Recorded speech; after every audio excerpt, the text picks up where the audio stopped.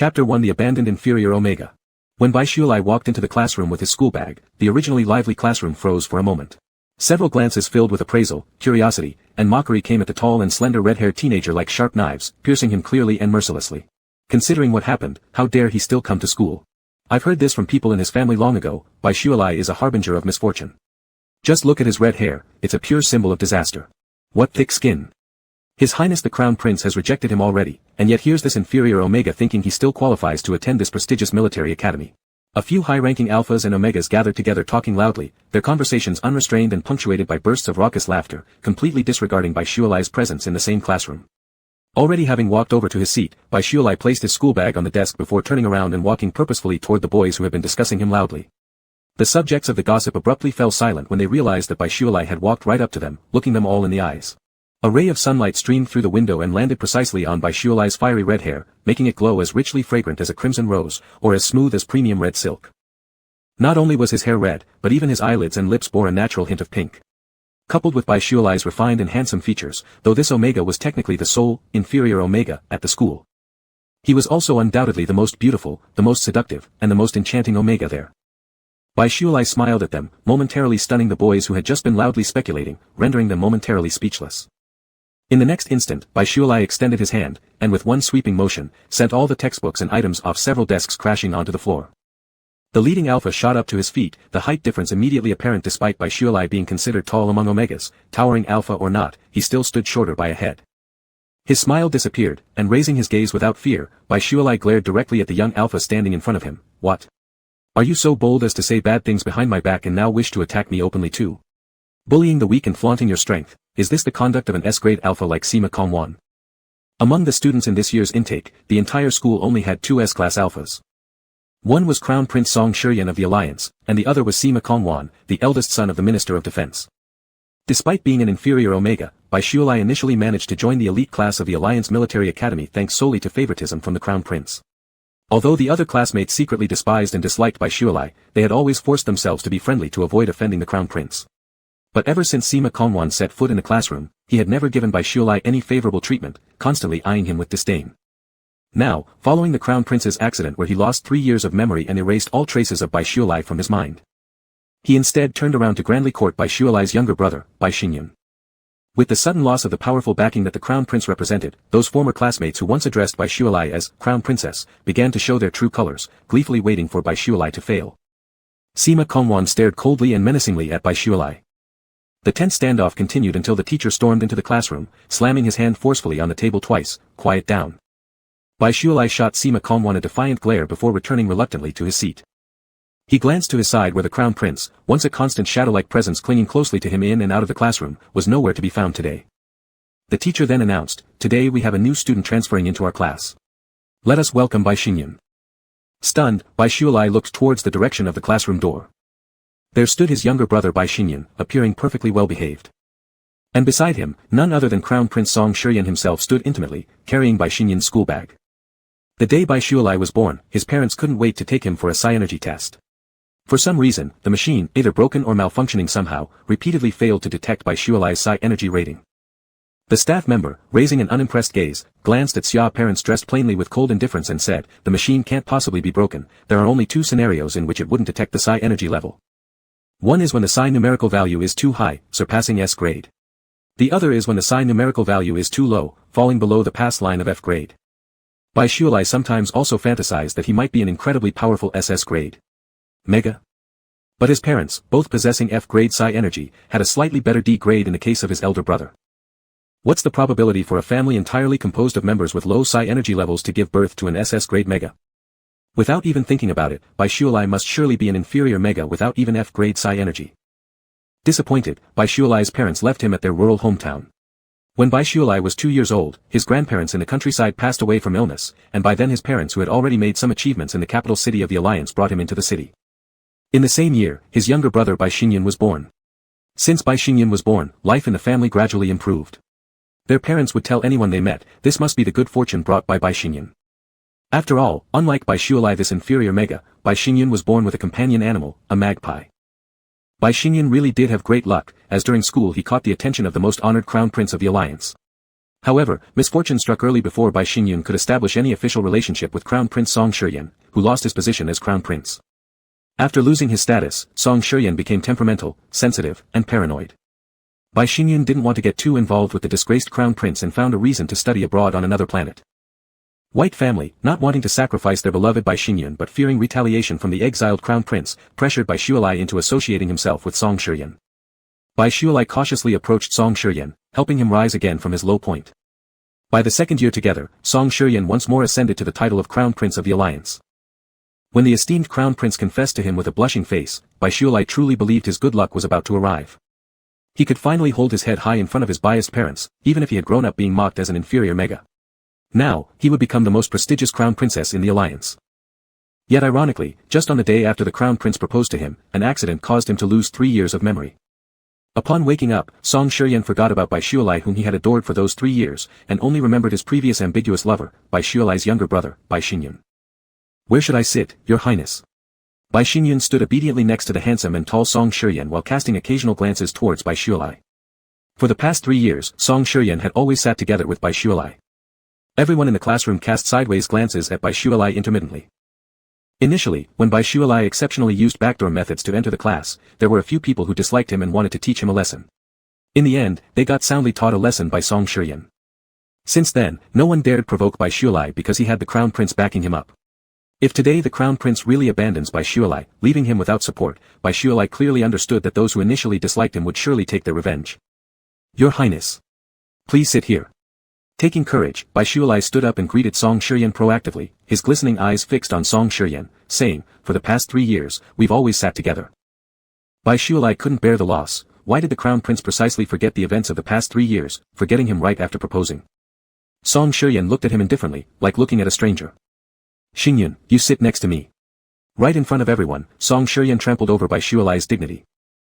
Chapter 2, How could I possibly choose an inferior Omega as a partner? Bai Shueshai had attempted to win Song Shiryan back. They had spent 3 years together studying at school, traveling, and creating countless beautiful memories. He showed the photos they took together to Song Shiryan after he woke up, hoping to awaken Shiryan's recollections of their past. However, Song Shiryan, post-amnesia, no longer looked at him with tender eyes. Instead, it seemed like he was faced with a major inconvenience. Frowning his attractive brows, he spoke coldly to Bai Shueshai, "I forgot, and how could I possibly choose an inferior Omega as my partner?" At that moment, Bai Shueshai's eyes welled up with tears. If this were the old Song Shiryan, seeing Bai Shueshai on the verge of tears, he would surely have hurried over to console him. But the current Song Shiryan merely frowned and said to those nearby, "He is so annoying, make him leave." Sikong Wan's seat wasn't far from Bai Shueshai's. With extreme disdain, Sikong Wan let out a sarcastic snicker, "How disgraceful." Song Shiryan's cold-heartedness, Bai Xingyun's arrogant smugness, and the other classmates schadenfreude under the leadership of Sikong Wan, along with their mocking ridicule. All these malicious actions wove into a tight net without any gaps. Bai Shueshai felt like a little moth trapped in a web full of hostility, where all his desperate struggles were utterly useless. Song Shiryan and Bai Xingyun's seats were just ahead of Bai Shueshai. As soon as he looked up, he could clearly see the two of them sitting closely, shoulders touching. Being a top alpha, Song Shiryan was tall and slightly leaning forward, his lips close to Bai Xingyun's ear whispering something. Bai Xingyun, petite and extremely obedient, sat beside the crown prince, occasionally showing expressions of bashfulness and sweetness. Each time Bai Shueshai saw this, it pained him. How could Song Shiryan display such affectionate and gentle emotions to someone else? Yet, despite the heartache, he couldn't stop himself from looking toward Song Shiryan and Bai Xingyun. How could he abandon a boyfriend with whom he'd shared 3 whole years of companionship? Bai Shueshai couldn't. He still held on to hope that Song Shiryan would recover his memory. And even though Song Shiryan was now amnesiac, it wasn't possible for him to completely transform into a different person, thoroughly altering all his preferences and feelings, right? As soon as the bell rang signaling the end of class, Bai Shueshai immediately ran toward Song Shiryan. "Your Highness. I have something to say to you." His eyes red-rimmed, Bai Shueshai knew he looked pitiful, much like an abandoned, unhappy husband. The people around him gleefully mocked or scorned him with laughs. Bai Xingyun affectionately looped his arm through Song Shiryan's, turning his head with pride back toward Bai Shueshai in a victorious posture. Then, facing Song Shiryan, he revealed a teary expression full of. The growing agitation inside made Song Shiryan impatient as he said to Sikong Wan, "Make him shut up." As Song Shiryan and Bai Xingyun were about to leave, Bai Shueshai hastily tried to follow. A towering figure blocked him. Sikong Wan grinned malevolently, "Bai Shueshai, do you have any shame left? Didn't you see that Shiryan finds your pestering unbearable? All day long you're just clinging to him, don't know what quality of person you are. Thinking of a sparrow becoming a phoenix. A mountain chicken will always remain a mountain chicken, never a phoenix. Birdcage abruptly lifted his head, fiercely glaring at the S-class alpha before him. Underneath his rose-colored hair, a delicate face shone pale and shattered. His eyes red, Birdcage bit down hard on his lower lip, resembling a stubborn yet pitiful little creature, as if ready to burst into tears at any second. Scorned inexplicably felt somewhat uneasy. Staring at Birdcage's crimson lips, he muttered deeply, "What? Did I say something wrong? No matter how pretty you look, you're still just a low-grade mega, who would want a low-grade mega, without pheromones. It's none of your business." With both hands, Birdcage forcefully shoved Scorned, causing the tears accumulated in his eyes to fall like a string of broken pearls. Sobbing, Birdcage fled from the classroom amidst Scorned's astonished gaze. Holy shit, he actually dares to be hostile to Brother Juan, thinking he's still the noble crown princess. This Birdcage really has a sense of entitlement. Brother Juan, we should give him a lesson. What a pity, someone so beautiful but a low-grade mega. Right after the last word was spoken by someone nearby, a piercing cold glare came cutting through like a sharp blade. Scorned kicked his foot out. "Shut up, all of you. What if one day the crown prince regains his memory? Do you want to die?" Yes, Brother Juan is always considerate. Alright, don't go too far, and stop talking nonsense. One person ran to the rooftop of the teaching building. Birdcage sat hugging his legs against the wall, like a small wounded animal without support, quietly sobbing and licking its own wounds alone. "Song Shiyan, you big jerk, how could you forget me, woo-woo, when you recover your memory, I won't forgive you easily." The more he cried, the sadder Birdcage became. He raised his hand and wiped his face roughly. "Birdcage, are you still daydreaming? Even if the crown prince regains his memory in the future, as an heir to the alliance, it would be impossible for him to marry someone like you, an inferior mega." The terrible voice came from the side, and Birdcage, who had just been crying pitifully, immediately looked up at Scorned with an angry glare, like a little wild cat with a dirty face and a ferocious attitude. "Song Shiyan proposed to me that day. He made me a promise. He will only love me this whole life, and won't marry anyone else." Something inside seemed to scratch him, tingling and itchy. Scorned lifted his leg and strode toward Birdcage crouching on the ground, who looked so tiny. The powerful pheromones of Alpha made Birdcage instinctively feel afraid. He sniffed, hurriedly stood up from the ground, retreated a few steps close to the wall, and warily watched the towering Alpha coming closer to him. "What do you want? Such a big Alpha, wanting to harm an Omega you look down upon." Birdcage thought Scorned was going to hit him. Once, Scorned said something nasty to him, and Song Shiyan, who grew up with Scorned, severely beat him up. This was why the people around the crown prince disliked Birdcage. Though just a low-quality mega not worthy of mention, Birdcage had bewitched Song Shiyan into losing his bearings, almost severing ties with his closest companions. He truly was a seductive villain bringing calamity. Staring at Birdcage's red lips outlined clearly like rose petals, Scorned spat out malicious words. "An inferior mega without pheromones has bewitched Song Shiyan this much. Birdcage, what sort of antics must you perform in bed?" Chapter 3, Fiancé and younger brother are engaged. Resembling an inflamed little bird, Birdcage glared angrily at Scorned. This person had always targeted him before, especially when he was first pushed by his parents towards Song Shiyan. Scorned's words had never been clean. Back then, Song Shiyan, who had lost his position as crown prince, was in a state of decline with a terrible temper. All the former good friends avoided Song Shiyan like the plague, but only Scorned stayed beside Song Shiyan all the time. Birdcage was thrust forward by his biological parents to be a shield. He didn't want to die, nor did he wish to be tortured as a punching bag. He carefully tried to ingratiate himself with both Song Shiyan and Scorned. Each time Scorned saw him, he would utter harsh words. "Do you have no dignity, Birdcage? Do you know why your parents sent you here? Because they don't love you. You are nothing but discarded junk. Even though Song Shiyan has lost his crown prince status, he is not someone like you, a low-grade mega who could possibly reach high enough to match him." Birdcage felt like crying. It wasn't like he voluntarily chose to stay by Song Shiyan's side. His parents and younger brother went to other planets, while his older brother was serving in the military. Although Song Shiyan seemed indifferent toward him, he never made Birdcage go away. Even if Birdcage wanted to leave, he had nowhere to go. Scorned was right. Even if Song Shiyan was no longer the crown prince, he was still an esteemed prince of the Union. Didn't Birdcage grow up used to condescending looks and hurtful words? From childhood until now, Birdcage had long gotten accustomed to it. He wouldn't be easily defeated by Scorned's words. Besides, staying by Song Shiyan was actually quite nice. He lived in a spacious and comfortable mansion, and even had maids taking care of all his needs. In the past when he lived with the Bai family, he was always commanded by his parents to do chores, despite there being maids available in the house. "Scorned, are you out of your mind? You've been targeting me for ages. I am a low-grade mega without pheromones, but it was still me who helped Song Shiyan rise from the lowest point. A sour bitterness welled up inside Bai Shuelei. Whenever he mentioned the injustice, his eyes couldn't help but redden, and his voice became choked with emotion. It's clearly Bai Xinyan who ran away when Song Shiyan was at his most difficult. You don't target him, so why do you keep bullying me? Sikuangwan stared deeply into Bai Shuelei's tear-streaked face, his gaze intensifying, because you deserve it, Bai Shuelei. As Sikuangwan spoke these words, he took another step closer to Bai Shuelei. Lacking any pheromones, Bai Shuelei also couldn't perceive alpha pheromones and was unable to discern emotions based on the pheromone sense emitted by alphas. But he had eyes and wasn't stupid. Sikuangwan's gaze fixated upon him like a predator eager to tear him apart piece by piece. His hands pressed against the wall behind him, Bai Shuelei's pale and clean face was smudged by his tears, his eyelashes wet and red as if dipped in water-based rouge. He resembled a hedgehog bristling with thorns, vigilantly eyeing the alpha whose intentions remained unclear. The dark look suddenly receded as Sikuangwan flicked his eyes upward and smiled at Bai Shuelei. There will come a time when you'll beg me.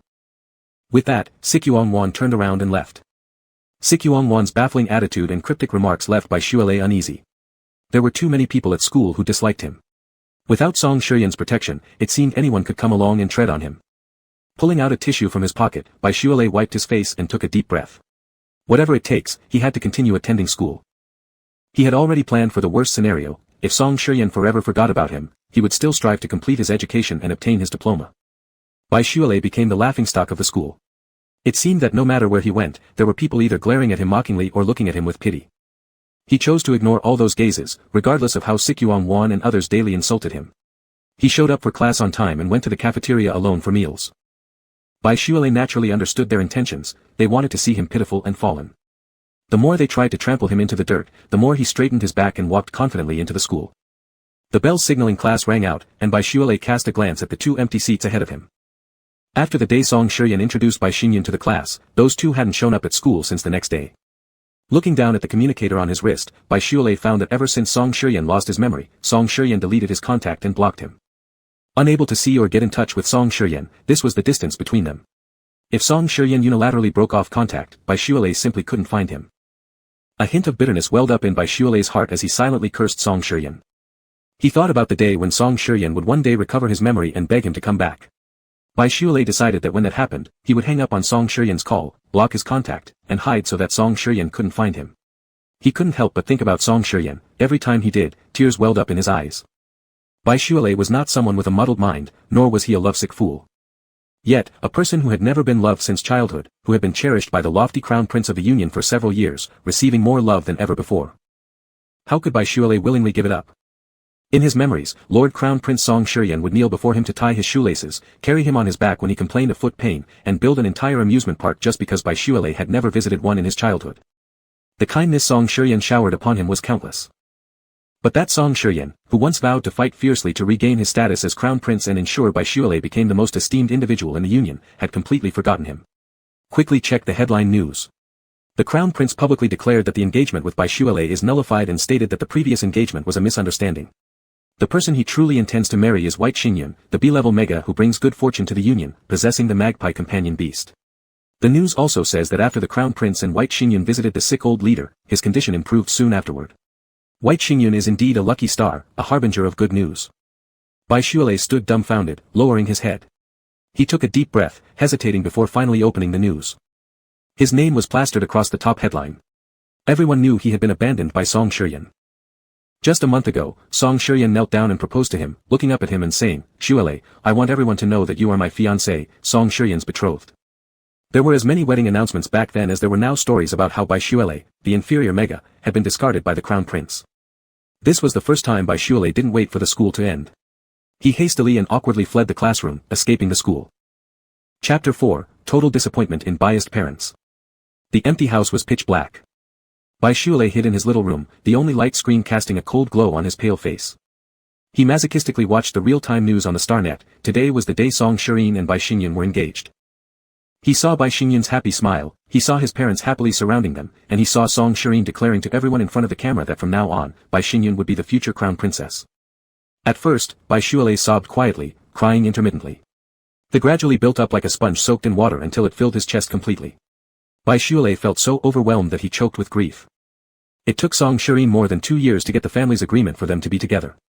Even a month ago, Bai Shualei was allowed to meet Song Shirin's family for the first time. A month ago, the old chairman of the union who had been bedridden looked at Bai Shualei with cold and disdainful eyes.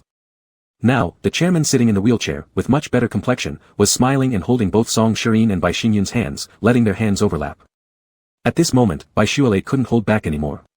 After losing his beloved grandmother many years ago, Bai Shualei lost once again the person who had lifted him high above all others. He wished Song Shirin had never loved him. His swollen red eyes made Bai Shualei look as if he'd cried through half the night, finally dozing off later on with an eye mask covering his face. Half awake and half asleep, he vaguely heard someone knocking forcefully on the door. Bai Shualei, open the door. You brat, why do you lock the door inside? I've told you countless times not to lock the door.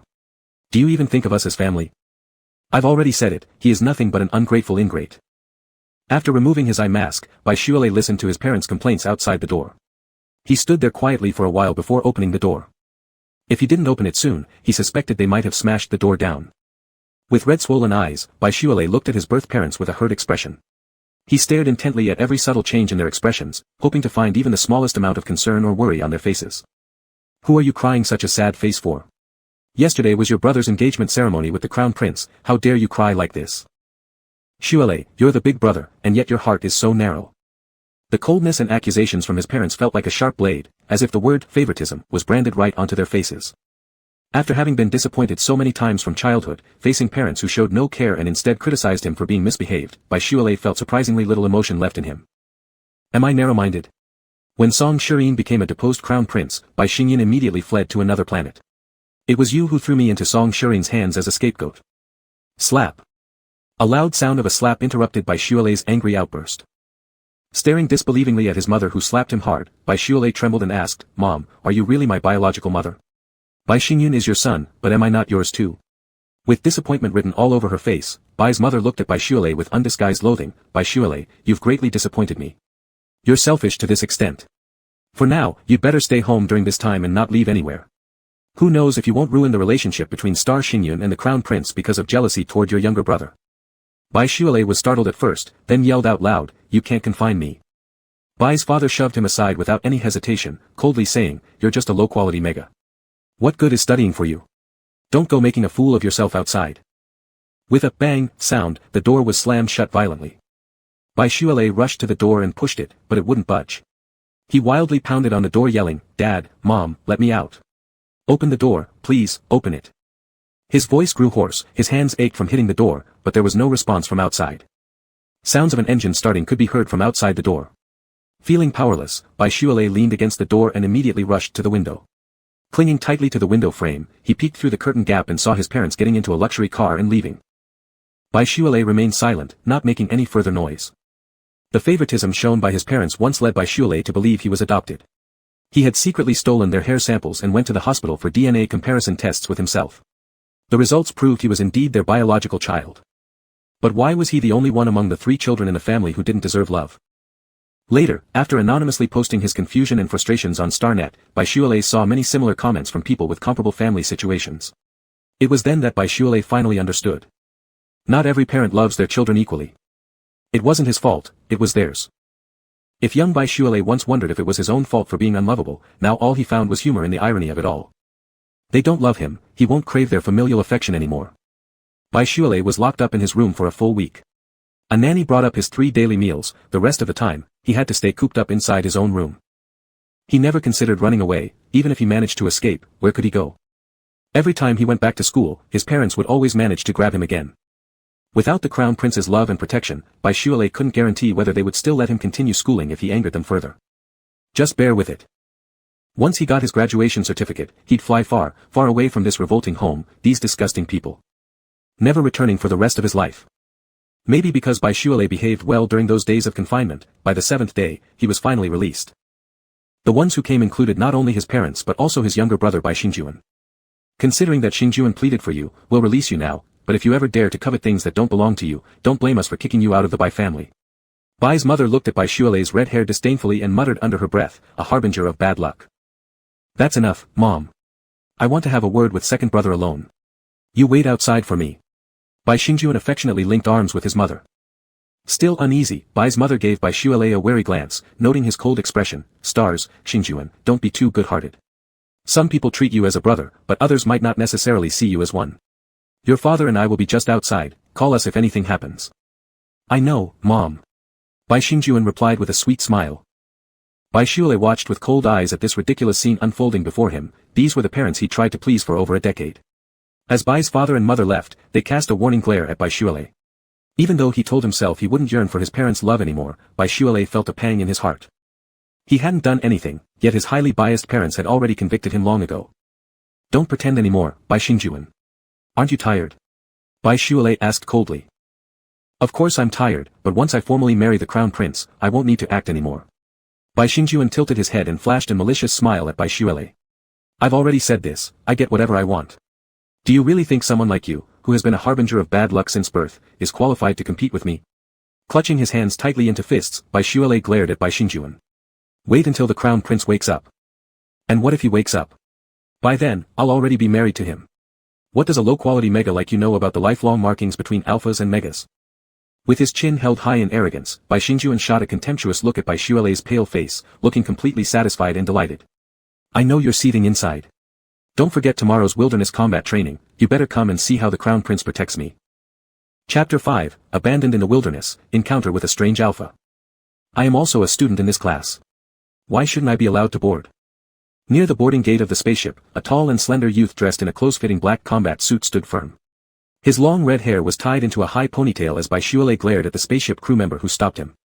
The crew member glanced at him disdainfully. There is no name on this spaceship's passenger list. Move out of the way and don't block the other students from boarding. Bai Xiule, move aside. Don't act stupid, you're not even worth being talked to. An inferior quality mega, and you even dare to board the top-tier class's spaceship. Inferior megs should just go where they belong. Students behind him snickered with derision. Despite the taunts, Bai Xiule stayed rooted to his spot and refused to budge from the boarding entrance, no matter what others said. As much as these classmates mocked him, none of them had the courage to physically shove him aside. Over the past few years, Crown Prince Song Shiyan had been excessively indulgent toward Bai Xiule. Even now that Song Shiyan had become engaged to Bai Xingyun, those who had witnessed how favorably Song Shiyan treated Bai Xiule did not dare to lay a hand on him, though they were happy enough to criticize and mock him with their words. Suddenly, a strong push came from behind, causing Bai Xiule to stumble to the side, his knees crashing painfully onto the hard ground. With arms crossed over his chest, Si Kongwan loomed above him, looking down contemptuously at the enraged Bai Xiule. Your show of strength is nothing but an empty front, it's quite pathetic really, Bai Xiule.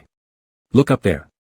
Bai Xiule raised his head and gazed towards the direction of the spaceship, noticing a towering alpha standing by the spaceship hatch, his pupils shrinking sharply.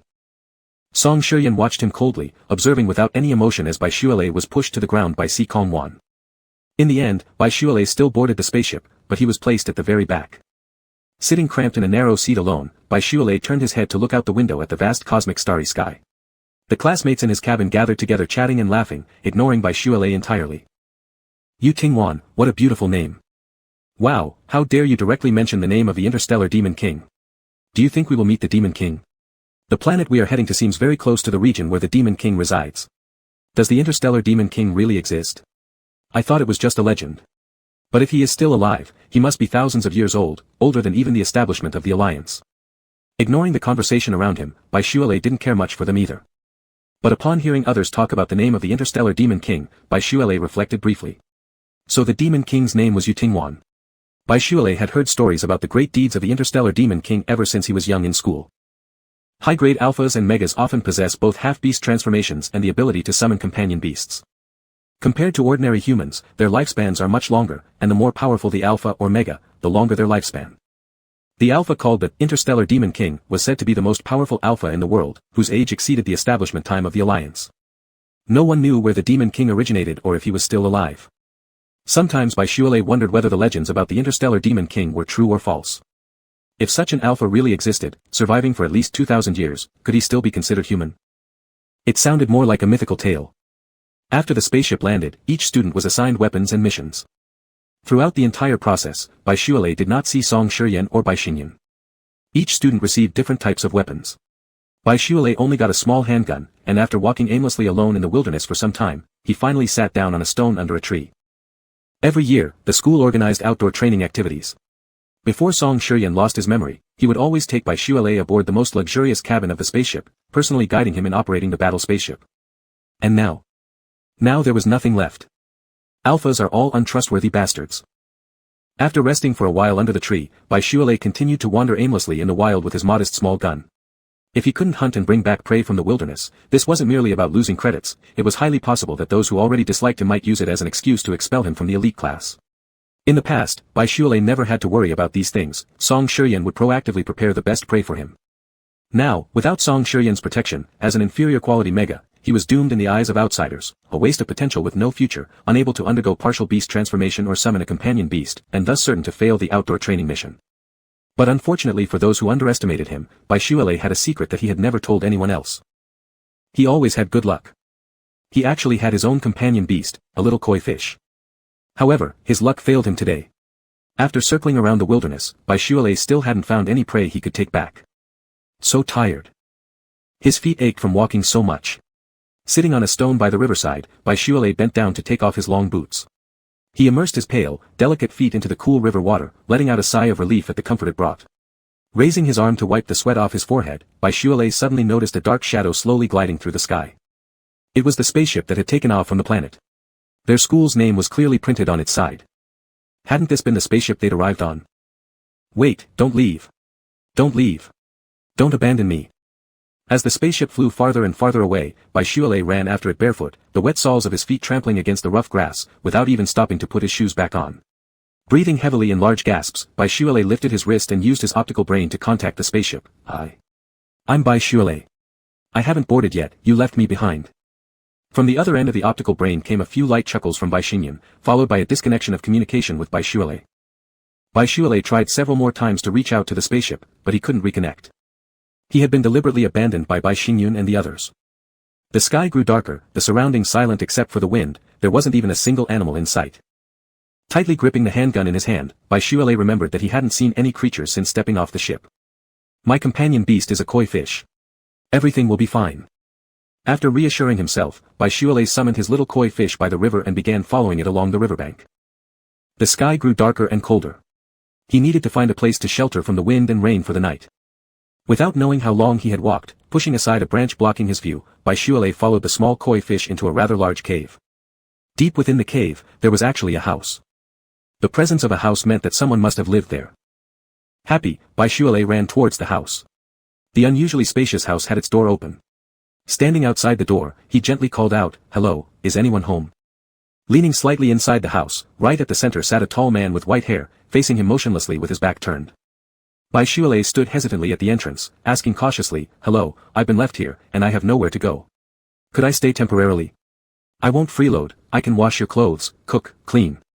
I am very capable." The man who had been sitting still finally responded. He slowly turned toward Baishuale, revealing a cold, handsome face with eyes that gleamed a crimson red. Startled by the man's gaze, Baishuale instinctively perceived danger and instinctively stepped back a few paces, stammering nervously, "Sorry. I didn't mean to bother you.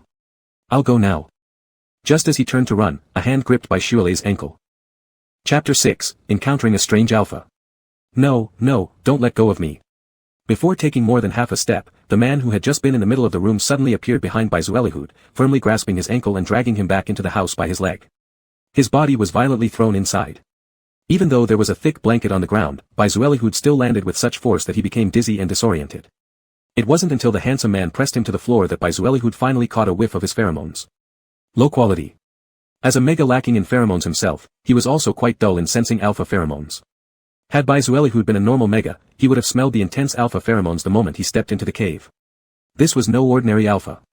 This was an alpha in heat, irrational and beast-like. Baishuale was rudely tossed onto the ground, and what an alpha in heat might do to a mega appearing before him needed no explanation. "You stay away from me.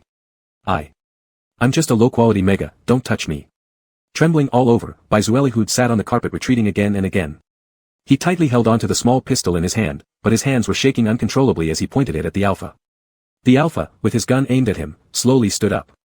It was only then that Baishuale realized the alpha was taller even than Song Shuryan, the top alpha.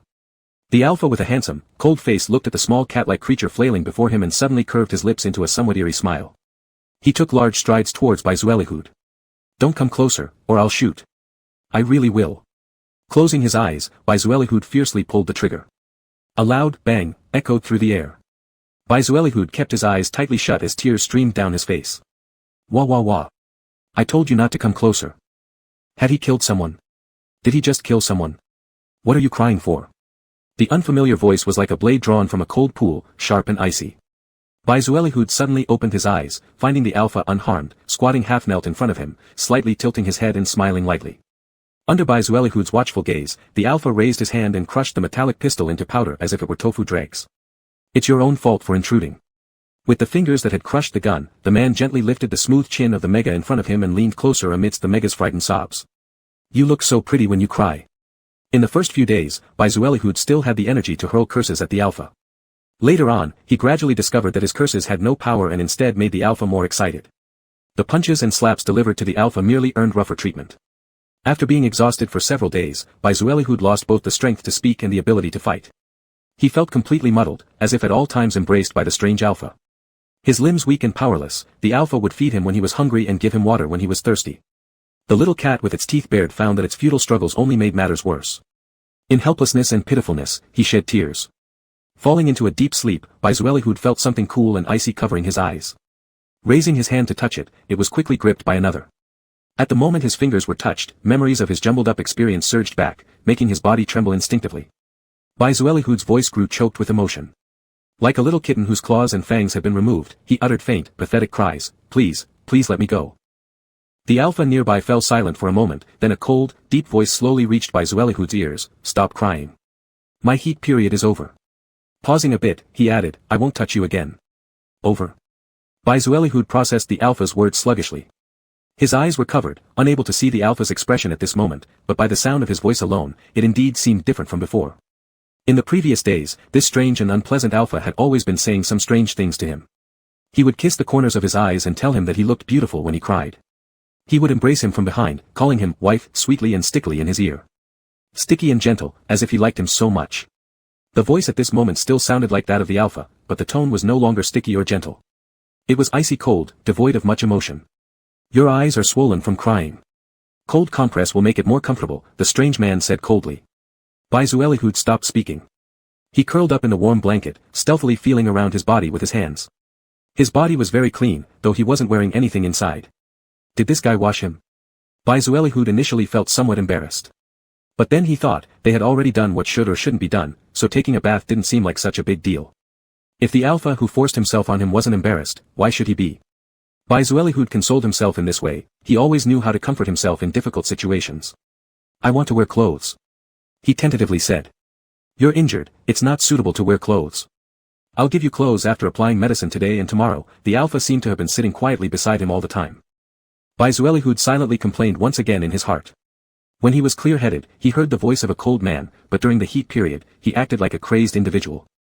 After being tossed about for several days, Bizuelihud's body was too weak. Not long after waking up, he fell into a deep sleep again. Half asleep and half awake, he felt that the cold thing on his eyes was taken away. He strained to open his eyes slightly. He dimly saw a blurry shadow lifting the blanket. Isn't it over? Like a sick kitten, Bizuelihud murmured, drowsy with a sob. The man giving medicine to the mega paused. The weak mega lay helplessly in the warm bedding, his gorgeous red hair scattered across his spotted snowy skin.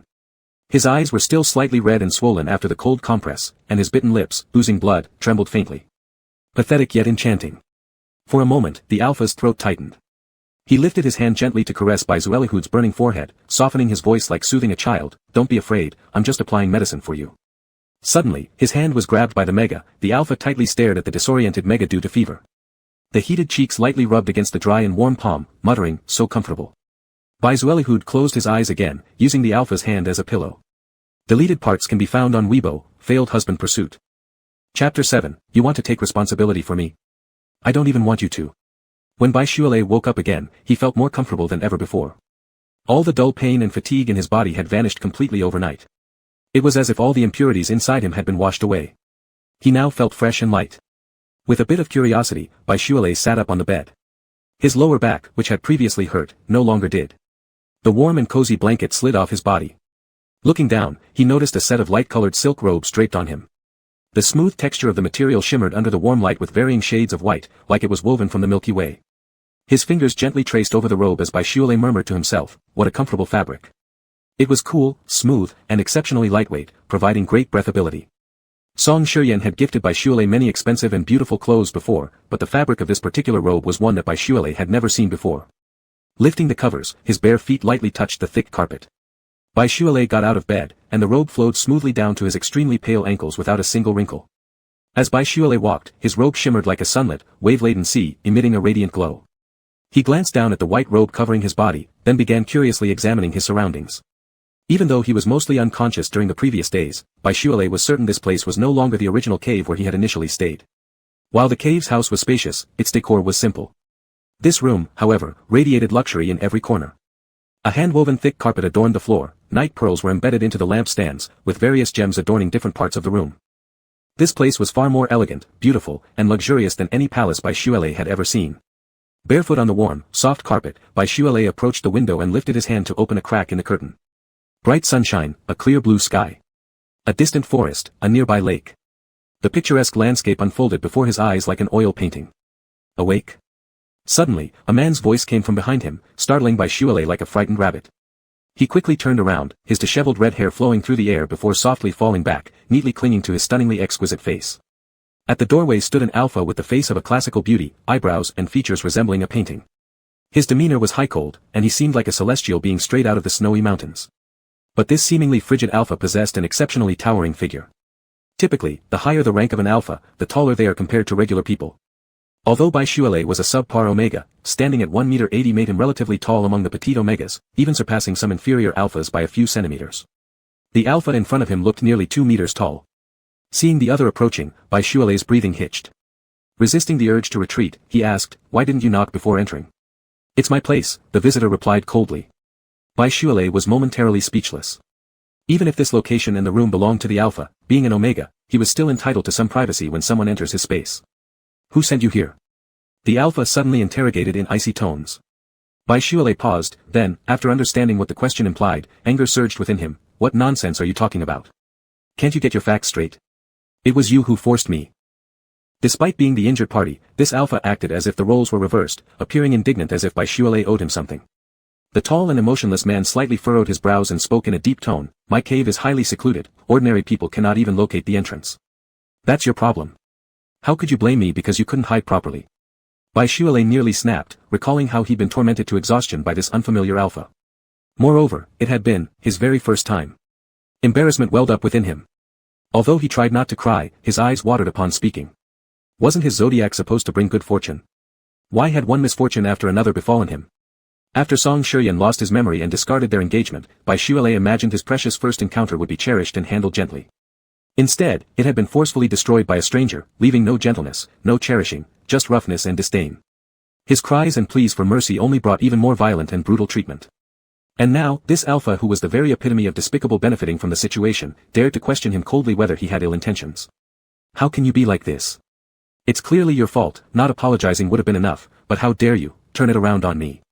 Clenching his lower lip tightly, Boylove's fragile facade of strength that he'd built up after waking collapsed at the other party's simple questioning. The alpha standing a short distance away furrowed his brows slightly. "Stop crying, it's my mistake." Boylove wanted to fiercely scold the other person more, but tears uncontrollably streamed down, instantly losing any edge. He decisively turned away so as not to see the alpha's expression, gasping in deep breaths while struggling to suppress his tears. He attempted a cold tone, "I know you're rich, relax, whether or not you deliberately said such things, I won't extort money from you." The alpha standing behind Boylove frowned even deeper, watching the tall and slender mega figure before speaking gravely, "For the responsibilities I should bear, I won't avoid them." "Responsibility?" Boylove managed to hold back his tears, raising his hand to roughly wipe his face. Turning back to see the serious-faced alpha, he let out a faint laugh. "You wouldn't actually think that because we did it a few times, I'd cry and beg you to take responsibility, would you?" As his emotions gradually calmed, Boylove resembled a fierce yet arrogant little cat, saying, "I'm an inferior omega with no pheromones, even if you bit my glands, you still couldn't mark me completely. Don't keep babbling about taking responsibility. You want to take responsibility for me? I don't even want you to." The alpha, cold and aloof like an iceberg, fell silent for a moment. "What do you want?" "As long as it's within my power, I will fulfill it." Before Boylove could respond, the alpha continued, "Your emotions are unstable now. Don't rush to reject me. When you've thought it through, you can contact me anytime." After finishing, the alpha turned and left directly. After regaining consciousness, Boylove spent another day in the room. When it was time for him to leave, the alpha didn't appear again, only instructing the servants responsible for Boylove's care to escort him to the interstellar station for his journey home. Sitting alone in the first-class cabin of the interstellar train compartment, Boylove finally reconnected to his light brain. Looking at the unread messages flashing on his light brain, he almost laughed. He had been missing for many days, yet there wasn't a single message from his parents. The only person who sent him a message was Scorned Wan, that damn fool. Scorned Wan, the spaceship was ordered to fly by Song Shiyan. Can't you give up already? If you continue pestering Song Shiyan, this is just a warning. Next time, you'll really lose your life. Scorned Wan, scared when you're alone in the wild, aren't you? Now if you ask me, I might consider coming back to get you. Scorned Wan, where are you, birdcage? Don't pretend to be dead. Reply to me, I'll come pick you up. The reason birdcage hadn't blocked Scorned Wan before was for Song Shiyan's sake. There was no need to maintain contact anymore since they two had already looked at each other unfavorably for a long time. Deleting and blocking Scorned Wan, birdcage closed his eyes and leaned back in a comfortable wide chair. Upon returning home by spaceship, the moment birdcage stepped into the house, he saw his parents, his younger brother, and Song Shiyan. Chapter 8, I have nothing to say to you. It has been exactly 8 days since birdcage was abandoned in the wild. During these 8 days, apart from Scorned Wan who kept messaging him like a lunatic every day, not a single person showed any concern for his safety. Birdcage stepped off the spaceship and returned home directly. Now, all he wanted to do was return to his room and have a good sleep. Before entering the house, birdcage saw a familiar figure at the entrance. The other party clearly saw birdcage as well. The red-haired young man was tall with a striking face, and was a very noticeable presence no matter where he was. The towering alpha's eyes revealed a trace of surprise. Young Master Bai, you've returned. Birdcage immediately recognized the alpha. Jiang Chen was an able assistant by Crown Prince Song Shiyan's side. Jiang Chen being here, does that mean Song Shiyan is inside? Without saying a word, birdcage quickened his steps and pulled open the door. Inside the spacious and luxurious large villa, several people emitting bursts of laughter simultaneously turned toward the direction of the doorway and saw birdcage standing there. Birdcage felt a chill in his heart. He had been left alone in the wilderness on a remote planet for 8 full days and nights, his life hanging in the balance. His biological parents, his younger brother, and his former fiancée, this group of people sat in his house, chatting happily and enjoying themselves greatly. Birdcage even noticed that when he pushed the door open, his biological parents' faces revealed expressions of annoyance and distaste. Birdcage, you still have the audacity to come back. Tell me, where were you gallivanting around? How many days have you been away from home? And there's no sign of you at school. Mr. Bai stood up and unleashed a torrent of scolding words at Birdcage. This is something you should properly ask your little son Birdcage and the Crown Prince before you. It was the two of them who left me alone in the middle of nowhere several days ago. Birdcage cast a cold glance, retaliating with biting sarcasm. In the past, indulging in the illusion of family ties, Birdcage endured everything his biased parents threw at him. After experiencing everything that happened over the last few days, Birdcage had almost given up on himself. He no longer obeyed his biased parents without question, nor did he expect Song Shiyan to recover his memory and remember him. After Song Shiyan and Birdcage left him alone on a deserted wilderness planet, Birdcage completely gave up on Song Shiyan. When Birdcage appeared, Birdcage's eyes flickered with a brief flash of disappointment and surprise. The emotions vanished instantly. Hearing Birdcage's accusation, Birdcage complained pitifully in a soft voice, I and His Highness were just playing a joke on Big Brother. Not long after, we sent people to look for Second Brother, but didn't know where Second Brother had gone, we couldn't find you. With a turn of his eyes, Birdcage directed his scrutinizing gaze onto Birdcage, Second Brother, your clothes look so beautiful. It seems that you've lived quite comfortably over the past few days. Do you know, both I and the Crown Prince searched high and low for you. Birdcage's previous combat uniform had long been torn apart by that white-haired alpha. He now wore the clothing prepared for him by the white-haired alpha. Even without sunlight, the snow-white silk exuded an understated yet opulent sheen, making him appear graceful and dignified. Birdcage's lips curled into a mocking sneer, yes, thanks to you guys, I met a mysterious great benefactor. He knew Birdcage too well. The worse he looked now, the happier Birdcage was. But why would he play into their hands? Few words lead to no agreement, talking more with them was a waste of life. Birdcage turned and started to walk upstairs.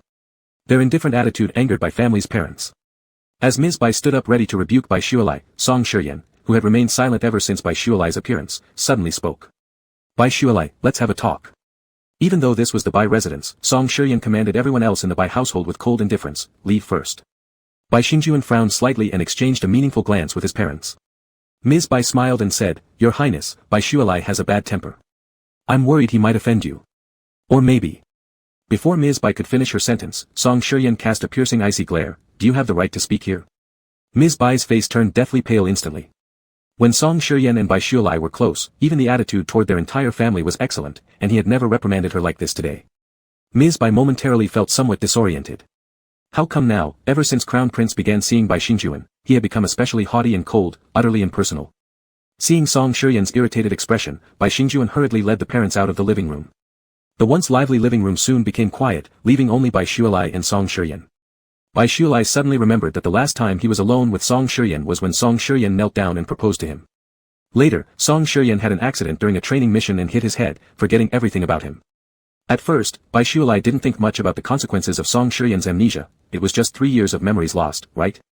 Naively, Bai Xuelai believed that even if Song Shiryan forgot him, he would fall in love again since their bond was so strong. Moreover, they shared countless beautiful memories witnessed by everyone around them. In the past 3 years, Bai Xuelai had been so well cared for by Song Shiryan that he almost forgot how cruel and cold the real world could be. His parents, instead, preferred Bai Xingjuan to be with Crown Prince Song Shiryan. While the alliance looked down on Bai Xingjuan for being only B-level, compared to Bai Xuelai, a supposedly inferior Omega who lacked pheromones, Bai Xingjuan at least qualified as a normal Mega. When everyone surrounding Song Shiryan was lying, Bai Xuelai, the one telling the truth, became labeled as nothing more than a vain, despicable liar in Song Shiryan's eyes. Since Song Shiryan's memory loss, Bai Xuelai had constantly sought opportunities to meet privately.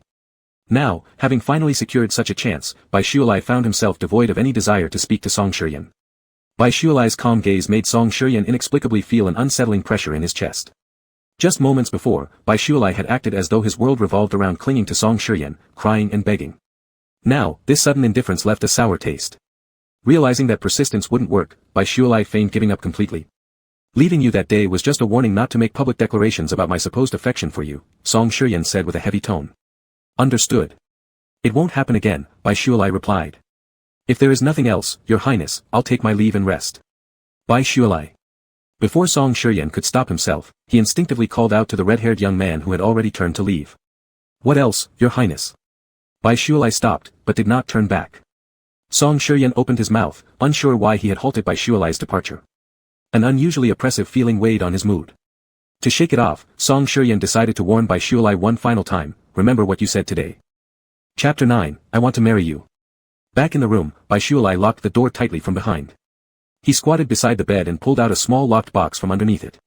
The heavy box landed in his hand, and he gently caressed its dark velvet surface with his fingertips. A hint of pain flickered in Bai Xuelai's eyes. This box, once carefully hidden by him, contained a ring with a ruby set in it. Bai Xuelai was born with red hair, and some tactless people always liked to point at his red hair, saying it was a sign of calamity. Even his mother often disapproved of his hair, scolding him as a bad omen since childhood. But when his grandparents were still alive, and even his gentle kindergarten teacher, they all told him that his red hair was exceptionally beautiful. Those who said his hair color symbolized disaster were purely insane, products of feudal superstition. After his grandparents passed away and he graduated from kindergarten, Song Shiryan was the only one who later praised his hair. Even during the proposal, Song Shiryan deliberately chose a ruby matching Bai Xuelai's hair for the engagement ring. Bai Xuelai picked up the ring and examined it.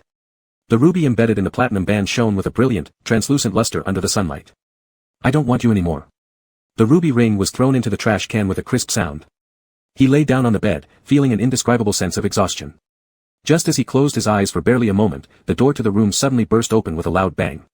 Bai Xuelai opened his eyes. His parents stormed in with furious expressions.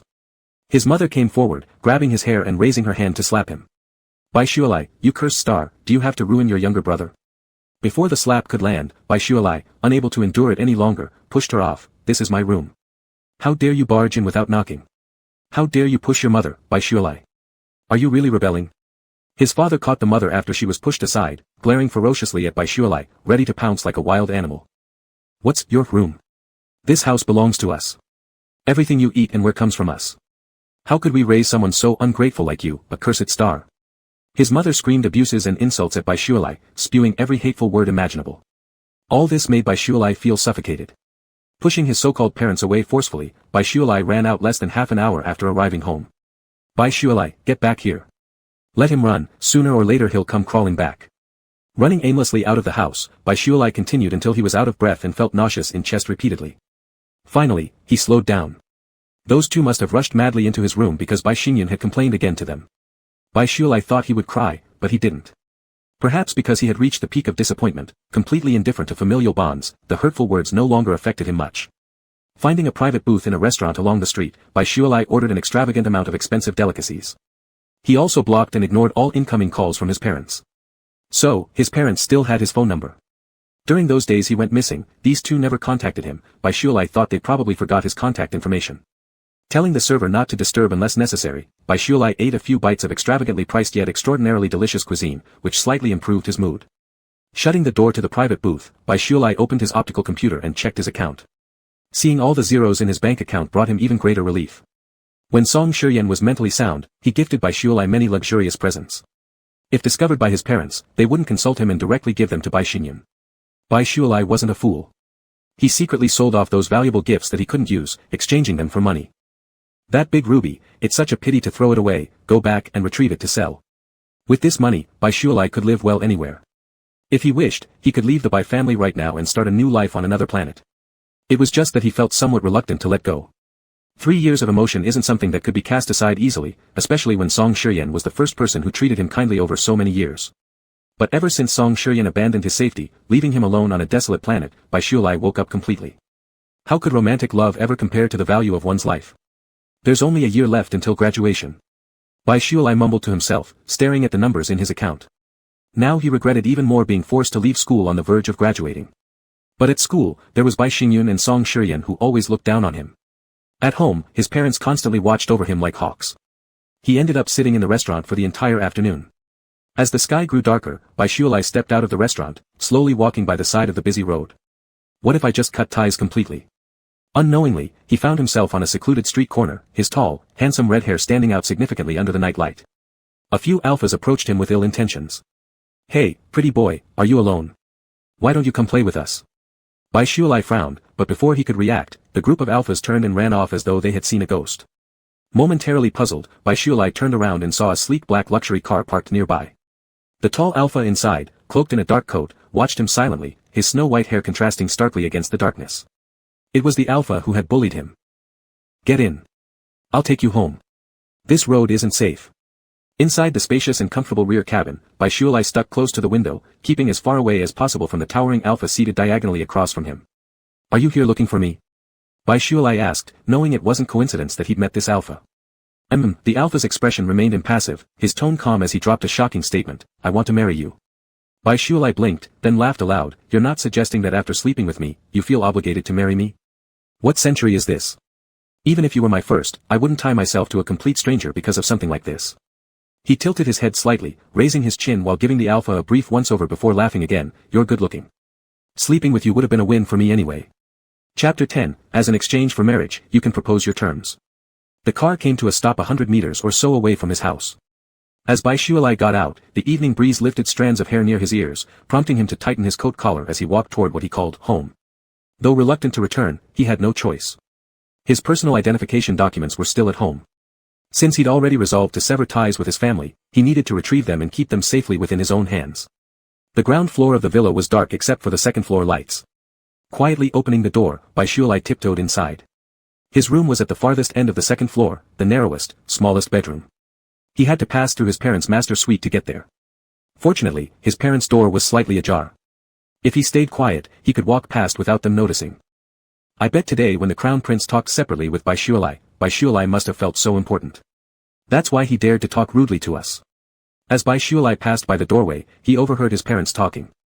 Ignoring their private slanders and malicious speculations about him, Baishualai quickly entered his bedroom. He squatted beside the trash can, retrieved the ruby ring he'd thrown away earlier, and shoved it into his pocket. Even selling it at a low price was better than letting this family keep it. Carefully, he opened his drawer and took out the safe box. He was ready to unlock it but noticed its lock was broken.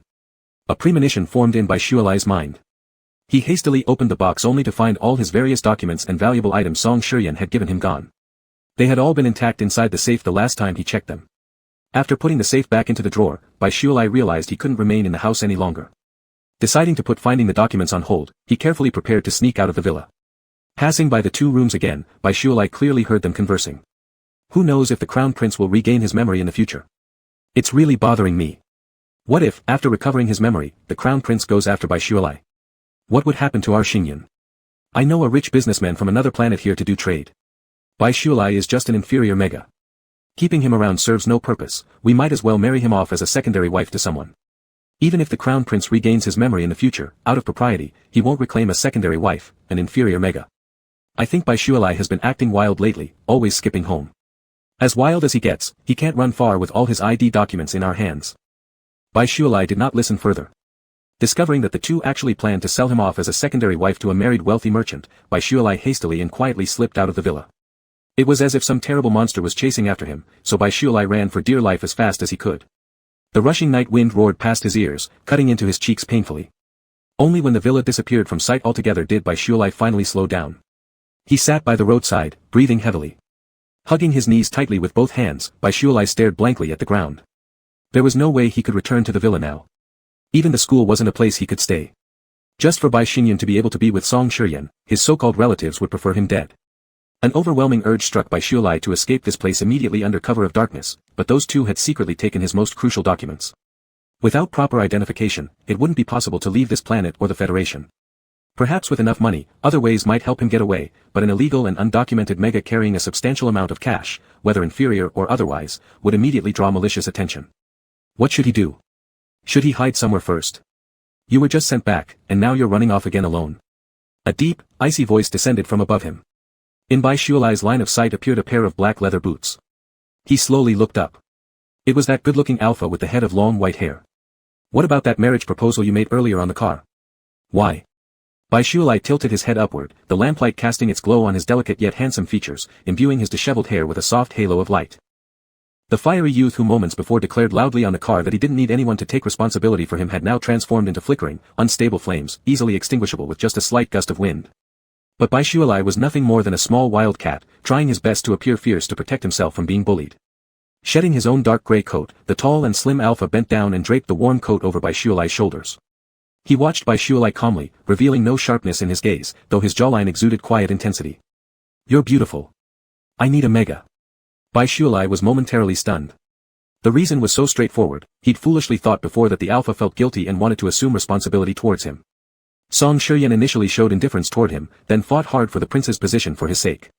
Just how much credit could be attributed to his appearance, Baishualai himself couldn't say clearly. He glanced down at the coat on his body, which still retained the man's warmth along with the sapphires set into the cuffs and collar. Since being by Song Shiyan's side, Baishualai had gained much insight, even if he didn't know the exact value of these sapphires, they were undoubtedly worth a fortune. A standalone luxurious estate, exclusive tickets on interstellar trains, custom-made clothing, luxury cars, gems. Baishualai slowly stood up. The alpha across from him was a full head taller. He had to tilt his head up to look at the man. The alpha possessed an extraordinary bearing and commanded authority, far from the concept of an ordinary person. Rather than allowing those two to catch him and sell him as someone's plaything, marrying a rich, handsome alpha would be the better choice. But Baishualai was thoroughly tired of relying on others, leading a life dependent on charity. Are you really proposing marriage or is this just a ruse? Baishualai asked cautiously, wary of being played with false promises. I require a legal mega companion to accompany me in certain social settings. The alpha paused, locking eyes with Baishualai briefly. In exchange for this marriage, you can present your requests and conditions. Chapter 11, I need more than a marriage in name only. Baishualai followed the alpha and climbed into the car. The car traveled smoothly along the road, and the colorful city light streaked past the dark windows like blurry blocks of color, casting ever-changing hues across Baishualai's face. Sitting in the car, Baishualai wondered if he'd made a mistake by following this unfamiliar alpha. Could he have been deceived into going somewhere else? But soon, Baishualai reconsidered. If the alpha had any ill intentions toward him or wanted to harm him, would he really have taken Baishualai home earlier? Besides, what could anyone possibly gain from plotting against him except his good looks? What else was there? Where are you heading? Are you going back home? The alpha remained seated slightly diagonally across from Baishualai. His legs were so long that even in the spacious rear compartment of the car, they occasionally brushed past Baishualai's knees with deliberate carelessness. No, I'm not returning home. My parents want to sell me to a wealthy merchant who already has a wife. If I go back, I might never be able to leave again. Baishualai shook his head. In contrast to the relaxed and easy demeanor of the alpha, Baishualai looked much more stiff, sitting tightly with his hands tangled together on his lap, resembling a well-behaved student in class. A cold glint flickered across the alpha's eyebrows, and he picked up a bottle of water and handed it over. Let's go to my place. Baishualai hummed in agreement, taking the bottle. He unscrewed the cap, took a few sips to moisten his throat, and then asked, I don't even know your last name yet. They had already gone through everything they should or shouldn't have done, almost discussing marriage, but they didn't even know each other's names yet. My surname is Yu, said the alpha, as in, mutual deceit. Who introduces themselves with such a peculiar surname? Baishualai muttered silently in his heart before saying aloud, Mr. Yu, hello. My name is Baishualai. The shui means snow, and the lai refers to, the grass radical. After finishing his introduction, Baishualai fell silent himself. Even introducing his own name seemed clumsy. The alpha offered a decent evaluation, it sounds very nice. Baishualai merely smiled without further explanation. It wasn't until he was about to enter kindergarten that his parents finally remembered to give him a name. His younger brother was named Baishinyun, with the meaning, good fortune. Starlight dazzling and pride as firm as bamboo, such was the essence behind the name Star Bamboo, Shinyun. As for him, his name was Baishualai.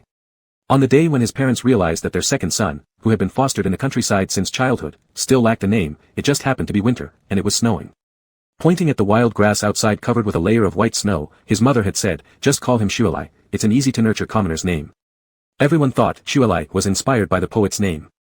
Only Baishualai himself knew clearly that the snow referred to snowflakes, and lai referred to wild grass. "Mr. Yu, regarding the conditions you asked about for our marriage," though outwardly calm, Baishualai gripped his fingers tightly together in hidden tension as he continued, "I haven't figured out specific conditions yet, but I'd like to share my personal circumstances with you. Perhaps after hearing them, the other party might decide against marrying him after all." Continue, the alpha prompted quietly. Taking a slight breath, Baishualai began, "I'm unsure if you're affiliated with the union, but some time ago, I was once engaged to the crown prince of the union. However, later he broke off the engagement, abandoning me, so now many people mock me." "Did he break it off because you slept with someone?" The alpha's expressionless face suddenly chimed in with a blunt statement. Shaking his head, Baishualai replied, "No, he ended our engagement before that, switching it to one with my younger brother instead." This major incident seemed unfamiliar to the alpha, so perhaps this alpha wasn't part of the union. Fueled by curiosity, Baishualai directly asked, "Mr. Yu, are you affiliated with the union?" "No," the alpha replied simply, "I don't belong to any nation." In space, countless planets and nations existed, but certainly not everyone belonged to a specific planet or country.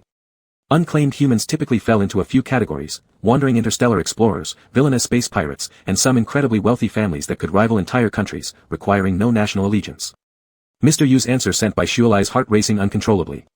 If this alpha were a private force uncontrolled by the union, he might truly help Baishualai escape his terrible family. Perhaps he could even stay here to finish his studies and obtain his diploma. Within mere minutes, Baishualai had already determined his terms. "Mr. Yu, I've decided what I want." Baishualai looked toward the alpha, who was quietly listening to him. "Because I was once engaged to the crown prince of the union, many people in the union look down on me. After we marry, may I count on your protection?" Baishualai paused for a moment and added, "I'm currently a third-year student, and I only have one more year before I graduate. If possible, I'd like to finish school smoothly and obtain my diploma." Baishualai anticipated the worst-case scenario. If Baishinyun wanted to eliminate him as an irritant, it meant someone would need to help him counter the pressure from the union. Few individual forces would willingly provoke a nation or the union. Baishualai was merely testing the waters. If the alpha felt it was impossible or too dangerous, they could always come up with other plans. For instance, staying far away from all these people. As Baishualai considered whether he should elaborate further, the alpha responded with two calm, easy words, "It can be done." "Oh, it can be done." The alpha intended not just to protect him but even stand against the union on his behalf.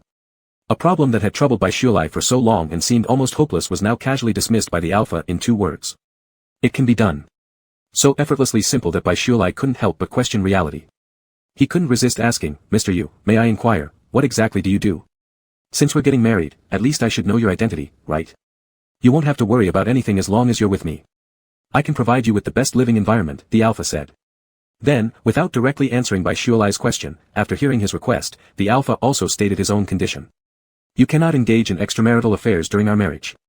You are not allowed to maintain any ambiguous relationships with others. As your alpha, I will remain loyal to you and our marriage." After hearing this from the alpha, Baishualai nodded. "You can rest assured, I'm not the type to mess around. Mr. Yu, I know you aren't, but you can't control how others feel about you. There's one last point," the alpha said, his gaze turning darker. "I don't want a marriage in name only. Can you accept living together post-marriage?" Chapter 12, Being Taken Home by Mr. Yu. It took Baishualai several seconds to grasp what the alpha meant by post-marriage life. Up until this point, Baishualai had been focused on his own concerns and hadn't really thought much about this aspect. He hadn't expected this seemingly aloof, handsome alpha to state things so directly and clearly. Baishualai was momentarily speechless. It wasn't that he couldn't accept a marital life with the alpha. After all, expecting an alpha to stay celibate forever didn't seem entirely realistic. But how should this topic even be discussed? Should they specify how many times a week? And how long each time? Approximately how often did you have this kind of life per week? Baishualai felt he needed to ask first to set some sort of reference. The impression he had formed of alphas during their susceptible periods was somewhat terrifying. Baishualai wasn't sure if other alphas behaved the same way during that period. But back then, he truly felt as though he might die. What was odd, however, was that after the alpha's susceptible period ended, Baishualai didn't feel any discomfort in his body. His lower back wasn't sore, and his legs weren't weak. Instead, he felt as though he'd been reborn, with a renewed sense of vitality. Never. Huh? Boylove blinked, confused. What never? I've never had such experiences before. The alpha turned his head slightly to the side, seemingly unwilling to continue this topic. Boylove tactfully refrained from speaking further, though he occasionally glanced secretly at the alpha's face and hair. Was the color of his hair natural? Was his unique hair tone innate, like his own? Or was it due to age? Judging by appearance, the alpha looked quite young and very good-looking, exuding a charm refined by years of experience, but Mr. Yu was undoubtedly the most attractive alpha Boylove had ever seen. A powerful, handsome alpha, how had he managed to go so long without engaging in this kind of relationship? Could he have some hidden ailment? That didn't seem right. The alpha's behavior during his susceptible period certainly didn't suggest any medical issues. Boylove couldn't figure it out and stopped thinking about it. After all, everyone has their own past that they don't want to talk about. On this day, with the roller coaster of emotions, and the car's quiet comfort, Boylove leaned against the window and almost fell asleep. Boylove, take a shower before you sleep. The alpha's voice resonated gently beside his ear, like an elegant and pleasant cello note. Oh, okay. Rubbing his eyes, Boylove gathered his spirit and got out of the car following the alpha. He followed closely behind the alpha, not paying much attention to the scenery on the side, until they entered the elevator and went upstairs. They finally walked into a spacious and beautiful room. The entire room was decorated in a creamy style and under warm lighting seemed especially cozy. Rest now, we can deal with everything else tomorrow, the alpha said, then turned around and left. As the door closed, Boylove was alone in a large and comfortable room. He became a bit more energetic, sat at the edge of the bed for a while, and suddenly laughed. Even though it was the first time he had entered this strange room, it made him feel safer than the rooms in his so-called home. After taking a quick shower, Boylove stepped out of the bathroom and collapsed onto the soft, comfortable large bed. His head barely hit the pillow before he fell asleep immediately. He thought he would have nightmares, but as it turned out, when he closed his eyes and opened them again, he found himself waking up after a dreamless night. When he woke up, a slightly cool breeze passed through his hair from the window, bringing a refreshing sensation. Boylove deeply breathed in the scent of the soft pillow, filled with the warm fragrance of sunshine. He didn't rush to get up, instead gazing out the window. From his position, he could see a dim and overcast sky. The weather wasn't good today, but it was perfect for staying in bed a little longer. From the time Song Shi got injured and lost his memory, Boylove hadn't slept soundly for a long time. Thus, Boylove continued lying in bed, since he was no longer at home and Mr. Yu hadn't specified what time he needed to wake up. He decided to sleep however long he wanted. Doing nothing, thinking of nothing, he just let his mind drift and quietly gazed out the window. Small sparrows perched on branches chirped happily, while the grayish sky looked like a dull painting. Not until hunger started gnawing noticeably did Boylove slowly and reluctantly climb out of the comfortable big bed. A fine, soft touch came to his feet as they met the floor. Boylove looked down to find the room's floor covered with thick and soft blankets. So comfortable. His delicate white toes lightly pressed the fluffy carpet, unable to resist bouncing in place twice and even rubbing his palms along the carpet surface.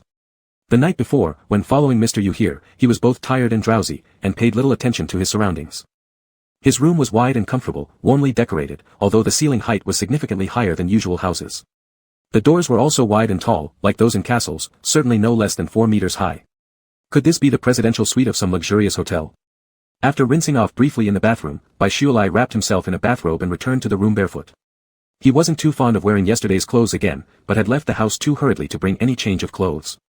Out of the corner of his eye, he caught sight of the wardrobe nearby. Driven by curiosity, Boylove went inside. Although he didn't expect to find clothes for himself to change into, he was greatly surprised by what he saw.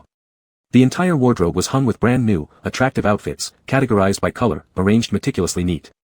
Additionally, there were shoes, jewelry, watches, all kinds of items one might need, all present.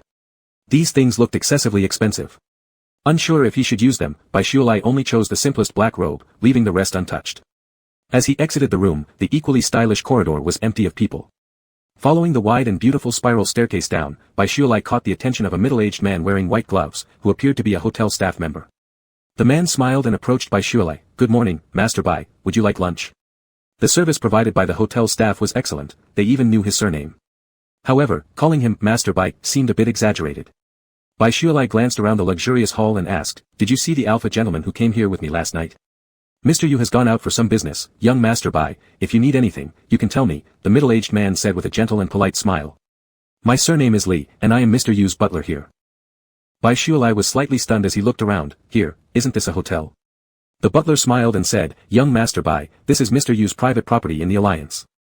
Chapter 13, He is the legendary galactic big demon. When Bai Shualai was with Song Shi, he had also seen similar private estates. Even though the two had been together for 3 years, Song Shi actually spent little time with Bai Shualai. As the crown prince of the alliance, especially after climbing back to the position after being dethroned, Song Shi always seemed to have endless things to do. When Song Shi went off to work, he would often let Bai Shualai play at private estates known for their confidentiality and security. Mr. Yu's private estate was even larger than the one Bai Shualai had stayed at before. Besides several buildings, there was also a lake here where one could fish or boat. Managerly enthusiastically guided Bai Shualai on a rough tour of Mr. Yu's estate, including the lake, winery, horse ranch, indoor swimming pool, gym, and even the training room.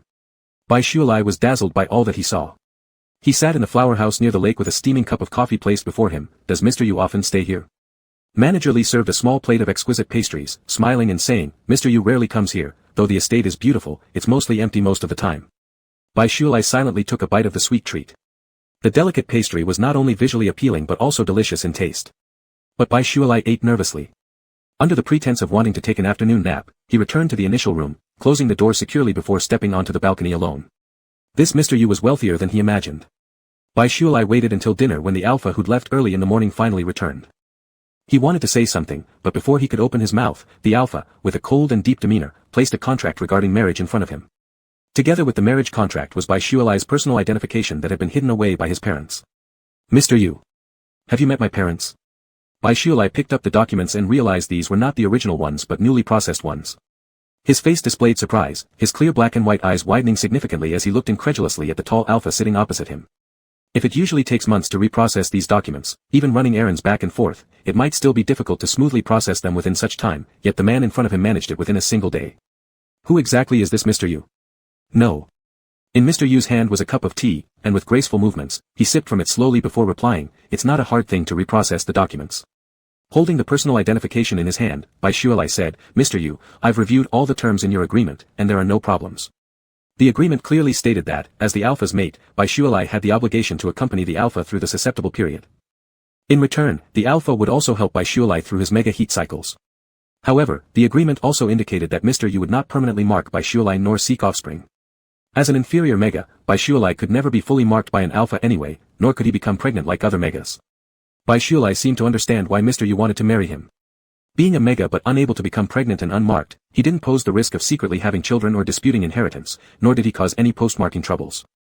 Regarding the duration of the marriage, the agreement noted that they couldn't divorce within a year. After a year, unless either party raised objections, the marital relationship would remain unchanged. If one party decided to terminate the marriage, the union would be annulled. Rest tonight, and you can consider this further overnight. Give me your reply tomorrow morning. If you don't want to get married, I won't force you. If you decide to marry me after considering it thoroughly, we'll register the marriage tomorrow. The alpha stood up slowly, looking down from above at Bai Shualai. After the registration, within 1 year, I will not give you a chance to regret. The last sentence was delivered with a cold and hard tone, causing Bai Shualai to unconsciously tighten his grip on the marriage agreement in his hand. He had never done anything wrong. Back then, when he was sent to Song Shi's side, it was because his family had pushed him forward as a scapegoat for Bai Xinyan. But ever since Song Shi fell in love with him, it seemed like he had become a sinner. The Bai family, Bai Xinyan, even Song Shi's family all disliked him. They were terrified that one day, if Song Shi came to his senses, he might look for Bai Shualai again. Bai Shualai had also thought clearly over these past few days. Those people, in order to ensure Song Shi wouldn't come back for him after waking up, would do who knows what to him. Finding a strong support for himself now seemed to be the safest and most effective way. Mr. Yu, I have one final question. As the alpha was standing up ready to leave, Bai Shualai stood up as well. You haven't told me your full name yet. The towering alpha paused. He turned around and walked toward the red-haired mega. His distinct fingers pulled out a pen and a gold-embossed black card from his pocket. The tip of the pen quickly scribbled 3 elegant characters onto the card, then handed the card to Bai Shualai. Yu Tingwan. Yu Tingwan, this name sounded somewhat familiar. With both hands extended to receive the card, Bai Shualai looked down at the 3 characters printed on the rectangular black card. At first glance, this alpha had beautiful handwriting, each stroke forceful yet graceful. Upon closer inspection, this name was exactly the same as the legendary galactic big demon. Attempting to make a joke with the alpha he might potentially marry, Bai Shualai swung the card in his hand and smiled. Mr. Yu, your name is exactly the same as the galactic big demon who can scare little children into crying.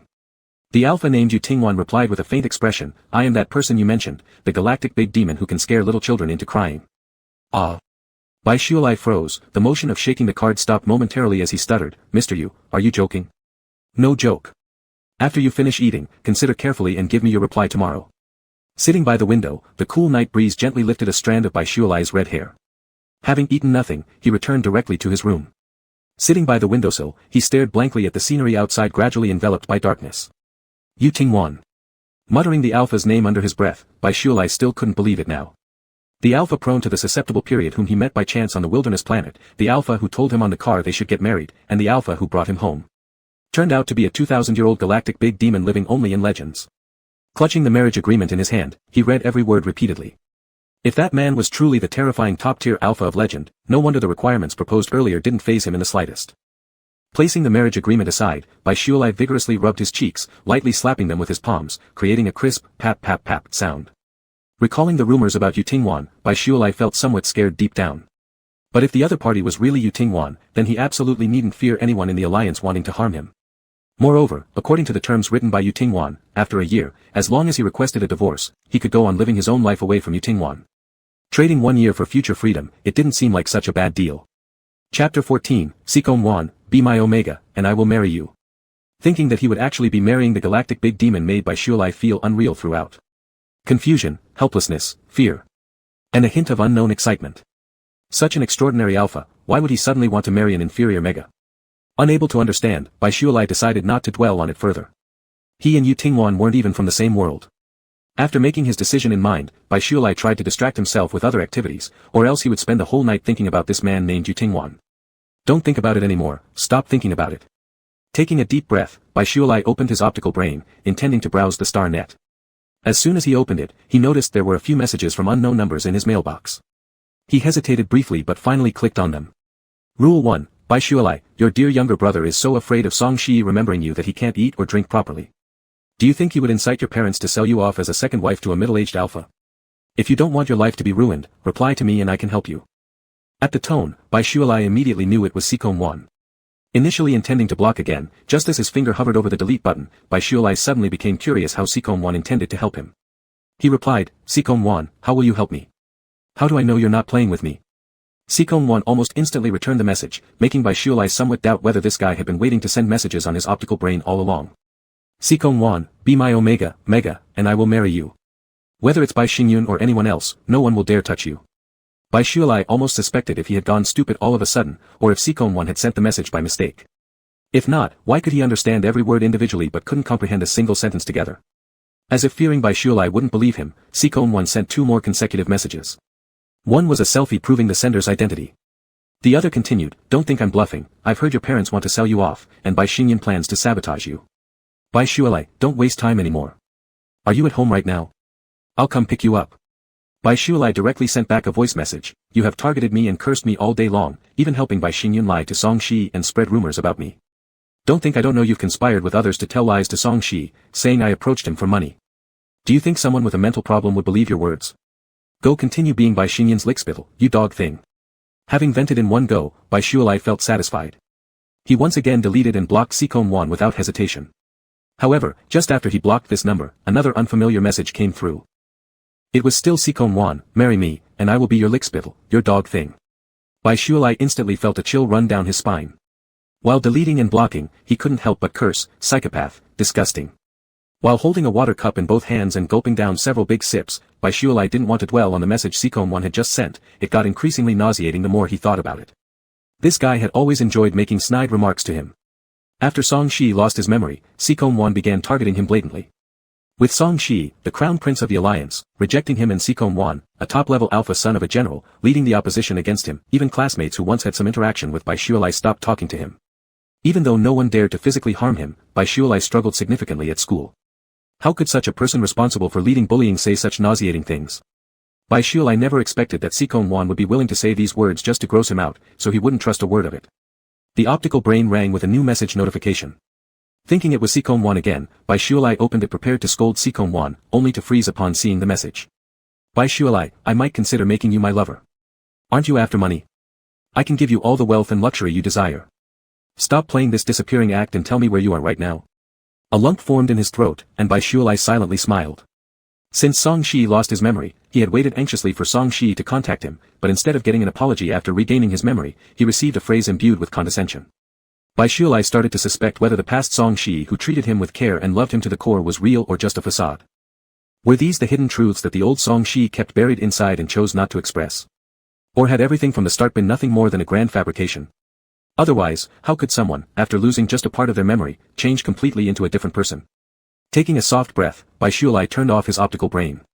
Mr. Yu, I've made my decision. I agree to marry you. The next morning, upon seeing the alpha, Baishuelai announced his decision. Finish breakfast first. We'll register after you're done eating. On the square long table were two meticulously prepared breakfasts.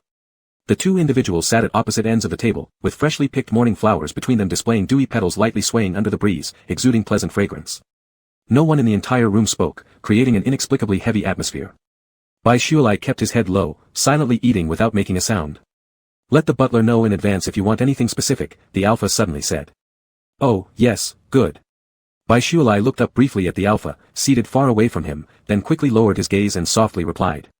Just the thought of this handsome and dignified man who was rumored to have slaughtered an entire planet filled Baishuelai with fear, preventing him from relaxing in front of Yu Tingwan. With great caution, Baishuelai finished breakfast, all the while observing Yu Tingwan's movements. When he saw the stern alpha rise to his feet, Baishuelai immediately stood up as well. In his haste and nervousness, he accidentally bumped his lower leg against the chair behind him, creating a grating sound as it scraped across the floor. Thrown into further tension, Baishuelai lost balance and instinctively reached out to steady himself on the table. In doing so, he knocked over a cup that had been placed there. Bang! The cup shattered on the floor. I'm sorry. Baishuelai quickly apologized, clutching his hands tightly together in front of him, looking increasingly tense. In front of someone of incomparably higher status, the buried feelings of caution and survival struggles hidden within his growing years once again surfaced, sprouting like stubborn weeds between cracks of stone. For a moment, Baishuelai even felt as though he'd returned 3 years ago, when his heartless parents had sent him to Song Shi. During the first 6 months of knowing Song Shi, the then disenchanted crown prince of the alliance had not treated him kindly. At their very first meeting, Song Shi had harshly ordered him to pick up the glass shards with his bare hands after Baishuelai had dropped a cup due to shaking nerves. Later on, Song Shi became very kind to him. But during those early days, Song Shi had vented all his bad temper upon Baishuelai.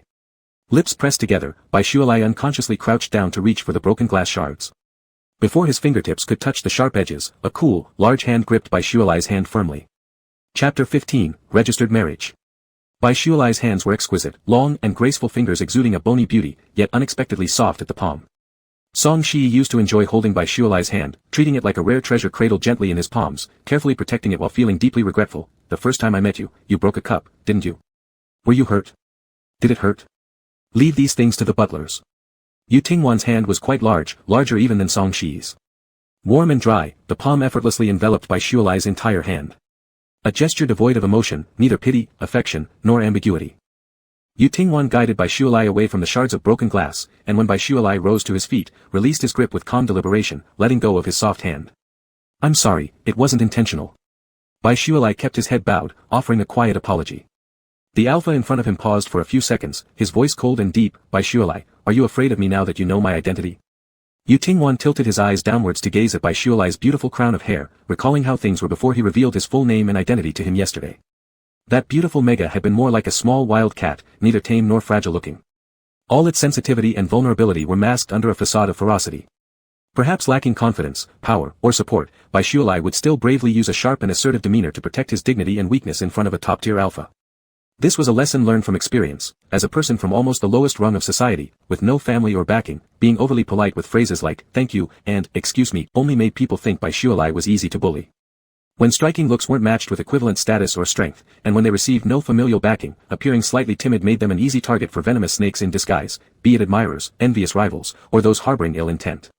Years of bumps and bruises taught Baishuelai one thing: in this unequal society, a wealthy and ill-tempered mega was better suited to survive than a pretty but timid one.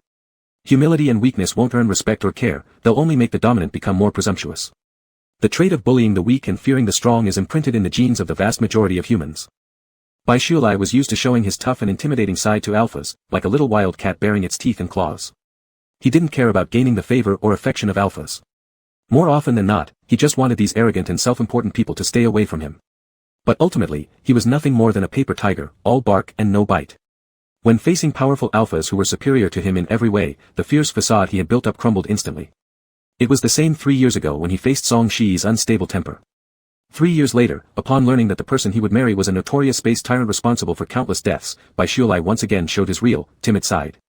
A bit. Bai Shualai cautiously lifted his eyes upward, revealing clear irises as pure as a mountain spring at dawn. Yu Tingwan glanced faintly at Bai Shualai and asked, "How much is a bit?" "Ah." This question suddenly confused Bai Shualai. Without warning, the alpha before him extended a hand and firmly grasped Bai Shualai's arm with moderate strength. "Does being touched this way scare you?" The thin fabric could not block the slightly cool temperature of the alpha's palm, causing Bai Shualai to shiver slightly as he shook his head, saying, "All right." Yu Tingwan released his grip on Bai Shualai's arm as if nothing had happened and said, "Let's go, to register our marriage." Bai Shualai thought they would leave to register their marriage, but Yu Tingwan turned around and led him back upstairs instead. Though curious, Bai Shualai didn't utter a word.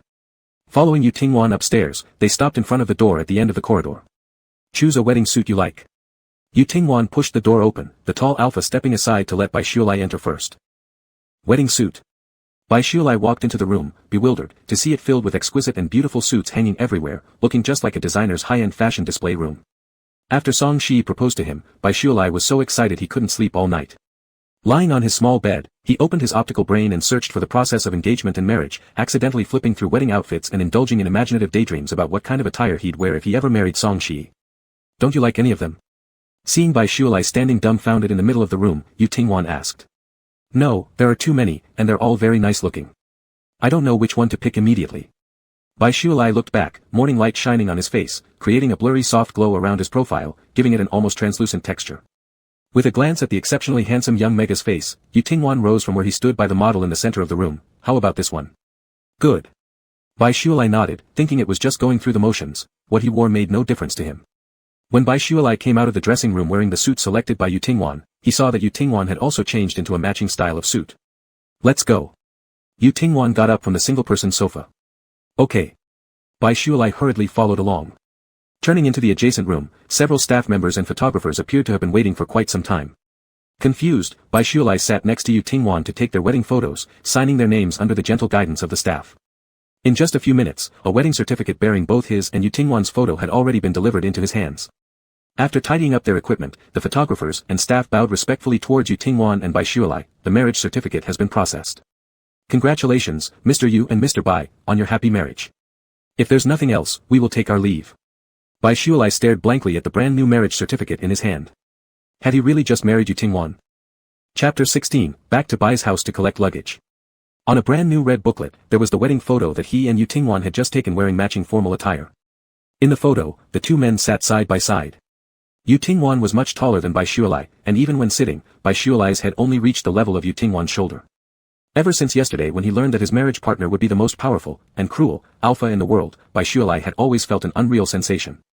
When they walked into the room to handle the wedding certificate, Bai Shualai faintly remembered the photographer asking him and Yu Tingwan to sit on the couch. Throughout the process, Bai Shualai's attention was solely focused on the photographer's lens. Not until he saw the photo on the wedding certificate did Bai Shualai realize that neither he nor Yu Tingwan was smiling in it. Bai Shualai looked slightly nervous and constrained, while Yu Tingwan beside him remained as usual, cold and calm, like snow atop a high mountain. Totally not a good match. Bai Shualai muttered to himself. Other people's wedding photos were filled with happiness and sweetness, with couples snuggling together in joy. He and Yu Tingwan, however, hadn't even fully leaned their shoulders against each other, and their expressions were practically screaming to others, "We don't know each other well." As Bai Shualai continued looking at the photo, he couldn't help but smile, though he wasn't sure why. Somehow, when viewing the wedding photo, the innate fear he felt toward Yu Tingwan lessened. This might have been because he'd heard too many stories about Yu Tingwan in the past. Whether true or false, those terrifying and bizarre legends surrounding Yu Tingwan had bestowed this strong and handsome alpha with an excess of mysterious charm. Once Bai Shualai peeled away the layers of symbols, labels, and myths attached to Yu Tingwan, he suddenly realized something: no matter how mighty, every alpha was still made of flesh and blood. An alpha could lose control during their susceptible period and latch onto an inferior omega to bite. They could sit in the morning sun by a white dining table scattered with flowers and eat breakfast slowly. They could also seek the opinions of omegas while choosing outfits for their wedding photos. The two copies of the wedding certificate, one held by Yu Tingwan, and one by Bai Shualai. Bai Shualai placed the wedding certificate in the bag he carried with him. In his haste to leave the Bai family home, he only took valuables, stuffing them all into one bag, without bothering to bring anything else, not even a set of clean clothes. Technically speaking, as Yu Tingwan's legal partner now, Bai Shualai could freely live in any of Yu Tingwan's properties. But Bai Shualai wasn't so naive as to treat Yu Tingwan's wealth as his own. Nor did he believe that registering their marriage meant they truly became a couple. Past experiences had taught Bai Shualai one lesson: relying on heaven or earth was never as reliable as relying on oneself. As long as he maintained his marital relationship with Yu Tingwan for a year, by next year, after obtaining his graduation certificate and dissolving their marriage, Bai Shualai planned to immigrate to a planet where omegas held higher status and lived safer lives. Mr. Yu. After putting the wedding certificate back in his room, Bai Shualai came out and saw Yu Tingwan sitting in the villa's living room. Yu Tingwan was still wearing the white wedding suit, looking down intently at something in his hand. As Bai Shualai descended the stairs, Yu Tingwan slipped whatever he was holding into his pocket. Bai Shualai didn't see exactly what it was but caught a glimpse of a red corner. It looked like the fresh-off-the-press wedding certificate they'd just received. Could it be that Yu Tingwan, like him, had been looking at the wedding certificate? What is it? Yu Tingwan remained seated on the sofa, his striking legs elegantly crossed, one arm lazily draped over the armrest of the chair. Despite finding him more attractive than any alpha he'd ever seen, Bai Shualai instinctively felt a twinge of fear whenever facing Yu Tingwan. Bai Shualai asked, "Mr. Yu, where will I be staying after we're married?" Yu Tingwan lifted his eyelids slightly, giving Bai Shualai a brief, indifferent look.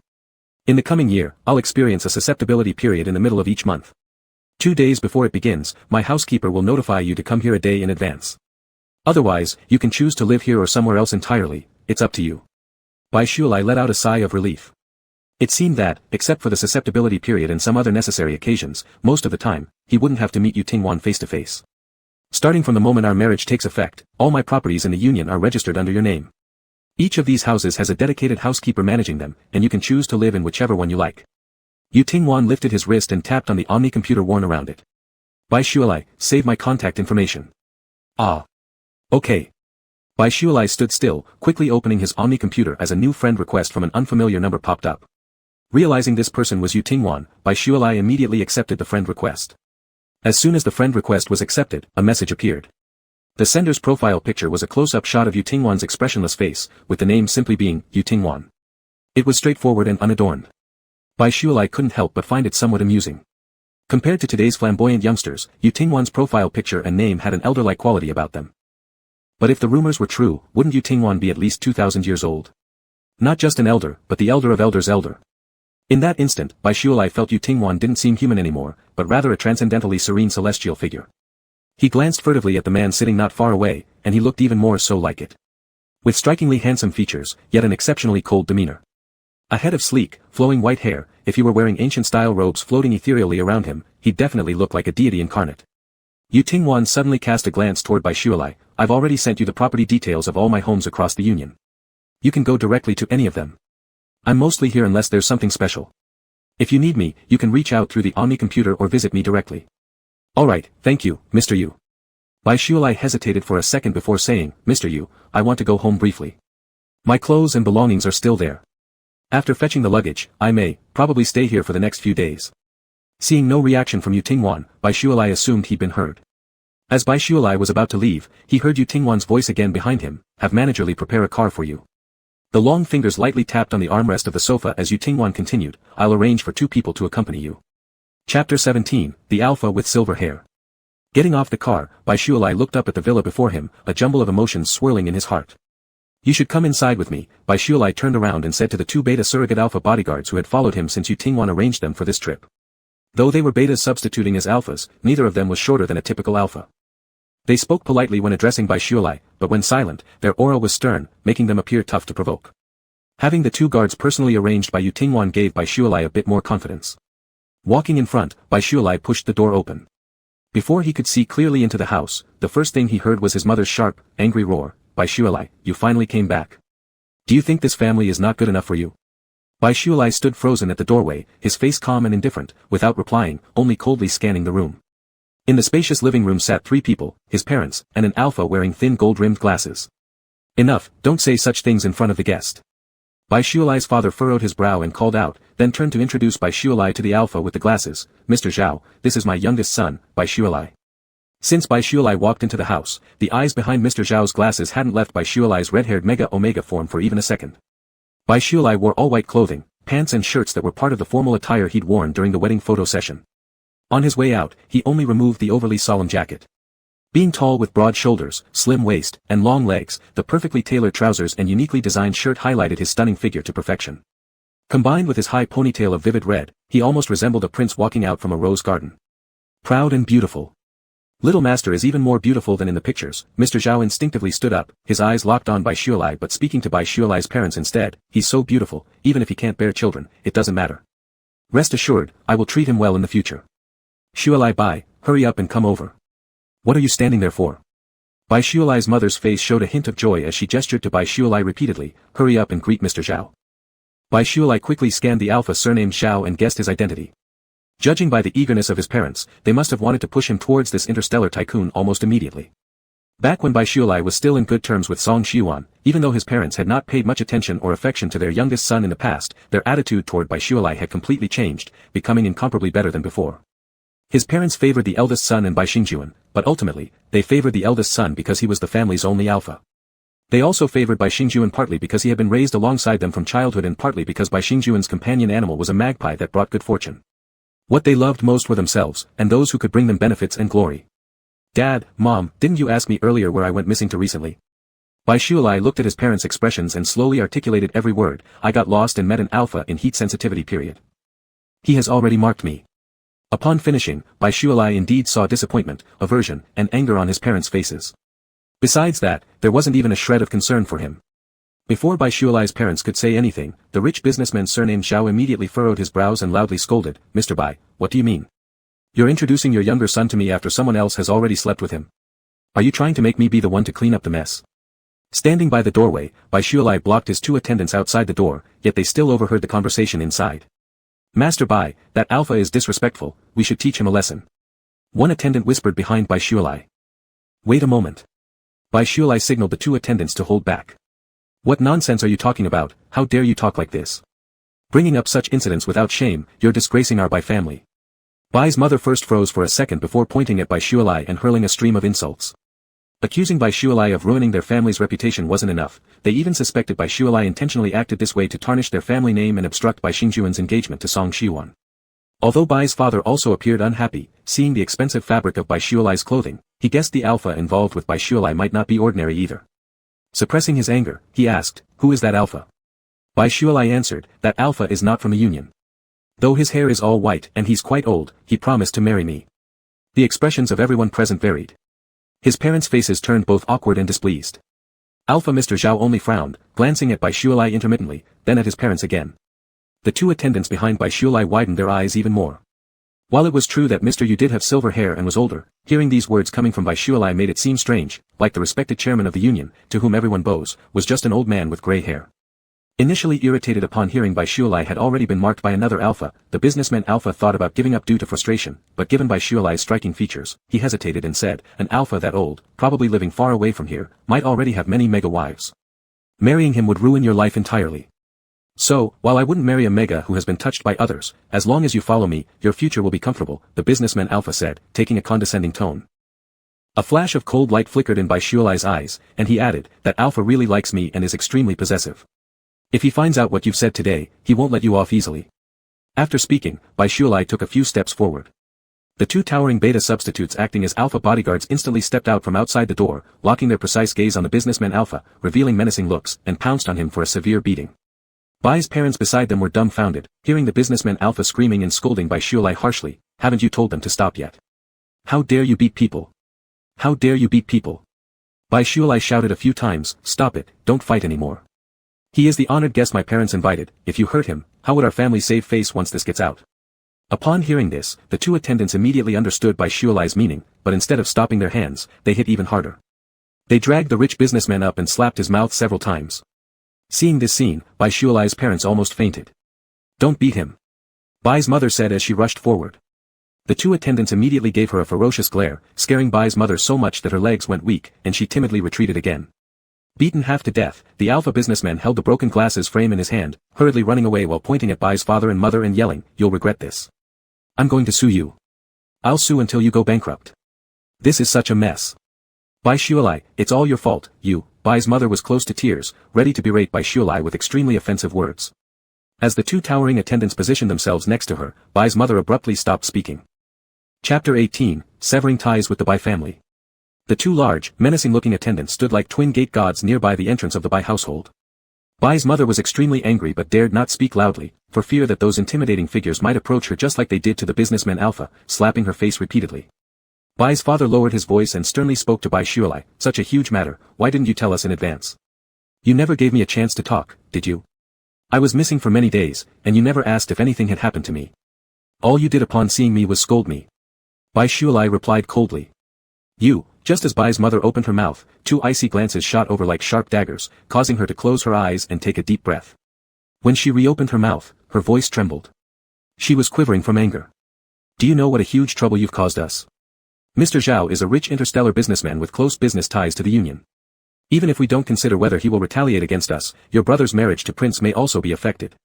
As Bai Shualai listened to his mother's words and watched her struggle to suppress her anger, something seemed oddly ironic. It turned out his mother could refrain from hurling unpleasant insults at him and converse calmly. So, what now, can I possibly sever ties with you?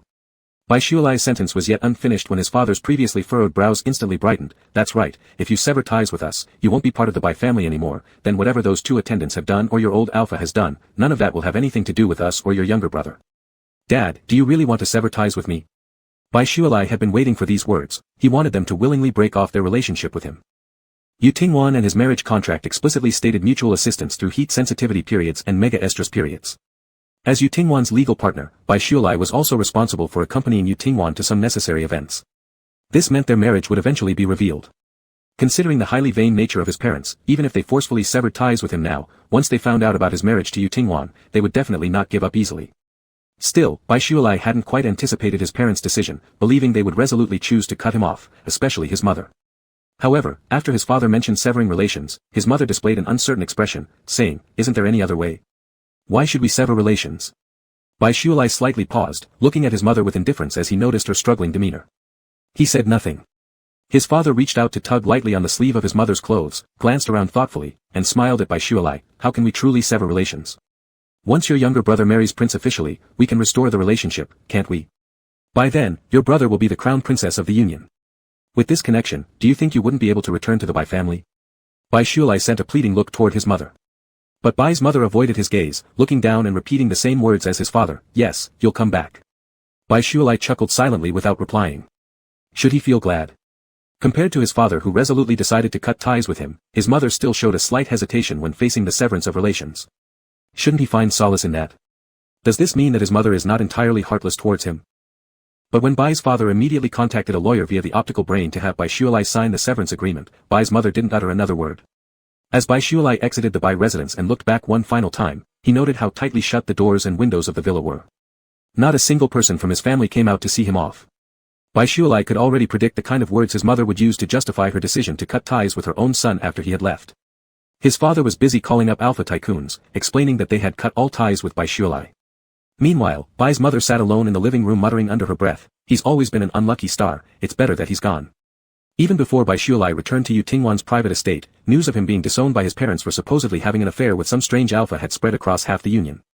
Once again, his optical brain began beeping incessantly. Countless unknown numbers bombarded him with messages and calls non-stop. Bai Shualai simply powered it off. After returning to the estate, Bai Shualai got out of the car, retreated into his own room, shutting the door behind him, and didn't come out until dusk. The evening glow filtered through the glass windows, casting a tranquil, warm orange hue onto the immaculately clean wooden floors of the villa. The two attendants who had accompanied Bai Shualai to the Bai residence now stood in Yu Tingwan's study, recounting every detail they had heard or seen during their visit to the Bai home. Yu Tingwan said, "Very good, you may leave." "Yes, Mr. Yu." Not long after the attendants left, there was a beep sound in Yu Tingwan's study as a mechanical voice rang out. "Mr. Yu, Song Zhengming, leader of the Blue Star Alliance, invites you to attend the wedding of his son, Song Shiyan." "What's the name of Song Shiyan's fiancé?" The AI system replied, "Song Shiyan's fiancé is named Bai Xingjuan, a B-level mega. A few months ago, Song Shiyan, the crown prince of the Blue Star Alliance, was also engaged to your wife, Bai Shualai, but the engagement between them was dissolved several months ago." Yu Tingwan responded indifferently, "All right, tell Song Zhengming I will attend his son's wedding." "Understood, Mr. Yu." The tall and imposing man slowly rose from behind his desk, walking towards the doorway, but paused momentarily and asked, "What do megas these days like?" "Mr. Yu, according to current big data, megas on Blue Star tend to enjoy parties, luxury goods, gourmet food, and travel." Without another word, Yu Tingwan pushed open the study door and stepped out. The study was located on the same floor as Bai Shualai's assigned room. Not long after leaving the study, Yu Tingwan encountered the butler heading upstairs carrying a dinner tray. Yu Tingwan's eyes fell upon the tray in the butler's hands. "Is this for Bai Shualai?" "Mr. Yu," the butler stopped, "Master Bai has not come out since he returned, so I am taking his dinner to him." "Give it to me." Yu Tingwan walked over, took the tray directly from the butler, and headed toward Bai Shualai's room. Butlerly stood rooted to the spot, clearly startled. Chapter 19, I am your alpha, your husband. Knock, knock, knock. Holding the tray in one hand, Yu Tingwan lightly knocked on the door with the other. There was no response, nor any sound from inside. Yu Tingwan then said, Shualai, it's me. Open the door. Still, no one answered the door, and there was no noise coming from within the room. Placing his palm lightly on the door panel and pushing, there was a click, as the locked bedroom door was effortlessly opened by the man. Hardly having entered, Bai Shualai's heavy alcohol-scented breath caught Yu Tingwan's attention instinctively, prompting a slight furrowing of his brow. Entering the room and placing the tray down on a nearby tea table, Yu Tingwan turned around and closed the door behind him. Sweeping his gaze through the room, the man failed to find the figure of the red-haired Mega. Following the pungent scent of alcohol, Yu Tingwan finally found Bai Shualai drunk inside the bathtub of the bathroom. There was no water in the tub. Bai Shualai lay reclined inside. Several empty bottles were scattered haphazardly around the bathtub. As Yu Tingwan approached the bathtub, the fallen empty bottles seemed to be pushed away by an invisible force, rolling to both sides and clearing a path automatically. Bai Shualai. Yu Tingwan stood by the bathtub, looking down at the Mega lying inside from a height. The originally high-tied red ponytail had now completely loosened, cascading over the edge of the bathtub like spilled red wine. The snow-white skin had taken on a rosy flush after drinking, with black pupils clear and bright like washed grapes, but covered by a layer of misty moisture. A pair of slender, pale feet rested in the cold bathtub. At the sound of Yu Tingwan's voice, Bai Shualai moved slightly, shrinking further into the bathtub. His round, smooth toes curled inward as he lowered his head, silently holding the bottle of alcohol in his arms. Most of his face was hidden under the loose hair, revealing only tightly pressed lips. Bai Shualai, are you drunk? Yu Tingwan squatted down halfway and reached out to sweep aside the strands of hair covering the Mega's face. As the hair hiding his face was pulled away, a pair of reddened eyes appeared in Yu Tingwan's line of sight. I severed ties with my parents today. Bai Shualai looked at Yu Tingwan blankly, lightly sniffing. I understand, said Yu Tingwan as he took away the empty alcohol bottle clutched in Bai Shualai's hand. The tall alpha then bent down and lifted the Mega from the bathtub. Bai Shualai wasn't short, even counting as tall among Megas, yet compared to the towering alpha, he seemed small enough to fit entirely within Yu Tingwan's embrace. He snuggled closer into the alpha's arms. With the blinking of his eyelids, transparent tears moistened his thick lashes, reddened his eyes, and silently slid down along the corners of his eyes. When the hospital test results confirmed that she really is my mother, I felt extremely heartbroken. If they weren't my biological parents, I could have consoled myself by finding some excuses, saying their bad treatment towards me was for a reason. But they are my biological parents. If all of us are their children, why am I the only one who doesn't receive any love?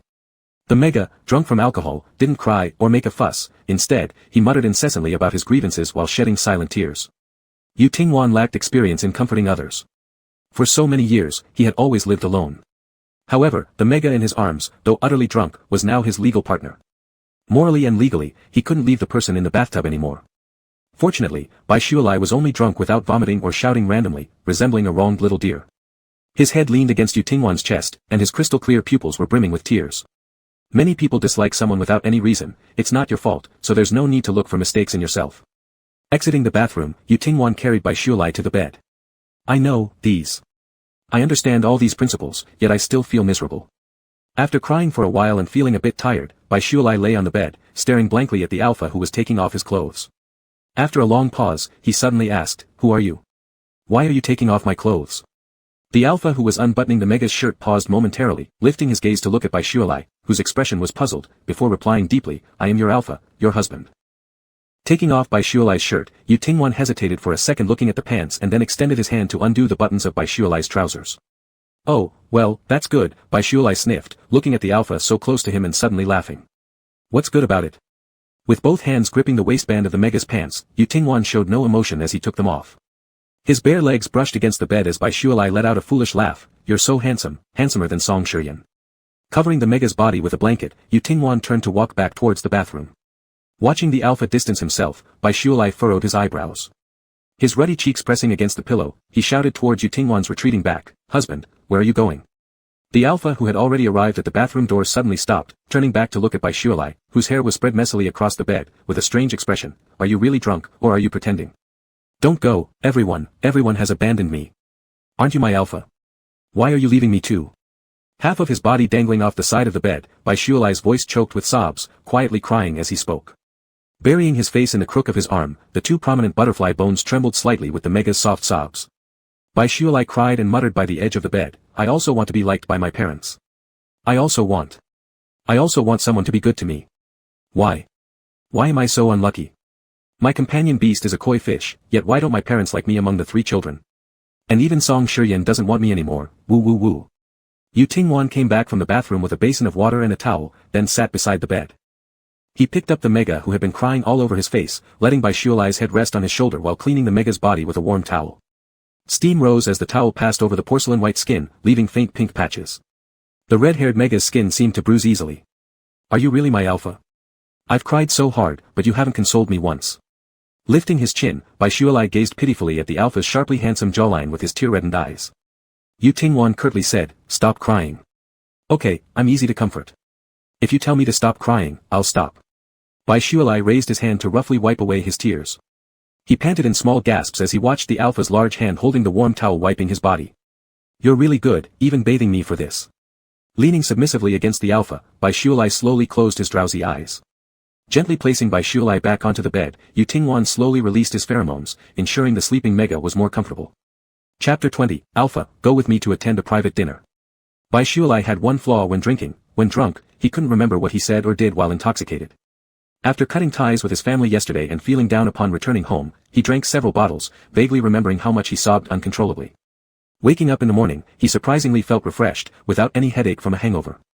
However, he completely couldn't recall what happened after getting drunk. Pulling back the covers, 2 long legs dangled off the bed. While yawning and walking towards the bathroom, Bai Shualai suddenly felt a slight chill on his body after just a few steps. Looking down. Ah!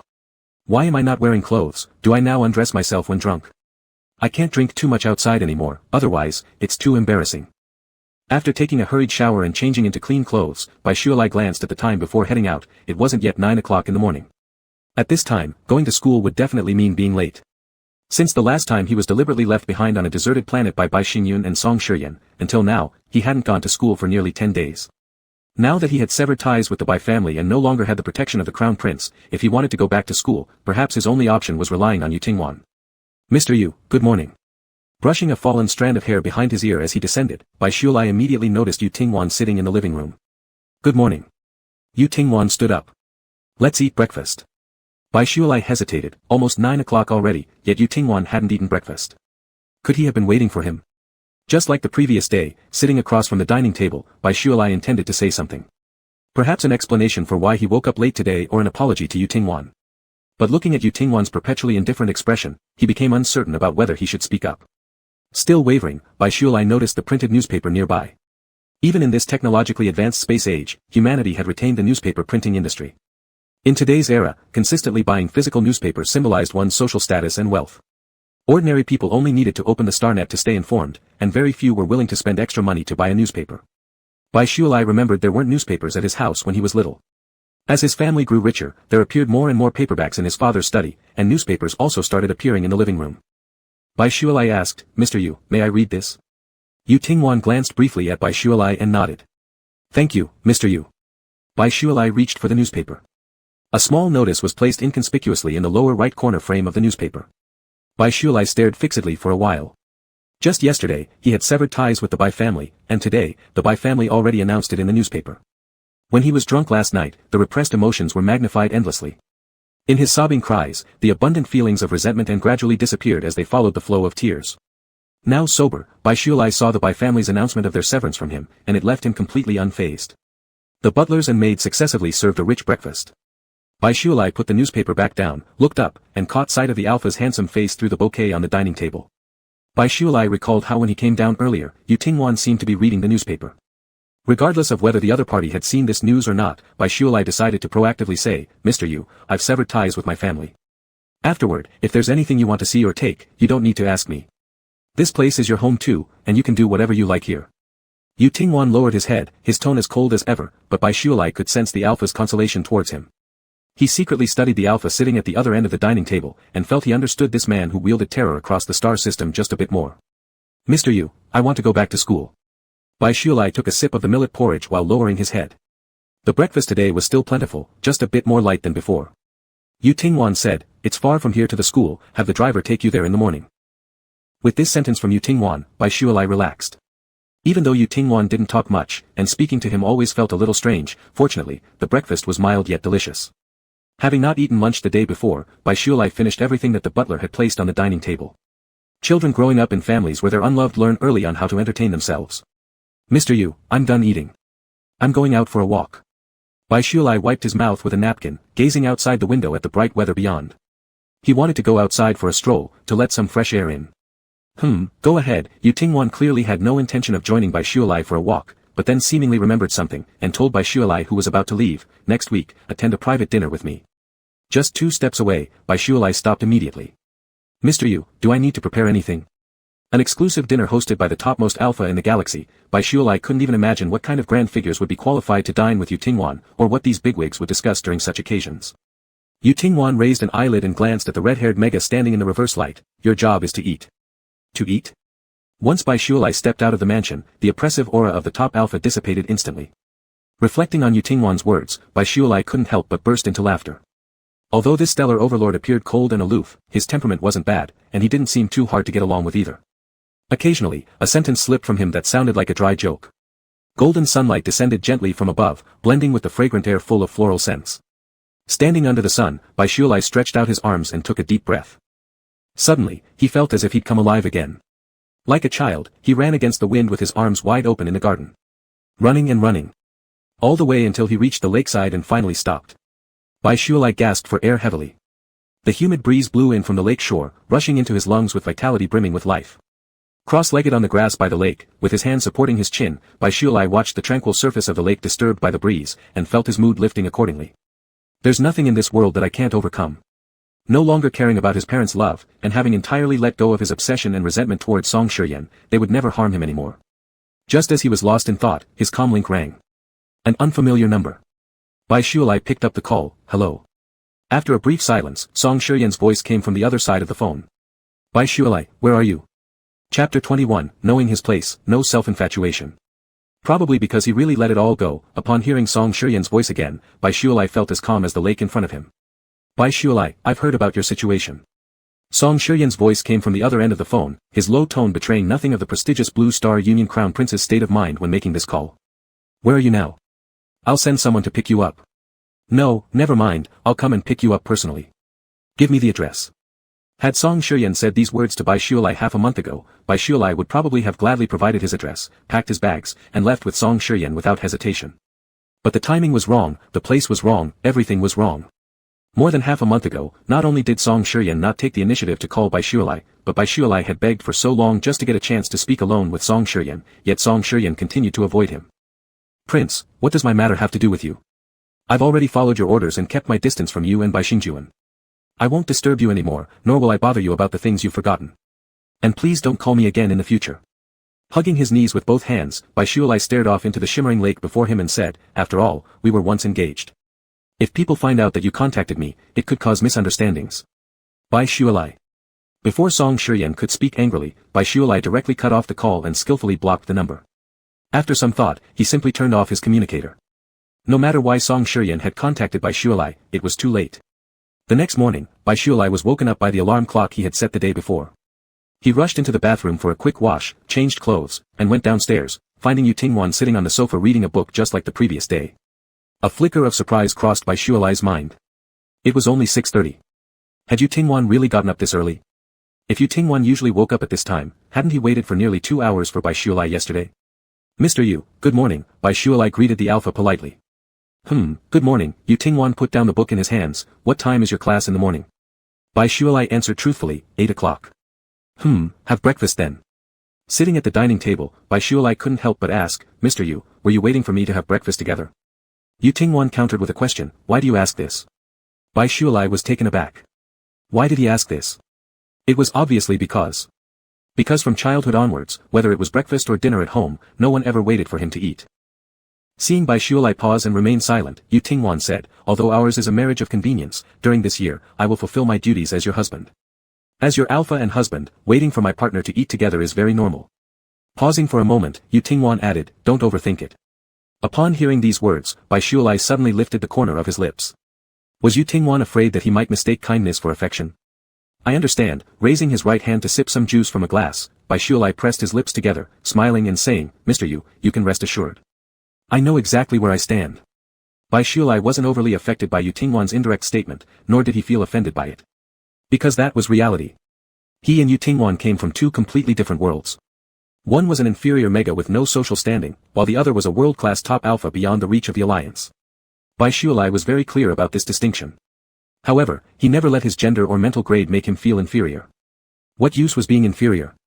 Besides making himself unhappy, falling into negative emotions, and worsening his life, it served no purpose. Even as an inferior mega, Bai Shuilai had his way of living. As for those other thoughts, like dreaming that a world-class top alpha could fall in love with an inferior mega, forget about it. He'd already stumbled big time over Song Shiyan, suffering brutal setbacks, his self-respect trampled underfoot. The pain was real. Such miserable experiences should not be repeated. He wouldn't entertain such impractical dreams anymore. He wouldn't yearn for an excellent alpha to lower themselves to love an inferior mega. For the remainder of their time, neither of them spoke another word. Bai Shuilai wasn't used to having leftovers, so after finishing the last bit of food on his plate, he wiped his mouth, stood up, and said, "Mr. Yu, I'm going to school. See you later." Wait. Standing up from his seat, Yu Tingwan walked towards Bai Shuilai. The imposing figure of a top alpha towered tall and grand. Bai Shuilai, who was 1.8 meters tall, had to look up at Yu Tingwan. As he looked at the alpha standing a head taller than himself, Bai Shuilai silently muttered in his mind, was Yu Tingwan almost 2 meters tall? Do you like the clothes in the wardrobe? Yu Tingwan's gaze lightly swept over Bai Shuilai's attire. Bai Shuilai wore a simple black outfit. As a young and handsome mega, even with a plain monochrome design, he still managed to draw attention. With his clear and dashing features, under such minimal clothing, they stood out all the more. I like them, they're very beautiful and fit perfectly. Bai Shuilai nodded. Most of his previous clothes were gifts from Song Shiyan.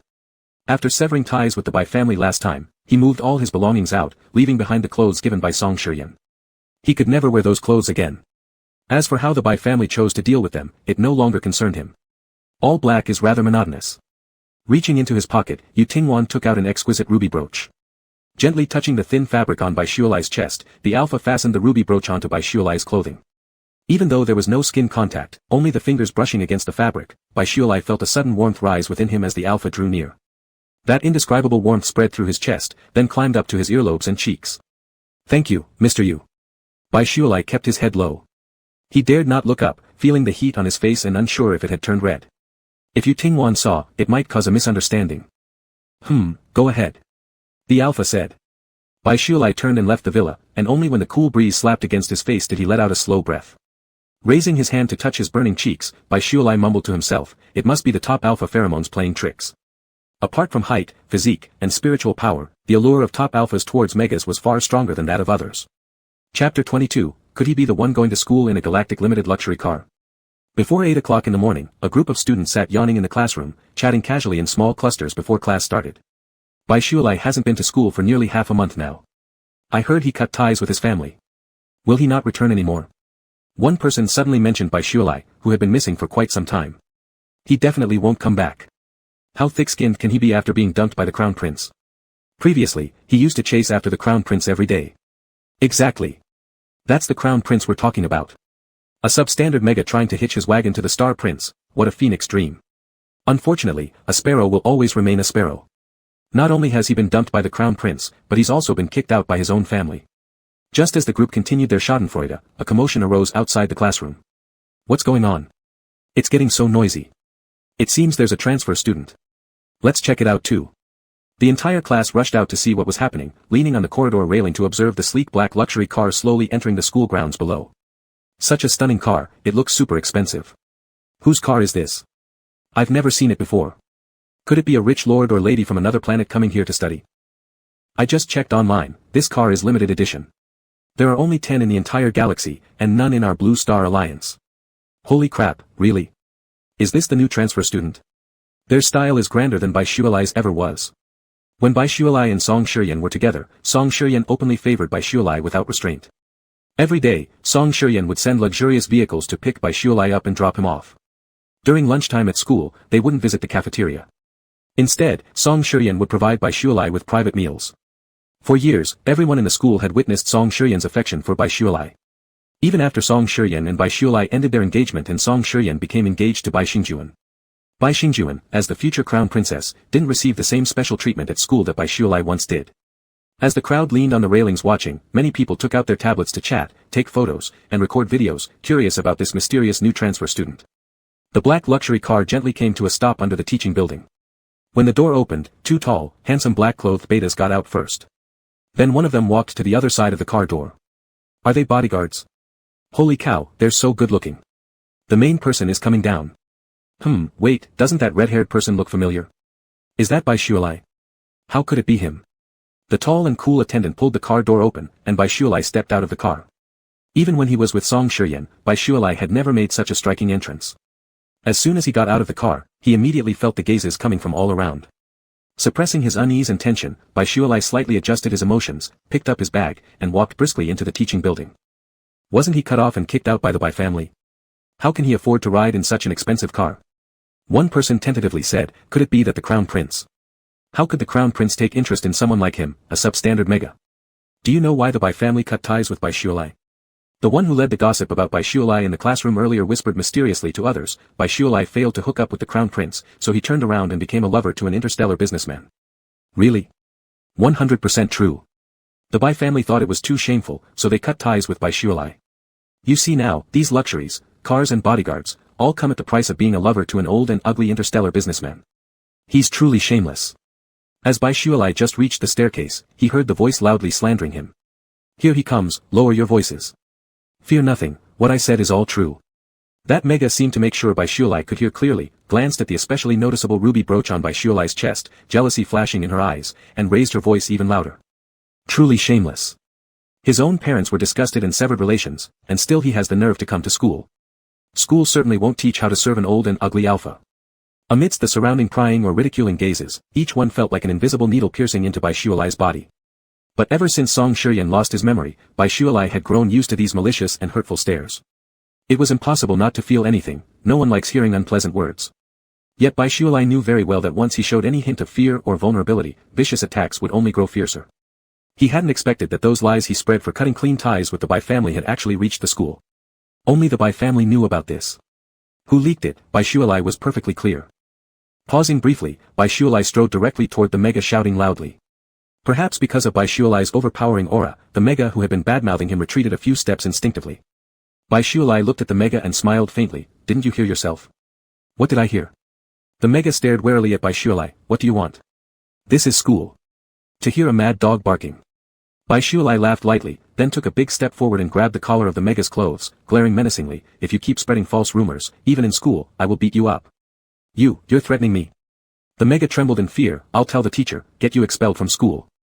Behind Birshualai, the two towering black-clothed betas stepped forward, glaring fiercely at the mega who threatened to report to the teacher and have Birshualai expelled from school. At the sight of the two guards behind Birshualai, the mega fell silent instantly. One of Birshualai's attendants coldly said, classmate, we've recorded your loud, rumor-mongering conversation. We'll report this matter to the school, and it remains to be seen who exactly will be expelled. What I said was all true.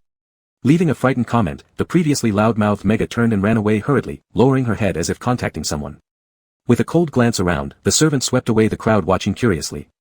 Thank you for helping me, a flicker of worry crossed his eyes as Birshualai spoke softly, will what I just said cause trouble for Mr. Yu? Not at all, Master Bai, please rest assured. Regarding the rumors in the school and those who insult you openly, we will pursue justice from the school thoroughly. The attendant named Chi Hua said. The other attendant Ching Mo also swore firmly, our duty is to protect the safety of Master Bai. If you need anything, don't hesitate to command us. After escorting Birshualai to the classroom, Ching Mo and Chi Hua went to find the school administration. Having not come to school for almost half a month, Birshualai discovered that his desk hadn't been thrown away. Ignoring the gazes of the other students in the class, Birshualai walked to his desk alone and sat down. Birshualai. He had just sat down when a familiar voice came from the doorway. Chapter 23, Siquan Wan, could it be that you like me? The tall alpha burst into the classroom in high spirits. Siquan Wan, the son of the Alliance's general, had always disliked Birshualai. Even before Birshualai split with Song Shiryan, Siquan Wan looked down on him. Now, approaching Birshualai with an aggressive demeanor, surely Siquan Wan wasn't here just to say hello. All classmates perked up their ears and secretly watched toward Siquan Wan and Birshualai. Siquan Wan stood in front of Birshualai, deeply gazed at the red-haired mega for a moment, then angrily roared at everyone around, turn your backs. If I catch anyone glancing this way, I'll gouge out their eyes. Instantly, the whole classroom fell silent as each student lowered their head, afraid to look their way again. Under the table, his hands slowly clenched into fists, Birshualai eyed Siquan Wan cautiously and coldly asked, Siquan Wan, what do you want? I won't disturb Song Shiryan anymore, so can you stop treating me like your enemy all the time? Sequan Wan looked complexly at Bai Shuilai, grabbed a chair nearby casually, the chair's legs scratching across the floor making an unbearable noise. With his legs spread apart, he straddled the chair. Thus, Sequan Wan stared face to face with Bai Shuilai, across the desk between them. Without any usual sarcastic comments, Sequan Wan steadily looked at Bai Shuilai and asked in a low voice, "Why did you block me?" Before Bai Shuilai could speak, Sequan Wan sighed and continued saying, "Forget it, Bai Shuilai, have you considered yet?" Considered what? Bai Shuilai didn't understand what Sequan Wan was talking about at all. In Sequan Wan's dark pupils, Bai Shuilai's confused expression was reflected back. The alpha hesitated briefly, then said clearly, "Marry me, let's get married." Bai Shuilai thought he must have gone mad, seeing earnestness in Sequan Wan's eyes. "Are you insane? You even lie to disgust me?" His upper body unconsciously leaned backward, Bai Shuilai frowned tightly, disbelieving every word coming from Sequan Wan. "Sequan Wan, listen carefully. I have no interest in people like you. I won't go looking for Song Shiryan anymore or any of you. Don't misinterpret my intentions." Bai Shuilai concluded that Sequan Wan was intentionally playing a trick on him, so he reprimanded the alpha thoroughly. Slightly curving his lips, after being scolded by Bai Shuilai, Sequan Wan showed neither hurry nor annoyance. "I'm not teasing you, it's not a lie either. I'm serious." "You lunatic." Sequan Wan persisted, "Now that the Bai family has severed ties with you and you've lost all support, even if you vow never to see Song Shiryan again, Bai Xingjuan won't let you off easily. Bai Shuilai, marry me, and I promise I'll protect you from their harassment, and you will be my only mega." Too shocked to speak, Bai Shuilai simply stared dumbfoundedly at Sequan Wan for a long while without uttering a single word. Sequan Wan appeared genuinely sincere, as if he spoke from the heart. "If there's something wrong with your brain, you should seek medical help." Bai Shuilai swore at Sequan Wan again. Following Sequan Wan's irritable temper, usually, the alpha would have turned cold and insulted Bai Shuilai already, but now, surprisingly, despite the cursing, Sequan Wan remained calm. "I know you don't believe me. We can sign a prenuptial agreement, or give me your bank account number, and I'll transfer 10 million yuan right now." He tapped lightly on the desk with bent fingers, leaning forward slightly. Sequan Wan fixed his wild wolf-like gaze on Bai Shuilai. The aggressiveness in his eyes almost overflowed. This gaze. Bai Shuilai was very familiar with it.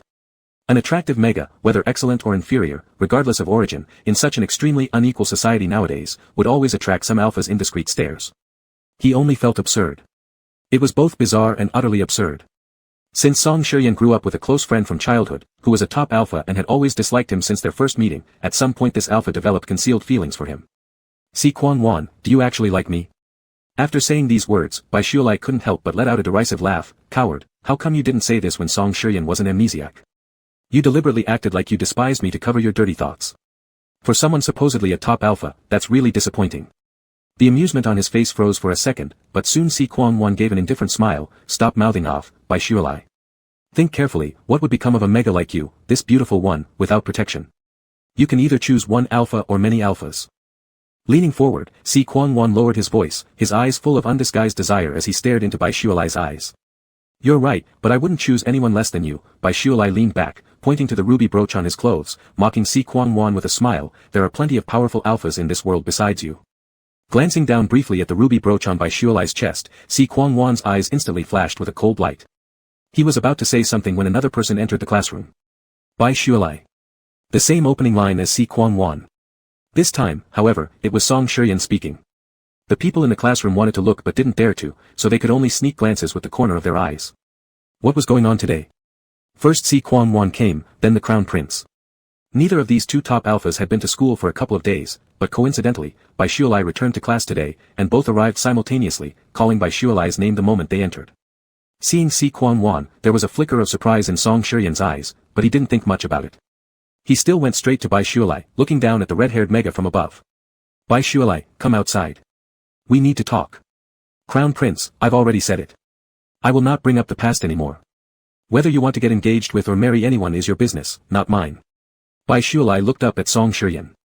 It was truly strange, the young alpha who once made his heart flutter stood right before him, but he now felt as calm as a still lake.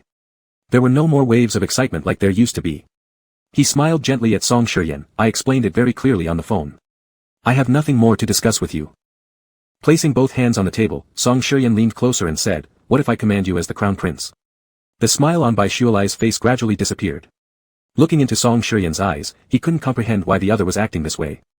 Chapter 24, Song Shiryan, Bai Shuilai, let's talk. Sitting still on his chair, Bai Shuilai didn't reveal even a trace of panic or unease. Nor did he display any of the pathetic and aggrieved expressions familiar to Song Shiryan. The Mega with his high ponytail of fiery red hair looked at him with clear and bright eyes, tranquil and resolute. The inexplicable anger and annoyance that filled his mind were suddenly doused by a bucket of cold water. As the rising anger subsided, an unfamiliar yet unsettling emotion began to creep in. As the two held their ground, Si Quan-wan spoke up beside them, "Shiryan, the teacher has come. Let's talk after class." "All right," nodding deeply after another glance at Bai Shualai, Song Shiryan said as he turned away, "We'll talk after class." Bai Shualai remained silent, lowering his head to turn on the computer on his desk and taking out paper and pen. Frowning, Song Shiryan turned around and returned to his seat with Si Quan-wan. Their seats weren't far apart, just front and back rows. As he sat down, Song Shiryan looked at Si Quan-wan's back, recalling the scene where he saw Si Quan-wan talking to Bai Shualai upon entering the classroom. Although he didn't know what they said, he could tell that Bai Shualai appeared cold and somewhat disdainful. Assuming Si Quan-wan had gone to threaten or warn Bai Shualai again, Song Shiryan suddenly said in a low voice, "Si Quan-wan, don't hassle Bai Shualai unnecessarily." Si Quan-wan, seated in front, shifted his expression slightly. Turning around, he looked at Song Shiryan's stern face and said with a smile, "Your Highness, could it be you've gone soft on Bai Shualai?" Song Shiryan didn't reply immediately. He turned his head and looked at the red-haired Mega sitting in a secluded corner of the classroom, who was looking down and reading a book seriously. He murmured, "I just suddenly feel sorry for him." A glint of strange light flashed in his eyes as Si Quan-wan said, "What's there to pity about him? Not long ago, he was sobbing in front of you pretending to be deeply in love with you, then when he realized there was no hope with you, he turned around and hooked up with a strange interstellar businessman." When it came to the interstellar businessman, Si Quan-wan subconsciously clenched his fists. A few days ago, when he heard from the Bai family that Bai Shualai had been marked by an old and ugly interstellar businessman Alpha, Si Quan-wan became so angry that he smashed all the furniture at home. He had finally waited until Song Shiryan and Bai Shualai were apart, but then this so-called interstellar businessman popped out unexpectedly. At least Bai Shualai was an inferior quality Mega, even if he'd been marked, it should only be a temporary one. After calming down, Si Quan-wan made countless phone calls to Bai Shualai and sent numerous messages, but Bai Shualai ignored him completely. Si Quan-wan also hadn't failed to send someone to investigate who this cursed interstellar businessman was, but as of today, there still wasn't any result. Seeing that Song Shiryan wasn't responding, Si Quan-wan continued, "This morning, I heard from my classmates that Bai Shualai was sent to school by 2 bodyguards in a luxury car, creating quite a stir. And didn't you just see? He had a very expensive ruby brooch pinned on his clothes. Does he look like he's being forced? Shiryan, he's just a vain Mega. Ruby." A flash of red light abruptly lit up in his pitch-black mind before vanishing instantly. Song Shiryan furrowed his brows slightly, raising his eyes and indifferently saying to Si Quan-wan, "Let's start class first." Looking at Song Shiryan, Si Quan-wan lowered his voice and said earnestly, "We have finally gained the trust of the Emperor, Your Highness. At this moment, you'd better not have too much contact with Bai Shualai." After speaking, Si Quan-wan turned back around. Lowering his head and staring at the blank pages of his book, Song Shiryan started drawing absent-mindedly. When he came to his senses, there was a drawing of a ring on the originally blank sheet of paper. Song Shiryan furrowed his brow in confusion at first, then he painted the gemstone on the ring red with his pen. A ruby ring. Why did he unconsciously draw this ruby ring? Song Shiryan closed his book and began reflecting, somewhat belatedly, on why he had abandoned everything and rushed back to school the moment he knew Bai Shualai was back at school. He glanced towards the red-haired Mega sitting alone in the corner of the classroom. The fresh and warm sunlight of early autumn filtered through the window, casting shadows of leaves on the smooth forehead of the red-haired Mega. All the hair was tied into a high ponytail, and his clear and beautiful features bathed in the pale golden rays of the autumn dawn seemed as if they were softened by a gentle filter, giving them an unreal beauty. Song Shiryan slowly realized that Bai Shualai was actually quite pretty, very pretty.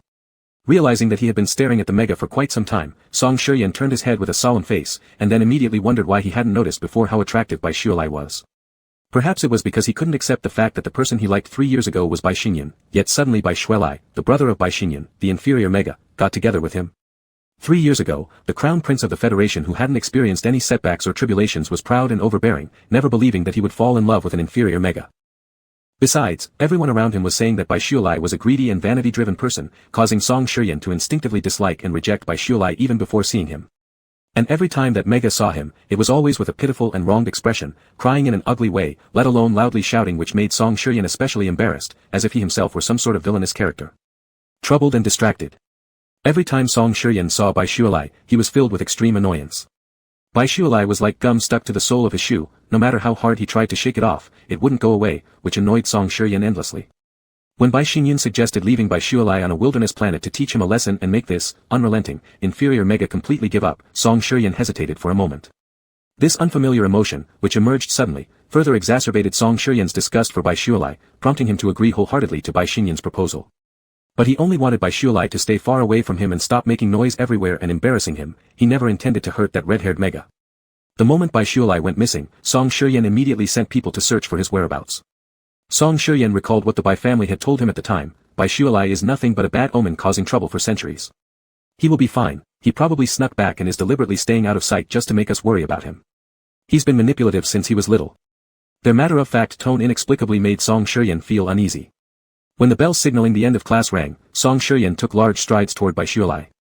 Before he could reach the mega's desk, Bai Xingyun stood by the classroom door and weakly called out to him, "Shiyan."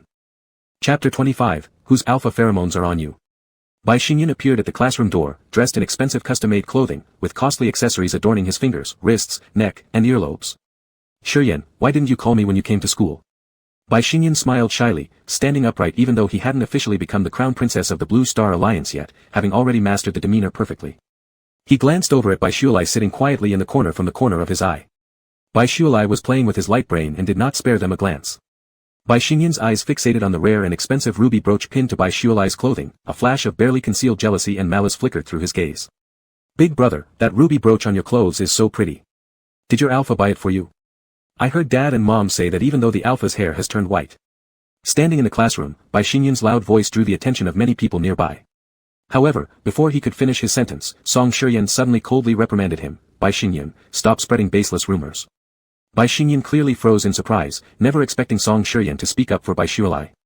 "Shiyan, you don't know, mom and dad told me." Suppressing his frustration, Bai Xingyun put on a seemingly innocent smile, attempting to continue talking about the incident where Bai Shualai was touched by an old alpha. Song Shiyan glared coldly at Bai Xingyun. "I said, stop talking." The faint innocent smile on Bai Xingyun's face froze instantly, his hands balled into fists tightly hidden inside his sleeves, fingernails almost digging into the flesh. Bai Xingyun forced a trembling smile, feigning grievance as he said, "Your Highness, I'm only worried about Big Brother, that's all." Suddenly, from a distance came a soft laugh. Leaning his elbow on the desk, Bai Shualai rested his cheek in his hand, a faint smirk of mockery curling at the corner of his lips. His clear, translucent eyes sparkled under the sunlight like sharp knives. "Don't keep calling me Big Brother if you think you know everything. Since you claim to know so much, then you should also know that my family and I have severed all ties. If you want to call me your brother, I don't want to have anything to do with you." Bai Xingyun put on a pitifully wronged expression. "Big brother, I know you're mad at me because the crown prince broke off the engagement, but..." I said, enough. Once again, Bai Xingyun was interrupted by Song Shiyan. The crown prince of the Blue Star Alliance cast a cold glance at Bai Xingyun beside him. Bai Xingyun gave an awkward laugh, his tightly pressed lips trembling slightly with restrained anger. "Bai Shualai, let's talk." Song Shiyan spoke in a tone that left no room for refusal. On the rooftop of the teaching building, the morning sun blanketed the space in warm light. The gradually cooling autumn wind swirled leaves that fell from the branches, ruffling a few strands of Bai Shualai's loose hair. Bai Shualai sat at the edge of a flower bed on the rooftop, stretching his long legs relaxedly.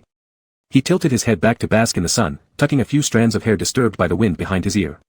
His fingers shimmered faintly, almost becoming translucent in the sunlight. Just half a month ago, this inferior mega was still crying and pleading, declaring that he loved him more than anyone else, pathetically begging for affection. Now, Bai Shualai seemed completely indifferent and unbothered, not sparing him a single glance since they started talking. What was this? A strategy of catch and release? If this was Bai Shualai's plan, Song Shiyan had to admit Bai Shualai had succeeded. He now found himself even more drawn to this pretty, inferior mega than before. "That day, I left you on the wilderness planet because you wouldn't stop." But once again, Bai Shualai cut off Song Shiyan before he could finish. "I know, so shouldn't the current ending be a happy one for everyone?"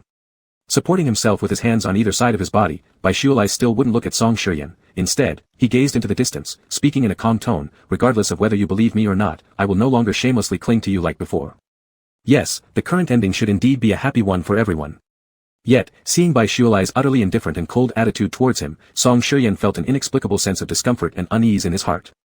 "Bai Shualai, now that you are all alone, if you casually rely on a stranger and they get bored with you, have you ever thought about what will happen to you later?" Song Shiyan said coldly. Bai Shualai clearly hesitated for a moment before finally drawing his gaze back from the distance and fixedly staring at Song Shiyan. Is this person really the crown prince he used to know? Oh, it certainly is. How could he have almost forgotten that when he was initially sent to Song Shiyan, didn't Song Shiyan always look down on him? What hurtful words hadn't he heard then? How had he, just because Song Shiyan liked him later and treated him well, forgotten all those harsh memories? Crown Prince doesn't need to worry about me. If there's nothing else, I'll take my leave. Bai Shualai stood up, ready to leave. Song Shiyan quickly followed after taking large strides and grabbed Bai Shualai's arm. Bai Shualai, don't you like me? I'm giving you the chance to stay by my side. His arm hurt from being gripped tightly by the alpha. Biolove furrowed his brows and stepped back 2 paces. You keep this opportunity for someone else, I don't need it. Turning around, Biolove walked briskly towards the stairway entrance. From behind came Song Shiyan's cold and stern voice. Biolove, you're a smart person. Think carefully, make your decision, and give me your answer afterward. As Biolove slowly descended the stairs step by step, he couldn't help but find the whole situation increasingly amusing. His eyes slightly reddened, and his nose tingled with acidity. He took a deep breath, muttering to himself, it's truly funny, how could I have ever liked such a person? In the remaining classes of the day, neither Song Shiyan, Sikyuan Wan, nor Bai Xinyan left school early. Biolove acted as if they didn't exist, ignoring whatever looks others gave him and focused attentively on his lessons with his head lowered. At the end of the day, Biolove was the first to rush out of the classroom. Qin Yamo, Qi Hua, and the driver were already waiting downstairs. Not long after getting into the car, Qin Yamo suddenly said beside him, someone was following us just now, Master Bai. Don't worry, we've shaken them off. Biolove glanced back, who was trailing his vehicle? Was it Song Shiyan, or was it Sikyuan Wan? The car soon drove into the estate and slowly stopped in front of the villa. Biolove had just entered the villa when he saw an alpha sitting on the couch reading a book. He pondered silently, had Yu Tingwan been sitting on the couch reading books all day? Mr. Yu, I'm back. Biolove greeted the alpha obediently. After putting down the book in his hand, Yu Tingwan approached Biolove in large steps. The tall alpha briefly glanced at Biolove's arm, whose alpha pheromones are on you. Chapter 26, Thorough Investigation. Must thoroughly investigate the rumor-making incident. Pheromones.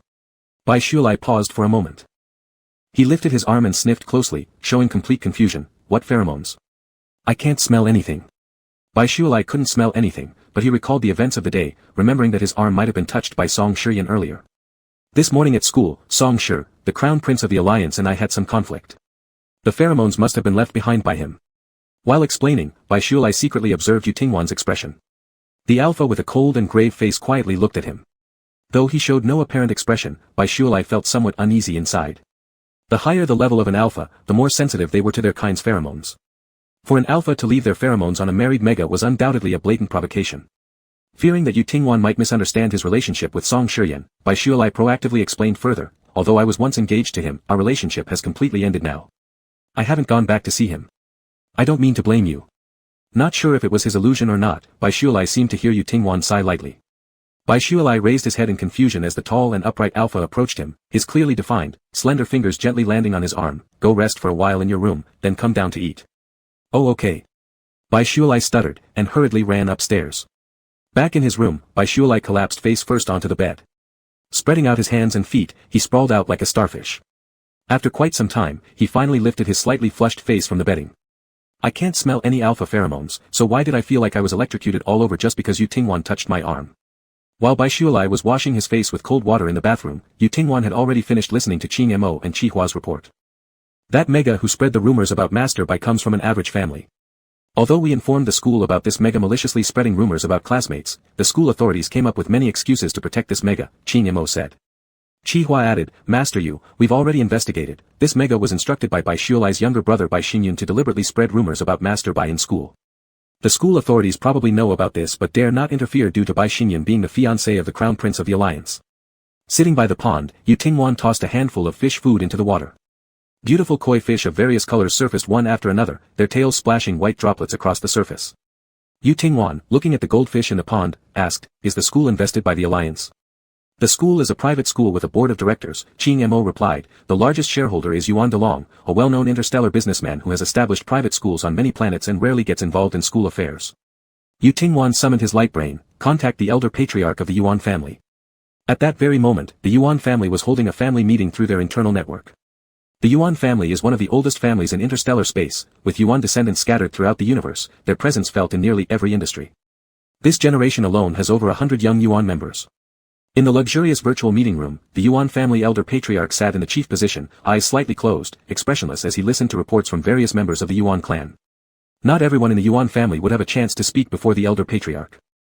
Currently speaking was Yuan Delong, the eldest grandson of the main branch and the most likely successor to the Yuan family's legacy. As Yuan Delong was speaking with great enthusiasm, the sound of a phone call suddenly rang out in the meeting room. Yuan Delong's expression changed, ready to ask who had forgotten to silence their device during the meeting when the elder patriarch coughed, hold it. It was the elder patriarch's call. Yuan Delong smiled at the elder patriarch to indicate he understood but inwardly was extremely curious. The elder patriarch always set an example, typically not answering calls during family meetings unless they were particularly important. He wondered what big figure could make the elder patriarch interrupt a family meeting to take the call. What happened next surprised Yuan Delong even more. The moment the call was connected, the elder patriarch, who had been sitting back leisurely, instantly straightened his old back. His half-closed eyes shot wide open, and his mysterious expressions quickly transformed into respectful caution. No one knew who was on the other end or what they said, but the elder patriarch kept respectfully nodding, seemingly muttering, "Yes, yes." Yuan Delong marveled secretly in his heart. It was usually others bowing reverently to the elder patriarch. This was the first time the entire Yuan family witnessed such cautious respect on the elder patriarch's part. So, who was this person on the other side? When Yuan Delong was pondering, the elder patriarch had already ended the call with the mysterious individual. Just as he was considering whether to wait until the end of the family meeting to ask the elder patriarch, Yuan Delong suddenly noticed changes in the meeting room scene. Instantly, he had been transported from the grand meeting room to the elder patriarch's private study. Before he could say anything, turning his head, he saw the elder patriarch frowning, glaring at him and angrily criticizing, "What kind of ridiculous principal did you appoint?" Back in the principal's office, the principal issued a careless chuckle. "Directorly, weren't you very disapproving of Bai Shualai initially? Why are you now speaking up for him?" The head of the grade furrowed his brow, looking serious. "These are two different matters. I dislike Bai Shualai because he initially got into the advanced class through His Royal Highness the Crown Prince. However, in the incident where he was rumored about by classmates, he is the victim." The principal shook his head and said with a smile, "Directorly, let me be honest with you. The person who originally allowed Bai Shualai into the advanced class was the Crown Prince. Today, the one who had that student exposed Bai Shualai's disgraceful deeds in public is someone close to the Crown Prince. People can complain as much as they like, but even if Bai Shualai has hooked up with some wealthy benefactor, does anyone really compare to the Crown Prince?" Director Li sighed. Just as he was about to say something, the principal's phone rang. "Alright, I need to take this call. You can leave. This matter doesn't concern you anymore." The principal waved him off and answered the call. Director Li turned around and left the principal's office. He waited outside the door, faintly hearing the principal apologizing humbly inside. When it went quiet inside, Director Li knocked on the door again. "Principal." The door was open from the inside. The principal stood there with an alarmed look, turning to seriously tell Director Li, "Investigate thoroughly. We must fully investigate the rumor-spreading incident." Chapter 27, Teacher, I want to change classes. The next morning, Bai Shualai took Yu Tingwan's luxury car as usual and arrived at school accompanied by Qing Mo and Qi Hua. Many eyes were on him as soon as he got out of the car. Bai Shualai ignored these glances and continued acting as though they didn't exist. On the way to school yesterday in the luxury car, Bai Shualai had thought about stopping some distance away from the school and walking the rest of the way. He didn't actually like being so flashy, but sometimes a bold display could help when he was already in a precarious position after Song Shiyan broke their engagement, allowing him to avoid many unnecessary harassments and troubles. If they saw him get out of a luxury car, perhaps they would gossip privately. At least it meant people knew he had found new backing and wouldn't bother him without thinking twice. Let them talk, Bai Shualai no longer cared. After being broken up with by Song Shiyan, he did numerous things to win back the memory-impaired Song Shiyan, humiliating things worse than what he was accused of now.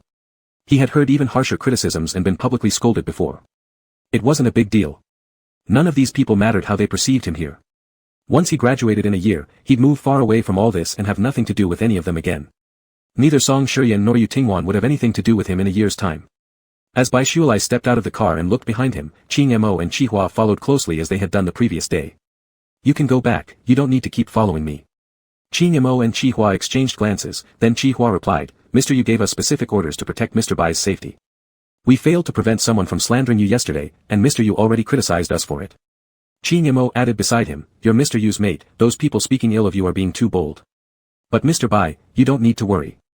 After we reported the incident to Mr. Yu yesterday, he immediately dealt with it by contacting the right people." Bai Shualai listened in surprise and asked hesitantly, "Did you report yesterday's incident to Mr. Yu?" Qi Hua nodded naturally, "Of course we told Mr. Yu such a major incident." Qing Mo also chimed in, "Absolutely, absolutely, those who spoke ill of you were truly wicked. They even called Mr. Yu an old white-haired man. If this weren't a school, they would have surely been beaten by us." Bai Shualai felt a bit embarrassed listening to this. His original plan was simply to let the Bai family know he wanted to cut ties, so he hadn't told the Bai family about the true identity of Yu Tingwan, only saying that he had been marked by an older alpha with white hair. While Yu Tingwan was indeed older and had white hair, Bai Shualai hadn't explained clearly enough, leading the Bai family to mistakenly believe that he'd fallen for some old alpha. Having lived with the Bai family for years and stayed with Song Shiyan for 3, Bai Shualai had never even heard of Yu Tingwan, let alone met him. He unconsciously believed that the interstellar giant Yu Tingwan couldn't possibly have any connection to the Bai family or the Blue Star Alliance.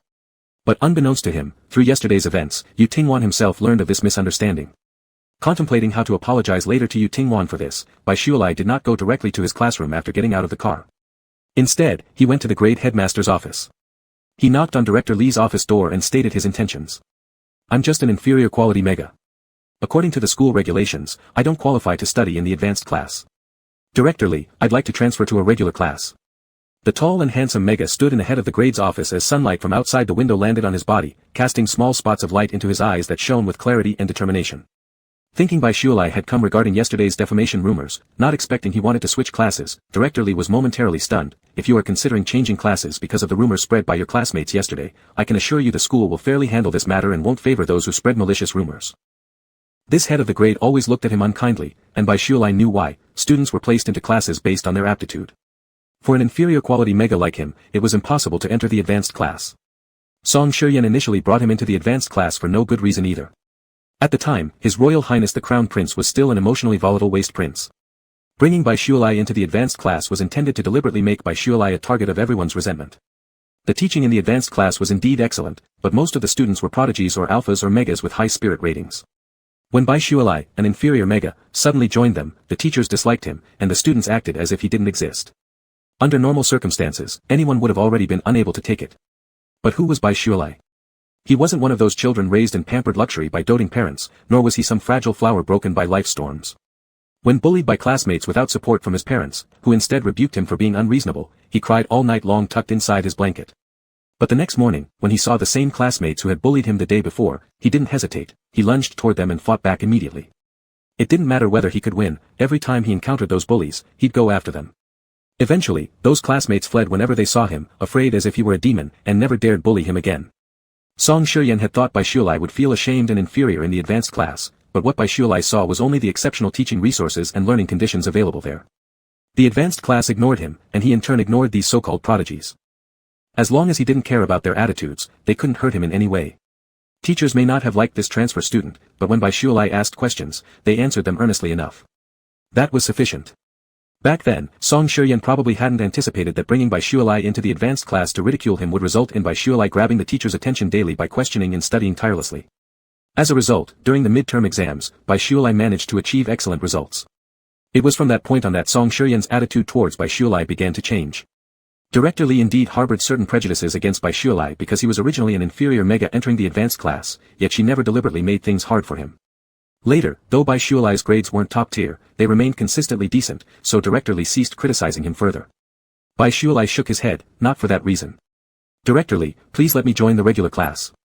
Anyway, regardless of whether it was a regular class or an advanced one, in the end, they would all graduate with the same diploma. Director Li hesitated for a moment before saying, we'll address this after school. For now, let's return to the classroom and first resolve the issue of the rumors spread about you. Chapter 28, Bai Shualai, I am married. Spending some time in the grade director's office, Bai Shualai returned to the classroom when the teacher had already started the lesson. Just as he was nearing the doorway, Director Li's phone rang. She told Bai Shualai, you go in first. I'll take this call and be right there. Alright, Director Li. Bai Shualai faintly heard the words, principal, in the call, guessing that it must have been a call from the principal. When he reached the classroom door and had just opened his mouth to say, report, the homeroom teacher speaking inside immediately cut him off with hostility. Bai Shualai, do you even know what time it is? If you don't want to attend class, just don't come.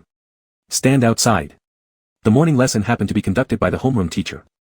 Although he had seen countless people change their faces according to circumstances, Bai Shualai couldn't help but marvel at how quickly the homeroom teacher switched her attitude. When he was together with Song Shiyan, the homeroom teacher treated him with great warmth and kindness. Ever since Song Shiyan lost his memory and turned his attention to Bai Xinyan, the homeroom teacher never showed him a smile anymore. Bai Shualai pressed his lips slightly, said nothing, and turned around to wait outside until Director Li finished her call. Bai Shualai, come in. In the quiet classroom, a familiar voice suddenly sounded. Song Shiyan was also present for class today. He sat next to Bai Xinyan, his eyes fixed on Bai Shualai who stood by the door. A flicker of confusion quickly crossed the homeroom teacher's face. Although she had just shooed Bai Shualai away, it didn't stop her from immediately changing expressions. Bai Shualai, come back. Forget it, since this is your first time being late, I won't hold it against you. Come in. Bai Shualai almost chuckled. He stayed rooted at the door. Teacher, do you want me to go out or come in? The homeroom teacher's face instantly stretched long with annoyance. However, as she couldn't fully gauge the crown prince's feelings towards Bai Shualai, she suppressed her anger and snapped, get inside, do you even want to study? Bai Shualai said nothing. He casually scanned the classroom. Song Shiyan glared coldly at him while Bai Xingyun sitting nearby stared at him fiercely, looking as though he wanted to tear him apart. What's going on, Bai Shuilai? Why are you standing here? A voice came from behind Bai Shuilai. Director Li had finished her phone call and arrived to see Bai Shuilai waiting outside the classroom door. Seeing the grade director, the homeroom teacher quickly switched to a warm, amiable smile. Director Li, this student was late for class. Director Li strode into the classroom. It's a misunderstanding. He actually came to school early. There was just a delay because he was in my office, so he ended up being late. As she spoke, Director Li glanced up at the clock hanging on the classroom wall. Bai Shuilai was only 5 minutes late. The homeroom teacher smiled and said, that explains it. Bai Shuilai, return to your seat. Wait, there's something to be handled, Director Li told the homeroom teacher, I'll need a few minutes of your class. Of course, certainly. The homeroom teacher descended from the podium and handed the class over to Director Li. Director Li walked up to the lectern. She scanned the students in the room before her gaze landed on a particular mega, precisely the one who had publicly mocked and spread rumors about Bai Shuilai yesterday. Under the sharp scrutiny of Director Li, that mega lowered his head nervously, glancing towards Bai Xingyun who shot him a warning glare.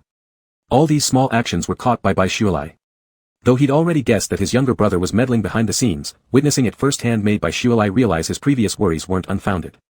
Even if he cut ties with the Bai family and stopped pursuing Song Shiyan, Bai Xingyun wouldn't let him off. His younger brother had been spoiled rotten by their parents, utterly selfish and cold-blooded.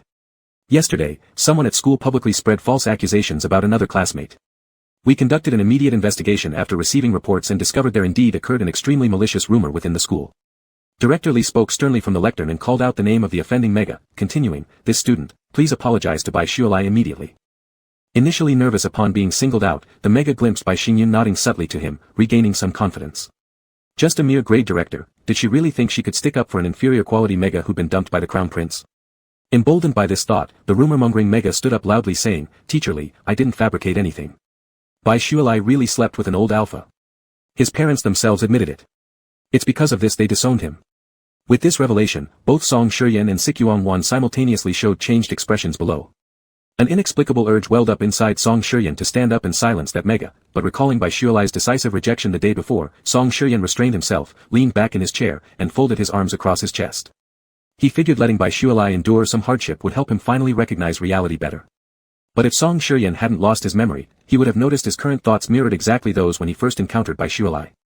The difference was, back then, he deliberately placed Bai Shuilai into a top-tier advanced class unsuitable for his qualifications and status. And now, when Bai Shuilai faced malicious attacks, he chose to stand idly by. Director Li rebuked sharply, firstly, we've already investigated this matter thoroughly, what you say isn't entirely true. Secondly, arbitrarily embellishing and spreading gossip about a classmate's private life is strictly prohibited both within the school and outside. Director Li, this student may have acted impulsively, but he did not fabricate the rumors. Bai Xingyun stood up at this moment. He looked at Bai Shuilai with a hurt and reluctant expression, as if it pained him to speak the truth. Brother, I'm sorry for exposing your private affairs, but I can't let a classmate be wronged. Teacher, I'm Bai Shuilai's younger brother, and I can confirm that what this classmate said is true. As Bai Xingyun finished his statement, murmurs rippled through the classroom. When Bai Shuilai glanced at Bai Xingyun, his eyes inevitably swept over Song Shiyan nearby. Song Shiyan sat in his chair with arms crossed, unmoving, showing no concern for Bai Shuilai's predicament and allowing Bai Xingyun to defame their own elder brother in public. Bai Shuilai gave a faint, mocking laugh inside his heart and then loudly confronted Bai Xingyun. Bai Xingyun, I know you're afraid that after Song Shiyan regains his memory, he might seek me out. But I didn't expect that even after I've already married another alpha, you still wouldn't leave me alone, not only spreading vicious lies about me behind closed doors but also saying these things publicly. As soon as these words left Bai Shuilai's mouth, Song Shiyan straightened in his seat, lowering his crossed arms. Sikyuan stood up immediately, her wide, astonished eyes asking incredulously, you got married? Chapter 29, the principal intervenes and publicly apologizes to Bai Shuilai. These words of Bai Shuilai triggered immediate buzz and whispering among the classmates. Sikyuan fixated her gaze on Bai Shuilai, disbelief written all over her face, and demanded sharply, you got married? Bai Shuilai, who did you marry? This is my personal matter, doesn't it seem like it's none of your business? Bai Shuilai shot a disdainful glance at Sikyuan. Realizing she had reacted too strongly, Sikyuan sniffed lightly and sat back down. From not far away, Song Shiyan felt both surprised and suspicious as he glanced at Sikyuan. Bai Xingyun was stunned momentarily, then a hint of joy flickered in his eyes, though still fearing Bai Shuilai might be lying. He feigned innocence and curiosity as he continued, Big brother, who did you marry? Such an important event, why didn't you tell us? Who is the alpha, and how can you get married while still in school? Bai Shuilai wasn't falling for any of this nonsense anymore. In the past, going against Bai Xingyun would result either in being beaten or severely scolded by their parents. Now, having severed ties with the Bai family, he was no longer the dependent child who relied solely on his parents. After casting a cold look at Bai Xinyan, Bai Shuilai shot back immediately, "What business is it of yours when you've already engaged yourself to someone else, yet you're trying to meddle in whether others are married or not? Or are you forgetting that you're supposed to be a student? Moreover, my marriage has nothing to do with you. I'm just concerned." Bai Xinyan attempted to interject. Bai Shuilai cut him off without hesitation, "I don't need your concern. Don't pretend to care while probing into other people's private lives under false pretenses." Struck dumb by Bai Shuilai's rebuttal, Bai Xinyan was at a loss for words. Just as Director Li was about to intervene and halt the quarrel, the principal walked in briskly with a grave expression on his face. "What is going on here?" The students were all astonished. While they expected Director Li to arrive, how had the principal come as well? In that moment when the principal appeared, Bai Xinyan threw a smug look at Bai Shuilai before adopting a tone full of grievance. "Principal, I was merely expressing concern about whether Bai Shuilai has been deceived. Otherwise, how could he have just been rejected by the crown prince and immediately married another alpha?" Bai Xinyan almost outright accused Bai Shuilai of being fickle and disloyal. Frowning deeply, Song Shiyan knew Bai Xinyan was deliberately framing him, but there was undeniable suspicion and anger in his eyes as he looked toward Bai Shuilai. Bai Shuilai chuckled coldly. "Song Shiyan broke off our engagement only days ago, turned around, and got engaged to you. He can seamlessly switch allegiances, so why can't I?" Enraged, Song Shiyan shouted out, "Bai Shuilai." Unyielding, Bai Shuilai glared back at him. "Your Highness, am I not right? This is a school, a classroom, not a place for your squabbles." The principal reprimanded them sternly, then turning towards Bai Xinyan, added, "And you, Bai Xinyan, sit down. Right after transferring, you lead discussions on a classmate's private life in public. Don't think that because you're engaged to the crown prince, you can run rampant and break rules within the school." Bai Xinyan was completely stupefied. Recently, his parents had maintained close relations with the principal, showering him with gifts and invitations to tea. Before, they'd turned a blind eye to his and Song Shiyan's act of leaving Bai Shuilai on a deserted planet, and more recently, ignored his malicious rumor-mongering about Bai Shuilai at school. So why had their attitude suddenly changed? "Bai Xinyan, until when will you keep bringing shame to me?" Song Shiyan said coldly. Bai Xinyan hurriedly sat back down, his face burning as if he had just been slapped in public. He raised his head and stared at Bai Shuilai, still unable to understand why the principal had suddenly changed his attitude toward him. Could it be because, even though Song Shiyan had lost his memory, he still couldn't forget about Bai Shuilai? Bai Xinyan's face instantly turned pale as he hung his head, lost in thought. After the principal arrived, he called Bai Shuilai and the mega student who spread rumors away for a private talk. No one knew what was said. When they returned, the mega student stood on the podium and tearfully apologized to Bai Shuilai in front of everyone, regretting their actions. In addition to apologizing publicly, this rumor-mongering student was demoted from the advanced class to an ordinary one by the principal.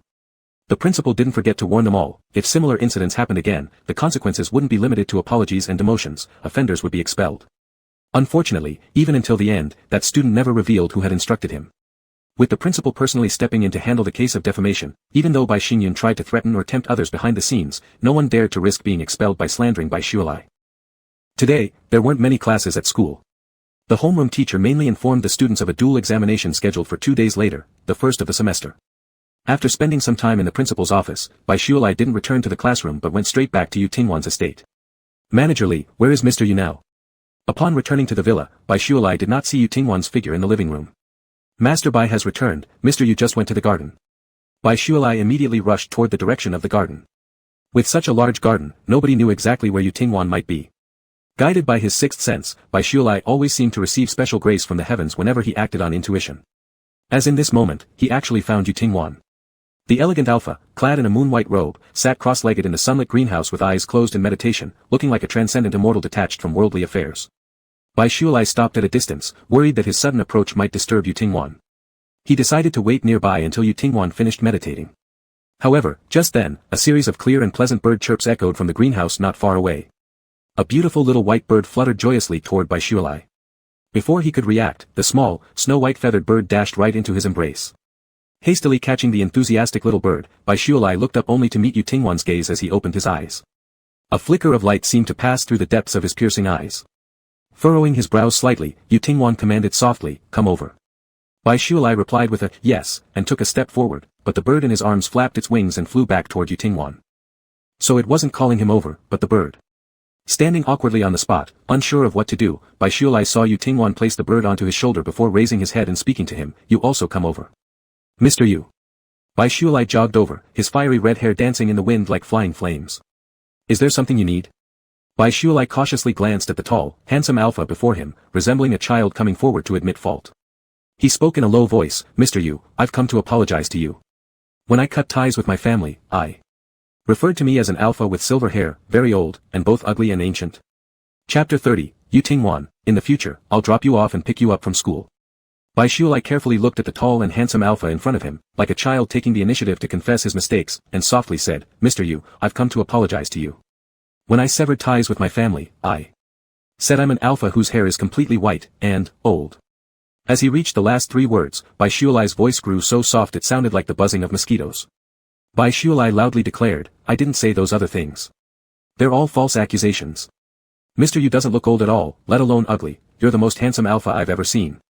Seeing that Yu Tingwan still maintained a composed expression, Bai Shuilai cautiously stepped closer to the alpha, earnestly apologizing, sorry, it's my fault for not considering everything carefully, causing you to be insulted. What would you like to drink? Bai Shuilai looked up, utterly confused, Yu Tingwan turned around, tea, coffee, juice, or soda. I like bubble tea. There's no bubble tea at home. Tell manager Lee what flavor you like and he'll buy it for you. Yu Tingwan gestured Bai Shuilai to sit down near a small table nearby, drink water first. Bai Shuilai hastily waved his hands, anything is fine with me. Drinking water is good, it's healthy. Yu Tingwan picked up the celadone teapot next to him and poured 2 glasses of water.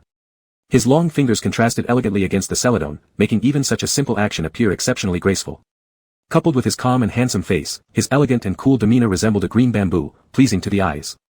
When Yu Tingwan lifted his head, he caught sight of the redhead sitting across from him, who was staring blankly at him. His dark pupils instantly widened, like a startled little fish. Bai Shuilai quickly lowered his head, hiding the slight flush that crept onto his earlobes beneath his red hair. The redhead mega lowered his head and softly said, Mr. Yu, thank you. The matter at school, the classmate who spread rumors in public yesterday has apologized to me today, and the principal also personally warned the student spreading rumors. Bai Shuilai, the incident happened yesterday, but you didn't say a single word when you came back. If Qing Mo and Qihua hadn't told me about this, were you planning to handle it yourself? Yu Tingwan's voice was calm, without any tone of reprimand, more like casual conversation between friends. Hearing the gentle tone from Yu Tingwan, Bai Shuilai's heart, which had been raised, slowly settled down again. Gripping the pants on his thighs lightly with both hands, Bai Shuilai said, they were just some nasty words. Pretending not to hear them would be fine. Yu Tingwan flicked his eyes slightly and took a faint look at Bai Shuilai while pinching the celadone teacup. As the young redhead mega spoke these words, it was as if he was casually mentioning, today's weather is nice. Seeing Yu Tingwan looking at him, Bai Shuilai hurriedly explained, I didn't mention your name, neither to my family nor to others. So although they slandered my alpha for being old and ugly, they don't know that my alpha is you. A trace of disapproval furrowed the usually cold man's brows, and he put down his teacup. Yu Tingwan stared directly at Bai Shuilai, didn't you consider clarifying or explaining anything? At first, yes, then, forget it. Bai Shuilai kept his head down, looking at the reflection of tree leaves on the surface of the tea in his cup and continued, some people don't care about the truth. They just want to attack me. Sometimes, the more I explain anxiously, the more they think I'm just trying to defend myself because they've hit a nerve. Bai Shuilai smiled indifferently and said to Yu Tingwan, explanations should only be given to those who are willing to listen. There was no point in dwelling on the classmates in his class, those rich and powerful individuals who belonged to an entirely different world than his own. Yu Tingwan asked again, why didn't you report it to the school? If the school intervened, even if those people didn't believe your explanation, they wouldn't dare to go overboard. Bai Shuilai simply shook his head and gave a light smile, it's useless. If it weren't for you stepping in this time, let alone the principal personally handling justice for me, the school probably wouldn't intervene to avoid offending others. Yu Tingwan said, that's true. Apparently, you also know that if you come to me, I can help solve all the problems you cannot handle on your own. For a moment, Bai Shuilai froze. He opened his mouth but suddenly didn't know what to say, his mind went blank. Yu Tingwan told him, I don't understand why you didn't tell others about our marital relationship and chose not to tell me when you encountered difficulties. Perhaps you feel that our marriage is just a short-term deal, and there is no emotional foundation between us, so you have never seriously regarded the relationship between us two. With tightly clenched hands gripping his pants, Bai Shuilai stammered, I don't know. Faced with Yu Tingwan's sharp gaze that seemed capable of seeing through his soul, Bai Shuilai lowered his head, eyebrows furrowed tightly, I thought you didn't want others to know about our relationship.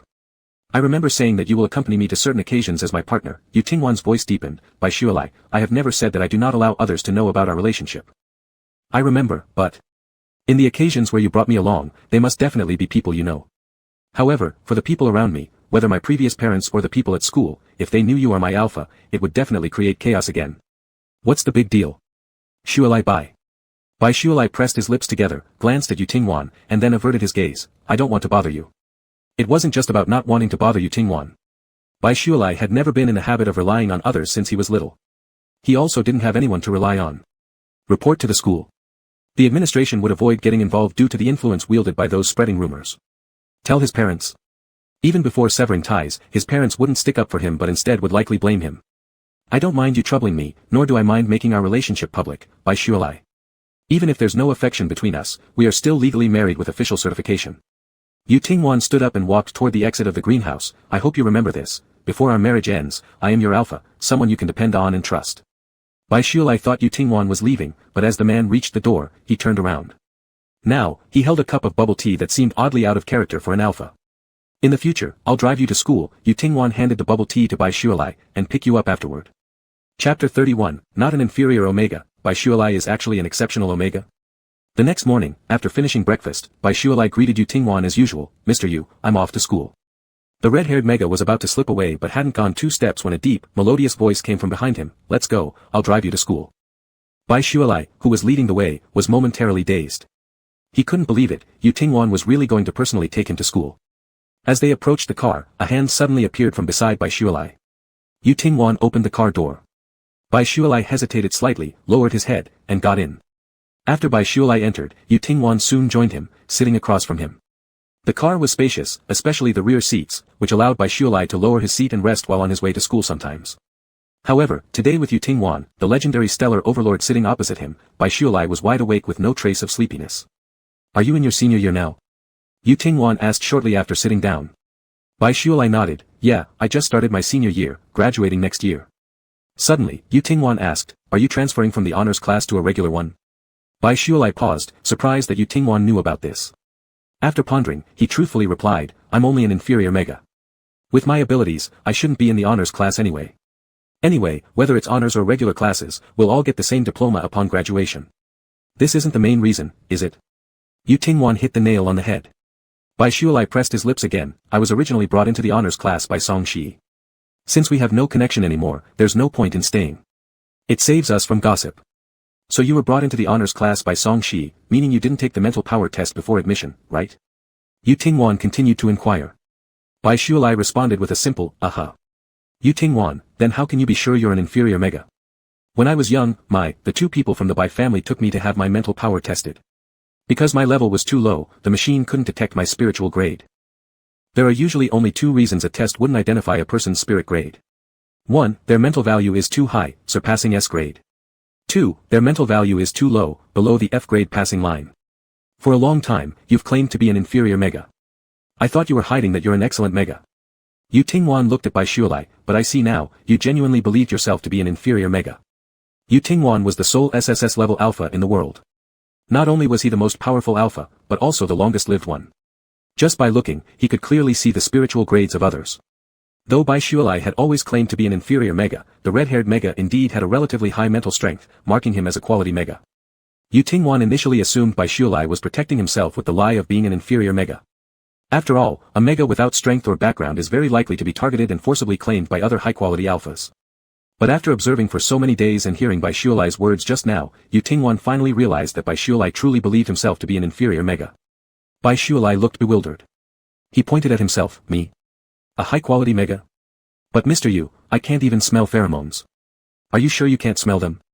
Yu Tingwan slowly released his pheromones. Do you smell them now? A fresh, cold fragrance filled the air, startling Bisulai. Every hair on his body stood up. Not only that, but he also began to feel a faint warmth in his body. An elusive heat crept through him like a cunning little snake, wriggling around inside. Before Bisulai's breathing became heavy, Yu Tingwan timely retracted his pheromones. In those short few seconds, Bisulai's smooth forehead broke out in a fine sweat, his fair cheeks tinged pink, making him look incredibly charming. Bisulai's eyes were filled with shock and confusion as he looked at the alpha, trying to find answers to his questions from the alpha. He stared intently, his clear eyes misty from the stimulation of the alpha's pheromones. A few strands of fiery red hair caught his eye, resembling a lake rippled by falling rose petals. The red-haired mega who had wandered into the alpha-only restricted area during his sensitive period had forgotten what exactly happened during those 7 days. The alpha who was then in a remote, desolate planet during his own sensitive period vividly remembered everything that happened back then. When one's mental power is strong enough, even if one loses consciousness during the sensitive period and can't control their actions, they will still recall every scene of the sensitive period afterward. Those passionate kisses, tight embraces, trembling shoulders, tear-filled eyes. Perhaps it was the first time for the Mega to be embraced by an Alpha and truly experience the information sent from a high-level Alpha. His clear eyes, like those of now, shimmered with misty water. Yu Tingwan shifted his gaze, his arm hidden under the sleeve tensing up, prominent veins showing. When speaking, Yu Tingwan's tone remained calm as ever. Whether it's an Alpha or a Mega, they'll only be affected by pheromones of their own or higher spiritual grade. Bai Shualai, you're not an inferior Mega, but an extremely rare ultra-elite Mega. From your birth until now, apart from me, none of the people you've encountered have reached your mental power grade. You aren't unable to sense pheromones, rather, because of your excessively high mental power grade, you are not affected by others' pheromones. Similarly, due to your high mental power grade, unless you actively release pheromones, others cannot smell the pheromones on you. Every word spoken by Yu Tingwan was familiar to Bai Shualai. Yet, strung together, Bai Shualai couldn't understand what they meant. Since childhood, Bai Shualai knew himself to be a subpar, inferior Mega. Occasionally, he dreamt about being a high-quality Mega. If he were a high-quality Mega, would his parents be proud of him? Would they love him as much as they loved Bai Xingjuan? But these were merely childhood fantasies. Now, Yu Tingwan suddenly told him that he wasn't the inferior Mega he thought he was, but a superior Mega. Even an ultra-elite Mega. Seeing Bai Shualai's perplexed expression, Yu Tingwan glanced out the window and said, "This might come as a surprise to you, but school is over soon. It's the weekend. I'll explain it to you slowly this weekend." The car stopped. They had arrived at school. Chapter 32, Isn't Bai Shualai's Alpha supposed to be an old man? How can he be so handsome? Underneath the comprehensive teaching building of the Alliance Military Academy, a conspicuous black luxury car slowed down and parked just as it had a few days ago. In just a few days, almost everyone in the school knew who the person sitting in this interstellar limited edition luxury car was. Whether on the teaching building or walking nearby, Military Academy students deliberately or inadvertently cast glances toward the black luxury car that had come to a stop. After yesterday's incident where the principal personally stepped in to handle the rumor mongers, most people were merely adding fuel to the fire. Even those in the advanced class who particularly disliked Bai Shualai did not dare speak ill of him loudly as they had before. One thing Bai Shualai said was correct. For those who disliked him and judged him with prejudice, even if the principal intervened personally to punish the rumor makers, it wouldn't stop their gossiping tongues. Even if they wouldn't openly ridicule, it didn't stop them from whispering snidely behind his back. Every day he comes to school in this car, putting on a show, just because he found a rich old Alpha. I actually admire Bai Shualai for dating such a handsome Alpha like the Crown Prince, yet he still went after an old man full of wrinkles. TSK, thinking about that makes me sick. You guys should keep your voices down. Be careful, Bai Shualai hears you and reports you to the principal again, he has powerful backing now. The group snickered mockingly, but soon a deep, low reprimand cut through their laughter. What are you yelling about? Get lost. They turned their heads to see none other than Si Kongwan, the eldest son of the Union General. This wasn't someone they dared to offend. One by one, they fell silent, apologized, and scattered. Si Kongwan coldly looked at the group, crossing his arms as he leaned against the balcony upstairs, observing the black luxury car with furrowed brows. He'd been investigating for days now. Not only could he find no information on the old Alpha Bai Shualai supposedly had a relationship with, but he couldn't even confirm if this Alpha even existed. Was the so-called gray-haired old Alpha real, or just a fictitious character concocted by Bai Shualai? A sudden suspicion crossed Si Kongwan's mind. Could it be that Song Shiryan had secretly reconciled with Bai Shualai and even married him, refusing to let Bai Shualai go? Was the whole story about the gray-haired old Alpha merely fabricated by Song Shiryan to cover up the truth? Taking advantage of Song Shiryan's absence due to business these days, perhaps he could ask Bai Shualai more directly. Just as Si Kongwan was pondering, a mocking voice rang out impatiently nearby, "Shit, there's a gray-haired guy stepping out, what an old." Before his clearly mocking words could finish, a moment of silence followed by a sharp intake of breath filled the air. Holy crap, he's so handsome. The crowd around them gasped and sucked in air repeatedly, all apparently awestruck by something extraordinary. Si Kongwan's frown deepened as he peeked towards the direction of the car. The person who stepped out of the car first wasn't Bai Shualai, but an exceptionally tall and robust Alpha with a sleek physique and long white hair draped loosely over his shoulders. The gathered students and teachers who had already congregated around were struck speechless, frozen in place, eyes fixed on the strange yet elegantly aloof, noble, and beautiful Alpha. Indeed, he is a gray-haired Alpha, but holy crap, how handsome can one person be? Isn't he really a star? He's so tall, almost 2 meters. The S-level Alphas in our school don't compare to him. Is this guy a high-grade Alpha? The hair may be white, but his face looks young, more attractive than the Crown Prince. His height and presence certainly matched the image of a top-notch Alpha. Yu Tingwan stepped out of the car first, and from the moment he appeared, there was a chorus of startled gasps surrounding him. Seemingly unaware, or possibly uncaring, Yu Tingwan maintained a cold, stunning demeanor. As the current Beyond All Alpha SSS-level Alpha, standing nearly 2 meters tall with an overwhelmingly commanding presence. With just a glance around during others' whispers, the surrounding area instantly quieted down. Yu Tingwan extended a hand toward the car. A hand hesitated inside for a moment before resting on the car door, finally gripping the palm Yu Tingwan offered. Even though lately at school, Bai Shualai felt constantly under scrutiny. Still, stepping out of the car now made Bai Shualai involuntarily nervous. Being alone would have been fine, but this was the first time he and Yu Tingwan were appearing together in front of so many people since their marriage. Bai Shualai cautiously glanced around, observing both teachers and students alike. Whether ordinary classes or elite ones who always seemed to look down on him, everyone was focused entirely on them. At this moment, not a single person dared to speak, not even in hushed tones. Like little white rabbits facing a big gray wolf, everyone stood rooted to the spot, their gazes filled with cautious trepidation. Even when Bai Shualai was with Song Shiyan before, he had never witnessed such an exaggerated scene. Yu Tingwan softly called his name, Bai Shualai. Retracting his gaze from around him, Bai Shualai looked up at the alpha standing before him. Yu Tingwan was really tall. Act more naturally. Don't forget, we're now legally a couple. The towering alpha suddenly leaned forward, his thin lips approaching Bai Shualai's ear and his mega's gland, exhaling warm breath. It was too close. Too hot. Even though Yu Tingwan wasn't deliberately releasing pheromones, Bai Shualai felt as if he'd been stimulated by the alpha's pheromones, his earlobes and the skin on the back of his neck grew flush. Because of his fair complexion, that hint of pink stood out all the more clearly. The bystanders who couldn't hear their conversation assumed Bai Shualai was shy in front of his alpha.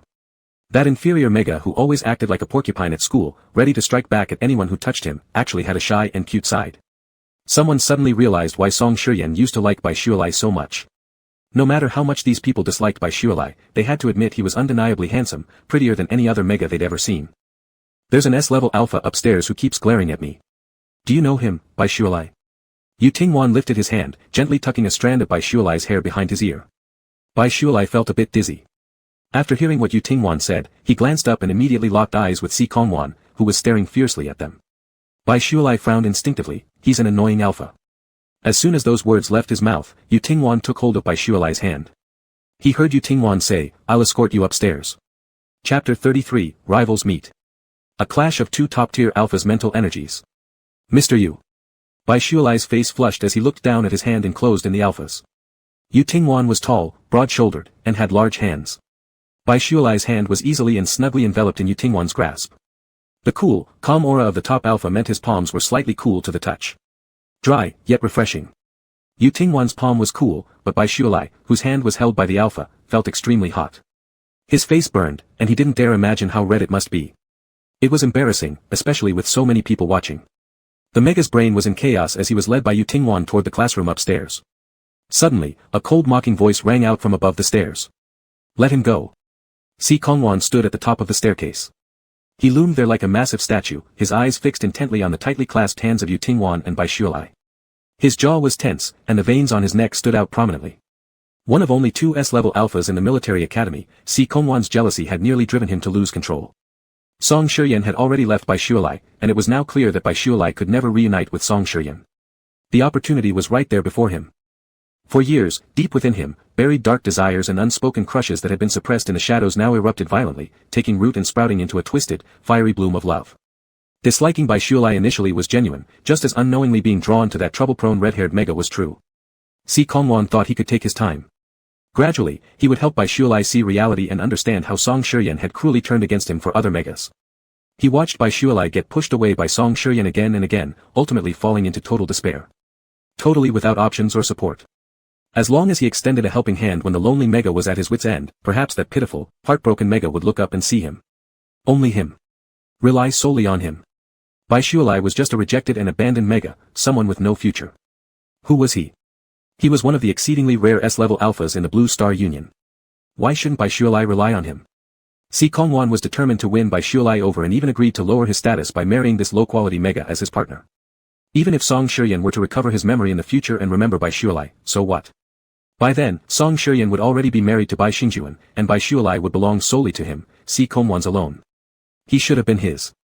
Bai Shualai should have been his mega. So why did this damned alpha suddenly appear and dare to hold hands so intimately with Bai Shualai?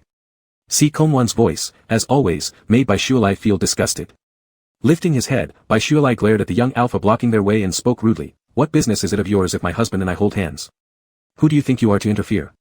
The very thought that Si Kongwan harbored feelings for him made Bai Shualai nauseous. How dare Si Kongwan claim to like him? This was the person who never looked at him properly in the past, who led others in ridiculing and belittling him, the same person who always showed disdain whenever they saw him.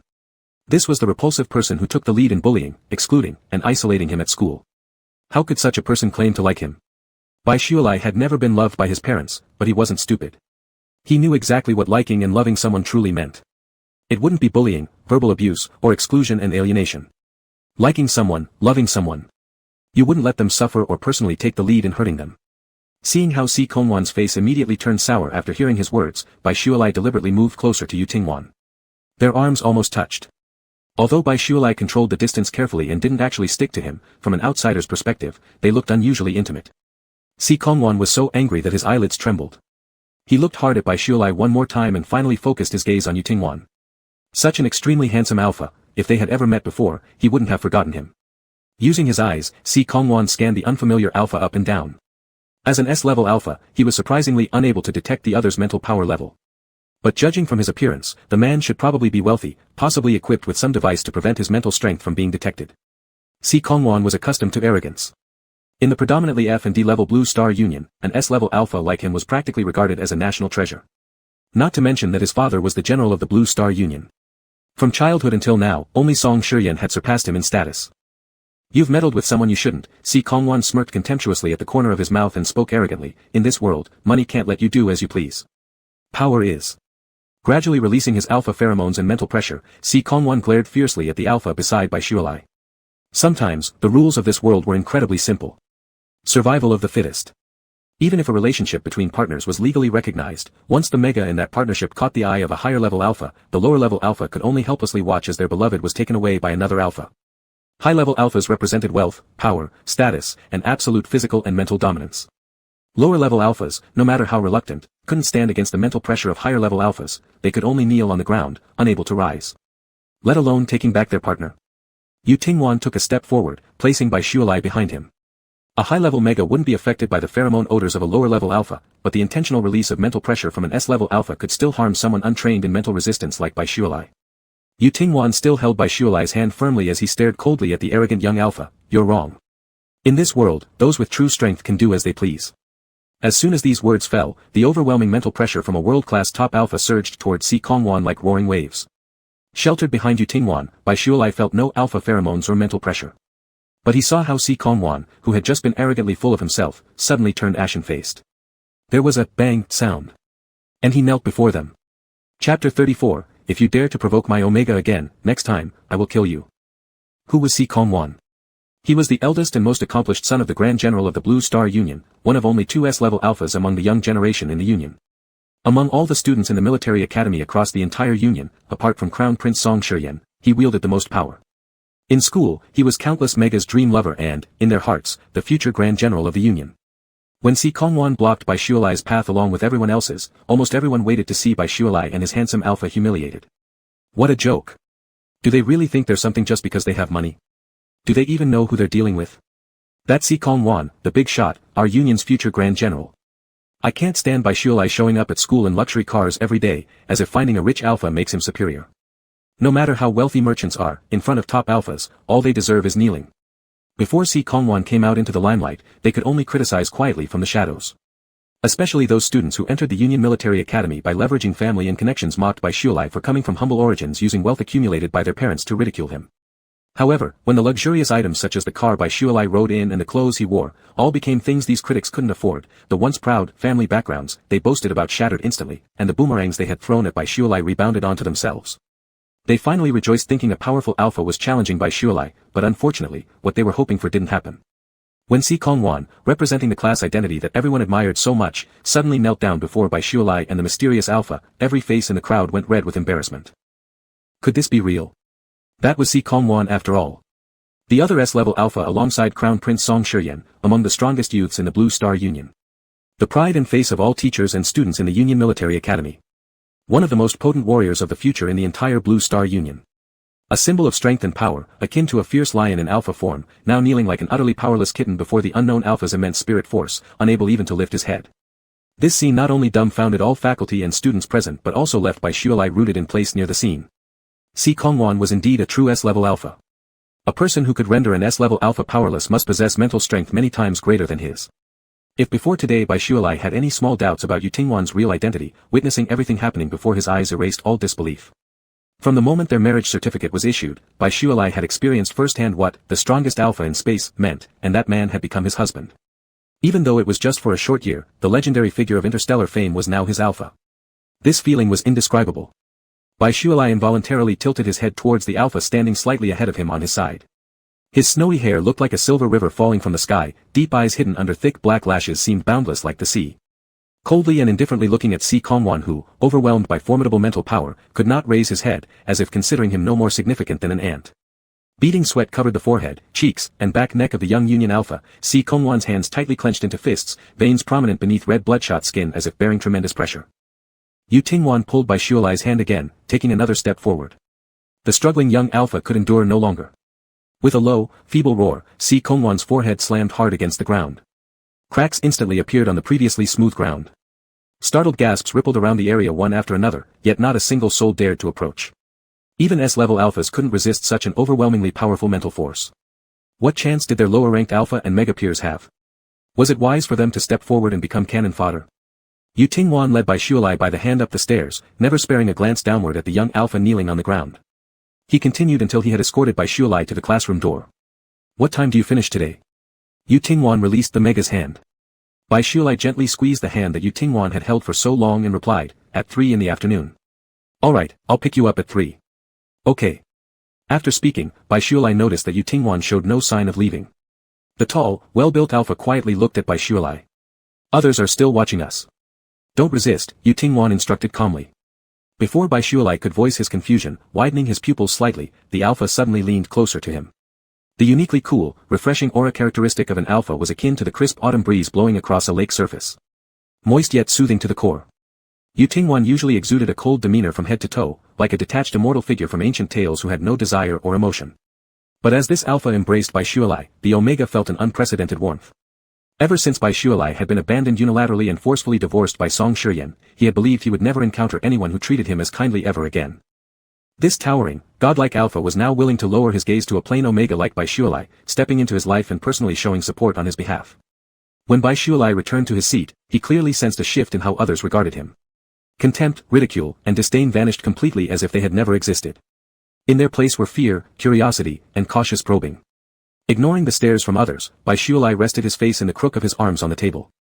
The faint pheromone scent belonging to Yu Tingwan still clung to him, an indescribable aroma. Like the cool breeze off a lake, like the fresh spring water cascading down mountain gorges, or like snow taken from the peak of a lofty mountain. When an alpha left his pheromones on an omega, this action undeniably announced the alpha's possessiveness and ownership over the omega while simultaneously warning other alphas, this omega belongs to him, back off. Don't overthink it, Baishualai, the red-haired mega whispered to himself. Mr. Yu is just putting on a show. Outside the classroom. After bidding farewell to Baishualai, Yu Tingwan retraced his steps. The top young alpha of the union remained in the same posture, both knees on the ground, hands tightly gripping the floor, and forehead pressed against the ground. Like a wild beast unable to break free from its predicament, Si Kongwan bore countless wounds, his fury and resentment reaching sky-high levels. Yet, facing such an absolute and overwhelming power, he was powerless to resist. Yu Tingwan stopped beside the kneeling alpha. Without warning, he suddenly lifted his foot and kicked Si Kongwan hard in the shoulder. The towering alpha collapsed gracelessly onto the ground. Before he could get up, Yu Tingwan stepped on his head with a heavy foot. Should you dare provoke my Omega again, next time, I will kill you. Chapter 35, attending a private dinner banquet with Mr. Yu reveals that the host is actually his ex-boyfriend's father. Seated at his desk, Baishualai raised his wrist to check the time. 2 minutes to 2:05. School would be out in just 2 more minutes. He sneaked a few glances toward the classroom door, which was open but revealed no one outside. Would Yu Tingwan really come to pick him up? Retracting his gaze, Baishualai lost himself in thought as he absently pinched his interlaced fingers together. After what happened in the morning, Si Kongwan hadn't reappeared at school. It made sense. The arrogant guy whose head always hung high was rendered immobile by Yu Tingwan's mental pressure earlier. Not only had his knees hit the ground, but he had been forced to touch his forehead to it as well. It looked exactly like bowing submissively before Yu Tingwan and Baishualai. A man obsessed with appearances like Si Kongwan wouldn't recover from being humiliated so publicly in front of numerous teachers and classmates anytime soon. It was highly likely he wouldn't return to school anytime soon. Baishualai would not sympathize with that arrogant and scheming guy. When he had been bullied at school, Si Kongwan was one of those leading the attacks against him. Let Si Kongwan also taste what it feels like to lose all face and be gossiped about. Alright, that's all for today. Class dismissed. As the teacher announced the end of class, people in the classroom began standing up and leaving. Baishualai lowered his head to tidy up his things. The noisy classroom suddenly fell silent as if someone had pressed the mute button. Perplexed, Baishualai looked up and saw a snow-haired alpha standing by the classroom door. The tall and lean man stood outside the classroom door, the sunlight of 3 o'clock in the afternoon shining behind him, making him look like a god walking out of the light. Probably due to Yu Tingwan effortlessly pressing Si Kongwan to the ground earlier, even though the alpha and mega students in the top class were wealthy and powerful, they all instinctively stopped upon seeing Yu Tingwan and dared not take a single step toward the doorway. Shualai, come over. Yu Tingwan spoke softly. Shualai, so intimate. Baishualai finished tidying up his things and ran over to the alpha, the classmates originally in front of him automatically giving way to clear a path. Mr. Yu, you really came to pick me up after school. Running to stand before the alpha, due to the height difference, he could only look up at the handsome face of Yu Tingwan. Yet, he also caught sight of an incredibly rare smile from Yu Tingwan. The usually indifferent alpha suddenly smiled, I keep my promises. Let's go home. Yu Tingwan extended his hand, naturally enveloping Baishualai's hand in his own. Instinctively following beside Yu Tingwan, Baishualai's mind echoed with the alpha's words. Home. So this is how it feels to be picked up after school and brought home. They sat opposite each other in the back seat of the car, just as they did in the morning. Do you remember what I mentioned earlier about needing your company to attend a private dinner banquet? In the car, Yu Tingwan suddenly said. Baishualai nodded, I remember, Mr. Yu. What do I need to do?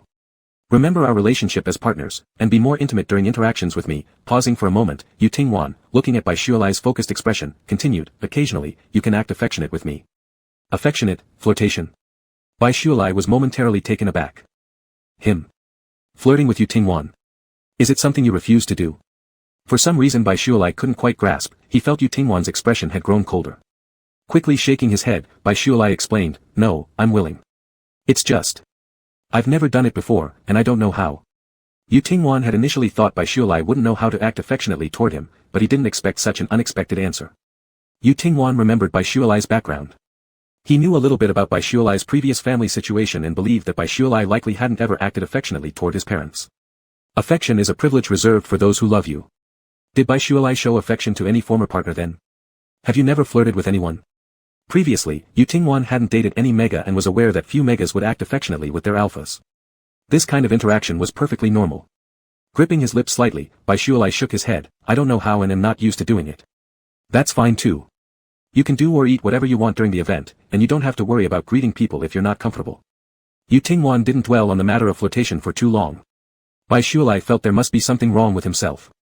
He just moments ago sensed a coldness in Yu Tingwan's demeanor, but now he perceived a slight improvement in his mood. Wouldn't being so spontaneous embarrass you or cause you trouble? Baishualai still worried that he might mess up somewhere, and frankly admitted, Mr. Yu, I've almost never attended formal private dinner banquets. When he was with Song Shiyan had never taken him to any banquets or private dinners. Baishualai understood Song Shiyan. Neither the people around Song Shiyan nor the upper circles of the Blue Star Union respected him as a lower-class mega. They never welcomed him, and he never wanted to join them. Whenever Song Shiyan went to banquets alone, Baishualai would stay at home playing games or watching movies. Yu Tingwan glanced faintly at the mega, Baishualai, you're mine. Be my mega and you don't have to care about others' gazes or opinions. How could this guy so nonchalantly say something like, you're my person?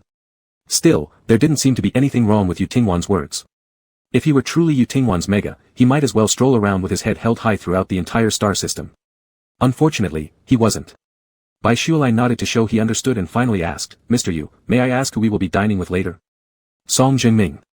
It sounds familiar, somewhere. The leader of the Blue Star Union. Chapter 36, Because I've held you, I know your size. Song Jingming. The leader of the Blue Star Union, their king. Isn't he Song Shiyan's father? Baishualai was momentarily stunned. Perhaps his surprised expression was too obvious, because the alpha sitting opposite the mega inquired, what's wrong? Song Jingming, he is Song Shiyan's father. Although I've only met him once, he doesn't seem to like me much. After hesitating for a moment, Baishualai still decided to tell the truth. It wasn't just that Song Jingming disliked him. After Song Shiyan successfully proposed to him, and due to the magnitude of the event, Song Shiyan's father reluctantly agreed to meet him. Lying in the hospital bed, the old king looked at him with an utterly disdainful gaze. Baishualai could clearly see from everyone's eyes then how much they despised him. Some even bluntly said cruel things right in front of him. What's the use of having a pretty face? You're just a low-level mega who isn't suitable for public appearances. How could he possibly marry someone like you? If you really like him, keep him as a mistress outside. Letting such an inferior mega be your wife and the future queen of the union, do you expect us to have any face left? Do you want the entire Blue Star Union to be laughed at by the whole universe? Bai Shualai had repeatedly thought back then that perhaps it would be better to call it off and not get married. Could a marriage without everyone's blessing truly be happy? Perhaps even the heavens didn't want him to be with Song Shiyan, which is why Song Shiyan lost his memory and forgot about him before cruelly discarding him. Just hearing Song Shiyan's father's name made Bai Shualai recall some of the past, evoking feelings of nostalgia and regret. But that was all. Even if Song Shiyan suddenly regained his memory one day in the future and came back looking for him, Bai Shualai knew he wouldn't go back. Are you concerned about Song Jiming's attitude toward you? Yu Tingwan leaned casually against the back of the car seat, tapping lightly on the armrest with his distinctly boned fingers. Bai Shualai shook his head, recalling Song Shiyan's father's undisguised contempt for him. He lightly pressed his pale pink lips together and said, "Not anymore." He used to be overly concerned about Song Jiming's opinion, and the attitudes of Song Shiyan's family and friends, because they were the loved ones Song Shiyan couldn't abandon. Back then, he worried about how hard it was for Song Shiyan to balance between them, so he even tried reaching out to Song Shiyan's social circle.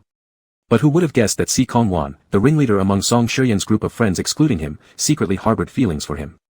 Hypocritical, two-faced, not a good person. Now that his relationship with Song Shiyan had completely ended, although Bai Shualai no longer cared about the opinions of Song Shiyan's family and friends, he still felt somewhat strange about going to dine with Song Shiyan's father as Yu Tingwan's partner. Go back and choose an outfit you like. We'll go for dinner tomorrow and come back. Pausing briefly, Yu Tingwan lifted his gaze to look at Bai Shualai, who sat obediently by the window. Don't keep things bottled up inside. Do I look that terrifying? Bai Shualai muttered quietly in his heart, not exactly terrifying, rather handsome, but definitely radiating a formidable aura. Mr. Yu, am I really a top-tier mega? All day, Bai Shualai kept thinking about what Yu Tingwan had said earlier in the morning. Since he became conscious, whether it was his parents or those around him, they constantly emphasized that he was merely a substandard mega. Because he was a substandard mega, he was never liked by his family. When Bai Xingjuan could learn to dance, play the piano, and paint, he was also able to wear the latest fashionable clothes. Bai Shualai, on the other hand, when asking his mother for money to join the school holiday swimming class, received a hard slap across the face. What's the use of you, an inferior mega, learning how to swim? You're just going to waste money. Such incidents were countless, more than Bai Shualai could count. No matter what he wanted to do, his mother would always be the first to criticize him, using the same excuse every time. Because you are an inferior mega, you don't deserve anything no matter what you attempt. Because you are an inferior mega, both now and in the future, the family's money and assets belong solely to your brother and younger brother. Because he was an inferior mega, despite his diligent studies that brought him top-ranking exam results, he still wasn't eligible to enter the Alliance Military Academy. The wealthy family refused to pay his high tuition, and even though his scores were good enough for a scholarship, he was ineligible due to his status as an inferior mega. Ultimately, it was because of Song Shiyan's initial malicious idea that Bai Shualai so easily got into the Alliance Military Academy, and even into its elite class. It was absurdly laughable. Yes, Yu Tingwan said, I can arrange for someone to take you for testing. Bai Shualai shook his head with a smile. That's not necessary, Mr. Yu. I trust you. Mr. Yu glanced at Bai Shualai and tapped his fingers lightly on the armrest, his lips curling slightly into an almost imperceptible smile. Yu Tingwan's private estate spanned a vast area, and although aside from Yu Tingwan and the butlerly, Bai Shualai rarely saw anyone in the villa itself was grand like a castle. Except for his own room, Bai Shualai had never really been to any other part of the villa since he came here. After returning to the estate, Bai Shualai followed Yu Tingwan up the stairs and arrived once again at the large room where they had previously selected wedding suits. The gowns in this room are all tailored to your size. If you need anything, feel free to choose yourself. If there's a style you like or if these selections lack something you want, simply contact Butlerly, who will help arrange contact with designers, Yu Tingwan explained as he entered the room. Pick a set you like. We'll go out tomorrow. Bai Shualai stopped mid-step while looking up at the gowns, suddenly realizing why the randomly chosen outfit for the photo shoot fit him perfectly last time. He didn't expect that Yu Tingwan not only knew his measurements but also had many suits made according to his size. Only after some time did Bai Shualai realize that the clothes hanging in his wardrobe were specially prepared by Yu Tingwan.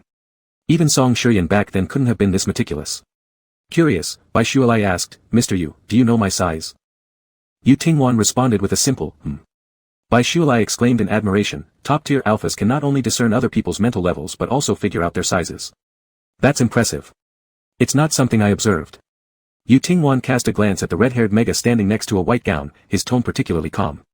I've held you. Realizing what the alpha meant, Bai Shualai's face turned crimson instantly. Chapter 37, Is Yu Tingwan's Omega actually Bai Shualai? The warm golden sunlight slanted in through the windows in the afternoon, illuminating the dark wooden floor.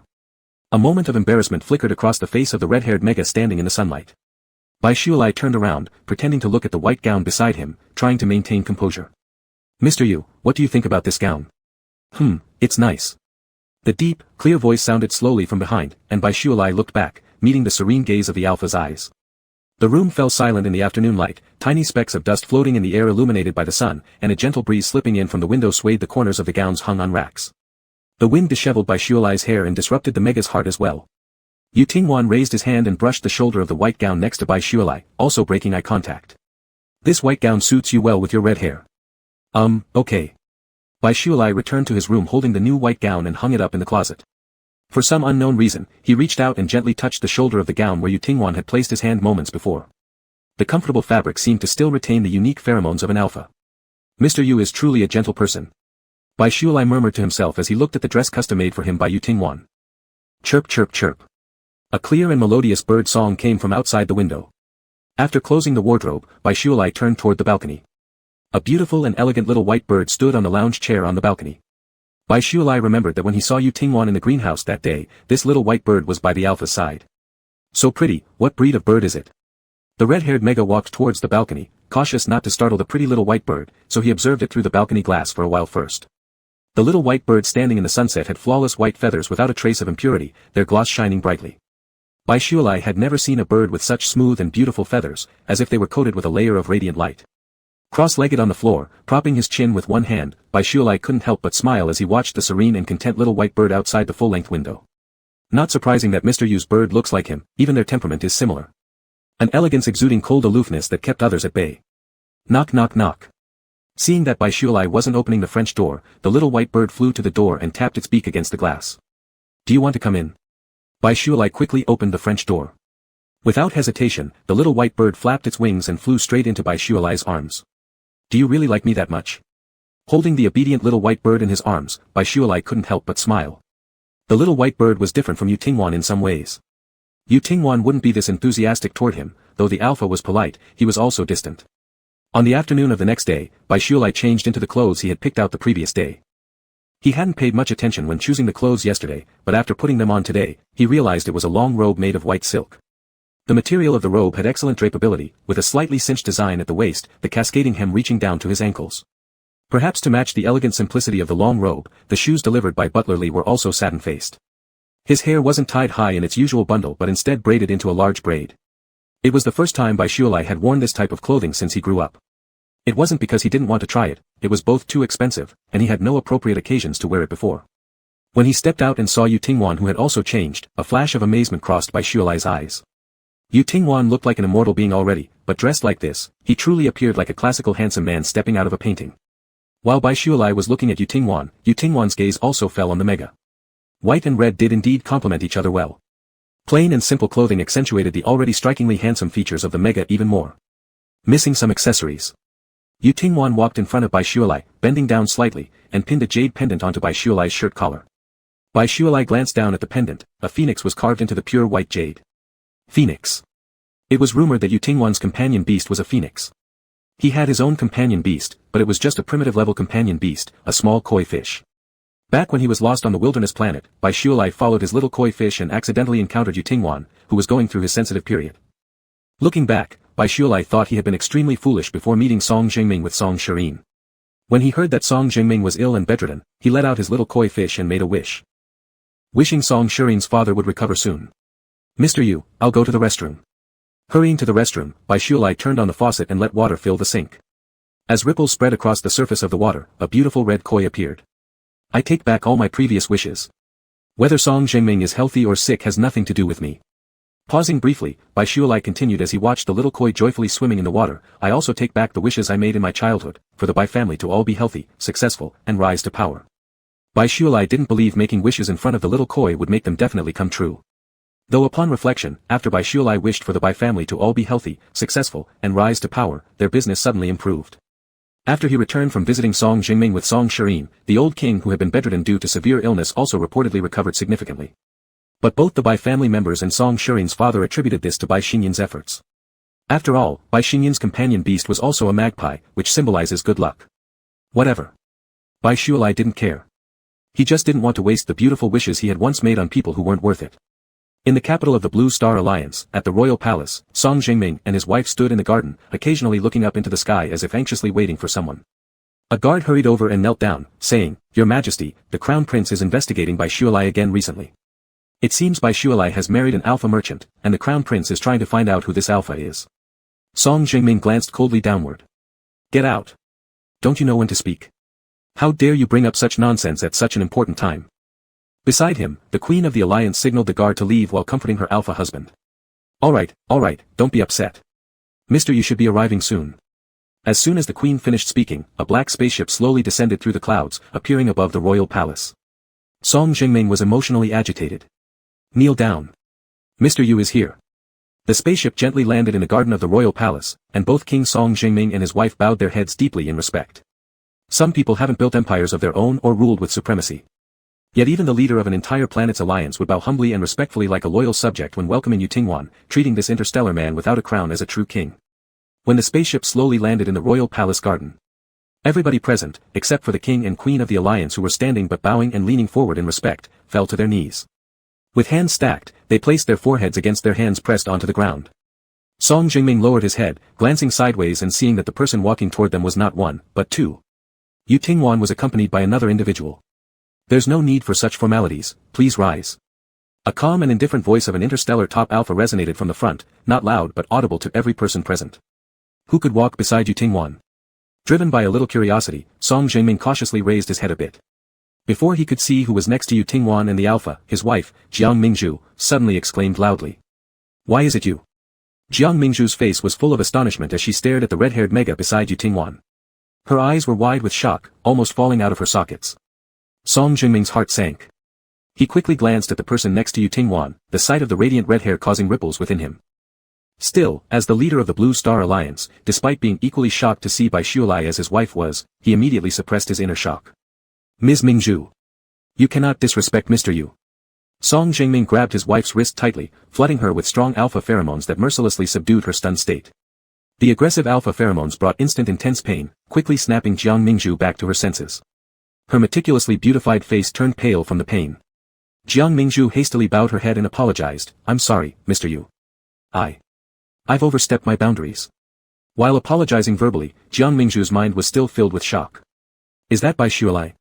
The same person who once seduced her son, making the crown prince oppose her, that inferior mega with a dazzling red hair. Bai Shualai's biological mother herself confirmed that such vivid red hair was an ominous sign. Except Bai Shualai, she hadn't seen anyone else born with such striking red hair naturally. But how could Bai Shualai, an inferior mega, appear next to Mr. Yu? Chapter 38, the Queen of the Alliance bows her head in apology to Bai Shualai. Song Jingming's astonishment was no less than his wife's. For a mega to suddenly appear beside Yu Tingwan was shocking enough. And this person was someone they'd already met, knew, and looked down upon. For so many years, there had been no shortage of mega individuals attempting to seduce Yu Tingwan. Various factions, in an effort to curry favor with the most powerful alpha in the interstellar realm, sent mega individuals to his side continuously. Without exception, they were all coldly and mercilessly rejected by Yu Tingwan.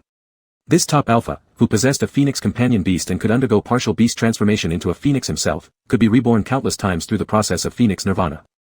If Yu Tingwan wished it, he could utilize the power of phoenix rebirth to share the same lifespan as the universe. This alpha, who possessed great strength and unimaginable wealth, had not marked a single mega in 2,000 years. And when an alpha marked a mega, even if the mega's mental strength grade was inferior to the alpha, and their lifespan shorter than the alpha's. With the deepening of their bond through the marking, the daily fusion of spirit and body, even low-grade megas would see their mental strength rise one level while also sharing the alpha's extended lifespan. Over these many years, Yu Tingwan hadn't sought out any mega, leading people to begin doubting whether Yu Tingwan simply didn't like megas and instead preferred BDIA or other alphas. In recent years, beauties of other genders besides megas were constantly sent to Yu Tingwan's side. Yet, Yu Tingwan still refused them all. Only through the excuse of his son's marriage could Song Jingming finally invite Yu Tingwan to the Blue Star Alliance. Even though the probability was zero, Song Jingming still seized this opportunity and arranged for several handsome men and beautiful women to be around as attendants. Just thinking maybe one of them might catch Yu Tingwan's eye. But what they couldn't have ever imagined was that, astonishingly, a mega appeared beside Yu Tingwan for the first time. Not just any mega, this was Bai Shualai, whom they looked down upon so much, someone their son had unilaterally broken up with. A good-looking but otherwise inferior mega. How had Bai Shualai managed to seduce Yu Tingwan? For Song Jingming and others, getting even a glimpse of Yu Tingwan was incredibly difficult. In these decades, it was only because of Song Shiyan's wedding that an invitation letter was sent to Yu Tingwan. And it just so happened that Yu Tingwan was nearby, giving Blue Star Alliance a bit of face by accepting Song Jingming's private dinner invitation. Yet Bai Shualai, this unremarkable and inferior mega from a family of newly rich, greedy parents, had neither connections nor background. No matter how hard Song Jingming racked his brain, he couldn't figure out how Bai Xiulai had managed to come into contact with Yu Tingwan, let alone stay by his side. While Song Jingming and his wife Jiang Mingzhu were confused, Yu Tingwan's cold and deep voice suddenly pierced their minds like a biting winter wind, instantly waking them up. "Mrs. Song, you've apologized to the wrong person." Yu Tingwan lifted his arm, gently placing it on the shoulder of the red-haired Mega beside him, fixing a cold gaze on Song Jingming's wife, Jiang Mingzhu. "The person you offended just now wasn't me, it was him." Jiang Mingzhu was momentarily stunned. She had grown up as a pampered young lady, her mental strength rating having risen to A level after marrying S-class alpha Song Jingming through the spousal relationship. As the noble queen of the prestigious Blue Star Alliance, an A-level quality Mega. How could she possibly be made to apologize to Bai Xiulai? To a low-born individual whom she'd never regarded as worth looking at. Jiang Mingzhu was instantly enveloped by an immense sense of shame. Clutching the elaborate sleeves of her fine clothing tightly, she glared at Bai Xiulai with complicated eyes, unable to react for a long while. Song Jingming slightly furrowed his brow, pinching his wife's arm forcefully while smiling and saying, "Mr. Yu, your friend, my wife and I have met before, which is why we were so surprised to suddenly see him again." "Not a friend," Yu Tingwan responded casually, his arm resting naturally on Bai Xiulai's shoulder. "Xiulai is my Mega, and also my wife." Yu Tingwan's sharp gaze fell upon Jiang Mingzhu, and even without releasing any of his pheromones or mental force, the superior alpha pressed down so heavily that the queen of the alliance found it almost impossible to breathe. "Mrs. Song, apologize." Cold sweat immediately soaked her back. Pale-faced and terrified, Jiang Mingzhu lowered her proud head, her voice trembling. I'm sorry. I inadvertently offended you earlier." Bai Xiulai had a fleeting moment of disorientation. Was this really happening? Song Shiyan's mother was bowing her head to apologize to him. The most prestigious Mega in the alliance, upon seeing Bai Xiulai beside her son for the first time, publicly berated the red-haired Mega with pointed nails in front of everyone. "You shameless gold digger, you're not even worthy to kneel and lick my shoes, yet you dare to seduce my son." One by one, those harsh, shrill, filthy words spewed from Song Shiyan's mother like sharp knives cutting into Bai Xiulai's carefully built-up dignity. Bai Xiulai kept his head lowered without a word. He had no right to rebel against the queen of the alliance or the mother of Song Shiyan. Even though Song Shiyan had loved him at that time, all Bai Xiulai could do was hide away and cry alone. After all, they were Song Shiyan's family. "Please don't listen to my mother, she's talking nonsense, Xiulai. Let's go out to eat something nice." "Don't be sad," Song Shiyan would comfort him afterward, taking him out for playdates and dinner, gifting him elaborate presents. For those years, Song Shiyan had indeed treated him well. However, even during their relationship, despite Song Shiyan fighting Siquan Wan for his sake, Siquan Wan never once bowed her head to apologize to him. Those people who looked down on him and insulted him arbitrarily may have refrained from slandering behind his back because of Song Shiyan's face, but the whispers never ceased. No one had ever apologized to him. Bai Xiulai never imagined that he'd live to hear Song Shiyan's mother lower herself to apologize to him. An unfathomable event, impossible to dream about, actually came true. Bai Xiulai immediately froze, unsure what to say. Just then, he heard Yu Tingwan sternly tell the queen of the alliance again, "To whom are you apologizing? His name is Bai Xiulai. If Mrs. Song is apologizing, please show some sincerity." Jiang Mingzhu stood frozen, realizing that Yu Tingwan was dissatisfied with her attitude toward Bai Xiulai and demanded another apology. "Apologize to Bai Master immediately." Song Jingming roared beside her. With an ashen face and gritted teeth, Jiang Mingzhu once more lowered her proud head toward Bai Xiulai. "Master Bai, I'm sorry. Please forgive my rudeness earlier. Let's go." Yu Tingwan placed his arm around Bai Xiulai and walked inside, no longer paying attention to Song Jingming and Jiang Mingzhu. Chapter 39, clearly seeking justice for that fox spirit. Sitting quietly next to Yu Tingwan, Bai Xiulai lifted the cup to sip some tea, then tilted his head to gaze at the scenery outside the pavilion. The warm orange light of evening spilled onto the surface of the pool in the palace garden, scattering streaks of golden shimmer. A few petals, shedding in the wind, twirled gracefully before falling. The last time Bai Xiulai had come to the palace was after his engagement to Song Shiyan. That was the first time Bai Xiulai stepped into the Blue Star Alliance royal palace. Song Shiyan's parents wielded unique power on this planet, enjoying unmatched status as king and queen only seen on TV by commoners. When Bai Xiulai first arrived at the palace, his nervousness left him no chance to notice the breathtaking beauty within. Later, when he left the palace, the humiliation faced there made him too disheartened to admire the surroundings at all. It was barely several months since Bai Xiulai's first visit to the palace. In less than half a year, Bai Xiulai transformed from Song Shiyan's fiancé into Yu Tingwan's Mega. The very same individuals who criticized him earlier not only apologized begrudgingly when ordered by Yu Tingwan but now, while eating, smiled obsequiously and addressed him as Master Bai with exaggerated respect. Although it wasn't necessarily satisfying. Watching those who once despised him bow their heads certainly pleased him to some degree. Yet Bai Xiulai knew well, whether it was Song Jingming or Jiang Mingzhu, their courtesy wasn't aimed at him, it was directed at Yu Tingwan. Because he was the person brought along by the strongest alpha in the interstellar world, the Mega of that top alpha, this was why they showed deference to him. Not participating in their conversation, Bai Shualai only ate silently, occasionally sipping tea and admiring the view. Suddenly reminded of his current status as Yu Tingwan's mate, he realized he should diligently play the role of partner beside Yu Tingwan. I don't like beating around the bush. If either of you has something to say, just get straight to the point. Having just sat down, Yu Tingwan cut directly to the chase. Hardly had he finished speaking when a pair of chopsticks suddenly reached for the small bowl in front of him. Of the 4 people present, 3 of them, excluding Bai Shualai, all simultaneously turned their gaze toward the red-haired Mega. Bai Shualai picked up a tender piece of fish and placed it into Yu Tingwan's bowl. After all, he had shared several meals with Yu Tingwan before. Even though they always sat far apart during these occasions, Bai Shualai had secretly observed that Yu Tingwan seemed to have a preference for fish meat. Between partners, shouldn't offering food to each other be considered normal? After placing the fish into the bowl, Bai Shualai stealthily glanced at Yu Tingwan, who then picked up his chopsticks and ate the piece of fish Bai Shualai had served. Yu Tingwan and Bai Shualai's interaction did not escape the eyes of the other 2 people in the room.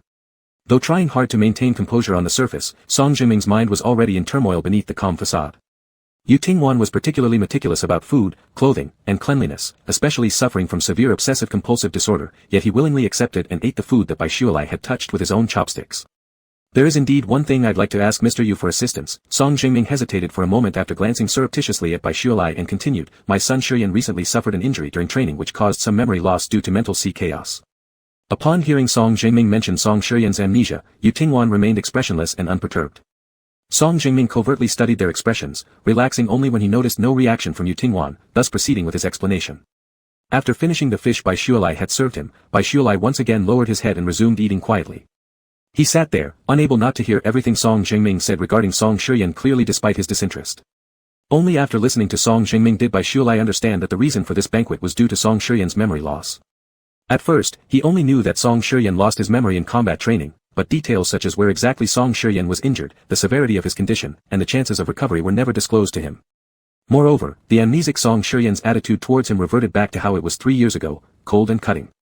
No matter what Bai Shualai said, Song Shiyan treated him as if he were a liar. Worse still, Song Shiyan aggressively pursued Bai Xingjuan, the person Song Shiyan had loved 3 years ago. It wasn't until now, while listening to their conversation, that Bai Shualai learned Song Shiyan's memory loss resulted from injuries affecting his spiritual sea, leading to chaotic confusion and partial memory loss. And Song Jingming hoped that after Song Shiyan marries Bai Xingjuan, Yu Tingwan would heal Song Shiyan's spirit. If Song Shiyan's spirit recovered fully, wouldn't the lost memories return as well? Yu Tingwan could have acted immediately to heal Song Shiyan's injured spirit, yet Song Jingming insisted on waiting until after Song Shiyan's wedding before allowing the prince to gradually regain his memories. To Bai Shualai, this seemed rather laughable. Was Song Jingming just wary of him? He feared Song Shiyan might turn to Bai Shualai upon recovering his memory, so he scheduled the treatment after Song Shiyan married Bai Xingjuan. Yet even if Song Shiyan were to recover his memory now, Bai Shualai realized there was no way he'd go back to him. Whether or not Bai Shualai had married Yu Tingwan made little difference. Even if he hadn't married Yu Tingwan, Bai Shualai understood very well that reconciliation with Song Shiyan was impossible. After hearing Song Jingming's request, Yu Tingwan simply responded with a single word, agreed. Once Yu Tingwan and Bai Shualai left, the 2 individuals finally relaxed their tense nerves and discarded their masks. Absolutely crazy, I can't believe it. What qualifies Bai Shualai to be chosen? Just a cursed, red-haired inferior Mega, how could he suddenly become Mr. Yu's Mega? Jiang Mingzhu couldn't comprehend it, no matter how she tried, leading her thoughts down more malicious paths. First Shiyan, and now Mr. Yu, it seems Bai Shualai might just be the reincarnation of a seductive fox spirit, brimming with irresistible allure. Jiang Mingzhu seethed angrily, chest rising and falling rapidly every time she recalled being forced to lower herself and apologize to Bai Shualai. Alright, you say these things behind closed doors, but remember Bai Shualai is now someone close to Mr. Yu, a person we cannot offend. Do you understand? Song Jingming sternly warned his wife. What should we do now? Should we tell Shiyan about this? And given how we've treated Bai Shualai in the past, surely he has reported us to Mr. Yu, right? The fact that Mr. Yu forced me to apologize to Bai Shualai clearly indicates he's sticking up for that cunning fox spirit. Jiang Mingzhu felt more and more aggrieved the more she thought about it. She had always been the one bullying others, but now suddenly those she used to look down on were turning the tables on her. Her eyes reddened as she said, Jingming, what if Bai Shualai keeps whispering into Mr. Yu's ear? What should we do? Mr. Yu isn't someone who lets passion cloud his judgment. As for Bai Shualai, Song Jingming frowned, his parents are still around, aren't they? In a few days, we'll invite Bai Shualai's parents to the palace, treat them well, and foster some bonds. Bai Shualai wouldn't dare go against his own parents. Song Jingming didn't yet know that Bai Shualai had already cut ties with his family. Chapter 40, No, you are the first. When Bai Shualai stealthily glanced at Yu Tingwan for the fourth time, Yu Tingwan finally couldn't help but speak up. Bai Shualai, if you have something to say, just say it. There's no need to keep stealing glances at me. Since returning from the Blue Star Alliance's palace, Bai Shualai had been looking at him like this on the spacecraft. Why was that?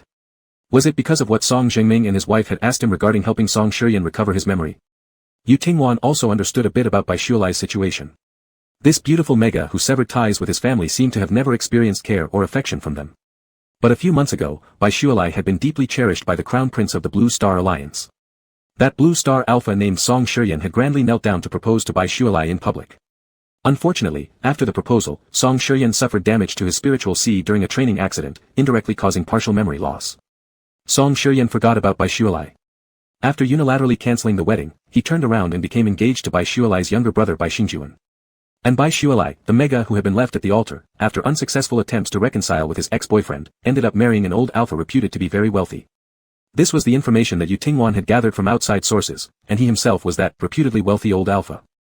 After harboring these thoughts for quite some time and being discovered by Yu Tingwan, Bai Shualai finally mustered the courage to say, Mr. Yu, I wasn't paying attention earlier, and I used my own chopsticks to serve you food. I'll be more careful next time. Yu Tingwan silently gazed at Bai Shualai, and after Bai Shualai finished speaking, there was silence. Is there anything else? Yu Tingwan asked. Bai Shualai blinked his eyes, and beneath his curled eyelashes, confusion shone through. He hesitated before cautiously saying, sorry, I won't act on my own initiative next time. Before today, have you ever served food to anyone else? Yu Tingwan asked again. Bai Shualai really couldn't figure out why Yu Tingwan was asking such questions. He pressed his lips lightly together and answered, I've done it, while I was in love. During your romantic relationship? Yes. Leaning against the window of the spacecraft, Bai Shualai looked out the transparent glass window as the endless stars reflected in his eyes, sparkling faintly. You once told me to play the role of your partner convincingly so that no one notices any inconsistencies. I thought that couples would naturally engage in some intimate little actions, so without much thought, I served you the food. Yu Tingwan lowered his eyelids, making his emotions unreadable. In every relationship, did you always serve food to your partner? Drawing his gaze back from the window, Bai Shualai explained, not always. In fact, I've only been in love once, with the person you know about. Yu Tingwan raised his eyebrows slightly, with looks like yours, is it true that you've only ever been in love once?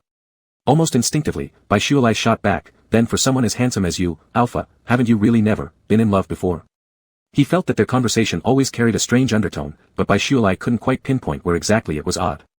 Looking up at Yu Tingwan's cool, handsome face, he thought that maybe it was because Yu Tingwan seemed so detached from worldly affairs, which made comments like, a beautiful mega like you, coming from an alpha sound oddly inappropriate. Yu Tingwan responded without hesitation, his tall fingers curling around the wooden handle of the cup. No, you are the first. The cool water slid smoothly into his throat as his Adam's apple moved.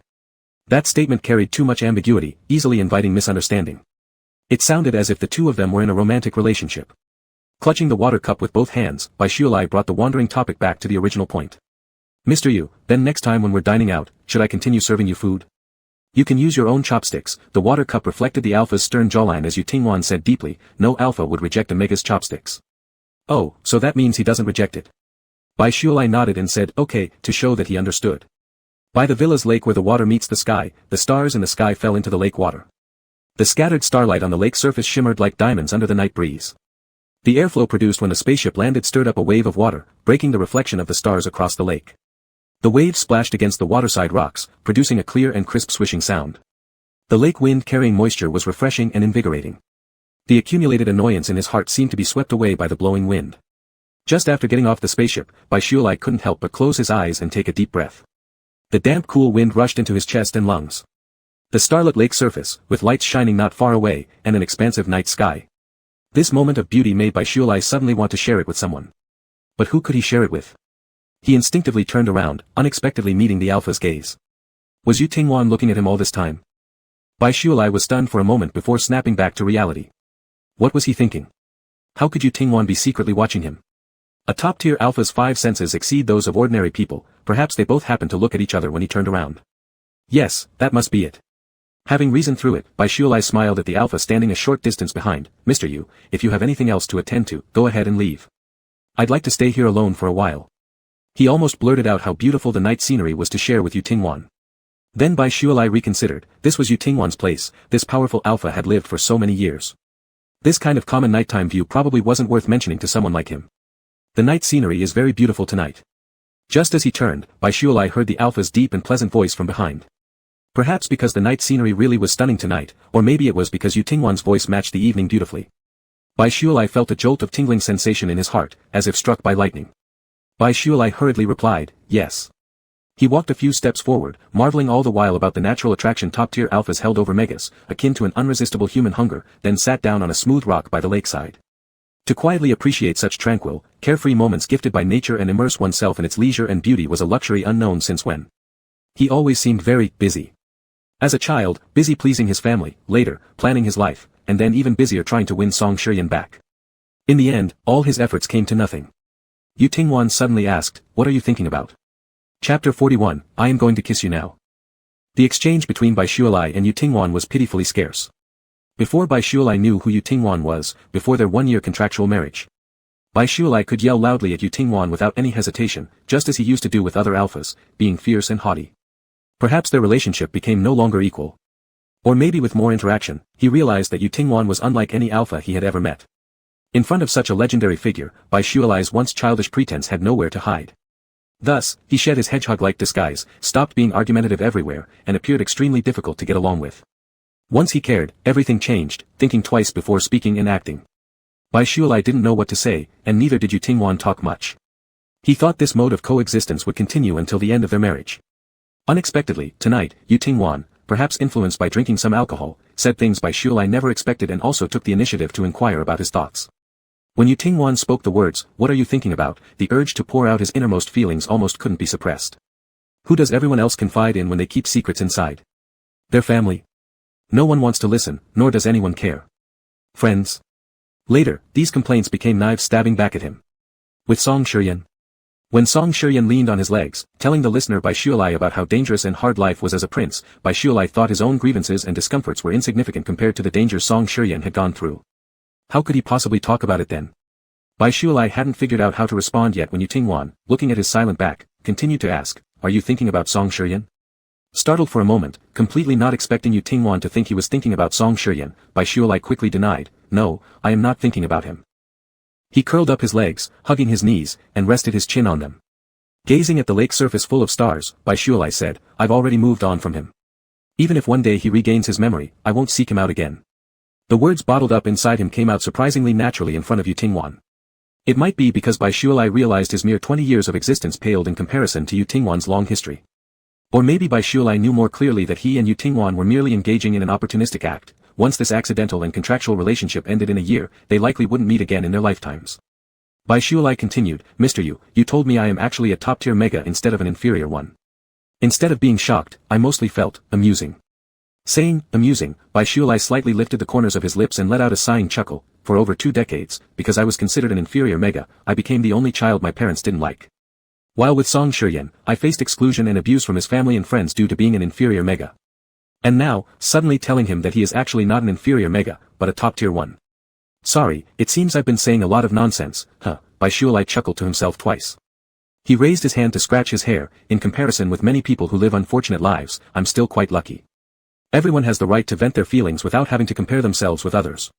Yu Tingwan walked over to Bai Shualai's side, gazed down at the disheveled hair of the mega under the night breeze, and moved his fingers slightly. The next second, Bai Shualai felt a gentle force lightly stroke his scalp. A simple soothing action. Yet it made Bai Shualai feel an instant sting in his eyes. This was the first time in his life someone had gently patted his head like a child.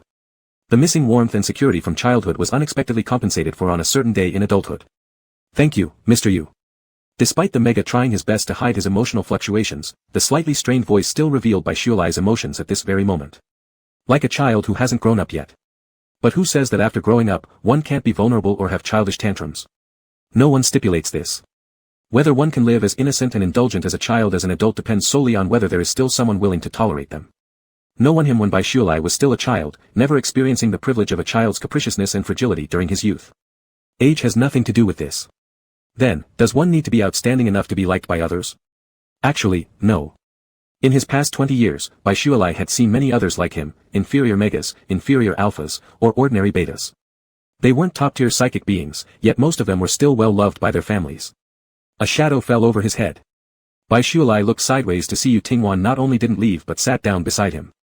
The hands hugging his knees were suddenly held by the alpha beside him. The sudden physical contact made Bai Shualai sensitive and tense. His hands were gripped even tighter, and Yu Tingwan looked at the lake while saying, "A month later, Song Shiyan will get married. His parents have invited me, and I will bring you along. Bai Shualai, are you okay with that?" News that used to nearly crush Bai Shualai now barely stirred any ripples after his heart was fully deadened. He nodded and replied in a steady tone, "Yes, I'll go with you. Before we go, I will go through a hypersensitive period." As Yu Tingwan just began mentioning the hypersensitive period, Bai Shualai's body tensed involuntarily. No matter how strong he claimed to be with words, the memory in his body would not lie. It was like getting an injection. No matter how much mental preparation one did before, the sight of the nurse holding the needle still made one a bit afraid. After all, getting an injection was just a momentary gritting of teeth, but the sensitive period for alphas lasted 7 days. The hypersensitive period of a regular alpha didn't come every month. As for why Yu Tingwan's hypersensitive period came every month, Bai Shualai did not know. This wasn't something he should be aware of. He heard the alpha beside him say, "Don't be afraid. We'll start with simple physical contact." Was it going to be hand-holding? But then, Bai Shualai heard Yu Tingwan say next, "I'm about to kiss you." Chapter 42, Mr. Yu, what does my pheromone smell like? The wave of nervousness surged and quickly ebbed away.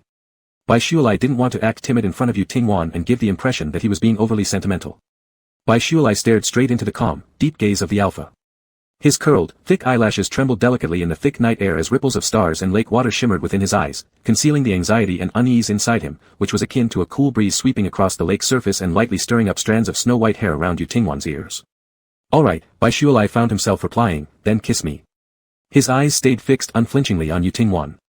In the face of the unknown, whether terrifying, dangerous, or nerve-wracking, it seemed that compared to shutting one's eyes and choosing to escape, Bai Shualai had already grown accustomed to opening his eyes wide and compelling himself to confront bravely and directly.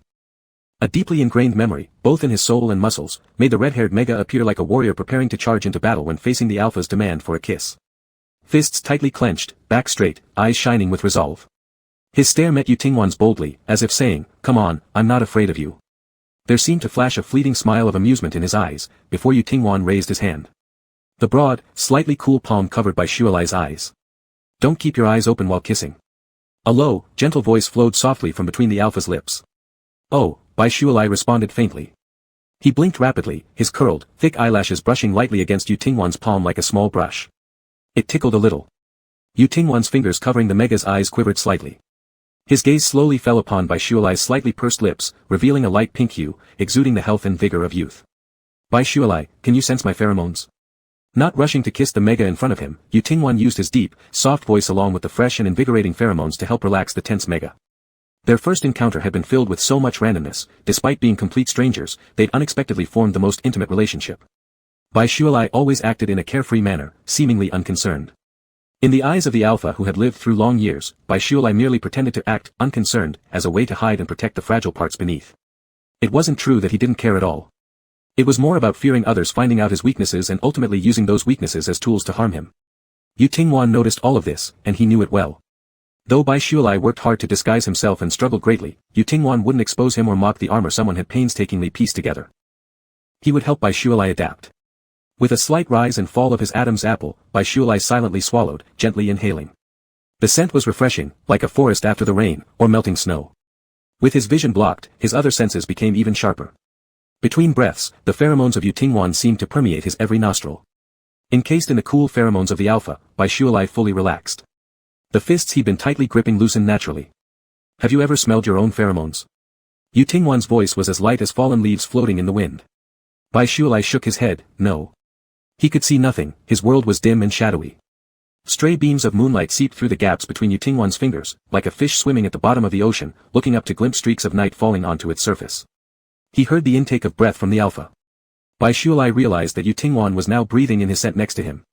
A burning sensation spread across his cheeks, and Bai Shualai nervously grabbed at his long robe. "Mr. Yu, does my pheromone smell bad?" No sooner had the words left his mouth than the alpha's scent drew closer. Perhaps it was because Yu Tingwan had made enough preparations, or perhaps he had already imagined the scene of a kiss many times in his mind. When the alpha's fierce pheromones came rushing towards him, Bai Shualai accepted them better than he had imagined. The damp, fresh breeze after the rain. New snow falling rustling on the snowy mountain. And unfamiliar, the gentle morning sunlight shining on dewdrops clinging to new leaves. "Did you taste it? Your pheromone smells like sunshine mixed with dew at dawn." The alpha's voice seemed slightly hoarser than before. Panting slightly, Bai Shualai's lips trembled a bit, their color a shade deeper than before. I smelled it. Not only did he smell it, but he also tasted it. Yu Tingwan's, and his own pheromones. The palm blocking his view slowly moved away, Bai Shuilai instinctively squinted his eyes, the alpha who had been sitting beside him stood up. He faintly saw a trace of moisture on Yu Tingwan's lips under the starlight. This hint of moisture became especially noticeable as the alpha turned around and reached out his hand towards him. Let's go back. Yu Tingwan said. Okay. His fingers touched the wide palm extended before him, and Bai Shuilai rose from the rock with Yu Tingwan's help. The estate was particularly quiet at night. The tap-tap sound of shoes stepping on grass and gravel paths, the rustling of night wind passing through tree tops, and also hidden within his chest, a heart that was pounding wildly. They held hands all the way through the garden, entering the villa. Even on the second floor, Yu Tingwan didn't let go of Bai Shuilai's hand trapped within his grasp. Rest well tonight, tomorrow I'll teach you how to use your pheromones and spirit energy at home. Okay. Bai Shuilai nodded. This evening, it seemed he had said okay many times. His hand was still lightly held by the alpha. You don't need to get up early. It's a rare weekend, sleep until you naturally wake up. Bai Shuilai softly responded with an All those uneasiness and awkwardness of his seemed to be easily seen through by Yu Tingwan. Yet Yu Tingwan said nothing, instead proactively offering him enough comfort. Bai Shuilai slightly tilted his head upwards, looking at the alpha beside him. Mr. Yu, then I'll go back and rest. Yet Yu Tingwan still didn't let go of the mega's hand, his expression calm as he asked again, was the previous kiss uncomfortable? No. Bai Shuilai's face burned hot, and his palms seemed to be sweating slowly. Worried that the alpha might notice his abnormal state, Bai Shuilai pulled back his hand which had been held by Yu Tingwan. Good night, Mr. Yu. The warmth in his palm gradually disappeared, and Yu Tingwan gave a soft saying, good night. Bai Shuilai turned around to walk towards his room. As if it were an illusion, he always felt that Yu Tingwan kept watching his back. Impossible, would Yu Tingwan really keep looking at him until he walked away? When he arrived at the door to his room, Bai Shuilai held onto the doorknob and secretly looked back while opening the door. There was no longer any sign of the alpha in the corridor. Am I already starting to have hallucinations? Bai Shuilai bitterly chuckled to himself. Chapter 43, I'll teach you. After returning to the room without turning on the light, Bai Shuilai saw in the pitch-black darkness a streak of moonlight-like glow flowing toward him directly. Before he could react, the glowing object rushed into his arms. Flustered, Bai Shuilai managed to hold tightly onto what had suddenly collided with him. Upon focusing, he realized it was none other than Yu Tingwan's little white bird. Chirp chirp chirp. The little bird flapped its wings a couple of times, looking quite delighted. Bai Shuilai turned on the room light, closed the door, and couldn't help but laugh as he held the little white bird in his arms. What's going on? Do you seem to really like me? In response, the little white bird emitted another array of pleasant chirp chirp chirp sounds. Holding the little white bird while sitting on the edge of the bed, Bai Shuilai used his long, slender white fingers to gently stroke the round, fluffy head of the little bird. The little bird closed its eyes, clearly enjoying Bai Shuilai stroking its head. I don't have many friends, nor anyone I can confide in, so can we be friends from now on? Smiling faintly, Bai Shuilai asked. The little white bird chirped softly a few times and flapped its wings, flying to perch on the bedhead. Bai Shuilai went to the bathroom first to wash up. When he came out, the little white bird was still standing obediently at his bedside without leaving. Getting back into bed, Bai Shuilai turned off the main light, only lighting a small night lamp on the bedside table. He looked at the little white bird that had been lingering nearby, as if talking to himself or to the bird. Mr. Yu is going to teach me how to use pheromones and spirit energy tomorrow. I'm actually a bit nervous. What if I'm too stupid and can't learn it? Bai Shuilai sighed gently, curling up in the blanket, exposing only his head outside, and continued, Mr. Yu also. His voice suddenly paused, and two red clouds rose on his pale cheeks exposed outside the blanket. Reaching out, Bai Shuilai turned off the last bit of light in the room. In the warm dim room, there was an occasional soft whisper from Bai Shuilai, there's still a year left. I can divorce Mr. Yu after 1 year. The glowing white bird, surrounded by a pure snow-like light, stared at the sleeping Mega on the bed, blinking its round eyes. Early the next morning, while the sky was still faintly bright, Bai Shuilai woke up. Sleeping in. Not being in a hurry to get up. That was impossible. Thinking about today being the day when he would start learning with Yu Tingwan how to control pheromones and spirit energy, Bai Shuilai even dreamed about following Yu Tingwan during the lessons last night. With excitement, as the window showed a grayish-blue sky, Bai Shuilai opened his eyes early and couldn't fall back asleep. After fumbling for the night lamp on the bedhead, Bai Shuilai got up and met the round eyes of the little white bird. Bai Shuilai laughed, surprised. Was it you who woke me up, or have you not slept all along? The little white bird flapped its wings and descended gracefully near Bai Shuilai's hand. Warmth filled his heart as Bai Shuilai gently touched the smooth, beautiful feathers of the white bird. Oh, my name is Bai Shuilai, what's your name? How about I call you Xiao Bai? The name, Xiao Bai, doesn't quite fit the elegant and graceful white bird. Bai Shuilai chuckled after saying it. Never mind, calling you Xiao Bai sounds like I'm calling myself. Let me call you Yu Hua, okay? The little white bird chirped a few times, seemingly very fond of this name. Yu Hua, how long have you been with Mr. Yu? Outside gossip says he is a cold and cruel person, but the Mr. Yu I've interacted with is gentler than most people. Though he talks little, I know he is a kind person. Gazing out the dark window, Baishualai murmured, I wonder if he will be strict when teaching. Although he always says I am a top-tier mega, I really don't know where my excellence lies and worry about letting Mr. Yu down because I may not be able to do well. Taking his gaze away from the window, Baishualai lowered his head to look at Yu Hua in his arms. In the past, I kept telling myself not to flatter others, not to care about other people's opinions, but deep down, I always hoped for their approval. But let it go, without expectations, there won't be any disappointment. Baishualai gently patted his face a few times and laughed. Since he couldn't sleep anymore, Baishualai left the room early, planning to take a walk outside before coming back once Yu Tingwan woke up. But just as he came downstairs, he saw the silver-haired alpha sitting beside the large window. The sound of shoes lightly tapping on the stairs caught Yu Tingwan's attention. Turning around, he met Baishualai's gaze. Mr. Yu, did you wake up this early? I didn't sleep. Yu Tingwan stood up. Seeing Baishualai's look of surprise, he added, when your spirit energy is strong enough, even staying awake for months has no effect. Baishualai nodded, understanding. He quickly came down the stairs and hesitated before asking, when do we begin the training? Now. Follow me. Yu Tingwan walked toward the outdoors, Baishualai quickly following behind. They crossed through the garden and eventually stopped beside a hot spring emanating steam. The estate actually had a natural hot spring. Baishualai hadn't known this despite living there for some time. He looked around, trees flourished around the spring, forming a natural barrier. The pheromones and spirit energy of top-tier alphas and megas will have noticeable effects on others. This place is more secluded, suitable for your practice. Yu Tingwan took off his coat and shoes, then stepped into the warm spring water that emitted white misty steam. The spring water wasn't deep. Even when the alpha reached the very center, the water only came up to his waist. Shualai Bai, come over here. Yu Tingwan paused and said to the young man standing at the edge of the spring. Following Yu Tingwan's lead, Baishualai also removed his shoes and coat, then slowly walked into the spring water barefoot. The warmth of the water drove away the morning chill as he cautiously made his way toward the alpha. Suddenly, a hand wrapped around his waist, pulling him completely into the arms of the alpha. Baishualai's cheeks turned pink from the rising steam, while his damp back pressed against Yu Tingwan's chest. He heard Yu Tingwan's voice slowly arise behind him, close your eyes and focus on your spiritual sea. Chapter 44, Married Life is about holding hands. What do you see? Wrapped in the warm water, Baishualai felt his soul being separated from his heavy body, carried by the breeze tinged with a slight chill, sinking deep into the serene ocean. Yu Tingwan's voice sounded like a gentle hum falling from above, slowly spreading through his mind, across his spirit. Baishualai felt extraordinarily light and experienced a formless ease and comfort. Lazily, not wanting to move even a finger. Baishualai, answer me, what do you see? The alpha's voice rang out again like a bell chiming softly near his ears. He strained his eyes open, his lips parting slightly, his voice faint, the sea, it's blue, and there are flickering shadows. This is your spiritual world, Baishualai. In this place, what do you most want to become? A fish, Baishualai murmured. I want to be a free fish. It was as if he really became a fish, light, nimble, free, and joyous. Unbound and unrestrained, he swam carefree in the vast ocean. Submerged in his own spiritual sea, as the ripples of his spirit fluctuated, the surroundings of the real world began to be unknowingly influenced by his subconscious mental power. The formerly tranquil warm spring started bubbling noisily, with sounds like gurgle gurgle, the white mist floating on top gradually spreading outward. Splash, splash. In the distance, waves surged in a lake, crashing onto the rocky shore and splashing up bursts of white foam. Inside the villa of the estate, the butler stood by the window, gazing at the sky laden with dark clouds, muttering to himself, wasn't today supposed to be sunny? Gradually, the dark clouds scattered, and bright sunlight filtered through the cracks in the clouds, shining down onto the now calm lake surface. Around the secluded hot spring within the estate, everything was left disheveled, a mess of branches and leaves broken and scattered by the wind and water.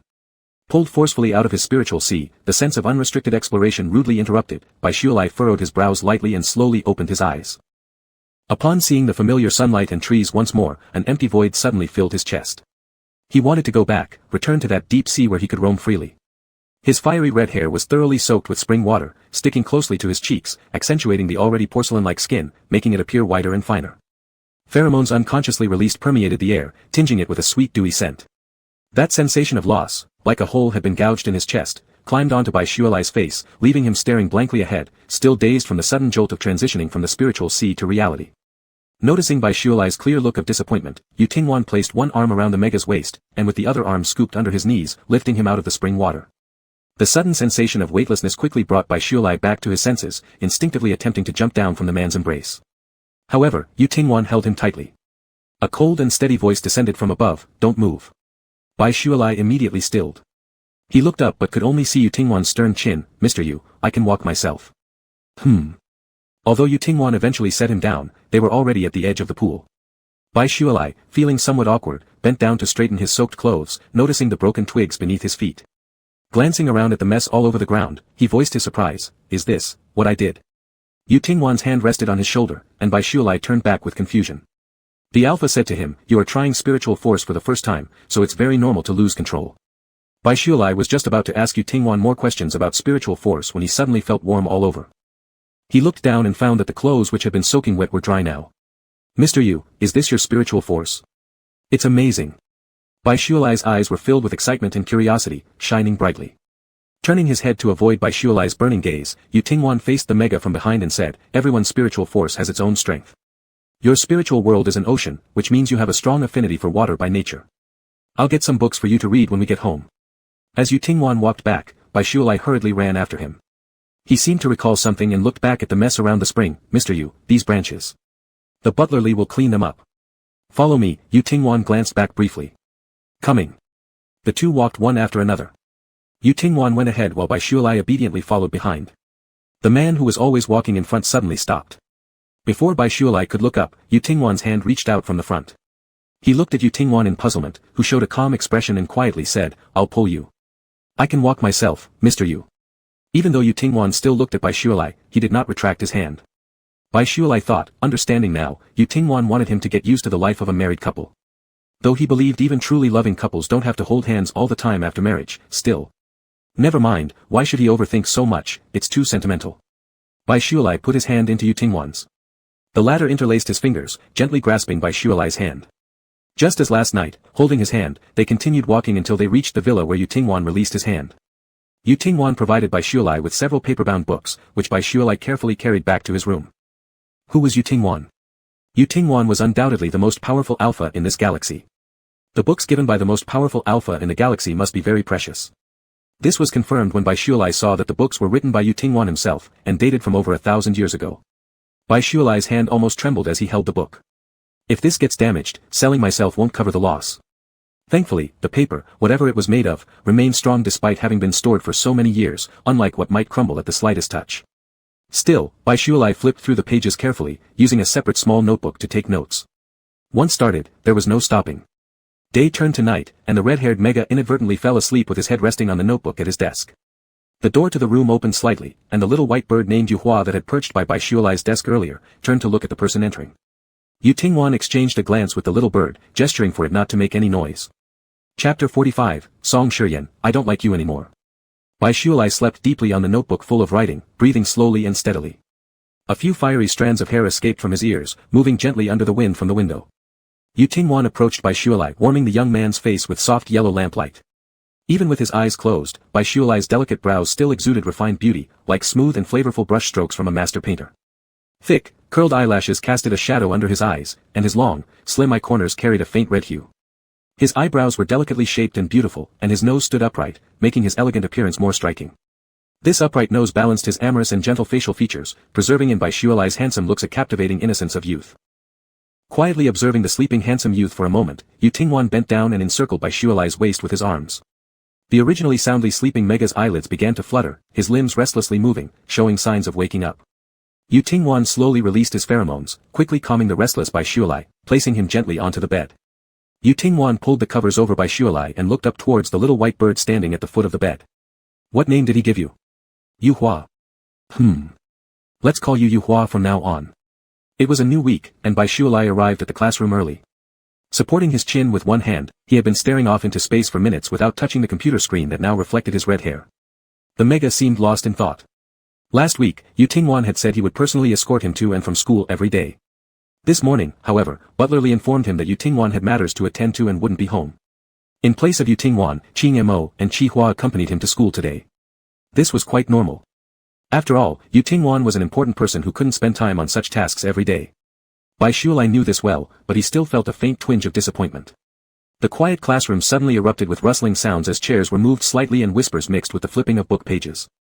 Lost in his own thoughts, Bai Shualai hadn't noticed the change in his surroundings until a shadow fell over him. He glanced up briefly at Song Shiyan, who had appeared by his side, then nonchalantly looked back down. Bai Shualai's indifferent attitude chilled Song Shiyan's eyes. The Crown Prince of the Blue Star Alliance cast a cold gaze around the room. Everyone out. No one dared offend Song Shiyan, not even the teacher preparing to start class. The teacher, already at the door, turned back, while the students hurriedly rose and left the classroom. The once bustling classroom was instantly empty, save for Bai Shualai sitting in his seat and Song Shiyan standing beside him. As Bai Shualai got up to leave, Song Shiyan stepped to the side, blocking the Mega's path. I don't care who you marry, but divorce him, Song Shiyan said with icy glare and a tone that brooked no argument. Bai Shualai, don't ruin your life just because you impulsively married some unknown alpha. Are you trying to destroy your future? Bai Shualai stared directly at Song Shiyan. This person before him was familiar, yet unbearably strange after losing his memory. No, it wasn't strangeness exactly. Even when they first met, Song Shiyan had always displayed an irritating personality. What Bai Shualai never expected was that Song Shiyan, on the brink of marrying Bai Xingjuan, would still dare ask him to become his secret lover. If Song Shiyan hadn't lost his memory, would he have been preparing for their wedding while simultaneously pursuing other Megas? Suddenly, Bai Shualai no longer considered himself unlucky. Had he only discovered this ugly side of Song Shiyan after marrying him, his life would have truly been destroyed. On what grounds are you questioning me, Your Highness? My marriage is none of your business, Bai Shualai said coldly. Song Shiyan bristled with frustration at Bai Shualai's indifference. His glare deepened as he fixated on Bai Shualai. I've heard about you, Tingwan. Do you really think a powerful alpha will stay with a subpar mega forever? Even if he's willing now, he'll surely regret it later. Regret it later? Bai Shualai repeated the words softly under his breath, a bitter smile tugging at the corner of his lips. Your Highness, this is truly what you believe, isn't it? Even if someone marries a subpar mega now, they'll regret it later. Song Shiyan continued confidently, attempting to awaken Bai Shualai with sharp, cutting words. That's reality, Bai Shualai. Even if the alpha genuinely likes you, he'll still seek out other premium megas to produce offspring. You're just a subpar mega, incapable of being fully marked by any alpha. It'd take him seconds to get rid of you. Bai Shualai nodded. He understood now, this was how Song Shiyan really felt. Back then, he had thought Song Shiyan truly loved him, unbothered by his status as a subpar mega. Turns out, Song Shiyan had indeed cared all along. His feelings at the time overshadowed these reservations, burying them beneath the surface. Now, having forgotten him, those thoughts were spoken outright. Just like his parents had done, Song Shiyan used Bai Shualai's inferior status as a reason to belittle him and crush his self-confidence. Whatever may or may not happen in the future, I am at least getting married properly now, Bai Shualai replied coldly to Song Shiyan, curling his lip in disdain. I'm not interested in becoming anyone's secret lover or third wheel. Go find someone else, Your Highness. Song Shiyan furrowed his brow as if he wanted to say something more. Bai Shualai spoke up again, wasn't the Crown Prince always avoiding me before? And now you've come to tell me these things so many times. Could it be that you like me? Please don't forget, the one you truly love is Bai Xingjuan, not Bai Shualai. The hands by his sides clenched into fists tightly, Song Shiyan's gaze turned increasingly cold. Bai Shualai, it was you who kept me back then. Isn't this exactly what Song Shiyan had always wanted? When Bai Shualai kept him, Song Shiyan publicly humiliated him time and again, even leaving him alone on a dangerous wilderness planet just so the Mega would learn his lesson and stopping him. But when Bai Shualai really gave up, Song Shiyan didn't feel as relieved as he had imagined. With a hint of fatigue, Bai Shualai closed his eyes briefly, looking at the alpha beside him and said gravely, Song Shiyan, I don't like you anymore. A chill shot from his chest straight to the top of his head. With a grave face, Song Shiyan quickly turned around and left, his back upright but his steps fraught with disoriented panic. Chapter 46, Recently Wanting to Be Together. If he stayed any longer, he didn't know what words he might blurt out, or what he might do. Keep staring. With an icy face, Song Shiyan strode out of the classroom, teachers and students around him secretly casting curious glances. He fiercely barked at those nearby in anger. Everyone quickly lowered their heads, but once Song Shiyan left, they huddled together and whispered among themselves. The Crown Prince went to see Bai Shualai again. Could it be that he remembered Bai Shualai? But wasn't Bai Shualai already married? You saw that alpha who sent him to school that day, right? So handsome. Handsome, yes, but his cold demeanor was quite intimidating. The door slammed shut with a bang. Song Shiyan arrived alone at the school's training room. His hands clenched into fists, he struck the ground forcefully, eliciting a groan from the specially designed hard surface under the impact. The figure reflected on the wall gradually transformed, behind the tall and elegant alpha grew a pair of wings, and a pair of sharp bullhorns sprouted from his head. Under the violent fluctuations of emotions, a strong surge of alpha pheromones rampaged through the enclosed training room. Half feral, Song Shiyan let loose all his pent-up frustration and irritability inside the training room, leaving deep scratches from his claws on the incredibly durable steel walls. The training room resounded continuously with loud noises. Even walking by the entrance, one could hear the fierce sounds from within. Once smooth floors and walls were now covered in varying depths of scratches. In the disorderly room stood Song Shiyan breathing heavily in place. His chest rose and fell, and his dark vertical pupils shone with a piercing coldness. Only alphas and megas with sufficiently powerful mental strength could possess companion beasts and undergo partial beast transformations. Everyone knew that Crown Prince Song Shuryen of the Blue Star Alliance, despite having extremely rare S-class mental strength, had been demoted from the Crown Prince position by the king because he could not awaken his half-beast transformation ability and his companion beast couldn't advance. The former dejected and irritable Crown Prince, however, managed to reclaim the throne of the Blue Star Alliance within less than a year. How? Within less than a year, Song Shuryen not only awakened his own ability for half-beast transformation, but also successfully advanced his initial companion beast. But what exactly was the Crown Prince's half-beast transformation ability and what was his evolved companion beast, those details had never been made public. Outside the training room, Bai Xingjuan took out a mirror, practiced putting on a concerned look, then put the mirror away and pressed the training room buzzer. Crown Prince, it's me, Xingjuan. Shuryen, I'm so worried about you. Let me come in and check on you, alright? I beg you, Shuryen, I love you. Seeing you sad breaks my heart.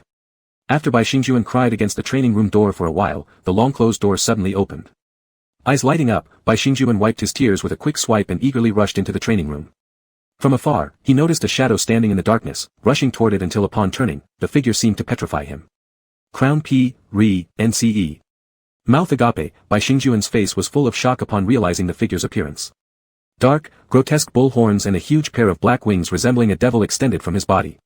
Standing at an imposing height of 3 to 4 meters, Song Shuryen's once handsome face was now covered in dark tiger stripes, while his eyes bore vertical pupils like those of a wild beast. The semi-beastified alpha stood still, gazing at the mega standing some distance away, the beautiful mega whom he deeply loved but who now looked at him with the same expression one would have when facing a devil. That stunning pair of eyes was filled with terror, fear, and disgust. Not a trace of tenderness or affection remained. Surprisingly, Song Shuryen's heart remained inexplicably calm, feeling no pain at all. Song Shuryen moved closer to Bai Xingjuan, whose wide eyes retreated a few staggering steps before helplessly falling onto the ground. Your Highness, Bai Xingjuan trembled violently, his face deathly pale. Are you afraid of me, Xingjuan? Wasn't it your good fortune that helped me awaken my semi-beast transformation ability? Song Shuryen slowly approached Bai Xingjuan, the overwhelming aura of a top-tier alpha leaving Bai Xingjuan immobilized.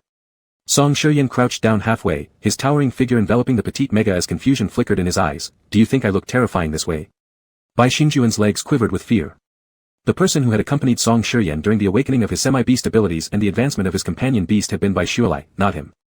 This was Bai Xingjuan's first time witnessing Song Shuryen's semi-beast form, which was as horrifying as a demon straight out of mythological tales. Of course not. I'm just surprised to see you transformed, Bai Xingjuan forced a gentle smile onto his trembling lips. Is that so? Then accompany me through my sensitive period. You are already my fiancé, aren't you? A sinister smirk curled the corner of Song Shuryen's mouth as he reached out to grasp Bai Xingjuan's chin.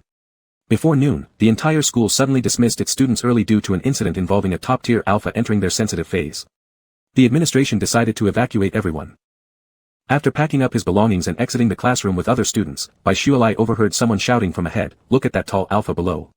He must be a top-tier alpha. Who is he here to pick up? That seems to be Bai Xuelai's husband from the elite class.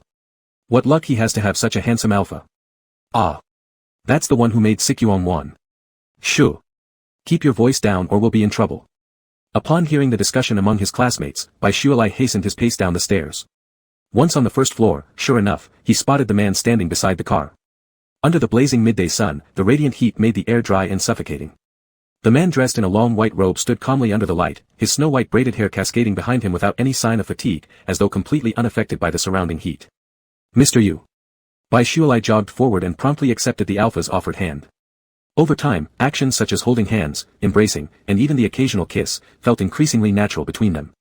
After that day, Si Kongwan, Song Shuryen, and Bai Xingjuan never returned to school for a while. With these troublemakers absent, Bai Xuelai found his life much more peaceful than usual.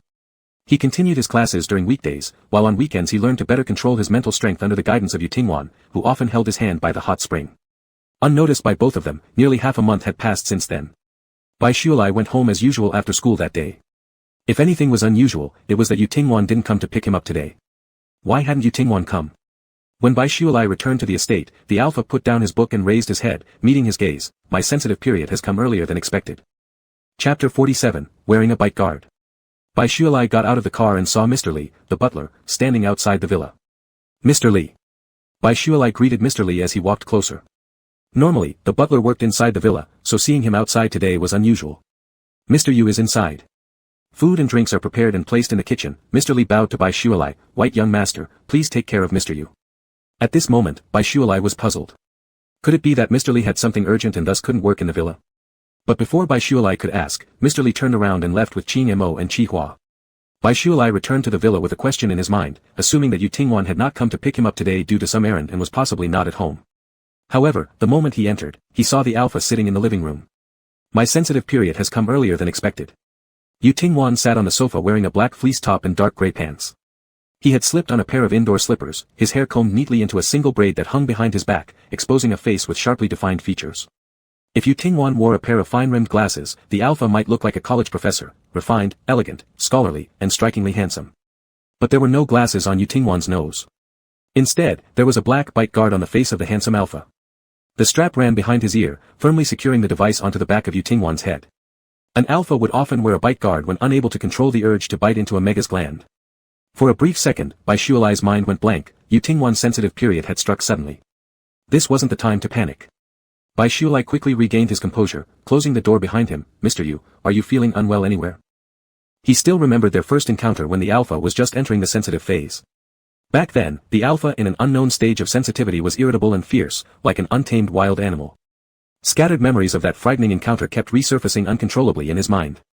The tips of his fingers, hidden within his sleeves, trembled lightly as Bai Shualai clenched his hands tightly, trying to overcome his fear of the alpha. He moved swiftly toward Yu Tingwan. No matter what would happen or what cost it entailed, he could bear it. Since he had agreed with Yu Tingwan, he wouldn't retreat. Shualai. Yu Tingwan called out the name of the mega, his voice deeper and huskier than usual. Bai Shualai stopped, waiting for the next words from Yu Tingwan. In the vast and luxurious manor villa, it seemed like only the two of them remained. One was sitting on the couch wearing the black bite guard, while the other stood a distance away in a white combat uniform. The alpha's gaze, veiled beneath long lashes, rested leisurely on the red-haired mega. Today, Bai Shualai wore a pure white military school combat suit, and he hadn't yet changed into his everyday clothes. The combat suit fit closely, perfectly outlining the tall and elegant physique of the mega. Unlike most meek and fragile megas, Bai Shualai was about as tall as a regular alpha but had proportions far better than them, with legs that were straight and long. His body carried muscle, but because megas have naturally smaller bones, he lacked the bulkiness and thickness of an alpha, instead exuding a graceful slimness akin to that of an excellent dancer. His fiery long hair was tied into a high ponytail. As he entered, the setting sun shone behind Bai Shualai, wind lifting the ends of his hair and clothes in a manner so dashing and spirited, so full of vigor. Like a fire blazing in the snow. Or like a crimson rose blooming recklessly in this world. After calling his name, Bai Shualai waited a while, yet no further words came from Yu Tingwan. The alpha nearby simply continued staring at him, with a gaze calm and deep, like the surface of a sea with no end in sight, showing no emotion, neither sadness nor anger. This kind of alpha felt stranger to Bai Shualai than ever, like someone familiar yet giving him the illusion that Yu Tingwan didn't belong to this world. Bai Shualai felt uneasy under Yu Tingwan's steady gaze and couldn't help muttering softly, "Mr. Yu? The dinner is in the kitchen." Leaving this simple remark, Yu Tingwan abruptly stood and walked upstairs. It took Bai Shualai a moment to react. What did Yu Tingwan mean by calling his name if no more words followed? The butler Mr. Li had prepared food in the kitchen, and after eating simply, Bai Shualai also headed upstairs. His room wasn't far from Yu Tingwan's, but since he had been in the estate for such a long time, Bai Shualai had neither seen what the alpha's room looked like nor set foot inside. Hesitating outside the alpha's door, Bai Shualai raised his hand to knock but lowered it again. After deliberating repeatedly, he quietly said, "Mr. Yu, I'm going back to my room. If you need my help, you can come find me in my room." There was silence inside the room, without any response. Bai Shualai waited for a while and then returned to his own room. After taking a shower and changing out of his combat uniform, Bai Shualai, dressed in a long-sleeved pajama set, sat beside his desk. He took out a small notebook from a locked drawer. The notebook contained all the information he had gathered about the sensitive period of alphas. What was the difference between the sensitive period of top-tier alphas and ordinary ones? Bai Shualai repeatedly reviewed the notes he had jotted down. During the sensitive period, high-ranking alphas often lost control over their mental energy and pheromones and possessed an extremely strong possessive nature. Aside from the mega responsible for soothing them, everyone else needed to stay away from the alpha to avoid being harmed by an uncontrollable one. Alphas who have awakened to semi-bestial abilities are highly likely to undergo partial animal transformations when losing control. Bai Shualai softly read the text on the page. The first time he encountered Yu Tingwan during his sensitive period, Bai Shualai felt dizzy and disoriented. He only remembered that Yu Tingwan maintained human form at the start. As for whether he partially transformed later, Bai Shualai couldn't recall. Excessive alpha pheromones were akin to high-concentration alcohol. Yu Tingwan's evolved companion beast is a phoenix, isn't it? Would his semi-animal form look like a phoenix? Bai Shualai furrowed his brows and murmured to himself, as long as it's not a bird head. Chapter 48, Same Room Tonight. Last night before sleeping, he thought that as long as Yu Tingwan didn't transform into a bird with a beak during his semi-bestial transformation, things would be fine. However, Bai Shualai kept dreaming that night. In his dream, Yu Tingwan coldly locked him inside a cage. In the dream, Bai Shualai shouted loudly as he clung to the cage, "Mr. Yu, why did you lock me in the cage? Let me out quickly." Yu Tingwan slowly walked out from the shadows. The man who usually looked as beautiful as a deity now sported a pair of pure white wings that were majestic and holy, but his mouth had become a bird-like beak. "That's not a cage, that's my home. You're my mega, so this place naturally becomes your home too. What does this mean? Am I going to live in a bird's nest from now on?" Bai Shualai looked down in shock and realized he was sitting in a bird's nest inside the cage. Terrified, he lifted his head and saw the alpha standing right in front of him. Alpha Yu Tingwan with the bird-like beak grabbed his chin and said, "Bai Shualai, I'm going to kiss you." "No. No, don't kiss me with a beak." Bai Shualai shouted desperately as he struggled to block the approaching alpha. Yu Tingwan's beak was sharp and elongated, blocked by a black bite guard from getting too close to the mega. Extremely annoyed, the alpha flapped his large wings, and a feather landed gently on Bai Shualai's cheek, making him feel ticklish. "No kisses, no bird beak, don't let it kiss me." Bai Shualai mumbled incoherently as he flailed his hands around and woke up from the dream abruptly. When Bai Shualai opened his eyes, he saw a gleaming white feather lying on his face. Bai Shualai picked up the feather and sat up from the bed. The overly bright sun outside the window made him squint instinctively. No cage or bird's nest, no Yu Tingwan or bird beak either. Just a small, pretty white bird with snow-white feathers, tilting its head to look at him. "It's your feather." Holding the tip of the feather, Bai Shualai carefully examined it under the sunlight. The pristine feather shone with an oiled gloss, and Bai Shualai had never seen any bird's feathers glisten so brilliantly. Perhaps this bird raised by Mr. Yu belongs to some rare mythical avian species. Carefully, Bai Shualai placed the feather on his body. Just as he had finished placing it, there came a knock knock knock at the door. "I'm coming." Bai Shualai walked over in big strides and opened the door, seeing the alpha standing outside. Yu Tingwan had changed clothes. Today he wore the snow-white robe Bai Shualai had seen him in before. His hair was also braided just like that day, looking dignified and elegant despite wearing the black bite guard. "Come down for breakfast if you're awake." Yu Tingwan spoke indifferently. "I'll come after brushing up." The alpha in the dream was fierce, unruly, and heartless, just as Bai Shualai had always remembered alphas to be during their sensitive periods. But in reality, Yu Tingwan didn't have an awkward, sharp bird beak, nor did he press Bai Shualai down roughly into a bird's nest. When Bai Shualai descended the stairs, Yu Tingwan just happened to emerge from the kitchen with a plate in hand. Normally, such tasks were done by others, while Yu Tingwan remained like a handsome sculpture seated on a high altar, expressionless and unswayed. Now, however, he hated an earthly, akin to a celestial being stepping down from the altar, strangely peculiar in a way that was hard to articulate. "Sit down and eat," Yu Tingwan said, his eyelids flickering lightly. His demeanor and tone were colder than usual. Facing the strongest alpha in the galaxy, anyone would feel apprehensive, especially when that alpha was prone to losing control during their sensitive period. Bai Shualai gave a small "oh," obediently sitting in the place where he usually sat. In this moment it was best to listen to the alpha's words and not easily provoke an alpha in their sensitive period. This was the basic rule for a mega to keep themselves alive. A delicate white porcelain plate filled with food was placed before him. Bai Shualai quietly lowered his head and started eating as usual. He woke up too late in the morning and skipped breakfast, so lunch was the first meal of the day. He really felt quite hungry. As Bai Shualai was intently eating, there was suddenly a creaking sound of chair legs scraping against the floor. Perplexed, he looked up and saw the alpha who had just been sitting at the other end of the table pull out a chair from the middle of the table and slowly sit down. The distance between them, which had originally spanned the length of the table, was now halved. Bai Shualai continued eating, still somewhat unsure whether Yu Tingwan was in the sensitive period or not. If he was in the sensitive period, why didn't he simply screech? There was another sound of a chair being pulled out. Bai Shualai glanced sideways and saw the alpha who had just taken a seat at the middle of the long table stand up expressionlessly, carrying his plate, and move one seat closer to Bai Shualai's direction. A thought suddenly surfaced in Bai Shualai's mind. Alphas in their sensitive periods have a natural strong dependence on their megas. If conditions allow, they would treat their megas like accessories, keeping them close. Was Yu Tingwan already in his sensitive period? Why wasn't he using the most direct, simplest, and simultaneously crudest method? Instead, he wore a bite guard, stayed under the same roof with him, yet maintained a certain distance. Bai Shualai didn't overthink it. He picked up his plate, stood up, and sat opposite Yu Tingwan. Apparently not expecting Bai Shualai to come over voluntarily, Yu Tingwan's hand holding the chopsticks paused momentarily. He lifted his eyes, meeting the bright, attractive gaze of the young mega. "Mr. Yu, are you already in your sensitive period?" After a single glance, Yu Tingwan redirected his focus back onto his own plate, softly affirming with a then added, "It's the second day today." An alpha's sensitive period usually lasted 7 days, and Bai Shualai hadn't expected that it was already the second day of Yu Tingwan's sensitive period. Yet, Yu Tingwan didn't appear as out of control as last time Bai Shualai had witnessed. Is it strange that I seem quite calm now? Yu Tingwan easily penetrated Bai Shualai's thoughts. Being straightforward, Bai Shualai nodded, yes. Most of the time, I am like this. Yu Tingwan paused briefly, his well-defined fingers lightly gripping the teacup next to him. Both of them were fully aware of what had happened the last time. Although Bai Shualai had suffered a loss during that incident, it was also true that he had wandered into the place where Yu Tingwan went through his sensitive period. Mr. Yu, is your irregular sensitive period also related to me? A sudden suspicion emerged in Bai Shualai's mind. Do you enjoy taking responsibility for things without verifying them? Yu Tingwan picked up the cup, realizing that he still wore the bite guard, and put it down again. Bai Shualai, it has nothing to do with you, don't speculate unnecessarily.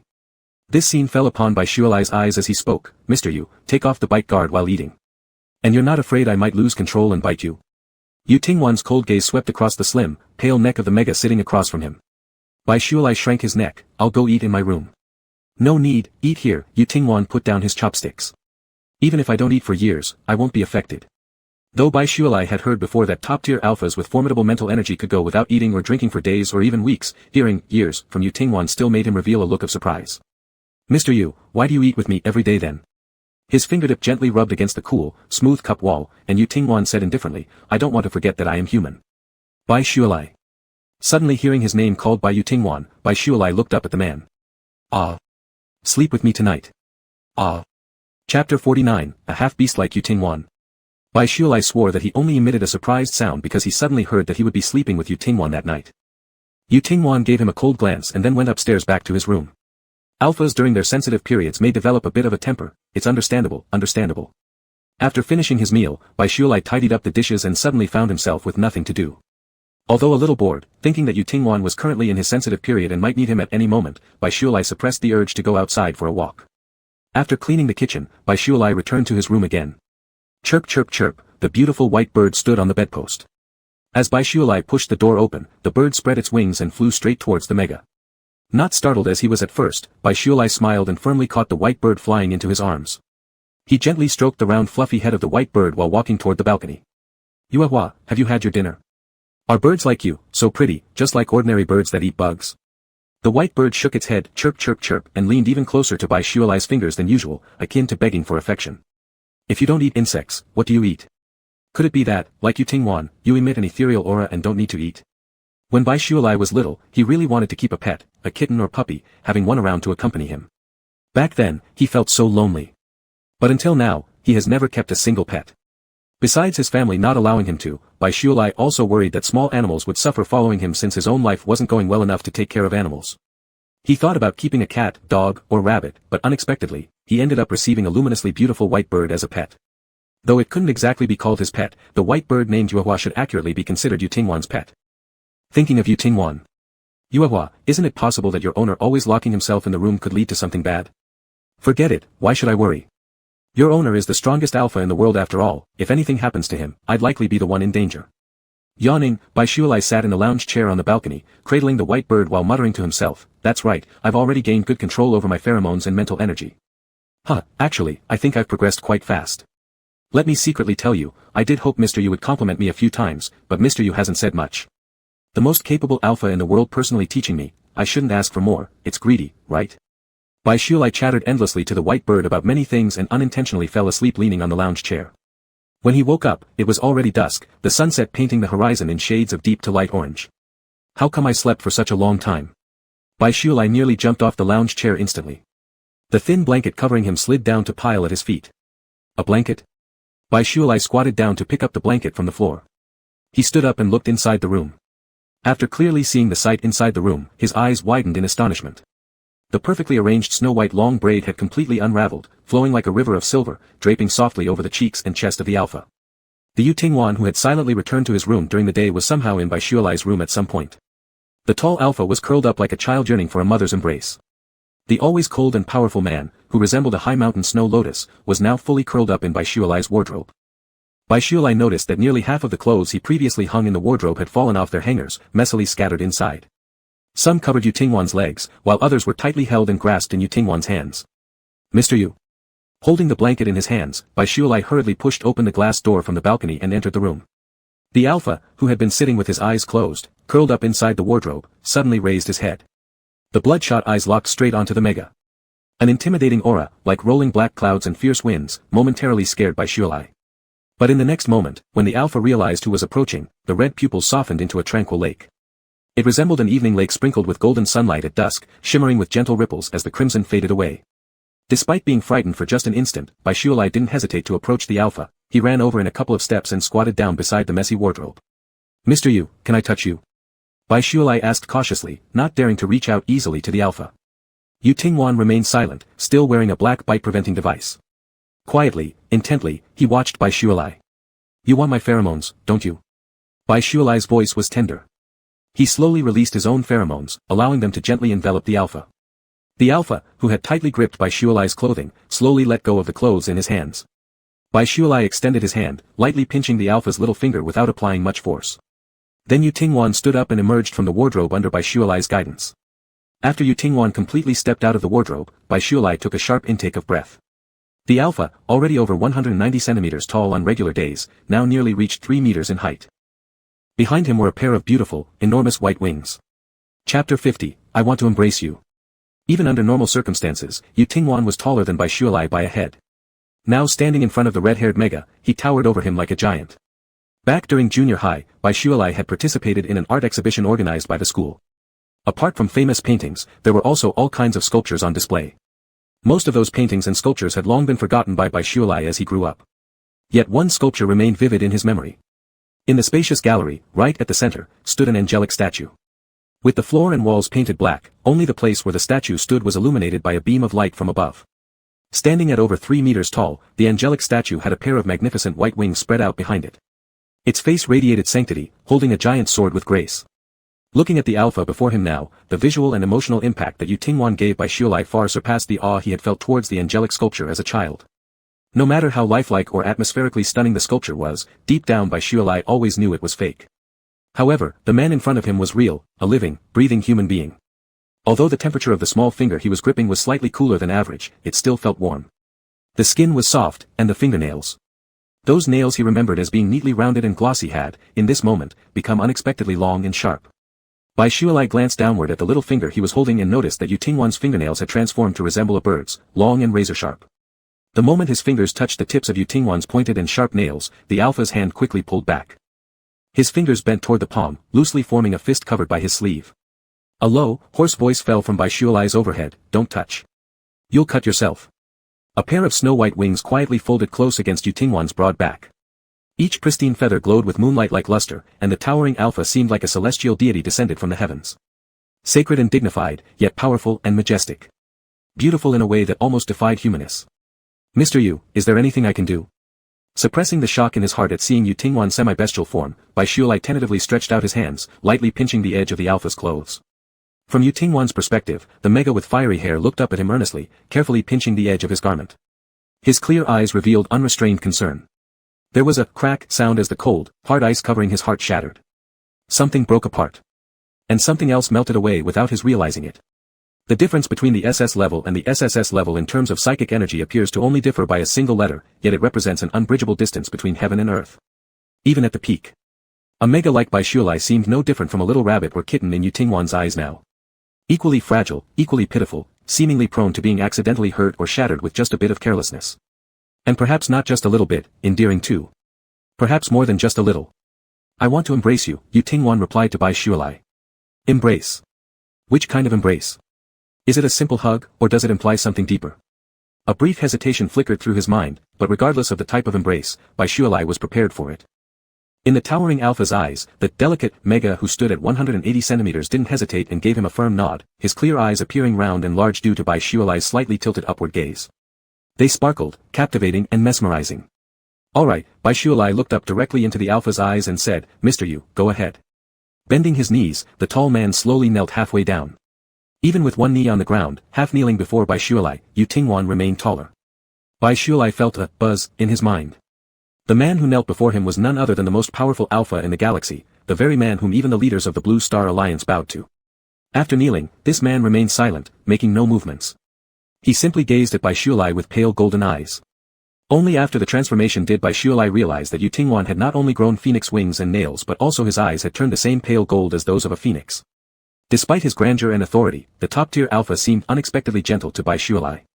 Stretching out his hand cautiously, Bai Shuilai's fingers slowly approached the alpha until finally lightly touching Yu Tingwan's cheek. Smooth and cool, it felt as though he wasn't touching a person, but rather a piece of jade. A comfortable expression spread across Yu Tingwan's handsome face. He half closed his eyes, tilting his head slightly toward Bai Shuilai's touch, clearly savoring the sensation of the Mega's fingers against his skin. The bite-preventing device on his lips prevented any further physical contact with Bai Shuilai, causing Yu Tingwan to frown slightly, revealing a hint of impatience as if an immense beast were restless under its restraints yet forcing itself to remain suppressed. Yu Tingwan's eyes roiled with golden waves. Sensing the growing disorder in the alpha's pheromones and mental energies, Bai Shuilai took a step closer to him, placing his other hand gently over Yu Tingwan's chest. With his proximity and touch, the alpha visibly calmed down and grew obedient almost instantaneously. A low growl rose from deep within his throat as Yu Tingwan lifted his hand, encasing Bai Shuilai's fingers gently pressed against his cheek in his soft, dry palm. An audacious idea sprang uncontrollably from within Bai Shuilai, causing his heart to beat faster, each pulse resonating like the sound of a drum. The other hand, untouched by Yu Tingwan, gradually moved upwards, fingers gently skimming over the alpha's cool cheeks as Bai Shuilai carefully observed his expression. Seeing no sign of rejection or displeasure but instead a look of contentment, Bai Shuilai mustered his courage and placed his entire hand firmly against Yu Tingwan's cheek. Too gentle. Nothing like his usual aloofness or untouchable aura. Do you want me to hold you? Even though Yu Tingwan knelt before him, Bai Shuilai still had to tilt his head slightly upward to meet the alpha's eyes. Still speechless, Yu Tingwan only stared at him expectantly. Leaning forward, Bai Shuilai pressed his upper body against Yu Tingwan's broad chest. As their chests touched, warmth and tingling sensations quickly spread throughout their bodies despite layers of fabric separating them. It felt as if an electric current surged through him, causing Bai Shuilai to shiver slightly. Reaching out both arms, he attempted to encircle the alpha before him. In a flash, Yu Tingwan gripped him tightly, binding him securely within the alpha's sturdy embrace. Close to Bai Shuilai's ears came a deeply satisfied sigh from Yu Tingwan. Chapter 51, The Gigantic Pure White Birdcage. Even in the semi-bestial form and half-kneeling, the alpha towered much higher than Bai Shuilai. Yu Tingwan had him tightly locked in his embrace, Bai Shuilai's cheeks pressed against the alpha's chest. Thud, thud, thud. In his ear was the slow and steady heartbeat under Yu Tingwan's ribs, and every breath carried the scent of the alpha. Besides the icy smell of pheromones, there was also a faint tea fragrance unique to Yu Tingwan. Bai Shuilai's mind buzzed with questions. It had only been an afternoon, yet Yu Tingwan not only appeared in his wardrobe but also took on a semi-bestial form. Mr. Yu, are you feeling better? Bai Shuilai asked softly, his cheek brushing against the broad chest of the alpha. Yu Tingwan continued to hold on to the red-haired Mega in his arms without much talking. With his lips masked by the bite-preventing device, unable to touch the skin of the Mega, the alpha could only slowly and greedily inhale Bai Shuilai's scent. Once embraced, there would be no letting go. Bai Shuilai's pheromones carried the warmth of sunlight along with the sweet freshness of morning dew, vibrant and full of life. For someone who had been deprived of sunlight for so long, experiencing its warmth once more felt miraculous. Even the immortal phoenix, having lived far too long beyond the cycle of life and death, still found himself irresistibly drawn to the vivid essence of life. The bright splash of red in the cold, pale world of Yu Tingwan was now his sole color. It seemed that for the moment, Yu Tingwan had no intention of releasing him, and Bai Shuilai gradually relaxed, entrusting his weight into the arms of the alpha embracing him. This sensation of mutual embrace felt incredibly strange. He had never before engaged in such close, prolonged hugging with anyone. Even with Song Shi, their most intimate actions involved hand-holding. Even if there were occasional hugs, they were never this tight or this close. Both hands encircled the spine of the alpha, occasionally touching the enormous white wings protruding from behind Yu Tingwan. The smooth and silky feathers bore a resemblance to the feather that had once fallen from the little bird. Raising his head secretly, Bai Shuilai noticed that the man's lips underneath the black bite preventer remained unchanged. Thankfully, there was no bird-like beak present. After semi-beast transformation, Yu Tingwan exuded an air of divinity that was even less approachable than before. Contrary to Yu Tingwan, when Song Shi semi-transformed, he looked somewhat like a demon from mythological tales. Black and twisted horns, massive black wings, and tiger-like patterns covering his face. Bai Shuilai had personally witnessed 3 top-tier alphas in their semi-bestial forms, Song Shi and Sikyuang Wan before today. 3 years ago, when he was given to Song Shi as sacrificial fodder, Song Shi, despite being an S-level alpha, had yet to awaken his semi-bestial abilities, and his companion beast was merely a harmless kitten.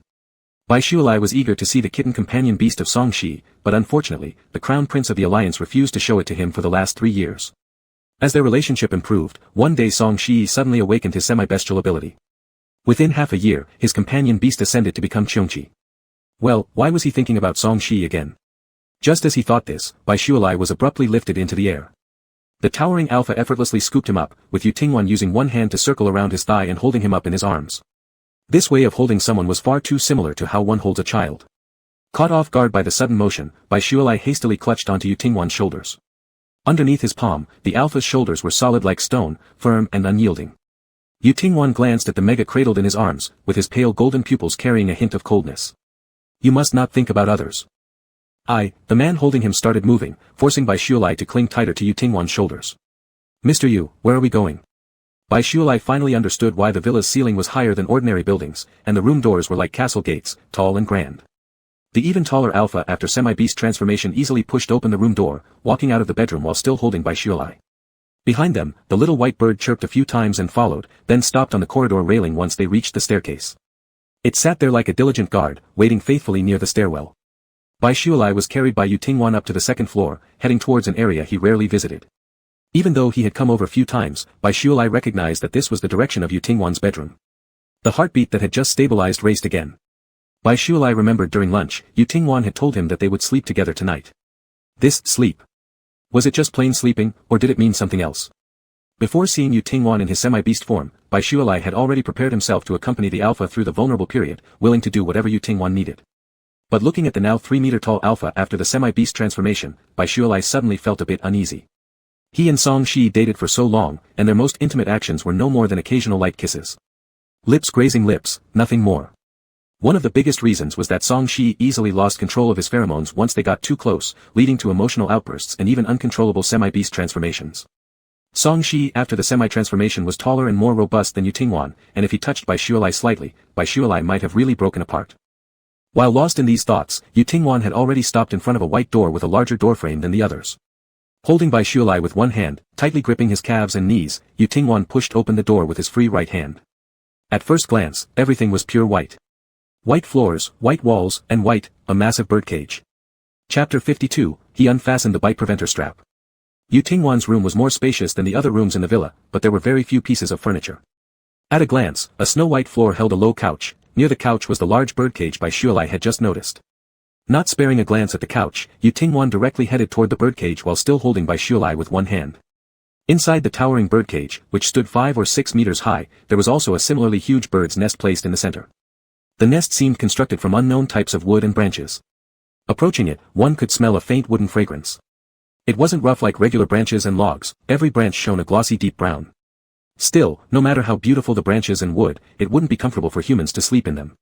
After being brought inside the cage by Yutingwan, Baishualai was gently placed into the enormous bird's nest. There weren't any soft and comfortable blankets or cushions to sit on. The hard branches made Baishualai feel quite uncomfortable. Mr. Yu, do you usually rest here? Finding a somewhat flat spot to sit, Baishualai glanced around the birdcage.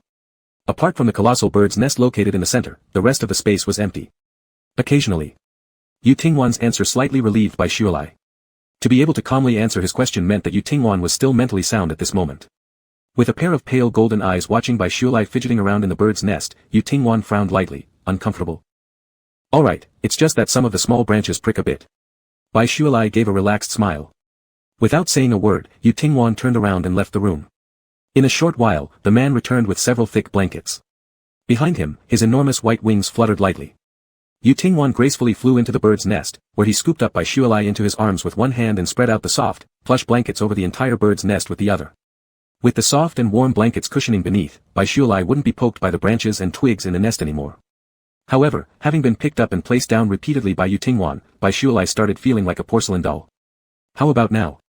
After arranging the bird's nest, Yutingwan asked again. Soft and comfortable to sit in. Baishualai spoke the truth. If it weren't for Yutingwan's imposing presence nearby, he would have loved to roll around in the blanket-filled bird's nest. Yutingwan hummed, and in the next second leaned closer to Baishualai.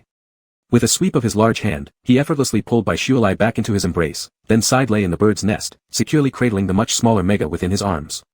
A pair of snowy white wings slowly enveloped both of them.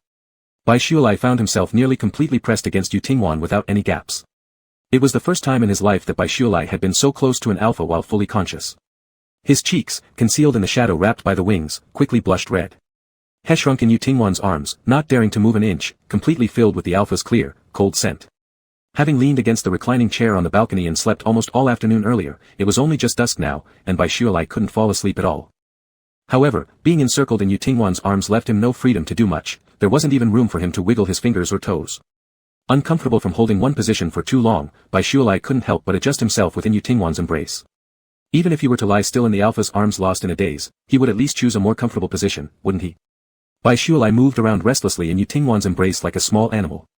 In the unseen areas where the alpha lay in the bird's nest, the alpha's pale golden eyes gradually turned into a nearly uncontrollable crimson. With a light press of his large hand on Bai Shualai's lower back, Yu Tingwan closed his eyes forcefully and spoke in a hoarse voice, "Don't move." The person squirming in his arms immediately froze as though hit with a pause button. After a while, a cautious and gentle voice came from his arms, "I won't move." A palm gently rested on Bai Shualai's nape, rubbing his smooth, beautiful red hair intermittently with fingertips and palm. Yu Tingwan seemed to sigh lightly, "Bai Shualai, don't be afraid, I am still rational." After pausing briefly, Yu Tingwan lowered his head and looked silently at Bai Shualai's hairline, saying, "This time during my heightened sensitivity period, all we need is some hugging. Over these few days, stay by my side and don't go too far away." Gently patting Bai Shualai's back in a comforting manner, Yu Tingwan reiterated, "Don't be afraid. I won't really touch you. If you're bored, you can play with the light computer, or even my feathers." Lying quietly in the alpha's arms, Bai Shualai's eyes lit up. Could he really play with Yu Tingwan's wings and feathers? Ever since the first time he saw Yu Tingwan's phoenix wings, Bai Shualai had always wanted to reach out and gently touch them.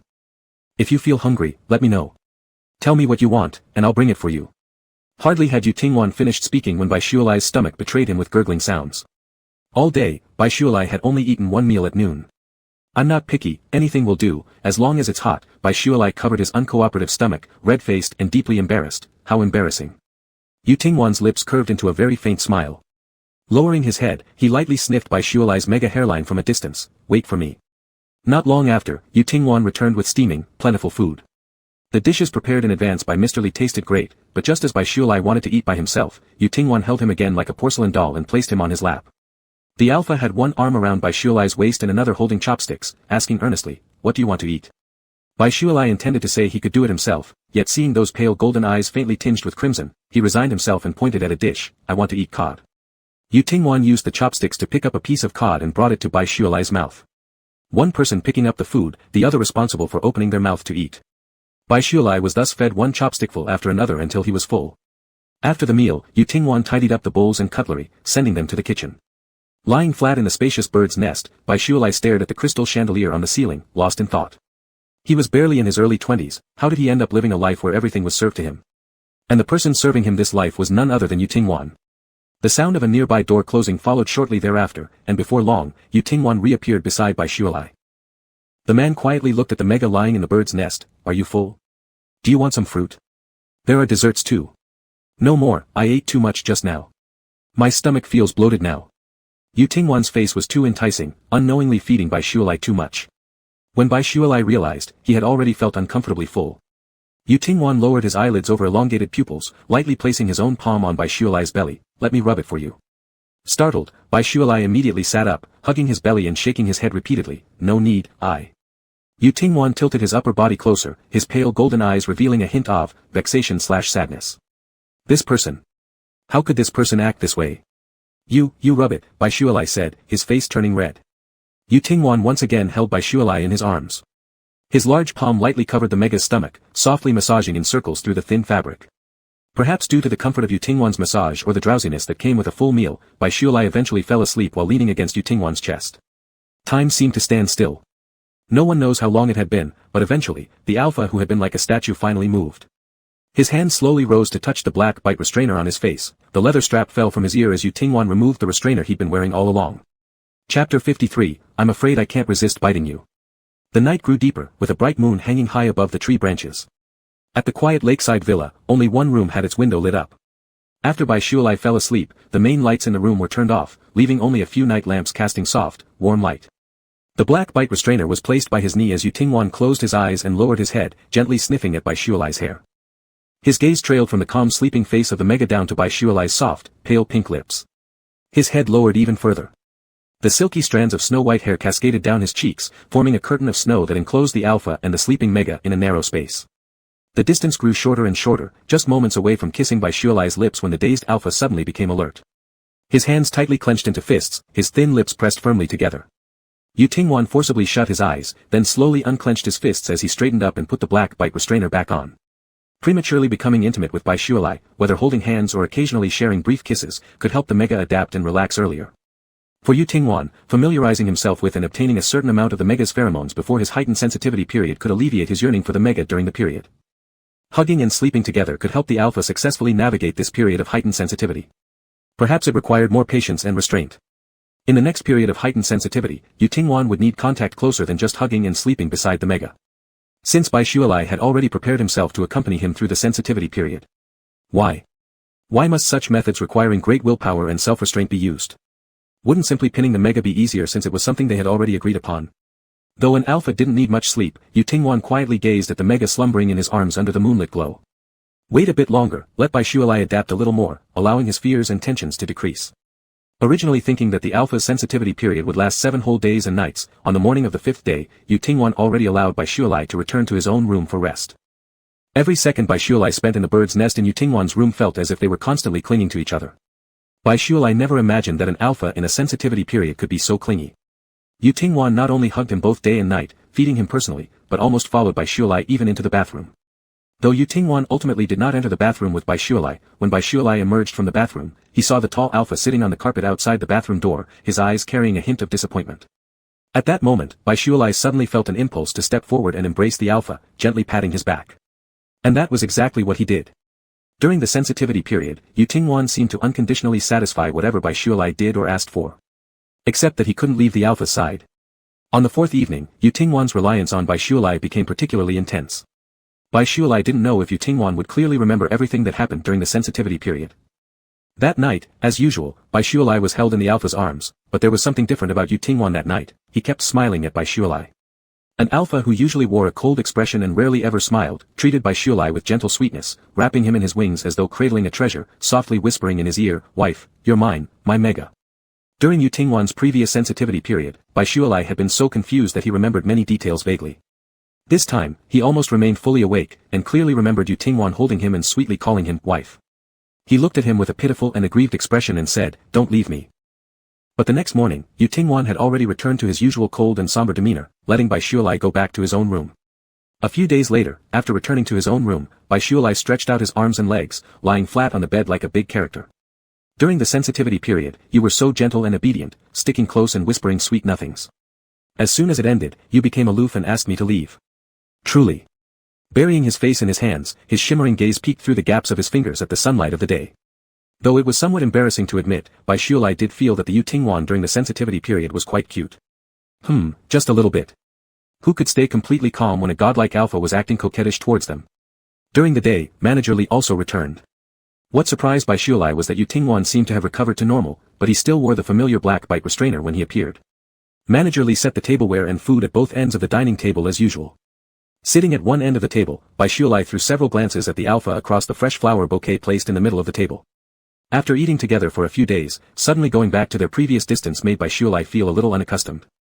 Looking at the bite restrainer on Yu Tingwan's face, bistioli asked, "Mr. Yu, would you take off the bite restrainer?" Yu Tingwan raised his eyes and met bistioli's pure black eyes. "You don't need to call me, sir, or add my surname before it." Bistioli hesitated for a moment, then saw Yu Tingwan instruct Manager Li to rearrange their tableware. They moved from both ends of the long dining table to the center where they sat facing each other. When they reseated, Yu Tingwan suddenly said, "The bite restrainer cannot be taken off yet." Glancing lightly at bistioli, the alpha muttered deeply, "I'm afraid I can't resist biting you." Chapter 54, The Omega I Like Got Married. Bistioli's. The two words, husband, got stuck in Song Shiyan's throat like sharp blades that he couldn't force out. After pausing, he continued with a deep voice, "What kind of background does that guy have?" At the mention of bistioli, Si Kongwan's hand trembled slightly. The crystal glass filled with golden wine liquid shook gently, splashing some drops outside. She lifted her glass and gulped down a mouthful of strong alcohol. Lifting her eyelids indifferently, she glanced at Song Shiyan beside her, saying lazily, "I don't know. I've heard he's a wealthy interstellar merchant." Song Shiyan frowned at Si Kongwan's lethargic posture. The Crown Prince of Blue Star Alliance showed dissatisfaction on his face. "Just because you lost once to that guy, you stopped attending school and gave up military camp training, staying home all day drinking alcohol. How do you plan to assist me in managing the alliance in the future if you're like this?" Si Kongwan clicked her tongue, putting down her glass and leaning carelessly back against the sofa. Her eyes gleamed mischievously. "I'm not drinking because of that matter." "For what, then?" Leaning over the table, Song Shiyan grabbed the bottle and poured himself a drink. Even though he had passed the sensitive period, the restless feeling in his heart never faded away. It's because the mega I like has gotten married.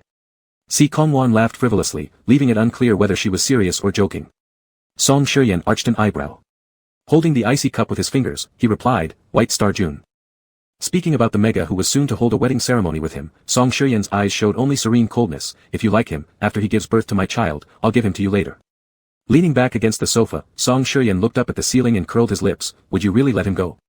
What's there to hesitate about? He's just a mega. How can a mega be more important than brotherhood? Song Shiyan disdainfully hummed. Once the child is born, White Star June will be of no further use. Si Kongwan glanced sideways at Song Shiyan. Song Shiyan added casually, you know very well that the reason I initially approached White Star June was only because his companion animal is a magpie, which brings me good luck. Good luck. Si Kongwan narrowed her eyes. Song Shiyan had only been with White Star June for a few days, and they hadn't even announced their relationship publicly when Song Shiyan was stripped of his prince title by the king of the Union. A destitute former crown prince not only fails to bring glory and riches, but also invites lethal dangers. Bai Xingjuan used the excuse of studying abroad to leave the Blue Star and ran to another planet, where an inferior mega with naturally red hair was considered ominous. This mega was thrust in front of Song Shiyan, becoming the target for the ex-crown prince's vented anger. Song Shiyan awakened his therianthropic ability, and his companion animal advanced into a powerful mythical beast while he was together with Bai Shuilai. Song Shiyan, who had repeatedly said, it's just a mega, how could it be more important than brotherhood, once wrestled and fought with someone just because he insulted Bai Shuilai publicly. Si Kongwan questioned Song Shiyan at that time, he is just an inferior mega. Song Shiyan, why do you attack me just for scolding him? Have you forgotten what you said earlier? Are you really serious about this? Now, Song Shiyan has forgotten. But Si Kongwan remembers. After their fight, Song Shiyan, gasping for breath, sat on the dusty ground and wiped the blood from the corner of his mouth. After a long pause, he said, just consider it my regret. Song Shiyan accidentally discovered Bai Shuilai's companion animal. Bai Shuilai's companion animal was a small koi fish. Like magpies, koi are also auspicious symbols that bring good luck. After discovering this, Song Shiyan informed Si Kongwan that Bai Shuilai's companion animal was a koi. Then he tried improving his relationship with Bai Shuilai. The exact developments between them were unknown to Si Kongwan. Afterward, Song Shiyan first awakened his therianthropic abilities, then his companion animal advanced into the more formidable Cheongqi. Si Kongwan thought that Bai Shuilai truly pitted fools. Even if Song Shiyan eventually fell in love with Bai Shuilai and held a grand proposal ceremony, so what? Song Shiyan was fated to become the future king of the Blue Star and destined to sire enough offspring. An infertile inferior mega, even if elevated to the position of queen, could only helplessly watch as their alpha husband spent every night with other megas during the sensitivity period. And watch their alpha care for pregnant megas, being unable to do anything about it. Did Bai Shuilai know? That fool knew nothing. Taking out a cigarette from her pocket, lighting it, she inhaled deeply and slowly exhaled rings of smoke. Her field of vision swirled with clouds of tobacco smoke. You're about to marry Bai Xingjuan soon. Why bother thinking about Bai Shuilai? If you must investigate the people around Bai Shuilai, wait until after the marriage. Song Shiyan stood up and looked down at Si Kongwan disdainfully, stop drinking all day long. Go investigate the alpha around Bai Shuilai. I'll have Xingjuan come see you tomorrow. With that, Song Shiyan left the smoky room in large strides. At the exit, a mega cloaked in black whose face was obscured by a hood happened to be led inside by someone. A subordinate among Si Kongwan's household quickly pulled the mega and knelt before Song Shiyan. Coldly glancing at the mega, Song Shiyan curled the corner of his lips, and then walked off in wide steps. Master, the person has been brought here. The subordinate brought the mega into the room. She extinguished the unfinished cigarette and lounged casually on the sofa, fixing her eyes sternly on the mega as she ordered, take off the cloak. Master Si Kong. The mega emitted a sweet and cloying voice.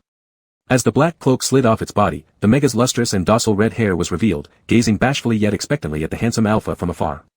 Si Kongwan narrowed her eyes slightly, the red hair looks great. The subordinate nearby reminded the mega, serve master well. Then they excused themselves from Si Kongwan. Come closer. Si Kongwan beckoned to the red-haired mega with a wave of her hand. As the mega approached, she seized the jaw sculpted through plastic surgery. The haze caused by alcohol draped a mist over her vision, in which she seemed to see that person. Bai Shuilai, you look so beautiful. The red-haired mega, its jaw in pain, tearful replied, Master Si Kong, I'm not Bai. I say you are. Si Kongwan grabbed the red-haired mega by the dyed red hair and threw it onto the couch. Chapter 55, Big Shot says, if my wife goes out, so do I. Less than 7 o'clock in the morning, the light hit the frosted glass of the bathroom, casting a gentle glow around the room. Bai Shuilai splashed water on his face with both hands, wiping it vigorously before grabbing the towel hanging nearby. While drying off the droplets of water on his face, he looked at himself in the mirror. Yu Tingwan's hypersensitivity period had completely passed. In the first few days after Li Butler returned, Yu Tingwan would still wear that black bite guard. What did Yu Tingwan say on the first day? Oh, that alpha said he was afraid he couldn't stop himself from biting him. The word bite carried a subtle, unspoken flirtation in the relationship between an alpha and omega. But this word coming out of Yu Tingwan's mouth was probably as different as comparing a romance film to a biology class. After washing his face and brushing his teeth, Bai Shuilai combed his fiery red hair into a ponytail as usual. However, when searching for the hairband, he just couldn't find it anywhere. Strange, where did I put it? With one hand holding his hair high up, Bai Shuilai stepped out of the room. Mr. Li, do we have any extra hairbands or headbands? What's wrong? Suddenly behind him, the alpha's voice startled him. Bai Shuilai turned around only to see Yu Tingwan, who was standing nearby some time ago. The handsome face of the man no longer bore the black bite guard, his snow-white hair combed neatly into a ponytail naturally falling behind him, not tied by the black leather strap anymore. Sir, I can't find my hairband. Bai Shuilai remembered what Yu Tingwan had said that day. He could address him as sir, but didn't need to prefix the surname, it felt too formal and distant. Yu Tingwan walked toward Bai Shuilai in large steps. Without semi-morphing, the alpha maintained the normal human frame. Standing behind Bai Shuilai, he towered a head above the mega. As Bai Shuilai tried to turn while holding his hair up, two broad, thick hands placed themselves on his shoulders. Yu Tingwan exerted no pressure, Bai Shuilai was held firmly in place nonetheless. From behind, the alpha's voice instructed, don't move. His hands slid from Bai Shuilai's shoulders. Very soon, Bai Shuilai felt Yu Tingwan grasp his hair firmly. Let go of your hands, your hair won't come undone. Yes, Bai Shuilai obeyed, releasing his hold. Having held his arm up high for a long time, Bai Shuilai's arms had grown a bit sore.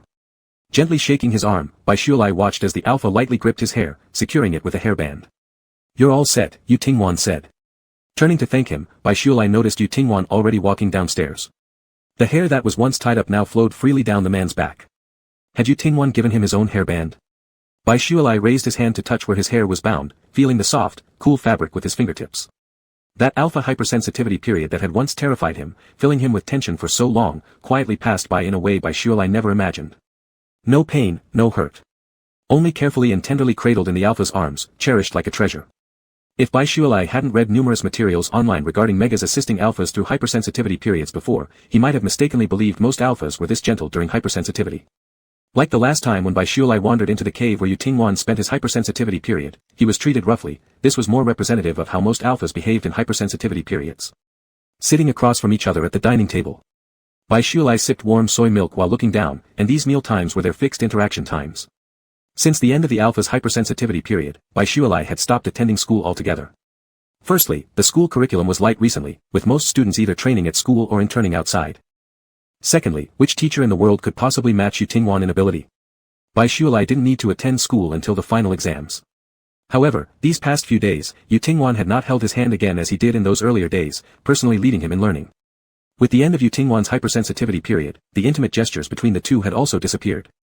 They no longer held hands, and kisses became even more unlikely. Yu Tingwan had stopped personally training with him, instead giving him some books to read and practice from independently. Sir, may I request a day off? Taking the napkin to wipe his mouth after breakfast, Bai Shuilai asked. Yu Tingwan took a small sip from his teacup. Bai Shuilai's eyes lit up, and he couldn't help but smile. So, can I go out to play? He hadn't gone out to play for a very long time. In the past, it was always one thing or another that kept him from enjoying himself outside. Later, after staying by Yu Tingwan's side and agreeing to marry the alpha, Bai Shuilai found himself shuttling between the classroom and the estate without ever stepping out to play. His fingertip gently caressed the smooth, cool surface of the cup as Yu Tingwan asked, going out with friends? Not really, I'll be going alone, Bai Shuilai smiled and said, I don't have many friends. From childhood, his family had favored Bai Xingjuan, and even at school, people seemed to prefer his younger brother. Everyone knew Bai Xingjuan's companion animal was a magpie, and everyone wanted to a bit of his good luck. Everyone also knew Bai Shuilai's red hair was considered inauspicious, so they stayed far away from him. Even those who played well with him would eventually gravitate toward Bai Xingjuan within days. And so what? If they wouldn't play with him, he wouldn't play with them either. Being alone had its own joys. Bai Shuilai had plenty of ways to please himself and keep himself entertained. To Bai Shuilai, this wasn't anything particularly important, and there was no need to explain or complain to Yu Tingwan about it. Where are you going to play? Yu Tingwan asked again. To shop at the mall. Yu Tingwan raised an eyebrow. If you need something, just tell Butler Li. Mr. Yu, it's not that I dislike your things, I just want to experience the process of shopping. Yu Tingwan's estate was big and beautiful, but Bai Shuilai still wanted to go out for some fresh air. Also, the ruby ring Song Shiyu had given him was still on him, untouched since he hadn't yet found a chance to sell it. This trip would give him the perfect opportunity to sell the ring, wander around with the money, take a look here and there, and buy some things. Yu Tingwan wiped his hands, got up, and said, I'll go with you. Ah. In a few days, you'll accompany me to attend the Crown Prince of the Blue Star Alliance's wedding ceremony. We can buy your clothes for the occasion then. Chapter 56, The Big Shot, Apologize to My Wife. Even in the morning, the capital city of the Blue Star Alliance bustled with people, full of life and energy. With dark glasses covering his face, a baseball cap shading his head, and dressed in a simple hoodie and jeans, Bai Shualai hadn't been out for a while. He enjoyed the warm sensation of the morning sun on his skin since getting off the spaceship. His gaze darted left and right, unable to contain his curiosity. Spotting a vendor selling steamed buns, Bai Shualai, despite already having eaten breakfast at the villa, couldn't resist buying a sweet pork floss bun. The bun was filled with perilla seeds and black sesame, wrapped in layers of flaky dough freshly taken out of the steamer, emitting a fragrant warmth. Seeing it, Bai Shualai couldn't help but swallow. Turning back, he looked toward the tall alpha beside him. Sir, don't you want any? Yu Tingwan shook his head lightly. You eat. Holding the warm bun in one hand, Bai Shualai took a bite as he walked. Before long, his attention was drawn to a bubble tea store nearby, and his steps slowed unconsciously. Mr. Yu, do you want some bubble tea? Bai Shualai asked again. Just go buy it, I'll wait for you here. A hint of a faint smile appeared in Yu Tingwan's eyes as he watched the excited Mega run toward the bubble tea store. Quietly waiting by the roadside, Yu Tingwan's eyes remained fixed on the red-haired Mega across the street. After a moment, Bai Shualai returned happily, waving his purchased bubble tea at the alpha before heading toward Yu Tingwan. A group of young alphas were laughing and joking as they approached the bubble tea store. Spotting someone ahead, they collided recklessly. Unable to dodge in time, Bai Shualai's arm was bumped, nearly causing the drink in his hand to fall. Though the cup wobbled, some of the tea splashed out, soaking Bai Shualai's newly changed hoodie, jeans, and even his shoes. Frowning as he looked down at his stained clothes, Bai Shualai turned toward the impolite young alphas. Hey, aren't you going to apologize for bumping into me? These alphas all wore luxury brands with large LG logos, clearly young masters from wealthy families. Upon hearing Bai Shualai's voice, they turned their attention to the Mega wearing sunglasses. There were several people who had been bumped into by them earlier, but upon seeing these alphas weren't ones to mess with, the others quietly walked away. The young lord scrutinized Bai Shualai's clothing. Wearing what he had on previously when going out today, whether it was the hoodie or the jeans, everything on Bai Shualai was inexpensive. Who would have bumped into you if you hadn't been blocking the way?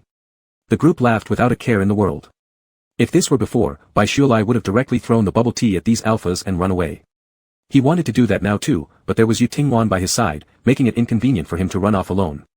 Just as he was thinking, a tall figure approached from beside him.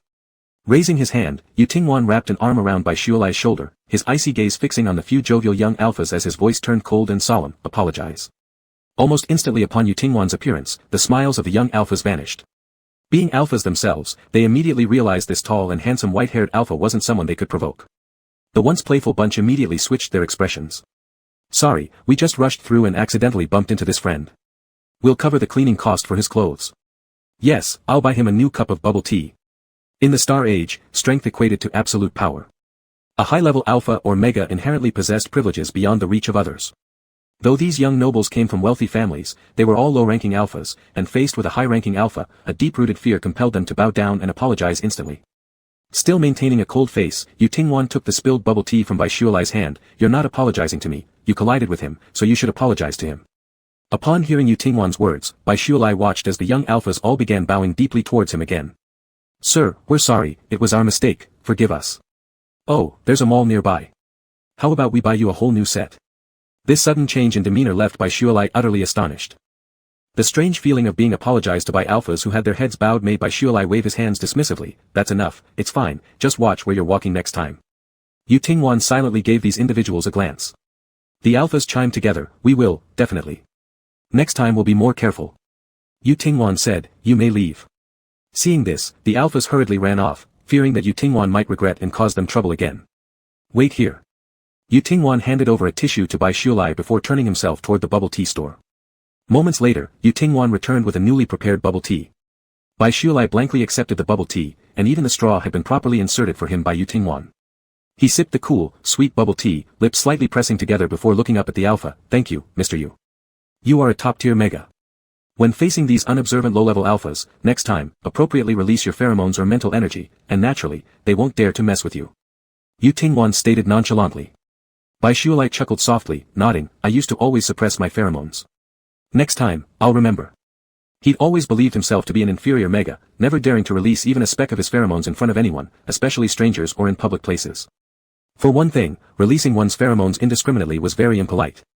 For another, it amounted to telling others that he was an inferior mega, exposing his own weakness, which was not wise. Although Yu Tingwan had told him he was actually a top-tier mega. He'd practiced controlling his pheromones and especially the use of mental energy since then. But having suppressed them for over 20 years, he reverted instinctively to his old methods in emergencies and momentarily forgot he was a top-tier mega. By simply releasing a little bit of spiritual pressure, those arrogant and disrespectful individuals would have knelt to apologize. However, Bai Shualai remembered this time. Someone walked ahead of him, personally demonstrating and teaching him what to do. Go to the mall nearby and buy a new set of clothes. Yu Tingwan looked at Bai Shualai's dirty outfit. The mall nearby? Bai Shualai glanced up toward the tallest building not far away, muttering, that's the most expensive mall in the entire capital. Yu Tingwan asked, have you been there? Bai Shualai took a sip of his bubble tea and shook his head repeatedly, I've only seen it from the outside, the things they sell inside are all too pricey. The Bai family had money, but they wouldn't spend any on Bai Shualai. Yu Tingwan nodded, understood. Understood what? Bai Shualai was completely confused. Let's go. To the mall. Chapter 57, An Encounter with Bai Xinyan. He placed his hand into his pocket, touching the ring box tucked inside. Bai Shualai had originally planned to sell the engagement ring Song Shiyan gave him long ago, thinking he'd visit a roadside jewelry recycling shop for an estimate. Unexpectedly, Yu Tingwan brought him instead to the most luxurious mall in Lantian's capital city. No wonder it was called Lantian's most extravagant mall. As soon as they stepped into the mall, there stood an enormous indoor artificial waterfall that stretched over 4 or 5 stories tall. It was breathtaking and majestic all at once. Even though the mall had just opened in the morning, many people were already gathering before the artificial waterfall to take photos as souvenirs. Yu Tingwan glanced at a couple taking pictures near the waterfall and then turned his head to look at Bai Shualai who was gazing at the waterfall. Let me take a picture for you. Huh? Bai Shualai was utterly bewildered by Yu Tingwan's sudden offer. Mr. Yu, what should we be taking pictures of? The waterfall. Bai Shualai shook his head and smiled, there's no need. I'm just looking. It's quite a novelty to see such a big waterfall indoors. The alpha whose request was rejected awkwardly explained, your companion beast is a koi fish, so naturally, you have an affinity for water. Bai Shualai momentarily didn't know how to respond, gently tugging at Yu Tingwan's sleeve, Mr. Yu, let's go buy some clothes first. Yu Tingwan lowered his gaze and briefly scanned Bai Shualai's soiled clothing, alright. The mall was enormous, and since this was Bai Shualai's first time here, he had no idea where to go. Not knowing what to do, Bai Shualai simply boarded the elevator next to the waterfall with Yu Tingwan, heading upstairs. Upon reaching the upper floor, they didn't find men's clothing shops but instead stumbled upon many jewelry stores. On this floor, every merchant appeared to be selling gold and jewelry. Holding the ring box tightly in his pocket, Bai Shualai said, Mr. Yu, I want to check if they will buy back my rings. Many jewelry stores recycle old jewelry. Are you planning to sell your jewelry? Yu Tingwan frowned slightly out of curiosity, as he thought he had only ever gifted Bai Shualai a single ruby brooch. The customers on this floor weren't numerous, but each one seemed to be dripping with dazzling accessories, either shiny necklaces and earrings or bulky bracelets and rings. In contrast, Bai Shualai wore only his stained clothes, with nothing adorning his earlobes or neck, completely bare of any accessories. Yu Tingwan's eyes slowly lingered on the mega's white, smooth earlobes. A pair of gemstone earrings dangling there would surely look beautiful. Especially when they swayed with movement or caught the wind, refracting colorful glints. Yu Tingwan's lips tightened slightly, as if a feather brushed softly across his chest, creating a tingling sensation. Lost in thought, Yu Tingwan suddenly heard Bai Shualai's voice again, yeah, it was a gift from Song Shiyan before. At the mention of a certain person's name, the alpha instinctively furrowed his brow and coldly remarked, throw it away, it's fine. Upon hearing that Yu Tingwan wanted him to simply discard the jewelry given by Song Shiyan, Bai Shualai immediately shook his head, it's such a waste to throw it away. Those jewels look quite valuable, why not sell them and get some cash instead? After saying this, Bai Shualai kept his head down, avoiding meeting Yu Tingwan's expression, and directly turned to run towards a jewelry store. Mr. Yu, please wait outside for a bit. I'll be out soon. Bai Shualai clutched the red ruby ring box tightly as he entered the jewelry store, too afraid to turn back and see Yu Tingwan's expression. Though he had been jilted and their engagement broken off by Song Shiyan long ago, Bai Shualai still hesitated to throw away those gifts. Instead, he insisted on converting them into money. Would Yu Tingwan think him practical, greedy, and lacking self-respect? Bai Shualai couldn't bring himself to act like the protagonists in TV shows, casually tossing rings worth a fortune into lakes or onto lawns. Hello, do you buy back jewelry? I have a ruby ring that I no longer want. Standing in front of the counter, Bai Shualai took out an exquisite jewelry box from his pocket. He opened it, revealing the ruby ring inside. The shop assistant glanced at Bai Shualai's outfit and gave a faint smile, are you selling the ring? Please wait a moment while I call our jeweler over. Bai Shualai didn't have to wait long. A few minutes later, the assistant returned with a gemstone appraiser. They looked at the ring and then quoted a price for Bai Shualai. The price was much lower than Bai Shualai had expected, but as long as he could sell the ring, the difference in amount didn't matter much to him. Just as Bai Shualai was about to agree, Yu Tingwan suddenly appeared behind him, standing by his side. 3 minutes later, Bai Shualai received 5 times the initial offer. After leaving the jewelry store, Bai Shualai kept looking down at the money transferred to his account. He silently counted the zeros on his portable brain's bank account and couldn't help but exclaim, I knew they'd lowball me, but I didn't expect it to be this bad. Bai Shualai then looked up at the alpha who was striding ahead, unsure of what to feel. He thought that Yu Tingwan wouldn't understand, or would even look down on him for selling a ring given by his ex. Yet, this man just helped him negotiate fairly. Bai Shualai didn't know much about jewelry and wasn't sure how much the ring was actually worth. None of the professional terms about jewelry that Yu Tingwan mentioned earlier made any sense to him. But Bai Shualai clearly understood that Yu Tingwan, being such a powerful figure across the stars, stood up for him against the jewelry store's manipulation and got him a fair recycled value. What if it was Song Shiyan? Even without amnesia, Song Shiyan would likely look down on him for selling the engagement ring. Sir, please wait for me. Bai Shualai hurriedly followed after. Yu Tingwan stopped in front of a luxury goods store, glancing at Bai Shualai as he caught up before walking in himself. When Bai Shualai reached the store entrance, he looked up at the sign, recalling how extravagantly expensive the items here were. Thinking of the money he earned from selling the ring, Bai Shualai threw away the last bit of hesitation and stepped confidently inside. As soon as he walked in, Bai Shualai suddenly heard familiar arguing voices not far away. Frowning, Bai Shualai looked towards the direction where the commotion originated. Bai Xingyan sat with crossed arms on a chair, resting her feet on the head of a store clerk. Chapter 58, The First Use of a Top-Tier Omega's Spirit Energy. Bai Xingyan's lips were coated with a striking color, and she sparkled with opulent jewelry. If Bai Shualai hadn't known Bai Xingyan so well as a brother for nearly 2 decades, recognizing her voice extremely well, he might have mistaken her for some wealthy mega lady from afar. Although Bai Xingyan usually enjoyed dressing up, Bai Shualai rarely saw her decked out this vividly. Encountering Bai Xingyan so unexpectedly left him feeling quite unlucky. Bai Shualai turned around, wanting to find Yu Tingwan and avoid meeting Bai Xingyan. However, Bai Xingyan's voice was too loud, audible almost throughout the entire store with its shrill and hysterical pitch. The water you just brought is too hot. Were you trying to scald me to death? Without turning back, Bai Shualai still heard the sound of water being splashed and someone trying hard to suppress their painful cry. His brows furrowed deeply, but he still couldn't resist turning around again to look. Most of the store clerks were gathered around Bai Xingyan. Some bowed their heads, others bent over, and one even knelt at Bai Xingyan's feet. Her hair was drenched, her face splashed with hot water, making her previously white skin red all over. Tears welled in her eyes, and the clerk couldn't hold back, speaking shakily and pitifully, Mr. Bai, but, you asked me to make you a cup of hot tea, ah. Before the clerk could finish, Bai Xingyan slapped her. Despite being the one who hit, Bai Xingyan held her own hand as if in pain, shouting wildly like a madwoman. Dare to talk back. You dare to talk back. Mr. Bai. I am the crown princess. I am the most prestigious crown princess of the alliance. Do you want to die? Pointing at the people around her apologizing profusely, Bai Xingyan's voice became so sharp it broke. I will let the crown prince execute all of you impudent servants who show disrespect to the crown princess. Throw all of you. Everyone to the savage planet to feed the wild beasts.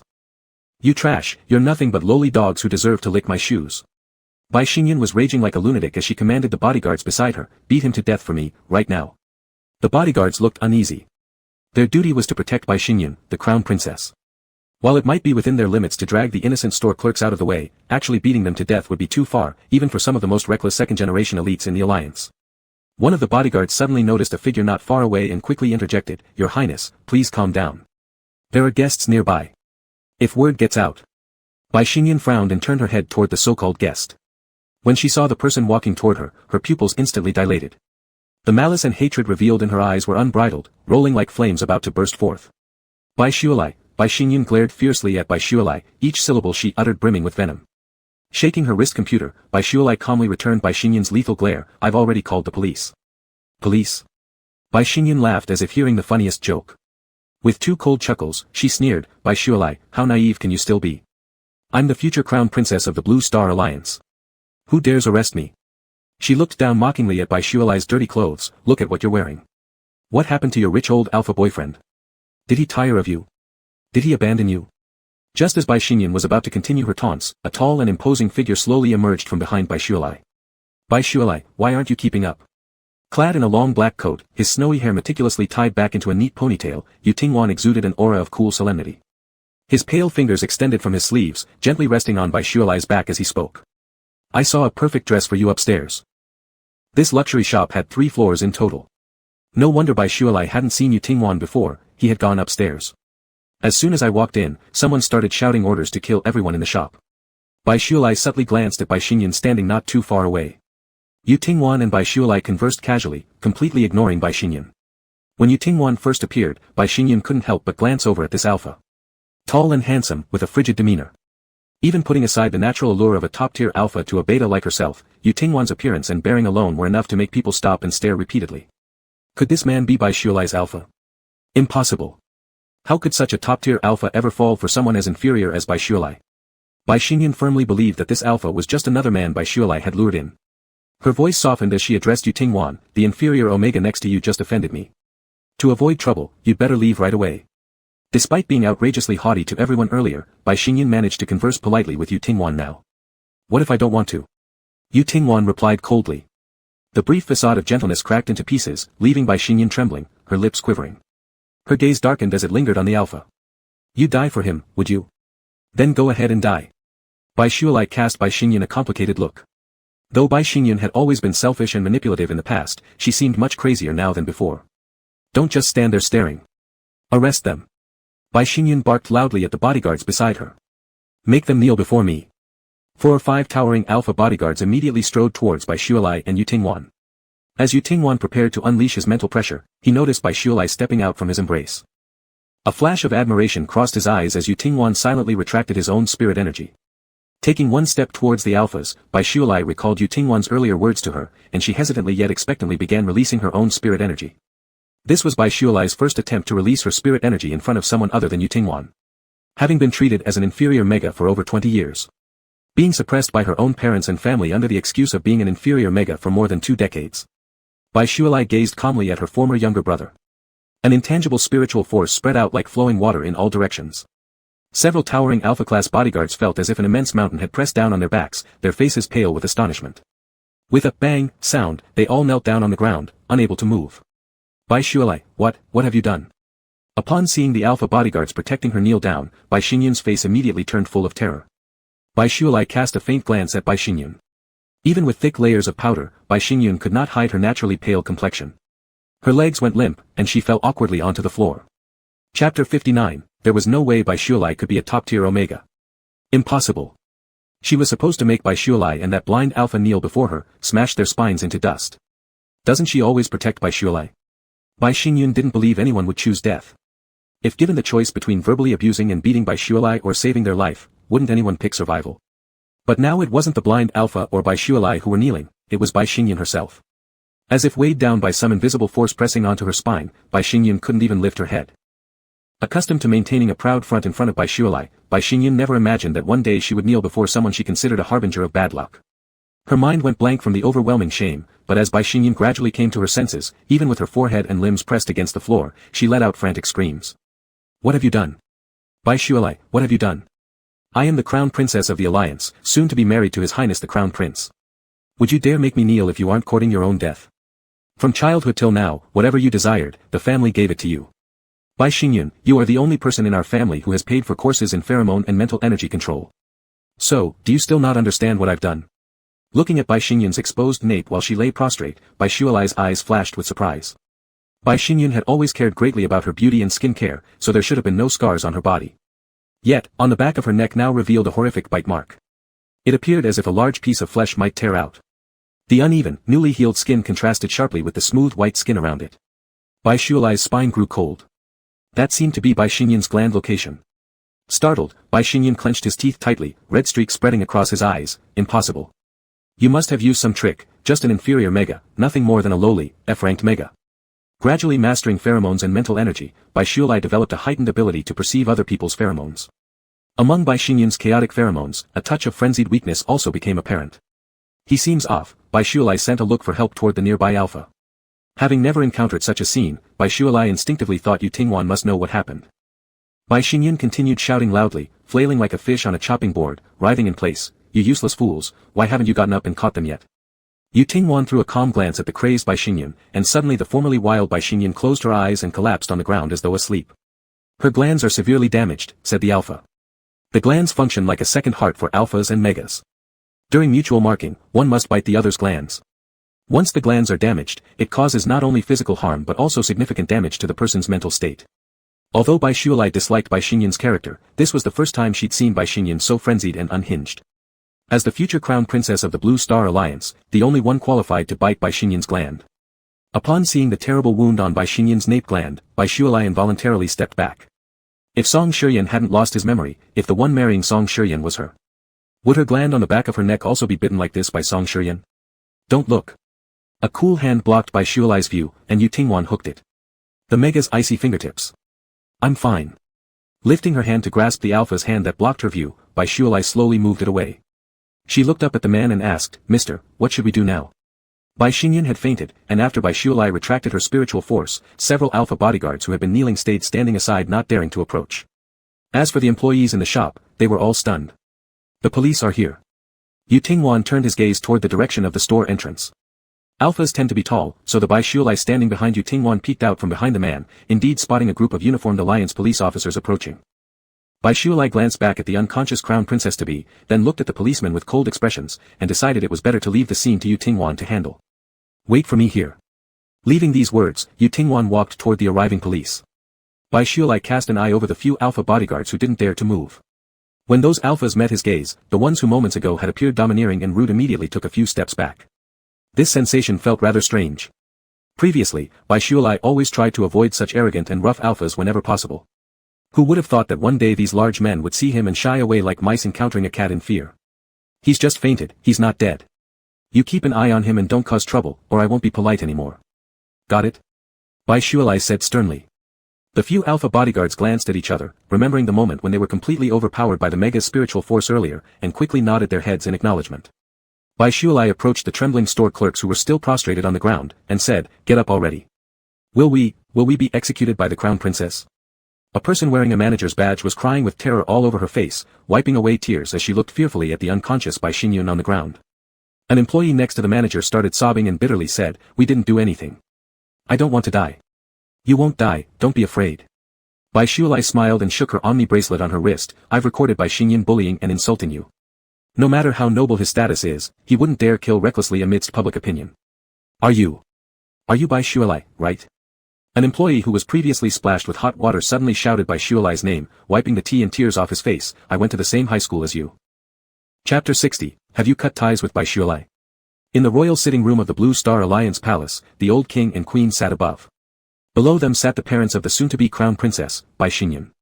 As Song Shiyan and Bai Xinyan's wedding date drew closer, Mr. Bai and Mrs. Bai, as the in-laws of the crown prince, never got the chance to meet the king and queen. Over the years, the Bai family earned some money through business and were determined to enter the upper echelons of the alliance's society. Unfortunately, the old established wealthy and noble families of the capital city of the alliance used to look down on the Bai family as nouveau riche, leaving the Bai family feeling stifled inside.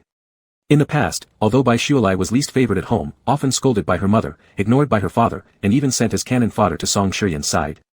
After Song Shiyan fell in love with Bai Shualai, thanks to the assistance of Song Shiyan, Bai father and Bai mother succeeded in entering the high circles due to their newfound prestige, and their attitudes towards Bai Shualai improved significantly. Now that their favorite child Bai Xinyan was about to marry Song Shiyan, Bai father and Bai mother had mentioned many times subtly that they wanted to meet the king and queen in person. It seemed to them that only after meeting the king and queen would they officially be acknowledged as royal relatives by the alliance, allowing them to proudly show their faces before those who once scorned them. Has Xinyan been feeling better lately? Thanks to her, our Shiyan could smoothly get through the sensitive period. The queen smiled warmly. Mrs. Bai's flattering smile froze for a brief moment. Not long ago, the crown prince of the alliance suddenly entered the sensitive period. Logically, Bai Xinyan, as the fiancé of Song Shiyan and soon-to-be bride, was the most suitable person to accompany Song Shiyan through the sensitive period. But no one expected that after the sensitive period ended, the glands on the back of Bai Xinyan's neck were covered in wounds, bloody and flesh torn, which was extremely shocking.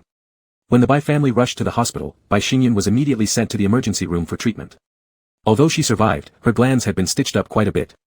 Nevertheless, Bai Xinyan seemed as though she had experienced something terrifying, and ever since, she had become somewhat deranged.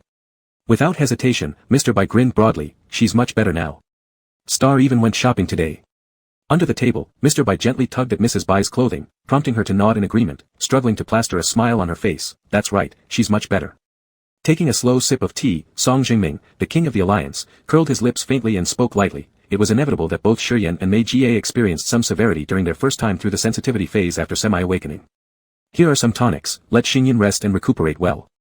As Song Jingming finished speaking, several attendants brought forward boxes filled with precious medicines and placed them before Mr. and Mrs. Bai.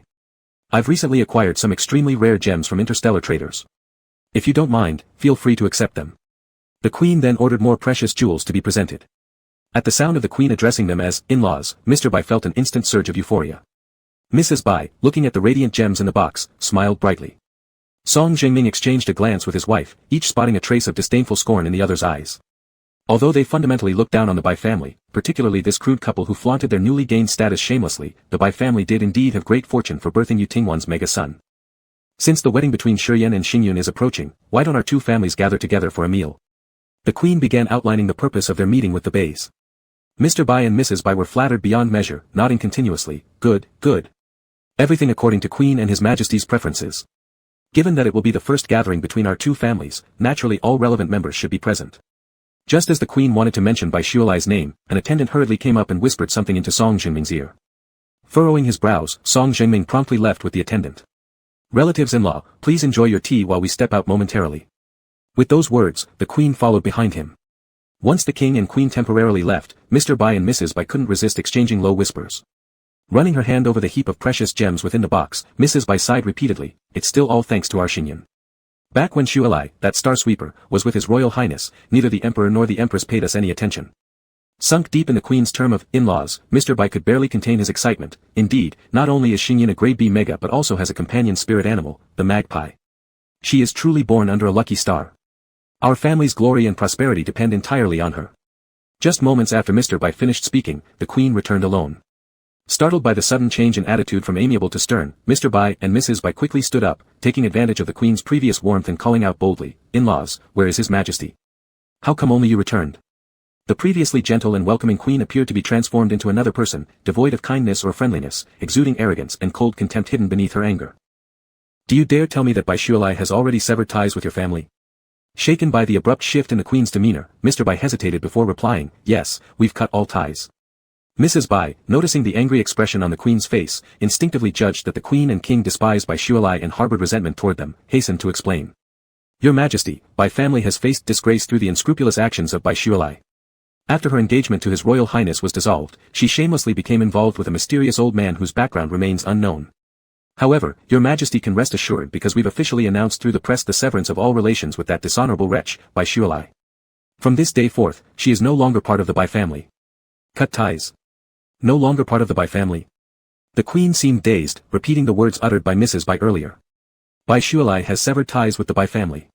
Why would they bother pleasing such vulgar people? Foolish. Extremely foolish. Fiercely glaring at Mrs. Bai, the Queen thundered, throw them out immediately. Before either Mr. Bai or Mrs. Bai knew what happened, palace guards unceremoniously grabbed their collars, dragging them out with complete disregard for their dignity. Chapter 61, Video of Bai Xinyan hitting someone leaks. Bai Shueshai was used to going solo. Not only could he not recognize all the students from his school, but he also struggled to identify most of his classmates. When the shop attendant called out his name and mentioned that they were from the same high school, Bai Shueshai felt a blank void in his mind. He apologized with a slight smile, sorry, I don't remember you. It's fine, we weren't in the same class, so it's normal for you not to remember me, the attendant hurriedly said. Alright, how are you? Let me call a doctor for you. Bai Shueshai glanced at the red, burned skin on the attendant's face as he spoke. I'm fine, the attendant hesitated, looking at Bai Shueshai and added, could I talk to you alone for a moment? Inside one of the rooms provided for VIP clients, the attendant carefully handed Bai Shueshai a cup of hot tea with both hands, along with a small plate of snacks. Thank you, Bai Shueshai accepted the teacup. We may not have been in the same class back then, but I remember you very clearly, the attendant showed a shy smile. Bai Shueshai, brushing his hand against his hair, chuckled and asked, is it because of my red hair?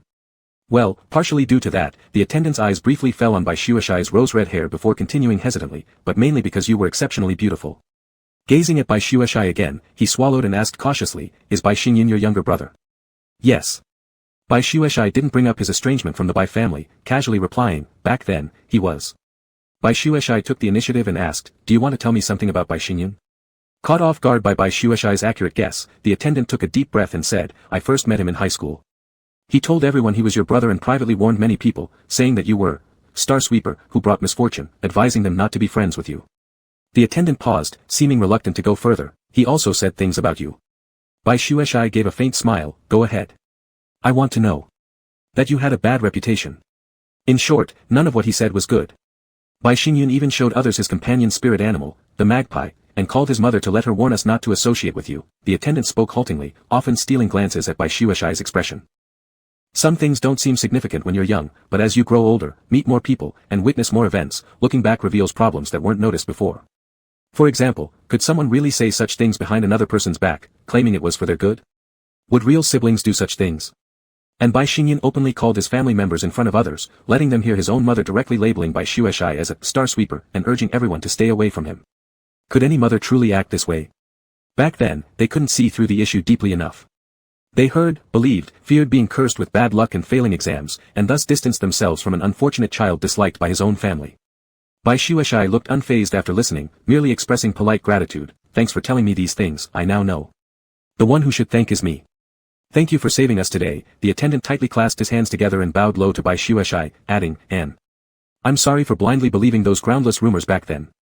We were really wrong. Just as Bai Xueshai stepped out of the room, he spotted an alpha standing nearby. Sir, where did the police go? Bai Xueshai approached quickly. Not only had the police disappeared, but Bai Xingyun and his few alpha bodyguards were gone too. They've returned. Yu Tingwan glanced faintly at the door behind Bai Xueshai, asking, what did you discuss? That attendant and I attended the same high school. He told me some things I wasn't entirely sure about before. Nothing stays hidden forever, does it? The information the attendant just revealed were bits Bai Xueshai had heard in rumors long ago, yet he never wanted to believe them. Like a pitiful fool covering his ears while stealing a bell, he always harbored hope that his extremely favoritism-prone biological mother might still care. Bai Xueshai shrugged indifferently, things from high school, that happened years ago. Hearing those matters again, Bai Xueshai felt nothing anymore. Yu Tingwan questioned, is that man you just talked to your younger brother? Bai Xueshai nodded, then corrected himself, back then, he was. After severing ties with the Bai family, no longer. Yu Tingwan suddenly blurted out, he envies you. Envy you? He's always gotten whatever he wanted since childhood and is about to marry the crown prince of the alliance. What do I have that's worth envying? Bai Xueshai was left bewildered by Yu Tingwan's single sentence. Bai Xueshai believed Bai Xingyun's dislike for him was largely due to their parents' unfavorable attitude toward him. As for envy, it should make sense for him to envy Bai Xingyun, right? Yu Tingwan simply said, you're more outstanding than you imagine. The event at the shop today had frightened every employee. The store owner closed the doors, hanging a temporarily closed sign. Except for the manager and those employees less affected, everyone else was sent to the hospital. Bai Xueshai didn't feel comfortable staying inside either. This incident early in the morning also diminished his interest in further shopping. On the other hand, Yu Tingwan remained emotionless as if nothing had happened. After talking with Bai Xueshai for a while, he went to talk to the manager, asking them to wrap up 2 sets of evening dresses he had chosen. In gratitude for being saved by Yu Tingwan and Bai Xueshai from Bai Xingyun, the manager not only gave away these 2 outfits for free but even offered to let them pick out a few more dresses and shop there anytime without paying. But in the end, both Yu Tingwan and Bai Xueshai decided they would only take those 2 gowns. On their way back, Bai Xueshai couldn't help but sigh as he looked at the clothes in the car. Given the day's events, soon he'd be wearing this dress to attend Bai Xingyun's and Song Xiuan's wedding. How ironic it truly was. Bai Xueshai didn't proactively follow up on the matter after that. Since Yu Tingwan personally handled the situation, he didn't believe Bai Xingyun would dare cause trouble for the store again. However, the following night, while Bai Xueshai was lying in bed browsing on his brain computer interface, a video suddenly started circulating on the Star network. In the video, the future crown princess Bai Xingyun was ranting horribly at an innocent civilian clerk like a madman. The people of the alliance who originally held a favorable impression of the new princess due to her companion spirit animal, the magpie, all exploded in anger after seeing Bai Xingyun lose control completely. Is the person in the video really our future crown princess? He looks absolutely crazy. Gross. I thought she was gentle, but privately, she turns out to be so overbearing. Saying things like, inferior beings. Tell me, what makes you such superior stock? Even though Bai Xingyun was about to become the crown princess of the alliance, typically under such circumstances, the authorities would maintain the leader's face by prohibiting the circulation of videos or related comments. Yet the video of Bai Xingyun claiming to kill the shop assistant wasn't removed from the Star network, it kept spreading widely. The backlash against Bai Xingyun grew louder and louder. This incident quickly reached the ears of the Alliance Palace. Chapter 62, when Bai Xueshai's auspicious blessings gradually disappeared. To begin with, she was just an unsuitable B-grade mega. Now with this scandal, Your Majesty, can we still consider Bai Xingyun? How will marrying someone like him reflect on us? This fool will surely bring countless troubles later. Upon seeing the viral video online, the Alliance Empress nearly passed out in rage. She did not care whether Bai Xingyun was inherently good or bad or why he had gone berserk at the shop. If no one saw it, they could pretend not to notice. But this idiot made the problem bigger and lacked the ability to fix it. The video only showed Bai Xingyun losing control, berating and threatening the shop assistant. What they knew behind the scenes was that Bai Xingyun had angered Bai Xueshai and Yu Tingwan during this incident. Whether it was because of the significant damage to Bai Xingyun's reputation after the video leaked or due to his strained relationship with Bai Xueshai, Jiang Mingzhu, who already looked down on Bai Xingyun, now had plenty of reasons to dissolve her son Song Shiyan's engagement with Bai Xingyun. I understand your concerns, Song Jingming replied with a cold and stern expression, but his companion spirit animal is a magpie. For the majority of alphas and megas, their awakened companion spirit animals are predominantly land-dwelling creatures. Beings that can soar through the skies or swim gracefully through the sea are exceptionally rare.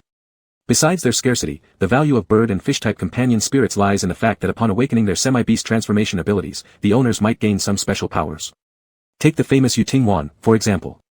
Apart from possessing the rebirth ability of a phoenix, it's rumored that he can also control the wind. Bai Xingyun is just a B-grade mega in terms of mental power. Even if mutual marking with Song Shiyan increases his mental strength, he still only becomes an A-grade mega. But Bai Xingyun's companion spirit animal is a magpie, a bird said to bring good luck. Moreover, if one of the parents has a rare bird-type companion spirit, their offspring will likely awaken with a bird-type companion spirit too. This is why they agreed to let Bai Xingyun, who lacks an impressive lineage, marry Song Shiyan. The alliance yearns for an alpha or mega with a high grade and a bird-type companion spirit. Perhaps their primary companion spirit might just be a little sparrow or a dove. But who could guarantee that among them, there wouldn't emerge a genius whose evolved companion spirit is a phoenix? Yu Tingwan's near-immortal lifespan, as well as his overwhelmingly powerful abilities across the star system, drove the upper echelons of the Blue Star Alliance crazy with envy and jealousy. Especially for Song Jingming, who had been severely ill for the past few years and was on the brink of death, even a slim chance of health and immortality was enough to drive him absolutely mad. Song Jingming thought about it, and his eyes gleamed with fiery heat as he emphasized again, Bai Xingyun's companion spirit is a magpie. Song Jingming had been bedridden for many years until Song Shiyan brought Bai Xingyun by his side to pray for blessings. After that, he miraculously managed to get up from his sickbed, his health improving day by day. The king of the alliance originally held the concept of good fortune brought by magpies with disdain, but when his serious illness suddenly healed, even at the risk of offending Yu Tingwan, he must have Bai Xingyun marry into the royal family of the alliance. Upon hearing her husband say this, though Jiang Mingzhu deeply disliked Bai Xingyun, she could do nothing about it. She understood the longing for health and immortality held by Song Jingming, who stood at the peak of power. Yet, if Bai Xingyun's prayers were truly so effective, then why hadn't her own hair turned fully black yet? After all, she also had Bai Xingyun pray for her. Jiang Mingzhu suddenly remembered that a month before Bai Xingyun prayed for Song Jingming, Song Shiyan, who had not yet lost his memory, had introduced Bai Xueshai to them. Bai Xueshai had also blessed Song Jingming for a speedy recovery and good health. Cough, cough, cough. Suddenly, a violent fit of coughing broke out beside her. Jiang Mingzhu snapped back to reality and anxiously glanced at her husband. Your Majesty, what's wrong? Quickly call the doctor. Clutching his heaving chest, after a fierce bout of coughing, Song Jingming's face turned pale, and his lips turned purple. For a moment, it felt like he was back in the days when he was critically ill, coughing blood every day. Song Jingming waved his hand to stop his wife from calling the doctor. His voice was urgent as he said, quickly, tell Shiyan to bring Bai Xingyun here. Let Bai Xingyun bless me. What use are doctors when treatment for so many years has done nothing? Song Jingming slowly closed his eyes and muttered, Shiyan and Bai Xingyun should get married soon. They all knew that the video of Bai Xingyun hitting someone on the starnet was spread at the behest of Yu Tingwan. That's why, even being the king of a planet, no one could prevent the video from spreading. Song Jingming didn't want to offend Yu Tingwan, but more than that, he didn't want to die. Recently, the starnet was abuzz with excitement, and Bai Xueshai would frequently visit it whenever she had some spare time. On one side, the video of Bai Xingyun scolding common people kept growing in popularity. On the other side, the royal palace of the Blue Star Alliance announced publicly that the wedding between Bai Xingyun and Song Shiyan would proceed as planned. As for why Bai Xingyun acted irrationally toward the shop assistant that day, Song Shiyan, Bai Xingyun's alpha, also stepped forward to explain on her behalf. It was because Bai Xingyun was under immense mental stress during that period, which caused her to lose emotional control and act completely out of character. Unfortunately, neither the citizens of the Blue Star Alliance nor the interstellar netizens from other planets bought Song Shiyan's explanation. Instead, part of the criticism shifted toward Song Shiyan himself for coming forward to justify Bai Xingyun's actions. I've wanted to say this for a while now, this Crown Prince of the Blue Star Alliance proposed grandly to a Mega not long ago, only to propose to Bai Xingyun shortly afterward. Isn't that moving on way too fast? Isn't this typical behavior of a playboy? It's rumored that Song Shiyan's previous proposal was to a very beautiful Mega, and now he's doing a unilateral breakup simply because she's a lesser quality Mega. Please, don't you know she's been a lesser quality Mega since the beginning? One bed can't sleep two different people. Bai Xingyun and Song Shiyan are a perfect match. Bai Xueshai didn't go online for anything else, he simply enjoyed watching interstellar netizens on the starnet come up with creative ways to insult Bai Xingyun and Song Shiyan. He couldn't be magnanimous enough to forgive or forget those who had bullied him and hurt him in the past. Seeing Bai Xingyun and Song Shiyan being criticized made his heart feel at ease. There was no greater satisfaction than this. Knock knock knock. A sound of knocking came from outside the door. Just moments before, Bai Shueshai had been sprawled out on the bed, scrolling through the starnet. Like a carp doing somersaults, he immediately jumped off the bed. I'm coming. While pushing a few strands of hair off his forehead, Bai Shueshai ran over and opened the door. Standing there outside the door was Yu Tingwan. Are you ready to change clothes? Let's go then. Yu Tingwan extended a hand toward Bai Shueshai. They were going to attend the wedding ceremony of the Crown Prince of the Blue Star Alliance. Chapter 63, Attending Song Shiyan and Bai Xingyun's Wedding. Bai Shueshai tied his hair into a high ponytail as usual, not using his own hairband like he typically did. The white clothes that Yu Tingwan had chosen for him matched with the white headband Yu Tingwan had previously given him. It was purely because the colors coordinated well, there was no other special meaning. Bai Shueshai glanced over at the alpha holding his hand.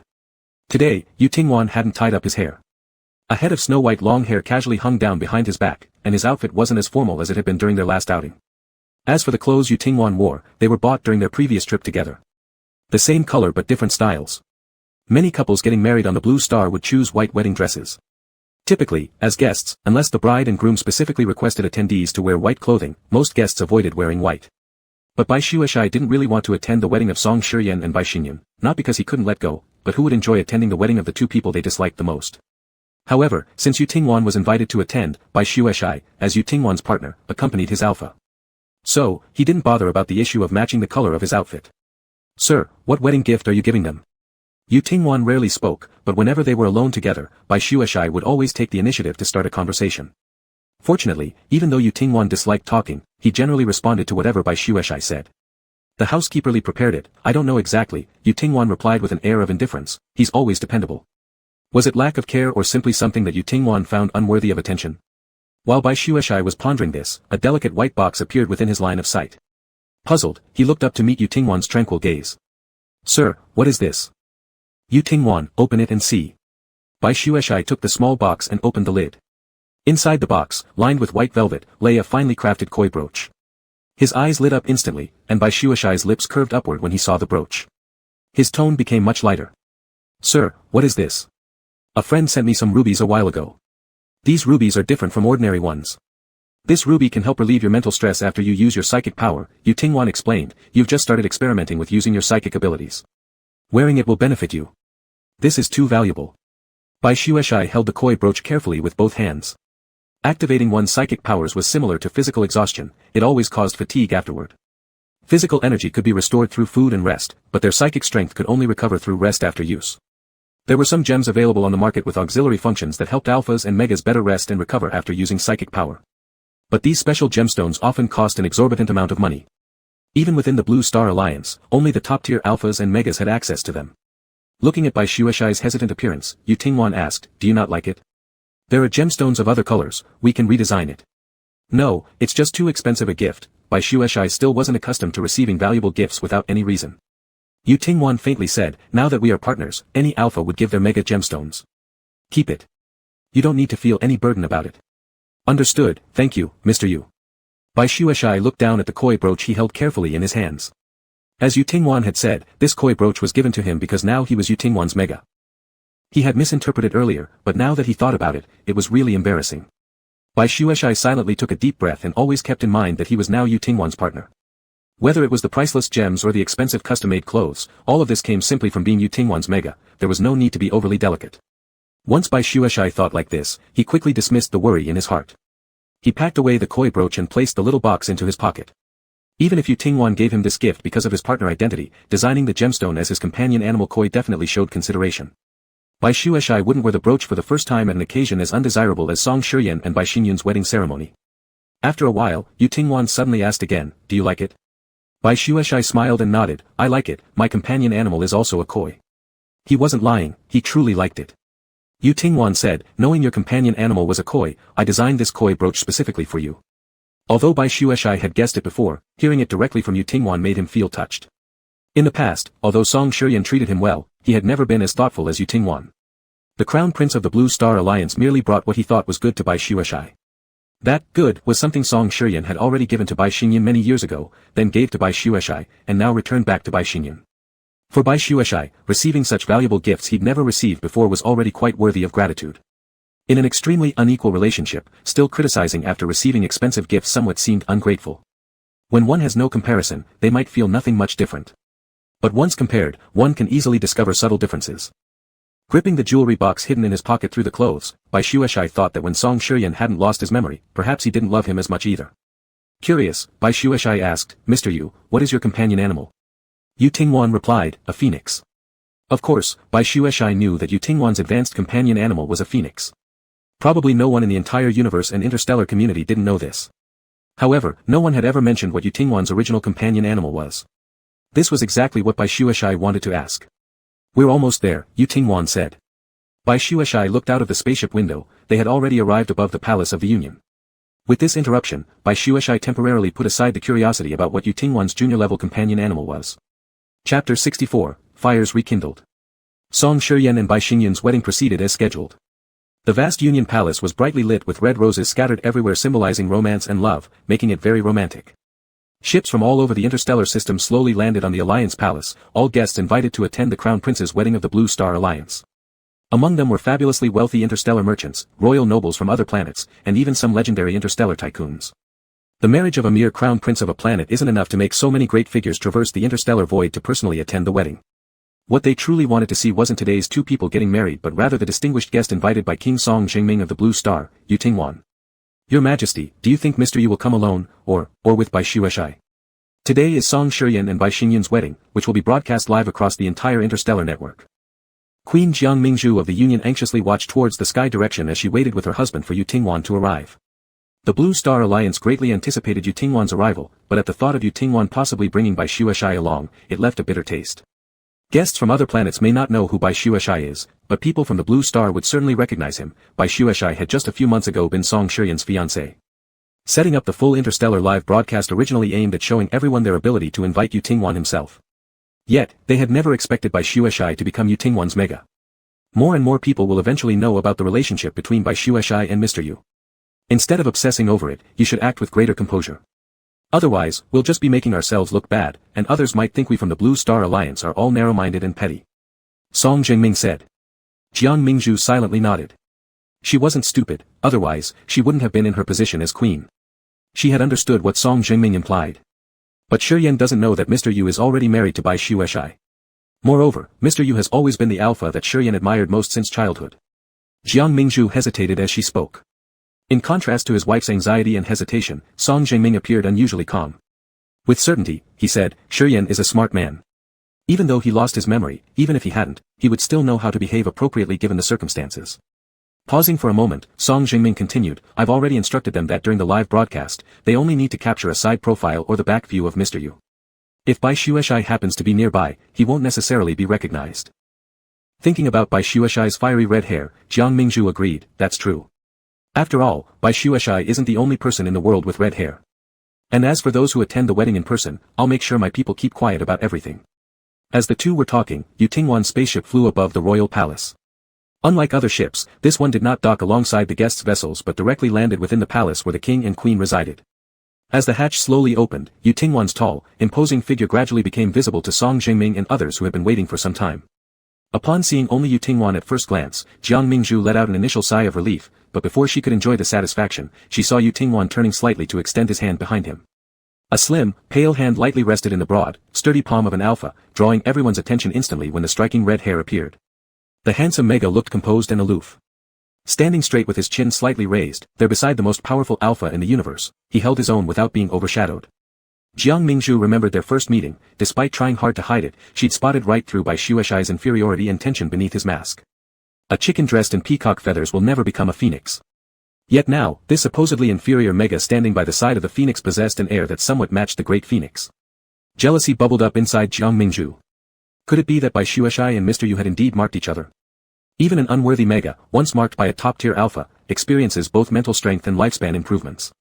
She recalled the last time she was forced to apologize to Bai Shueshai under pressure from Yu Tingwan. Despite still feeling disdain towards him deep down, Jiang Mingzhu put on a gentle and courteous facade, walking alongside Song Jingming to greet the arrivals. Mr. Yu, Mr. Bai. Sir Bai, thank you both for gracing my son's wedding with your presence, Song Jingming smiled. And we have prepared refreshments especially for you too, Jiang Mingzhu chimed in, laughing cheerfully. There's a bit of time left before the ceremony starts. Thank you, but no need, Yu Tingwan interrupted Jiang Mingzhu, Shualai and I will take a stroll around. There's no need for you two to escort us. With that, Yu Tingwan pulled Bai Shueshai along and walked away. Left dumbfounded, Song Jingming and Jiang Mingzhu stared at each other. Dared they object?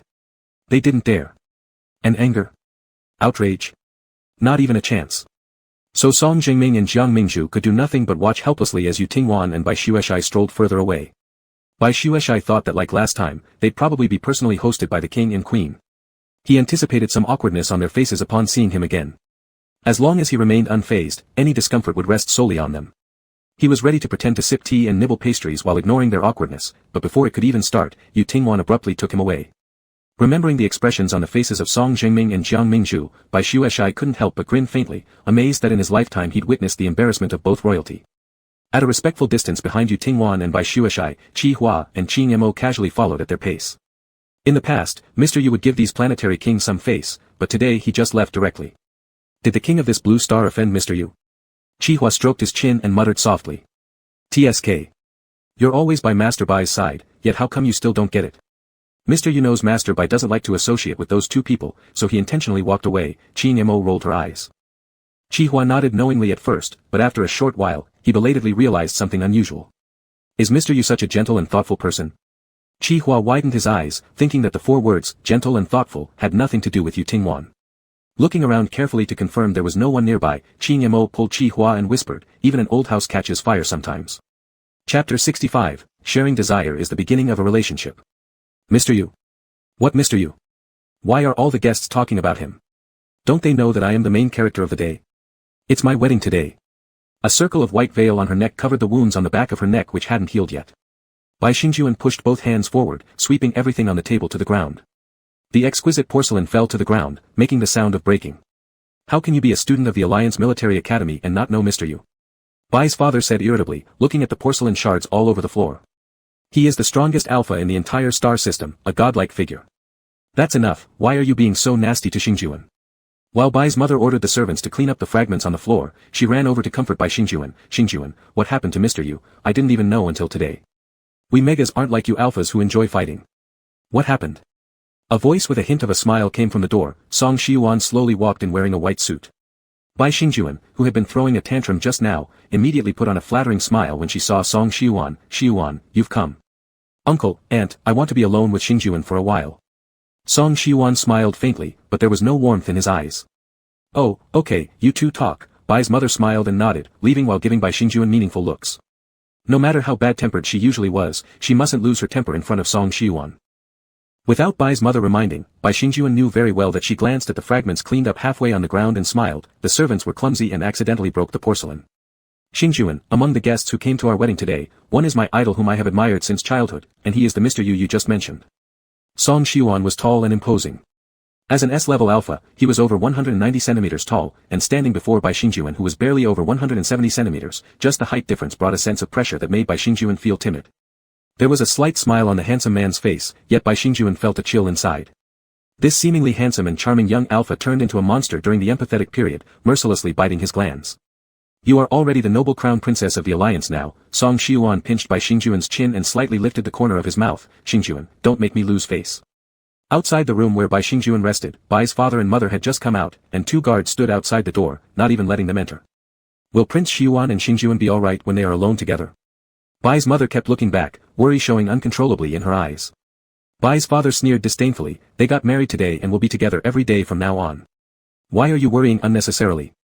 Bai's mother paused, nodding as if talking to herself or convincing herself, yes, this is the alpha Xingjuan chose on her own. His companion beast is a magpie, so surely nothing will go wrong. Alright, it's a happy day, let's cheer up. Completely unaffected by being kicked out of the royal palace by the Alliance King earlier, Bai's father looked particularly excited. Let's go outside and greet the guests, and see if Yongjian has arrived. Since Yongjian went to study abroad on another planet, our family hasn't had a good reunion for a long time. Thinking about her eldest son, Bai's mother's face lit up with a smile. Since Bai Yongjian went to study on another planet, it had been 3 whole years without returning home. Their last full family gathering was 3 years ago. A red-haired young man's figure suddenly flashed in her mind, and White Mother's smile stiffened for a moment. The next second, she laughed again. Why should I think about him? The broom star is gone, the family is better off without him. In the garden of the palace, Bai Shualei and Yu Tingwan were walking hand in hand. At first, when Yu Tingwan took Bai Shualei around the place, Bai Shualei would still look around uneasily from time to time. After all, this was the palace of the king of Blue Star, a forbidden place that ordinary people like them could never step into in their lifetime. Later, even when they occasionally encountered people in the palace, those people would stay far away to avoid them, and no one came over to disturb them. Bai Shualei couldn't help but marvel. I never thought that one day, I would be able to wander around the palace of the king of Blue Star Alliance. Although he knew that not even the king could control Yu Tingwan, and thus neither could the others here, Bai Shualei still had to admit that the alpha with a gentle nature in front of him indeed had a bit of a tyrant's shadow when it came to dealing with other people and things. The tender and meticulous Yu Tingwan, the domineering and cold Yu Tingwan. Which one was the real Yu Tingwan, or were these all part of an alpha's personality? The great demon. The tyrant.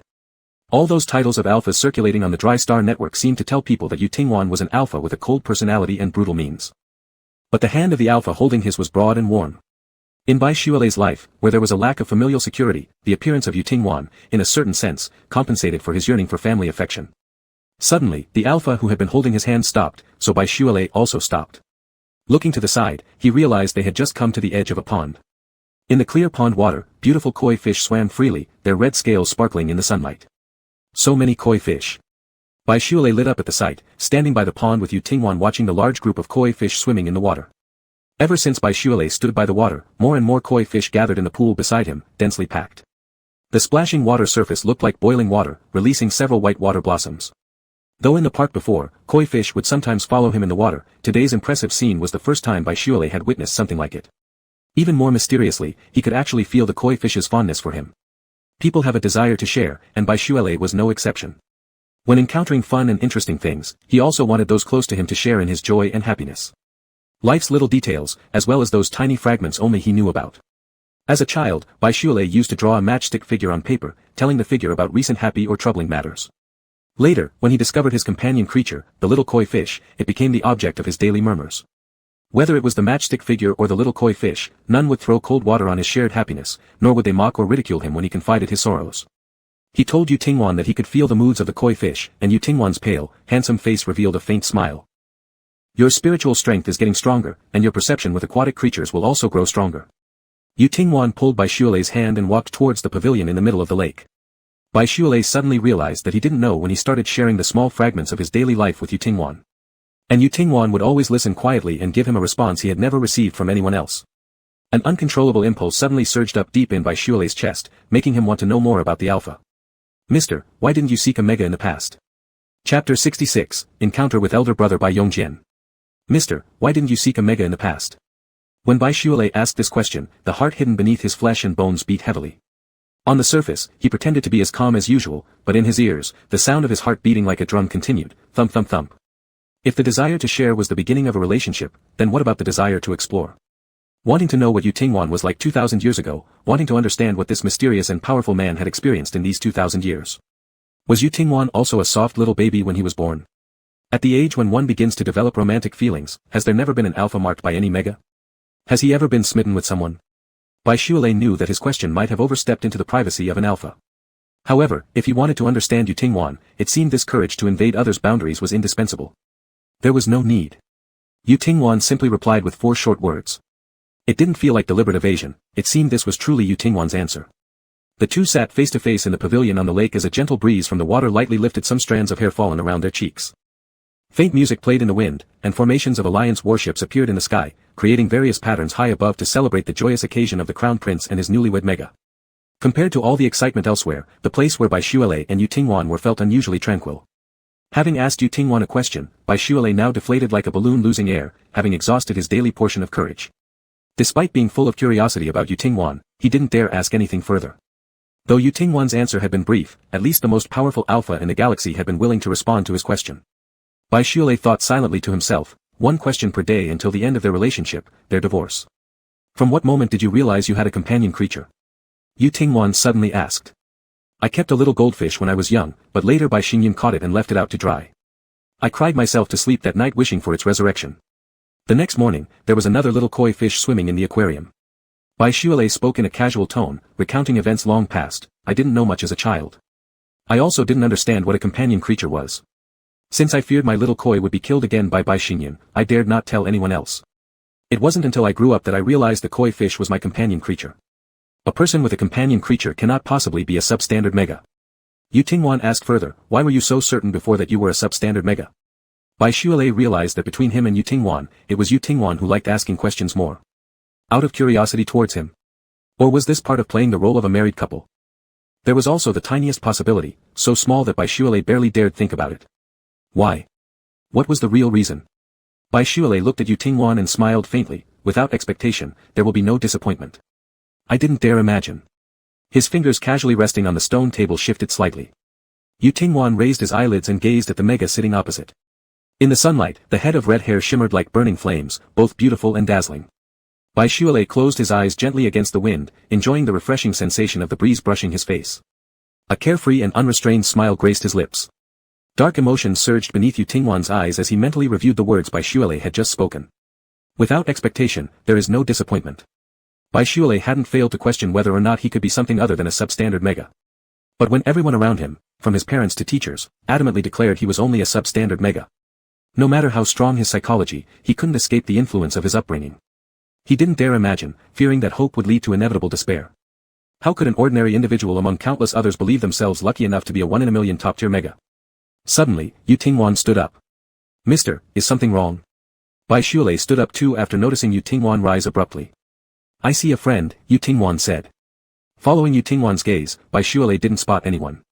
You can wander around the garden, or let Chi Hua and Chi Nemo guide you wherever you want to go. Pausing, Yu Tingwan patted Bai Shualei lightly on the shoulder. I'll go meet this friend and introduce you afterward. Most people who befriended Yu Tingwan must also be influential figures in the galaxy. Bai Shualei nodded, all right. Just as Bai Shualei finished saying, all right, Yu Tingwan remained standing without moving. Curious if there was something else, Bai Shualei was about to inquire when he noticed the usually cold Alpha put his hand into his pocket. Hold out your hand, Yu Tingwan said. Even though Bai Shualei didn't know what to do, he still followed Yu Tingwan's words and extended his hand. A hand came out of the pocket, and Yu Tingwan placed something in Bai Shualei's palm. I'll be back soon. After saying this, the Alpha turned around and strode away from the pavilion on the lake. Bai Shualei looked down at the item that had been placed in his palm, individual pieces wrapped in shiny candy paper. Could it be candy?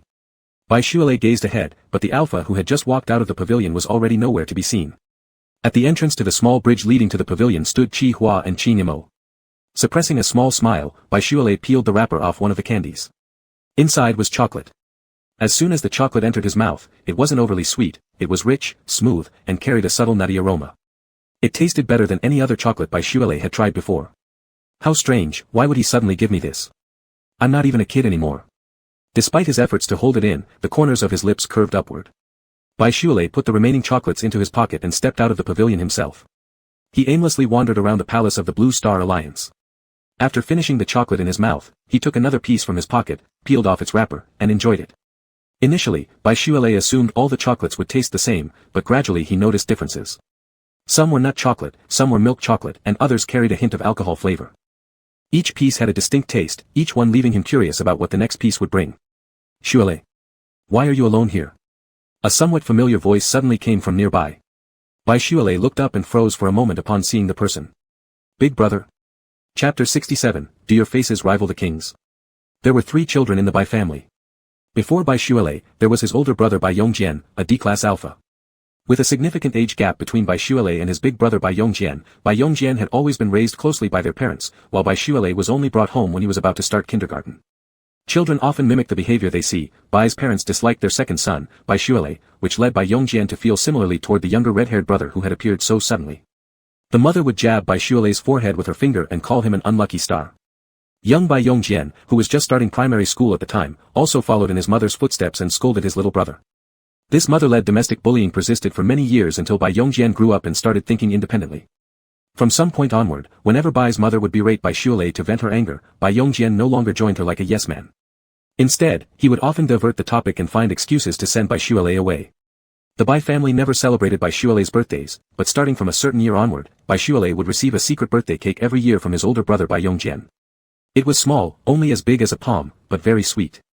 He thought, could this be Big Brother's way of apologizing for mistreating him when they were young? Although Bai Shualei wasn't particularly close to his older brother and rarely spoke to him, compared to other members of the Bai family, Bai Yongjian was undoubtedly the one who treated him best. While he could treat others in the Bai family with indifference, hearing Bai Yongjian greet him made it impossible to turn and walk away. As soon as I saw your hair from afar, I knew it was you. From childhood until now, I haven't seen anyone else with hair like yours. Bai Yongjian ran over in large strides.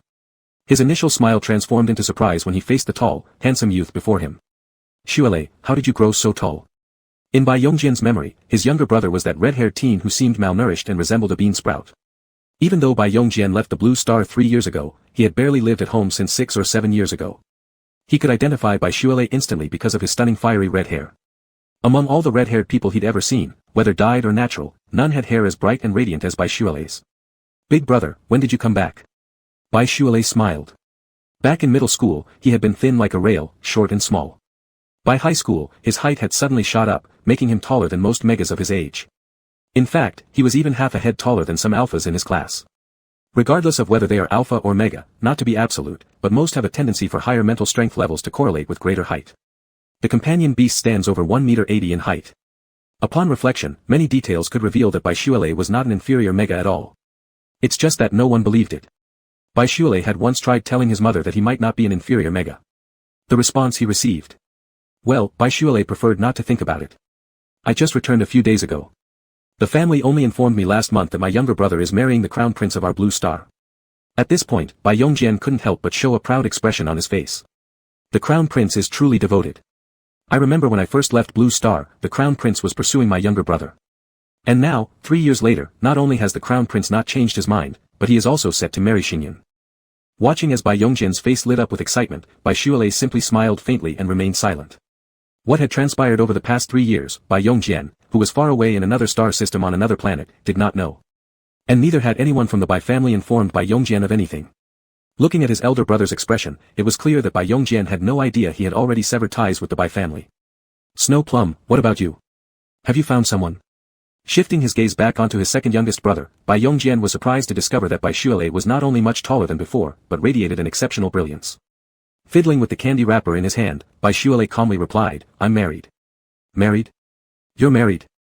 Bai Yongjian looked thoroughly astonished, such a significant event, and you didn't even tell me? After uttering this sentence, Bai Yongjian suddenly remembered Bai Xuelei's former situation at home. He chuckled awkwardly and scratched the back of his head, saying, getting married is good. Judging by your current demeanor, your husband must treat you well. Bai Xuelei responded with a single, recalling the way Yu Tingwan had slipped him the candies before leaving, and said with a smile, he treats me very well. Ah, I had no idea you were already married, so I didn't prepare a gift. Rest assured, big brother will definitely make up for it later. Bai Yongjian looked somewhat embarrassed, having prepared only the wedding gift for Bai Xingyun. Bai Xuelei wanted to say there was no need, since he and Yu Tingwan merely obtained their marriage certificate, and they would divorce after a year. Moreover, he didn't have any connection with the Bai family anymore. Hey, Dad. Mom. I'm here. Bai Yongjian suddenly waved vigorously behind Bai Xuelei, looking delighted. He ran past Bai Xuelei, arriving in front of Bai father and Bai mother, laughing as he said, this palace is too big, I accidentally got lost just now. Quite conveniently, I bumped into Snow Plum. Upon hearing Bai Yongjian mention Bai Xuelei's name, Bai father and Bai mother both froze in surprise, originally thinking that red hair might be coincidental, perhaps someone else in the palace had dyed their hair red. Who would have thought it was actually Bai Xuelei? What does he come here for? Is this a place for him? We never invited him here. Bai father immediately changed his expression. Meanwhile, Bai mother glared at Bai Xuelei's unmoving back figure, angrily yelling, Bai Xuelei, the crown prince has already forgotten you. How dare you still come to ruin the wedding between Crown Princess Xingyun and the crown prince? Let me tell you, the crown prince has already marked Xingyun, don't fantasize about being a crown princess anymore. Bai Yongjian stood bewildered beside them, Mom, what are you talking about? What happened between the crown prince and Snow Lei? What does this mean? Could it be that the crown prince and Bai Xuelei used to know each other? Bai Xuelei turned around calmly, my alpha and I were personally invited by the king. Why can't we be here? Or do you think your words carry more weight than the king of the alliance? Chapter 68, Bai Xuelei, kneel down. Not far from the lakeside, amidst the bamboo grove, a man's voice carried a hint of mockery in its light laughter. Yu Tingwan, what's going on? We agreed to stay unmarried forever together, yet here you are breaking the martial ethics without informing me, you've secretly married such a young wife. Dressed in a dark green robe, adorned at the chest with a sapphire brooch dotted with peacock feathers, Lu Shichen held a closed fan in one hand and repeatedly slapped it against the palm of the other hand, making a crisp sound. It was unexpected. With his hands clasped behind his back, a bamboo leaf gently landed on Yu Tingwan's shoulder. Whether it was an accident or something else, marriage is marriage. If this news gets out, it'll be a shocking interstellar headline. With a flourish, Lu Shichen opened his fan and sighed, I just heard about this rumor before coming, never expecting that you, the great iron tree, would also bloom. Lu Shichen. What? I'm at least your friend. Not telling me about your marriage, are you planning to drink 3 cups as punishment later? Add 2 more words, and I'll pull out your peacock feathers. Recalling unpleasant memories of the past, Lu Shichen quickly stepped back a few paces, covering his mouth with his hand and buzzing, fine, I won't say anything. You're such a stickler. Picking up the bamboo leaf resting on his shoulder, Yu Tingwan said, later, when you meet him, don't talk nonsense. Startled, Lu Shichen dropped the hands that had been covering his mouth. Yu Tingwan, are you serious? Lu Shichen had met Yu Tingwan over 500 years ago, when Yu Tingwan had already been in this world for nearly 1,500 years. The lifespan of top-tier alphas reaching 1,000 years was the limit, even for Yu Tingwan. However, because Yu Tingwan's companion beast was the white phoenix, upon reaching the end of their lifespan, they could obtain rebirth through a phoenix transformation. But not every was successful, failure meant permanent extinction. And even if these succeeded, the reborn alpha would completely forget all people and events from the previous millennium. Was it forgetting everything about the past, or did that transform them into someone else entirely? Lu Shichen wasn't sure, only Yu Tingwan truly knew within himself. If Lu Shichen's calculations were correct, Yu Tingwan's next would occur in the next year or 2. Fingering a pale green bamboo leaf, Yu Tingwan shook his head, an accident happened during my susceptibility period. Although I didn't mark him at the time, I lost control of my emotions and touched him. To prevent losing control during subsequent susceptibility periods, I used certain conditions to make him agree to marry me. These short sentences concealed a wealth of information, each word clearly understood by Lu Shichen, and every word left him astonished. Yu Tingwan, who had been solitary for nearly 2 millennia, had actually lost control during a susceptibility period. Could it be those persistent people deliberately arranged it, a mega perhaps? Lu Shichen couldn't help but ask. Such incidents had happened in the past, though even during the susceptibility period, Yu Tingwan had managed to maintain focus, coldly ejecting those beautiful megas. To prevent similar occurrences, after the susceptibility period ended, an alpha known as the Great Demon Lord personally visited the planet where a certain mega was sent, burning their palace to ashes. Oh, there was more. He even burned off the person's hair. No. Pausing for a moment, Yu Tingwan added, initially, I suspected it too, but he is definitely not. All this is merely a coincidence. The alpha during the susceptibility period isn't the weakest but, rather, most dangerous. To avoid harming others, Yu Tingwan deliberately chose a secluded wasteland planet, setting up layer upon layer of defenses near the cave. He was confident that even an SS-level mega wouldn't be able to breach his defenses. However, the untrained Baishuele, firmly believing himself to be an inferior mega, appeared right in front of him. To this day, Yu Tingwan still doesn't know exactly what went wrong in that process. As for what transpired then, every scene, every instant, remains vividly clear in Yu Tingwan's mind. The last shred of rationality during the susceptibility period vanished completely upon seeing the red-haired mega. Gently tossing the bamboo leaf, Yu Tingwan watched as the wind carried away the fallen leaves. Regardless of the reasons why I married him, he is now my mate and my only mega. Lu Shichen joked deliberately, got it. When I see her, I'll call her sister-in-law. By the way, you haven't told me her name yet. Yu Tingwan showed no change in expression. Baishuele. Lu Shichen swore that he'd intentionally called Baishuele sister-in-law, but Yu Tingwan's reaction was nothing like he had imagined. Given the transactional nature of this marriage, shouldn't Yu Tingwan have stopped him from calling the mega sister-in-law? Why was there no rebuttal? Had it just been accepted? Lu Shichen smiled and said, come on, let's not keep the sister-in-law waiting. He was now extremely curious about this mega named Baishuele. With a glance from the corner of his eye that carried a hint of admonishment, Yu Tingwan said to his friend, he's young and innocent, don't talk nonsense in front of him. After saying this, Yu Tingwan walked ahead with large strides. Could it really be that the iron tree has finally bloomed? Lu Shichen marveled with astonishment and hurriedly followed. The young, innocent Baishuele looked straight at his so-called parents, who had caused him endless pain in the past, without any fear. Or do you think your face is more important than the king's? In the past, whenever Baishuele dared to talk back, he would inevitably receive a severe beating from his parents. Over time, he learned to play the role of obedient and submissive child in front of them, accepting mistreatment passively. But he was no longer the powerless child who could only accept such treatment. Even though they had severed all ties, Baishuele's parents still stubbornly believed that he was their child and they could scold and beat him as they pleased. They found it unbearable that the child they once easily manipulated was now standing in front of them, speaking aggressively. Bai mother berated Baishuele for being unfilial while Bai father angrily stormed toward him. Although Bai Yongjian tried to dissuade him, it didn't have much effect. As Bai father approached with big steps, rolling up his sleeves, Baishuele muttered something only he could hear, we've already severed relations. We've already severed relations. His chest rose and fell with rapid breathing, and Baishuele's gaze upon his father grew firmer. Dad. When Bai father reached Baishuele and raised his hand high, Bai Yongjian shouted anxiously from behind. Worried that Baishuele would get hit by his father, Bai mother's raised lips revealed unhidden pride and satisfaction. What did severing ties mean? What did marrying a wealthy interstellar merchant mean? A sparrow flying onto a branch couldn't turn into a phoenix. Defying them would come with consequences. It was only natural to discipline their own child, none of anyone else's business. With a bang sound. Rather than the crisp slap of flesh against face, it was the sound of knees hitting the ground. Chapter 69 Sister-in-law. The father, just moments ago threatening to give Baishuele a good slap and snap him back to reality, was now kneeling embarrassingly in front of his son. Suppressed by some invisible but powerful force, Father didn't even have the strength to lift his head. Baishuele raised his head and glanced toward Mother nearby. Mother watched her husband kneel before Baishuele in shock. In her rigid worldview, her alpha husband was the undisputed authority, like the sky itself. Now, her revered husband was crouching helplessly before her least favorite second son, resembling a deflated wild dog. How dare you treat your dad like this? Baishuele, how dare you? Her fixed understanding shattered, Mother screamed wildly at Baishuele as if gone mad. Have you forgotten? I've completely severed ties with the Bai family. It was publicly announced in the newspaper, wasn't it? Glancing calmly at Mother whose face twisted with extreme anger, Baishuele lowered his eyes to look at Father whom he used to look up to. To a child, parents are an insurmountable mountain forever. When Baishuele broke free from the moral shackles imposed by familial ties, he discovered that the towering figure of his father from childhood was, in reality, nothing more than a self-centered, cold, vain yet weak low-level alpha. With just a little effort, using only a trace of mental energy. Father, who had been attempting to hit him moments ago, was rendered utterly defenseless, kneeling on the ground. Baishuele, you star-crossed wretch, how dare you make your father kneel down to you? Mother refused to listen to Baishuele's words just like she never cared about what Baishuele thought in the past. She ran obstinately toward him, pointing an accusatory finger directly at Baishuele. This index finger had poked his head countless times before.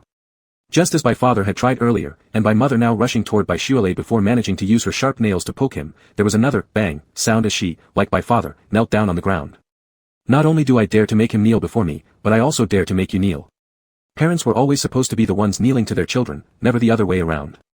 But they were no longer in a father-son or mother-son relationship. Shuele, how can you? Bai Yongjian was shocked and froze in place. Baishuele cut off Bai Yongjian's unfinished words, they haven't told you yet. Not long ago, I severed all ties with the Bai family. They are no longer my parents, and I will have no further relations with anyone from the Bai family. You saw it yourself. Just now, they slandered me first and attempted violence. All I did was defend myself properly. The years of pent-up resentment found its release at this moment. Baishuele coldly stared down at Father's head. There were reasons for Mother to hate him. Suffering through complications during childbirth, compounded by postpartum depression, she had always detested Baishuele ever since he was born and sent him away to the countryside soon after. But what about Father? His indifference, coldness, and allowance of his wife to harm an innocent child made him no different from an accomplice. He wasn't a proper husband or a responsible father. If you ever act like this again, don't blame me for being harsh next time. In reality, Baishuele didn't plan to be gentle even this time. A flash of hatred crossed his eyes as he cruelly kicked Father hard on the shoulder. Suppressed by the top mega's mental power, Father couldn't even speak, falling backward onto the ground like a turtle on its back, his face pale with horror. Without giving another glance to Bai Yongjian, who was frozen in shock, Baishuele cast one last cold look at Mother, who seemed like her soul had left her body, and turned to leave, walking straight ahead. He kept walking forward, farther and farther. Only after leaving far behind the place where he met Bai Yongjian did Baishuele gradually slow down his steps. Since he used his mental power to make Father kneel before him, the heart under his skin had been pounding non-stop. His lips trembled slightly, and his mouth curved into a smile that looked like both crying and laughing. Didn't wait for an apology from the Bai family? No problem. He would no longer suppress his anger or endure mistreatment silently. If it happened again, he would act more decisively than today. Chi Hua and Qing Mo had followed from afar, wisely keeping their distance. Baishuele returned to the lakeside, not going back to the pavilion in the middle of the lake but sitting on a stone bench by the lake. Under the sunlight, the lake sparkled like ripples of gold while cool breezes made the leaves rustle softly. Gradually calming down, Baishuele reached into his pocket. There was only one candy left. Carefully peeling off the wrapper, Baishuele placed the last chocolate into his mouth. The rich chocolate melted between his teeth, and Baishuele closed his eyes, inhaling deeply. The familiar pheromones carried by the cool wind flowed into his nostrils. Baishuele didn't rush to open his eyes despite longing to see Yu Tingwan at that very moment. Falling for Yu Tingwan wasn't particularly surprising. Whether it was the strength and knowledge of Alpha or the hidden gentleness and consideration within every word and action. All these were enough to gradually stir Baishuele's feelings. At first, he tried to convince himself it was the attraction of the top Alpha. But could he truly be mistaken? Did he fall for the Alpha's pheromones or had his heart genuinely moved? Mister, you're back. Opening his eyes, Baishuele stood up from the stone bench, turning to look in the direction the pheromones came from. Yu Tingwan wasn't alone, beside the alpha was a well-dressed handsome man. Yes, this is my friend, Lu Shichen. Yu Tingwan walked directly to Bai Shuelei. Lu Shichen grinned as he looked at Bai Shuelei. You must be the sister-in-law. Nice to meet you. Chapter 71 Song Shiyan's idol is Yu Tingwan. Bai Shuelei enjoyed being tightly embraced by Yu Tingwan. Their acquaintance started unexpectedly, many things were blurry then and hard to recall. Yet Bai Shuelei vividly remembered being hugged forcefully by Yu Tingwan as if he wanted to crush him. Having lived for so long, it was the first time someone embraced him so strongly, as though letting go just a little bit would cause him to vanish. This embrace filled with strong possession and affection, Alpha's fiery emotion saturated his hollow heart that yearned for love, nearly brimming over with contentment. Unable to obtain even a shred of familial love or care from his relatives, Bai Shuelei had to become his own guide and his own blade. Stumbling along, he draped himself in armor, striving to find a path to freedom and a future amidst narrow crevices. He didn't need anyone's love, he could live well on his own. Lonely yet strong, cautious yet fragile. But occasionally, when watching films about family bonds or romance, seeing the protagonists embrace each other in movies, Bai Shuelei would have a fleeting thought: what did it feel like to be tightly embraced by someone? He also wanted to know what it felt like to be hugged so tightly that it seemed as if one was being melded into the other's very bones and blood. Alphas during their sensitive periods always held him tightly, their hands not enough to satisfy them as they enveloped him with their massive white wings. Bai Shuelei wasn't sure if his fondness for being firmly embraced was normal or correct, but he certainly liked being hugged by Yu Tingwan. Whether it was the firm, encompassing hug or the gentle ones like the current one. Yu Tingwan looked down at the Mega seeking an embrace, and the long, slender but thin Mega appeared tiny in his arms. Suddenly, the Mega stirred. The next second, Bai Shuelei's hands, which had been clasped to his chest, wrapped around Yu Tingwan's broad back. The usually calm Alpha's body tensed almost imperceptibly, his jaw tightening, and his Adam's apple rolling slightly up and down. Yu Tingwan loosened his hold on Bai Shuelei. You're acting like a child.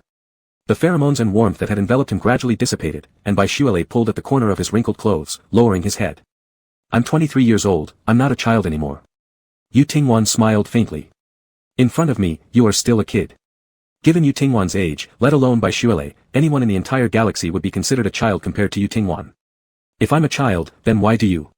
Bai Shuelei spoke impulsively, realizing what he said mid-sentence and hurriedly stopping.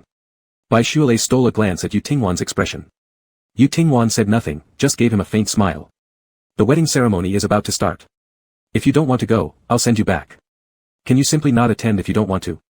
But Bai Shuelei clearly remembered that at the beginning, Yu Tingwan had informed him of the conditions for marriage. Besides helping him through the sensitive period, he must also accompany Yu Tingwan to some banquets and activities as his partner. Last time, during Yu Tingwan's sensitive period, even when the half-feral Alpha lost his rationality, he never forcibly made him do anything. This time too, even though Bai Shuelei had already agreed to attend Song Shiyan and Bai Xinyun's wedding, Yu Tingwan suddenly changed his mind, letting him skip the event if he wished. Why? Was it because he met members of the Bai family and asked Yu Tingwan for an embrace afterward? Why did Yu Tingwan change his mind? Was it because he looked pitiful asking for an embrace? Was Yu Tingwan naturally such a kind person? Or, perhaps there was just a little bit of affection for him, which caused this feeling of tenderness. Previously, it was always Yu Tingwan who took the initiative to hold Bai Shuelei's hand. Looking up at the towering Alpha before him, Bai Shuelei reached out and took the hand of the Alpha, which was much larger than his own. No, I want to go. Bai Shuelei smiled, his eyes squinting into crescents like the moon. He recalled something Yu Tingwan had once said. Yu Tingwan had never minded making their relationship public. Would revealing his relationship with Yu Tingwan during Song Shiyan and Bai Xinyun's wedding be nice too? In the reception room of the palace, Song Shiyan received a plainly wrapped box from Lu Shichen, looking surprised. Is this Mr. Yu's wedding gift for me? Holding it as if it were a treasure, Song Shiyan's excitement made him appear somewhat overwrought. I just ran into Mr. Yu, he was walking in the garden with his wife and couldn't make it here, so he asked me to bring the gift along, Lu Shichen said with a smile. The only SSS-class alpha in the galaxy, Yu Tingwan was admired and pursued by most top alphas. After ordering his attendants to properly store away the gift sent by Yu Tingwan, Song Shiyan suddenly heard the long-admired idol had a mega. His face showed surprise. Mr. Yu got married? Lu Shichen nodded and smiled, saying, Mr. Yu should be bringing his wife to attend the ceremony later. Mr. Lu has worked hard, please rest over here. Song Shiyan invited Lu Shichen to rest nearby. Thinking that Yu Tingwan had a mega now, he was shocked but immediately instructed his subordinates to prepare a gift for later, which he would give to Mr. Yu's wife as a token of introduction. My father and mother must have already met Mr. Yu and his wife. How could they not tell me such an important matter? Song Shiyan frowned deeply, if only they had informed him in advance so he could prepare a gift. Fortunately, some days ago, an interstellar rich merchant gave him a precious jade ornament carved with auspicious dragons and phoenixes, just suitable for giving to Yu Tingwan and his mega. A servant whispered beside Song Shiyan, Your Highness, those two old ones from the Bai family are looking for you, claiming it's an urgent matter. A flash of annoyance crossed Song Shiyan's eyes before he said coldly, "Have someone watch them and make sure they don't disturb me." "Yes," the servant responded and retreated. Song Shiyan glanced at his watch. The wedding was about to start. Chapter 72, Why was Yu Tingwan standing with Bai Shuile? It's completely improper. We're Xingyan's parents, esteemed parents of the alliance's noble crown princess. How dare they confine us here? Bai mother was furious, muttering continuously but helplessly. They had intended to report Bai Shuilei's presence in the palace to Song Shiyan or even the king and queen, hoping they would force Bai Shuile out after making him kneel and apologize first. However, Bai father and Bai mother couldn't even enter the lounge where Song Shiyan was located. Instead, a team of guards tossed them into a private viewing room. The door was locked behind them, and there was no way out. This private viewing room was on the second floor of the hall, offering a view through transparent glass and screens set up inside to show the guests gradually entering the main hall and awaiting the wedding's commencement. What should have been part of the ceremony for the Bai family could now only be witnessed through screens, imprisoned as they were, unable to leave. Bai Yongjian was also confined within, finally regaining his senses from consecutive shocks. "Dad, Mom, how could you sever ties with Shuile? He's my brother." Bai Yongjian knew well his younger brother's personality and had personally witnessed Bai Shuilei's treatment at home. Even if their parents disliked Bai Shuile, how could they go so far as to sever all ties with him? He leads a life of immorality, getting unengaged from the crown prince and hooking up with an older alpha. If this spreads, won't it affect Starry's wedding with the crown prince? Our Bai family cannot bear such disgrace. Bai father clenched his teeth furiously. First, he inexplicably knelt before what he deemed a despicable waste of life, his son Bai Shuile, and then got shoved down by him. Later, he was sent to this place by Song Shiyan. Despite being an auspicious day, Bai father was practically choking with rage. How did Bai Shuilei's engagement dissolution with the crown prince happen? Bai Yongjian remained utterly confused.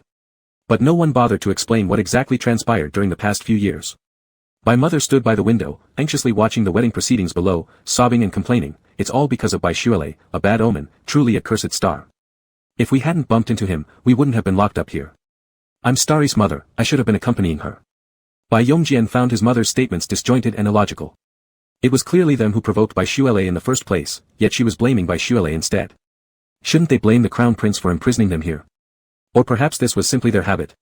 By labeling Bai Shuile as the cursed star, they could conveniently shift the blame onto Bai Shuile, regardless of whether he was innocent or involved in anything at all. Why hadn't he noticed this earlier? Was it because he became an accomplice under such circumstances, or because he kept himself distanced from it? Sitting blankly on the couch, Bai Yongjian asked, "Didn't Shuile use mental powers earlier? I've seen something similar on other planets." Bai father reacted passionately after losing face in front of Bai Shuile. "What mental powers? That inferior mega probably doesn't have any actual mental power. He must have used some shady methods." Bai Yongjian's temples throbbed crazily. "Alright, Dad and Mom, stop arguing. The wedding is starting. Let's watch the wedding first, and we can deal with everything else afterward." Mrs. Bai wiped her tears forcefully with her hand. "That's right, Starry's wedding is the most important. What about Shuile Bai? He doesn't matter, he's just a jinx." She sat in front of the large screen, staring at the wedding being held in the hall, but her mind was on something else. The alpha who took in Shuile Bai, rumor had it that he was a gray-haired, old man. So what if he has money? Marrying a jinx like that, and already being old, he might just be cursed to death any day now. In her mind, she vividly imagined how miserable the alpha who married Shuile Bai would become. Being a husband killer, Shuile Bai would surely be kicked out by the alpha's family, left homeless and begging for their forgiveness on his knees. Mrs. Bai's downturned lips curled slightly upward, and her tightly furrowed brows gradually relaxed. Mr. Bai frowned, intently gazing at the screen. "What's going on? Why hasn't the crown prince put the ring on Starry yet, and keeps looking toward the door?" Yongjian Bai strode to the glass window of the private viewing room, through which he saw scenes the camera hadn't captured. "It seems like Shuile. I knew it. Bai Shuile must have come here to cause trouble. He never has good intentions, he can't bear to see Starry happy or our family living well." Mrs. Bai paused momentarily, then stood up shouting loudly. She rushed to Yongjian Bai's side, urgently seeking the sight of Shuile Bai. The Shuile Bai she imagined was undoubtedly resentful over being abandoned by Song Shiyan, painstakingly sneaking into the wedding between Song Shiyan and Bai Xinyan. Like a madman or a lunatic, he would weep and make a fuss, ruining the wedding and making everyone miserable. "Who's the person next to Shuile? That alpha, is that Shuilei's husband?" Yongjian Bai asked numbly. Even from afar, he could tell that the alpha standing beside Bai Shuile was nothing like what his parents described, a decrepit alpha. Despite having white hair, this alpha was tall and upright, unmistakably handsome even from a distance, radiating an imposing presence. As the wedding drew near its conclusion, it halted due to the unexpected arrival of Bai Shuile and Yu Tingwan. The king and queen seated at the top of the hall both rose to their feet and bowed respectfully toward the two individuals entering the hall. The other guests, noticing the king and queen's actions, realized something significant and also stood up, bowing down to this most powerful alpha in the galaxy.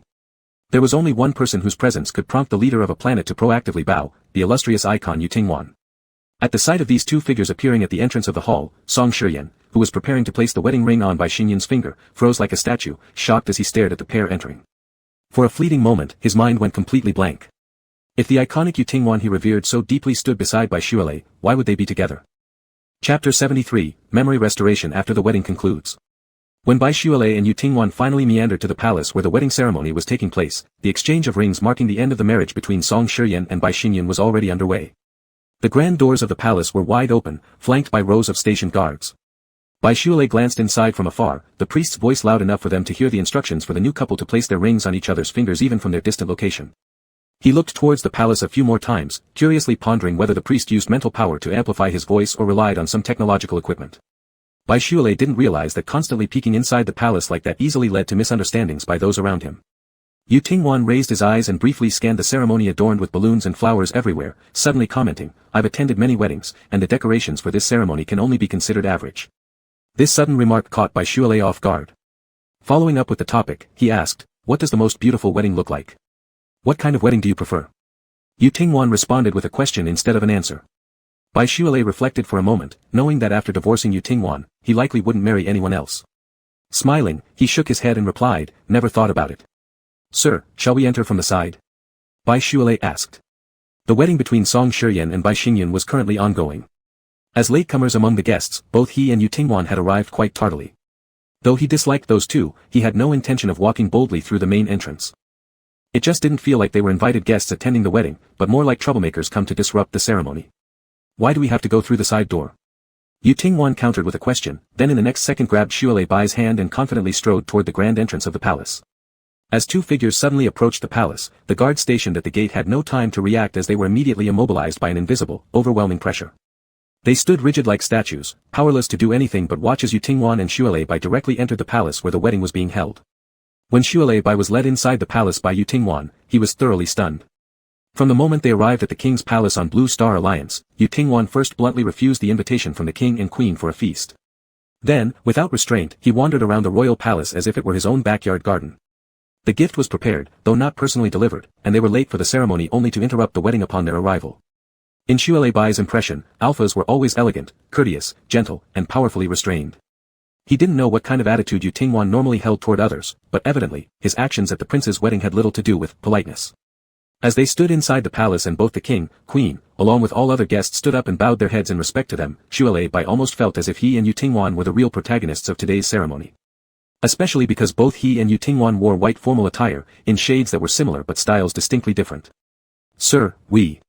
Shualei Bai thought he himself had quite the boldness and thick skin, but when compared to Yu Tingwan, he seemed insignificant.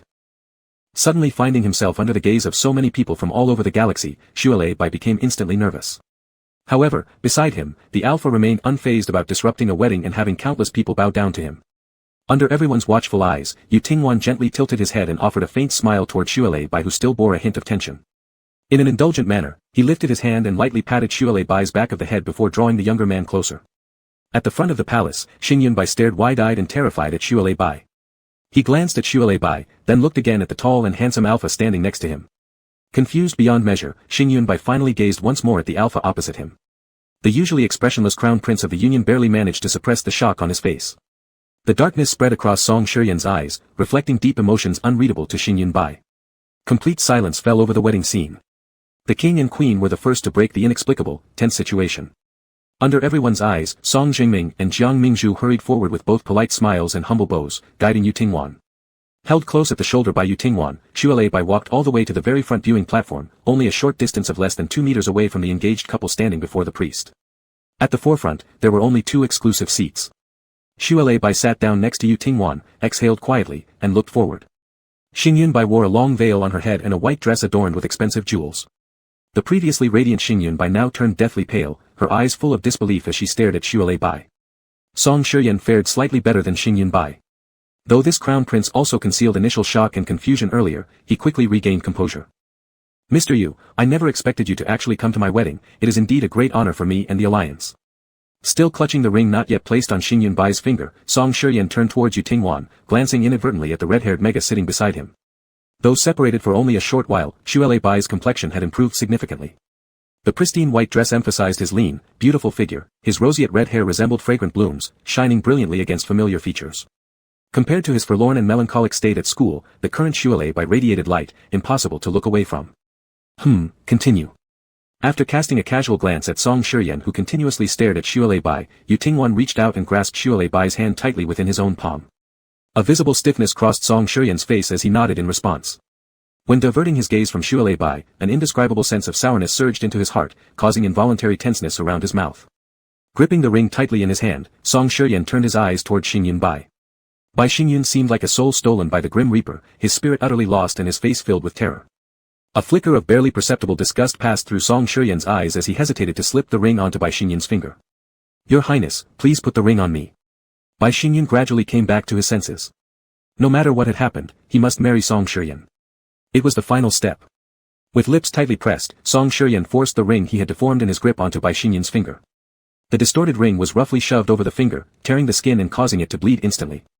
Unable to hold back, Bai Xingyun let out a cry of pain, only for it to be mercilessly suppressed by the alpha's psychic power in the next second. Pale-faced and drenched in cold sweat from the pain, Bai Xingyun could not utter another sound. Xue Bai was very close to Song Shiyan and Bai Xingyun, witnessing this scene clearly. Doesn't Song Shiyan love Bai Xingyun deeply? Wasn't it for Bai Xingyun's happiness that he left him alone on a desolate planet to fend for himself? Xue Bai couldn't comprehend it. Why would Song Shiyan make Bai Xingyun suffer if he loved him so much? But none of this mattered to him anymore. Suddenly realizing his hand was no longer being held, Xue Bai instinctively glanced toward the alpha beside him. Yu Tingwan stood up and approached Song Shiyan. "I promised your parents that I would treat your damaged mental C after you get married." Mr. Yu, the queen consort of the union, stood up in shock. They had indeed made such a request, but not for Song Shiyan's memory to be restored immediately after the wedding. A touch of pale gold flickered in his pupils as Yu Tingwan raised a finger and pointed it at Song Shiyan. Chapter 74, Song Shiyan regrets after recovering his memory. He's nothing but an inferior mega, Song Shiyan thought. Moreover, this mega had already been touched by other alphas. Song Shiyan deemed it as a stroke of luck for Xue Bai that he chose to take him in. Deep inside, there always seemed to be a voice urging him to bring back the handsome red-haired mega. No rush. Song Shiyan figured he could give Xue Bai another chance to regret after marrying Bai Xingyun. Although he did care somewhat about Xue Bai having been touched by others, if Xue Bai behaved well, he wouldn't mind treating this pitiful yet beautiful mega a little kindly. He thought he still had plenty of time and opportunities. Despite his prideful demeanor, keeping emotions off his face, even Song Shiyan found himself freezing when he noticed Xue Bai standing beside Yu Tingwan. Perhaps it wasn't just his body that froze. His mind suddenly went blank, and a strong taste of rust spread through his throat while an inexplicable chill rushed from his heart to the top of his head. How could Xue Bai be with Yu Tingwan? One is an inferior mega he looked down upon, the other the strongest alpha in the galaxy he has long admired. Two people worlds apart, how could they appear together? Slowly walking from the palace entrance under everyone's watchful eyes, both dressed similarly in white formal attire, they looked as though Yu Tingwan and Xue Bai were the ones getting married today. Song Shiyan saw Yu Tingwan's hand resting on Xue Bai's shoulder, with Xue Bai obediently leaning into Yu Tingwan's side. All of a sudden, he forgot to think, forgetting the purpose of today's wedding. An overwhelming sense of bitterness arose, an emotion that Song Shiyan hadn't felt in a long while. "I promised your parents that I would treat your damaged mental C after you got married." Damaged mental C? Yes, Song Shiyan certainly knew. During a training session, he had an accident which caused damage to his mental C. Temporary amnesia was merely a side effect of the damaged mental C. His ultimate goal all along had been to become the next inheritor of the Blue Star Alliance. His memory had remained frozen 3 years ago, when Song Shiyan's target was Bai Xingyun, who was supposed to bring him good luck. Back then, Song Shiyan had yet to lose his crown prince title and had experienced no setbacks whatsoever. He was still the haughty and proud prince who despised inferior megas deep down in his bones. Even knowing that someone had concealed or even lied to him about Xue Bai, Song Shiyan deceitfully chose to believe them. He preferred believing that Xue Bai had seduced him for power and wealth, rather than accepting that he might have fallen for an inferior mega. He couldn't believe that he would fall in love with something he once scorned the most, an idea which disgraced Song Shiyan beyond repair. In an instant, Yu Tingwan's formidable psychic power stripped Song Shiyan of his self-control. His body was immobilized as the mental sea that revealed his inner thoughts was forcibly opened by Yu Tingwan. As Song Shiyan's mental sea was gradually repaired, the memories that had vanished for 3 years were not only visible to him but also fully exposed to Yu Tingwan, who had invaded his mental sea. The malicious teasing when Song Shiyan first met Xue Bai, despite having been captivated for a long time, remained even after he fell from grace as a crown prince. He still held nothing but disdain for Xue Bai, just an inferior mega in his eyes. Until he discovered the hidden companion beast, the koi fish, that Shualei Bai concealed for so long. Until he awakened his billion abilities under Shualei Bai's company and further evolved his companion beast. Song Shiyan finally found reasons to love Shualei Bai. But Shualei Bai knew nothing about all this. He didn't know that Song Shiyan had already discovered that his companion beast was a koi fish. He didn't know that although Song Shiyan liked him, it didn't stop Song Shiyan from planning to seek other megas to have children with in the future. He didn't know that Song Shiyan's feelings for him had never been pure. When Song Shiyan forgot that Shualei Bai had a companion beast, a koi fish, and that it was Shualei Bai who accompanied him through the lowest point in his life. The residual bit of affection for Shualei Bai left within his body could not counteract Song Shiyan's ingrained contempt for inferior megas or his relentless pursuit of power. As the memories lost for 3 years returned piece by piece, every moment felt like 1,000 cuts on a selfish betrayer. Shualei. With a jolt, Song Shiyan opened his eyes and sat up from the bed, gasping for air. Looking around, he realized he was no longer in the palace but in his own room. Your Highness, look at me. I'm Xingyun, your wife. Xingyun Bai had been standing guard beside him. When she saw Song Shiyan open his eyes, there was no joy before hearing her new husband call out the name of the person he despised most. Shualei Bai, Shualei Bai. Why was it always that cursed star? Where is Shualei Bai? Where is he? Song Shiyan grabbed Xingyun Bai by the collar of her dress with an intimidating glare that frightened her. Xingyun Bai cried and complained, Your Highness, I'm your mega. Isn't the person you love me? What does Shualei Bai mean to you? Her crying gave Song Shiyan a headache, and he irritably shoved her aside, stumbling off the bed and striding toward the door. It was still in time, definitely still in time. He had already become engaged to Shualei Bai before losing his memory. Even though he had committed wrongs while amnesiac, surely Shualei Bai, who loved him so much, would forgive him. If he sincerely apologized, surely Shualei Bai would come back. The moment the door opened, Song Shiyan came face to face with his father, whose expression turned cold. How dare you leave the room without resting properly? Where are you going? Song Jingming scolded. I want to find Shualei Bai. Song Shiyan's complexion was pale. Do you want to find Shualei Bai? If you dare go near him, I'll remove you from your position as crown prince immediately. Cough, cough, cough. Before he could finish speaking, Song Jingming began to cough violently. Jiang Mingzhu arrived hastily, gently patting her husband's back, instructing a servant to fetch a doctor, and then spoke to Song Shiyan. Shualei Bai now belongs to Mr. Yu, Shiyan. There are so many beautiful megas in this world, do you really want to challenge Mr. Yu for the sake of Shualei Bai? Look at him. No sooner had he regained his memory than he behaved so disgracefully. First, during the amnesia, you publicly ended your engagement, and now after getting married, here you are yelling. Song Jingming felt slightly better and started berating Song Shiyan fiercely. Seeing Xingyun Bai trying to intervene, he pointed at her and shouted, Can't even keep your own husband in check. What good are you?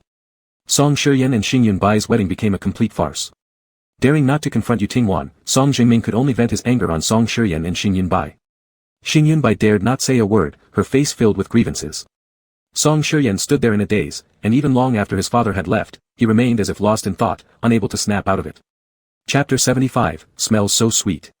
The live broadcast of the wedding between Crown Prince Song Shiyan of the Blue Star Alliance and Bai Xingyun was interrupted midway, then abruptly cut off later without warning. Discussions about the wedding continued non-stop both within and outside the Blue Star on the Starnet. However, compared to the two main characters of the wedding, the focus of the audience seemed to be on the strongest alpha in the galaxy who didn't even show his front face. Does the Crown Prince of the Blue Star really like his wife?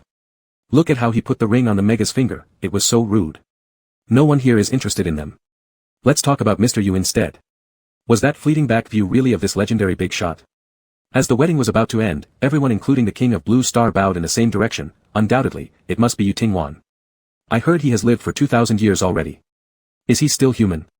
He's almost like a god. Did you notice someone standing next to him? It seems to be a red-haired person, shorter than him, probably a mega. They were even wearing clothes of the same color. Holy crap, could it be that Mr. Yu got himself a mega?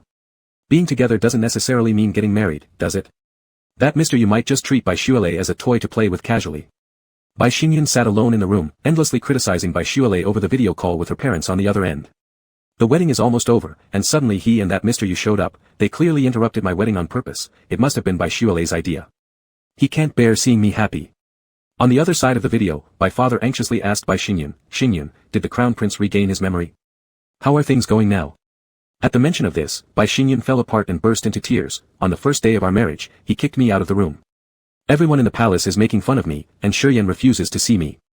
Seeing Bai Xingyun crying, Bai mother quickly shoved Bai father aside and started soothing her beloved youngest son anxiously. With a frown etched deeply on his brow, Bai father silently walked to the side where he saw Bai Yongjian standing nearby in a daze. His eyes lit up, and he pulled his eldest son by the arm. Dad, what's wrong? Bai Yongjian was pulled out of the room by his father. Bai father lowered his voice, Yongjian, you've read more books than me and have seen more things. Tell me, what's the deal with that alpha around Xuele? Did he really live for 2,000 years? This isn't fabricated news, is it? In Bai Xuele's impression, the Yu Tingwan who had lived for 2,000 years had an unnaturally stable temperament. It seemed that no matter what he did or said, he always maintained his calmness, speaking face to face with him composedly. If Bai Xuele's life in the past felt like walking on a sharp blade struggling forward, then every day he spent with Yu Tingwan was like living in a sunny greenhouse in a garden. It was filled with warmth, sunlight, and peaceful tranquility. After Song Shiyan passed out, they left the palace directly and returned to Yu Tingwan's estate. But whether it was on the way back or after arriving, Yu Tingwan never said a single word to him. Bai Xuele vaguely felt that Yu Tingwan seemed to be in a bad mood. During the evening meal, Yu Tingwan didn't even come down. Continuously preoccupied with thoughts of Yu Tingwan, Bai Xuele soon lost his appetite while eating. Managerly, since Mr. Yu came back, he hasn't spoken to me or come down for dinner. Is he upset? Putting down his chopsticks, Bai Xuele asked Managerly beside him. Managerly glanced up at the second floor, smiling faintly. Indeed, it's a bit unusual. Bai Xuele couldn't quite understand why Yu Tingwan suddenly threw a tantrum. Before Yu Tingwan repaired Song Shiyan's mental sea, that alpha had always been perfectly fine. He would hold his hand, embrace his shoulders, and speak gently to him, offering him candies from time to time. But after repairing Song Shiyan's mental sea, Yu Tingwan visibly turned cold in demeanor. Bai Xuele recounted what happened in the palace to Managerly, lightly furrowing his brows and hesitatingly asking, Managerly, did I do something to upset Mr. Yu? Managerly paused for a moment, then smiled bitterly and said, of course not. How could Mr. Yu be mad at you? If Master Bai has some free time, I'll instruct the chef to prepare a bowl of soup for you to take upstairs to Mr. Yu. No need, Managerly, you go ahead with your duties. I'll do it myself. Bai Xuele got up from the table, rolling up his sleeves. I know how to make soup too. All this time, it was Yu Tingwan who gave him things, from the precious koi fish gem brooch to chocolates of various flavors. Sometimes, Bai Xuele wanted to give something as a gift but felt that whatever he could offer would pale in comparison to what Yu Tingwan had given. After years of working like a slave in the Bai family, Bai Xuele had developed excellent culinary skills, which finally came in handy now. Yu Tingwan loved fish and preferred mild flavors. Bai Xuele busied himself in the kitchen, cooking a fresh and sweet fish soup. He sat on a small stool in the kitchen waiting for the soup to finish stewing. He rubbed his eyes absent-mindedly, not sure if it was due to lack of sleep last night or catching a chill earlier that day. His head felt dizzy, and his throat burned as though singed by fire. I'll take some cold medicine before bed, and I'll be fine tomorrow. Muttering under his breath, Bai Xuele paid no attention to his condition and focused entirely on the fish soup. After tidying up the kitchen, Bai Xuele carried the stew pot containing the sweet fish soup upstairs to Yu Tingwan's room. Suddenly recalling the giant birdcage in Yu Tingwan's room, Bai Xuele blushed slightly. Did Yu Tingwan actually sleep inside the cage? Mr. Yu, it's me, Bai Xuele. I've prepared some fish. Before he finished speaking, the 4-meter-tall door slowly opened from the inside, revealing the tall and stern alpha standing there. His gaze calmly fixed on Bai Xuele who stood outside holding the tray with both hands. His Adam's apple moving slightly, a flicker of pale gold flashed in Yu Tingwan's eyes as he gazed at the sincere Mega. Bai Xuele lifted the tray higher and looked up at the alpha, fish soup. A wave of strong Mega pheromones hit Yu Tingwan, causing his fingers hidden inside his sleeves to tremble faintly. With a deep voice, Yu Tingwan asked, did you make it? Bai Xuele smiled. Yes, I've already tasted it, and it's quite decent. Please give it a try, Mr. Yu. It smells delicious. Yu Tingwan said while looking at Bai Xuele, adding softly, it really does smell appetizing. Chapter 76, Crying Like a Child. His body grew hotter and hotter. His head became more and more dizzy. With his thin white feet bare, Bai Xuele sat cross-legged on the soft, clean carpet in Yu Tingwan's room. Yu Tingwan's room hadn't changed much since his last visit. If there was any significant change, it was that the golden wire birdcage seemed even bigger than before. Inside it, next to the original bird nest, there was now a pool filled with water. Dizzily staring at the pool next to the bird nest, Bai Xuele wondered whether Yu Tingwan bathed in the pool every day before directly crawling into the bird nest. The once empty bird nest was now filled with thick padding and piles of soft pillows. Recalling how uncomfortable he had been the first time Yu Tingwan placed him in the bird nest, it had been hard and stiff without any cushioning. Bai Xuele thought how much better it was now. It was soft and warm, and Yu Tingwan should have done this long ago. His throat felt scorched as though set on fire, dry enough to smoke. Taking a deep breath, Bai Xuele forced his dry eyes shut and touched his forehead. His forehead was burning hot, and his fingertips were damp. Looking blankly at his moist fingertips behind his back, Bai Xuele quietly wiped them on his clothes and asked lightly, Mr. Yu, did you enjoy the fish soup? The estate was quiet as night fell, with a bright moon hanging high above the tree branches, bathing everything in clear light. There wasn't a single table in the entire room, so when Bai Xuele entered, he had to take off his shoes and step onto the carpet barefoot. Yu Tingwan sat on a low couch near the birdcage, one hand holding a small pot, the other holding a spoon. It's good. Slowly setting down the spoon, Yu Tingwan's gaze drifted over to the mega sitting a little distance away from him. Bai Shualei wore loose pajamas with long sleeves and pants. The collar of his shirt was slightly open, exposing a small area of exquisite and beautiful collarbone. When sitting cross-legged, the pant cuffs slid up, showing delicate and slender ankles. His feet were pale and slim. The joints of his feet were slightly pink with a healthy glow, while his neatly trimmed nails gleamed like pieces of crystal, exuding a charming luster. Noticing the alpha's eyes often drifting towards his legs, Bai Shualei shyly drew his legs inward, curling his pink toes uncomfortably. He had taken a bath as soon as he returned, his feet were clean, but he just forgot to wear socks and ended up stepping into Yu Tingwan's room barefoot. Thinking that Yu Tingwan was criticizing him for entering barefoot, when Yu Tingwan put down the spoon, Bai Shualei hastily stood up, intending to leave with the small pot in hand. But as soon as he stood up, his legs turned weak like noodles. A wave of severe dizziness surged over him like a rushing tide, making him feel as if he had fallen into the deep sea while still standing on land. The people and scenery around him blurred into indistinct light spots. He didn't feel the expected pain of falling to the ground. Clutching at his spiritual force tightly, Bai Shualei forced his eyes shut, and his scattered consciousness gradually came back. Bai Shualei. The alpha's deep, cool voice came from above, sounding through what felt like a layer of water, extremely unreal. Slowly opening his eyes, Bai Shualei found his eyelids unknowingly tinged red. His mega eyes misted with moisture. Held in Yu Tingwan's arms, Bai Shualei felt his cheeks burning hot, his limbs sore and limp, like a mermaid without water, lying weakly in the alpha's embrace struggling for breath. Yu Tingwan. Not calling the other Mr. anymore, Bai Shualei's mind was almost scorched by the heat, making it very hard to think straight. Both his speech and actions were merely instinctive bodily reactions unprocessed by his brain. The alpha showed no displeasure upon being addressed by his first name. With drooping brows and eyes, Yu Tingwan looked at the steam-emitting mega in his arms, his voice hiding an unnoticed tenderness. Do you know your current condition? Hot. The lips, flushed red by the high temperature, moved up and down, revealing the few snow-white teeth hidden inside and a small portion of tongue. It was too hot. The blood in his veins seemed about to boil. Finding no way to expel the heat, Bai Shualei had unconsciously fallen into the swamp of mating fever. Searing heat and dryness, feeling powerless all over, and completely defenseless, the mega let out piteous whimpers like a child.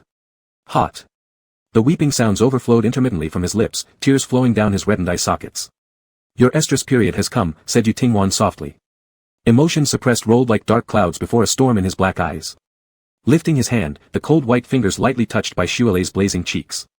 Feeling the cool touch, Bai Shualei instinctively sought after such chill objects, using the alpha, who was slightly cooler than normal body temperature, as his cooling tool. As the alpha's fingers brushed against his cheek, Bai Shualei grasped onto the broad palm like holding onto a life-saving straw, using his scorching face, wet nose, and flushed lips to rub the alpha's lukewarm palm. Like a pitiable little beast, he watched the alpha with damp, misty eyes. Gasping for breath, the veins appeared prominently on his hand back. Yu Tingwan gently loosened Bai Shualei's white ribbon binding his hair with his other hand. It was like fireworks blazing at night or rose petals falling fiery red. A head of bright red hair cascaded down the shoulders of the mega, contrasting with already porcelain-like skin, adding even more luster and smoothness. Upon seeing the white silk ribbon in his hand, the corner of his mouth slightly lifted upward, and Yu Tingwan sighed faintly, "You've always been using my ribbon." Hot. Bai Shualei sobbed, clutching the alpha's hand like a spoiled child. Mommy. Mommy, help me. Yu Tingwan shook his head, I am not your mother. He pulled the powerless mega towards him, holding Bai Shualei's hand and placing it on his flat chest through the cool material of his clothes. Already clouded by the heat, Bai Shualei looked blankly at Yu Tingwan. Dad? His Adam's apple moving up and down, Yu Tingwan tightened Bai Shualei's thin hand in one swift motion, his voice hoarse. I'm Yu Tingwan, your alpha. Inhaling heavily through the heat-induced haze, Bai Shualei gazed dazedly at Yu Tingwan. Because he couldn't stop crying, his eyelids slightly pinkened. Gnawing gently on his reddened lips, he called out plaintively, Husband. Chapter 77, Semi-Beast Transformation Awakening. Bai Shualei's previous estrus periods weren't significant. He always assumed it was due to his inferior mega status, so he wouldn't react as strongly as other megas. He was simply physically weak and needed to rest in his room for a few days, drink more water, and sleep more, and he would be fine. He didn't even need suppressants. The suppressants available on the market only worked for alpha and mega individuals below S grade. Even if Bai Shualei bought them, they would be useless to him. As for S grade and above alphas and megas, as their spiritual force strengthened, their reactions during their respective sensitivity periods and rain-dew periods would become more intense. This was the first time Bai Shualei had truly experienced the power of an elite mega's rain-dew period after enhancing his spiritual force.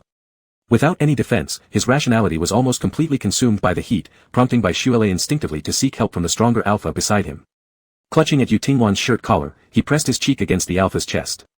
The coolness of the fabric quickly warmed up due to his burning face. Then, he began rubbing the alpha's skin with his cheek. It felt icy and smooth, like jade. Leaning against Yu Tingwan's chest, Baishuele slipped his hand inside the alpha's shirt, gaining a bit of coolness, and let out a contented sigh. It was gentle, soft, long-lasting. Like a feather brushing against the heart, or like splashes of water caused by a fish's tail. Baishuele. In a daze, it seemed as though someone softly called his name. Don't be afraid, I'll help you. His body was gently picked up, and during the brief respite from the burning heat, a bit of his sanity slowly returned. Held in Yu Tingwan's arms, Baishuele started moving step by step toward the nearby gilded cage. Baishuele gradually realized what Yu Tingwan intended to do. He twitched like a fish out of water in the alpha's embrace, trembling as he said, suppressant. A layer of frost appeared in Yu Tingwan's black eyes. He did not pause in his steps but continued holding the heating mega as they entered the gilded cage. Bang, the cage shut securely. Baishuele jumped slightly before hearing Yu Tingwan's voice near his ear, cold yet resonant, you are an SS-level mega, commercial suppressants are useless for you. After a brief pause, Yu Tingwan's tone softened somewhat, as if trying to be gentler, don't be afraid, it won't hurt. Baishuele didn't understand why the usually manageable rain-dew period had suddenly turned into this situation, right when he came to find Yu Tingwan. His spine touched the pool's slightly cool water, and Baishuele exhaled a deep breath of relief, looking at Yu Tingwan blankly, having no idea how to react anymore. His bright red long hair spread out on the water surface, resembling blooming red lotuses. Baishuele was held and laid down on the water, like a lamb awaiting sacrifice. In the clear eye pupils covered with a misty film, Yu Tingwan's severe yet serious face reflected. Baishuele, I will not harm you, nor betray you. Baishuele started feeling dizzy again as Alpha's pheromones made him comfortable while pushing his rationality away once more. It could be hallucination, or perhaps he really heard it. Yu Tingwan's voice sounded like a distant song coming from the deep sea, distant and ethereal, yet each word fell into Baishuele's ears clearly. To share a bed in life, and a grave in death. The hands around his waist that had been keeping him afloat on the water surface suddenly loosened. Baishuele slowly sank into the pool water inside the gilded cage. Contrary to expectations, there was no suffocation. Slowly, he realized that he could breathe underwater. Through the shimmering water layers, the figure on the shore looked like a mirage. The always neatly dressed Alpha had undone his ribbon, letting snow-white long hair flow freely. Baishuele watched as Yu Tingwan leaped into the water like a fish and swam slowly toward him. Touching his shoulder, encircling his waist, pressing him against the glittering water bottom. Baishuele's gaze fixed unwaveringly on Yu Tingwan. Underwater, the Alpha's head of snow-white hair floated lightly, with his stern face mixed with an intense emotion, his black pupils gleaming with crimson light. He no longer resembled a god, he seemed more like a mesmerizing demon born from the water. But Baishuele didn't know that he appeared even more like a mysterious evil spirit in Yu Tingwan's eyes. The rose-colored red long hair, the whiter and finer skin appearing underwater, and the utterly defenseless, lost, innocent vulnerability. The ground beside the pool was damp from splashes of water. With a light splash, Yu Tingwan emerged from the water, holding Baishuele who had already fainted. Stepping across the wet ground, he gently laid the exhausted mega onto the bird's nest lined with soft cushions. Like a mermaid pulled out of the water, Baishuele lay weakly in the bird's nest as Yu Tingwan also entered it.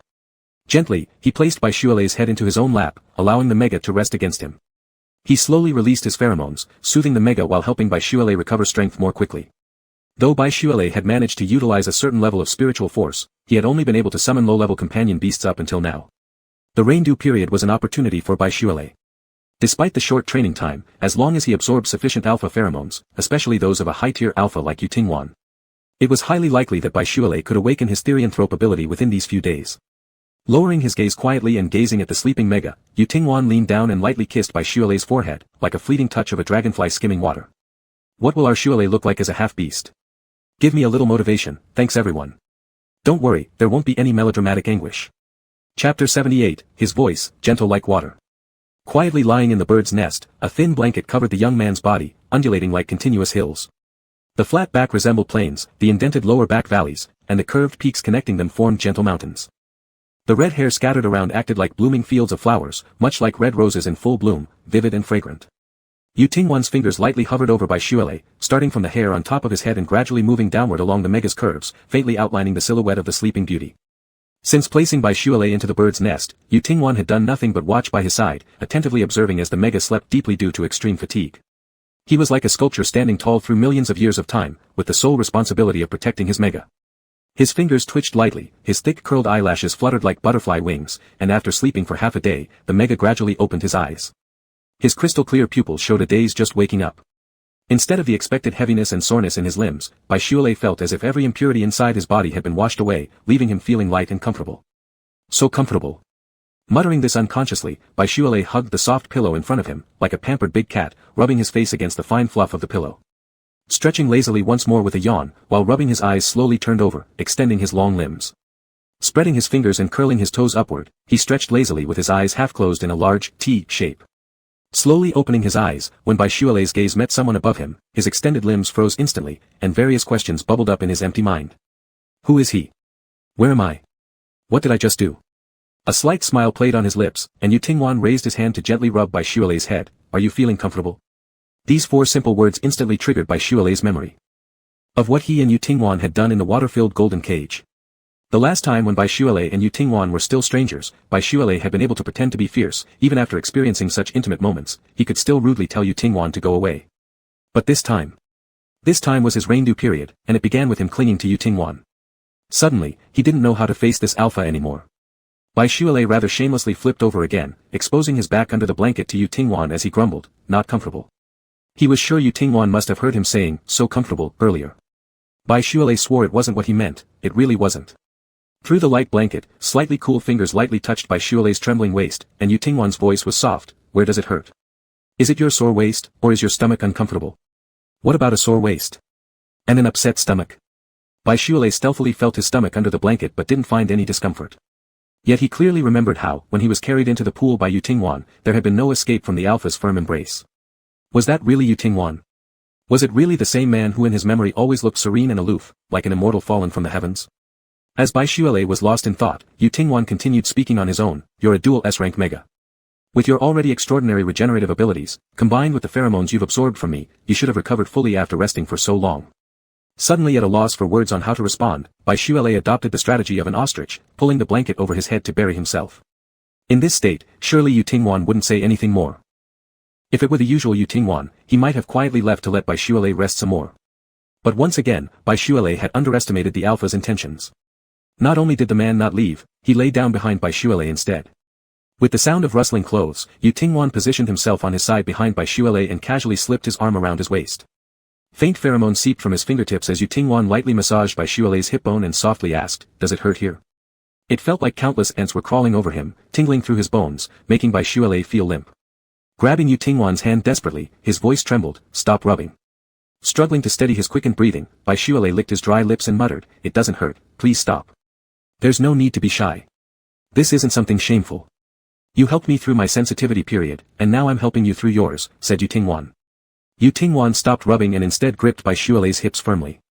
He gently massaged the delicate finger joints of the mega's elegant hands and whispered, Baishuale, we are married. These are things that partners do. I'm your alpha, and I'll take care of you no matter what. Although Yu Tingwan's logic seemed reasonable, Baishuale still felt a bit awkward. The last time he'd helped Yu Tingwan through his sensitivity period, the alpha hadn't forced him to do anything he didn't want to or anything frightening. All Yu Tingwan had done was hold him close, refusing to let go wherever they went, as though Baishuale were some rare treasure. Though they were indeed legally registered as partners now, both knew exactly what the reality was. Still, repeating those kinds of words made Baishuale feel overly self-conscious. Curling up into a ball without moving, Yu Tingwan leaned closer again and lightly kissed Baishuale's hair that was now saturated with his scent. Don't be afraid, Shuale. Gentle as flowing water, Yu Tingwan's voice washed away the tension from Baishuale's heart. In the warmth of the alpha's soothing touch and words, Baishuale gradually relaxed his tense body. His voice quieter than a mosquito's buzz, Baishuale mumbled, I'm not afraid. Yu Tingwan's lips curled into a smile, then turned over. Baishuale reluctantly pulled his ostrich head out of the blanket and turned over slowly, looking seriously at the alpha lying next to him for the first time since waking up. Yu Tingwan no longer held the image of being neat and proper. His sleek snow-white hair was loose, and he simply draped a long robe loosely over his body. A white satin sash was tied around his waist, and his chest was exposed wide open, showing off the muscular male torso. His heart racing, Baishuale slowly averted his eyes. I want to get dressed. Chapter 79, Baishuale, don't refuse me. Yu Tingwan brought Baishuale a sleeping robe. It was thin and long, looking from afar like a piece of snowy silk, but up close, it had intricate silver patterns under its snowy surface. When examined closely, the design turned out to be koi fish patterns. Huddled inside the thin blanket, Baishuale clutched the robe in his hands and glanced up at the tall man standing by the bird's nest. Yu Tingwan stood nearby, the towering alpha continuously watching him without any intention of turning around or leaving. Baishuale pursed his lips, I need to get dressed. Even though they had just engaged in intimate acts not too long ago, the idea of changing clothes in front of Yu Tingwan while fully conscious still made Baishuale uncomfortable. A faint smile flickered across Yu Tingwan's lips, then he turned away and walked out of the room slowly. Bai Shuelei couldn't help but feel like he had been teased. Bai Shuelei let out a long sigh. He pushed aside the thin blanket, preparing to change into his sleeping robe when he happened to look down and saw the scattered marks on his body. A sharp intake of breath followed as Bai Shuelei quickly covered himself with the sleeping robe, fastening the buttons all the way up. Crazy, how did this happen? He sat back down in the bird's nest, covering his face with both hands as he sank into the soft cushions behind him. Gazing at the warm light falling from the ceiling through the gaps between his fingers, Bai Shuelei felt miles apart from his previous hazy state. When he calmed down, almost every detail of what happened with Yu Tingwan seemed vividly etched into his mind. The man's hand was wide and large, with a comfortably cool touch that could effortlessly lift him out of the water. Involuntarily, Bai Shuelei glanced towards the tranquil pool water, his face immediately flushing red. He quickly looked away in panic. What should he do? His rut season usually lasted 5 to 7 days. Only 1 day had passed. Did that mean he would have to stay together with Yu Tingwan for the next few days? Of course Bai Shuelei knew this was the best solution. Still. A warmth slowly spread through his chest like a small spark, signaling the impending blaze about to consume him. Pressing his hand against his gradually heating chest, Bai Shuelei wanted to cry. Why had it started again so soon? He had just put on his clothes. Is anything uncomfortable? Yu Tingwan's voice always carried an inorganic chill, akin to a cold winter wind drifting through a canyon, devoid of emotion. To Bai Shuelei's ears now, however, it oddly carried a trace of warmth. No. Bai Shuelei shook his head, slowly lowering the hand pressed against his chest. His heart felt slightly heated but still tolerable.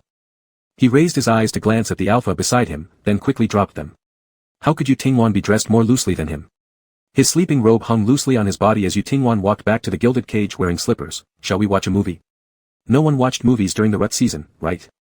Sitting cross-legged inside the bird's nest with a pillow hugged tightly to his chest, Bai Shuelei stared at the screen where a movie was playing, crunching loudly on a chip. Kachi-kachi, each bite echoing crisply.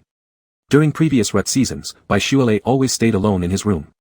When thirsty, he would get up for water. When hungry, he'd eat instant noodles or pre-prepared quick meals. During these special times, his family wouldn't allow him to leave the room, nor would anyone come in to care for him. Yet Bai Shuelei actually enjoyed being by himself during these periods. At least during those times, no one suddenly intruded into his space or disturbed him. He could sleep until whenever he wished rather than waking up early even on holidays. Suddenly, a cup of bubble tea appeared before him. Bai Shuelei turned his head toward the man sitting beside him. Thank you. Bai Shuelei accepted the bubble tea Yu Tingwan handed over, noticing the straw was already prepared. He took a sip. The rich milk aroma mixed with a light tea fragrance bloomed on his tongue as he chewed slowly on the pearl tapioca coated in black sugar, his favorite type of bubble tea. Back when they were out together, Bai Shuelei had ordered it once, never imagining that Yu Tingwan would remember. Does it taste good? Yu Tingwan asked. Nodding, Bai Shuelei licked the tea residue from the corner of his slightly swollen lips. Yes, it tastes great. Have you had bubble tea before? Bubble tea? This didn't seem fitting for a man like Yu Tingwan. The image of him enjoying tea while surrounded by fragrant smoke, or raising a glass of expensive wine, felt much more appropriate. Never before, Yu Tingwan asked curiously, may I try some? It's fine, though I've already taken a sip. Bai Shuelei handed over the cup he drank twice from. Yu Tingwan didn't take it. Instead, leaning forward, his face came close to Bai Shuelei's. He placed his lips on the straw Bai Shuelei had bitten earlier, rolling his throat as he sipped. Very sweet. Yu Tingwan gazed at Bai Shuelei whose cheeks reddened and gave a faint smile. I like sweet things, Bai Shuelei murmured, quietly withdrawing his hand holding the bubble tea, unsure whether to drink it after Yu Tingwan had touched it. Do you feel better eating sweets? Surprisingly pleased, Bai Shuelei glanced at Yu Tingwan. Do you think so too? Very sweet, Yu Tingwan gazed softly. Suddenly, he leaned in again, his hand cradling Bai Shuelei's nape, and lightly kissed the young man with red hair on the lips. His face grew hotter, and his body felt even warmer. Bai Shuelei dared not look at Yu Tingwan's expression, unsure why the alpha had taken the initiative to kiss him. Was it uncontrollable desire? Or was it the influence of his pheromones? In the movie playing on the screen, two young people experiencing their first romance embraced each other, declaring their love under the starlight. As the camera zoomed in, the two figures gradually overlapped. Embarrassed, Bai Shuelei took a sip of bubble tea, tasting not just the drink and its black sugar pearls but also the cold pheromone-scented breath of the alpha. His fingers trembled slightly, almost dropping the cup of bubble tea he held. Yu Tingwan took the cup from Bai Shuelei's hands, leaving the red-haired mega to daze as the alpha moved closer. His fingers gently brushed against Bai Shuelei's burning cheeks, and Yu Tingwan spoke deeply, let's go into the pool, okay? Bai Shuelei neither nodded nor shook his head, looking like a lost child, utterly confused. I won't fully mark you, don't be afraid, Yu Tingwan extended his hand toward Bai Shuelei, but I will bite your gland and inject enough pheromones, this can help awaken your semi-bestial abilities. Bai Shuelei, don't refuse me. The movie on the light screen continued, while the two outside the movie made no intention to stop. Chapter 80, Semi-Beast Transformation. The Sole Mermaid of the Galaxy. Veins, organs, skin. Even bones felt seared by heat, causing excruciating pain. Boylove let out a soft breath of hot air, beads of sweat forming a thin layer of mist over his skin. The man behind him murmured lowly, "Boylove, I'll soon bite into your gland and inject pheromones." Boylove's mind felt hazy, every word Yu said landed clearly in his ears, yet he couldn't process their meaning. Ripples spread across the water's surface, reflecting the alpha beginning his transformation into semi-bestial form. The pupil darkened with faint golden tones, nails once trimmed round now sharpened and lengthened, casting an increasingly towering shadow onto the wall. A pair of snow-white wings unfolded from his back, scattering shimmering ripples upon the water. In his phoenix-shaped semi-beast form, the alpha reached nearly 4 meters tall. The 3-meter-deep pool water only reached mid-waist for Yu, who slowly bent his knees, kneeling within the clear waters. Compared to the semi-transformed alpha, the human form Mega seemed particularly petite. The revered white phoenix lowered his noble head, exuding gentle coaxing, "Boylove, this is your best chance to awaken your semi-bestial abilities. It might hurt a little, bear with it." At that moment, Boylove's thoughts moved slowly, like an outdated computer. Analyzing Yu words carefully, his mind conjured up what his possible semi-bestial form could be. His companion beast was a small carp, so his semi-bestial transformation would have a close connection with it.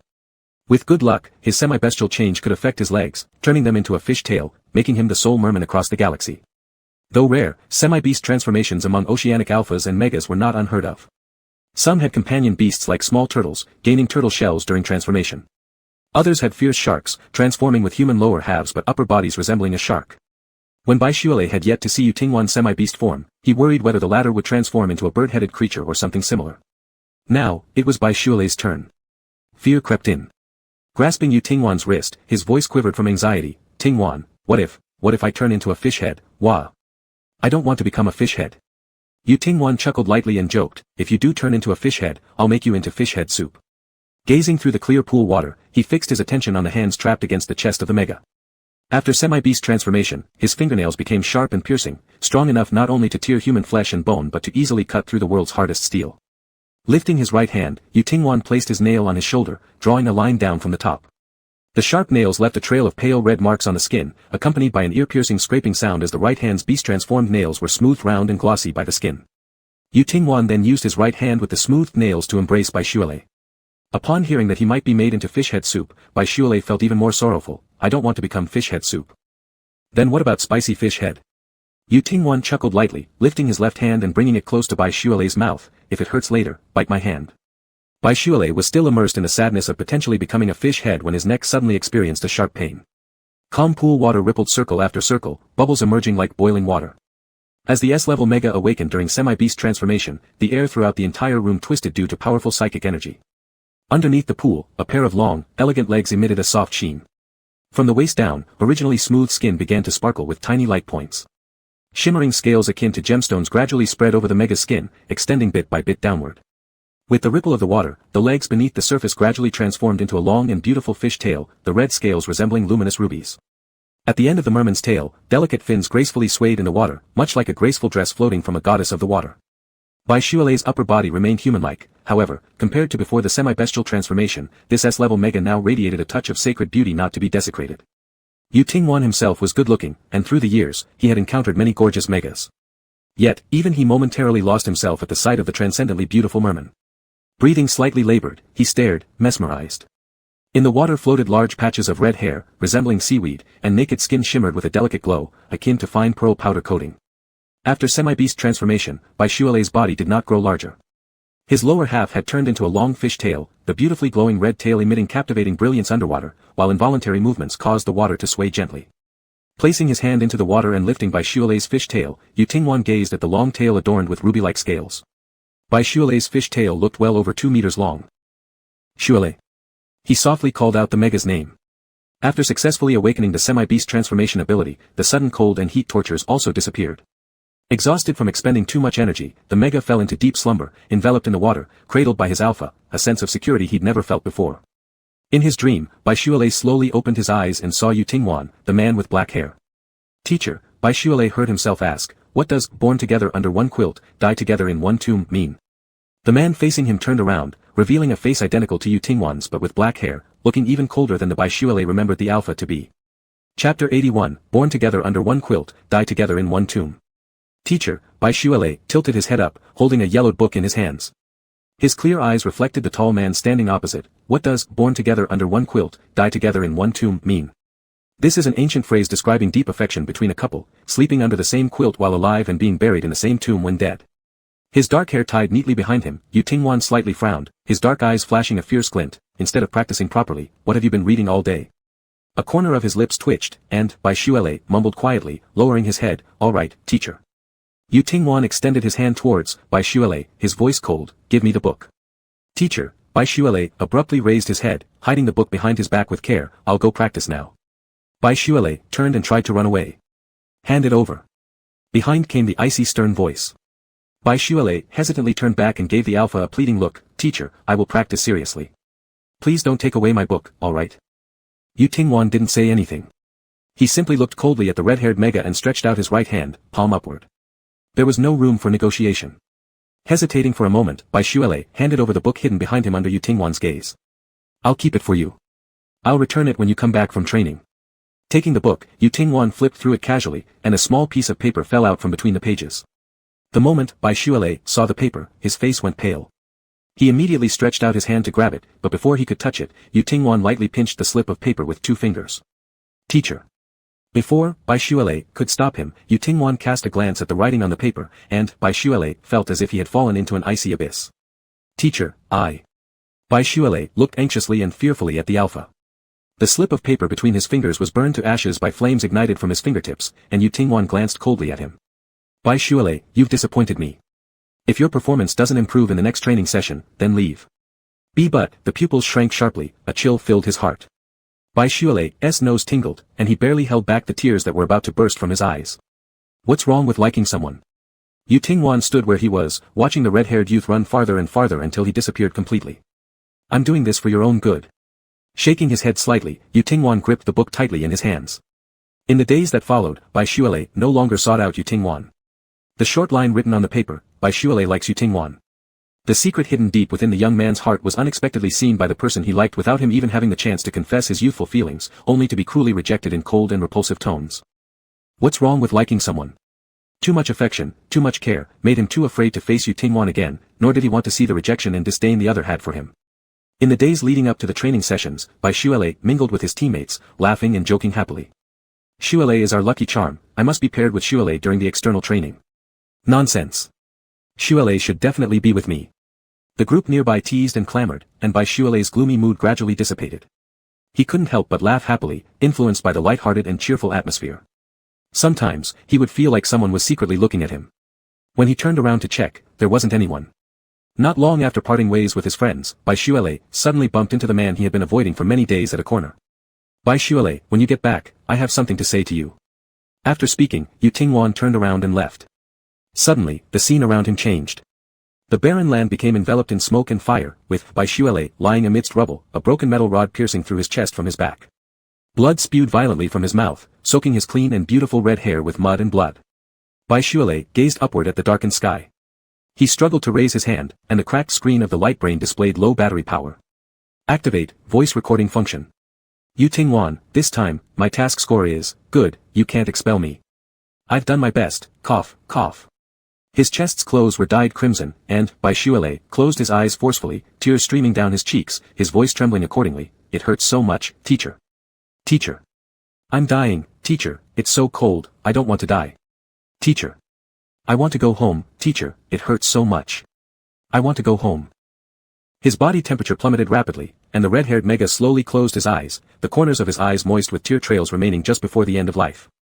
The moment vital signs disappeared, Boylove also detached from the body identical to his, wandering like a soul nearby. But can a soul cry? He reached his hand toward his face, and found his fingertips wet. His heart felt as if a hole had been hollowed out, brimming with endless loneliness and regret. The dark sky flashed a streak of fiery red light, and Boylove raised his head toward the sky. A figure broke through the clouds and rapidly descended like a bullet striking the ground. A towering alpha emerged from the dust cloud. The phoenix wings on his back were stained with bloody marks, and when his stern face caught sight of the blood-covered red-haired Mega among the ruins, it was as if a shattered mask revealed expressions of astonishment and panic. Boylove. Even his voice trembled. Yu Tingwan almost stumbled as he ran over. The towering alpha, who had semi-beastified, crashed to his knees beside the mega, reaching out to touch the mega whose eyes were forever closed, but abruptly withdrew when his sharp fingertips nearly grazed the pale skin. The floating Baishuale suddenly widened his eyes when Yu Tingwan broke his own nails. The broken nails, and the flesh oozing with blood. Yu Tingwan wiped the bleeding fingers on his clothes, and after wiping away the bloodstains, he carefully held the already icy Baishuale. When his gaze fell upon the metal rod piercing through the mega's chest, his dark eyes were flooded with crimson blood vessels. His trembling fingers brushed against the metal but dared not apply any force. The light brain played the deceased mega's final words. Baishuale's voice, tinged with crying, echoed in the desolate battlefield ruins where he hadn't been able to see the other one last. With head always lowered, his jet-black long hair covering the facial expressions, Yu Tingwan knelt beside the mega's corpse, wings slowly unfolding from his back, enveloping both of them inside. "I'll take you home, we're going home. Don't be afraid, Shuale, I'll find you, take you home." A little snow-white bird gently landed on a nearby branch charred by fire, followed by a heart-rending wail breaking the heavens. In a flash of burning flames, the little bird gradually transformed into a gigantic white phoenix. The phoenix wept in its own blood, setting ablaze vast fields. In an instant, from the ground to the sky, the entire world was immersed in phoenix fire. Amid the red flames, black long hair visibly frosted over rapidly. Together in life, together in death. A faint murmur could be heard across the flaming wilderness. Jolting awake, Baishuale stared blankly at the ceiling. It seemed like he just had a dream. What did he dream about again? Ah, my head. Baishuale clutched his head. Had his head turned into a fish head? Chapter 82, I Like You, Baishuale. As soon as Baishuale woke up, he started feeling his head frantically. The hair was still hair, ears were still ears, and the skin felt smooth and soft. It seemed like he hadn't become a fish-headed monster. But when he lifted the blanket to look below, his legs were still 2 legs. He currently looked fully human, without any sign of semi-beastification yet. When he lost consciousness during the rain and dew period, and woke up, he didn't know what he had transformed into during that time. Yu Tingwan. Yu Tingwan must know. Now that he had the ability to semi-beastify, Baishuale didn't dare try it immediately for fear of not liking what he might turn into. If only he knew beforehand from Yu Tingwan, he could at least mentally prepare. In the spacious room, there was no sign of the alpha, but the pheromones spread everywhere revealed that Yu Tingwan had been in this room accompanying the mega through the difficult rain and dew period within this gilded cage. Not wearing anything under the quilt, his bare feet stepping on the soft carpet, Baishuale rummaged around the room hastily. Finally, he found an alpha's wardrobe in the partition next to the bedroom. All the clothing hanging in the wardrobe was in a monochromatic black and white palette. Yu Tingwan was taller and bulkier than Baishuale, so the alpha's clothing was too large for him. Although his own room wasn't far from here, Baishuale really didn't want to go outside naked. What if he accidentally bumped into someone else? He might as well bang his head against the wall then. Just borrow some clothes. Lightly pressing his lips, Baishuale's pale toes touched the lightly colored carpet on the floor, and he tiptoed to grab one of Yu Tingwan's shirts from the wardrobe. Putting it on, the oversized shirt's hemline perfectly covered his thighs, exposing below a pair of delicate pink knees and straight, slender calves. It was just typical irony, fearing something often led to meeting it sooner. As soon as Baishuale stepped out of Yu Tingwan's room, intending to sneak back to his own room to change, he came face to face with the alpha holding a tray of food ascending from the stairs. Couldn't help but wonder, is his companion animal really a lucky carp? Could this even count as good luck? You're awake. Standing at the staircase entrance, Yu Tingwan's gaze leisurely settled on Baishuale, silently roaming down from the open collar of the mega's shirt all the way to Baishuale's slim yet sturdy ankles. I bought the burger you wanted to eat. Yu Tingwan gave a faint smile. Baishuale felt he should refuse Yu Tingwan and go back to his own room to change clothes. But why was he now wearing Yu Tingwan's oversized shirt, sitting on the carpet in front of the living room sofa, munching on French fries, gnawing on a beef burger, and drinking chilled cola? And why was the usually stiff and formal Yu Tingwan also sitting cross-legged on the ground like him? What's more, Yu Tingwan wasn't eating anything, just watching him quietly from the side. Mr. Yu, aren't you going to eat? Baishuale almost blurted out the alpha's full name in haste. Yu Tingwan shook his head slightly, his gaze pausing for a moment on Baishuale's neck before curving his lips into a faint smile. I've already eaten, and I'm quite full. Licking the crumbs of the hamburger bun off his lips, Baishuale timidly asked in a small voice, Sir, did my semi-beastification succeed? Yu Tingwan, it succeeded. You can rest for a day or two, then later I will teach you how to skillfully master your semi-beastification abilities. Baishuale immediately followed up with another question, then, what does my semi-beastified form look like? It shouldn't have turned into something weird like a fish-headed human, right? Yu Tingwan faintly smiled again. Are you really worried that your semi-beastified form will turn out ugly? It should at least look somewhat human. Baishuale didn't want to admit it, but he had watched plenty of strange semi-beast forms out of curiosity. Feet turning into chicken feet, heads turning into snake heads, lower bodies becoming bull bodies. Would he really turn into a fish head? Even though his companion animal was a carp, good luck doesn't always follow one around. Moreover, people semi-beastifying into marine creatures are exceptionally rare. There isn't even a single person in the entire galaxy with a mermaid form. With such incredible luck, could he really turn into the only mermaid in existence? Boylove hoped he would at least look human, growing fins or scales would be acceptable. But a fish head? No. How could he face dishes like fish head with spicy sauce or fish head soup after that?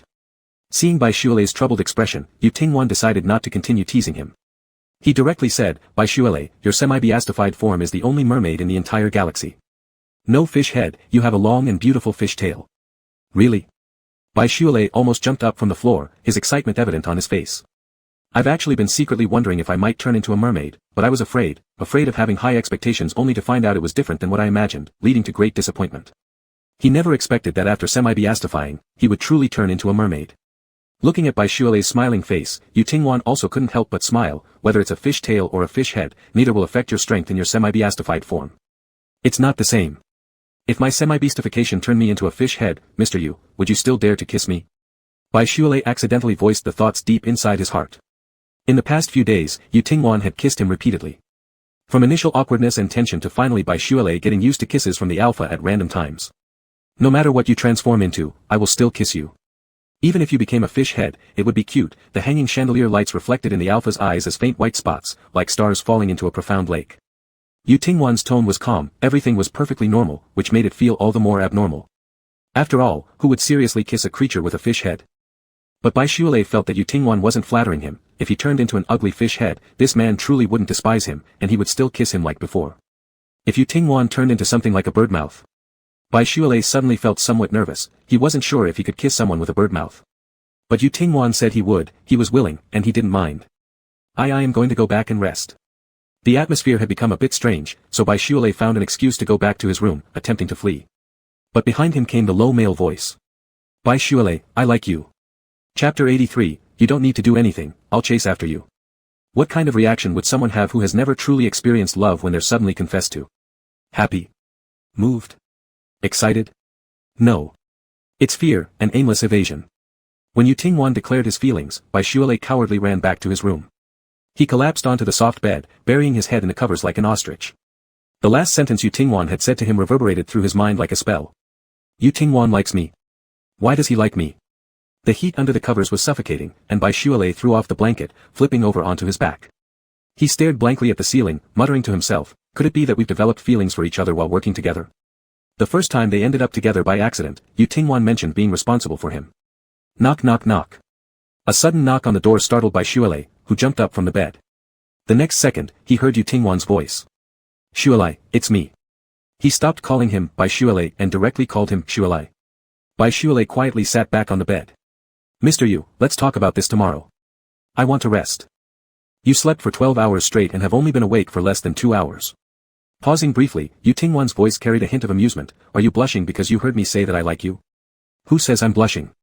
Gritting his teeth, Boylove opened the door for Tingwan. He hadn't had time to change clothes yet and was still wearing Tingwan's white shirt. His red, beautiful long hair was slightly messy, and he didn't realize how irresistible he looked at that moment. With his Adam's apple moving up and down, deep emotion suppressed in his eyes, Tingwan didn't want to frighten Boylove who had reluctantly opened the door. Standing in the doorway, he had no intention of entering Boylove's room. Why do you say you like me? Pretending to stay calm as he asked the question, Boylove could hear his own heart pounding like drums. Boylove, I'm not someone who enjoys joking around, nor am I someone who easily says, I like you. Tingwan stood outside the door, seeing the lack of self-confidence hidden in Boylove's eyes and sensing Boylove's uneasiness about romantic relationships. Boylove couldn't believe what he was hearing. What do you like about me?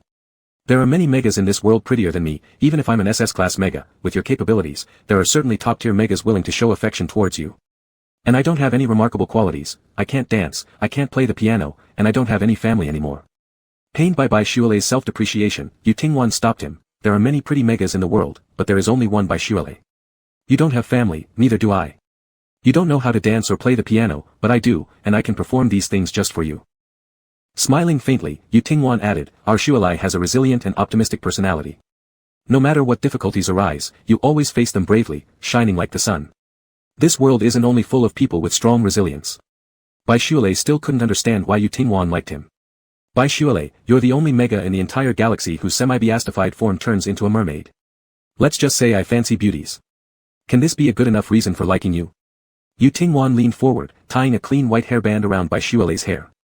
After fixing Boylove's hair, Tingwan gently brushed the strands near his ears. You don't need to do anything. I like you, so I will chase after you. Just be yourself. Don't feel pressured, and rest well. As Yu Tingwan left, he closed the door behind him. Bai Shualei gazed blankly at the door, wondering what had just happened. Oh, Yu Tingwan confessed to him, saying that he liked him. Yu Tingwan also said that he would chase after him, asking him to do nothing and put no mental pressure on himself. That's right, it's not me who made the confession, so why should I be nervous? The person who should be nervous is Yu Tingwan. His legs suddenly felt weak, and Bai Shualei slid to sit on the carpet against the door, rubbing his cheeks vigorously with both hands. How exactly would Yu Tingwan pursue someone? What did you say? You're going to chase someone? Lu Shichen, who considered himself suave and debonair, always carrying a folding fan, stared wide-eyed in disbelief, almost breaking his fan with the loud slap against his palm. Yu Tingwan replied, I watched some instructional videos online about pursuing megas, but most of them were quite frivolous. You, Mr. Peacock, have more experience. Could you tell me what today's young megas enjoy doing? What do you mean by having more experience? Is it my fault for being handsome and loved by others? Lu Shichen opened his fan again, waving it back and forth. Who did you fall for? Are you going to give up on your beautiful wife? As soon as Lu Shichen finished speaking, Yu Tingwan shot him a sharp glare, chase my wife. Lu Shichen was startled, didn't you two already get married? Don't waste words. Lu Shichen clicked his tongue. What's going on? Did they go through with the marriage before falling in love? Young people nowadays don't fancy tea and chess dates anymore. They prefer adventurous trips or shopping sprees. Watching movies too. But Yu Tingwan, aren't you nearing your rebirth soon? Even if you succeed in your rebirth, what happens if you forget the person who loves you now? When Lu Shichen had last met Yu Tingwan and Bai Shualei, he'd noticed something unusual about Yu Tingwan's feelings toward Bai Shualei. Bai Shualei clearly harbored good feelings for Yu Tingwan as well.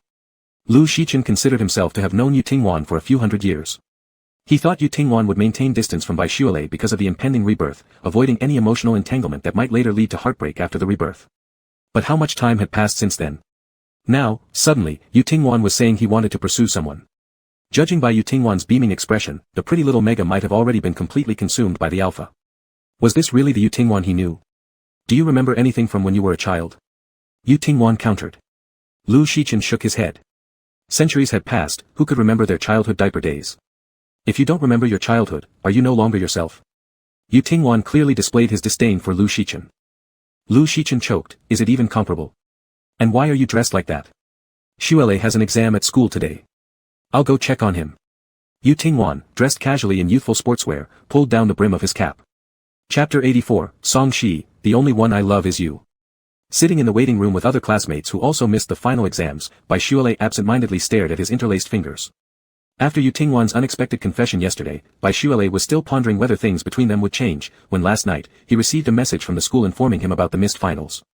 He had skipped the school final exam due to an unexpected rain period. Fortunately, the school organized retakes every year.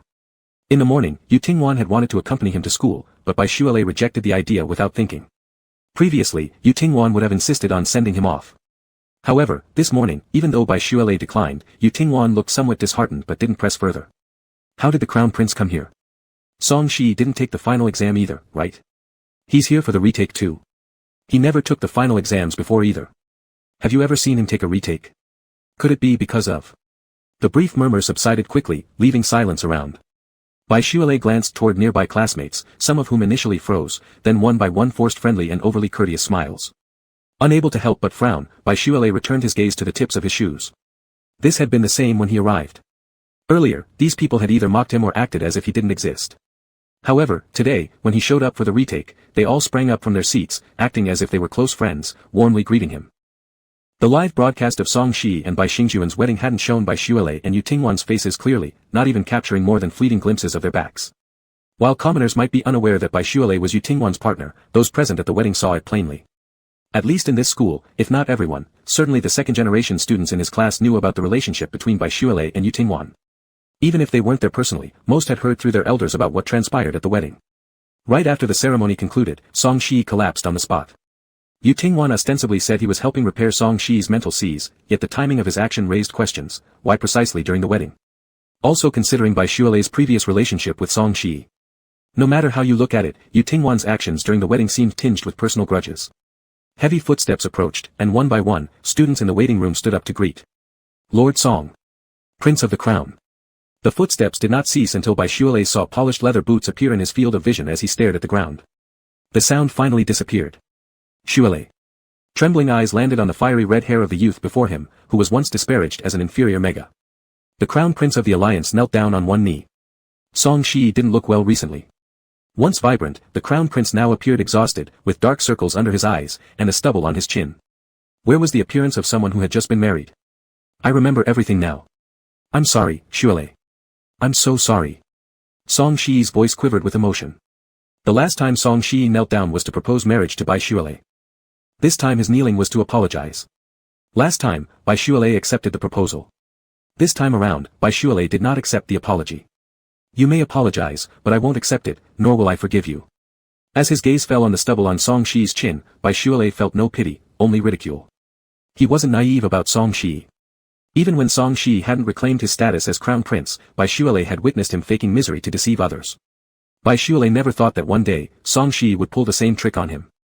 Song Shi could have cleaned himself up before coming, yet deliberately chose to keep the stubble for sympathy. Xuele, Song Shi reached out anxiously. Bai Xuele instantly stood up, stepping back a few steps. Looking at the crown prince with reddened eyes, he firmly said, Your Highness, please be dignified. You are a married man, and so am I. Song Shi abruptly rose from the ground, growling softly, the ones who were supposed to marry were us. Us. Yes, they were the ones who were supposed to get married. But whose fault was this? Bai Xuele wondered if somehow it was his own fault.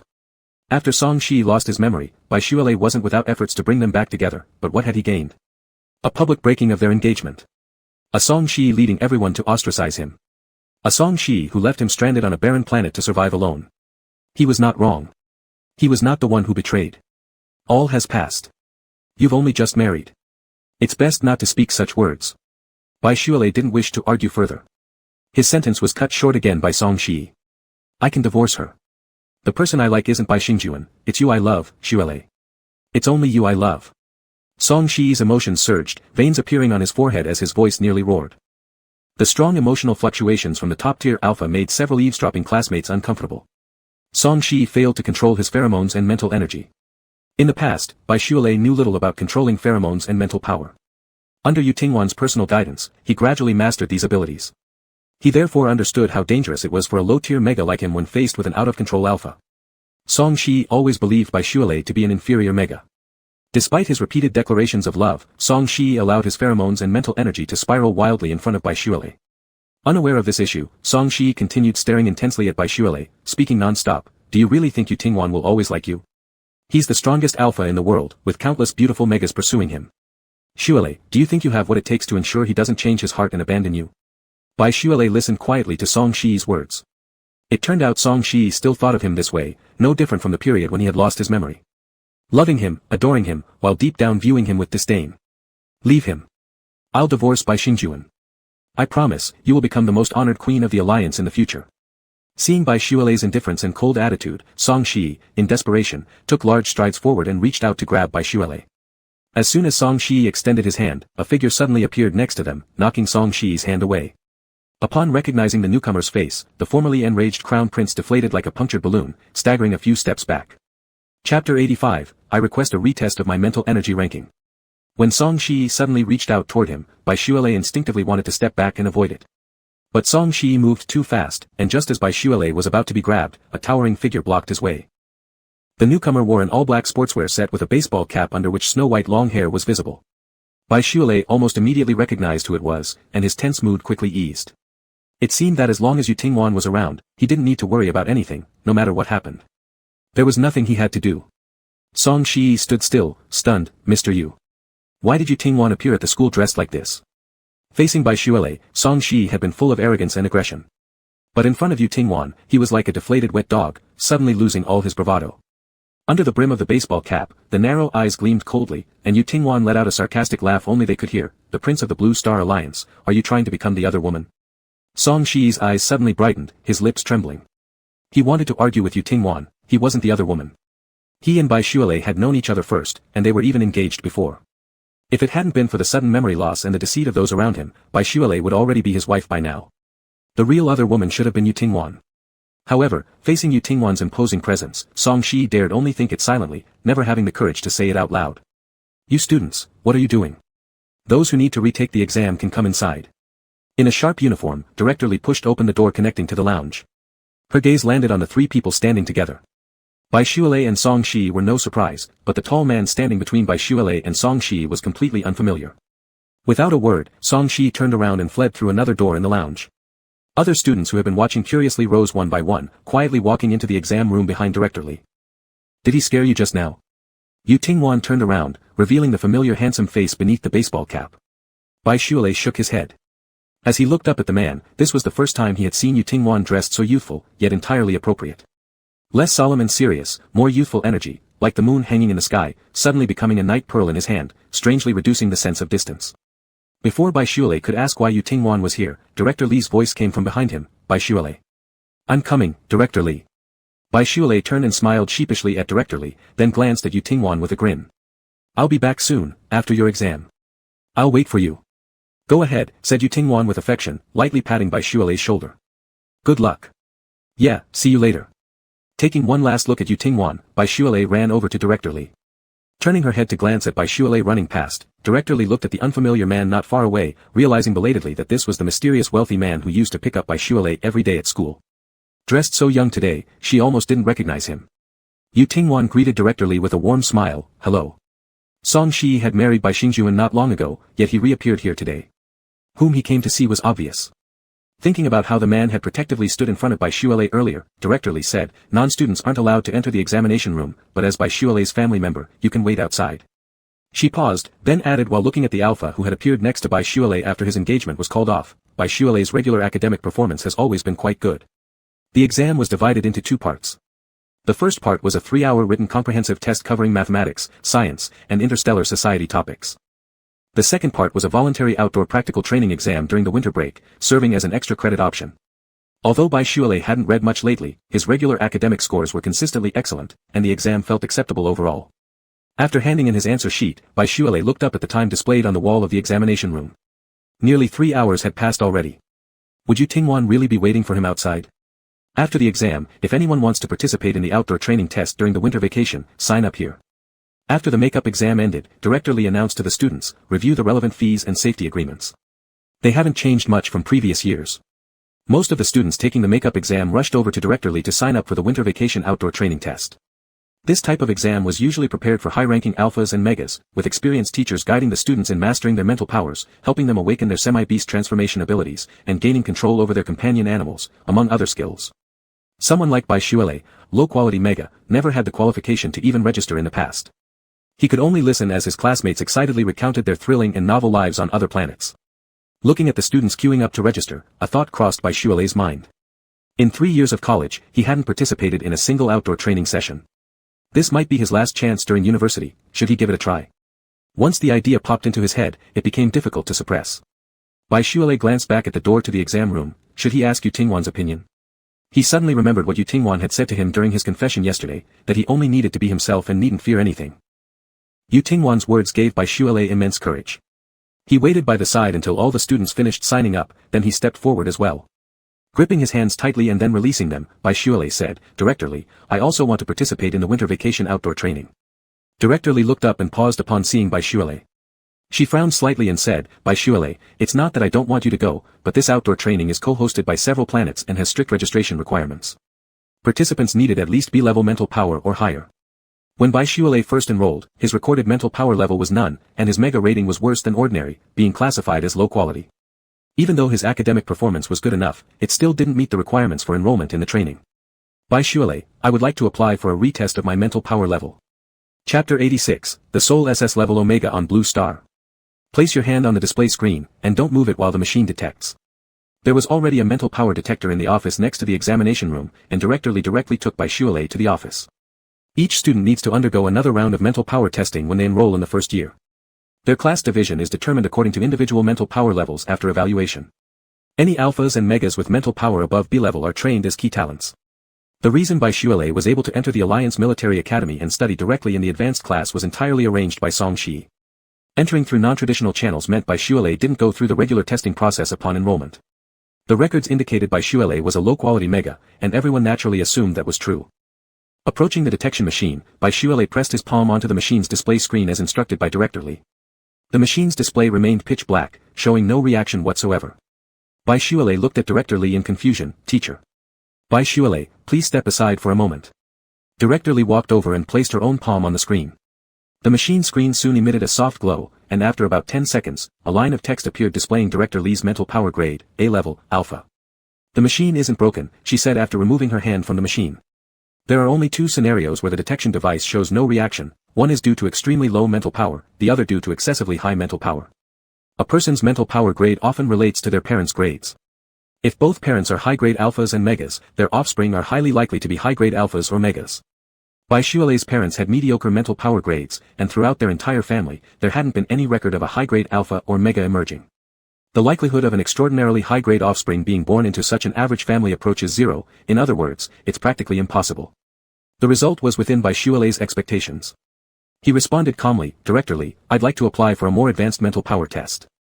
Caught off guard for a moment, Director Lee hesitated, wanting to say something. But upon raising her eyes and meeting Baishuale's resolute gaze, bright and firm, like the edge of a sharp blade. I need to file a request to the school leadership. Please wait a moment. Director Lee turned around immediately and called the school principal, reporting Baishuale's application for a higher-grade mental power test. The school principal, who was already on vacation at home playing golf, had to put down his golf club and sighed into the phone. Times have changed. Baishuale today is no longer the Baishuale of yesterday. He's dissatisfied with the machine's detection results and wants to apply for a high-grade mental power test. Just let him do it as he wishes. Principal, aren't you coming to the school? Director Lee asked. A high-grade mental power test required special gems, and in such situations, the principal usually handled them personally.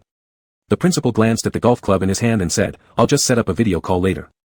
I'm on vacation out of town, even if I were to rush back, it would take time. Don't let anyone wait too long, just go ahead and handle it, Director Lee, I trust you. What this meant was that it was assumed Baishuale's high-grade test results wouldn't change anything.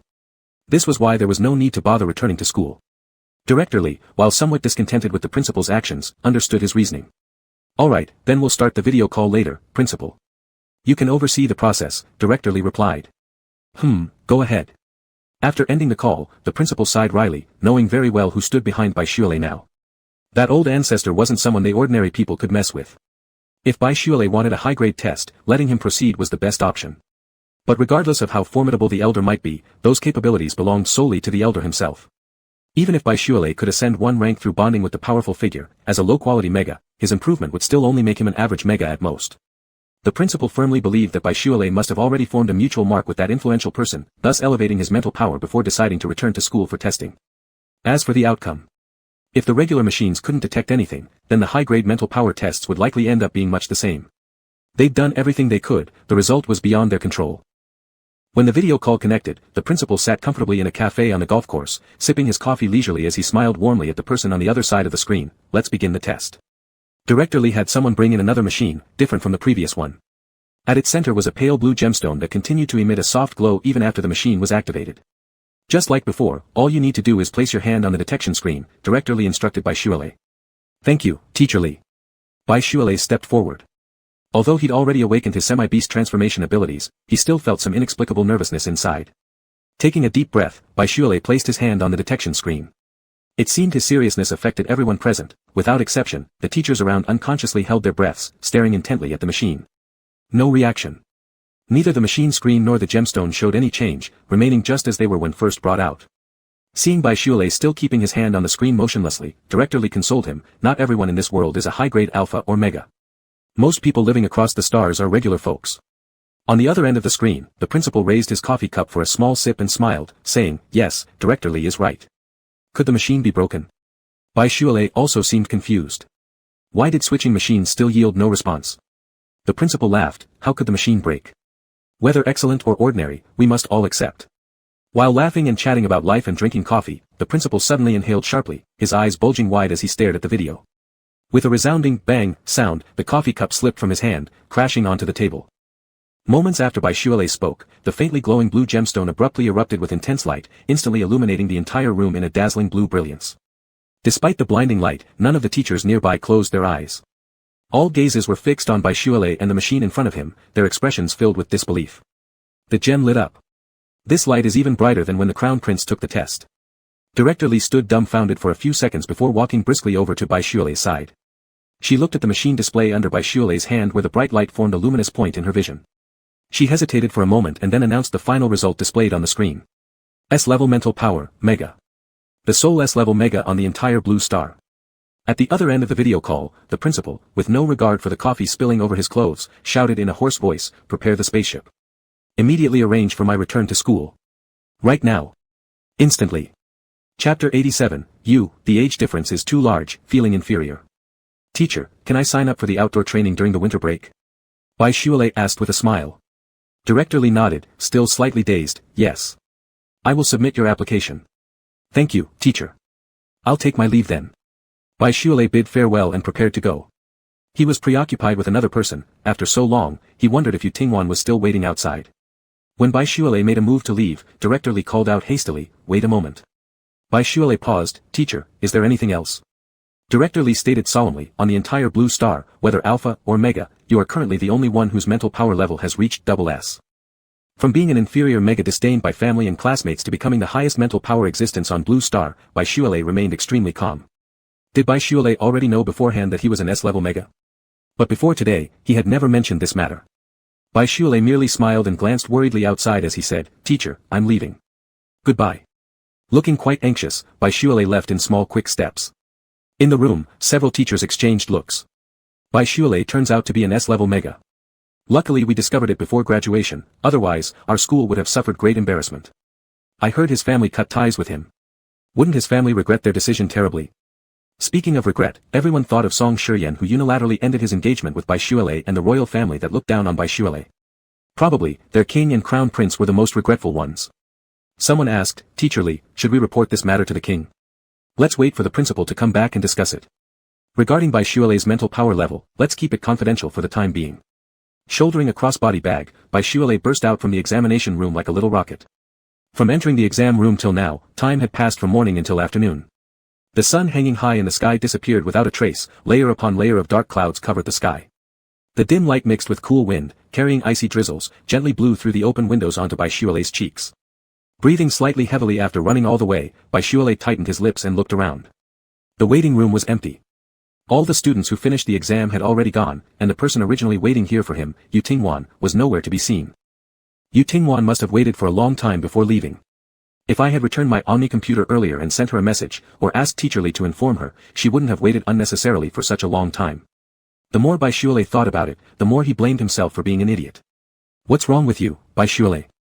Just because you heard Yu Tingwan wants to pursue you, you start getting overly confident, making someone wait outside for hours." After scolding himself in his mind, Boylove sat down on the chair in the waiting room, thinking about how to contact Yu Tingwan when suddenly bird chirps of "coo coo coo" came from beside.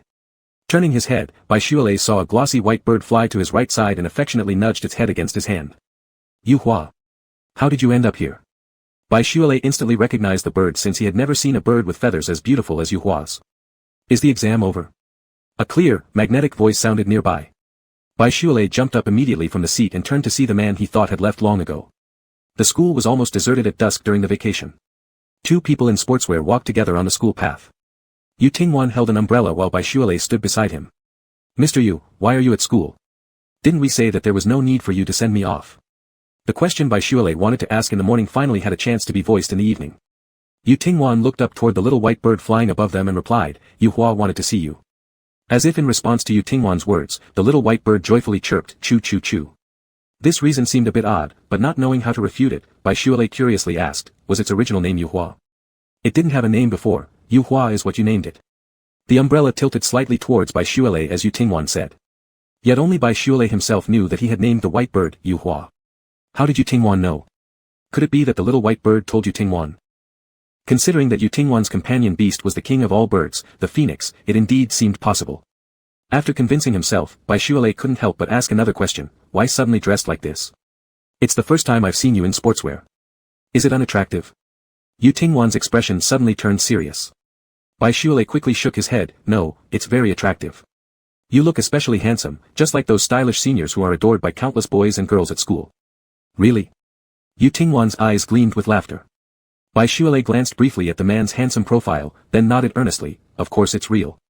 I am much older than you, and I'm unsure what today's young people like to do, so I worry that you might think our age difference is too great," Yu Tingwan said. "I thought dressing younger would bring me closer to you."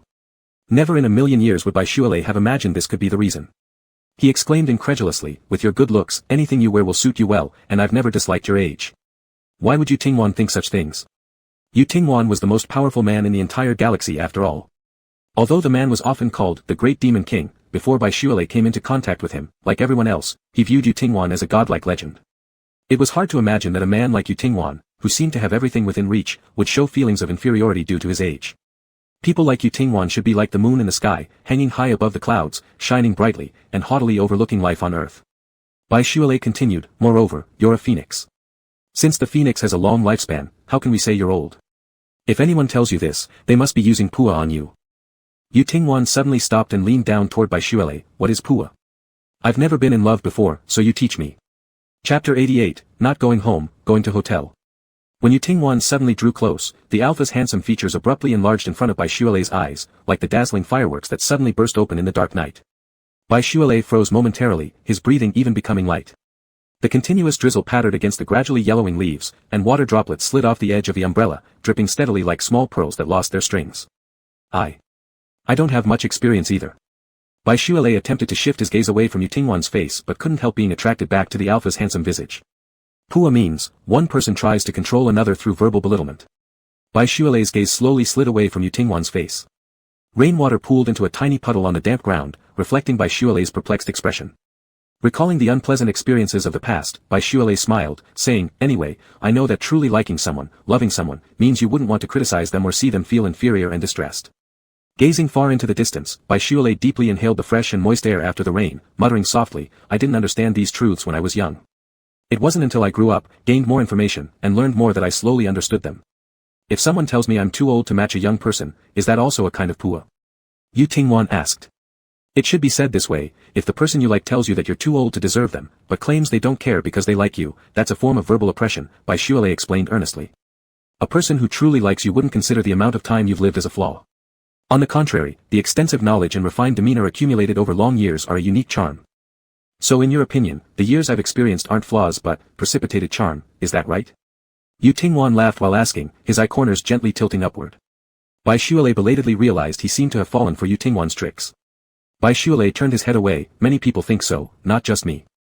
The amusement in Yu Tingwan's eyes deepened. He draped an arm over Bai Shualei's shoulder as they walked in the rain, I believe you, and you should trust me too. If I choose someone, my heart will never change. Don't listen to Song Shiyu's nonsense. Yu Tingwan looked down at Bai Shualei and smiled faintly, he is using pua on you, understood? Could he apply what he just learned right away? Yu Tingwan was laughing, and Bai Shualei couldn't help but let out a puff of laughter. The wind mingling with fine rain was cold, yet Bai Shualei's heart was warm. He gazed at Yu Tingwan, who also looked back at him. Their gazes locked in the air, sweet like flowing honey. The smile slowly faded from his face as the flirtatious atmosphere made his heart tense. Just before Bai Shualei turned away uneasily, the seemingly gentle alpha suddenly leaned forward powerfully and kissed Bai Shualei's lips. His hands tightly held onto the mega, kissing fiercely and ruthlessly. Between their breaths lingered the sense of both their pheromones, the damp, icy air, but also the warm aroma of sunlight sprinkled across a wheat field. Yu Tingwan. The umbrella above them was coldly discarded onto the ground, muddy water splashing onto its surface and being blown further and further away by the wind. The consequence was swollen lips, hair and clothes drenched from the rain. Breathing heavily while standing in the rain, Bai Shualei wiped the rainwater off his face and glanced at the equally soaked alpha. Suddenly, he started running through the rain, laughing, despite how childish it felt. After running for a bit, Bai Shualei couldn't resist looking back. Would a man as serious and aloof as Yu Tingwan quietly watch him go, or would he? The moment Bai Shualei turned back, a figure rushed out from behind and firmly grasped his hand, pulling him to run together in the rain. The two, completely soaked through, hand in hand, walked into the hotel. To be more precise, Yu Tingwan was leading Bai Shualei by the hand. Bai Shualei could run carefree in the rain without minding others' gazes, but when Yu Tingwan led him into the hotel lobby, even this bold mega couldn't help lowering his head discreetly. Sir, may I assist you with anything? The experienced hotel staff member had long since been unfazed, though upon seeing these two attractive individuals, they couldn't help but glance a little longer. Yu Tingwan, is the penthouse suite still available? The staff's eyes lit up, yes, sir. Bai Shualei felt somewhat dazed, weren't they going back to the estate? What were they doing now? Was he and Yu Tingwan about to book a room? I'll show you up. No need. Without hesitation, Yu Tingwan directly declined the guide service and pulled the ostrich-like Bai Shualei into the elevator. Lai, lift your head. It's just us two in the elevator, only guests staying in the presidential suite can use this one. No one else will come in, Yu Tingwan laughed lightly and gently ruffled the pretty red hair of the mega. The wet red hair stuck to the clean forehead, making the already pale skin appear even whiter, as if it were a scoop of fresh winter snow. Why aren't we going back to the estate? Bai Shualei looked up at the rising elevator light numbers. Too self-conscious to have Mr. Li and the others see us. Yu Tingwan's answer was unexpectedly sincere, causing Bai Shualei to burst into laughter. He looked down at himself and then at Yu Tingwan. Who could have imagined that one day, this alpha admired by so many, always dressed impeccably, would be foolishly running around in the rain alongside him. Seeing Bai Shualei laugh, Yu Tingwan also raised the corner of his mouth and stroked a strand of hair behind Bai Shualei's ear. So shy, is this your first time coming to a hotel with an alpha? Bai Shualei kept his head low, silently nodding. My first time coming to a hotel. Leaning against the railing inside the elevator, Bai Shualei whispered softly. Back at the Bai family, he hadn't been eligible to travel or stay in hotels with his family. The elevator came to a stop, and as the doors slowly opened, their exclusive presidential suite appeared before them. So beautiful. The elevator door led directly to the room. Stepping out was their room. Bai Shualei was awestruck by the view, the top floor of a skyscraper with entirely transparent floor-to-ceiling windows, giving the impression of living in the palace of heaven. Standing by the window offered a panoramic view of the entire city. Moreover, by the window, there was even an indoor swimming pool, where they could swim while enjoying the cityscape shrouded in rain. Bai Shualei bent down to test the water temperature and exclaimed delightedly, "Can I swim here later?" "Why not now?" From behind, Yu Tingwan wrapped his arms around Bai Shualei's waist, startling the Mega as they both plunged into the warm swimming pool. A gem-like red brilliance flashed beneath the water, the beautiful red fishtail securely held in the alpha's embrace. "Is it okay, Lai Lai?" A pair of pure white, sacred wings stretched out from the alpha's back after he had semi-transformed. In the water, he cradled his merman. Chapter 89, I am also an ordinary person with flesh and blood. Hugged tightly by Yu Tingwan and falling into the water. The warm current enveloped his body. At that moment, it felt as if all troubles disappeared. Once again, Bai Shualei's lips were seized by the assertive alpha. As Yu Tingwan's breath filled between their lips and slid down Bai Shualei's throat, under the stimulation of the alpha's pheromones, Bai Shualei unknowingly transformed semi-morphologically. The human rounded earlobes changed into exquisite fins, and smooth legs gradually turned into a long and large fish tail in the water. Outside the reign of due period, this was the first time Bai Shualei clearly experienced the natural impulse of his body. Nervousness, fear, and also some embarrassment intertwined. It was precisely at this moment that Yu Tingwan suddenly stopped. After both of them had semi-transformed, the alpha extended his grand wings as if bathed in holy light, gently asking him, "Lai Lai, can we go on?" What can or cannot go on? Could it be that Yu Tingwan actually wanted him to say yes? He never asked for consent before. Why did he suddenly stop and ask politely this time? Stunned, Bai Shualei had already ceased resisting. Wasn't that the best answer? How about, should he nod and tell Yu Tingwan, "Come on, take me"? His face flared red, unable to utter the word yes. Furious, Bai Shualei shot a glare at Yu Tingwan and cursed angrily, "Yu Tingwan, are you even capable?" A certain alpha cloaked in holy light had dangerous gleams flicker in his pale golden pupils. "Lai Lai, what do you think?" Yu Tingwan pulled Bai Shualei's hand, sinking underwater. Bai Shualei regretted asking whether Yu Tingwan was capable. Check the endnote. Although nothing too aggressive happened, the pool couldn't be used anymore. Panicking, when Bai Shualei ran ashore, he discovered that his big fish tail wasn't just for swimming but also gliding on land. Dragging his fish tail upstairs, Bai Shualei thought, climbing stairs is possible, and quite fast too. Rushing into the nearest bedroom, Bai Shualei closed the door, dragging his great tail sliding across the floor all the way to the bathroom. "Yu Tingwan, you big scoundrel." As the wildly beating heart slowly steadied, Bai Shualei couldn't help but reminisce about the moments just past. No wonder his nickname is Great Demon King. Though Yu Tingwan looked like someone without desires or emotions, he had just stared at Bai Shualei intently while doing such things. Abruptly, Bai Shualei imagined Yu Tingwan gazing at him, those pale gold eyes brimming with possession and unbridled desire. "Lai Lai, come down for dinner after your shower." Outside the bathroom door, Yu Tingwan's unusually calm voice rang. "All right." Shutting off the shower, Bai Shualei gradually calmed himself down in the room, regaining his two legs after the tail reverted, and only then did he put on a bathrobe to descend downstairs. Yu Tingwan also wore a bathrobe. The man looked up at the descending Mega and said smilingly, "These are the hotel's signature dishes, give them a try. If they don't meet your taste, order something else." Pausing briefly, Yu Tingwan added, "The pool water will be replaced, so you can swim later if you wish." While going down the stairs, Bai Shualei nearly slipped. Truly hungry and with the good taste of the hotel food, Bai Shualei ate until full. He placed the chopsticks down, intending to run away once more. "Lai Lai, where are you going?" Yu Tingwan questioned. "I'm returning to my room to rest," Bai Shualei replied without stopping. Just as he reached the door to close it, surprisingly, Yu Tingwan followed. Yu Tingwan's hand stopped the door from closing, and he let out a wry smile. "Did I scare you just now? You ran as fast as a rabbit seeing a tiger." Bai Shualei always felt that he saw four words in Yu Tingwan's eyes: start with chaos, end with abandonment. On the floor beside the bedroom's floor-to-ceiling window, the two of them sat side by side on a soft cushion, gazing at the cityscape outside lit up with dazzling lights at night. Sitting cross-legged, Bai Shualei's fingers were intertwined together. The way you feel to me now is vastly different from before. My previous self. Bai Shualei sighed, you used to come off as high and cold, ascetic, restrained, like an immortal unstained by worldly matters. Yu Tingwan smiled faintly, now you've discovered that immortals are also ordinary people. That's not what I mean, it's just, Bai Shualei didn't know how to express himself, too contrasting. Whether it was during the susceptibility period or the reign of dew period, he could attribute Yu Tingwan's various behaviors to pheromones.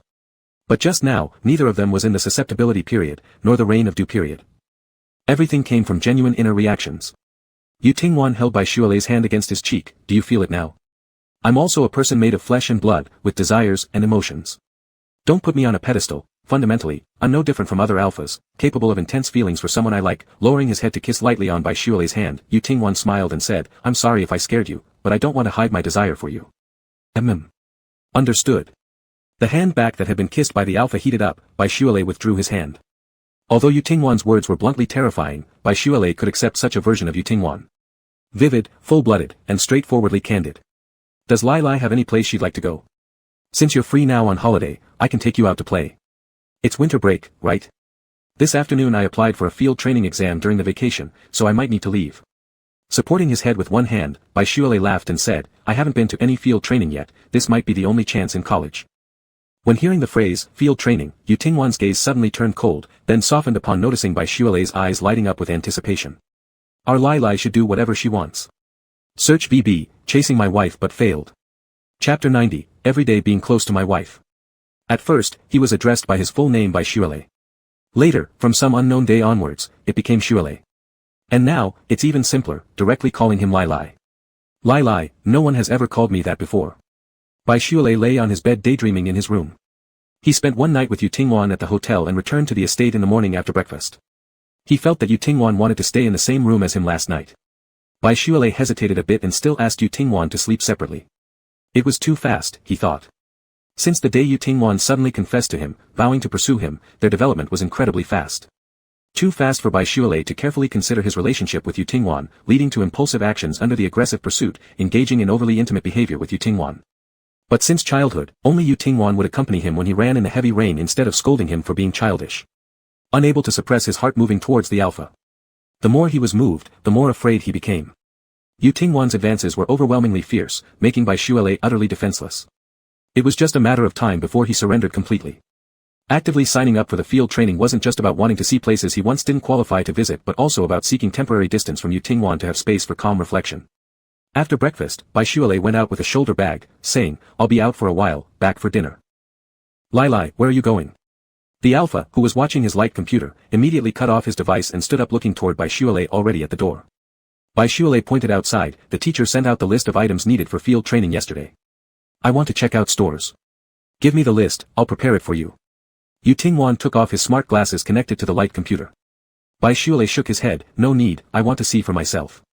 Although Yu Tingwan had undoubtedly prepared the best items for Bai Shualei, Bai still wanted to personally see and select them. Preparing for the trip would also give him some experience. As soon as Bai Shualei finished declining the alpha's offer, he saw Yu Tingwan's face grow colder within seconds. Lai Lai, do you not like it when I prepare things for you? When Yu Tingwan's expression turned cold, he was especially intimidating. Bai Shualei was somewhat surprised at the intensity of Yu Tingwan's reaction. He gently pressed his lips together, explaining, it's not that I don't like it, I just want to go out for a stroll. Please don't be mad. I'm not angry. His expression gradually softened, and Yu Tingwan walked toward Bai Shualei with a touch of remorse on his face. I'm sorry if I scared you earlier. We're still on launching, and since Song Shiyan regained his memory, he's been relentlessly pursuing you. I just worry about your safety when you're out alone. Bai Shualei couldn't argue back immediately because, while he believed that Song Shiyan had already been frightened off by Yu Tingwan before, even if only for a short period, Yu Tingwan's concern wasn't entirely unfounded. Bai Shualei replied, then let Chi Hua and Qing Imo follow me. Yu Tingwan, I'll accompany you instead. Since I have experience, I can appropriately give you some advice along the way. Bai Shualei hadn't thought much about it. He simply felt that recently they seemed to always be together. For such small errands like shopping, he could manage on his own without troubling this alpha for everything. However, upon seeing Yu Tingwan's sincere expression, Bai Shualei found it impossible to decline. Bai Shualei nodded, all right. Yu Tingwan curled the corner of his lips into a smile and naturally took hold of Bai Shualei's hand, let's go. Before leaving, Bai Shualei had done his homework and found out on the star web that an underground mall specialized in selling training equipment. Since it was now school break, malls and other places were packed with people everywhere. But stores specializing in various training devices like this underground mall were relatively deserted, even during holidays.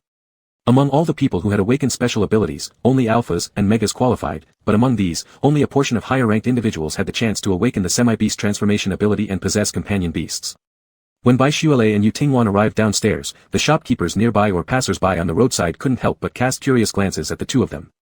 Their appearance was truly exceptional, tall and handsome with striking features, one possessing elegant grace, the other dazzling beauty. Walking side by side and holding hands, they formed an unmatched scene of brilliance. "What does the teacher's list say we need to buy?" asked Yu Tingwan. Bai Xuelei had memorized it already. Recalling from memory, he said, "There's a high-level mega suppressant, nutrient solution, advanced combat suits."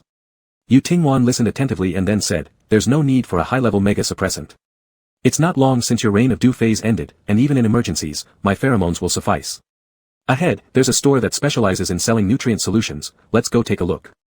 "Okay," Bai Xuelei responded as he was pulled forward by Yu Tingwan. This situation reminded Bai Xuelei of childhood, where before the start of every school year, everyone would go to buy stationery, and many classmates brought their parents along. Especially since Yu Tingwan was taller, more robust, standing beside Bai Xuelei and providing a sense of reliability and greatness, which gave him an undeniable, parental, feeling. Previously, Bai Xuelei had secretly envied the majority of his classmates whose parents accompanied them in buying books and stationery and personally picked them up in the rain, whereas he did everything alone regardless of the circumstances. "Did Lai Lai drink nutrient solution in the past?" asked Yu Tingwan. Bai Xuelei shook his head, "No. Carrying nutrient solution was for emergency situations when external contact was impossible, to replenish one's energy. Nutrient solutions were rumored to be expensive and unpleasant to consume." Yu Tingwan explained, "At your current mental strength level, going without food for over half a month wouldn't cause any issues. However, carrying nutrient solution is still recommended, especially in extreme weather conditions, where it may take 7 days and 7 nights to encounter another living soul." The two entered the store together, and the attendant warmly greeted them, "Are you two looking for nutrient solutions? We've recently stocked a batch of new flavors, including fruity ones and candy-scented versions, not only capable of quickly replenishing energy but also tasting much better than regular solutions." "Candy-flavored ones?" Bai Xuelei exclaimed in surprise. "Freshly arrived today." The attendant pointed to someone who had just walked in from the back of the shop and said, "That handsome guy is the one who delivered it." Bai Xuelei turned his head just in time to meet the newcomer's gaze. "Xuelei. Big brother." Chapter 91 Retribution for the Bai family. After Xingjuan's wedding, I tried to look for you. In a cafe of the underground mall, Bai Yongjian sat across from Bai Xuelei. The last time they met, too many things happened too quickly, leaving Bai Yongjian no time to have a proper conversation with Bai Xuelei or even properly examine his younger brother, whom he hadn't seen for several years. All three children in their family were good-looking, but the most outstanding in appearance was Bai Xuelei, who was ironically also the least favored by their parents. In Bai Yongjian's memory, Bai Xuelei always kept his head down silently, enduring his parents' scolding without complaint. Was he too weak to fight back? Bai Yongjian used to think so, until one day he accidentally encountered Bai Xuelei beating up several alpha classmates. It turned out that the quiet and brooding person Bai Yongjian once knew wasn't weak at all. Though a mega, Bai Xuelei could fight better than most alphas. Back then, Bai Yongjian had asked Bai Xuelei why he didn't make a sound when their parents beat him. Bai Xuelei smiled faintly at his indifferent elder brother and replied, "I didn't want to be beaten to death by mom and dad." It wasn't that he couldn't resist, it was that during those years when he lacked the power to resist, Bai Xuelei chose to live on. At that moment, Bai Yongjian suddenly realized how little he actually understood about his younger brother. He always felt that Bai Xuelei was like a small fish trapped in an aquarium, waiting for the day to grow big enough to jump out of the tank and return to the ocean. When Bai Xuelei severed ties with the family, Bai Yongjian was initially shocked but later thought it was inevitable. There were so many messy things happening before, my comlink was filled with messages every day. It was better not to see them, so I just deleted and blocked everything. Bai Xuelei took a sip of hot cocoa, glancing ahead diagonally. Yu Tingwan had rented out the entire cafe. While Bai Xuelei and Bai Yongjian sat opposite each other, Yu Tingwan quietly occupied a seat nearby. Yu Tingwan was looking at something on his comlink, occasionally lifting his head to glance in Bai Xuelei's direction. Whenever their gazes collided mid-air, Yu Tingwan would smile gently at Bai Xuelei. Sitting across Bai Yongjian, Bai Xuelei wanted to smile but dared not do so too obviously. Noticing the subtle interactions between Bai Xuelei and that distinguished figure, Bai Yongjian cautiously asked in concern, "Xuelei, are you doing okay recently? Is that person treating you well?" "He treats me very well. No one has ever treated me as well as he does." Bai Xuelei nodded with a smile, his eyes shining brightly when talking about Yu Tingwan, as if hiding stars within them. "That's good." A heavy stone finally fell from Bai Yongjian's heart, relaxing his tense shoulders as he lowered his head and spoke gravely, "I know everything about you and Crown Prince matters, including what happened with Xingjuan. For you, leaving this family might be a good thing." Bai Xuelei remained silent. Life after meeting Yu Tingwan was too smooth and warm, making the terrible memories Bai Yongjian mentioned seem very far away now. In reality, only a few months had passed. Our parents were extremely biased. Even though they clearly knew that the crown prince liked you, they still encouraged Xingjuan to compete for the prince. Although Xingjuan succeeded in marrying the crown prince as they wished, her life isn't going well. Bai Yongjian wasn't sure why he was saying these things, perhaps because he couldn't stand the disgraceful actions of his parents and Bai Xingjuan either. When the family became chaotic due to Bai Xingjuan's marriage to Song Shiyan, Bai Yongjian even harbored thoughts that it was karma. Bai Xingjuan's situation wasn't just bad. When his youngest brother, who was doted on by their parents, called home crying that Song Shiyan had hit him, Bai Yongjian was right there beside him. As Bai Xingjuan cried, their mother also joined in. But what good did crying do? They didn't even have the qualification to speak to Song Shiyan. Initially, Bai Xingjuan would call home every day, weeping and pleading for help. Then suddenly, he lost contact. When they called back later, the line was already disconnected. As for Bai Xingjuan and Song Shiyan's marriage, which was originally meant to grant their parents access into the upper echelons of social circles in the Blue Star Alliance, it ended up bringing them nothing but shame wherever they went. To make matters worse, Song Shiyan had cut off all the resources he'd previously provided to the Bai family. Bai father's business took a nosedive almost instantly while Bai mother spent every day weeping for Bai Xingjuan. The atmosphere around the Bai household grew extremely oppressive. Well, let's not talk about them. Seeing Bai Xuelei's indifferent expression, Bai Yongjian steered the conversation elsewhere. By the way, weren't you just talking about buying some nutritional fluids? I transported those from another planet. You can take as much as you need directly from me. No, I can pay for it myself. Bai Xuelei shook his head.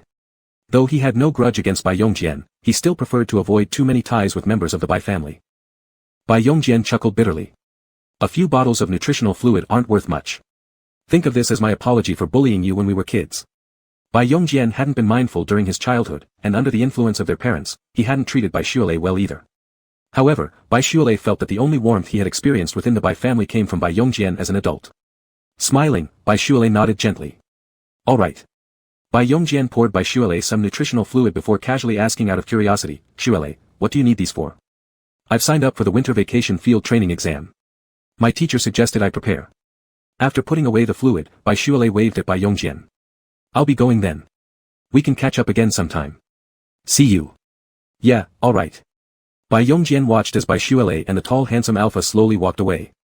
He mentioned catching up sometime later, yet neither of them exchanged new contact information, so perhaps they might never meet again.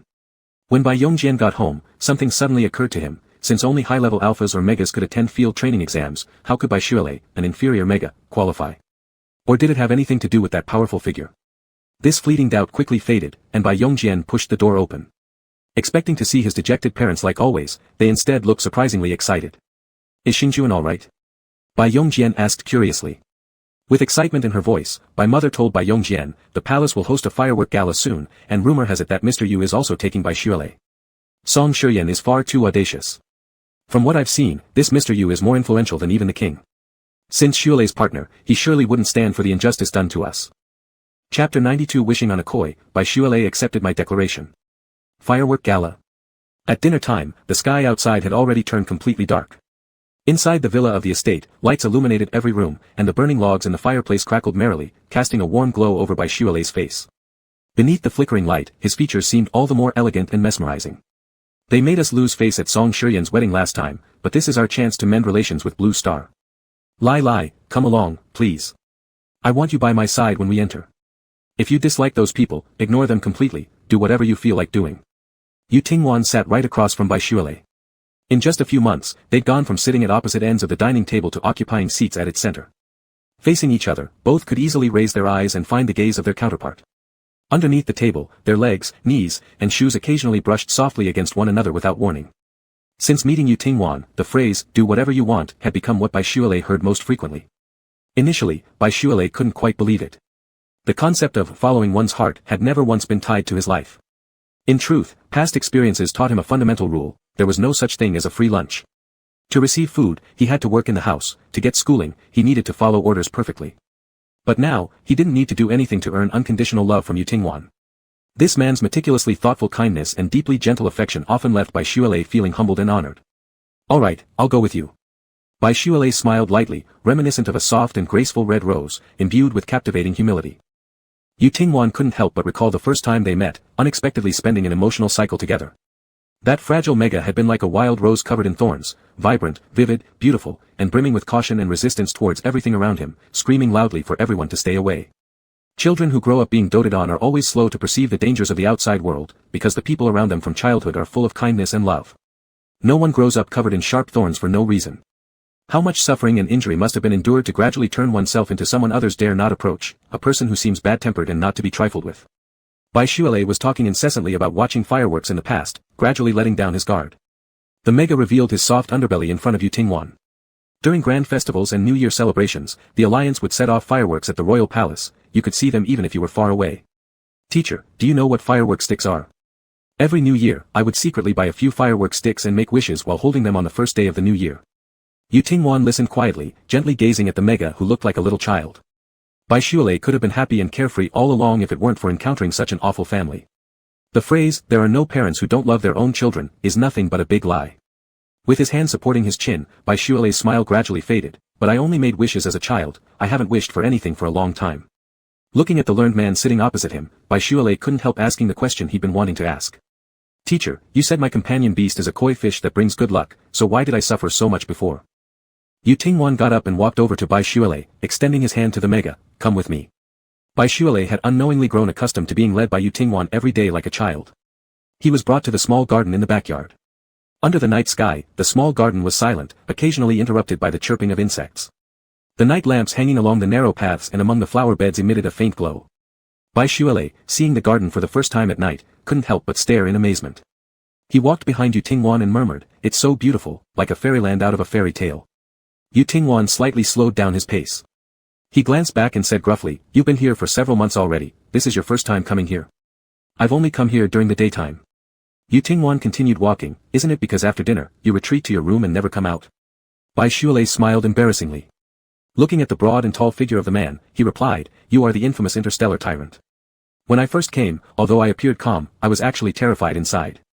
How about you? Are you afraid I might hit you?" Boylove couldn't see Yutingwan's expression, but he detected a slight smile in his words and immediately responded, "Of course. Even the king bows in fear when he sees you, let alone someone as ordinary as me. When can an ordinary little civilian accept the confession of such a terrifying interstellar tyrant?" Yutingwan stopped and turned around. As expected, he saw the young man blushing due to nervousness and embarrassment. Glancing quickly at Yutingwan, Boylove turned his head to avoid the man's deep gaze and licked his lips. "That depends on the performance of the interstellar tyrant." His soft lips were like two rose petals tipped with dew, and under the night sky, the skin of the mega already pale now shimmered with a hazy glow under the fluorescence. Shy yet still trying to act composed, truly adorable in its stubbornness. Resisting the urge to scoop Boylove into his arms and kiss him thoroughly, Yutingwan said, "Lie, look at the water." They stood on a small stone arch bridge. Beneath it, in a clear stream, several beautiful koi fishes swam leisurely in the running water. "It's koi fish." Letting go of Yutingwan's hand, Boylove leaned on the bridge railing and looked down. The warm delicateness in his hand suddenly disappeared. Feeling the friction of his fingertips, Yutingwan moved closer toward Boylove and naturally placed his arm around his shoulder. "Koi fish bring good luck, but they cannot change their own situation. With the koi's good fortune blessing, the fish raiser's life gets better and better. Some give koi better living conditions in return, while others become blindly arrogant." Boylove looked perplexedly at the man beside him. Yutingwan continued, Lie, wish for good fortune for those who deserve it, those who treat you well. I seem to know." Boylove smiled and said, "Then now you are the best to me, can I also make a wish for you?" "But you have everything you want, it seems like you lack nothing." "What is lacking?" Yutingwan looked at Boylove, with deep emotion in his profound eyes. "I want Boylove to accept my confession, a beautiful and cute little koi fish, can you help me?" Boylove looked down at the stream where big and fat koi fishes were being raised. His voice was light. "The little koi says, since you're so persistent, I'll reluctantly agree." "Thank you, little koi." Yutingwan bent down and asked softly, "Boyfriend, can I kiss you?" Chapter 93, wants to watch fireworks with the interstellar demon king. When Boylove heard the three words, boyfriend, he almost burst out laughing.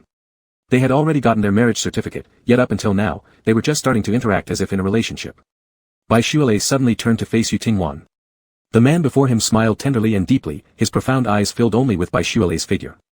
No one had ever been as good to him as Yutingwan, nor has anyone ever looked at him with such eyes as Yutingwan.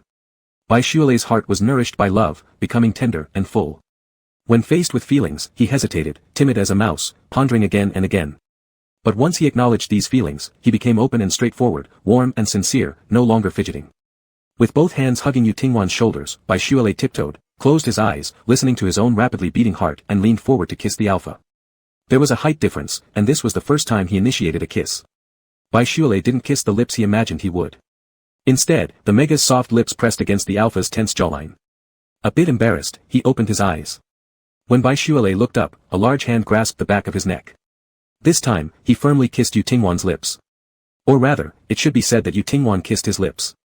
A beautiful koi fish, which brings good luck, when living alone in the wild would be captured or harmed because of its overly eye-catching appearance. Yu Tingwan held the mega, who was trembling lightly from oxygen deprivation in his embrace, gently running his fingers through Bai Shualei's smooth, thick hair. The beautiful little koi fish needs to stay by his side. He could create a pond big enough and safe enough, allowing his little koi fish to live freely and worry-free within it. If one estate isn't large enough, then an entire city, a country, a planet, a star system. Before any beasts appeared, he would strangle all dangers in the cradle. And those people who hurt Bai Shualei, none of them would escape his retribution. Bai Shualei was more excited about the fireworks display than Yu Tingwan imagined. He changed into his suit early afternoon, unable to sit still, constantly checking the light brain device for information on what normal fireworks displays were like. At first, Yu Tingwan thought Bai Shualei was somewhat cute, but later when he considered why Bai Shualei was looking forward to the fireworks display, the interstellar demon king felt as if his heart was pierced by a needle.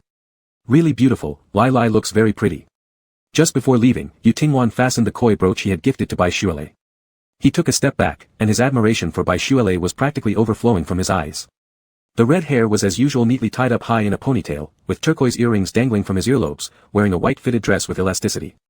Even among megas, Bai Shualei naturally possessed long, slim legs, with a gem-encrusted lace waistband accentuating the youth's slender and supple waist, exuding vitality and noble grace. But the brooch will make a hole in the clothes. Bai Shualei touched the smooth fabric on his chest, slightly regretfully saying. The quality of this garment, whether visually or tactily, was exceptionally fine. Though he never asked, knowing it was bought by Yu Tingwan, the price must not have been cheap.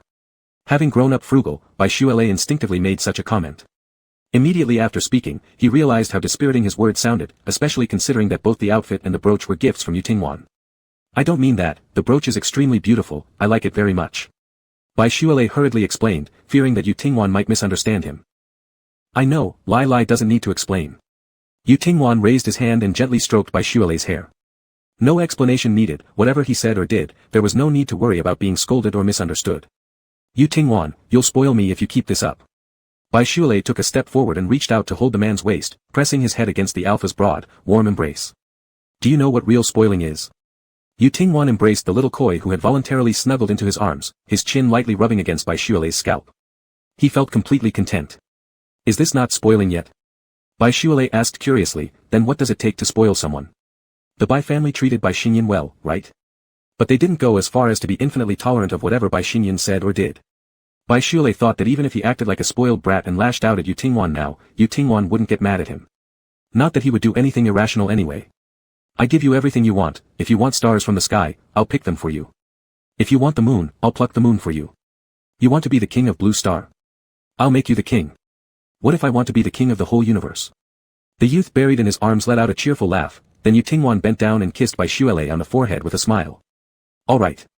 Forget it, I don't want to be the king of Blue Star, nor dominate the universe. Managing so many people would surely kill me from exhaustion. So what does our Lai Lai want? Bai Shualei lifted his head from Yu Tingwan's embrace, tiptoed, and kissed the man's sharp jawline. His bright eyes were filled with stars. I want to watch fireworks with the interstellar demon king.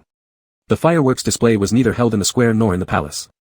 On a massive airborne ship, princes and nobles of the Blue Star Alliance, along with members of high-ranking families, gathered in a luxurious banquet hall in small groups, discussing the upcoming fireworks show. Who would have thought Mr. Yu would also host a fireworks show? This is the first time, isn't it? Let alone hosting an event, Mr. Yu rarely attended banquets in the past. It wasn't until his appearance at the Crown Prince's wedding that I realized he wasn't just some legend. Shoo, the Crown Prince and Princess are here today, don't mention the wedding back then. A few of them furtively glanced toward the Crown Prince, Song Shiyan, dressed in black. He was staring intently out the window. By his side, Bai Xinyan hung her head like a scared sparrow, occasionally glancing nervously towards a corner of the banquet hall. Bai Xinyan's father and mother hid themselves in an inconspicuous spot within the hall.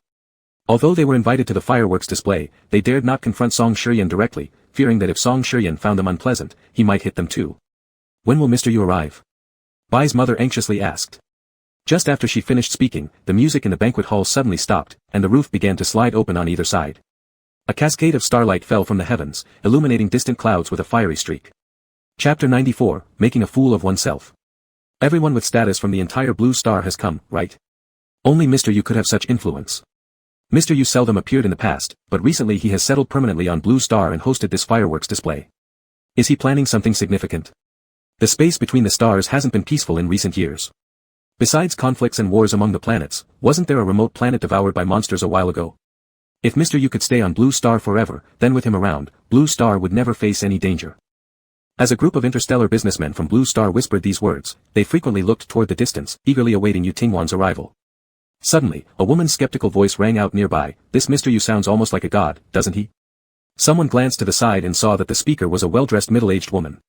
She was a mega-class woman, though garishly adorned with countless jewels that reeked of nouveau riche style. Moreover, being low-ranked, the blue-starred rich merchant looked down disdainfully at Bai's mother. How could all sorts of messy people get in here? Bai's mother became flustered.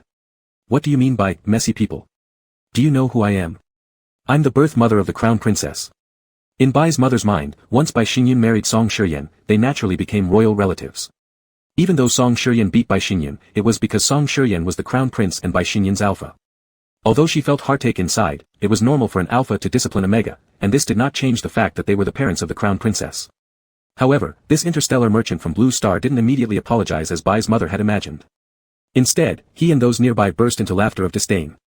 The birth mother of the crown princess? I also attended the crown prince's wedding, but I didn't see you there. So what if you're the mother of the crown princess?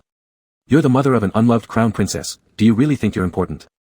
Bai's mother's face turned pale with anger, so she quickly turned to her silent husband beside her for help. Bai's father snapped at his wife, "Who told you to blabber here? We aren't merely the in-laws of the crown princess, we are Mr. Yu's parents-in-law." This comment made a few people around them unable to hold back their laughter. Where did these lunatics come from, talking nonsense? After enduring some mockery and ridicule from the people nearby, Bai's father became red-faced with embarrassment and indignantly shouted loudly, "Mr. Yu's mega is none other than Bai Xuele. Bai Xuele is my son. How dare you people be insolent to us?" The argument quickly drew the attention of even more people nearby. Some uninformed attendees curiously asked in a low voice, "Are they really Mr. Yu's in-laws?" Others who already knew Bai Xuele scoffed disdainfully, "So you're the parents of Master Bai Xuele? Didn't you publicly declare a severance of relations with him through the newspaper? How dare you shamelessly call yourselves Mr. Yu's in-laws? Even after cutting ties, you still try to claim kinship, truly shameless. You wouldn't believe how fickle these parents are, kicking their son out when he fell on hard times, only to return now that he's doing well, causing a scene." Faced with so much reproach from others, Bai's father, outwardly strong but inwardly weak, retreated like a head-shy turtle behind his wife. Bai's mother retorted defiantly, "What do you know? Bai Xuele is my son. When I gave birth to him, I almost died on the operating table. Blood runs thicker than water, he will always be my son." Her aggressive demeanor actually unsettled those who had mocked them earlier. Although Bai family had indeed declared their disassociation with Bai Xuele via the newspaper, the bond of blood was something no one could easily dismiss. Seeing this, the rest simply ignored the Bai couple and moved aside. Having been constantly suppressed by Song Shiyan or looked down upon by others recently, Bai's father felt momentarily emboldened by seeing these supposed elites of Blue Star acting fearful and submissive. Rolling up his tailor-made suit sleeves, Bai's father was about to gloat before someone pressed the mute button in the banquet hall. It went completely silent within a second. Even the band providing live music stopped. Bai's mother yanked at Bai's father's sleeve forcefully. "Quick, isn't it Bai Xuele arriving?" All eyes in the banquet hall simultaneously turned toward the front. Pushing through the crowd, Bai's father and mother struggled to move forward. In a corner not far from them, Sima Kongwan, looking utterly defeated, let out a cold snort and tightened his grip on his wine glass. Looking at the increasing brightness nearby, his eyes flashed with a fleeting pain, then shifted his gaze to focus on his friend among the crowd. Since he couldn't have Bai Xuele, neither would Song Shiyan. Despite being his best friend and the future king he would serve, Sima Kongwan strangely felt a surge of relief upon seeing Song Shiyan's agonized expression. "Your Highness, everyone is watching," Bai Xingyun seated internally but had no choice but to humbly remind her husband not to do anything regrettable under everyone's scrutiny. Song Shiyan originally pursued her, and after forgetting Bai Xuele, reinitiated his affections towards her. Why was it that even though they were married, the person Song Shiyan thought about and cared for was still Bai Xuele? Ever since boarding the spaceship, Song Shiyan had completely ignored Bai Xingyun, keeping his eyes fixated outside the window. Anyone could tell who he was thinking about. But Song Shiyan was no longer the obedient crown prince he had been before marriage. After their union, the alpha only beat or scolded Bai Xingyun, leaving her too scared to voice her frustrations. Song Shiyan cast a cold glance at Bai Xingyun. "Do I need your reminder? Look at your loud-mouthed and embarrassing parents." Tears welled up in Bai Xingyun's eyes, but Song Shiyan refused to spare her a single glance. Jiang Mingzhu, who had been secretly keeping an eye on her own son, slowly approached. With a disdainful glance at Bai Xingyun, she ordered sharply, "His Majesty isn't feeling well, you haven't gone to pray for his recovery yet." "Yes, mother." Though Bai Xingyun replied meekly, her knees already ached faintly. The king of the Union had been improving significantly in health until recently when something unknown caused him to fall ill again. Lately, he couldn't even walk more than a few steps, and could only sit in a wheelchair all day long. Bai Xingyun was almost praying by Song Jingming's bedside every single day for his rapid recovery. She would kneel there for hours. Sheltered and pampered since childhood, she had never endured such hardship. Her knees were practically worn raw. With great reluctance, Bai Xingyun followed the attendants out of the banquet hall, glancing back over her shoulder every few steps. A small spaceship slowly docked at the platform, and everyone in the banquet hall bowed their heads low. Even her beloved parents waited with joyful anticipation for whoever was inside the small spaceship to step out, completely disregarding her existence. A flicker of cruel hatred passed through Bai Xingyun's eyes as she clenched her hands tightly, sharp nails digging into her palms and leaving marks. Chapter 95, I am that old, ugly alpha whose hair turned white. There are so many beautiful megas in this world. If you can't let go of Bai Xuelei, then just find someone similar to him. Jiang Mingzhu stood beside her son, reminding Song Shiyan quietly but forcefully, your father is not doing well, and it might be any day now that he passes away. Shiyan, have we come too far for you to throw it all away for someone you can never have? Clutching his fists inside his sleeves, Song Shiyan's knuckles turned white with strain as veins popped up on the backs of his hands, and his fingers trembled uncontrollably as if this was the only way to suppress the overwhelming regret and frustration churning within him. Song Shiyan squeezed his eyes shut tightly, his voice hoarse, I won't look for a replacement. There's only one Bai Xuelei. Jiang Mingzhu scolded him harshly, you were the one who refused him. So now who are you trying to kill yourself for? His dry, pale lips quivered fiercely, as though Song Shiyan wanted to say something but eventually only tightened his lips firmly, I understand, mother. I know what to do. From afar, Song Shiyan glanced at the gradually opening spacecraft door. Then he turned around against the surging crowd heading forward and walked alone to the rear corner of the banquet hall. Supporting himself weakly on the edge of a table, unable to bear the weight of his body any longer, Song Shiyan stumbled and sat heavily on the chair, like a thief who mustn't show his face, peeking secretly at a figure yearned for countless times through gaps in the crowd. At the moment the spacecraft door opened, Mr. Bai and Mrs. Bai rushed out from the crowd, forcing their way to the front, eagerly awaiting Bai Xuelei's emergence. However, the person who appeared before everyone wasn't Bai Xuelei they had long anticipated. A tall and imposing alpha stepped out from the spacecraft, the sound of his boots landing on the deck resounding crisply. His indifferent gaze swept past Mr. Bai and Mrs. Bai, exerting an invisible pressure heavy as a mountain, making it hard to breathe. Mr. Bai and Mrs. Bai, who were ready to rush up moments ago, under the powerful aura of the top-tier alpha, couldn't even gather the courage to flee, their legs nailed to the spot trembling violently. Not sparing these two people even a second's worth of his attention, Yu Tingwan emerged from the spacecraft and extended his hand inward, the frosty demeanor on his face gradually softening. No matter how many times, Bai Xuelei found adapting to this level of attention difficult. Walking hand in hand with Yu Tingwan out of the spacecraft, Bai Xuelei stood on the deck, where night breezes stirred, lifting Mega's hair while the jade carp brooch on his chest sparkled brilliantly under the night sky. Even more dazzling than the red gemstone brooch was Mega's striking appearance, vibrant beauty complemented by undeniable charm and spirit. When Bai Xuelei came into view, Mrs. Bai standing up front suddenly felt a moment of bewilderment. Is this Bai Xuelei?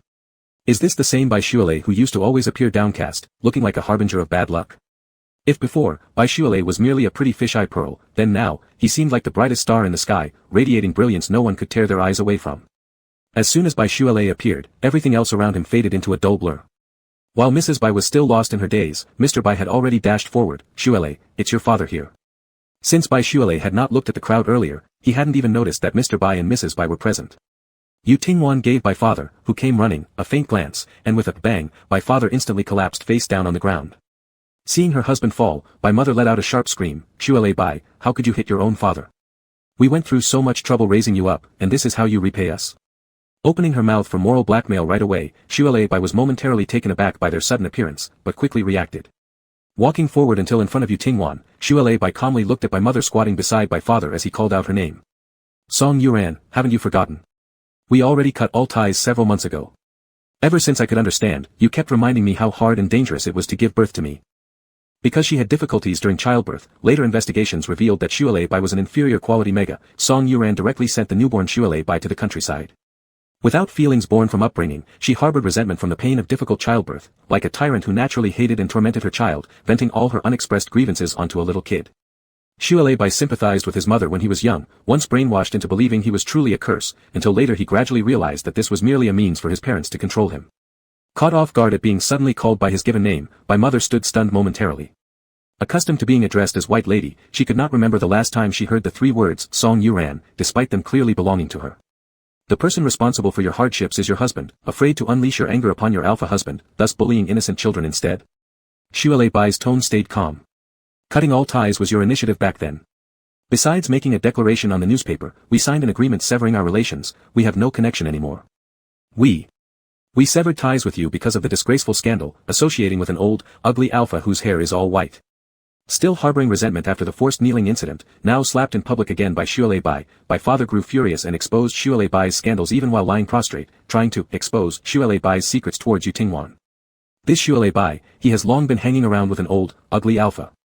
Never expecting my father to bring this matter up publicly, Shualei Bai glanced back at Yu Tingwan. I didn't say you're ugly. I only mentioned that I'm with an older alpha with white hair.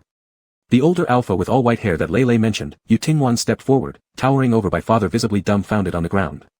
Pulling a strand of his snow-like hair, is me. Chapter 96, Declaring Ownership. As soon as Yu Tingwan's words were spoken, my father and my mother both froze. Old, entirely white-haired, an alpha. Hearing these words for the first time, they were certain that the alpha Shualei Bai spoke of must be some old man alpha. Not until now, connecting those words with the alpha before them, did they suddenly realize that the alpha Shualei Bai mentioned initially was Yu Tingwan. If at that moment they knew Shualei Bai's alpha was Yu Tingwan, someone so powerful even the king of the Union would bow down to, how could they have chosen to sever ties with Shualei Bai for Bai Xinyan? My father had always desired to rise above others and become somebody important, making those self-proclaimed elite upper-class individuals kneel to him.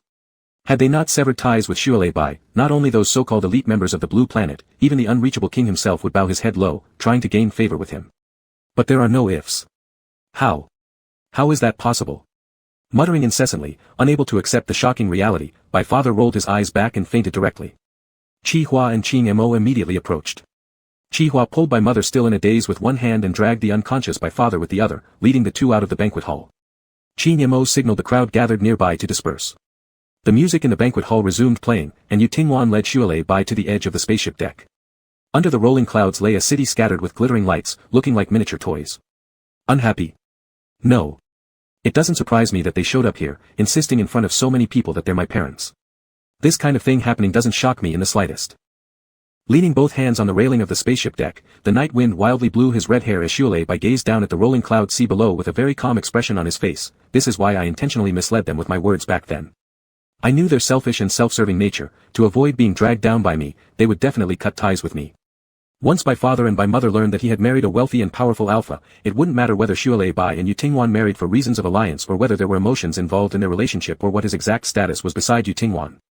People like them, so selfish, would cling on to his marriage with Yu Tingwan like blood-sucking vampires, never considering his feelings while leeching off him endlessly. A warm touch came on his shoulder, and Shualei Bai turned his head to look at the alpha beside him, his lips slightly curling up. It's actually not bad clearing everything up in front of everyone today. If they later misuse your name under the guise that they are still my parents, at least no one will be deceived by them anymore. I'm sorry. My issues made you lose face.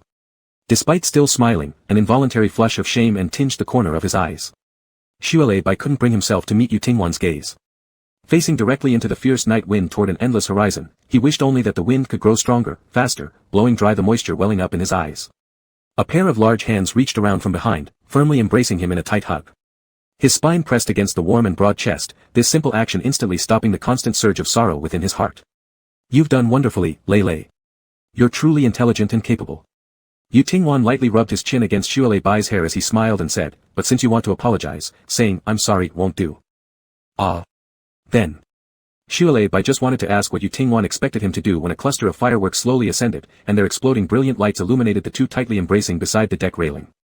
Pupils suddenly widening, Shualei Bai looked in amazement at clusters of fireworks bursting not far from him. One cluster, two clusters. More and more fireworks shot into the sky, lighting up the area around the spaceship like scattered stars, creating a dreamlike spectacle. It was the first time he had seen so many fireworks and also the first time viewing such beautiful fireworks from such close proximity. All worry and irritation vanished completely the instant the myriad fireworks bloomed around him. So beautiful. Everything before his eyes seemed too fantastical to blink at. Clutching the hands of Yu Tingwan lying across his chest, Shualei Bai turned his head and gave the man behind him a radiant smile. At the moment the fireworks blossomed, colored light shone upon the Mega's joyful face, and his clear transparent eyes reflected the handsome visage of the Alpha with a smile. When Shualei Bai turned his head to look at Yu Tingwan, he caught the gentle gaze of the man looking at him. Yu Tingwan wasn't watching the fireworks, it seemed this man had been looking solely at him the entire time. His heart swelled, sweet and achy, as though submerged in a jar full of honey. Maybe it was the beauty of the fireworks, maybe it was the wonderful atmosphere. Shualei Bai turned around in Yu Tingwan's embrace, looking up at the man, his eyes flashing with a fleeting impulse. Yu Tingwan lowered his head, his voice carrying a trace of emotion-induced roughness. Let the apology be a kiss then, Lei. As long as you kiss me once, I can forgive you anything. The firework explosions echoed loudly in their ears, yet they still heard each other's whispers clearly. That sounds like an unreasonable tyrant. Not a cosmic great devil anymore. The hands holding his shoulders gradually slid downward as Yu Tingwan embraced Xue Bai's slim waist, gently turning him around in place. He leaned against the railing, letting Xue Bai face him with his back to the crowd. Xue Bai listened as his heartbeat quickened. I checked earlier. The king of the alliance wasn't in the banquet hall, and the queen was merely standing far away. This fireworks display wasn't arranged for improving relations with the alliance, was it? He paused, looking up at Yu Tingwan. Was it for me? The bright light from the dazzling fireworks lit up Xue Bai's face, making his thick curled lashes tremble subtly. His pale soft lips remained slightly pursed, leaving traces of rosy blush at the corners of his eyes. Vivid, lively, tender, pure, and beautifully radiant. In Yu Tingwan's mind flashed numerous past dreamlike shadows, faces covered in blood stains, unrecognizable, motionless stiff bodies held limply in his arms. The person who had appeared countless times in his dreams overlapped with Xue Bai, who was now looking up at him. Hugging the mega tightly with both hands, Tingwan Yu's voice became hoarse as he said each word. Yes, it was to make you happy. After Tingwan Yu finished speaking, the eyes looking at him became even brighter. Xue Bai blankly stared at Tingwan Yu, his lips slightly parted as if wanting to say something but unsure of what to say. A helpless smile emerged as Tingwan Yu leaned down. I'm here to claim my apology gift. He embraced Xue Bai's nape and pressed his lips against those of the mega that concealed countless words. Fireworks continued to bloom extravagantly behind them like rain. Xue Bai kept his eyes closed, feeling somewhat out of breath from the kiss. His hands tightly clung to the alpha's arms without realizing that Tingwan Yu had opened his eyes at that moment. Gazing through the crowd, Tingwan Yu, with one hand still cradling Xue Bai's nape, sent a cold glance toward the crown prince of the alliance hiding in the corner watching secretly. Chapter 97, Wanting to taste your pheromones. He has never feared going to faraway places alone. In the past, he got used to being solitary, with no attachments. He could go anywhere he wanted. Even before marrying Tingwan Yu, Xue Bai had planned to divorce the alpha a year later, take the money he had saved, leave Blue Star, and head to a place far away from the Bai family, away from his terrible past, to start anew. But he is no longer alone now. Having someone in his heart, the long-awaited outdoor training arrived without the excitement he once imagined. Having just started our official relationship for only a few days, my boyfriend is leaving me already. On the carpet lay an open suitcase. Tingwan Yu sat cross-legged on the ground, his long fingers checking piece by piece if everything in Xue Bai's luggage was prepared. His thin, pale feet were bare on the ground. Xue Bai lifted one leg, his pink-tinted toes tapping idly against the tightened slacks of the alpha's thigh. Listening to Tingwan Yu's complaints filled with a hint of sorrow, Xue Bai supported himself with both hands and sighed. Isn't there a saying that a brief separation is sweeter than a new infatuation? Remember to come pick me up when I finish my outdoor training exam. It was true that he wanted to participate in the outdoor training which he had not attended before. When making this decision initially, he also had a thought of temporarily separating from Tingwan Yu, giving them both space for calm reflection. He genuinely liked Tingwan Yu, but he also held a constant uneasy feeling about their relationship. A temporary separation seemed like the best way to sort out his chaotic emotions. Catching sight of his restless toes stepping on his pants out of the corner of his eye, Tingwan Yu seized the delicate, bony ankles of the mega, gently massaging the small raised bone with his fingertips. Tingwan Yu looked down at the small patch of skin he had pinched red. By the time your outdoor training is over, my susceptible period will have arrived. Still kicking his ankle restlessly even after it was grabbed, the mega suddenly stopped. Bending down and softly kissing the small protruding bone on Xue Bai's ankle, Tingwan Yu looked up from below, a pair of stern eyes showing a hint of dark color beneath raised eyelids. This time I'll maintain a semi-feral form. A wave of heat uncontrollably rushed to his face, causing Xue Bai to retract his foot with a whoosh sound. Are you scared? Chuckling lightly, Tingwan Yu zipped up the suitcase and stood up. Rarely wearing a well-fitted black suit, his snow-white long hair meticulously combed and tied back, Tingwan Yu walked in black leather shoes to stand before Xue Bai. One standing, the other sitting. Glancing forward from the edge of the bed, Xue Bai quickly averted his eyes as if burned. Don't stand in front of me. Then shall I squat? Tingwan Yu squatted halfway down, resting his hands on the thighs of his little boyfriend. Xue Bai. Bringing his legs together and moving backward, Xue Bai glanced at the alpha with a natural demeanor, unable to help but comment, You've changed, Tingwan Yu. Let's try next time, before you enter a semi-feral state. Rising, Tingwan Yu sat beside the bed. The suave appearance of the alpha today gave off a strong impression of a stern elite. Xue Bai watched as Tingwan Yu spoke in a tone that resembled an academic discussion, calmly saying, generally speaking, a person's tears taste similar to their pheromone scent. I'm curious, Lei. Do you want me to cry? Unable to help himself, Xue Bai moved back again. Yu Tingwan shook his head. How could I bear to make you cry? Then you. Xue Bai suddenly saw Yu Tingwan smile at him, a very reserved smile, and he instantly understood what Yu Tingwan meant. His face turned bright red in an instant, and Bai pulled the blanket over his lower body, looking like a big cat with claws outstretched. Stop calling yourself the Space Big Demon King, you should call yourself the Space Grand Stage. Yu Tingwan chuckled softly, Lei is shy. Seeing Yu Tingwan's reaction, it seemed his guess was right. Bai said rather helplessly, have you really never done that with anyone else besides me? Lei, Yu Tingwan said earnestly, I have only ever had you. But not having experienced it before doesn't mean I don't know anything. There's nothing shameful about this, it's all because I love you. Watching Yu Tingwan's completely serious demeanor, Bai was utterly defeated. Covering his head with the blanket, he thought, clearly a temporary separation would be best. Here's my pheromone sample, wear it well, Lei. Before departure, Yu Tingwan tied a small bottle containing his pheromones around Bai's neck. It can only be used during sudden rainy seasons, but if you encounter dangerous creatures in the wild, my pheromones might also play a certain role in subduing them. Though it was just going to be a short period apart, as the moment of parting came, the ache in his heart was quite intense. Better to have a sharp pain than a lingering one. Bai stepped forward and gave Yu Tingwan a strong hug. Teacher Li said that this time, the field training will be broadcast live within a restricted area. Tingwan Yu. If you miss me, you can watch the live stream. After speaking, Bai took the luggage and left in large strides, refusing to look back even once.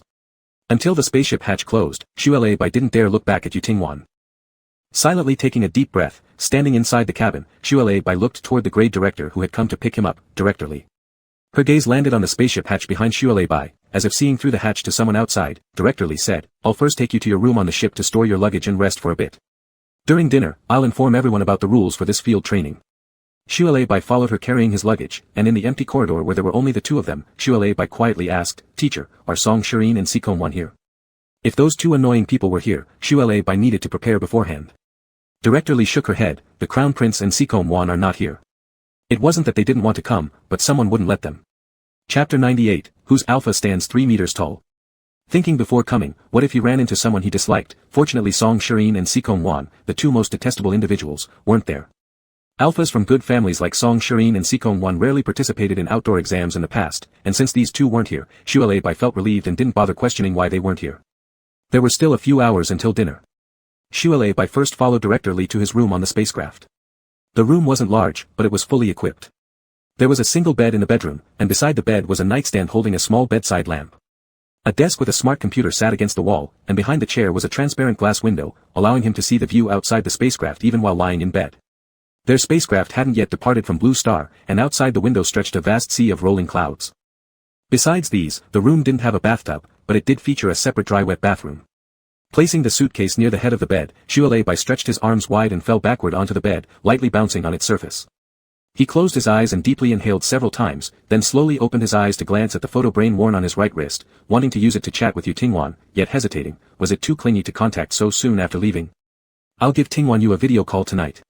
Turning over and resting his face in his hands, Bai couldn't help but sigh. What could he do? He missed Yu Tingwan already. At dinner time, the ship broadcast an announcement asking everyone to gather in the dining hall. Bai put on his black combat suit, exited his room following the instructions from the broadcast, and arrived at the ship's dining hall. When he entered the dining hall, a few students were already sitting together waiting. A few students who were originally laughing and talking turned their heads toward the person who walked into the dining hall. Upon seeing Bai, an expression of surprise involuntarily appeared on their faces. Isn't he an inferior mega? Why is he here? Shoo, keep your voice down. The people behind him have a lot of power. It's simple for them to arrange for him to join a field training. I don't want to be in the same team as him. The results of this field training exam don't matter much to him, but they're important to me. With the awakening of his near-beast form, Bai found that his 5 senses were becoming increasingly sensitive. Even though he was far from those classmates whispering among themselves, he could clearly hear every word they said. The following students who came in one after another mostly had the same thoughts. Bai was long accustomed to treating others' words as background noise. He went alone to the food collection area to take his dinner and then occupied a table by himself. Taking advantage of Teacher Li not being there yet, Bai lifted the photo brain on his wrist and took a picture of his dinner, thinking of sending it to Yu Tingwan later. After a short while, Teacher Li and the other accompanying teachers arrived. This year's field training is the same as previous years. You will go with students from other planets to the training base, complete the training tasks, and finish the final training exam. The training course and examination will be recorded live to ensure fairness, and the recording will be broadcast live in designated areas. Finally, teams consist of 3 members, and everyone must finalize their teams right after tonight's dinner. Bai, listening attentively to Teacher Li's speech, was momentarily surprised when he heard about the 3-person team rule. He looked around briefly, noticing that everyone else was enthusiastically discussing team formations. Without a doubt, Baishuele, sitting by himself, became the sole object that no one approached. Not at all in a rush, Baishuele lowered his head and continued eating his dinner. The meal was relatively abundant, delicious, and even included some post-meal desserts. The dessert was packaged in a simple small box. With great interest, Baishuele opened the box, expecting perhaps only candies or cookies inside, but instead saw a cheesecake. At its base lay butter and biscuit crumbs, topped with a creamy layer of cheese, making it rich in milk aroma. Taking a spoonful into his mouth brought immense satisfaction. Enjoying the delicious cheesecake by himself cheerfully, a surprised voice suddenly came from above Baishuele's head. "Wow, how did you get a cheesecake?" "My dessert was just a bottle of yogurt and 2 cookies." His voice sounded young. Baishuele looked up to see a tall, probably a bit over 170 centimeters, mega with an extremely pure look, golden hair, blue eyes, appearing both cute and slightly coquettish. A pair of big blue eyes now fixed on Baishuele's half-eaten cheesecake box with the greed almost drooling out of his eyes. Baishuele silently pulled the box closer towards himself and generously scooped a large portion of the cake before putting it into his mouth. The golden-haired, blue-eyed mega swallowed his saliva, looking pitifully at Baishuele. "Could I?" Baishuele firmly refused. "I cannot share my cake with you." "I wasn't asking for your cake," the mega seemed choked up. When Baishuele gave him a questioning look, he scratched his head, somewhat embarrassed, and said, "They all refuse to team up with me, would you like us to team up together?" "Why won't they team up with you?" Baishuele glanced around. Most of the students had already formed their teams, each consisting of 3 people huddled together. It seemed like he and this mega were the only 2 left ungrouped. "Because I'm just a B-class mega, and my companion beast is a turtle," the mega sighed helplessly. "I don't have any combat abilities, they think I'm a burden." "Alright," Baishuele smiled and said, "I don't have anyone either, so let's team up." "Really?" The mega sat down opposite Baishuele, excitedly saying, "My name is Ilok." "Hello, Ilok. I'm Baishuele." Baishuele finished the last piece of the little cake with a pleasant smile. "I know who you are. Your red hair is too beautiful." Ilok, looking at the red-haired, snowy-skinned mega across from him, blushed faintly. "You also look really pretty, handsome too. If you were an alpha, you'd definitely make all the megas fall madly in love. By the way, Brother Lei, can I call you Brother Lei?" Ilok was like a little son, brimming with enthusiasm. For Baishuele, who was accustomed to going solo, it was difficult to endure Ilok's zeal. Fortunately, Teacher Li soon came out to speak, instructing the students who had already formed teams to register with her. When it was Baishuele and Ilok's turn, Teacher Li looked at the 2 of them. "A team needs 3 people, but there are only 2 of you. There's a student who arrived late, so we'll put him on your team." Ilok beamed with joy. "Teacher, where is our new member?" Teacher Li glanced behind Baishuele and Ilok. The moment Ilok turned around, he stepped back 2 steps, hiding behind Baishuele as his voice trembled. "Brother Lei, this person is so tall." Baishuele turned around and saw a man in a black leather mask standing not too far away from them. He thought Yu Tingwan was tall, but this alpha looked almost 3 meters high. Chapter 99, Birds and Fish. This classmate has to wear a mask temporarily due to some special reasons, and cannot speak, but you don't need to worry. He can let his photo brain communicate for him through perception equipment. Sweeping her eyes over the stunned crowd in the dining hall, Teacher Li said, "You have the remaining time to familiarize yourselves within your respective teams. We're expected to arrive at the training base in 3 days. If you have any questions, you can find me or the other teachers." Teacher Li and the other team-leading teachers gradually left. The others in the dining hall gazed at the tall alpha cloaked in black with uncomprehending eyes. Is he even human? How can he be that tall? All in black, his face invisible, looks like a terrifying monster. As they whispered among themselves, suddenly, that towering alpha tilted his head towards them, looking their way. Despite the alpha wearing a black leather mask that obscured his entire face, they all felt the chill of the alpha's icy gaze. Hurry up, hurry up. Pale-faced, the group pressed against the wall, trying to keep as much distance as possible from the frightening alpha before swiftly exiting the dining hall. Ilok was too frightened to move, cowering behind Baishuele like a quail. Baishuele took a few steps toward the towering alpha. "Hello, I'm Baishuele, and this is Ilok. We'll be in the same team now. What's your name, classmate?" The black mask covered the alpha's entire face. His eye region was made of material similar to a light screen, shimmering faintly with a blue glow. Unable to see the alpha's expression, Baishuele nonetheless felt that after stepping closer, this alpha's gaze seemed fixed on him alone. It was gentle and harmless. A mechanical-sounding voice emerged from beneath the mask, "Bird." Once they exited the dining hall, Ilok, who had been tiptoeing carefully and avoiding speaking all this while, finally breathed a sigh of relief. "Brother Lei, you're really courageous. You could even talk face-to-face with him. I didn't dare to look at him even twice." Like a pesky shadow, Ilok stayed close behind Baishuele, occasionally glancing back nervously, fearful that the excessively tall alpha would suddenly appear. "Although his height is much taller than average, I feel his temper isn't bad." Recalling the earlier conversation with the alpha named Bird, Baishuele spoke. At first glance, Baishuele was indeed startled by how towering and robust Bird appeared compared to an average person.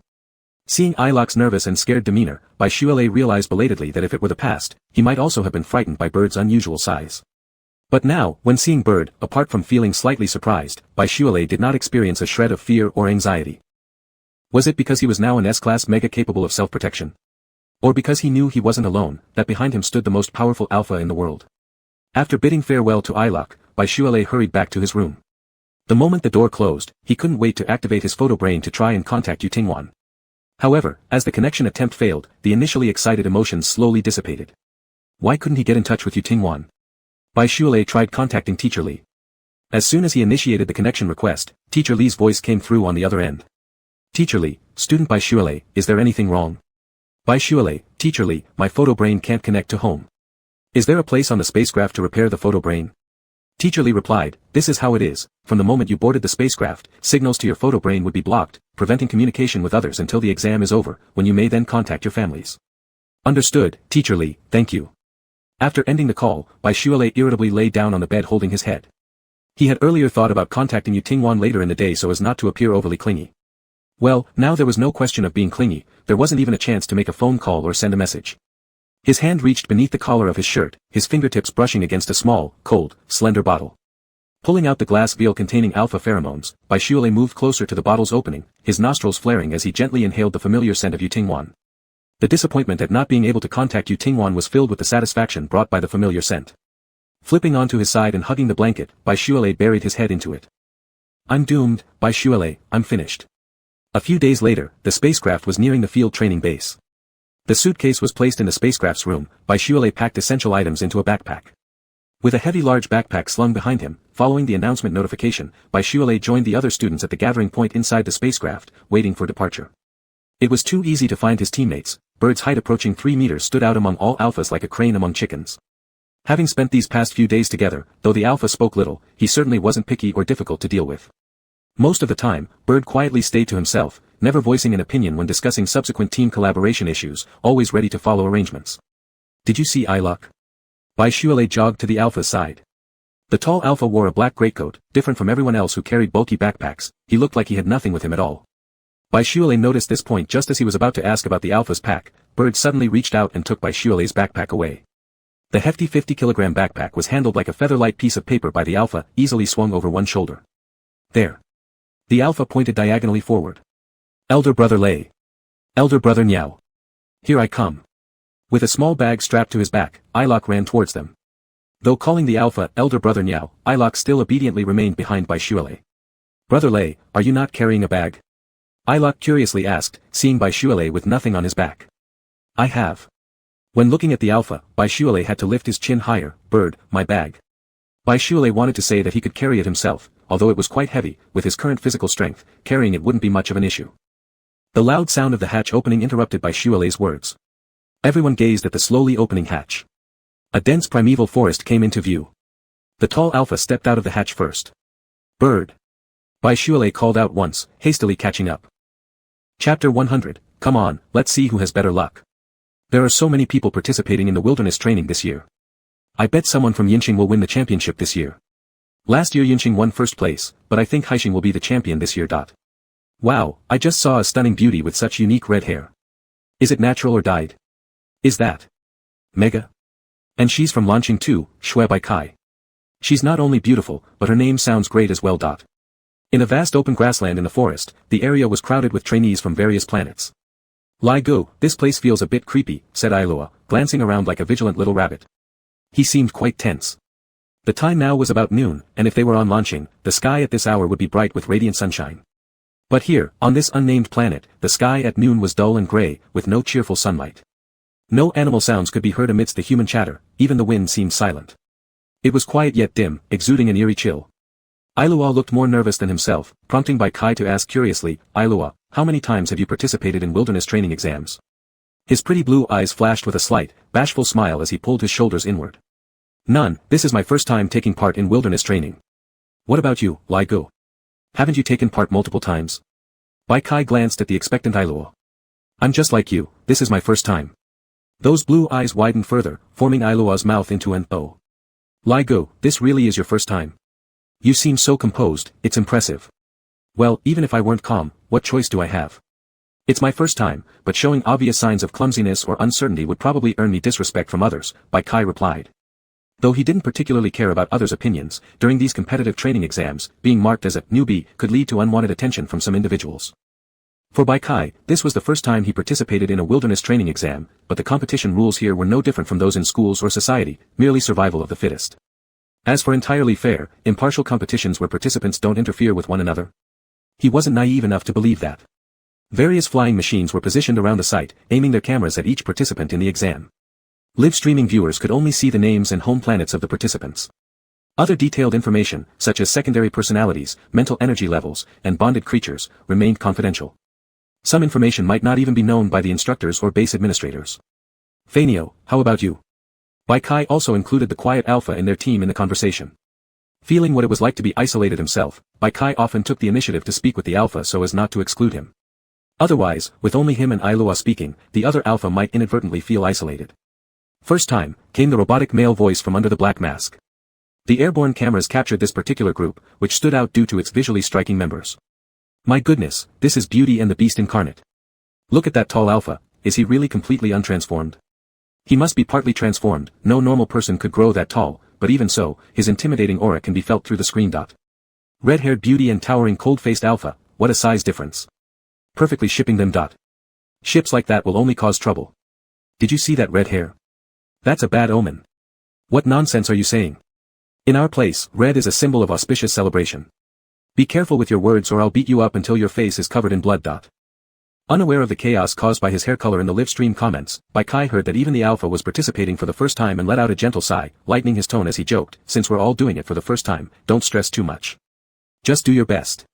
Yes, Lai Gu is absolutely right. Ailua had clearly become Kai's loyal follower. Though Fanio didn't say anything, he nodded. Kai suddenly realized he'd unwittingly taken on the role of captain of their small team. A young woman dressed in combat gear jumped onto a rock not far away. She wore a pair of smart glasses, and occasionally blue light flashed on the lenses, making her look like the head of this training base. The woman swept her gaze over the crowd, and the noise gradually faded. She introduced herself to the group. Good afternoon, trainees.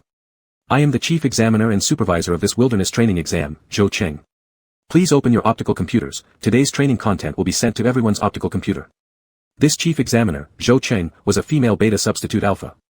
In an era when alphas and megas are influenced by pheromones, although lacking mental energy, these beta substitutes who aren't affected by pheromones can remain calm and rational to the fullest extent, making them the main force in management and scientific research in this age. The optical computer on her wrist flashed as a sign of successful message reception. Fanio seemed not to use the optical computer much, so Kai and Ailua used the built-in projector on their optical computers to display the day's training content sent by Chief Examiner Zhou. Ailua hastily scanned through the content and said with surprise, "Is this about testing our luck?" He looked troubled at Kai. Lai Gu, how's your luck? Mine is pretty bad. My luck is fine. Kai did not mention that his companion beast was a lucky fish. Considering the miserable life he had in the past, sometimes he wasn't sure if he had good or bad luck. If we say his luck was good, he was born into an extremely biased family. If we say his luck was bad, he has always managed to turn things around despite various obstacles and difficulties throughout his life. It turned out that the first day's training content would be determined by drawing lots. Each member of Kai's team received a specific training content list. Some needed to find a place to stay overnight in the wild, others had to complete a 12-hour hike to reach a simple accommodation site, while some didn't need to do anything but rely on luck to end up staying in a luxury RV. Chapter 101, I'm here to find a wife. Of course, strength is important, but luck also matters. The test content like this is very close to reality, ahaha. I heard that the Crown Princess of Blue Star's companion beast is a magpie. If he were here, surely he could draw the good option. The guy upstairs is the one who just said red hair isn't auspicious. Who says magpies must bring good luck? Magpies are just birds that herald joy, right? The thing that brings good luck should be the koi fish.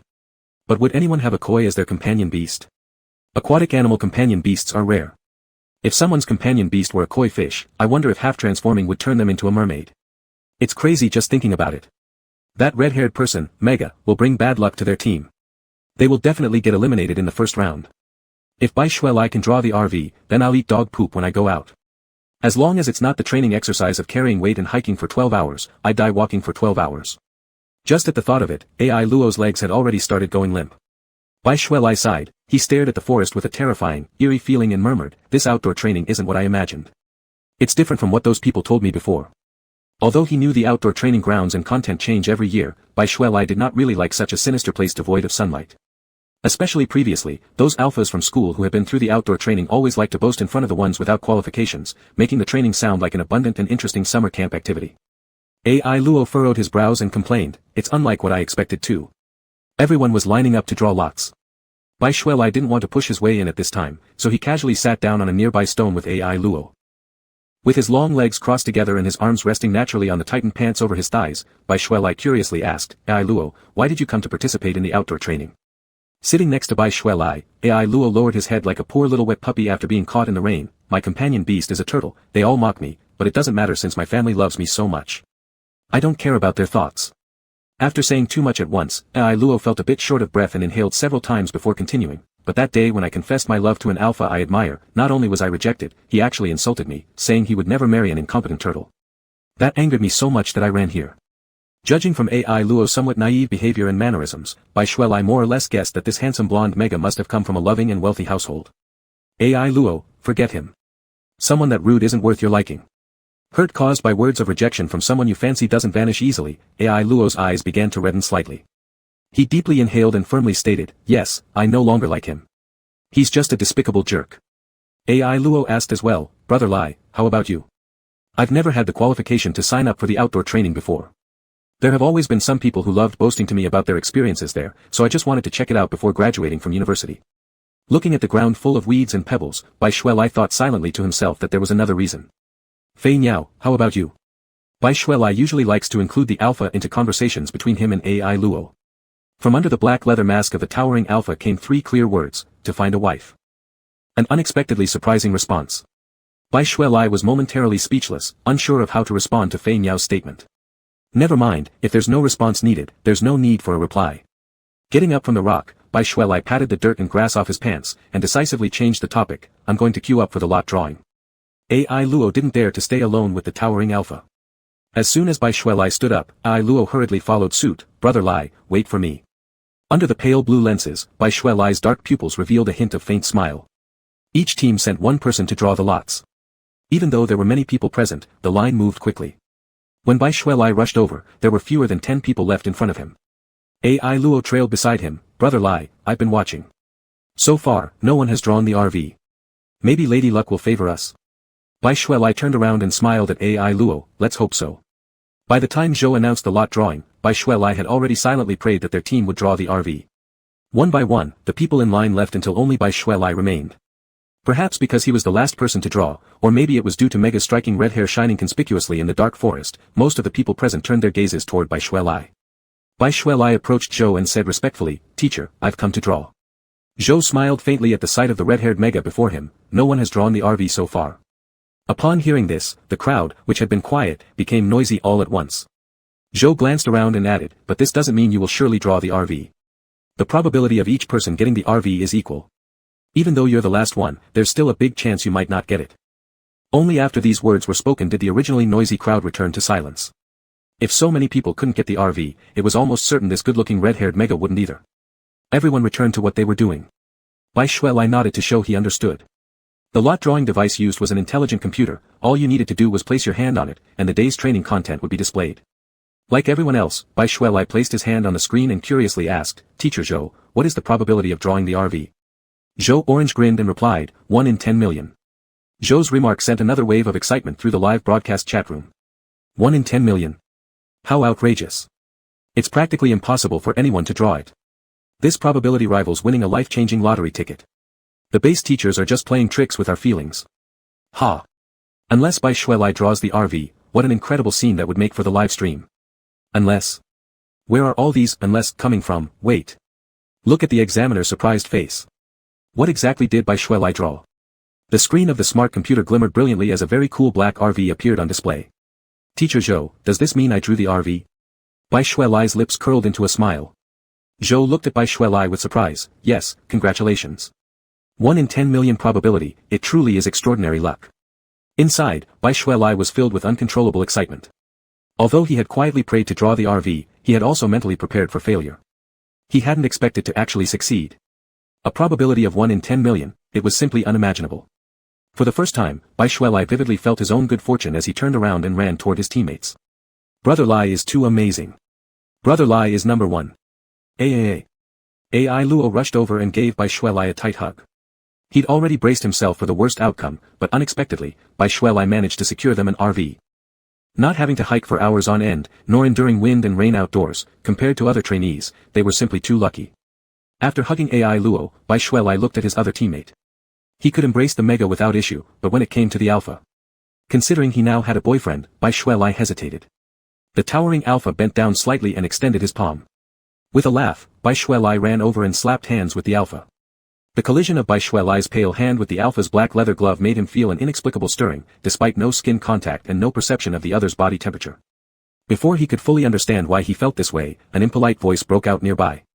I want your RV, name your price. Chapter 102, Borrowing Bai Shuelai's Good Luck. The sensation of the black leather remained faintly on the palm, tiny and dense, an electrifying tingling as if feathers were brushing against the skin. Bai Shuelai was startled by his own reaction. This electric-like feeling he had only experienced with Yu Tingwan, but now it was coming from a strange Alpha. It's crazy, it was just a handshake with Fei Niao. A sudden wave of confusion was interrupted by a voice that rang out sharply. Rude, arrogant, even commanding in tone. I want your RV, name your price. With short black hair and light brown eyes exuding an unwelcome glare, icy cold, carrying some inexplicable animosity. Crossing her arms in front of her chest, Bai Shuelai gave the newcomer a dispassionate glance. The person appeared to be a young Alpha from a wealthy family, and she never had any particular fondness for those who radiated arrogance. Bai Shuelai declined straightforwardly, we're not interested in making a deal with you. It was also a team on the other side. Besides the conceited Alpha standing at the front, there were two more Alphas and one Mega behind him. The sole Mega had golden hair and blue eyes, over 170 centimeters tall, resembling A somewhat. Cousin, the Mega who looked like A greeted A behind Bai Shuelai cautiously. A, do you know them? Bai Shuelai turned around. A pursed his lips and nodded to Bai Shuelai before furrowing his brows and glancing at the people opposite. He said to his cousin who greeted him, William. The Alpha with black short hair kept staring at A, icy cold like a pitch-black pond in winter. A, William is too exhausted to walk such a long distance. Give us the RV. Bai Shuelai couldn't help but frown. This guy reminded him of his parents back then, always using that self-righteous tone to order him to yield to Bai Xinyan. Standing in front of A, Bai Shuelai stared straight into the Alpha's eyes. He didn't even want to argue with this person. With the coldest possible tone, he simply cursed, get lost. The young Mega was startled by Bai Shuelai's tone and lightly pulled on the Alpha's clothes. Larf, forget it. I can walk myself. So the aggressive Alpha's name was Larf. You're taking this wilderness training exam just so your resume looks better at graduation and it's easier to find jobs later, right? Larf fixed his eyes on A, and his gaze was momentarily blocked by a red-haired Mega in front of him. 10 million star dollars, you might not make this much money even after working for 10 years. What about it, will you trade or not? A towering figure stood like a small mountain protecting the two Megs behind him. Underneath the black leather mask came a frosty voice, 100 million star dollars for you to kneel down and apologize. That should be enough to please a Mega. Larf stared fiercely at the tall Alpha before him. Behind him, the two teammates whispered softly, Larf, let it go. Two teams are arguing now. The dark-haired Alpha is Larf from Haixing. Wow, he's an SS-level Alpha. A rude Alpha daring to offend my Lai wife. Excuse me, whose Lai wife is it anyway? Mine.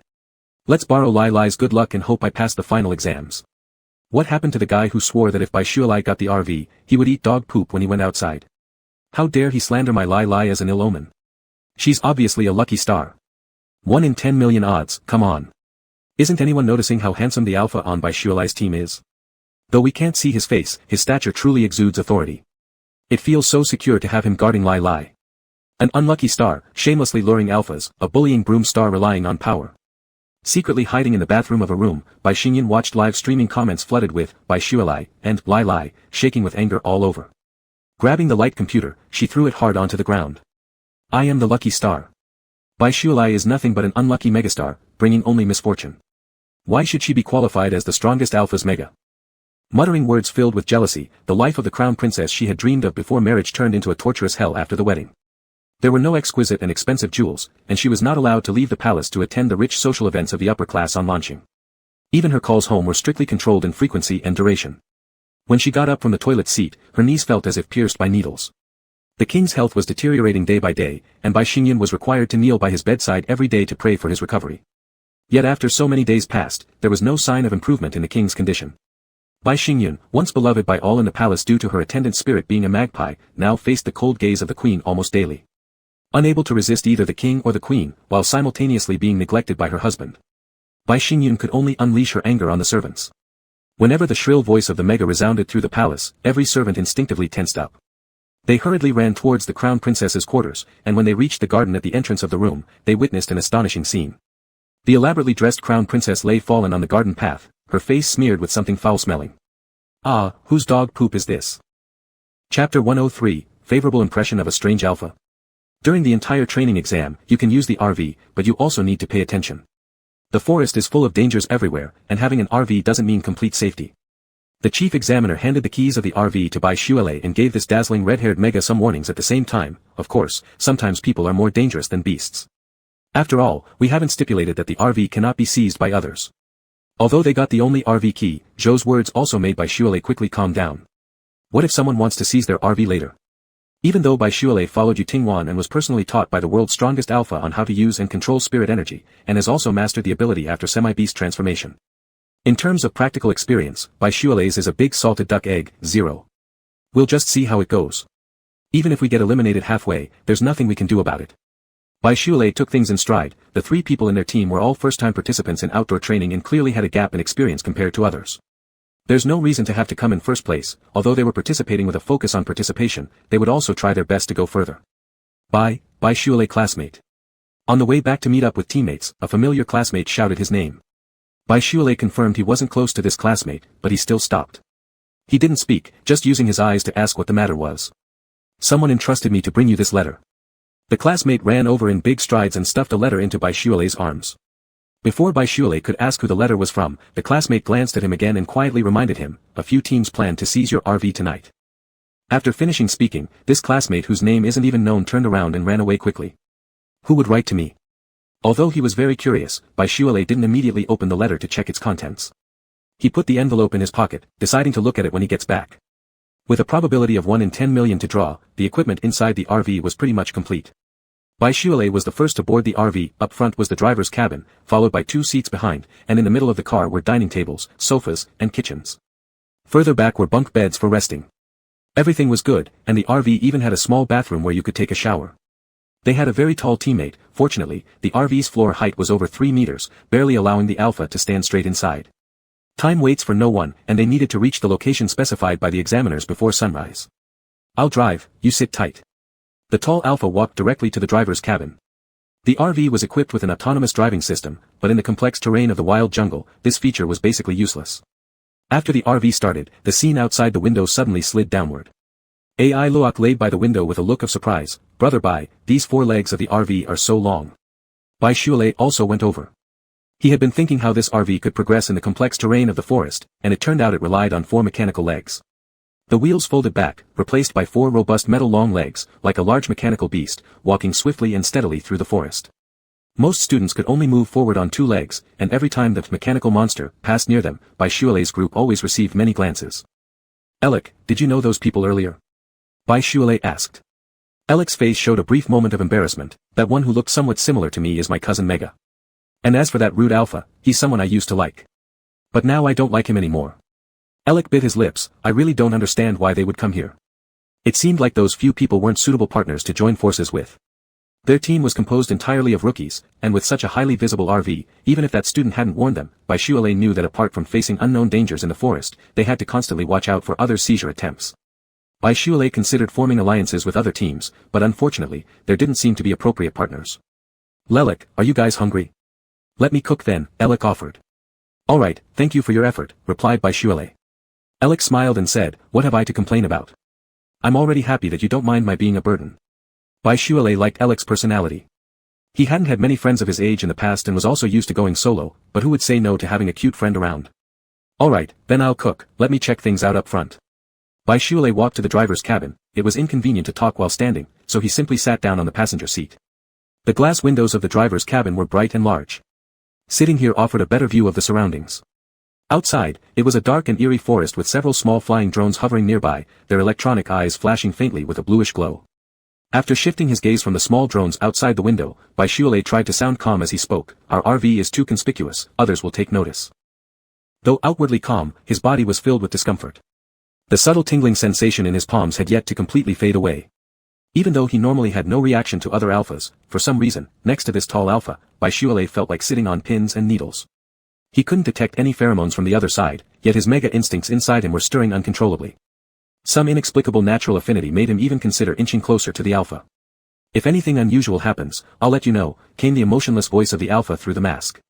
Baishuale simply replied with a sure, and subsequently became silent as a stone statue. All he could hear were the sounds of the RV's mechanical legs moving through the forest. This place was bizarrely strange. Despite venturing deep into the forest, they couldn't see any living creatures or even a single sound from animals. It was too quiet. Baishuale wanted to do something else to divert his attention. He was close to losing his mind, just days after starting a relationship with Yu Tingwan, and now he was feeling something indescribable towards this strange alpha. Baishuale wanted to dig a hole and bury himself in it. He tried hard to calm down, but just like how one can't resist hunger despite constant self-hypnosis, he couldn't ignore his increasing attentiveness toward the alpha beside him. If possible, he wished to keep a distance from Fei Niao, but they were currently in the training forest. Elok was cooking at the back, Fei Niao was driving, leaving Baishuale stuck in the passenger seat monitoring the surroundings. In the beginning, everyone was rushing forward, and with so many groups progressing around them, even if someone wanted to attack, it wouldn't be chosen for such timing. Recalling the letter in his pocket, Baishuale took it out to read during this downtime. Who on earth would write him a letter? A thin sheet of paper covered with text was drawn out of the envelope. At the sight of the handwriting, Baishuale instantly knew who wrote the letter. Chapter 104, Is the Phoenix Rebirth Real? Upon seeing the name, Shuele, at the beginning, he almost couldn't resist tearing the letter in his hands into pieces. Back when Song Shiyan had lost his memory, Baishuale often fantasized about the day Song Shiyan would recover and cry for his forgiveness. He thought then that he would definitely not forgive Song Shiyan easily. And now? After Song Shiyan had done many more things to hurt him, Baishuale had completely given up on Song Shiyan. He had originally assumed that after being warned by Yu Tingwan, Song Shiyan wouldn't come to find him again, but unexpectedly, Song Shiyan had asked someone else to deliver a message to him. His eyes hastily scanned through the letter personally written by Song Shiyan. The first half of it tried to recall memories from their past using words, filled with regret and pain from the Crown Prince of the Alliance. Unconsciously frowning as he passed these nauseating sentences, Baishuale's gaze settled on the latter half of the content. Shuele, I was sincere to you, but Yu Tingwan isn't. He possesses the ability of the Phoenix Rebirth. Once his 1,000-year lifespan is reached, only through rebirth can he continue living. His kindness toward you is calculated. He values the good luck you have as a koi fish, attempting to use your blessings to smoothly go through the rebirth process, thereby achieving eternal life. Baishuale didn't bother reading the rest of the rambling nonsense. He stared at the information about Yu Tingwan in the letter again and again, committing one word to memory, Phoenix Rebirth. All across the galaxy, there were countless rumors about Yu Tingwan. When Baishuale first learned about Yu Tingwan's identity, he spent several nights secretly searching online for information about Yu Tingwan before bed. Besides the title of an interstellar demon king known for being ruthless and brutal, there were also speculations about how he could live for 2,000 years. One of them was the Phoenix Rebirth. The letter in his hand was shredded into pieces, but Baishuale didn't dare to throw away the torn paper. He wasn't sure if the things Song Shiyan said about Yu Tingwan possibly undergoing Phoenix Rebirth in recent years were true or false, but it was better for fewer people to know about it. There were surely hidden eyes watching them. Though picking up the papers scattered everywhere and piecing them back together sounded extremely troublesome, Baishuale didn't want to take any risks. Either burn them, or flush them down the toilet to deal with it thoroughly. After unbuckling his seatbelt, Baishuale stood up, suddenly feeling an undeniable gaze from the side. A tangible glance pierced through the cold, pale blue light screen and fell onto his body. Baishuale paused in his movement, making up an excuse. I'll check if Ailua's dinner is ready. Not wanting to look back at Fei Niao, he turned around and walked backward, always feeling Alpha's gaze stuck to his back, impossible to ignore.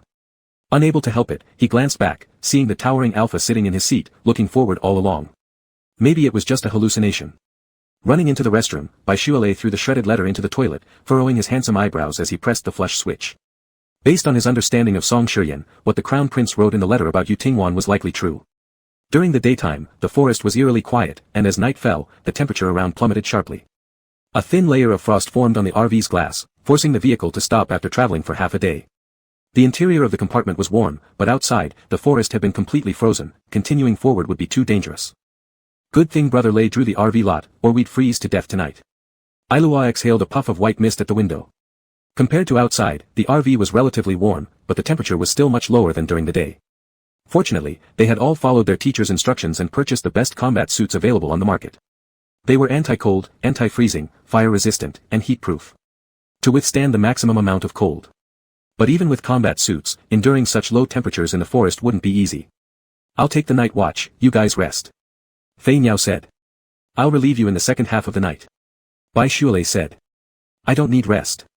Fei Niao seemed to glance at Bai Shuelei, then turned and returned to the driver's seat. As he was laying out blankets on the bed, Ailua whispered to Bai Shuelei, Brother Lei, do you know what rank bird brother is as an alpha? It seems that the higher-ranked alphas and megas are more resistant to sleep and hunger. Bird brother doesn't eat or sleep, he must be a high-level alpha, right? There was a bunk bed, with Ailua sleeping on the bottom and Bai Shuelei choosing the top. In the pitch-black night, any lit lights would be like live targets. Despite having lights available in the RV, they tacitly agreed not to turn them on. There were no animals, no wind here, on this distant planet far away from the moon where even the nights offered not a trace of light. In the bitterly cold weather, the entire world plunged into a thick darkness. Bai Shuelei snuggled inside his blanket and silently thanked fortune for giving him the RV draw. Otherwise, if he had been outside in such a place, he would definitely have felt scared. Amidst the dark, came Ailua's steady breaths from below. With his eyes wide open, Bai Shuelei could not fall asleep, and he couldn't help but think about Yu Tingwan's rebirth. Why didn't Yu Tingwan tell him anything? Was it because he feared that Bai Shuelei would worry? If what Song Shiyan said was true, that his blessings could effectively aid Yu Tingwan's rebirth, then that would be wonderful. He finally had some use before Yu Tingwan. As these thoughts flowed, Bai Shuelei's gaze instinctively swept across the cabin, towards the unseen driving seat where Alpha resided. Even in the thick, impenetrable blackness, Bai Shuelei seemed able to make out the Alpha silhouette. Tall, upright, and quiet, like a hard statue carved from stone. Yet, somehow, he also resembled a speck of light amidst endless darkness, inexplicably bringing a sense of peace. Gradually, Bai Shuelei closed his eyes and drifted off into a deep slumber. The moment Bai Shuelei shut his eyes and fell asleep, a tiny flame sparked at the fingertips of the man who had been sitting motionless in the driver's seat all along. The chill in the RV gradually warmed. The little flame hovered within the car, and as the man opened the door, he turned and left. Chapter 105, What a Terrifying Nightmare. It was as if he had fallen into a brilliant deep sea, or plunged into a cloud filled with white mist. His entire body felt weightless, floating effortlessly. He was like a small fish swimming freely, or a feather swaying with the wind. Occasionally darting through the vast blue ocean, occasionally leaping across the sky and into the boundless universe dotted with stars. The sensation of gravity-free freedom was interrupted by a strong, capable hand. The beautiful red fish tail sparkled like a gemstone under the sunlight. His long, smooth hair framed his skin in the water, making it appear even more porcelain-like, like silk, or pearls. The large hand clad in black leather gloves easily gripped the slim waist of the merman, acting like shackles crafted by a deity that confined the red-haired merman in an iron cage. The images before him were blurred masses of color. Bai Shuelei tried hard to open his eyes wider but could only see a looming shadow closing in on him. A tall man had one hand gripping his waist while the other caressed the slippery fish tail. The gossamer-like fins lightly flapped against the alpha's calves, as if urging something. What is hidden here? The man's icy fingers pushed aside a few shimmering fish scales. A deep, hoarse voice echoed in Bai Shuelei's ears, carrying a certain metallic coldness.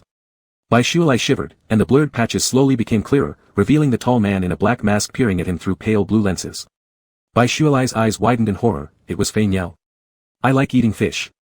Fei Niao spoke a few words and then suddenly tore off the mask covering his face, revealing a familiar handsome face. What a terrifying nightmare. Such a horrifying nightmare. His eyes still closed, half dreaming, half awake, Mega let out cries of panic in the quiet early morning. Brother Lai, don't be afraid. I'm coming.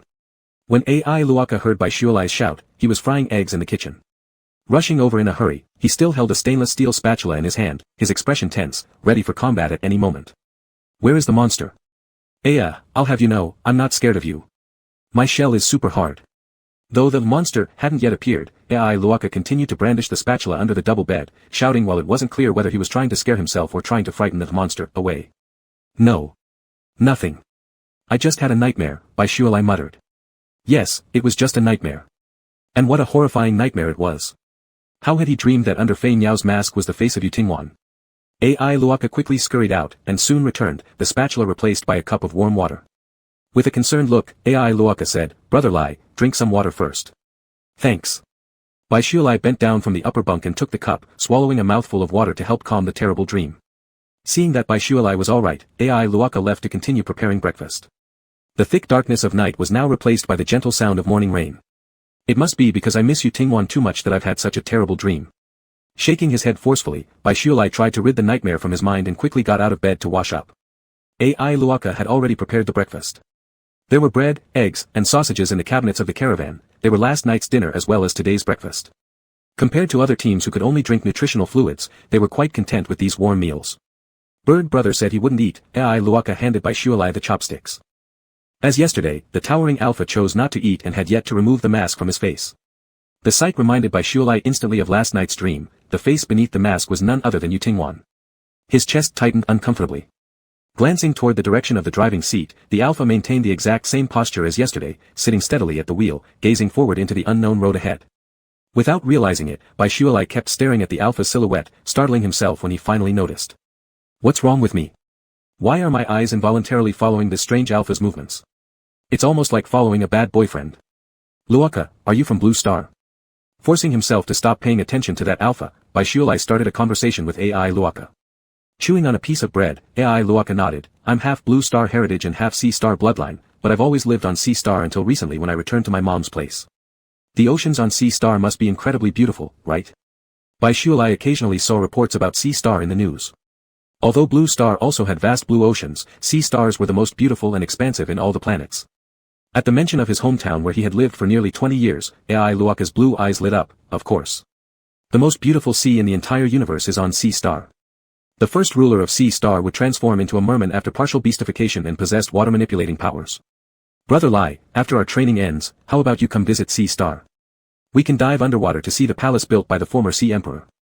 After the first king of Sea Star, the Sea Emperor, passed away, no Alpha or Mega who could semi-beastify into a merman ever appeared in this world again.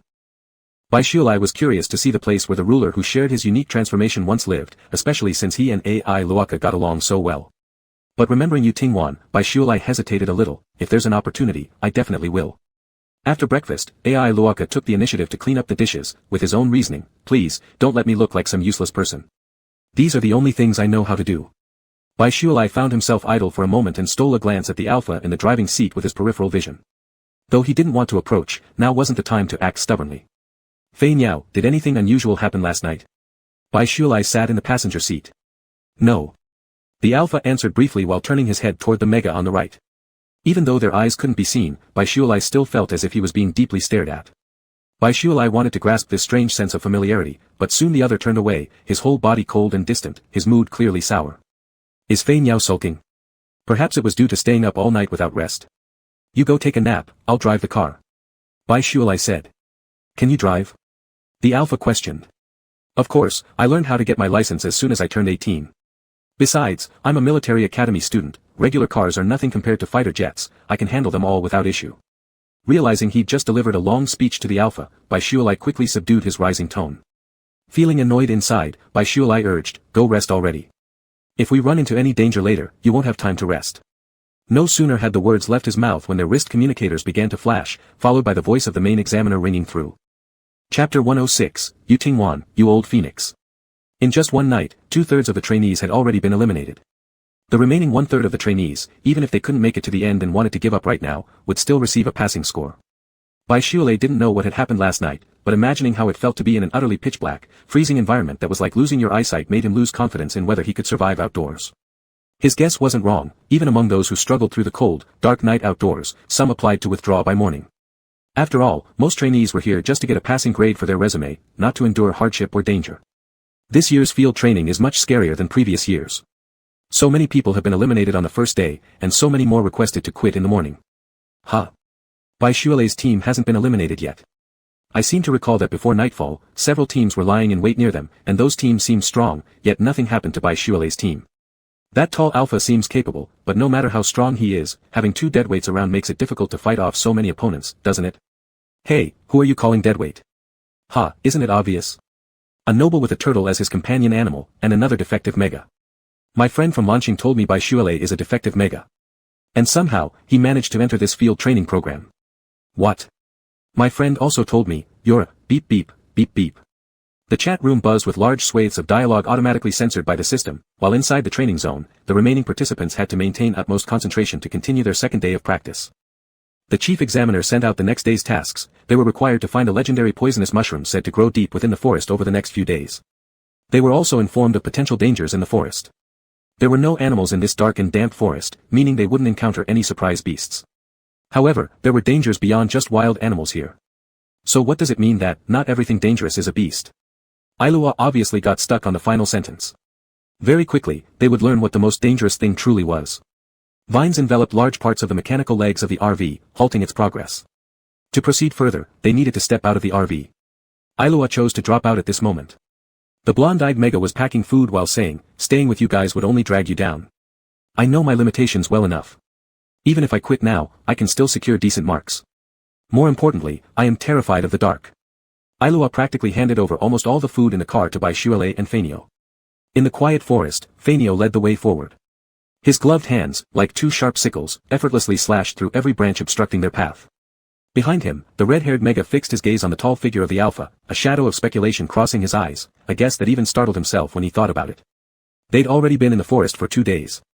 Even with great luck, could they really avoid all danger? At first, they were always on edge, worried that the trees nearby would suddenly come alive, striking them with unexpected branches. But strangely, not only did they face no danger during the day, but every night they had managed to find suitable caves where they could rest for the night, purely due to good fortune. 2 days was enough for Baishuale to calm down and analyze the strange feelings of inexplicable closeness to the Alpha and the sense of safety he experienced being around the Alpha. He had felt the same emotions only from Yutingwan. When Yutingwan had partially transformed into her beast form, her height and body structure seemed to resemble Fanio. Oh, this Alpha's name was Fanio. Isn't a phoenix also considered a Fanyao, flying bird? Was there really so many coincidences? Whether or not that was true could only be determined by removing Fanio's mask. As soon as he started thinking that Fanio might be Yutingwan, he initially found it incredible, followed by an odd sense of relief. If Fanio was indeed Yutingwan, then at least it proved he wasn't easily distracted or prone to developing feelings for Alphas on a whim, right?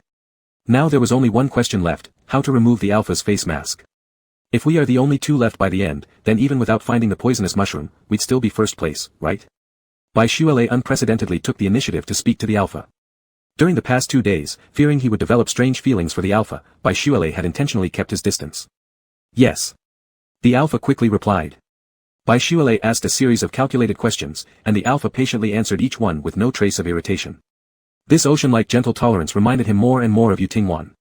In the past, Baishuale had only ever experienced this special kind of personal gentleness and inclusiveness from Yutingwan. He quickened his pace. A sudden impulse to rip off the Alpha's mask came over him, but the buzzing sound in his ears reminded him that 2 flying robots were still circling above them. Quickly calming himself down, he concluded it wasn't the right time to unmask the Alpha. But Baishuale was never a patient man. He stepped up beside the Alpha and with delicate fingers lightly gripped the hem of the Alpha's black coat. Not using much force, someone with a thicker nerve might not have even noticed their clothing being held. Yet, the Alpha immediately stopped walking. Turning around, the masked man looked at Baishuale, an emotionless yet tender voice asking, "What's wrong?" At the moment their eyes met, Baishuale's heart fluttered uncontrollably. In this instant, he confirmed it. This person was Yutingwan. Absolutely. There couldn't possibly be another answer.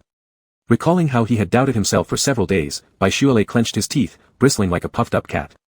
After racking his brain for what seemed like forever, he gritted out 3 words he thought would be devastating. Old Phoenix. Chapter 107, Not Angry Anymore, Kiss Kiss. In the live broadcast feed, the Alpha walking ahead bent his knees and suddenly knelt down on the damp soil covered with weeds after turning around. Oh my gosh, what's going on? Is this a proposal? Lai Lai seems totally shocked. So cute. Ugh. What does Baishuale have that deserves this? She wouldn't be here without the Alpha. Here comes Mr. Jealousy again. I can smell your sourness through the screen. Would you die without envying Lai Lai? The RV was drawn by Lai Lai, and luck is part of skill. You, Mr. Acid Cabbage, will never understand. Who says I'm unlucky? I'm a lucky star, got it? Lucky star. Hey, why did the picture disappear? No way. Not at this critical moment, right? The humming sounds of malfunctioning flying machines suspended in mid-air turned into buzzing before all of them crashed onto the lush branches in the next second. When the words, "Old Phoenix," were spoken, a faint smile flickered in the icy pale blue lenses of the Alpha. There was no surprise, no astonishment, and no sign of being at a loss. The towering Alpha bent his knees and kneeled halfway in front of Mega. This time, the voice that came from beneath the mask was no longer the cold mechanical tone. Recognized me? With a light laugh, the familiar voice was unmistakable. Even when she shouted out the 3 words, "Old Phoenix," Baishuale still carried a hint of hesitation despite already being pretty sure this person was Yutingwan. Before she could finish her thoughts about whether he would pretend not to know, Yutingwan had already admitted directly. You. The word, "you," stuck in her throat for a long while, though she wanted to say so much, Baishuale's mind suddenly blanked. Disguising himself as a stranger, this Alpha had followed her ever since they left the estate. When Baishuale was lying on her bed thinking about Yutingwan, she couldn't have imagined that Yutingwan was actually right beside her. Focusing intently on the man in front of her, Boylove desperately wanted to tear off Yutingwan's mask, but Mega didn't realize yet that the flying devices around had already malfunctioned and could only glare helplessly at him. Her heart secretly hoped this alpha who made her chest flutter was Yutingwan, yet now that she confirmed it, she felt upset at his behavior. Stepping past the kneeling alpha, Boylove walked briskly forward like an inflamed little squirrel. Too upset to scold him, Boylove seethed inwardly. Lie. The sound of the man's footsteps and calls followed from behind. Boylove didn't turn back and kept heading straight, her temples throbbing painfully as confusion clouded her mind over why Yutingwan had acted this way. Was it concern for her safety? Though field training carried risks, each squad was equipped with flying machines to monitor their safety real-time. So far, some students in the base had been injured, none seriously or fatally. While her mind buzzed with jumbled thoughts, Yutingwan called again, lie. Ignoring him, Boylove continued walking forward. After just 2 steps, a powerful force stopped her moving legs. Her black boots rose from the damp ground, and she lost balance as if a delicate doll easily lifted up. Held snug against Alpha's broad chest, one hand circled around Boylove's knees, cradling Mega's thighs and hips like a small child. What are you doing? Put me down right now. Panic colored Boylove's voice as the thought crossed her mind that this might be captured by the flying camera and streamed live. Her fair cheeks instantly flared with 2 red clouds. Behind her, the Alpha let out a helpless sigh. If I put you down, you won't talk to me. Now is not the time for this. Just put me down. Struggling to jump down, Boylove felt like a fish caught firmly in someone's hands.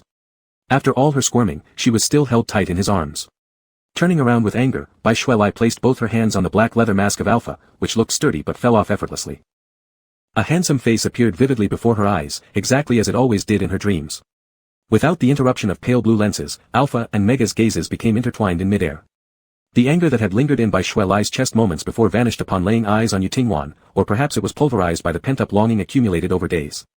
In short, Boylove ceased to be angry with no backbone whatsoever. He opened his mouth but suddenly forgot what he wanted to say. His mouth hung open as he looked at Alpha dazedly. You.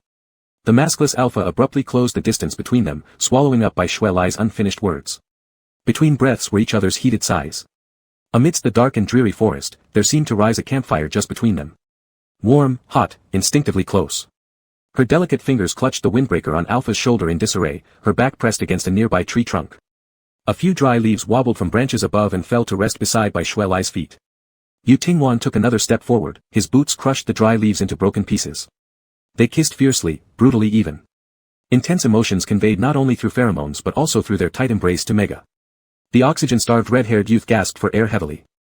Her transparent clear eyes shimmered with a layer of moisture, while her lush eyelashes, as vibrant as her hair, quivered slightly. It seemed Boylove was about to cry the next second. Are you upset? Yutingwan held his small boyfriend trapped between his chest and the tree trunk. He leaned in to kiss Boylove's damp lips and said, Lie, I miss you. The 3 words most yearned to be spoken unexpectedly came first from Yutingwan. Unable to break free from Alpha's hold, Boylove buried her head into Yutingwan's warm neck. Boylove whispered, We're still being broadcast live. A trace of laughter emerged on Yutingwan's face. Is this why you rejected me earlier? At the thought that all their actions had been seen by others, Boylove burrowed her head deeper. It's too embarrassing. Let me down right now. Low chuckles echoed overhead, and Boylove was embraced even tighter by Yutingwan. Not letting go, I want to kiss you again, a certain Alpha declared. Chapter 108, I'm going crazy missing you. The trees growing upright in the forest had a thick, rough, dark brown bark. One hand supported Boylove's thigh and buttocks, while the other held Mega's back of the head, the arm naturally blocking between Boylove's back and the rough bark. The rough, uneven bark would not injure an S-grade Mega. But it would make a 3S-grade Alpha feel heartache. In the fierce kisses, the angry large cat with its fur bristling gradually calmed down as its fur flattened out beautifully. The hands that tightly clutched Alpha's shoulders, initially scratching fiercely, gradually relaxed their knuckles and now gently but firmly grasped Yutingwan's shoulders and nape. A drizzle pattered on the dense branches and leaves, creating crisp sounds, then fell through the gaps in the leaves next to the 2 men who were embracing each other. A cool droplet of rain lightly struck the smooth forehead of the red-haired Mega, sliding downwards due to gravity, and left a small streak of water on cheeks that were slightly flushed. The water dripped over the philtrum, sliding past the lips and chins hollow.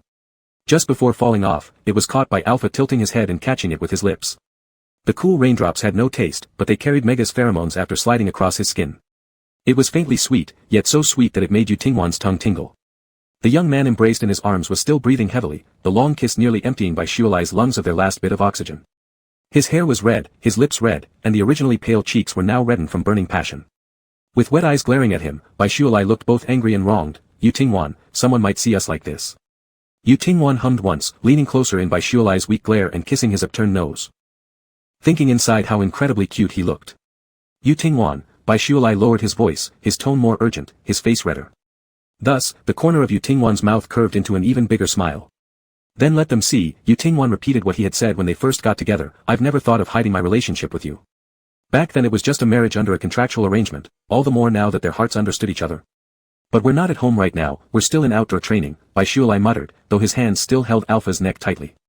Lai, I miss you. Yu Tingwan leaned over, enveloping Mega in a tight embrace.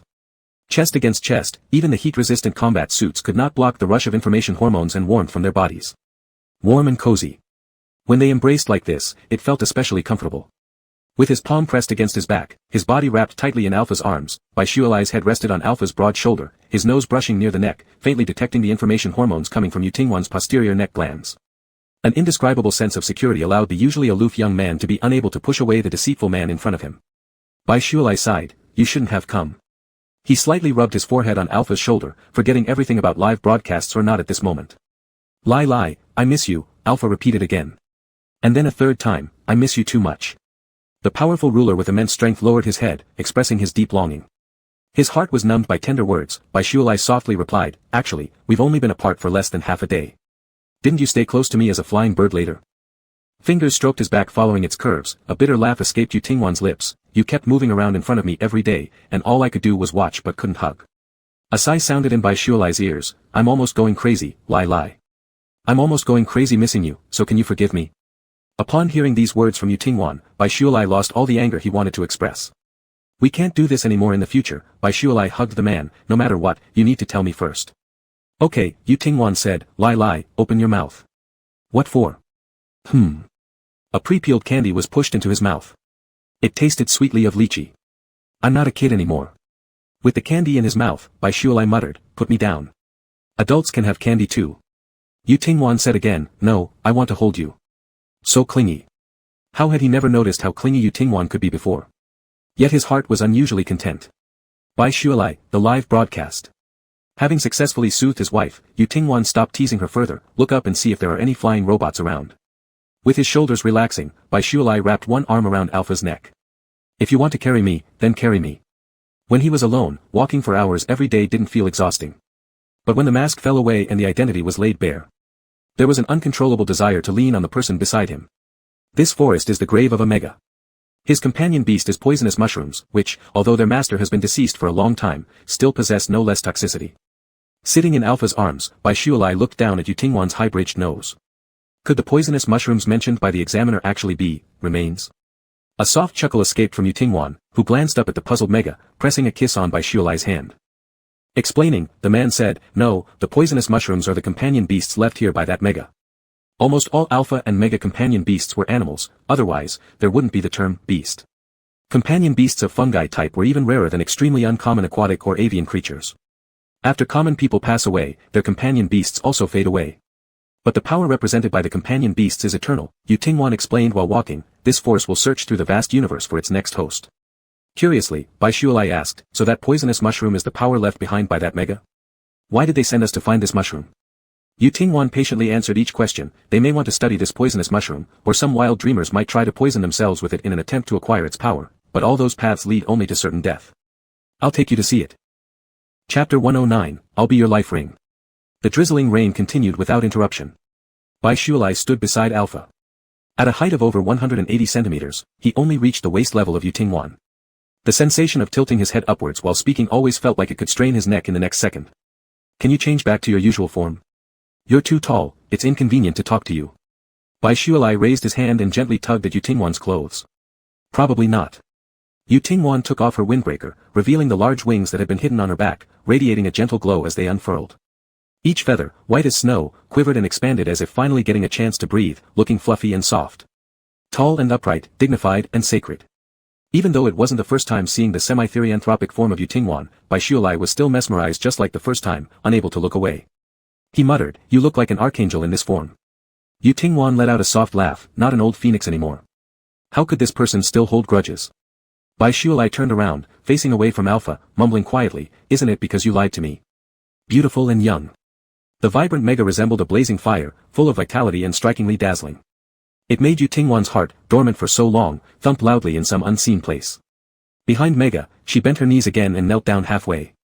Regardless of the clean clothes already dirted by mud becoming even dirtier when spreading her arms, the shining large wings followed suit and spread wide. When her hands embraced her lover, a pair of expansive wings firmly enveloped Bai Shualai. What's going on? Startled to be suddenly embraced, Bai Shualai turned his head with clear eyes filled with confusion. His eyes were usually black, but during the partial therianthrope transformation into a phoenix, Yu Tingwan's eyes also transformed into a light golden color similar to a phoenix. Pale gold irises, silver white hair, and a flawlessly handsome face exuded a transcendent beauty not to be desecrated.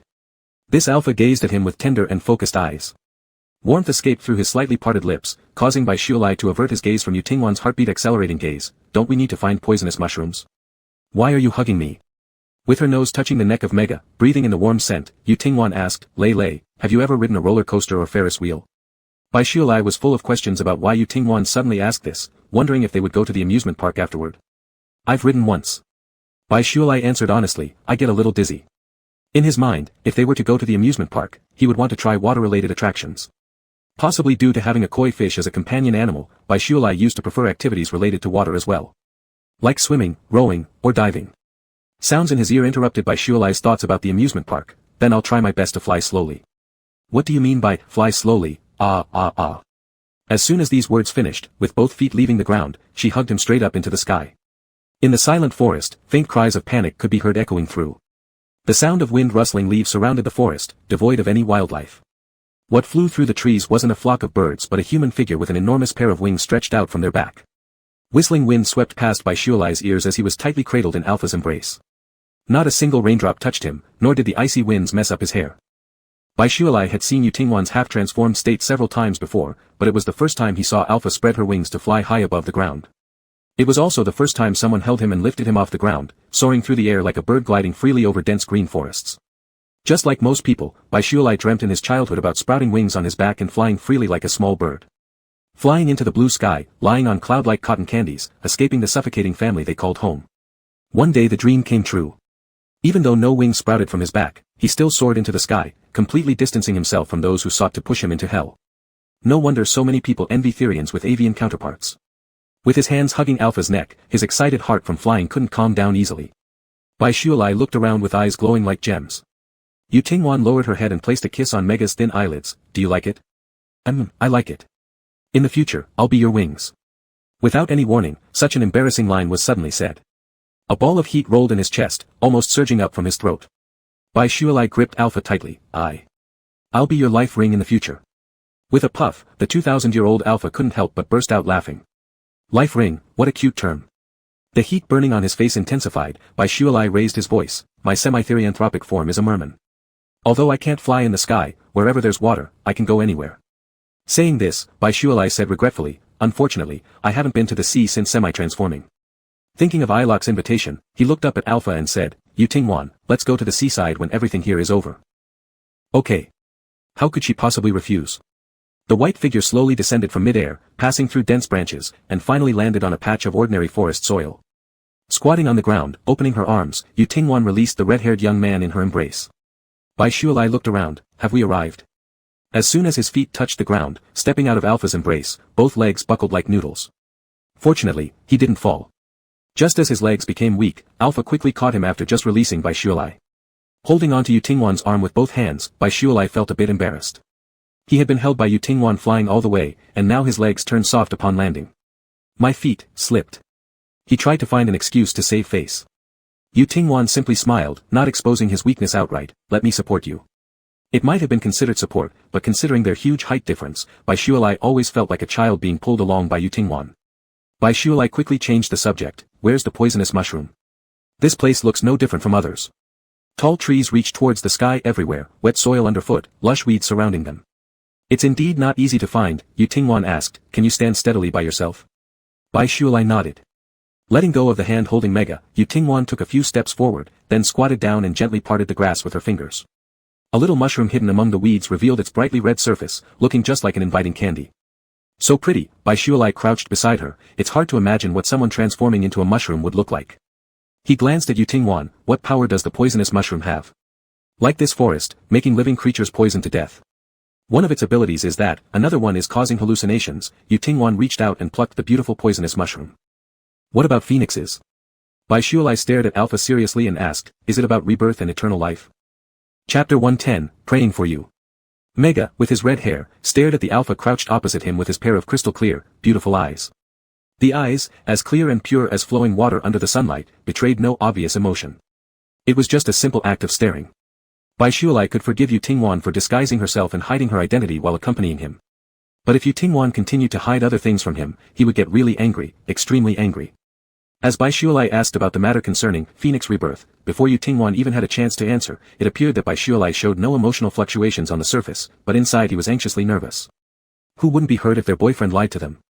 Yet Bai Shualai couldn't help but think, what should he do if Yu Tingwan really deceived him regarding the phoenix rebirth? Argue? Break up? In matters of love, Bai Shualai had his own boundaries. If Yu Tingwan really... It's not quite immortality. Not long after Bai Shualai asked the question, Alpha quickly gave a response. Is this really necessary? Her hand stroked Bai Shualai's tense cheek, Yu Tingwan said, now isn't a good time to discuss this. Once we get back, anything you want to know, I'll tell you. I don't think now is a bad time. Bai Shualai grabbed the Alpha's hand touching his cheek, I want to know now. He couldn't wait any longer. Every second felt like torture. Under Omega's serious expression hid an almost unbearable fragility. Alright, what do you want to know, Lai Lai? Yu Tingwan relented. She gripped Bai Shualai's hand in return, holding his delicate fingers in her grasp, silently offering him a sense of security. There were no attempts to avoid the subject or excuses made to fob off. Yu Tingwan's reaction slowly put Bai Shualai's mind at ease. Does rebirth have both successes and failures? Yes, Yu Tingwan answered calmly, if the rebirth succeeds, I can be reborn with a 1,000-year lifespan. But at the same time, I will lose all past memories. Bai Shualai's gaze flickered, continuing to ask, and if it fails? Yu Tingwan smiled faintly, if it fails, then dust returns to dust, soil returns to soil. His rose-colored lips tightened unconsciously. Bai Shualai gazed at the Alpha, then, how much longer until your rebirth? It might be a few years, or perhaps just a few months. Bai Shualai nodded, lowering his gaze as if deep in thought. He licked his lips and muttered, thinking positively, at least it's not just a few days. Continuing, Bai Shualai raised his head again, revealing a hint of vulnerability in his expression, that's too cruel, Yu Tingwan. If your rebirth fails, what should I, who've just fallen in love with you, do? Even if your rebirth succeeds, you will forget me. The accusation trembled towards the end, Bai Shualai losing control. He pulled away from Yu Tingwan's hands, clenched his fists and hit Alpha's shoulders hard without hesitation. The blow only made him sadder. His eye rims quickly turned slightly red, the lake in the center of his pupils flooding his eyes. Bai Shualai glared at Alpha, are you made of iron? Stop being called Fanio, call yourself Tai Wei instead. Whether Yu Tingwan felt pain was unclear, but Bai Shualai's previous action caused pain in his own hand. Try hitting again. Yu Tingwan pulled Bai Shualai's hand and slammed it onto her chest. This time it wasn't a hard, steel-like body. During semi-beast transformation, the body automatically turns into this. Yu Tingwan explained. She held the Mega's hand like a devout believer, leaning down solemnly yet cautiously to kiss Bai Shualai's hand back and fingertips. The rebirth won't fail, and success won't alter my feelings for you. Extending her hand, she embraced the rather shocked Mega, lowering her head to softly kiss Bai Shualai's forehead and face. Even if I lose my memory, I'll still love you. Yu Tingwan knew what Bai Shualai worried about. The Mega in her arms had experienced a very terrible relationship in the past. Once upon a time, the Alliance Crown Prince who promised everlasting love forgot Bai Shualai completely after an accidental memory loss and later even did many harmful things to him. The word, memory loss, frightened Bai Shualai. Are you worried I'll end up like Song Shi? With her palm pressed against the slightly trembling back, Yu Tingwan's voice was gentle. Bai Shualai didn't speak. He sat in Alpha's arms, cradled in Yu Tingwan's elbow, his hands hugging the Alpha's neck. Just thinking about the possibility that Yu Tingwan might forget him after losing her memory, and no longer like him, made Bai Shualai's heart ache as if it would crack. And this was just a supposition. If it actually happened, Bai Shualai couldn't imagine how much he would suffer. After Song Shiyan hurt him, he had decisively turned around and left, without any lingering attachment. But if the person were Yu Tingwan, he might not be able to act with such composure and decisiveness. He would never again like anyone else the way he liked Yu Tingwan. Though this was what he thought in his heart, Bai Shualai deliberately said, I'm not worried at all. If you forget me and upset me, I'll divorce you, take half your wealth, and go on dates with many handsome alphas, becoming a joyous ultra-rich Omega. Arching an eyebrow, Yu Tingwan couldn't help but slap Bai Shualai's bottom, her tone deepening considerably, there is no such possibility. Holding the Mega tightly in her arms, Yu Tingwan's voice carried a cold, chilling edge, even if my rebirth fails and I die, I will crawl out of hell and drag into the underworld every alpha who dared date you. Good thing you can crawl back from hell and come back to life. Bai Shualai showed no fear. When your rebirth fails, I'll do exactly this. Yu Tingwan almost lost her breath for a moment before she sternly said, it won't fail. Bai Shualai shot her a sidelong glance. 100% sure. Yu Tingwan replied, 90% sure. His eyes gleaming, Bai Shualai grabbed the alpha's clothes anxiously and asked, then if I pray for you, will it ensure 100% success? Chapter 111, Missing Ailua, Angry Bai Shualai. We are now legal partners. If I fail my reincarnation, you can have all of my assets, richer than any ruler of any planet, and you can do anything you want. Yu Tingwan asked, do you still wish for my successful reincarnation? I can spend your money right now, Yu Tingwan. Haven't you forgotten that you've already shared your account with me? Yu Tingwan smiled and nodded, that's true. Reaching out to touch the feathers on the alpha's large wings, Bai Shualai added, you just offered to be my wings, didn't you? To be my wings, we must first live. Lei Lei hopes I survive my rebirth and continue living, right? Bai Shualai affirmed it with a sound, then seriously said, I hope Yu Tingwan can successfully reincarnate, remain healthy, and live on unscathed. As a rider bowing to his king, Yu Tingwan lowered his head and kissed Bai Shualai's hand. He looked up at the mega, anything you wish for, I will achieve. What nonsense, making it sound like a parting before death. Pulling back his hand, Bai Shualai didn't want to show sadness or vulnerability at this moment. Although he worried about Yu Tingwan's rebirth process, the alpha's sincerity about this matter somewhat alleviated most of his anxieties. Life is not always smooth, and relationships are even more so.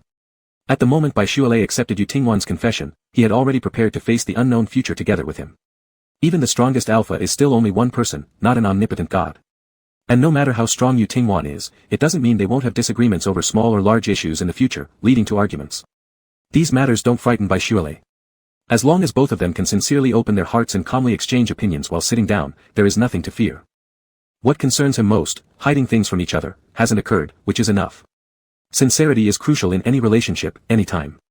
The little poisonous mushroom was placed into a small wooden box by the alpha. Yu Tingwan handed the box containing the poisonous mushroom to Bai Shualai, take it back to complete the task.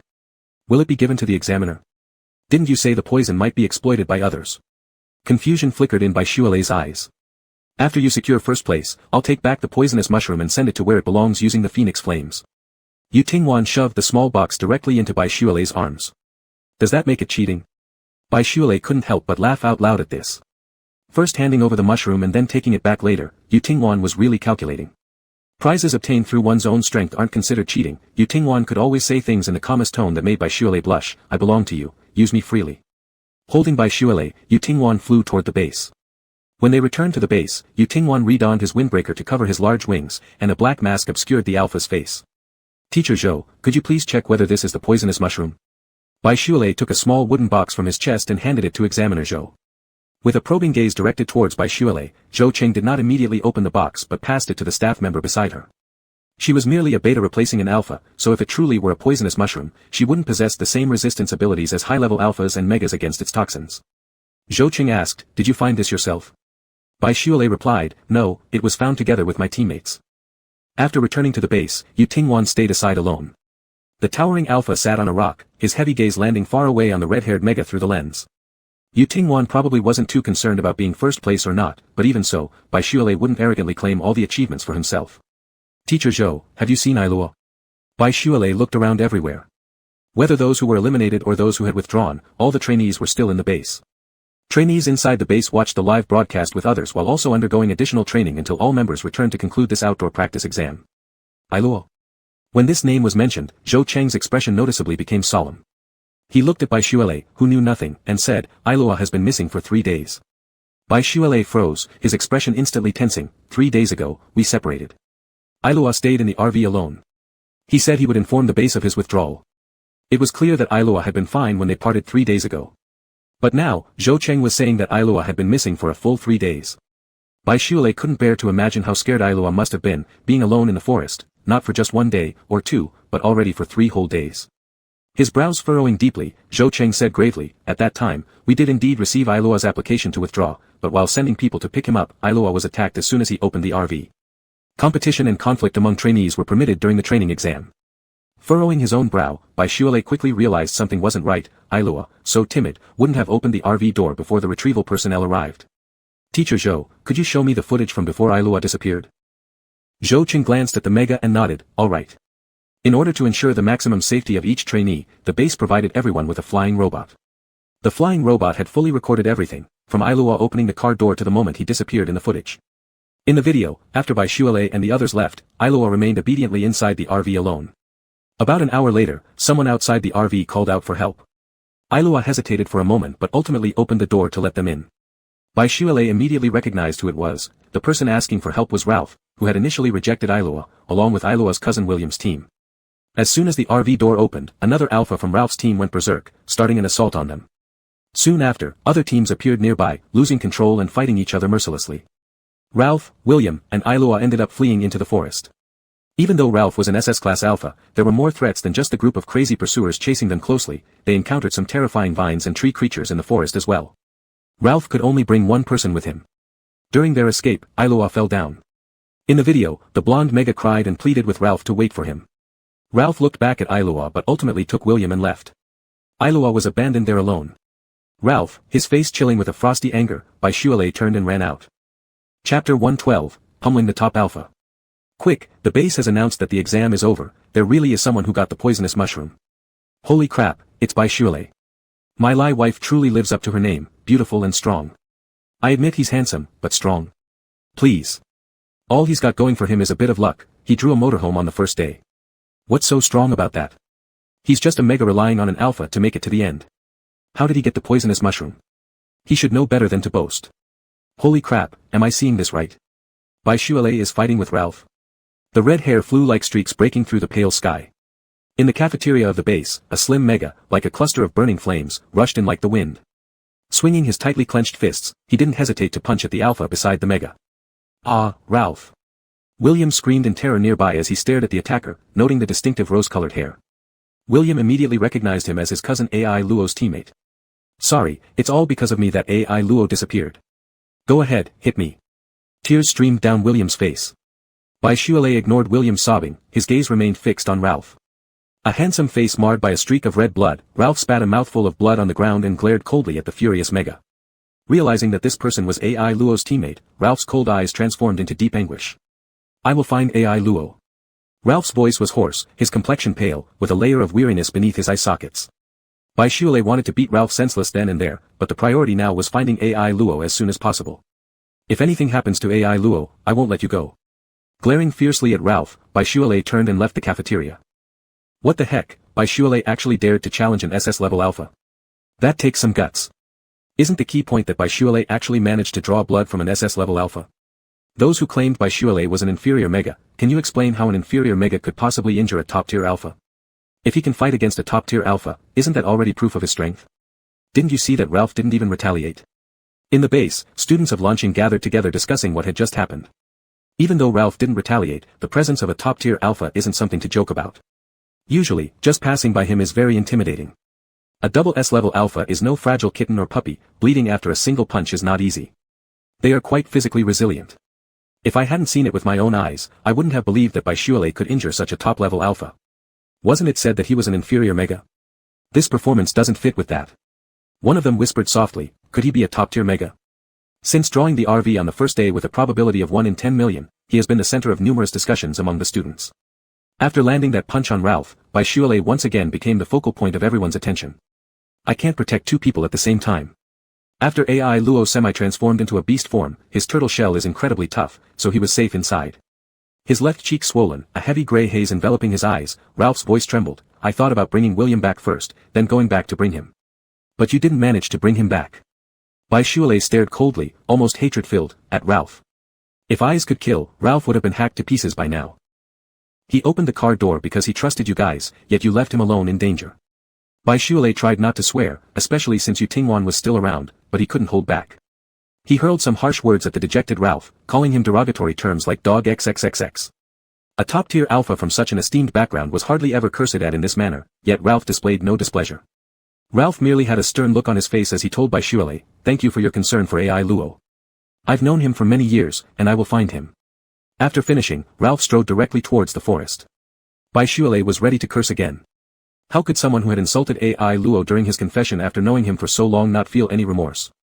After knowing each other for so many years, it's surprising that Ralph didn't take AI Luo with him when he fled. Dog X kind. He still couldn't help but curse out loud. Tingwan, do you have any way to find AI Luo? After learning about the events from Ralph, Bai Shualei immediately went to seek Yu Tingwan's help. The base had already sent people and machines to search in the forest for 3 whole days. They were unable to contact AI Luo or find his whereabouts. Ralph seemed to go alone into the forest every day, but to no avail. AI Luo remained missing. The dangers in the forest were much worse than Baishuele had imagined. There were vines capable of binding people, strange flowers with hallucinogenic effects that made people fight crazily, and even tree men that would suddenly move around. But while Baishuele was in the forest, he didn't encounter any of these things at all. It was beyond doubt that, whether they were the students who originally planned to snatch the motorhome at night, or the dangerous plants living in the forest, before Baishuele found them, an alpha had secretly dealt with them. If there were birds here, or wind, I could find AI Luo's traces through the bird's flight and the sound of the wind, said Yutingwan. But this strange forest had neither wind nor small birds that called the forest home. The poisonous mushroom, Baishuele hesitated.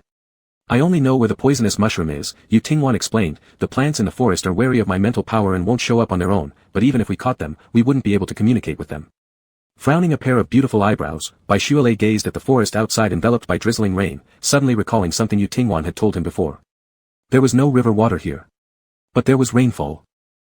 Chapter 113, Exposure of Mental Power Level, Is he a dual S Omega? Eluak had once told him that the first emperor of the star who opened the sky and split the earth could transform into a merman after partial beastification, possessing strong power over water. When at the Blue Star Manor, Yutingwan had personally taught him how to control the lake water to create tumultuous waves. How to make every drop of water become his eyes and expand his field of vision on his behalf. Before coming to the wilderness training, Baishuele's range of water control was limited to the artificial lake shimmering in front of Yutingwan's villa. But this forest is much larger than any number of artificial lakes combined. Even with the personal guidance from Yutingwan and having absorbed much alpha nourishment during the growth period, Baishuele was just an awakened mega with half-beastification capabilities not long ago. Only with the continuous enhancement of mental power would his control over water improve. Baishuele didn't know if his current mental power could successfully find Eluak through the falling rain, but it was certainly better than doing nothing.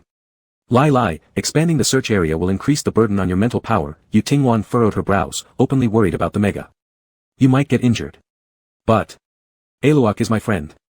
Baishuele strode out of the house, he couldn't wait another second.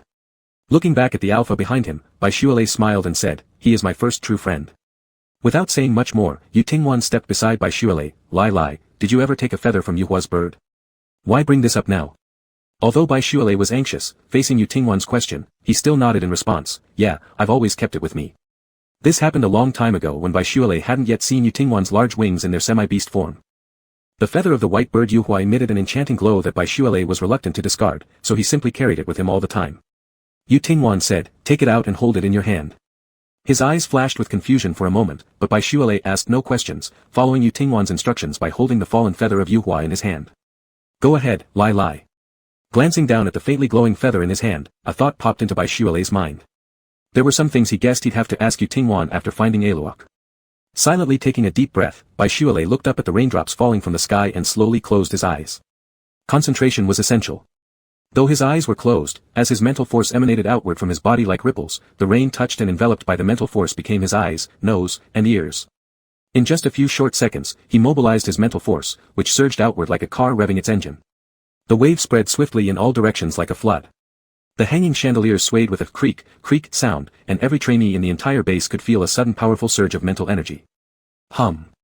Most of the trainees whose mental power ranked between A and S grade clutched their heads due to the sharp sting.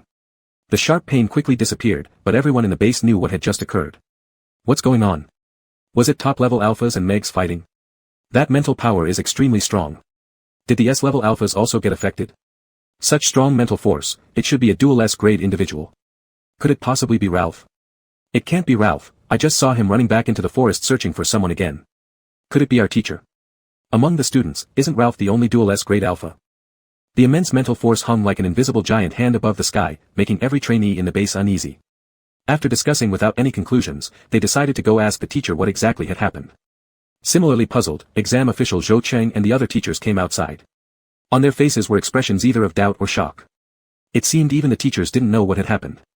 Following the gaze of the teachers, the trainees, in the drizzling light rain, saw the red-haired Mega standing silently in the rain.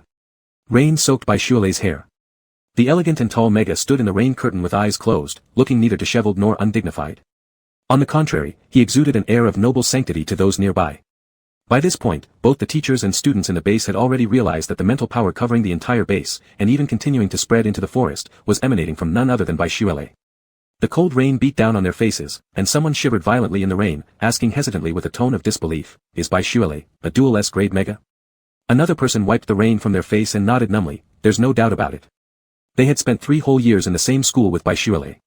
From day one, they were told that this beautiful red-haired mega was an inferior mega who only managed to get into school because of alpha support. Could an inferior mega suddenly become a top-tier mega? That was impossible. Even the most powerful alpha in the world couldn't achieve such a transformation. Which meant there was only one explanation. Boylove had never been an inferior mega at all. He was an SS-grade mega, the only SS-grade mega in the entire Blue Star Alliance. Not just those in the base but everyone watching the live broadcast witnessed this revelation. Who said earlier that Boylove isn't strong? An SS-grade mega. Do you call this weak? Show your mental power level if you have any guts. Wife lie, I'm going crazy. It's an SS-grade mega. I'm losing my mind, What about those who kept spreading rumors that Boylove is an inferior mega earlier? Come out for a stroll, will you? Does Boylove have a boyfriend? I have a bold idea. People on Blue Star should know that Boylove was once engaged to the Crown Prince of the Blue Star Union, so he should be single now. Holy crap. Are you serious? Is that Blue Star Prince blind? To dump such a beautiful and powerful mega? Incredible. It's true. That incident made big waves before, and many mocked Boylove, though it wasn't his fault at all. So pitiful. Suddenly. The mega who had been keeping his eyes tightly closed opened them. Boylove panted heavily, his pale face flushed red with excitement. I found eloped. Chapter 114, I'm just too afraid of losing you. Mega slowly regained consciousness. In his blurry vision, from far away and gradually getting closer, there appeared a red halo. Eloped blinked, tears welling up in his eyes, making the eyeballs moist, and as his tear-washed vision became clearer. Eloped, it's alright now, don't be afraid. Gentle red hair cascaded down from behind her shoulders. Boylove sat by the bedside, with a warm hand softly covering Eloped's forehead, which had finally cooled down. Lie. Lie brother, woo-woo. A trembling cry escaped his throat, Eloped flipped over and hugged Boylove's waist, unable to hold back any longer and burst into loud sobs. I thought I was done for, woo-woo. Lie brother, I miss dad and mom so much, I want to go home. Her hands gently patted Eloped shaking back as he cried. Boylove leaned down and kissed the top of Eloped's head, it's fine now, Eloped, it's fine, don't be scared. Fortunately, Eloped had a sturdy shell. Though the shell was kicked over, rolling around in the mountains until it fell into a sunken pit. The Eloped hiding inside the shell did not suffer any harm, only after 3 days and nights without eating or drinking, while all this time being trapped in despair, Eloped needed a period of recuperation. Even though the base had complete medical equipment, after finding Eloped, Boylove still chose to leave with him. Yutingwan's spaceship had better medical facilities and better doctors. As a fellow mega, Boylove could also use his gentle spiritual force to soothe the frightened Eloped. Just after waking up not too long ago, Eloped fell asleep again while crying. With spiritual force as gentle as flowing water, Boylove comforted Eloped. After finishing all of this, Boylove quietly got up from beside the bed and turned off the lights in the room. When turning around and closing the door, she saw an alpha standing outside the door. No longer maintaining a semi-bestial form, Yutingwan returned to his usual appearance, standing at the intersection of shadow and light. The tall alpha, with a handsome face where half is submerged in darkness and the other half exudes a soft quality under the light.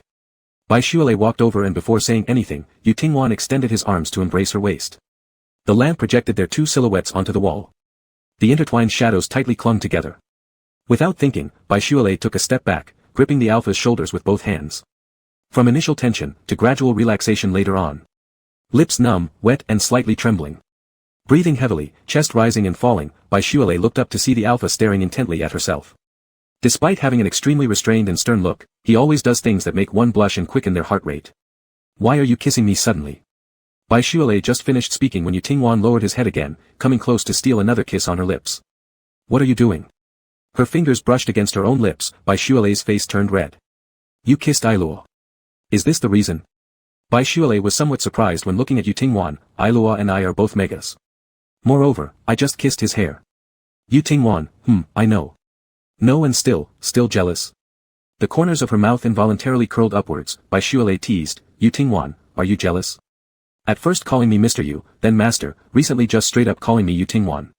With each step closer, Yutingwan advanced until Boylove's spine touched the hard wall behind her. Yutingwan's address to Boylove, however, went in the exact opposite direction. At first, it was Boylove, then Shuele, most recently, an affectionate term that made teeth itch, Lele. Yutingwan, what's wrong? Yutingwan. Boylove smiled, revealing a set of neatly arranged white teeth, curved and mischievous eyes due to her laughter. Lele, nothing's wrong, you can call whatever Lele wants. Infected by the radiant and cunning smile of the red-haired youth, even the alpha couldn't help but smile. Although possessing an endless long life, only after meeting Boylove did his life take on vivid and beautiful colors. He bent over, both hands holding up Mega's long, straight legs. Yu Tingwan, her body lifted into the air as Boylove was picked up by Yu Tingwan, who carried her by her legs. In order to keep her balance, Boylove placed both hands on the alpha's shoulders and let out a string of clear laughter. Put me down. It was impossible.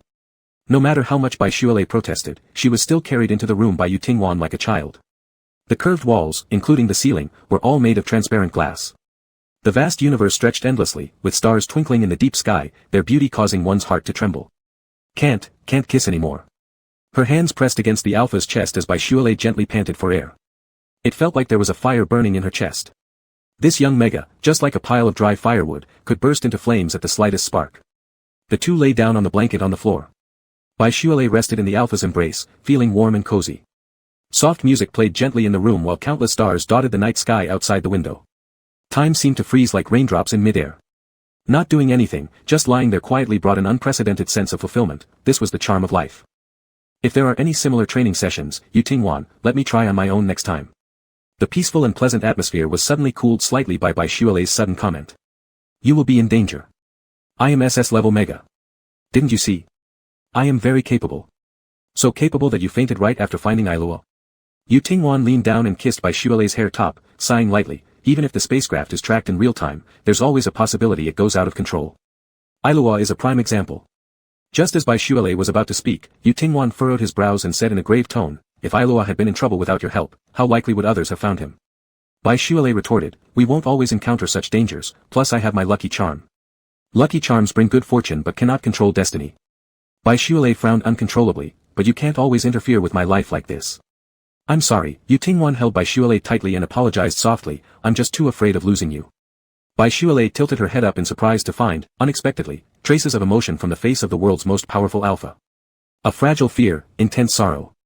Talking about losing or not losing, I'm here just fine. Boylove grasped Yu Tingwan's pinky finger. Our Lele will always be just fine. Chapter 115, Dreaming of the Previous Life Again.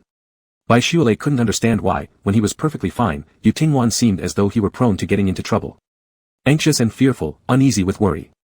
If anyone should feel this tension and concern, it should be him instead. After all, he's fine now, yet Yu Tingwan is facing the issue of Phoenix rebirth.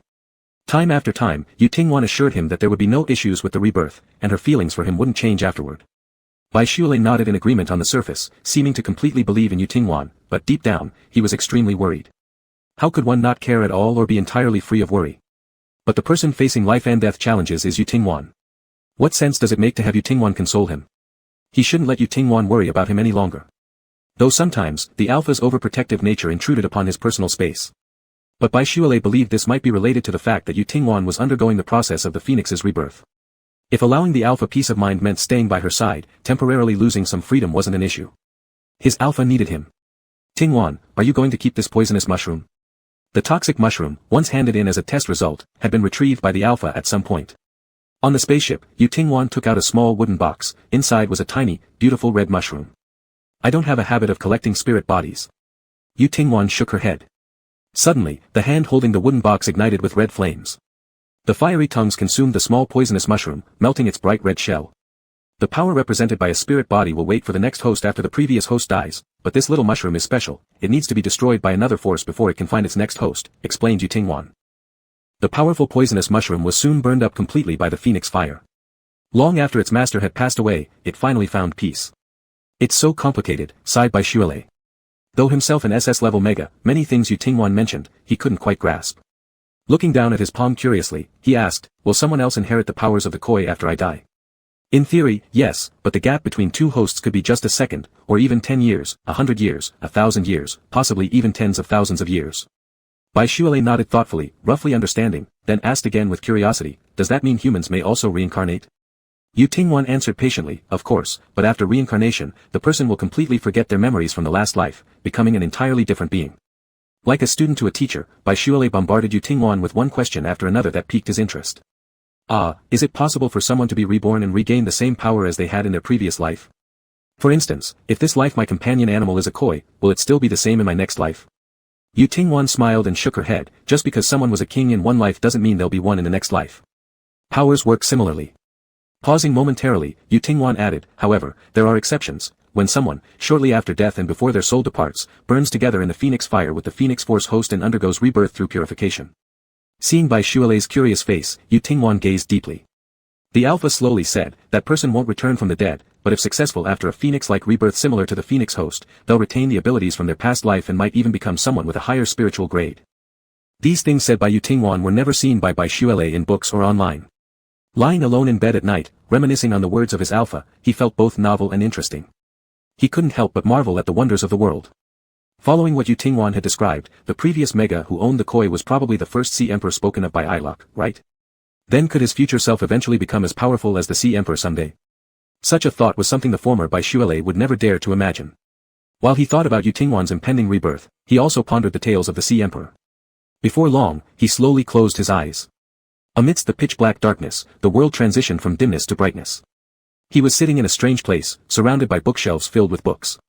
Bright sunlight filtered through the gaps in the windows, leaving a rectangular patch of brightness on the dark wooden floor. Bai Shualai, whether it's reading or training, you mustn't slack off. A familiar voice suddenly rang in his ears. He looked up and saw a handsome Alpha sitting on a large chair behind the desk. It was Yu Tingwan. But her hair was black. Then, he heard his own voice, "Teacher, I don't want to rise to fame or achieve great things in the future. I just want to be an ordinary person. Being plain can also bring happiness." The man knitted his slanting eyebrows into his temples, and there was a faint glimmer of anger in his ink-black pupils. Lacking ambition, do you know who the last person to possess the power of the koi was? It was the emperor who created the sea star. He shrank his neck and muttered quietly, "But I don't want to be an emperor. I just want to go home and be with my parents." Yu Tingwan's sharp gaze shot at him like a sharp blade, and her tone became more severe. "You have no idea how great the power you possess is. Every day, you idle around, only using the good luck of the koi to do some trivial things." His chest was full of grievances as he stiffened his neck to defend himself. How could those things be unimportant? I helped cure my classmate's grandmother's illness, and I also helped abused cats and dogs recover their health. If you worked hard, possessed greater strength, you could save even more people. But I don't want to be a hero. I cannot be a selfless hero. I just want to be an ordinary person. Teacher. The Alpha with black hair coldly interrupted his student, "Cowardly, selfish. Go back and reflect well. Starting tomorrow, increase the intensity of your training." The scene changed. An exhausted Mega lay in bed, his cheeks flushed red like two fiery clouds.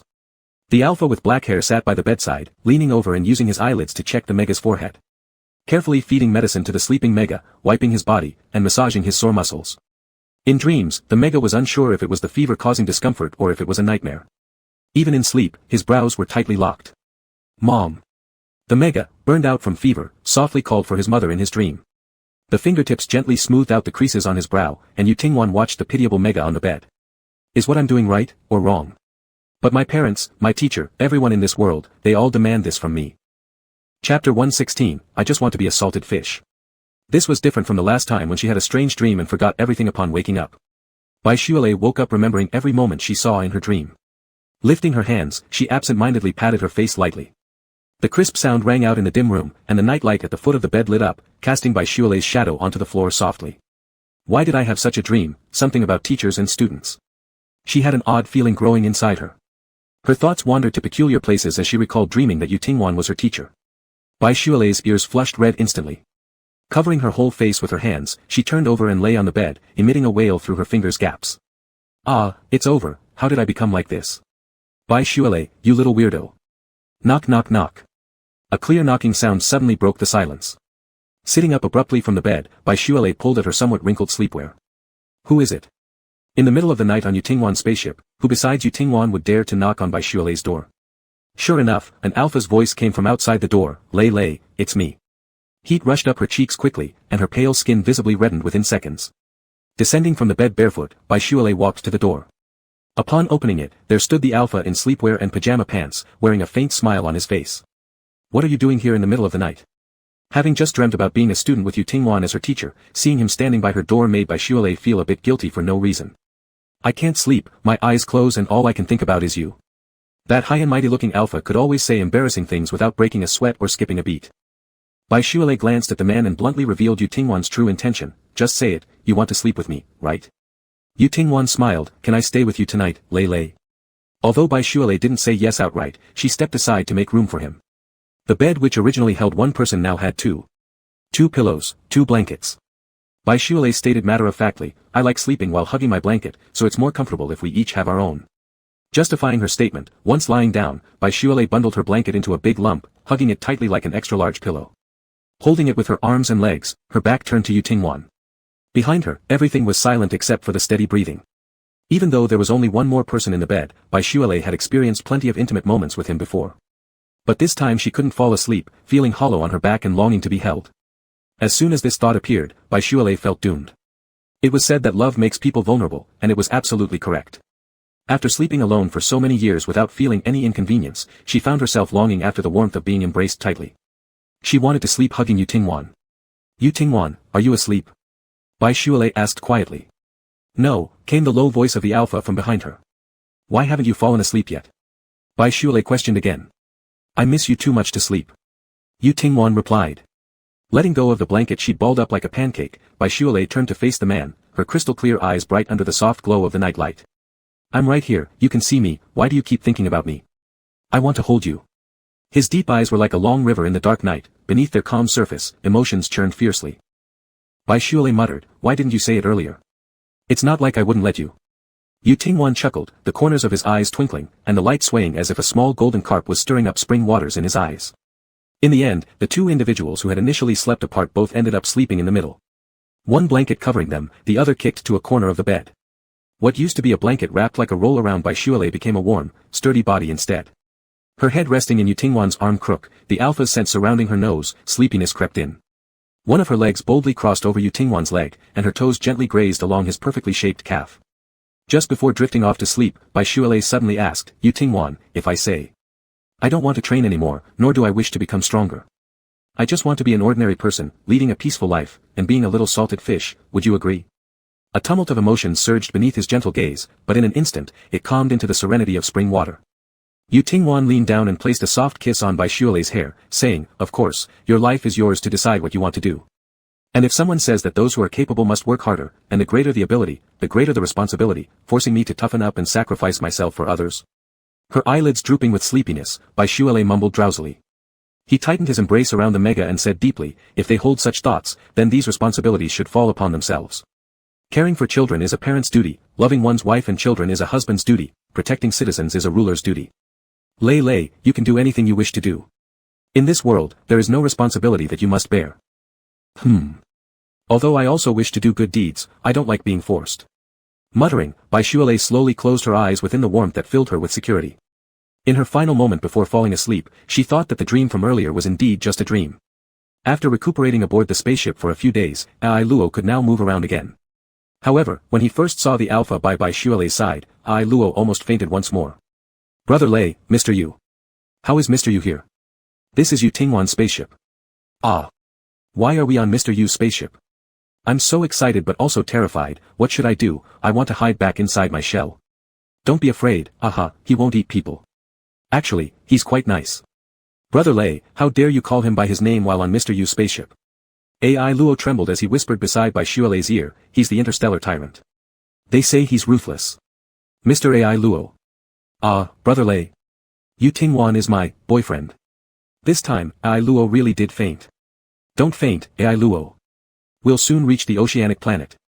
Chapter 117, his posters, all over the blue star. Ai Luo is the only person Bixiule has called a friend in recent years. His parents were a stellar rich merchant's daughter from the Blue Star Alliance and a noble lord from the High Star Empire. Ai Luo was like a rose that grew up in a greenhouse, beautiful and innocent. In Bixiule's words, Ai Luo was like an adorable younger brother. His own biological younger brother was not a good person. Sometimes, when with Ai Luo, he would blurt out things like, if only Ai Luo were my younger brother.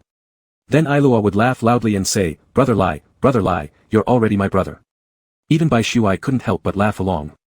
Being contemporaries, they naturally had more common topics, and after having shared life and death experiences in the poisonous mushroom forest, though their acquaintance wasn't long, they had become inseparable best friends. To what extent? To the extent that Yu Tingwan couldn't help feeling jealous.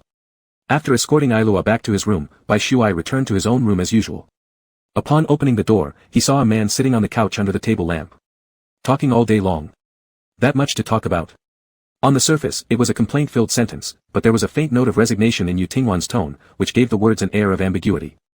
These were emotional words, humanized words. The once untouchable Alpha, who felt like nothing more than a symbol to Bai Shuai, had finally descended from the clouds to land right at the tip of his heart. Turning around and shutting the door behind him, Bai Shuai kicked off his shoes at the entrance and walked into the room in his socks. Ailua and I are the same age, so we do have quite a bit in common to talk about. Bai Shuai's height was nearly average among alphas, but due to his mega genes, his frame was more slender, his waist finer, and his legs longer. Slender, but not frail. His long legs slowly walking on the soft carpet were like those of a graceful dancer. Elegant, yet brimming with latent strength. Holding a book in his hand, his gaze lingered on the red-haired Mega as Yu Tingwan sat with glasses perched on his nose. I am older than you, so we have fewer common topics. Bai Shuai chuckled, increasingly daring to tease Yu Tingwan. Especially since the Alpha showered him with almost indulgent affection. That's your words, not mine, Bai Shuai said with a smile as he approached the Alpha. Yu Tingwan sat on a single-person sofa. There were no spare stools or chairs nearby, so Bai Shuai simply stood in front of Yu Tingwan. Leaning down, he unbuttoned 2 buttons on his shirt, revealing not just angular clavicles but also a smooth chest. Under the cool light, it shimmered like jade. Old Phoenix, what are you looking at? The person became even bolder, not only calling out his full name but giving Yu Tingwan a nickname. Leaning over, Bai Shuai looked curiously at the book in Yu Tingwan's hands. Without speaking, Yu Tingwan opened the book for Bai Shuai to see slowly. Is this a collection of poems? Bai Shuai read aloud as he flipped through. The most distant distance in the world is not between life and death, but rather standing right in front of you while you don't know I love you. A corner of his mouth lifted. Bai Shuai seemed to have stumbled upon something remarkable and said in surprise, I always thought you had no emotions or desires, yet you read love poems. Do I have no emotions or desires? And what exactly is our relationship now? The elongated eyes beneath transparent lenses flashed dangerously, and Yu Tingwan pulled Bai Shuai into his embrace. Closing the book, he placed it on the side table. In the pale light, Bai Shuai sat on the sturdy thighs of the Alpha, the posture intimate. Bai Shuai stammered to explain, I mean before. Wrong words must be punished, lay. What kind of punishment? I'm going to kiss you, gazing intently at the Mega, Yu Tingwan's voice deepened, lay, help me take off my glasses. Ever since knowing that Yu Tingwan's rebirth time was near, Bai Shuai completely abandoned the doubts in his heart and his anxiety about the future. And once Bai Shuai allowed a crack in his heart, Yu Tingwan boldly and dominantly rushed in. Do you wear glasses because of nearsightedness? Yu Tingwan actually wanted to say presbyopia, but if he really said it, he was afraid that Yu Tingwan's susceptible period would suddenly come ahead of time. Some jokes should not be casually opened. No. Then why do you wear glasses? Fingers lightly pinched the glasses leg, Bai Shuai slowly took them off Yu Tingwan's face. Waiting for you to take them off. Yu Tingwan hugged Bai Shuai's head and pressed down. Bai Shuai lived happily on the spaceship every day, chatting and playing games with Ailua, and kissing and watching movies with Yu Tingwan. He who was about to arrive at the High Star did not know that the news about him had swept through all major media on Blue Star. The only dual S-Class Mega on Blue Star Alliance, in the outdoor training exam that gathered outstanding students from various star systems, defeated other excellent students from other star systems and won the rare first place for Blue Star. No matter what news Bai Shuai had before or what treatment he received on Blue Star. In the age of stars where the strong are respected, whether the Union is willing or not, they would inevitably publicize everything related to Bai Shuai, piling up all the beautiful words on the Mega. In the bustling commercial center of the Union capital, located at the crossroads, a huge screen displayed a large solo poster of a red-haired Mega. Beautiful and delicate features, white skin, a head of bright and striking red hair. The Bai Shuai in the screen looked full of confidence, his lips carried a faint smile, and a pair of clear transparent eyes contained billions of stars. Whoever passed by couldn't help but look up. Bai Shuai's red hair is too cool. So handsome, beautiful, and so strong. I also want to dye my hair red. What color number did he dye? I heard it was natural. He was indeed different from us ordinary people since birth. The red hair is too beautiful. Young people gathered together, eagerly wanting to go to the hair salon to dye their hair the same color as Bai Shuai's. Holding a bag filled with vegetables and meat, a middle-aged woman dazedly stared at the Mega on the big screen. Upon hearing the conversation of a few young people beside her, she suddenly woke up as if struck by something, emotionally agitated saying, red hair is a symbol of misfortune. It will only bring bad luck. Where did this crazy old lady come from? I think you're the one bringing misfortune, aren't you sick? Whose bad words are you saying? Do you know this is spreading rumors? Whether young or old nearby, all looked toward Bai's mother. Full of disdain and disgust, their gazes mercilessly countered and scolded. Bai's mother left in a wretched rush. But no matter where she went, streets and alleys were covered with Bai Shuai's posters. Once regarded as an ominous sign, red hair suddenly became a popular hair color pursued by the youth. Chapter 118, A Token of Affection. Yu Tingwan only smiles in front of Bai Shuai. At other times, no matter who he is in front of, his face remains naturally cold. Even for Bai Shuai's sake, Yu Tingwan is still rather polite to Ailua. Ailua always feels intimidated when seeing Yu Tingwan and can't wait to get off the spaceship once it arrives at Haixing. He doesn't even need Bai Shuai to send him home. I've called my dad. He will send someone to pick me up, Ailua said. Tingwan, I'll go see Ailua off, Baishuale said. The two young, beautiful, and stylish megas left Tingwan alone on the spaceship and went down to play. Hugging the small backpack in his arms, Ailua said, Brother Lai, I feel like Mr. Yu was staring at us just now, it was so terrifying. Am I not on a hit list or something? The spaceship didn't land directly. Baishuale piloted a small spacecraft with Ailua, as well as Qing Mo and Qi Hua, two attendants, leaving the large spaceship behind. Shuale smiled and said, he has some things today, he needs to meet people he knows. I don't know them. It's better to hang out with you than sit around idly there. Oh, sorry, I came to see you off. The architecture of cities on every planet isn't much different, rows of skyscrapers have become a standard feature. When the small spacecraft passed through the clouds, the entire city appeared like a miniature toy town right before their eyes. Around the city, there stretched an endless expanse of azure sea. In a deep sapphire-like ocean near the coastline, a towering merman statue stood in the midst of the sea. Ailua excitedly introduced to Baishuale, Brother Lai, look, that statue represents the first generation of our Sea King of Haixing. The strong, graceful fish tail delves into the ocean while the upper body maintains its human form. The handsome face carries divine compassion and grandeur, and atop the algae-like hair sits a crown adorned with deep-sea pearls. The spacecraft landed near a bustling mall in the city center. Qi Hua and Qing Mo stood outside a shop in the mall, chatting occasionally while casting glances toward the inside of the store. The price of this bracelet is 5 million star coins, a voice said. Alright, I'll take this one. Could you please wrap it for me? Personal accounts linked to the optical brain are universally accepted across all space systems. Without hesitation, Baishuale raised his wrist and used his optical brain to pay a full 5 million star coins. 5 million star coins, this was almost Baishuale's entire fortune. When he first got married to Tingwan, Baishuale sold all the valuable gifts Song Shiyan had previously given him, including a ruby ring, along with the private funds he'd accumulated over time. Initially, his plan was to take this money and start a new life on another planet. But now, he thought, he probably wouldn't leave Tingwan anymore.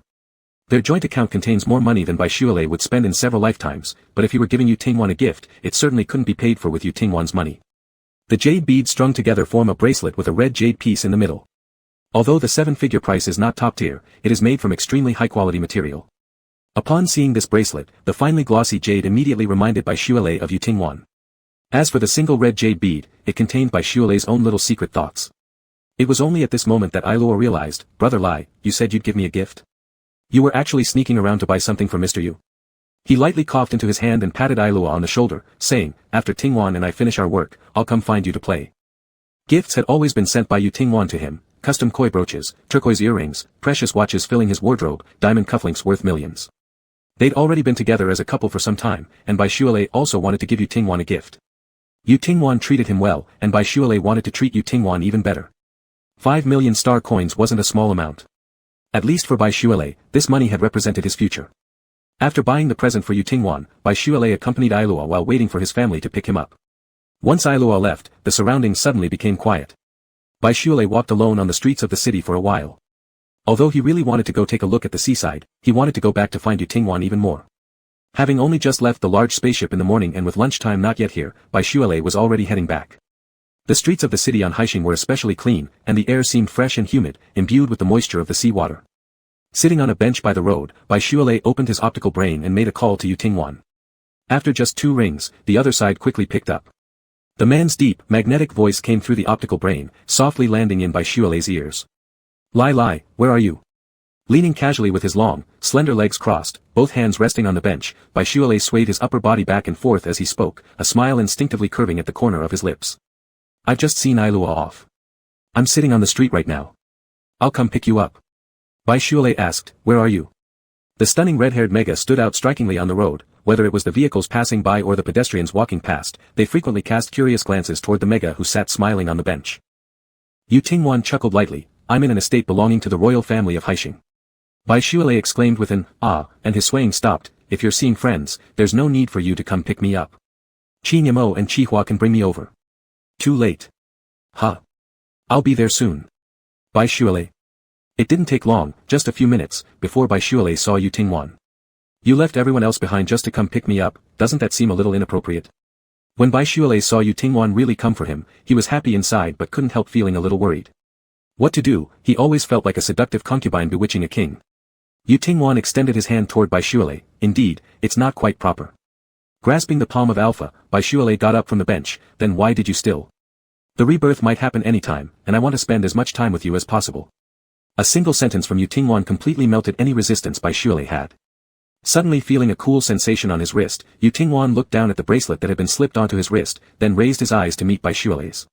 His earlobes flushed red. Bai Shuilei said, "It's a gift for you, don't reject it." "I will keep it safe." Yu Tingwan smiled faintly as he gently touched the slightly cool jade beads and spoke solemnly, a token of affection. Chapter 119, Not a student, but a lover. What is the royal family of Haixing like? Is it very formal? Bai Shuilei looked down at her own clothes, sneakers, loose large shorts, and an oversized work shirt with a white phoenix pattern. She looked just like a typical college student. Then she glanced at Yu Tingwan, whose alpha status was undeniable. He wasn't wearing a tuxedo but donned a set of black suits, a black leather shoe, black slacks, black jacket, paired with a white shirt embroidered with intricate carp designs in silver. Bai Shuilei suddenly realized, "Yu Tingwan, do you also know how to style couple outfits?" Yu Tingwan raised an eyebrow and gave a smirk. "Bai Shuilei, didn't you notice until now?" Well then, where were we talking about?" Quietly walking closer and holding the arm of the alpha, Bai Shuilei looked up with a grin, revealing her neatly aligned white teeth. Gently pinching the tip of Bai Shuilei's nose, Yu Tingwan chuckled softly and said, "Weren't you interested in the first-generation hiking emperor of Haixing?" Bai Shuilei's eyes sparkled as she immediately caught on. "I know. You're going to take me to Haixing's library." Yu Tingwan shook his head. "Wrong. Guess again."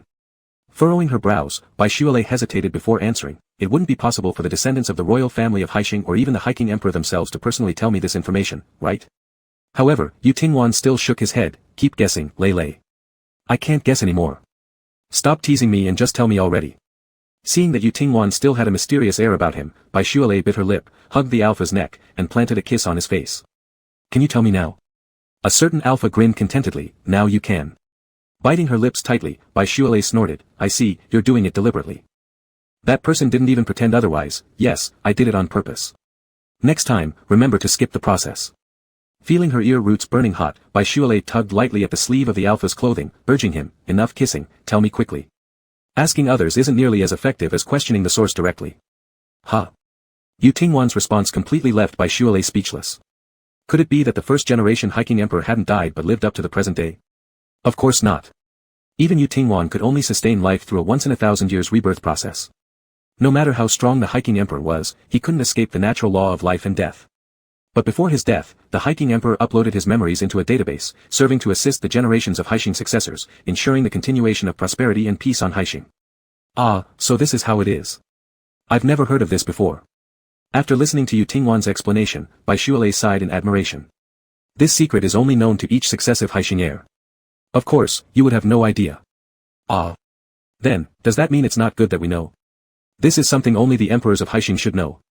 Although she already knew that Yu Tingwan had a dark lord-like nature in some ways, for instance, when he faced the rulers of Lanhui during his time there, he often disregarded them, doing what he wanted without considering their faces, but this involved a significant planetary secret. If it were leaked merely because of her curiosity, Bai Shuilei felt she'd be plagued by guilt for the rest of her life. "Yu Tingwan, how did you find out?" "I know you do as you please, with no one capable of controlling you, but secrets concerning the safety of billions of people across a planet shouldn't be disclosed lightly because of my curiosity." Seeing Bai Shuilei look worried, Yu Tingwan explained with a smile, "Don't worry, these things aren't due to you." "Yes, I trust you," Bai Shuilei responded. "Lei Lei, do you think no one can control me?" With a sigh, Yu Tingwan gazed into her Mega's eyes. "You can control me." Thinking she'd always been rational, Bai Shuilei realized that she might be starting to become love-struck. The entire Haixing Empire was made up of small and large islands. This planet, which owned the most beautiful ocean in the universe, had its total landmass from all the islands combined occupying only 1% of the whole planet. The remaining 99% was covered by the sea. The Haixing Imperial Palace was built on one of those smaller islands. However, their spaceship didn't descend onto the island where the palace was located. Under the sunlight, the surface of the sea glittered with golden light, soft sand covered the edges of the island, and a few bamboo cottages stood along the seaside. This place seemed more like an isolated resort away from worldly troubles. With sparse human activity but breathtaking beauty. On such a beautiful island, Bai Shuilei, dressed in an oversized work shirt and large shorts, seemed even more like someone here on vacation. Everyone else, including Yu Tingwan, was in formal attire. Fortunately, Bai Shuilei wouldn't be seated at the same table as the others. Before arriving on the island, Bai Shuilei had been worrying about how to address the Haixing Empire representatives. After landing, Yu Tingwan asked her if she wanted to join him for the meeting. If not, she could also wait by enjoying the sea breeze and playing with the sand until his discussion concluded. Did this even need any thought? Bai Shuilei would obviously choose the second option. The bamboo house's doors and windows were open, allowing Bai Shualei a view of the people inside, just as they could see her. Smooth stones near the beach were warmed pleasantly under the sun. With her shoes and socks off to the side, Bai Shualei sat on one of these stones, her white feet immersed in the cool water, feeling incomparably comfortable. Her chin propped up in her hands, Bai Shualei blankly stared off into the distance at the endless ocean. She wasn't sure whether it was due to the influence of semi-bestial transformation or simply an increase in spiritual power, but her sense of connection to the ocean grew stronger. Had it not been for Yu Tingwan still waiting on shore. Right now, she would have dived straight into the sea. Resisting the urge, she looked back toward the bamboo house just as Yu Tingwan turned to glance at her too. Since Mr. Yu has personally recommended this individual and guaranteed them, naturally there will be no issues from my side. An elderly man sat across from Yu Tingwan, white-haired and aged, yet he was still the current emperor of Haixing. Gazing upon the handsome, youthful alpha before him, the emperor remarked, "I last saw you 150 years ago when I was still a boy. Now I'm practically old and frail, yet you still look so young. I have a grandson. Though just a beta pretending to be an alpha like me, he is personally groomed by me as my successor, excelling in all aspects." The aged Haixing emperor laughed deeply, creating even deeper creases on his face. "He admires you greatly, being your devoted follower. My health isn't what it used to be, so henceforth, my grandson Albert will attend to you and your student." Not a student, Yu Tingwan glanced toward the red-haired youth lounging on the distant beach, but a lover. Chapter 120, A Gathering. Because of some people she had encountered in the past, Bai Shualei instinctively didn't want much to do with so-called nobles or royalty. The royal family of the Haixing Empire had always enjoyed a good reputation abroad. But in fact, back in the past, the Blue Star Alliance's reputation was also quite good. The king and queen were deeply in love, and there were even quite a few CP fans among the common folk. Crown Prince Song Shiyan's resilience and strength made him a likely candidate to become an SS-level alpha king in the future. There was also Sima Kongwan, a maniac that Bai Shualei almost forgot about, who had been a popular young general on Blue Star. Only Bai Shualei, who had personally interacted with them, knew how bad these people with excellent public images truly were, one more terrible than the last. One crazier than the next. Such a good image could be shaped and maintained by power and wealth, backed up by professional teams managing their public perception. "Hi, I'm Albert." The boy standing before her smiled brilliantly, without an ounce of arrogance. His sapphire eyes sparkled like the sea under the sun, as if scattered with shards of light. Clearly the next heir of the Haixing Empire and the current crown grand prince, yet he lacked any pretense of pride. "Albert?" Eloped was wearing tiny shorts patterned with pink little turtles. Upon hearing Bai Shualei mention the crown grand prince of Haixing, the mega with blonde hair and blue eyes lit up immediately. "Albert and I used to be close friends, but unfortunately, since he is the future heir of the empire, there have been countless things he has to deal with. After graduating from high school, we've lost touch." Bai Shualei hadn't stayed long on that beautiful island, but according to Yu Tingwan, the current emperor of Haixing was too old, his health not well, he had been recuperating there for years. After receiving permission to have conversations with fragmented memories of the Sea Emperor, Bai Shualei quickly came looking for Eloped. Elope's home was on a separate small island. His father was currently traveling on another planet and had not returned yet. According to Eloped's account, if his father were at home, he wouldn't have allowed him to participate in the perilous wilderness training exam before. Bai Shualei found this very reasonable. She had originally thought Eloped was merely the son of a wealthy family. But after arriving at Haixing, she discovered Eloped's father was actually a noble of the Haixing Empire, not only rich, but also of very high status. In primary school, junior high, and senior high, he went to school alongside the princes of Haixing. Cross-legged on the beach, Bai Shualei laughed and said, "With all these advantages you possess, are you really upset over someone unworthy?" Reclining on a lounge chair on the sand, Eloped sighed, "I've realized now, how could love compare to life? Ralph doesn't like me, but guess what? I don't like him either. And what if my companion beast is a little turtle? My turtle shell once saved my life when it mattered. I'm going out drinking tonight, Leg, will you come along?" Eloped extended a passionate invitation. "Our Haixing Sea parties are super cool. There will be plenty of extremely fit alphas there." Shaking his head with a smile, Bai Shualei declined, "You go have fun, I'll pass." Eloped's island was large enough that hosting 2 more guests was no problem at all. Upon returning from the beach, when Bai Shualei pushed the door open, she saw an alpha sitting in the living room right away. "I heard Haixing has some amazing sea parties, and plenty of handsome alphas." Folding her arms across her chest, Bai Shualei leaned against the doorframe, a smirk playing at the corner of her lips. "Yu Tingwan, can I go?" "No." Lowering the book in his hands, Yu Tingwan rose from his seat. He slowly approached the mega. "How can you be so domineering?"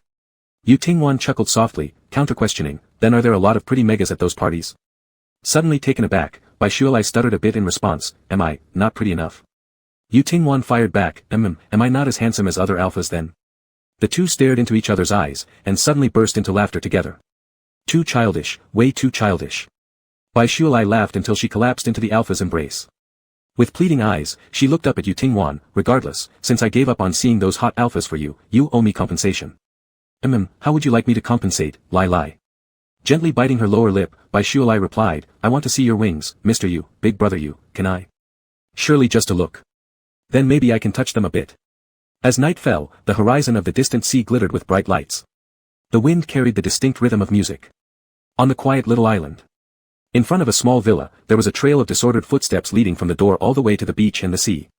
In the shallow sea where no one was around. An alpha sitting on the reef had a pair of snow-white wings spread out on his back. The lower half of his body submerged in the seawater, a long merman tail flashed with the light of rubies under the sea surface.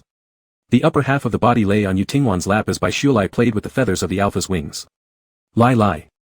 You only spent half an hour with the system that has the memories of the Sea Emperor. If the time is not enough, you can go again. Bai Shualai shook his head, it's enough. He tilted his head, looking at the determined chin of the alpha, saying, at first, I just wanted to see what kind of empire the Sea Emperor created, but I didn't expect to be able to converse with the memories of the Sea Emperor. Recalling those brief 30 minutes, Bai Shualai said with a smile, even though it's just a system with part of the Sea Emperor's memory, it feels like I am really talking to the Sea Emperor. Can you tell me what you talked about? Yu Tingwan asked, his fingers lightly combing through the mega's hair. Retracting his gaze, Bai Shualai gazed far into the horizon where the sky meets the sea, gripping the alpha's fingers. Secret, I'll tell you later. Alright, our Lai also has a little secret now. Bai Shualai murmured, Tingwan, if you are about to undergo rebirth, please tell me, okay? His tone was unusually solemn. Yu Tingwan did not answer immediately. He leaned down and kissed Bai Shualai on the top of his head, okay. The atmosphere became strangely sorrowful. Eager to break this sad ambience, Bai Shualai looked up and asked with a smile, why hasn't your receptive period come yet? Wasn't it supposed to happen once a month? His eyes slightly narrowed, Yu Tingwan's fingers gently held the mega's chin. Just as they were gazing into each other's eyes, a white streak of fire flashed across the sky. In the distance, the music abruptly stopped. The party ended, the funeral began. The old emperor of Haixing passed away in his sleep, Albert bypassing his father, becoming the newly appointed new emperor of Haixing by the old emperor personally. Both a funeral and coronation ceremony. Various planets sent representatives to attend the enthronement ceremony of the new Sea Emperor. Crown Prince Song Shiyan of Blue Star, young General Sima Kong Wan, came representing Blue Star. Chapter 121, Mermaids Cry and Drop Tiny Pearls. Bai Shualai and Yu Tingwan, still within the territory of Haixing, naturally had to attend the old emperor's funeral. And soon after, the coronation ceremony of the new emperor. On a dark and gloomy rainy day, the drizzle soaked the earth and washed the tombstones especially clean. The next inheritor of Haixing, the future new Emperor Albert, stood before the gravestone. His eyes were slightly red, but no tears fell. Ailua hesitated and then approached, whispering something beside Albert. Albert turned his head to look at Ailua, seemingly smiling faintly. The last time I saw him, he was younger than his grandson Albert, probably around 10 years old, said Yu Tingwan, dressed in black formal wear and holding an umbrella. Bai Shualai, who was usually casually dressed, also changed into the same black suit as Yu Tingwan. Standing beside Yu Tingwan, Bai Shualai heard the alpha sigh by his side and say, when we met again, he had already become an elderly man unable to walk. Yu Tingwan didn't have a deep friendship with the deceased old emperor. This lament seemed more about time and life and death. Shualai subconsciously grabbed the edge of Yu Tingwan's clothes. Knowing facts and witnessing them are two completely different feelings. The word death initially felt more like a symbol. Shualai knew that death meant losing breath and body temperature, and never opening your eyes again. But knowing is one thing, personally witnessing it feels entirely different. Yu Tingwan kept telling him that rebirth would be successful without any chance of failure. Shualai tried to trust the alpha. Yet, there was another reason. He had been avoiding facing the consequences if Yu Tingwan's rebirth failed. The cheerful old emperor from just a few days ago, waving while greeting him, was suddenly lying stiff and cold in a coffin. Even though Bai Shualai had only exchanged a few words with the old emperor, this tangible experience of death involving someone he knew left him shocked. Could such an event happen to Yu Tingwan? Today's alpha standing beside him, could there be a day when he suddenly couldn't be found anymore? Shualai didn't dare to think about it. Once this terrifying thought surfaced, his heart plunged into an icy abyss of despair, suffocating and making even breathing difficult. Lai. An arm gripped his hand, and a familiar voice sounded in his ear. Shualai came out of his trance, looking up at the concerned alpha in front of him. In his vision, Yu Tingwan's handsome face showed signs of concern. Without realizing, they had already returned from Haixing's royal cemetery to the spacecraft. Shualai reached out to touch the alpha's cheek. The skin under his fingertips was soft and warm, and the breathing nearby was calm and steady. It's nothing. Bai Shualai rushed forward and tightly embraced Yu Tingwan's waist. Closing his eyes tightly, his cheeks pressed against the man's chest where he could clearly hear the steady heartbeat of the alpha beneath the ribs. Gradually calming down, Bai Shualai looked up at the worried-looking alpha and asked with a smile, want to drink some alcohol? Yu Tingwan knew Bai Shuilei's tolerance for alcohol. 1 glass, and he'd be drunk. And when drunk, he'd reveal sides that weren't usually visible. Just like now. Who are you? After drinking half a bottle of wine, it wasn't long before Bai Shuilei suddenly stared at Yu Tingwan, looking perplexed. I am Yu Tingwan, Lai. Don't you remember? He's drunk. The Mega's cheeks were rosy red, covering his originally pale skin with an intoxicating blush. Charming and adorable. Like a peach, taking a bite would make sweet juice overflow. Yu Tingwan. Remember. He nodded slowly, then suddenly smiled up at the Alpha, you're my husband. Right. Unable to hold back laughter, Yu Tingwan reached over and pulled the little drunkard into his arms. Yes, Lai answered correctly, so let's reward you. Yu Tingwan laughed and asked, what do you want, Lai? Slouching like a pile of wet mud in the Alpha's embrace, Bai Shuilei tried to decipher Yu Tingwan's words with his alcohol-numbed brain. I want a treat. Bai Shuilei mumbled. Silly laughter erupted as Bai Shuilei grabbed the collar of the Alpha's clothes, resembling a ferocious big cat. I want you. I already belong to you. Yu Tingwan, I want you to kiss me. Too aggressive, his lips were already pouted. My Lai is too cute, truly too cute. Unable to suppress a soft chuckle, Yu Tingwan leaned down and kissed Bai Shuilei's lips. I've kissed you, is Lai satisfied? Not satisfied. Is Yu Tingwan incapable? Are you getting old and losing your strength? The little drunkard boldly declared outrageous words, glaring at Yu Tingwan like a little beast. Holding on to the Alpha's clothes, he shook them back and forth forcefully, accusingly saying, we sleep in the same room, on the same bed every day, what's wrong with you, Yu Tingwan? Every day it's just hugging, nothing else. Nothing else? What else does Lai want?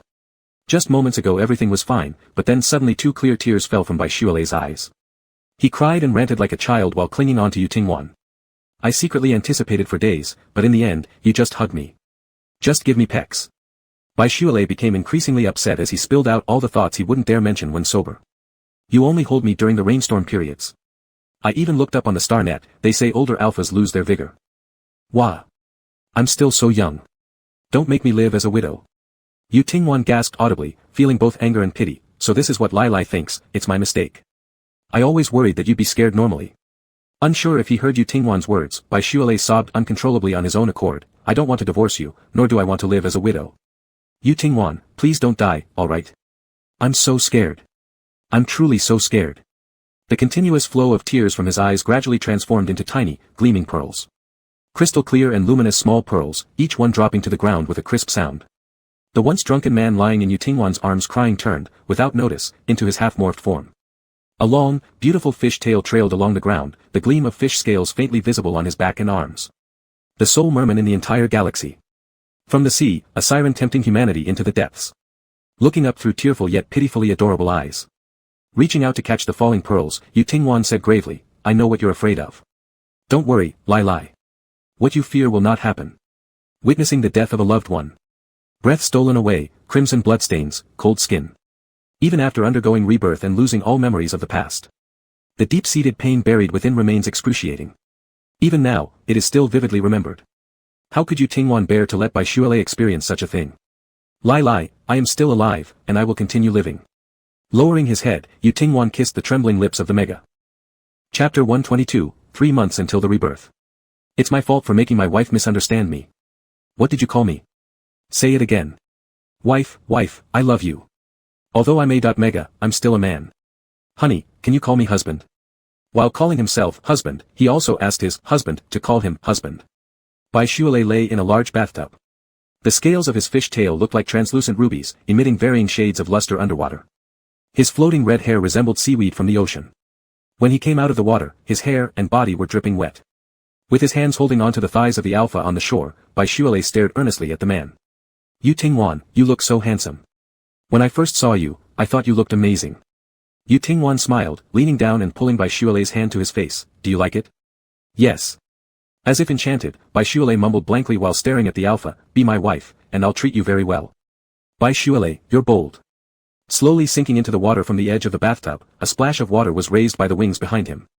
Yu Tingwan hugged the Mega, leaning close to Bai Shuilei's ear and softly calling out. Husband. Bai Shuilei froze for a moment, slowly realizing the meaning, and the corners of his mouth began to curve upward more and more. Yu Tingwan is my wife. Hey. Before he could rejoice for long, the entire person was pressed under the water by the Alpha. A single husband had to be exchanged for something else. Like a deflated, thoroughly drained big salted fish. Snowfish lay spacing out on a large sofa. Limbs, no, Handtail felt weak, with no strength left in his body. The semi-bestial alpha not only had large wings but also an increased height and body size compared to usual. After absorbing too many pheromones, temporarily couldn't revert to human form. He needed to fully absorb them. Propping himself up on the sofa, he sat up slowly. Shualei looked down at his abdomen. The beautiful fish tail was completely covered with scales, but when the tail was expanded beneath them, the skin would turn slightly translucent, allowing one to vaguely see what was inside the scales of the fish tail. Hugging his head, Shualei fell heavily back onto the couch.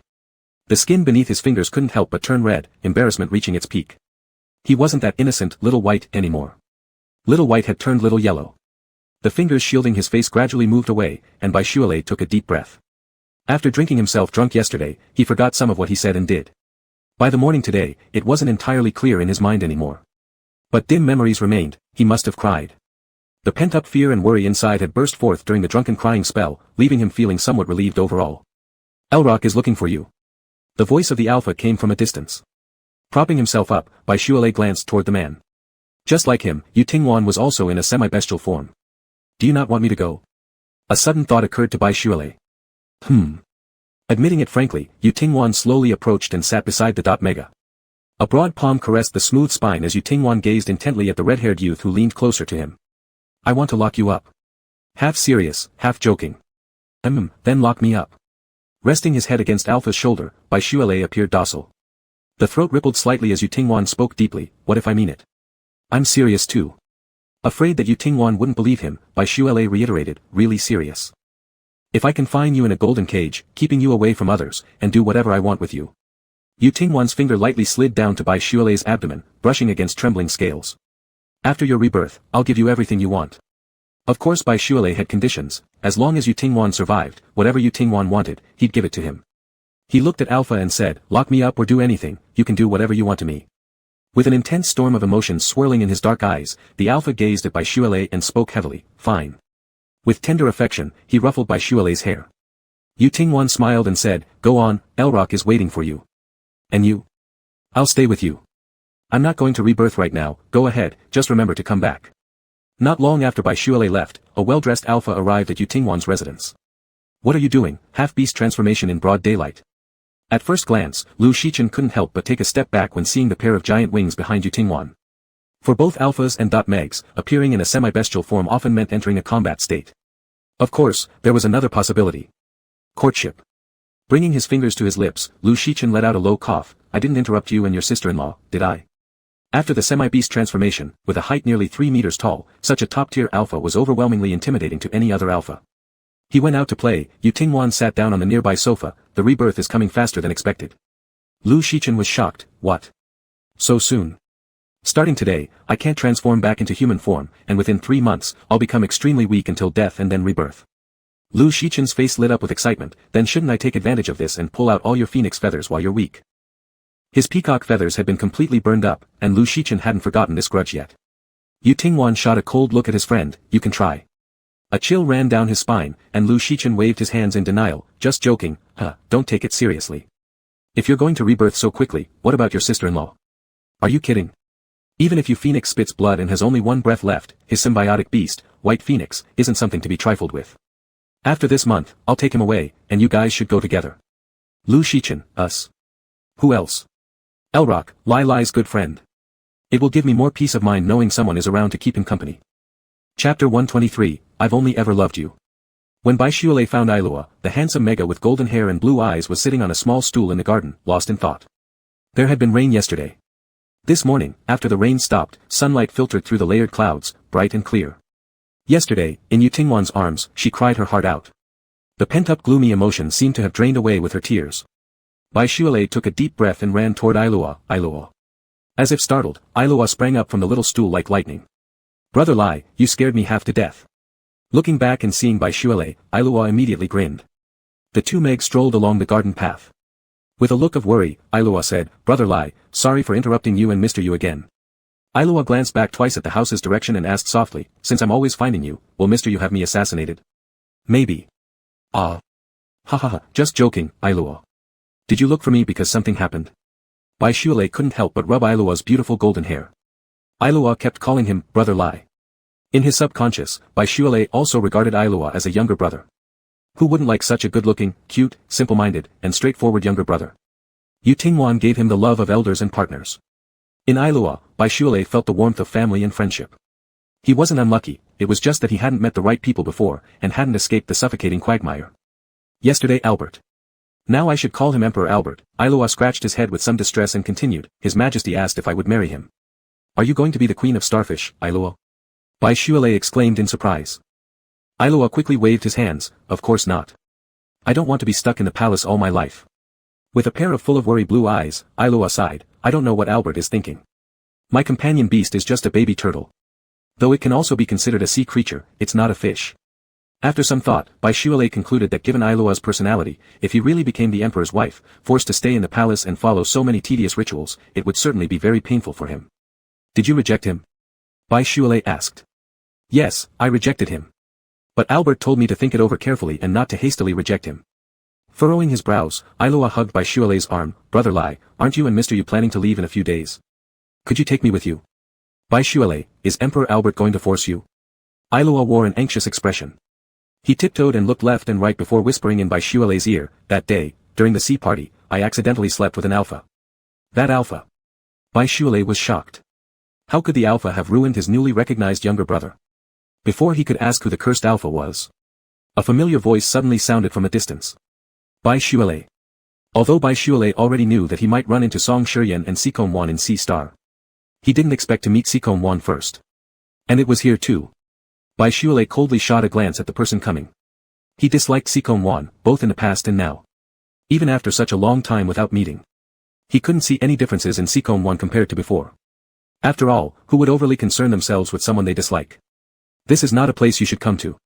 Baishuale barely wanted to say a word more to Seacombe Wan, pulling Ailua and turning to leave.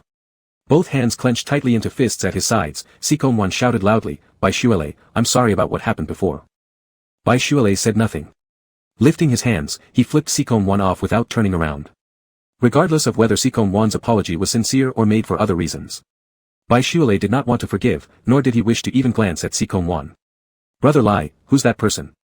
Ailua turned back and caught sight of the alpha still standing in the same spot. The guards in the garden soon arrived and drove away the strange alpha. Baishuale replied indifferently, just some trash. After returning, Baishuale told Yu Tingwan about Ailua's situation. It wasn't very hard to take Ailua away. Whether the new Emperor Albert genuinely liked Ailua or had other reasons for wanting to marry him, now that Ailua refused, Baishuale would find a way to help. In fact, I understand Ailua's thinking. There are too many rules in the palace. He's such a free-spirited person. If he entered the palace, it would be like a bird being locked in a cage, no matter how luxurious his life became, he wouldn't feel happy. Baishuale sat next to Yu Tingwan, grabbed a nut and chewed on it noisily. Today, I saw Seacombe Wan. At first, I just disliked him, but when he texted me saying he liked me, all I felt was disgust. Baishuale frowned. He's arrogant and selfish. Yu Tingwan chuckled and asked, didn't you punch him? Ailua was there at the time, and it's not wise to cause trouble in the Starfish Palace right now. Baishuale adjusted his posture and leaned closer to the alpha from another direction. Thinking about Ailua's situation, he murmured, now that I think about it, my feelings for Song Shiryan were less about love, and more like trying to cling on to something when I was desperate. Song Shiryan wasn't nice to him at first, he often embarrassed and intentionally bullied him. Only later, when Song Shiryan started treating him better, did Baishuale begin to think this relationship wasn't so bad. Even though Baishuale knew deep down that if they ever got married, there'd still be countless unbearable problems. At the time, Baishuale had nowhere else to go. And he didn't have the guts to reject the love of a crown prince. Now, after experiencing so much, Baishuale could confidently tell Yu Tingwan, I've only ever loved you. The one he truly loved, from start to finish, has always been Yu Tingwan. Chapter 124, The Mermaid Appears at the Ceremony. Reason told Yu Tingwan that he didn't care who Baishuale had liked in the past. As long as Baishuale's body and mind belonged solely to him, it was enough. But the possessiveness twisted the alpha's heart with anguish. He wasn't truly concerned about Baishuale and Song Shi almost being together before. He blamed himself. Why hadn't he appeared sooner? Why hadn't he been the first one by Baishuale's side when she endured pain and torment? This resulted in Baishuale suffering harm repeatedly. Hearing the sincere confession from his lover, a wave of warmth surged in his chest. Yu Tingwan spoke in a deep voice, I've only ever liked you, Lai Lai. I only love you, and have only ever loved you. So corny, Baishuale said words of embarrassment, but couldn't stop his corners of mouth from lifting. But I love hearing this, Yu Tingwan, say more. He reached out and embraced the alpha's waist. Yu Tingwan's voice was hoarse. Wife, I love you. Look so cold and emotionless. Bai Shualai's face instantly turned fiery hot. Yu Tingwan looked like someone with a strong sense of distance, an unfeeling and aloof bigwig. However, in reality, he was completely the opposite. Sweet nothings aside. He always went straight for the ball, leaving Bai Shualai flustered. Strangely, Bai Shualai really liked this approach. There was no need for guessing in his mind. All worries and doubts melted away in the unrestricted, straightforward affection of Yu Tingwan. Bai Shualai suddenly realized. The distance between him and Yu Tingwan has been actively closed by Yu Tingwan from the very beginning. Fingers pinched the jade beads on Yu Tingwan's wrist that he gave her. Bai Shualai stroked the feathers of the alpha again. Do you not want to revert back? Tomorrow is the coronation ceremony of the new emperor of the Starfish Kingdom. According to past traditions, participating alphas and megalos, if they can half-morph, will appear in their semi-morphed forms. The next morning, Albert's coronation ceremony was about to be held. Ilok did not want to attend, but with neither of his parents present, he had to be there. With golden hair and blue eyes, this beautiful mega would sprout a hard shell on his back after partial transformation. Ilok's ability after half-morphing could make the turtle shell larger and harder as his mental power increased. Like the last time outdoors, if there were any dangers, he could retreat into the safety of his shell. No one else could hurt him as long as he stayed inside. Even though Ilok had come to accept his semi-transformed appearance, he still disliked the scene of people pointing fingers and whispering. Why hasn't Brother Lai come yet? Ilok looked around everywhere. He couldn't see Bai Shualai, but he did see the alpha who Bai Shualai called trash. Beside that alpha named Sikon One stood another alpha. Who's that alpha over there? Is he also from the Blue Star? Not noticing who was beside him, Ilok asked quietly. That person is named Song Shiryan. He's the crown prince of the Blue Star and rumor has it that the king of the Blue Star is nearly gone.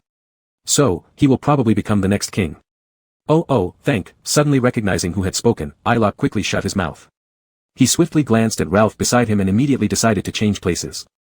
Before he took a single step, his arm was pulled by someone. What are you doing? Let go quickly. Ilok slapped away Ralph's hand that had been holding onto his arm, clearly displeased. Look, last time in the wild. I'm sorry. I didn't leave you behind intentionally. Ralph frowned tightly. Not unintentionally, it was deliberate. I know, my eyes aren't broken, Ilok should have been the one frowning. I don't want to talk to you, nor do I want to hear your apologies, I will never forgive you. After pausing, Ilok stared at the alpha whom he once confessed to but was ruthlessly mocked. Forget about my confession. I don't even like you anymore. Are your confessions and affections so cheap? You can just forget so easily. Or did the new emperor tell you that he wants you to be his queen, and now you're trying to disassociate from me hastily? Ralph looked angrier than Ilok. Ilok was furious but since childhood, he hadn't learned many insults to use. Ralph only faced him with an angry glare, eventually muttering after a while, you're insane, you truly are insane. If you want to reject me, just do it. Why humiliate me over and over again? You don't understand anything, Ilok. You were born with everything. Turns out your name is Ilok. A sudden voice interrupted Ralph. A semi-transformed alpha trailed a long, magnificent, and beautiful peacock tail. He stepped forward and stood between Ralph and Ilok. Do you have a turtle shell on your back? How adorable. Lu Shichen winked at the shocked Mega. Last time I left in such a hurry that we didn't get a chance for introductions. My name is Lu Shichen, an SS-level alpha. Lu Shichen smiled and said, even among SS-level alphas, there are differences in strength. I can assure you that most SS-level alphas aren't my match. You. Ilok was completely stunned, never expecting the alpha who had spent the night with him at the ocean party would appear before him like this. He turned to slip away, but Lu Shichen immediately grabbed his little turtle shell. Ilok, where are you going? I'm looking for Brother Lai. Brother Lai? Is it Bai Shualai? I'm waiting for him and his husband too. Let's wait together, Lu Shichen chuckled and said, just so happens, I also want to have a chat with you. About what? Ilok was led forward with Lu Shichen's arm around his shoulder, do you know Brother Lai too? Of course, Bai Shualai is my sister-in-law. Lu Shichen fanned himself while whispering into the Mega's ear, Ilok, let's talk about that morning when you threw away my clothes and sneaked off alone. Ilok's face instantly turned red, what are you talking about? I don't know what you're referring to. At exactly this moment, the entire viewing stand suddenly fell silent. Ilok looked towards the entrance of the hall, spotting what felt like a lifeline, and immediately shouted loudly, Brother Lai. Brother Lai. I'm here. When he saw the overly beautiful red fish tail adorning Bai Shualai's lower body, Ilok's eyes widened in astonishment. It was already astonishing that Yu Tingwan personally attended the coronation ceremony of the new emperor of the Starfish Kingdom. In the sudden silence of everyone, another reason lay in the person standing next to Yu Tingwan. A mermaid? Am I seeing things? Is it really a mermaid? It's a fish tail, the same as the sea emperor's tail. My goodness. Chapter 125, Lai, do you ride a phoenix? A mermaid's fishtail can also walk on land. Bakshulai's fishtail is long and large, and it moves forward by swaying its tail like a snake. Although it's not as free as being in the water, it doesn't hinder his walking on land either.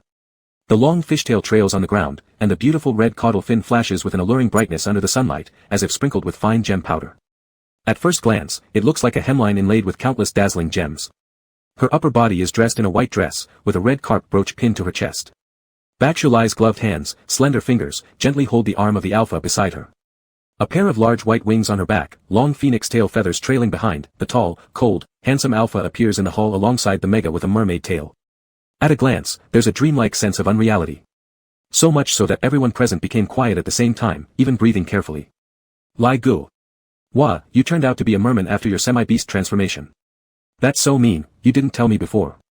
Ailua babbled incessantly, hopping around Bakshulai. If it weren't for the little turtle shell on his back, Bakshulai would have thought Ailua's companion beast was a yellowthroat bird. Bakshulai smiled and said, but you didn't ask me. It seems like that. Hey, forget it, your tail is so pretty. Can I touch it? Ailua looked excited. Bakshulai said generously, go ahead and touch. Lai Gu, you're just too nice. Ailua took a deep breath, carefully extending his hand. His slender, delicate fingers lightly touched Bakshulai's fishtail. The firm, cool fish scales felt like jade chips soaked in water. Thin, translucent, smooth to the touch. So nice to touch. Ailua's face flushed with excitement, turning around to say to Bakshulai, Lai Gu, you should feel my turtle shell too. Though it doesn't look that great, it's still quite smooth. The two megas gathered together. One touching the fishtail, the other touching the turtle shell. That scene was inexplicably adorable. The little turtle, the little turtle is so cute. Luxichin gazed over at Ailua, his splendid peacock feathers trembled slightly, hinting at the possibility of spreading them wide. Yutingwan followed Luxichin's gaze. Bakshulai curled her fingers and tapped on Ailua's turtle shell on his back. The crisp sound made both megas laugh so hard they bent over. Just moments before, Bakshulai was still nervous about appearing in public for the first time in his semi-beast form. There were occasional thoughts in his mind to hide Bakshulai away, lock him up in a cage of gold just for himself to see. But his Lai, he was born for the sea. If Ailua gets sad, Lai will be sad too, and when Lai is sad, I'll get really angry. Yutingwan glanced faintly at his friend, the warning heavy. Refraining from showing any frivolous laughter on his face, Luxichin sighed, your relationship with your wife is so good, it makes me envious. Love requires a serious attitude. If you understand your heart, boldly do what you want to do, love who you want to love. Yutingwan looked afar at Bakshulai, don't let momentary hesitation make you miss out on the love of your life. Luxichin muttered, I remember it's your first romance, right? Why do you sound like you've experienced a lot and have plenty to reflect on? Yutingwan smiled faintly and stopped talking. The coronation ceremony of the new Sea Star King went smoothly. The previous generation Sea Star Emperor was a Beta Generation Alpha, hence passing away before reaching 200 years old.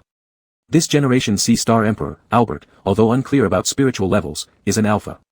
Albert's wife, destined to be a Mega. The nobles are enthusiastic about pushing their Mega daughters and sons to the forefront.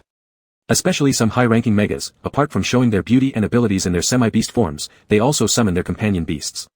Lower-tier ones have various kinds of kittens and puppies. Then there are higher-tier companion beasts such as tigers and lions. Lai Gu, what is your companion beast? Perhaps because Albert mentioned wanting to marry him earlier, Ailua has been staying by Bakshulai's side and dared not step forward. Bakshulai took a sip of water from the cup, my companion beast is a koi fish. Wow, that's amazing. No wonder during the field training, Lai Gu could draw a motorhome with odds of 1 in 10 million. Ailua lowered his voice and whispered, but Lai Gu, it's best you don't tell this to anyone else, or some people will surely use the excuse of your good luck to get close to you. Ailua added, though I'd like to share your good luck too, I didn't approach you with ulterior motives, which makes me different from them. Bakshulai smiled and patted Ailua's hair. Surprisingly, it felt quite nice. No wonder Yutingwan also liked to rub his hair all day long.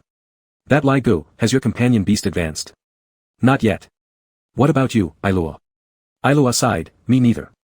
I've heard only those with powerful mental abilities have a chance to advance their companion beasts. But since I don't fight, even if my companion advances, it wouldn't be much help.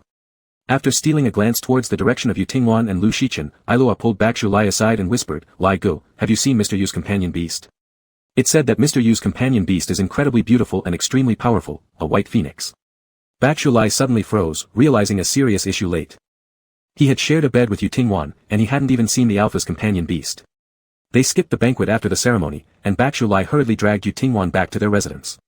As soon as the door was closed, the red-haired youth immediately hugged the Alpha's waist and looked up at him, I want to see your companion beast. Before Yu Tingwan could answer, Bakshu added with a touch of grievance, "You've already seen my koi, yet for such a long time, you still haven't shown me your companion beast." Gently tapping on Bakshu's nose with his finger, Yu Tingwan chuckled, "Who said I haven't?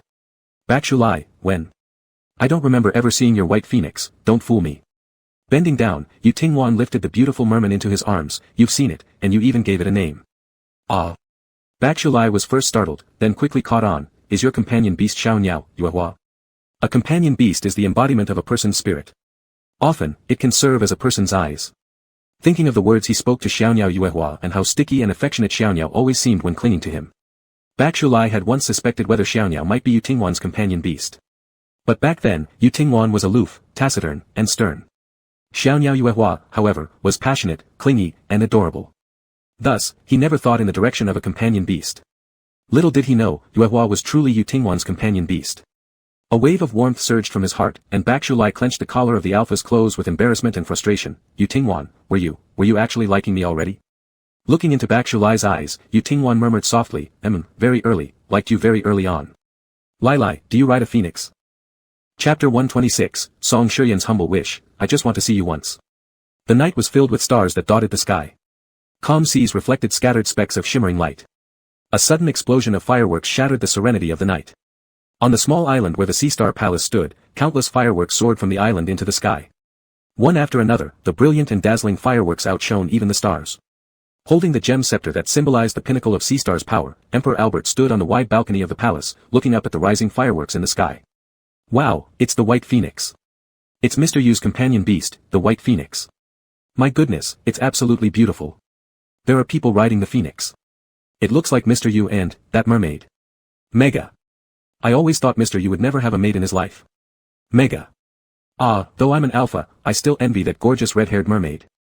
This is the charm of the merfolk, but compared to our first Sea Emperor of Sea Star, there's still a gap.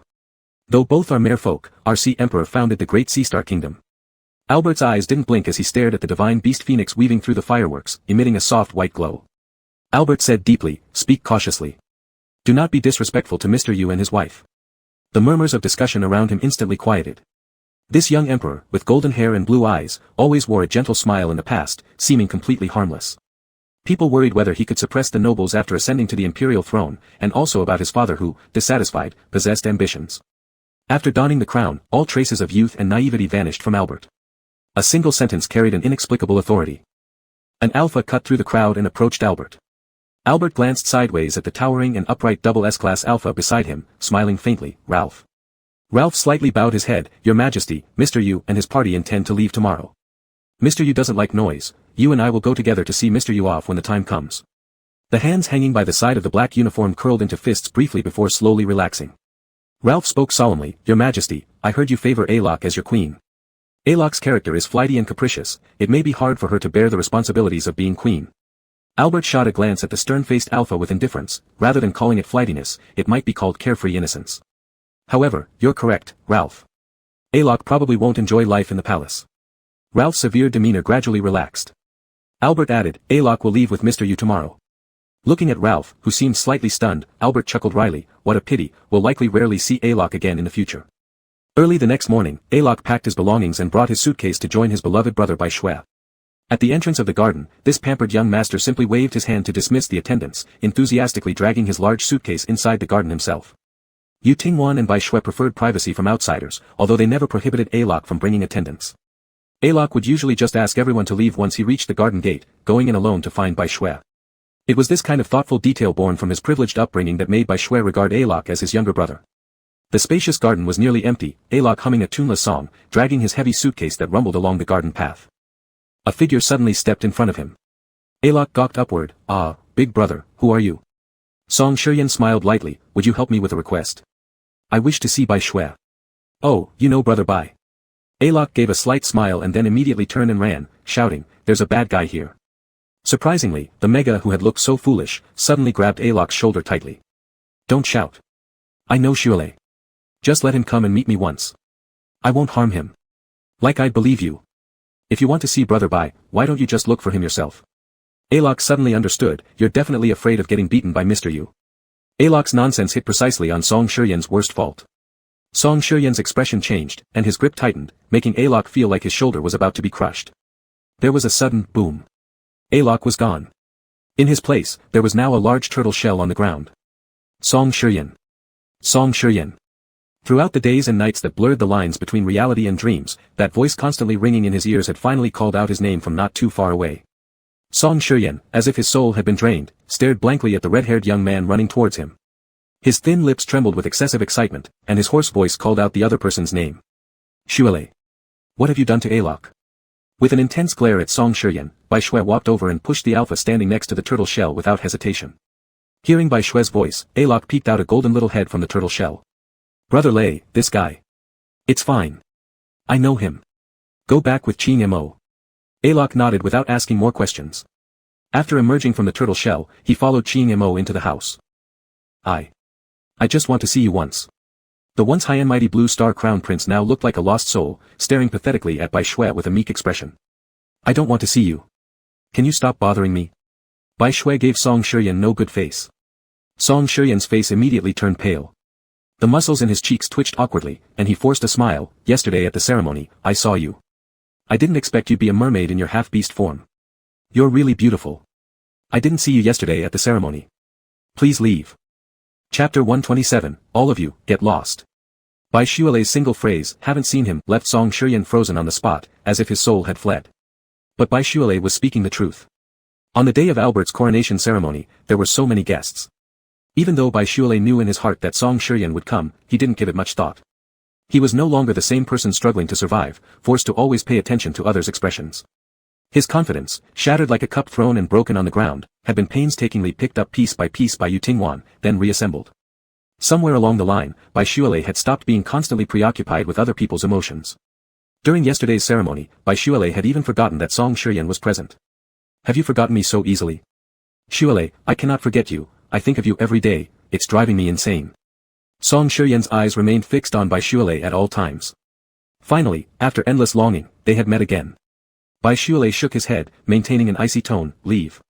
This is Hai Xing Palace.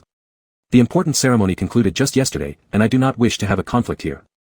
After complete disregard set in, nothing Song Shiryan said could stir any emotion within Bai Shuale. Yet, Song Shiryan remained rooted to the spot, his feet seemingly nailed to the ground. Looking at Bai Shuale, Song Shiryan suddenly asked, if you hadn't met Yu Tingwan and if I had regained my memories, we would still be together, right? Bai Shuale, who was about to leave, suddenly stopped in his tracks. He turned sharply, his gaze piercing, Song Shiryan, I am not that lowly. Even without Tingwan, I would never be with you. Now presenting himself as devoted, during the time of his memory loss, had someone else taken over his body? Losing 3 years of memory does not make one a different person. Bai Shuale coldly remarked, actually, thinking back now to our time together, fear was what dominated my feelings. Seeing Song Shiryan's confused expression, Bai Shuale couldn't help but let out a faint laugh. At first, you treated me like a scapegoat, I was terrified every day, fearing that a moment of dissatisfaction from you might lead to my death. Bai Shuale looked at Song Shiryan whose complexion had paled, once your attitude toward me improved, you were the only one I could rely on. Stop. Shuale, stop talking. Song Shiryan, both you and I know that it wasn't love. If Song Shiryan truly liked him, how could he have abandoned him when he lost his memory? If Song Shiryan truly loved him so deeply, how could he allow others like Siguanwan to mock and neglect him? Bai Shuale did not want to compare Song Shiryan with Yu Tingwan. Song Shiryan didn't deserve it. Shuale, Song Shiryan wanted to offer some explanation, but once he opened his mouth, he found it hard to continue. Perhaps there was sincerity, but it was far too insignificant. Bai Shuale glanced behind Song Shiryan, Siguanwan, how much longer do you plan to keep watching this drama? Take Song Shiryan away. Unnoticed until then, Siguanwan stood nearby, silently observing them. Suddenly, Siguanwan burst into laughter. Bai Shuale, do you know when Song Shiryan started being nice to you? It was the day he discovered that your companion beast was a koi fish. Siguanwan. Song Shiryan first froze, then turned around to glare fiercely at his friend, seemingly perplexed why Siguanwan had brought this up. Ignoring Song Shiryan, Siguanwan continued to fix his gaze on Bai Shuale. Bai Shuale, you really are dumb beyond belief. Song Shiryan only awakened his therianthropic abilities after he started being good to you. He relied on you for his companion beast to advance, enabling him to regain his position as crown prince. Do you actually think he loves you? He once explicitly told me that even if he married you, he would have other women bear his children. This statement from Siguanwan changed the expressions on everyone present. Bai Shuale finally understood why Song Shiryan had suddenly changed his attitude towards him in the past. Song Shiryan, however, was entirely baffled as to why Siguanwan had betrayed him. Siguanwan, are you crazy? Song Shiryan gritted his teeth, wanting nothing more than to rip his friend apart instantly. Yes, I'm crazy. Si Guangwan laughed, and as he laughed, his vision blurred. A mist formed in his eyes, through which he vaguely viewed Bai Shualei as if seeing flowers through the haze. A throbbing ache seized Si Guangwan's heart as he murmured, I must be crazy to have fallen for. Fallen for who? A inferior mega. The boyfriend of his best friend. But Bai Shualei was not an inferior mega at all. Si Guangwan forced a smile, guess my judgment isn't too bad after all. Song Shiryan stared at Si Guangwan as if seeing a madman, you like Shualei? That explains why you kept saying bad things about Shualei when I lost my memory. Si Guangwan. How dare you treat me this way when I've always considered you a brother? The current situation left Bai Shualei extremely awkward. He pointed towards the door, indicating they should leave, but Si Guangwan's next words shocked him further. Lifting his chin slightly, Si Guangwan's eyes were cold and weary, forget that Bai Shualei's companion beast is a koi fish. After that, you became the real you, Song Shiryan. I'm just helping you see your own heart clearly. Bai Shualei jolted. No matter how dull he might be, he could hear the implication. Song Shiryan's loss of memory somehow involved Si Guangwan. With bloodshot eyes, Song Shiryan roared, Si Guangwan, I'll kill you. Why don't you go kill your parents instead? The ones responsible for causing your memory loss are the Empress and His Majesty. I merely followed their orders, Si Guangwan retaliated with defiance, meeting Song Shiryan's crimson glare head-on, you've gotten everything you wanted, the position of Crown Prince, Bai Xingyan whom you've pined for endlessly, can't you let Bai Shualei go to me? Song Shiryan growled low in his throat. His body expanded, bull horns sprouting from his head. The semi-therianthropic blue star Crown Prince roared as he charged toward Si Guangwan. Not to be outdone, Si Guangwan underwent a partial transformation himself. And thus, the Crown Prince of the Blue Star Union and the young general wrestled fiercely together. Annoying. Take it outside if you want to fight. Enraged, Bai Shualei also underwent a partial transformation. His beautiful fish tail flicked lightly, sending the water flowing from the garden waterfall shooting up into the sky in a column. In the next instant, the water rushed straight toward the two alphas tangled in combat. With a splash, the huge wave washed the two obstructive alphas right out of the garden. Looking at the now damp but empty ground, Bai Shualei exhaled in relief, much better. Chapter 128, the first time falling asleep tired. Bai Shueshai turned to Chi Hua, who was staring with his mouth open beside her, and said, if they dare to come in again, let me know, and I will beat them up. Clutching her fists tightly, Bai Shueshai was quite satisfied with her own performance. Chi Hua nodded and looked towards the direction behind Bai Shueshai. Mr. Yu. Upon hearing these three words, Bai Shueshai immediately turned around. When did you get here? The red-haired mermaid dragged her long, big tail and slid towards the alpha standing not too far behind. She hadn't even taken 2 steps before being lifted up waist-high by the alpha. The red gauze-like tail fin naturally dropped down. The mega who had been exceptionally tough in front of outsiders just now was now soft and obedient, leaning against Mr. Yu Tingwan's chest. I have been here since you came out. Yu Tingwan chuckled softly and walked towards the house while holding Bai Shueshai. Did you see everything? Bai Shueshai tilted her head back. Yes, I saw it. You're becoming more and more powerful, Lai. Then wasn't I cool just now? Cool, both beautiful and cool. Being praised by someone she liked was truly a delightful thing. Bai Shueshai wrapped her arms around Yu Tingwan's neck, reminiscing about the scene from yesterday when they sat together on the White Phoenix watching fireworks. She sighed, I wonder if my companion beast will evolve later. Yu Tingwan suddenly stopped. Not long after, Albert's voice came from behind them. Mr. Yu, Mr. Bai, are you all right? The golden-haired, emerald-eyed sea-star emperor had a young and handsome face filled with worry. Yu Tingwan turned around. We're fine. Hello, Emperor Albert. From within Yu Tingwan's arms, Bai Shueshai peeked out and greeted Albert. She tried to jump down from Yu Tingwan's arms but couldn't, as her slippery fish tail was firmly held by the alpha, preventing her from getting down. Looking at Bai Shueshai held in the sea by Yu Tingwan, Albert didn't show any extra expression on his face. Apart from glancing a couple of times, there were no other reactions. I've already sent people to keep an eye on those rowdy blue stars. Although they are of noble identity, this is the sea star, not the blue star. I can assure the two of you that they won't appear in the garden anymore. Albert sighed. Anyway, they were leaving soon, so Yu Tingwan didn't care much. It so happened that Albert appeared here to bid farewell to Yu Tingwan and the others. Besides Albert, Bai Shueshai also noticed another alpha next to Albert. Ralph, who caused Alok almost having an accident during the wilderness training session. It wasn't convenient for her to revert back to her human form among everyone, so Bai Shueshai could only maintain her mermaid form and be carried around by Yu Tingwan. After boarding the spaceship, Bai Shueshai quickly jumped down from Yu Tingwan's arms. I'll go check on Alok. Finding an excuse, she slipped away. Qing Mo and Chi Hua successively moved the luggage onto the spaceship. Bai Shueshai stood by the window of the spaceship, seeing Alok and Ralph talking for a few moments before running straight onto the spaceship without looking back. She glanced towards Ralph, he kept staring at Alok's retreating figure. TSK, something doesn't feel right. Crossing her arms over her chest, Baishueshai decided to ask Alok what happened later. When she turned away from the window, her peripheral vision caught a glimpse of Albert below the spaceship.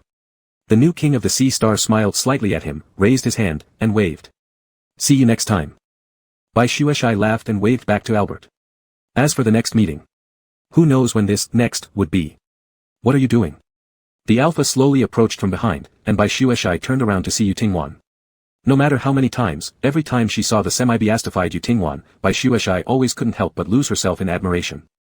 The snowy wings emitted a faint soft glow, enveloping the entire person in light, noble, and pure. Waving goodbye to Emperor Albert. Moved by impulse, Baishueshai reached out and hugged Yutingwan. He really loved hugging the person he loved. The feeling of their chests pressed together and the body heat warming up in the embrace seemed to fill in all the regrets of the past. Tingwan, where are we going now? Home. Baishueshai asked, Blue Star. Though Blue Star was his hometown, it was filled with too many terrible memories. The thought of going back and possibly encountering people from the Bai family, as well as Song Shiryan, evoked a strong sense of resistance in Baishueshai's heart. Not the Blue Star, Yutingwan leaned down to kiss Baishueshai's hair, but our own planet. It wasn't the Blue Star, not the Sea Star, nor any other known planet. But a completely exclusive planet belonging solely to Yutingwan, where only they existed, undisturbed by others. Rolling clouds in the sky resembled ocean waves. The azure sky appeared crystal clear, purely and cleanly blue. Towering mountains soared into the clouds, forming layers upon layers of peaks. The houses built atop these mountain summits were sanctuaries far removed from all worldly disputes. Hey, what took you so long? I've been waiting here for an entire day. When the spaceship landed, Baishueshai saw a familiar face. Lu Shichen, with his striking peacock-like appearance, smiled and greeted them. Following behind was Alok, who pointed at Lu Shichen like he had seen a ghost. What are you doing here? Hi, little turtle. Who are you calling little turtle, you fancy peacock? Alok and Lu Shichen began bickering the moment they met. Though Lu Shichen had a higher spiritual force level than Alok, he still ended up being chased around by Alok. I feel there's something off between these two, Baishueshai whispered to herself, claiming to be Alok's brother, her brows furrowed, asking quietly, Tingwan, what kind of person is Lu Shichen? Is he trustworthy? Before Yutingwan could answer, she continued, sighing, Lu Shichen must be over 100 years old already, whereas Alok is barely in his 20s. Isn't that a bit of a disadvantage? A certain alpha, who was over 2,000 years old, raised an eyebrow. Realizing what she might have implied, Baishueshai quickly explained, that's not what I meant. I'm not saying anything against you. Yutingwan simply gave a faint smile, Lai, would you like to take a look at my room? Yutingwan's room was remarkably simple. But it was more accurate to call it a cave. Perched high on the cliffside, if not for Yutingwan carrying her and flying up there, Baishueshai would never have imagined that his room would be located here. Inside the cave was a bird's nest Baishueshai recognized. Next to the bird's nest, however, was also a small bed, otherwise, the furniture was all present, similarly arranged as when Baishueshai accidentally stumbled into the cave where Yutingwan spent his susceptible period. How am I supposed to go up and down the mountain normally? I can swim, but I can't fly. Baishueshai turned around. Yutingwan maintained his semi-beastified form. His enormous wings slowly dropped down, revealing a trace of fatigue in his demeanor. The tall alpha leaned against the bird's nest, eyes half closed, as if about to drift off to sleep. It's fine. Yuhua can bring you up, wherever you want to go, Yuhua will take you there. Tingwan, what's wrong with you? I'm a little tired, Lai. Tingwan. The massive wings gently enveloped his body. This was the first time Baishueshai had ever seen Yutingwan showing such weariness, his eyes closing as he slowly fell asleep. Chapter 129, I want to stay with him. Listening late. Baishueshai softly called out, but the alpha with his eyes closed didn't respond. Could he be sick? The more powerful an alpha or mega is, the less likely they are to fall ill.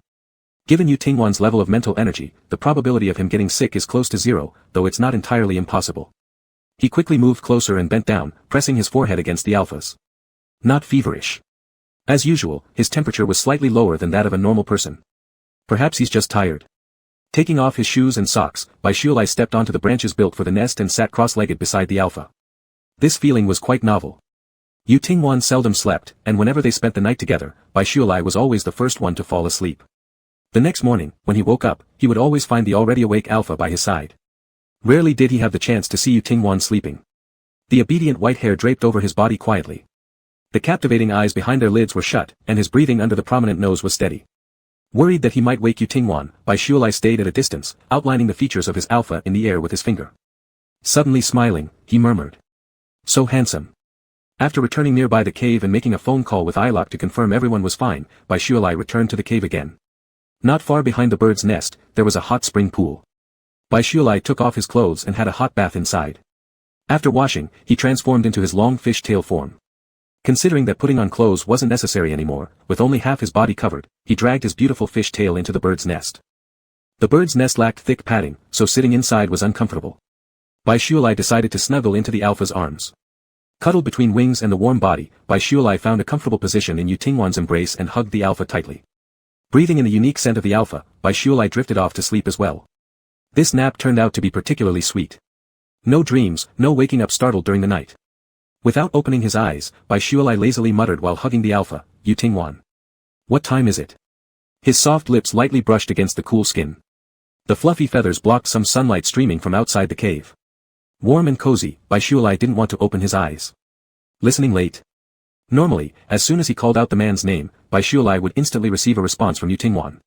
This time, after calling twice without any reaction, the previously half-dozing Mega became fully alert.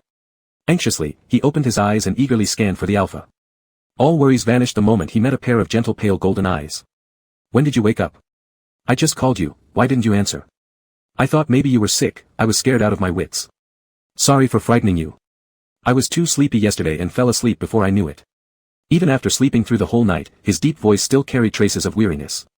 When had Baishualai ever seen such a Yutingwan? His heart tightened immediately, and with concern, he embraced the man. "Are you unwell somewhere? Let's see a doctor." Yutingwan shook his head and enveloped Baishualai's hand within his own palms. "Don't worry, this is a normal reaction before the rebirth." "Rebirth?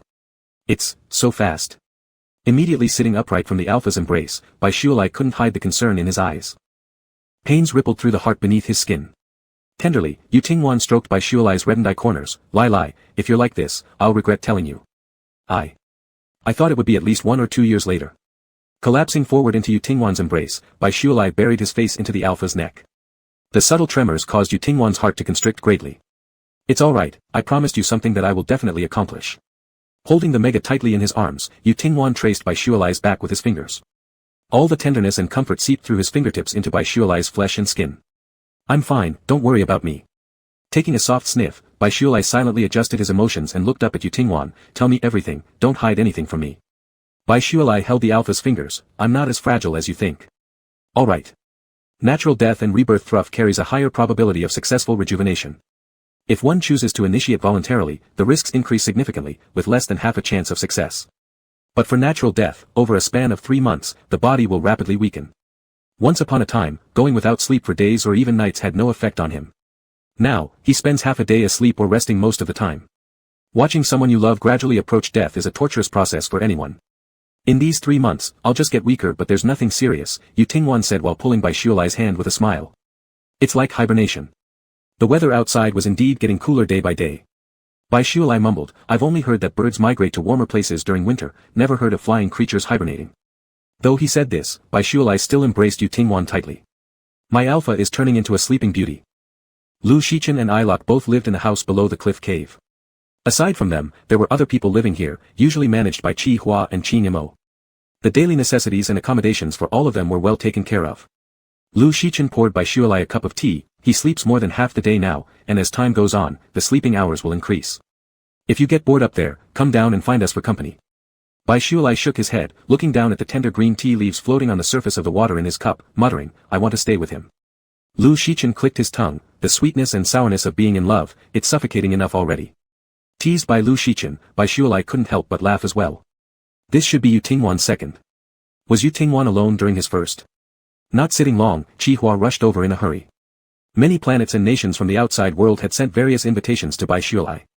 Among them was an invitation marking the death of the old emperor of Blue Star and the coronation of the new king Song Shiryan. There was also an invitation from the principal of the military academy where Baishualai used to study, inviting him back for the graduation ceremony. Graduation ceremony? Baishualai had completely forgotten about this. He had gone through great lengths to stay in school just so he could graduate and obtain his diploma. But now, all those things he once pursued seemed unimportant. "Please reject all the invitations on my behalf," Baishualai said. Chi Hua then added, "A person claiming to be your brother has sent you a letter." Chapter 130, By Family's Retribution. Baishualai picked up the letter. Judging by the date on the letter, it was written 3 days ago by his brother Bai Yongjian. He didn't open the envelope right away. Bai Shualei stepped out of the room, and as soon as Xiao Bird Yuehua saw him, she flew over and perched steadily on Bai Shualei's shoulder. He gently patted the little bird's head and softly said, "Yuehua, take me back to Tingwan." Spreading a pair of white wings, Xiao Bird Yuehua leaped lightly into the air. As the luminous light of falling raindrops rained down, in a blinding flash of white light, Xiao Bird instantly transformed into a majestic and elegant white phoenix. The white phoenix gracefully flew in front of Bai Shualei and emitted a series of crisp chirps, signaling for Bai Shualei to climb on. Taking a few steps forward, Bai Shualei lifted his leg and mounted the white phoenix. He bent down to steady the slender neck of the white phoenix, and with the flapping of its wings, the white phoenix carried him aloft into the sky. Rushing back to the cave, the alpha lying still in the bird nest hadn't moved at all, sleeping soundly. A heart that had been racing settled down somewhat. Bai Shualei touched Yutingwan's forehead and cheeks, then gently rubbed his own cheek against the soft, shiny feathers of the alpha's snow-white wings. With closed eyes, the sleeping alpha left a shadow under the thick black eyelashes. His hair is white, but his eyelashes are black, so did his hair turn white later in life. Propping his chin with both hands, Bai Shualei blankly stared at the deeply sleeping Yutingwan. Yutingwan lay motionless, showing no signs of waking. Reaching out his fingers, he gently tapped the alpha's nose. Bai Shualei bit his lower lip. Though no one else was around, he still spoke in a low voice. "Husband." After uttering these two words, Bai Shualei's face turned red. There was an inexplicable sense of shame. Looking at Yutingwan's handsome sleeping face, he softly called again, "Wife, my sleeping beauty wife."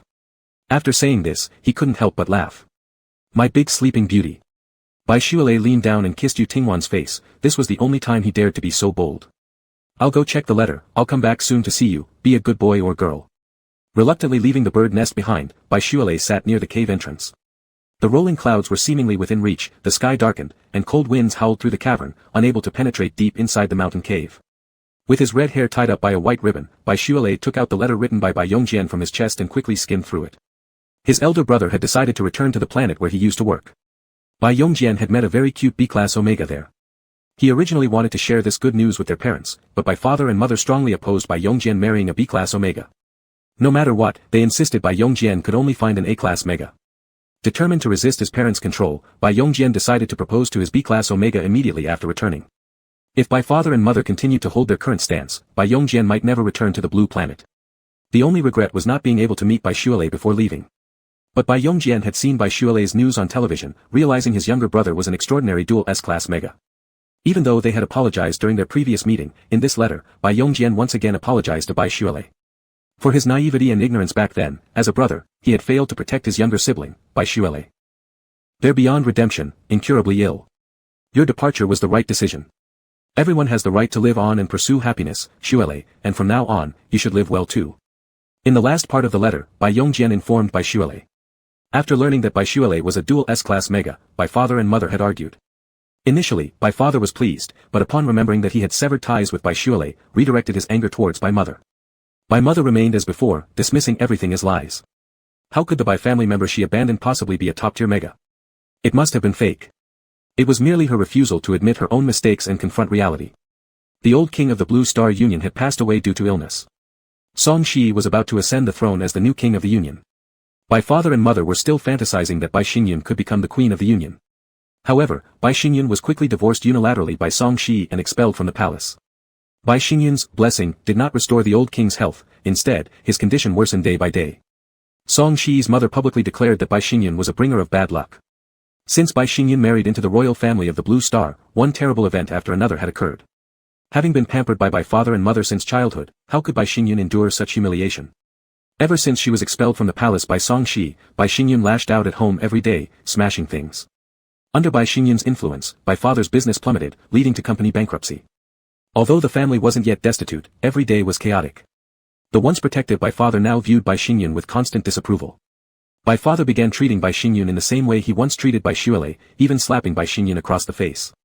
However, Bai Xingyun, having been spoiled rotten, couldn't tolerate her father's change of attitude and ended up struggling with Bai father in a violent fight. When Bai mother tried to mediate, she was pushed by Bai Xingyun and twisted her ankle. In a fit of madness, Bai Xingyun even stabbed Bai father in the stomach with a fruit knife. Mother sent father to the hospital, while Bai Xingyun fled with all the money from home. In his rage, father suffered a stroke and developed hemiplegia, leaving him confined to a wheelchair. Bai Yongjian said these were events he only learned about after leaving. Now living in a nursing home, Bai father and mother have completely lost contact with Bai Xingyun. Bai Yongjian also said perhaps this was karma repaying their actions. This should be the last time I write to you. Wishing you a pleasant life and smooth sailing. At the end of the letter, Bai Yongjian no longer referred to himself as elder brother. Bai Shuilei knew it meant he and the Bai family were thoroughly and irreversibly severed. He lit the letter in his hand, letting its ashes scatter in the mountain wind. Closing his eyes, Bai Shuilei took a deep breath. The person was still the same, but suddenly there was a feeling of cleansing mind and body, as if reborn. Could this be considered his own rebirth? A smile unconsciously tugged at the corners of his mouth. What are you smiling about? So happy. A deep voice sounded from behind him. Turning around, Bai Shuilei saw Yu Tingwan, the alpha, and his smile deepened. I haven't even kissed you yet, how did you wake up so soon? Chapter 131, After eating the candy, I will come back. How could someone taking a shower fall asleep while washing? Strands of white hair soaked in the clear spring water, the man with his eyes closed, resembled a jade sculpture sleeping in the water. The steady heartbeat under his palm somewhat eased Bai Shuilei's concern. Day by day, month by month. There was only 1 month left until the rebirth Yu Tingwan had mentioned. As time passed, the amount of time Yu Tingwan was awake each day became less and less. From half a day initially, to 7 or 8 hours later on. And recently, it had been reduced to just 5 or 6 hours. Yu Tingwan's changes were almost visible to the naked eye. His complexion seemed to grow increasingly pale, and the feathers on the wings on his back also dimmed in color. Sleeping Beauty, this prince is going to kiss you. With both arms holding Yu Tingwan, Bai Shuilei slowly fished the alpha out from underwater. Then he leaned over and kissed Yu Tingwan's wet lips. In the fairy tale, Sleeping Beauty opened her eyes. But in reality, Yu Tingwan showed no sign of awakening. Looking at the motionless alpha, a sudden surge of panic welled up in Bai Shuilei's heart. What if Yu Tingwan never woke up again? The fleeting moment of panic was quickly suppressed by Bai Shuilei. No, he mustn't let himself think like that. While soaking in the water, Bai Shuilei vaguely held on to Yu Tingwan and fell asleep. After an unknown length of time, he faintly heard someone calling his name. Lai Lai, did you wake up? When did you wake up? The moment Bai Shuilei heard Yu Tingwan's voice, he immediately came to. He rubbed his eyes hard, seeing the alpha looking at him with open eyes and smiling, and then he smiled too. Yu Tingwan's eyes brimmed with tenderness. I've been awake for a little while. Why didn't you call me? Bai Shuilei said with dissatisfaction. Next time when you wake up, you must call me immediately. Yu Tingwan nodded and said, all right. It seemed like no matter what Bai Shuilei asked, Yu Tingwan would agree. Bai Shuilei's heart was once again filled with a sense of security, and with the promise received, he looked towards the alpha. Tingwan, what are you writing? They maintained the same position as before they slept, their lower bodies immersed in the water, upper bodies lying on the shore. However, somehow, Yu Tingwan had found a book and a pen, leaning against the shore, seemingly writing something down in the book. I'm thinking about us. Saying this, the alpha handed the small notebook to Bai Shuilei. Taking it with his hand, Bai Shuilei began reading from the first page. After reading 2 or 3 pages, 2 rosy clouds appeared on his pale cheeks. Yu Tingwan was indeed writing about his relationship with Bai Shuilei, from the 2 accidentally meeting on the wilderness planet. Doing all sorts of things, and then registering their marriage, becoming legal partners. Yu Tingwan wrote. Bai Shuilei belongs to me. Mega, my wife. Although our marital relationship is based on a transaction between us, I know that I truly want to marry him. When he was drunk, he called me husband. My heart raced so fast, I loved it. These kinds of records looked more like a diary. So, you really wanted to marry me from the beginning? Is that true or false? Bai Shuilei pursued the question. Yu Tingwan smiled gently, looking into his lover's shiny eyes and said, it's true, I liked you right from the start. Bai Shuilei realized belatedly that he had fallen into Yu Tingwan's trap long ago. No wonder they all say you're the interstellar tyrant, you're truly evil. But in the end, Bai Shuilei had also fallen in love with Yu Tingwan, hadn't he? After I lose my memory, I'll see these when I wake up. Yu Tingwan carefully placed the small notebook inside his own chest and tilted his head, giving Bai Shuilei a gentle smile. Bai Shuilei asked, then what if the notebook gets lost? Yu Tingwan just smiled and said, if it gets lost, there will be other ways. What way was that? Bai Shuilei discovered when Yu Tingwan coughed up blood. He had genuinely thought that before the rebirth, nirvana, Yu Tingwan would only become increasingly tired, and the time spent sleeping would continue to increase. During the final 7 days, when Yu Tingwan was awake, he would hold Bai Shuilei's hand, dreaming of their new life after the rebirth. This kind of hope for the future, to some extent, dispelled much of Bai Shuilei's fear about the impending rebirth. When Yu Tingwan spoke of taking him to see meteor showers, the alpha suddenly started coughing violently. Crimson bloodstains splashed on the alpha's pale palm, and Bai Shuilei was overwhelmed with anxiety. Even though he had already coughed up blood, Yu Tingwan still hugged Bai Shuilei's shoulder and consoled him softly, it's fine. It's just a few mouthfuls of blood. Bai Shuilei's hands were trembling as he wiped the blood off the corner of Yu Tingwan's mouth. What do you mean it's just a few mouthfuls of blood? Can blood be coughed up casually? Yu Tingwan, do you feel unwell anywhere? Does it hurt? Faced with his lover's concern, Yu Tingwan always smiled and said there was nothing to worry about, claiming it was a normal reaction. Pale complexion, crimson bloodstains, and feathers losing their luster. What is death qi? Suddenly, Bai Shualei saw it on Yu Tingwan, so-called death qi. Unwilling to let Yu Tingwan worry about him, he held back the panic, fear, and heartache deep in his heart. When Yu Tingwan slept, he stood by watching over him. When Yu Tingwan coughed up blood, he was there to wipe it away. Until one day, after coughing up blood, Yu Tingwan suddenly collapsed, and Bai Shualei could no longer hold back his tears. At this very moment, Yu Tingwan somehow forced his eyelids open. Gently pulling Bai Shualei into his arms, he consoled and soothed him tenderly. It's my fault, I made Lai Lai worried. Burying his head in the alpha's chest, Bai Shualei's voice quivered faintly through his sobs. Yu Tingwan, don't scare me, I'm really going to be scared to death by you. He sobbed between choking sounds, you promised me, that you'll come back. Even if you lose your memory, you must live on for me, understand? Bai Shualei sniffled and cried, you haven't even proposed to me yet, Yu Tingwan, I will wait for you to buy me a ring and propose after your rebirth. Yu Tingwan, alright. Tears blurred his vision, Bai Shualei gritted his teeth and demanded, it has to be an enormous gemstone. Yu Tingwan, alright. Bai Shualei's voice trembled as he cried, I will wait for you to return. You have to come back. Yu Tingwan's heart felt like shattering. Watching the love of his life face death was such an excruciating pain, he knew it better than anyone. Such a painful event would leave vivid impressions, even when memories faded. Remember what I told you. 1 candy per day, and I will return after eating them. Yu Tingwan's fingers lightly brushed against Bai Shualei's red, swollen eyes. Take me underwater, Lai Lai. Chapter 132, Stealing My Little Turtle, I see you are in dire straits. At dawn, the sound of Ilok and Lu Shichen arguing came from outside the window. I may be a little turtle, but you are a hundreds of years old peacock, older than my father and my grandfather. I like young and handsome types, not old peacocks. This isn't called being old, this is called charm bestowed by time. And what about little turtles? I don't allow you to belittle yourself like that, little turtles are so cute. Wow, you're so annoying. Are you made of chewing gum? How can you say such things? It makes me so sad. I just like you, that's all. Ilok, when do you plan to take responsibility for me? I maintained my purity for hundreds of years, only for you to take it. Old peacock, shameless. Little turtle, not shy at all, how dare you take advantage of me and then refuse to take responsibility. In the dimly lit room, Bai Shualei slowly opened his eyes. Listening to the amusing bickering between Ilok and Lu Shichen outside the window, an involuntary smile crept onto his lips. Lying lazily in bed, Bai Shualei tilted his head and stared at the ceiling. If Ilok and Lu Shichen hadn't been with him every day, Bai Shualei didn't know how he would have endured the endless moments without Yu Tingwan. Is it because of this reason that Lu Shichen and Ilok were asked to come over and stay with me? Such thoughtfulness, such tenderness. What if she never comes back? What should he do? If he had never met Yu Tingwan, perhaps he could endure the solitude he was accustomed to. But after tasting the love and warmth he had yearned for half his life, how could he return to a life of cold loneliness? So Yu Tingwan, you must come back. Even if you lose your memory, I will stubbornly pursue you until you return. A voice came from outside the door, Brother Lai, are you awake? What do you want for breakfast? I'm awake.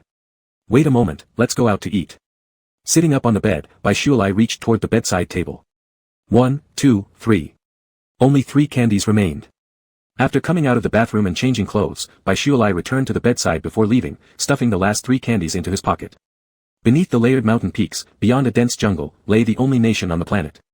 Unlike nations on other planets, the residents here knew nothing about extraterrestrial civilizations. They had their own culture, technology, history, and way of life. The first time Bai Shualei descended the mountain to visit the city, it was with Yu Tingwan. This kind of life was something he had once longed for. Quiet, peaceful. People lived comfortably and were therefore kind and gentle, exchanging warm smiles whenever they met on the streets. There weren't too many towering buildings here, each household had its own private courtyard. Drinking coffee by the lake while enjoying the cool breeze was relaxing and comfortable. After descending from the mountain, the trio ate breakfast and relaxed in lounge chairs, watching the clouds drift lazily in the sky, an early retired life ahead of their time. But what's wrong with that? If conditions allowed, who wouldn't wish to retire early and enjoy a leisurely life? I'll use the restroom. Do you guys want some cake? Ilok asked. Lu Shichen smirked with narrowed eyes. Is there any cake shaped like a little turtle? Ilok glared back. Go away, greasy old peacock. Turning to Bai Shualei, Ilok revealed a cute and obedient smile. Brother Lai, do you want a little cake? Cheese or chocolate? With his hands propped on the armrests of the chair, Lu Shichen straightened up. I want strawberry, as sweet as little Ilok's strawberry cake. Ha! You psychopath. Ilok picked up a cushion and hurled it at the old peacock. Bai Shualei smiled and said, bring me chocolate, please. Okay. Ilok went back to the cafe, pointing outward. Could you please bring us 3 slices of cake, 2 chocolate and 1 strawberry cream? After saying this, he rushed off to the restroom. Leaving the cubicle, Ilok stood before the wash basin, humming a tuneless song while earnestly washing his hands under the faucet. Brother Lai seems a bit low lately. Maybe we should go swimming at the beach together, best not to bring that lecherous old man Lu Shichen along. It's decided, he. Suddenly, a piece of paper was handed over from beside him. Ilok took the paper towel and wiped his hands. Thanks, bro. As he turned his head, a familiar face came into view. Ralph? You.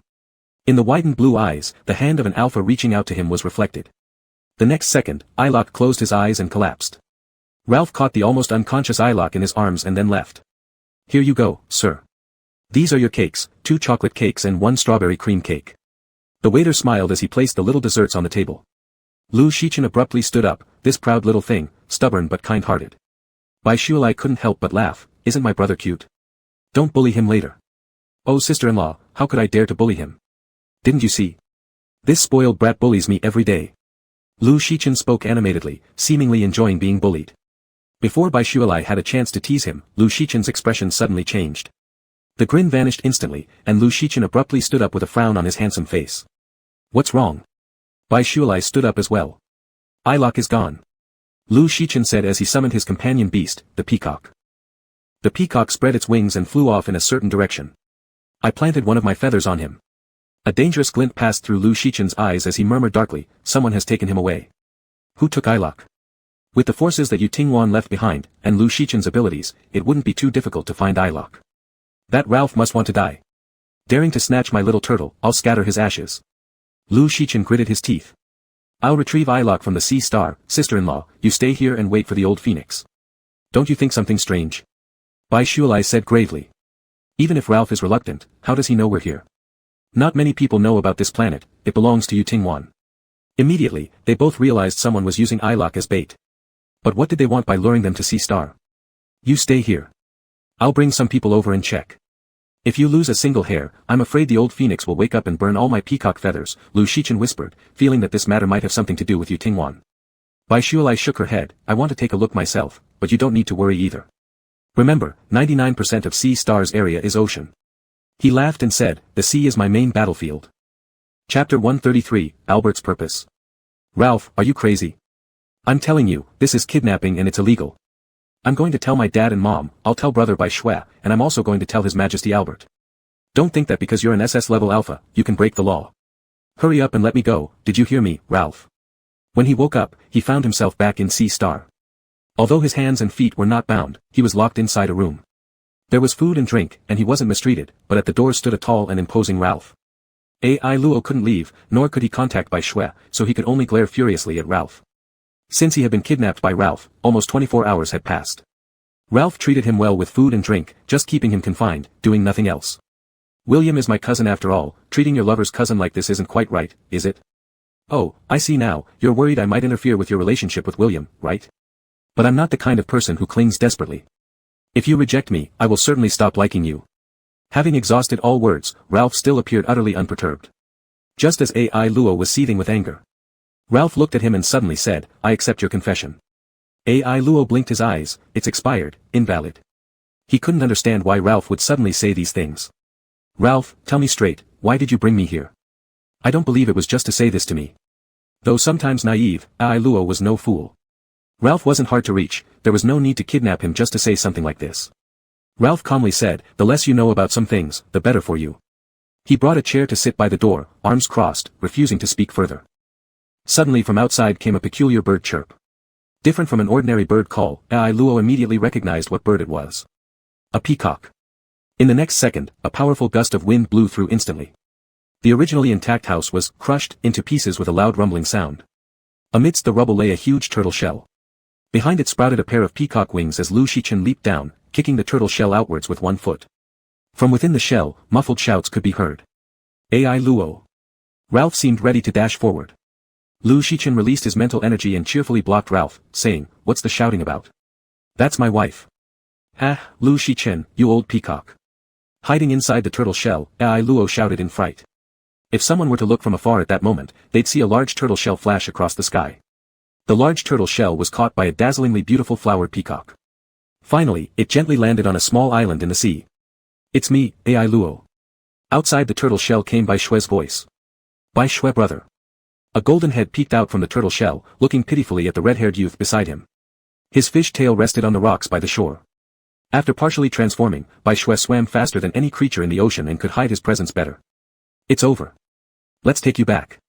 Bai Shue consoled Ai Luo. After rinsing his nose, Ai Luo crawled out of the turtle shell. Ai Luo's semi-transformation ability was rather singular yet very useful. The turtle shell on his back could enlarge or shrink. When small, it rested on his back. As his mental strength increased, the turtle shell grew larger. However, with Ai Luo's current abilities, he could only make the turtle shell big enough to hold 2 or 3 people at most. What about that old peacock? Ai Luo looked worried. Lu Shichen had saved him, but inevitably would face Ralph. In a one-on-one fight, Lu Shichen had a higher chance of winning. But this was in Sea Star, who knew if Ralph had other allies. It's fine. I've sent Feng Huang to help Lu Shichen. As Bai Shue spoke, he looked up at the little white bird circling above his head. Yu Hua, go and bring Lu Shichen back. The little white bird emitted a melodious chirp, flapped its wings, seemingly reluctant to leave. I'm fine, no need for your protection, go and help Lu Shichen quickly. Be obedient. After flying around in the air for a circle, the little white bird very reluctantly flew towards the direction of Lu Shichen. Accompanied by a deafening call that split the skies, a burst of white light radiated as the dazzling white phoenix instantly turned into a streak and disappeared. Let's head back first, Bai Shue called out to Ai Luo, your companion beast is a little turtle, right? You should be able to dive underwater, correct? Ai Luo nodded, scratching his head shyly, yes, I can, but I'm not very fast at swimming. Bai Shue chuckled, no problem. As long as you can dive, I'll take care of the swimming. Alright. Big brother Lai, I'm coming. As Ai Luo jogged over, the clear blue sky above seemed suddenly covered by dark clouds, casting a shadow over them. Lai. Big brother Lai. Ai Luo tilted his head upwards, his blue eyes filled with fear and anxiety. Holding Ai Luo's hand, Bai Shue positioned himself protectively in front of him. Massive spaceships emerged like dark clouds blotting out the sun, completely filling the sky. So rare for you to visit Sea Star, why are you in such a rush to leave? A familiar voice carried from the air, laced with a touch of laughter. Ai Luo, Your Majesty Albert. Though they didn't see him, they clearly heard Albert's voice. Bai Shue asked solemnly, Your Majesty Albert, what do you mean by this? I don't mean anything special. I simply wish to invite you to stay as my guest. Albert's voice came down from the sky. I don't want to hurt you, so please don't resist. Bai Shue frowned slightly, still unclear about Albert's intentions.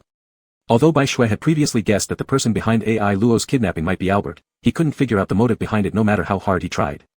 Ai Luo was terrified by the sight of the enormous black ships resembling monsters looming in the sky. Your Majesty Albert, isn't Mr. Yu and Big Brother Lai our friends? Moreover, his companion beast is exactly the same as our great sea emperor, a lucky koi fish. Bai Shue responded coldly, or perhaps, Your Majesty Albert never considered me as a friend. Chapter 134, I like your fish tail. Lai Gu, I feel that Emperor Albert is a bit strange. On the spaceship, Bai Shue Lai and Ai Luoka were locked in an airtight room. After going through great trouble to lure them to the starfish planet, and then bring them onto the spaceship, Albert only showed his face at the beginning. He told them to rest well and then disappeared. For now, it seemed they were not in any immediate danger. As for Lu Shichen and the others, they didn't know how they were faring. Bai Shue Lai asked, what's strange?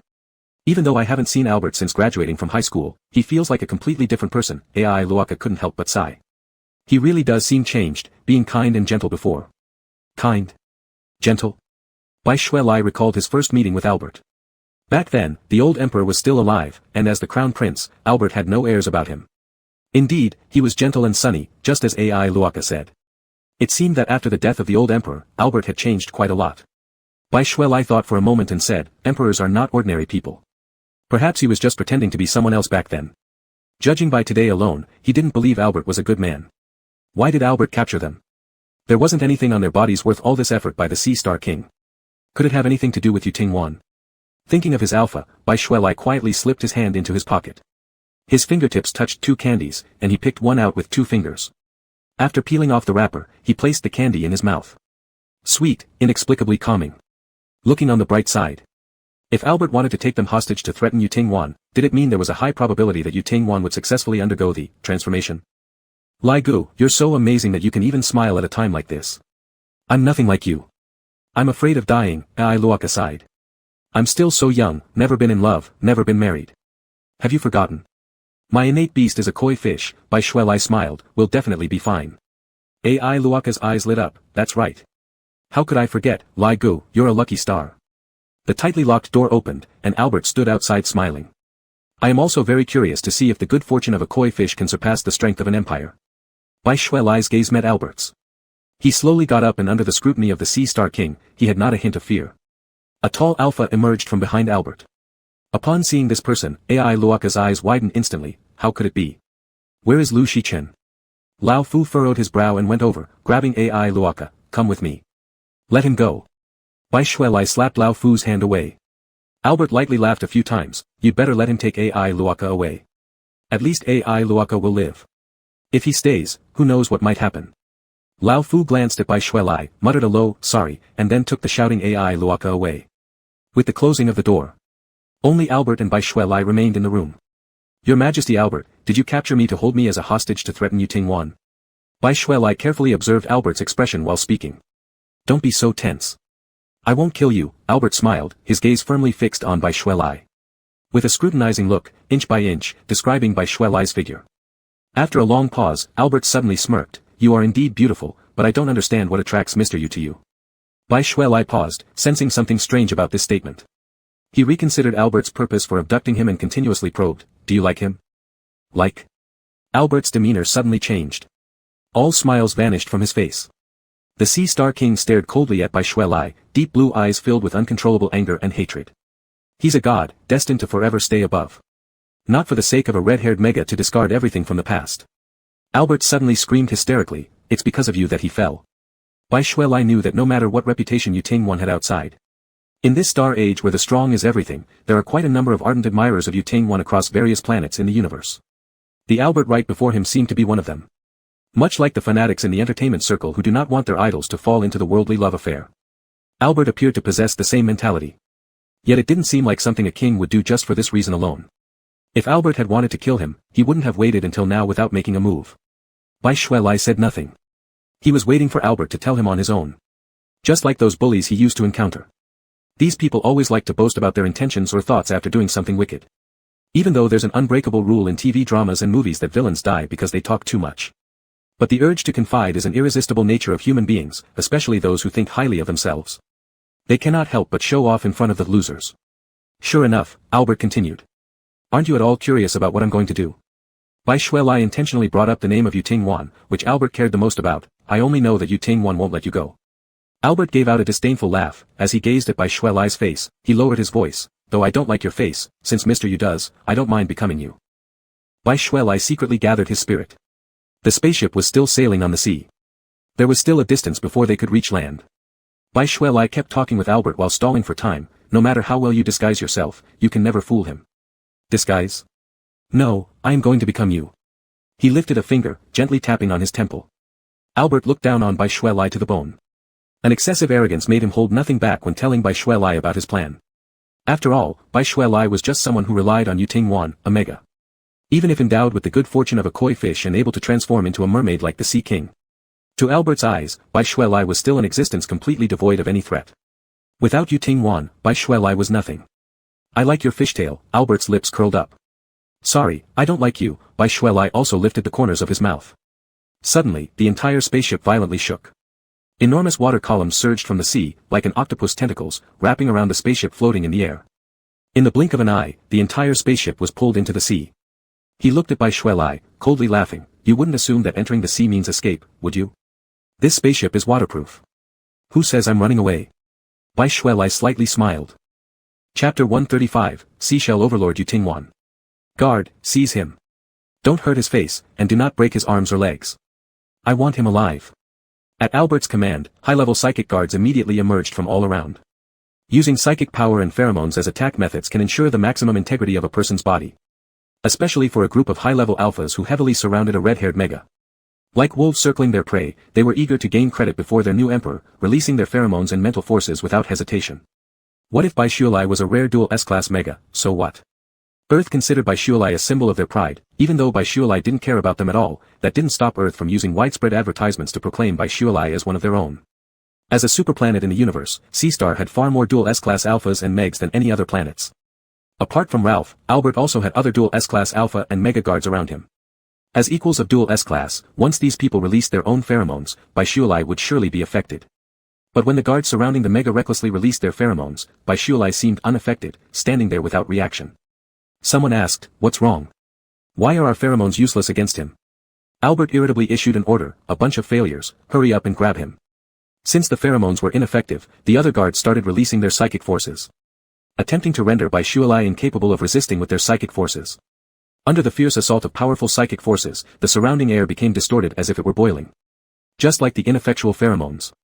Wave after wave of psychic force impacts toward the red-haired mega rendered no effect on bistioli standing in the middle despite being potent enough to twist and distort the air. Albert stared fiercely at bistioli. Around the red-haired mega, there was a faint glow of pale white light. This glow flowed gently like water from bistioli's chest, softly enveloping the mega within. Perhaps this was exactly the reason the mega was immune to all pheromone and psychic force attacks. When facing everyone's pheromone attacks earlier, bistioli appeared composed and fearless. It seemed he had foreseen that the pheromones of everyone here would have no effect on him at all. But when bistioli prepared to resist the group's psychic force attacks, he clearly showed a look of astonishment. Even he didn't know what had happened. Albert glared at bistioli, full of hatred and jealousy in his eyes. "What did you do to Mr. You? Bistioli, answer me. How could a mere dual S-class mega easily resist everyone's psychic forces? In this world, only one person could achieve such a feat." As if suddenly remembering something, bistioli pulled the thin string around his neck and lowered his head, pulling out a small bottle from inside his clothes. It was the pheromone given to him by Yu Tingwan before he went to take the field training exam. That man had simply told bistioli that his pheromone could drive away some dangerous animals, help him through the due period, and assist his mega in warding off some dangers at certain times. The understated term, some dangers, referred to the collective mental assault of most top alphas and megs on C-Star, didn't it? A surge of scorching heat rose deeply from his chest, almost bursting through his throat. In places where he was unaware, how much had Yu Tingwan considered for him, and how many things had he secretly done? Seeing their pheromones and psychic forces having no effect on bistioli, the guards around hesitated for a moment, just staring at bistioli like Albert. Ignoring the oppressive feeling of being gazed upon by many, bistioli pinched the glass bottle with his fingertip and returned the bottle containing Yu Tingwan's pheromones back inside his collar. He patted lightly through his clothing, then calmed down. Lifting his head, he met Albert's undisguised insane jealousy. "It's my turn now, Albert." At the end of his words, the entire spaceship violently trembled as if colliding with an iceberg. The solid walls emitted a creak sound, as if they were about to crack open in the next moment. Albert pointed at bistioli again, "Seize him." Without hesitation, the others summoned their companion beasts while semi-morphing. A roaring lion with an ear-splitting cry. A hyena with sharp teeth. A crocodile with a gaping blood-filled mouth. They were all terrestrial animals. Even the crocodiles that would move through river waters couldn't live underwater for long. Bistioli once more concentrated his spirit. His psychic power penetrated the hard steel armor of the spaceship and seeped into the ocean. If there were anyone outside the spaceship at this time, they would see those gigantic creatures hidden deep under the sea. As though being summoned, they all gathered around the spaceship. With their massive and powerful bodies, they all simultaneously rammed into the spaceship that Albert claimed was invincible. Boom! When everyone summoned their companion beasts, the spaceship suffered another powerful collision. The strong hull made groaning sounds, bearing more than it could handle. Some people hadn't even begun to act before falling to the ground due to the violent rocking. Others immediately commanded their companion beasts to rush toward bistioli. The surrounded mega transformed his spirit force into an invisible weapon to repel the dangerous creatures trying to approach him. Even the companion beasts that managed to break through his spiritual barriers were slashed by the sharp claws of the mega after he transformed into a merman. The longer bistioli resisted, the more jealous Albert became. Even though bistioli had decent talent, his rapid growth in such a short period was impossible without Yu Tingwan's guidance. Albert looked down at his hands. If he poured his thoughts into bistioli's body. If he became bistioli. Would the memoryless Yu Tingwan after reincarnation fall in love with him? Suddenly, a young voice echoed in his mind. "Grandfather, please, stop." Albert furrowed his brows and shouted loudly, "Shut up, you fool. You group of failures, capture him. It doesn't matter if he gets injured."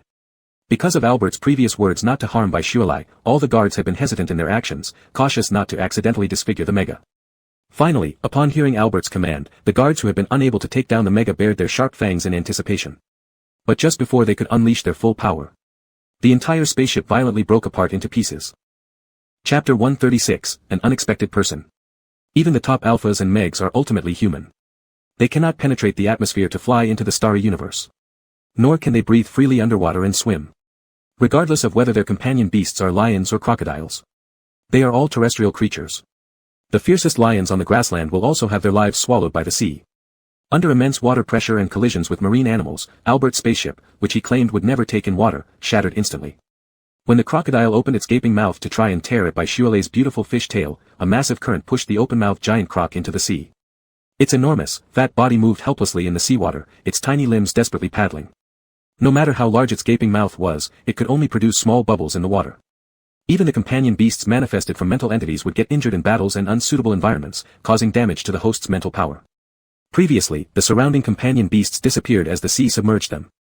A flick of her fish tail, and she swiftly searched for Illick's figure in the sea. Albert's guard swam towards the sea surface. Illick couldn't see any figures, not even Albert's whereabouts. The mermaid emerged from the water.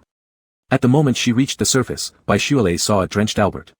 Behind him floated countless battle spaceships in the air. You're more formidable than I imagined, but that's it. No matter how strong an individual is, they are nothing before the powerful force of a planet, Albert said, standing above on a flying device, with 2 guards behind him. He looked down at the mega. Boyle, do you plan to hide in the sea your entire life? Why don't you try to see if your strength is greater or my missiles are more accurate?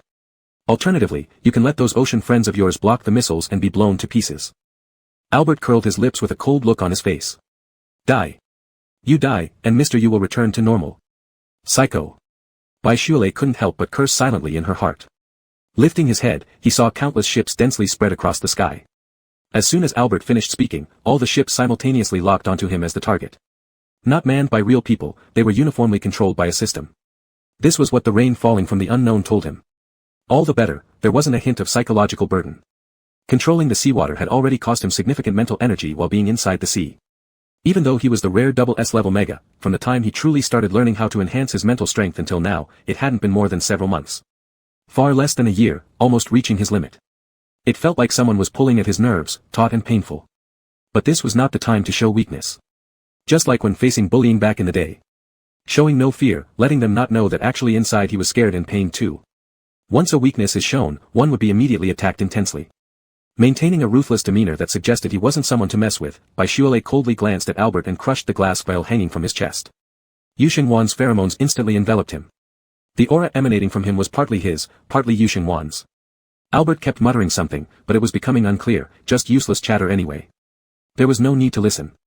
His finger touched the wet pocket of his clothes, extracting the last candy wrapped in sugar paper. Impatiently, Boyle muttered, "You talk too much. If you want to fight, just fight. Stop wasting time." He peeled off the damp wrapper and placed the sticky candy into his mouth.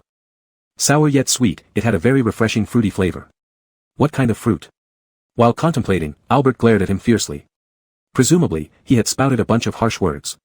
Following that, all the gun barrels of the ships began accumulating energy. From a single red dot initially, to a vast expanse of red light afterward. Gently breathing in the pheromones belonging to Yuxingwan, Boyle discarded the candy wrapper in his hand. This was the last piece of candy. Wasn't it about time to come back? If he returned now, he could still witness the first time Yuxingwan summoned his companion beast in front of others. Yuxingwan, how long do you intend to sleep? Look, even without you, I can still stand up against the most potent force of Sea Star alone. There was a crisp sound. At the moment the fruit candy was cracked by his teeth, a crack suddenly appeared in the sky.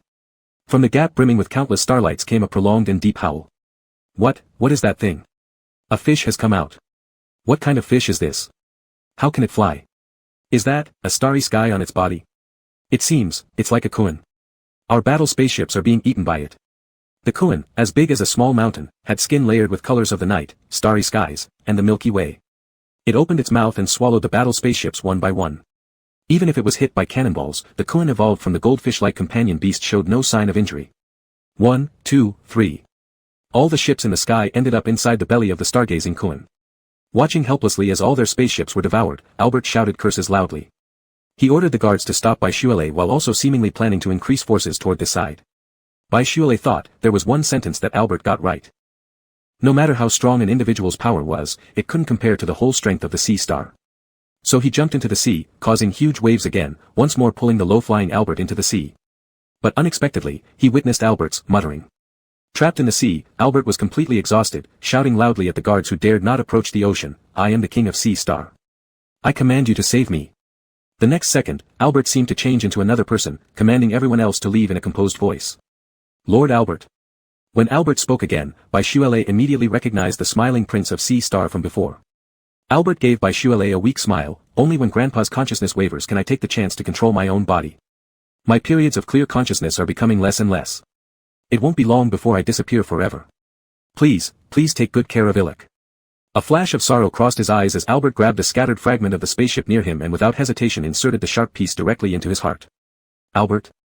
Boylove was stunned. He quickly swam over, but his spiritual energy was severely drained, and he could do nothing. If I don't die, Grandpa will reclaim my body, doing things that hurt you, hurting. Illick. Albert faintly smiled, lifting his lips. Don't worry, Sea Star won't trouble you. Albert wanted to say something else, but the next second, he turned into an evil appearance again. Screaming loudly, refusing to die. Perhaps at the last moment of life, one does not wish to taste death. The previous Sea Emperor who occupied Albert's body disappeared once again. Albert closed his eyes, seemingly having already lost his breath.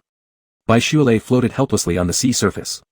He tried to reach for Albert, but under extreme mental exhaustion, even extending a finger felt difficult. He softly called out, Yu Hua, but the white phoenix didn't appear. His heart suddenly sank. Yu Tingwan, are you about to undergo rebirth? That's why Yu Hua has vanished. In the distance, the faint sounds of gunfire could be heard as a figure slowly came into Boylove's sight. Black wings, a bull horn atop the head. It was Song Shi. Chapter 137, I went mad long ago. What did Albert mean by those words? The previous generation's elderly and deceased Sea Emperor was actually not dead, but instead took over the body of his own grandson. Shueshai Bai's mind was in complete disarray. The cost of overusing one's mental power is extreme fatigue of both body and spirit. He could not transform back into human form, so he could only maintain his merman shape, floating on the ever-rippling sea surface like a leaf. Until a shadow fell over him from above. A familiar face came into view. It wasn't the person Shueshai Bai wanted to see. It was Song Shiyan. Song Shiyan post-semi-beast transformation. Black wings, hard bull horns, and tiger-like patterns on his face. Not an S-level alpha. But someone just like himself, double S-level. Before his companion beast evolved, Song Shiyan was merely an S-level alpha. After awakening to semi-beast transformation, no one knew that Song Shiyan had become a double S-level alpha. Shuehai. Song Shiyan looked down at the mega floating in the water. His red hair was as dense as seaweed. Overuse of mental power gave the normally vibrant mega an appearance of exhaustion and weariness.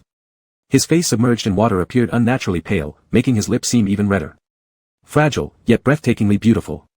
Regaining strength required some time or perhaps the pheromones of an alpha. But right now, Shueshai Bai's alpha was not beside him, and there wasn't enough time for rest. He was easily scooped up from the ocean by Song Shiyan. The long fish tail dripped sporadic droplets of water. Song Shiyan, please put me back. Even his voice was weak and powerless. It doesn't matter what the truth about the starfish is, the fact remains that you have already offended it, Shueshai Bai.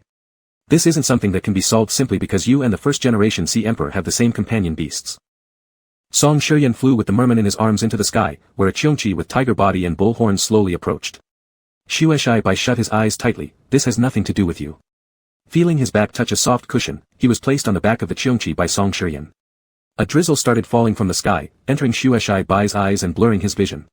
Hearing the words, this has nothing to do with you, Song Shiyan tightened his lips, you can turn your love to someone else, but I can't.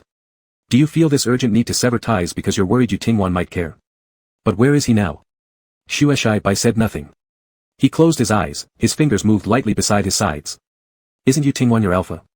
Where was he when others bullied you? Song Shiyan went on incessantly, staring intently at Shueshai Bai's rain-soaked face. His voice was low and grave, he's already dead. Suddenly opening his eyes, Shueshai Bai fixed the alpha beside him with a cold stare, so what? Whether he's alive or dead, what does that have to do with you? When he was alive, why didn't you dare say these things in front of him? As if struck deep inside, Song Shiyan reached out toward Shueshai Bai and grasped the thin, fragile neck of the mega. He stared at Shueshai Bai, jealousy and hatred evident in his voice. Is it really just because he's stronger than me that you left me and turned to him? They weren't wrong, indeed, you are a vain person. His throat pinched painfully, Shueshai Bai did not wish to explain. If Song Shiyan wished to think so, then he didn't mind going along with it. I don't like people who treat me well, would I rather prefer those who throw me alone in the wilderness and leave me to fend for myself? I don't like powerful and gentle ones either, would I rather like someone like you, petty, despicable, cowardly, and selfish? You keep saying you like me, but apart from mouthing a few words, what have you done? Don't wrap your frustration into liking me. You selfish and arrogant dog. Shueshai Bai unleashed a tirade against Song Shiyan. A flash of fierce light appeared in his eyes as Song Shiyan took several deep breaths and spoke gravely, Shueshai, don't make me angry. Are you not always the most astute reader of situations? Yu Tingwan is already dead, and the starfish's people will only use you as a scapegoat. Come back with me, and I'll treat you well from now on. While keeping a hand around Shueshai-bai's neck, Song Shiyan softly caressed his cheek with the other hand. Threatening someone's life while murmuring ostensibly gentle words. Would Song Shiyan treat him well in the future? Shueshai-bai thought, probably so. The goodness that Song Shiyan talked about was merely the liking an alpha had for a pretty pet, along with condescending charity. Back in the days when survival was a struggle, it had been Bai Shuelai's only choice and path forward. But he was no longer the Bai Shuelai who once relied on others or couldn't resist fate. He had experienced love and respect. How could he possibly go back to being a caged pet, relying on someone else's charity for care to last his entire life? His alpha was Yu Tingwan. Regardless of whether Yu Tingwan was alive or dead. In this life, for this lifetime, he would never love anyone else. Song Shiyan was still arrogantly declaring his fondness for Bai Shuelai. We can get married, and you'll become the most prestigious queen on Blue Star. With my protection, no one will ever hurt you. All this was predicated upon Bai Shuelai staying within Song Shiyan's grasp. The moment Bai Shuelai left Song Shiyan's control, everything would disappear. Idiot. What did you say? Lost in his own world, Song Shiyan hadn't quite heard what Bai Shuelai had said. Bai Shuelai smirked as he looked up at Song Shiyan. Idiot, I said you're an idiot. I used to not talk like this, Shuelai, and I don't like hearing you swear. Song Shiyan's expression darkened rapidly. Bai Shuelai retorted, I'm damn well this way, whether you like it or not. Rubbing the slender neck under his grip with his thumb, Song Shiyan slowly leaned down, his eyes flashing with a dangerous light. I used to spare you because I pitied you, fearing you couldn't bear the transformation after semi-beast form. Now I regret that. I should have long ago made you mine, Mega. Song Shiyan, are you crazy? Sensing the change in pheromones in the air, Bai Shuelai stared at Song Shiyan in disbelief. This was Sea Star, and they were above the sea. Yet Song Shiyan dared to release alpha pheromones at this time and place. As he kept speaking with Song Shiyan, Bai Shuelai's mental strength slowly recovered through the rain falling from the sky. With just a bit more time, Bai Shuelai wouldn't say he could defeat Song Shiyan, but at least he wouldn't be as powerless to resist as he was now. It never occurred to him that Song Shiyan might want to make a move against him here. Crazy. That's good, I should have gone mad long ago. His Adam's apple moved up and down, Song Shiyan's gaze deep and cold. He stared at the beautiful fish tail of the Mega, his voice full of insane jealousy. Did Yu Tingwan touch you? No matter, I'll make you forget him. Fingers pinched Bai Shuelai's chin, Song Shiyan's eyes flickered. Right as Bai Shuelai was clenching his fist secretly, a sudden wave rose up from the sea. Bai Shuelai was hit by the wave and fell into the sea. A submarine emerged from beneath the water, firing its cannons without hesitation directly at Song Shiyan flying above. Chapter 138, Rebirth. Former childhood friends, but now they faced each other with daggers drawn, standing on opposite sides. The person who emerged from the submarine turned out to be Sequan Wan. Sequan Wan, do you intend to rebel? Song Shiyan nearly ground his teeth as he uttered the name of his former friend. The new king of Blue Star and the young general almost immediately started fighting each other. Bai Shuelai didn't understand how these two suddenly began fighting, but Sequan Wan's appearance undoubtedly gave him a bit of breathing room. Even with the firepower of advanced weaponry, Sequan Wan, still ranked at S-level, was no match against Song Shiyan, the dual S-level alpha. The situation was clearly tilting in Song Shiyan's favor. A trace of crimson trickled from the corner of his mouth as Sequan Wan turned his head toward Bai Shuelai soaking in the ocean. He shouted loudly. Have your mental energies recovered yet? I'll hold him off, you swim deeper into the sea, as deep as possible. Bai Shuelai frowned and said, can't you see that he will really kill you?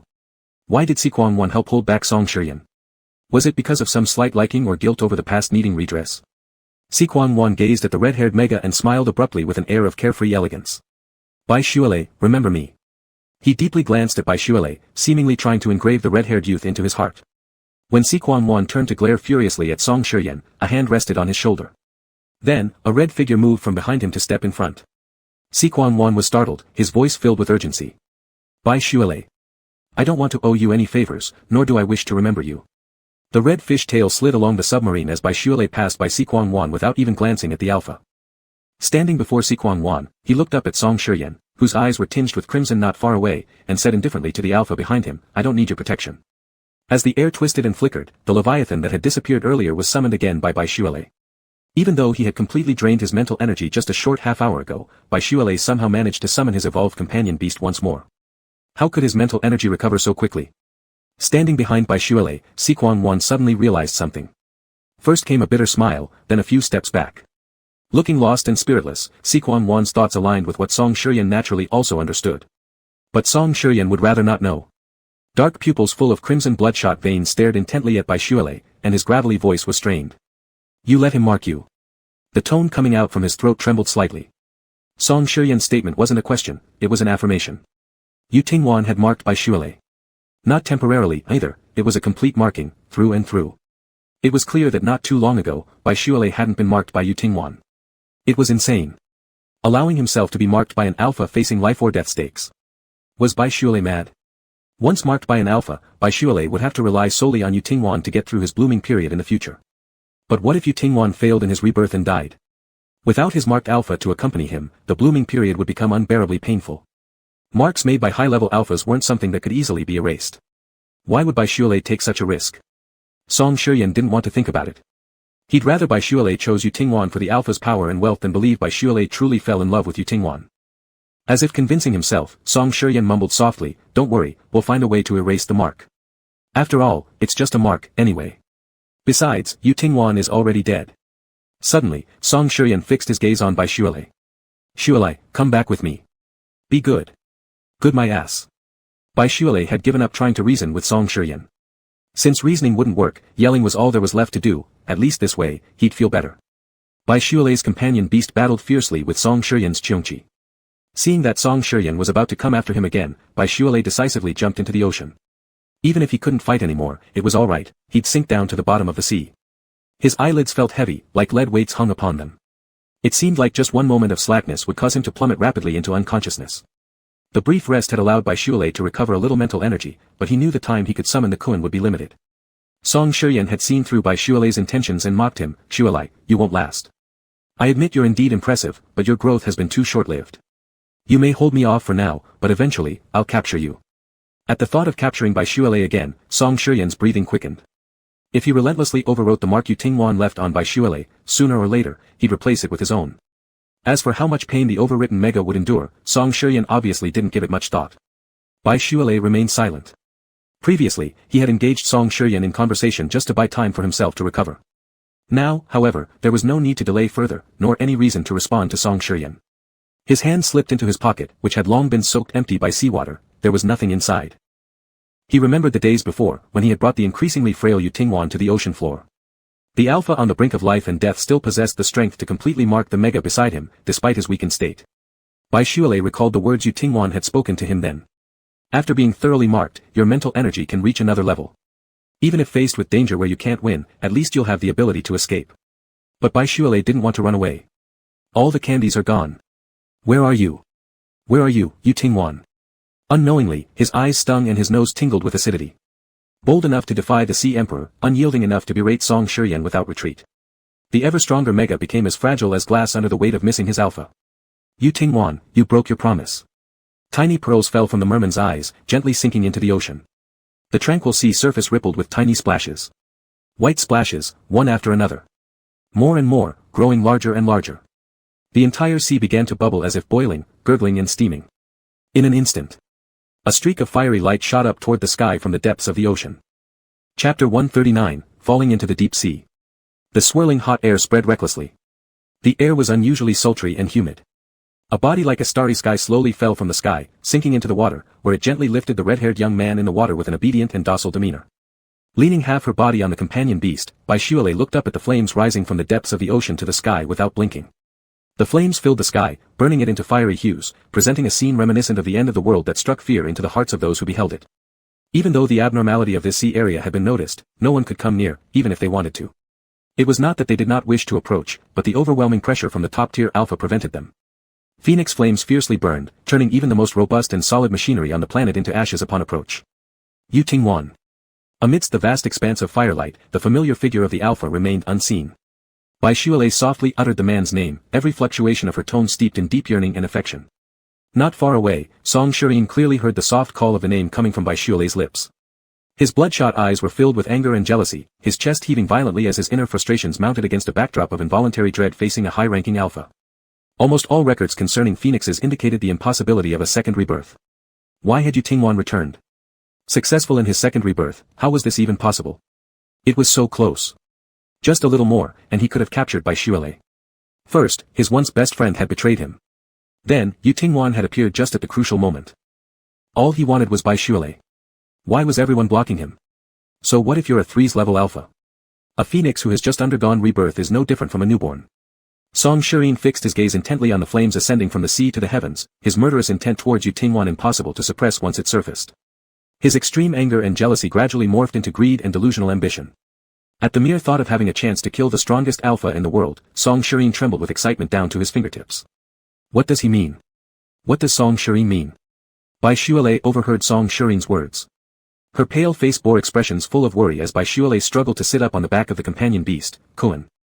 Both physically and mentally drained, Bai Shualei would have fainted long ago had it not been for her determination to see Yu Tingwan.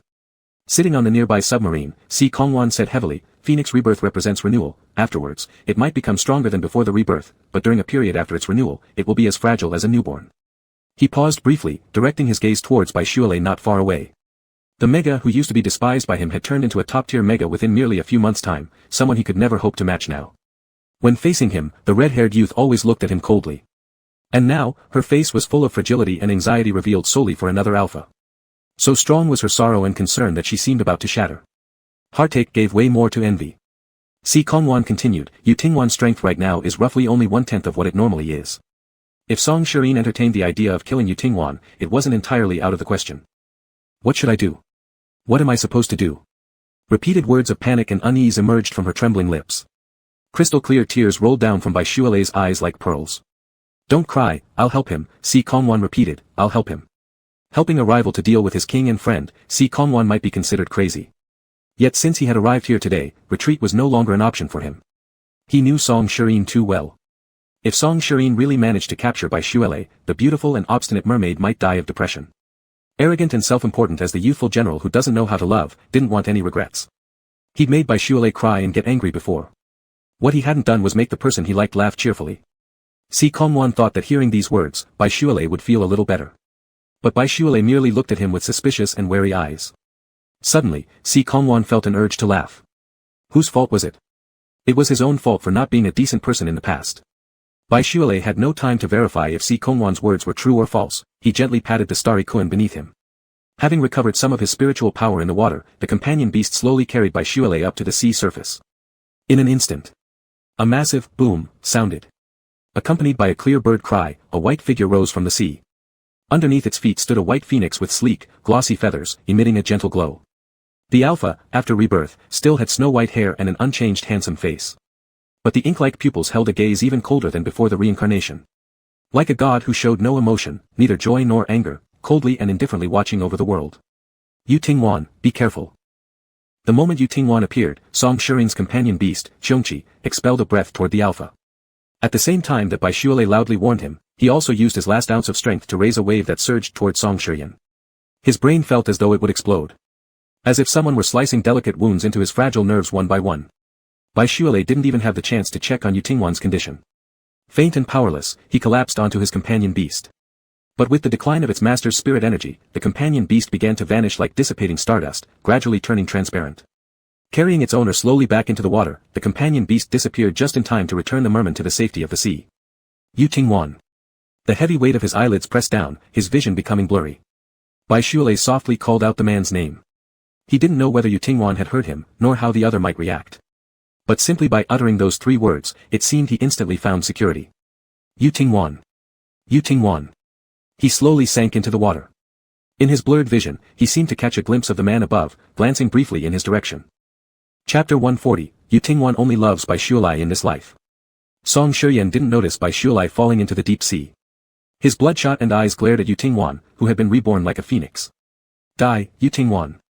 He screamed with all his might, wanting to tear this so-called strongest alpha in the world into pieces immediately. The beast Xiongqi opened its huge mouth, gathering breath in its throat. It rushed toward the expressionless alpha, as if trying to swallow him whole. Yu Tingwan stood there motionlessly, showing no reaction to Song Shireen's shouting. He just silently stared at a certain direction in the sea, a shadow within that direction. Just before he was about to turn around, Xiongqi swallowed him and Bai Phoenix into its belly. I succeeded. I succeeded, ha. Song Shireen's crazed laughter suddenly stopped. He clutched his head violently, the sensation of his mental sea being torn apart caused unbearable pain. It felt like his entire head was about to explode. My companion beast, my companion beast. In the next moment, Song Shireen widened his eyes in shock. The companion beast Xiongqi, which had just swallowed Yu Tingwan, let out a painful roar, tilting its head back. Crimson flames emerged from Xiongqi's body. Bit by bit, it burned away Song Shireen's spiritual essence entirely. How could this be? You've just been reborn, it's impossible for you to regain your strength so fast. Closing his eyes tightly, Song Shuryen roared and charged towards Yu Tingwan. A white figure appeared without warning right before him. A hand abruptly grabbed Song Shuryen's neck. The king of Blue Star, the most powerful dual S-level alpha. Like a little chick, he was lifted up by Yu Tingwan with just one hand around his neck. Some people are 3S level in terms of spirit energy, only because the highest human rating is 3S. That's all there is to it. With a grip on Song Shuryen's neck, he tossed him aside as easily as discarding garbage. Yu Tingwan turned and leaped into the sea. Amidst the sapphire blue seawater, an indistinct red silhouette could be faintly seen. Thick red hair floated in the water, gem-like glowing fish tail hanging lifelessly. Groups of fishes gathered around Mega, seemingly guarding their king, staying for a long time without leaving. In the tranquil seawater, a white figure fell from a light source, slowly drawing near. After passing through the school of fish, it securely embraced the red-haired mermaid floating in the seawater. The hazy light in the water was ethereal and dreamlike, beautifully showcasing the shimmering hues of the mermaid's red tail. Mega lying unconscious, resembling a beauty goddess from mythological stories sinking into the deep sea. Drifting in the ocean, going with the flow. Until the person chosen by fate picked him up. Yu Tingwan's gaze fixed on Bai Shualai's pale face with closed eyes. Even with a pale complexion and weakened spirit, the sleeping Mega remained breathtakingly beautiful while unconscious. Like a unique gemstone, beautiful but fragile. As if just a touch would cause it to shatter completely. Yu Tingwan quietly looked for a moment, leaned forward, and kissed the lips of the sleeping beauty.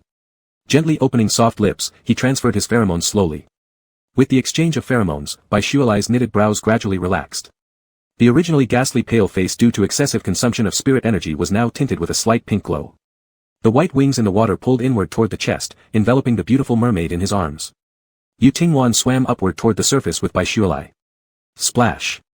A figure shot from the water into the air. Upon closer inspection, it wasn't one person but two.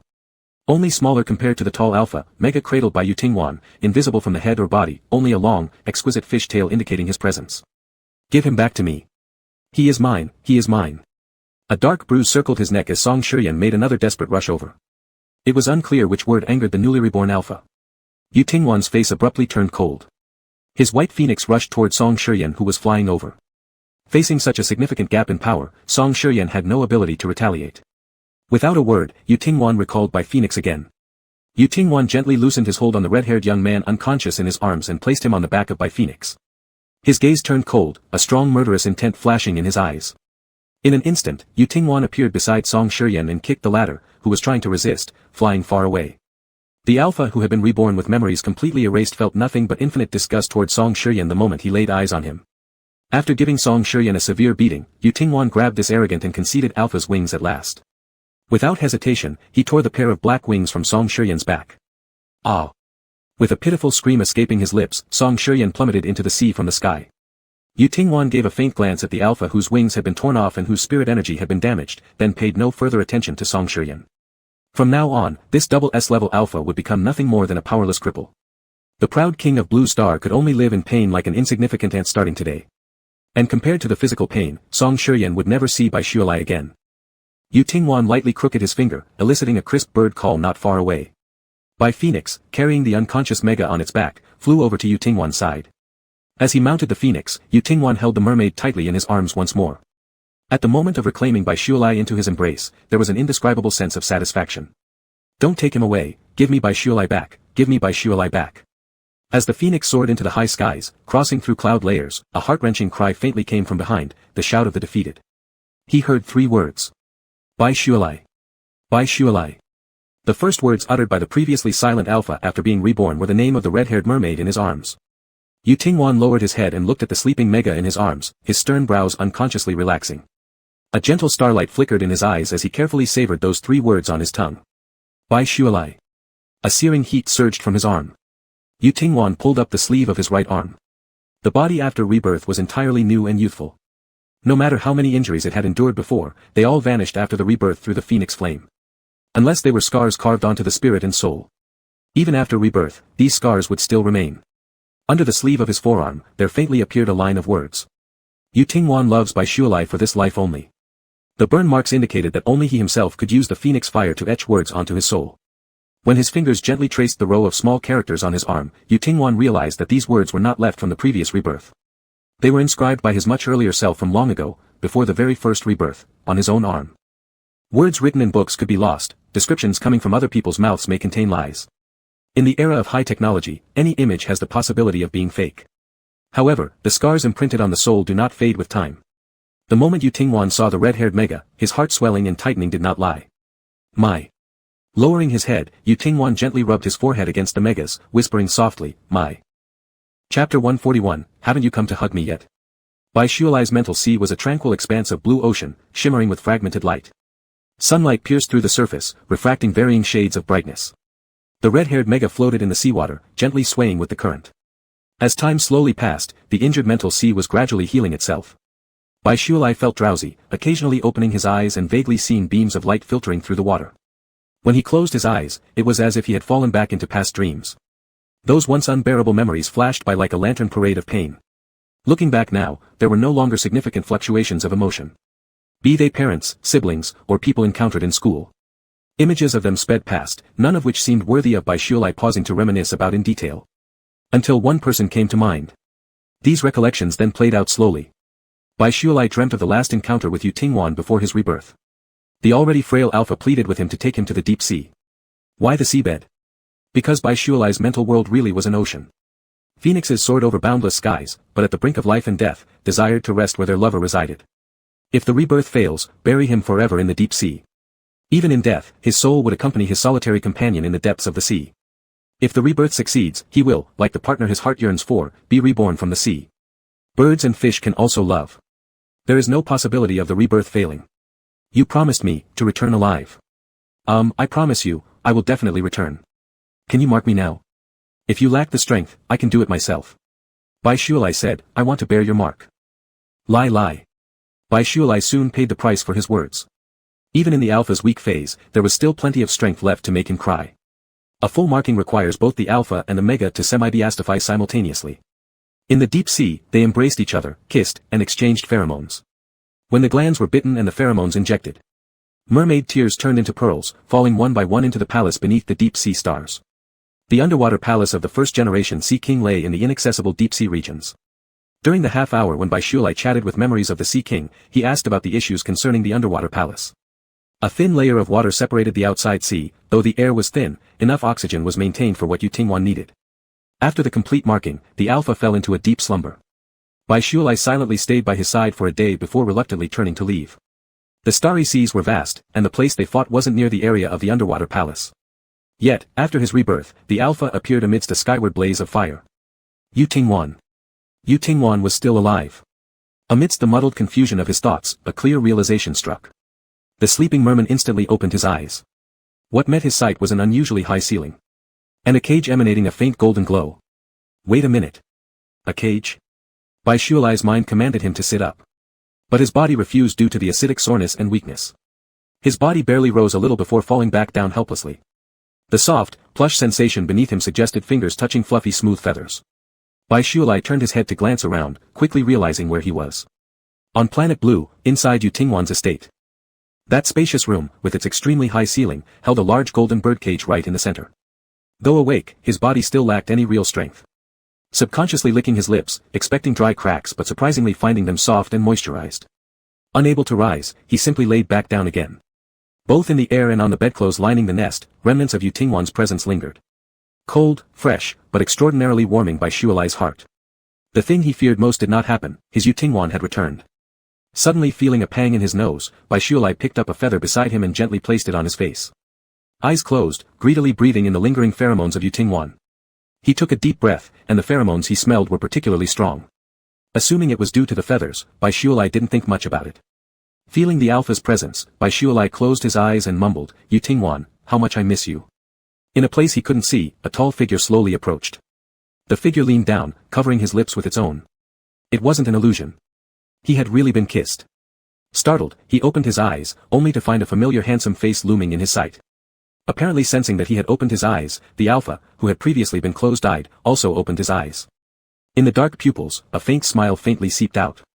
You should close your eyes when kissing, Yu Tingwan said, lifting his hand and covering Bai Shualai's eyes with his broad palm. Just awoken and still not understanding what had happened, Bai Shualai was mysteriously given an extremely oxygen-deficient deep kiss by Yu Tingwan. Originally just awakened, his mind was gradually becoming clear. But in the next moment, he was made dizzy and disoriented by Yu Tingwan's deep kiss. So cute. In the blurred vision, he could only vaguely make out the outline of the alpha. Yet, the soft laughter from Yu Tingwan rang clearly in his ears. Struggling to lift his hands, his fingers lightly touched the sharply defined jawline of the man. Bai Shualai's eyes suddenly became warm, and his lips slightly trembled. You promised to come back after eating candy. I finished all my candies, and still didn't see you. He waited for a while. After waiting for quite some time, he finally saw Yu Tingwan. The beautifully awakened merman let out a voice filled with, untranslated, his eye corners reddening, looking utterly pitiful. Bai Shualai. Yu Tingwan called out the Mega's name. Now you don't even call me Lai Lai anymore, with a choked voice, Bai Shualai complained, why are you standing there? Come down and give me a hug. The reborn alpha had forgotten everything from the past, but the words imprinted on the bones and soul of his arms began to feel slightly warm.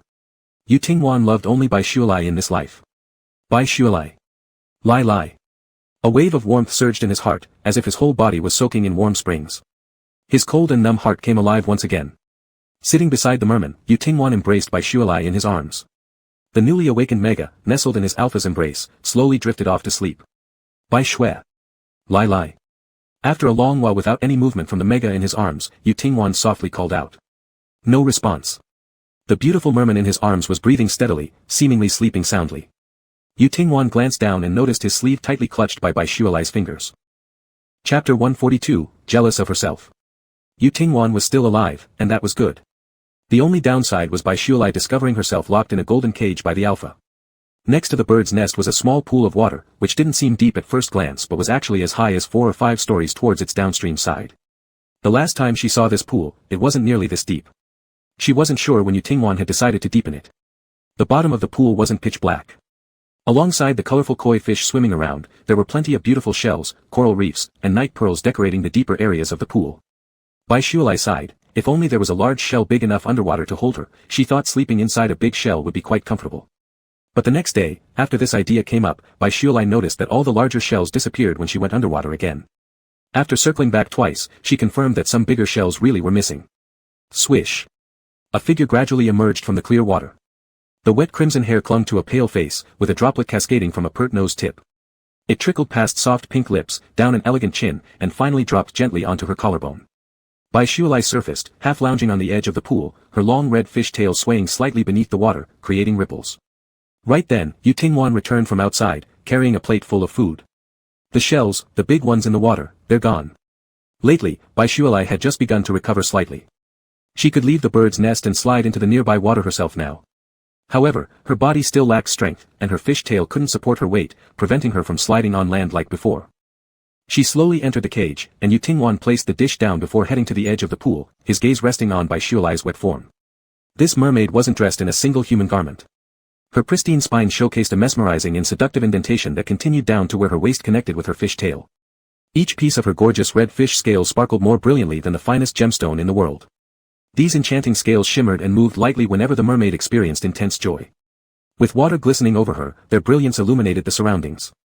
Yu Tingwan squatted down, extending a hand to lift Bai Shualai into his arms. He began walking step by step toward the bird's nest. They fell ill and would ruin the water quality, Yu Tingwan said. Although Bai Shualai shifted her eyes, she distinctly remembered that those shells had been maintained well and were not diseased. All right. Bai Shualai replied meekly. There was no need to question. Everything right now was perfect. She rested her head on the man's shoulder and enjoyed her meals without having to lift a finger. That morning, she hadn't even the energy to raise her hands. When Yu Tingwan brought the food, Bai Shualai looked at him beseechingly and said, My hands are too weak. Could you feed me?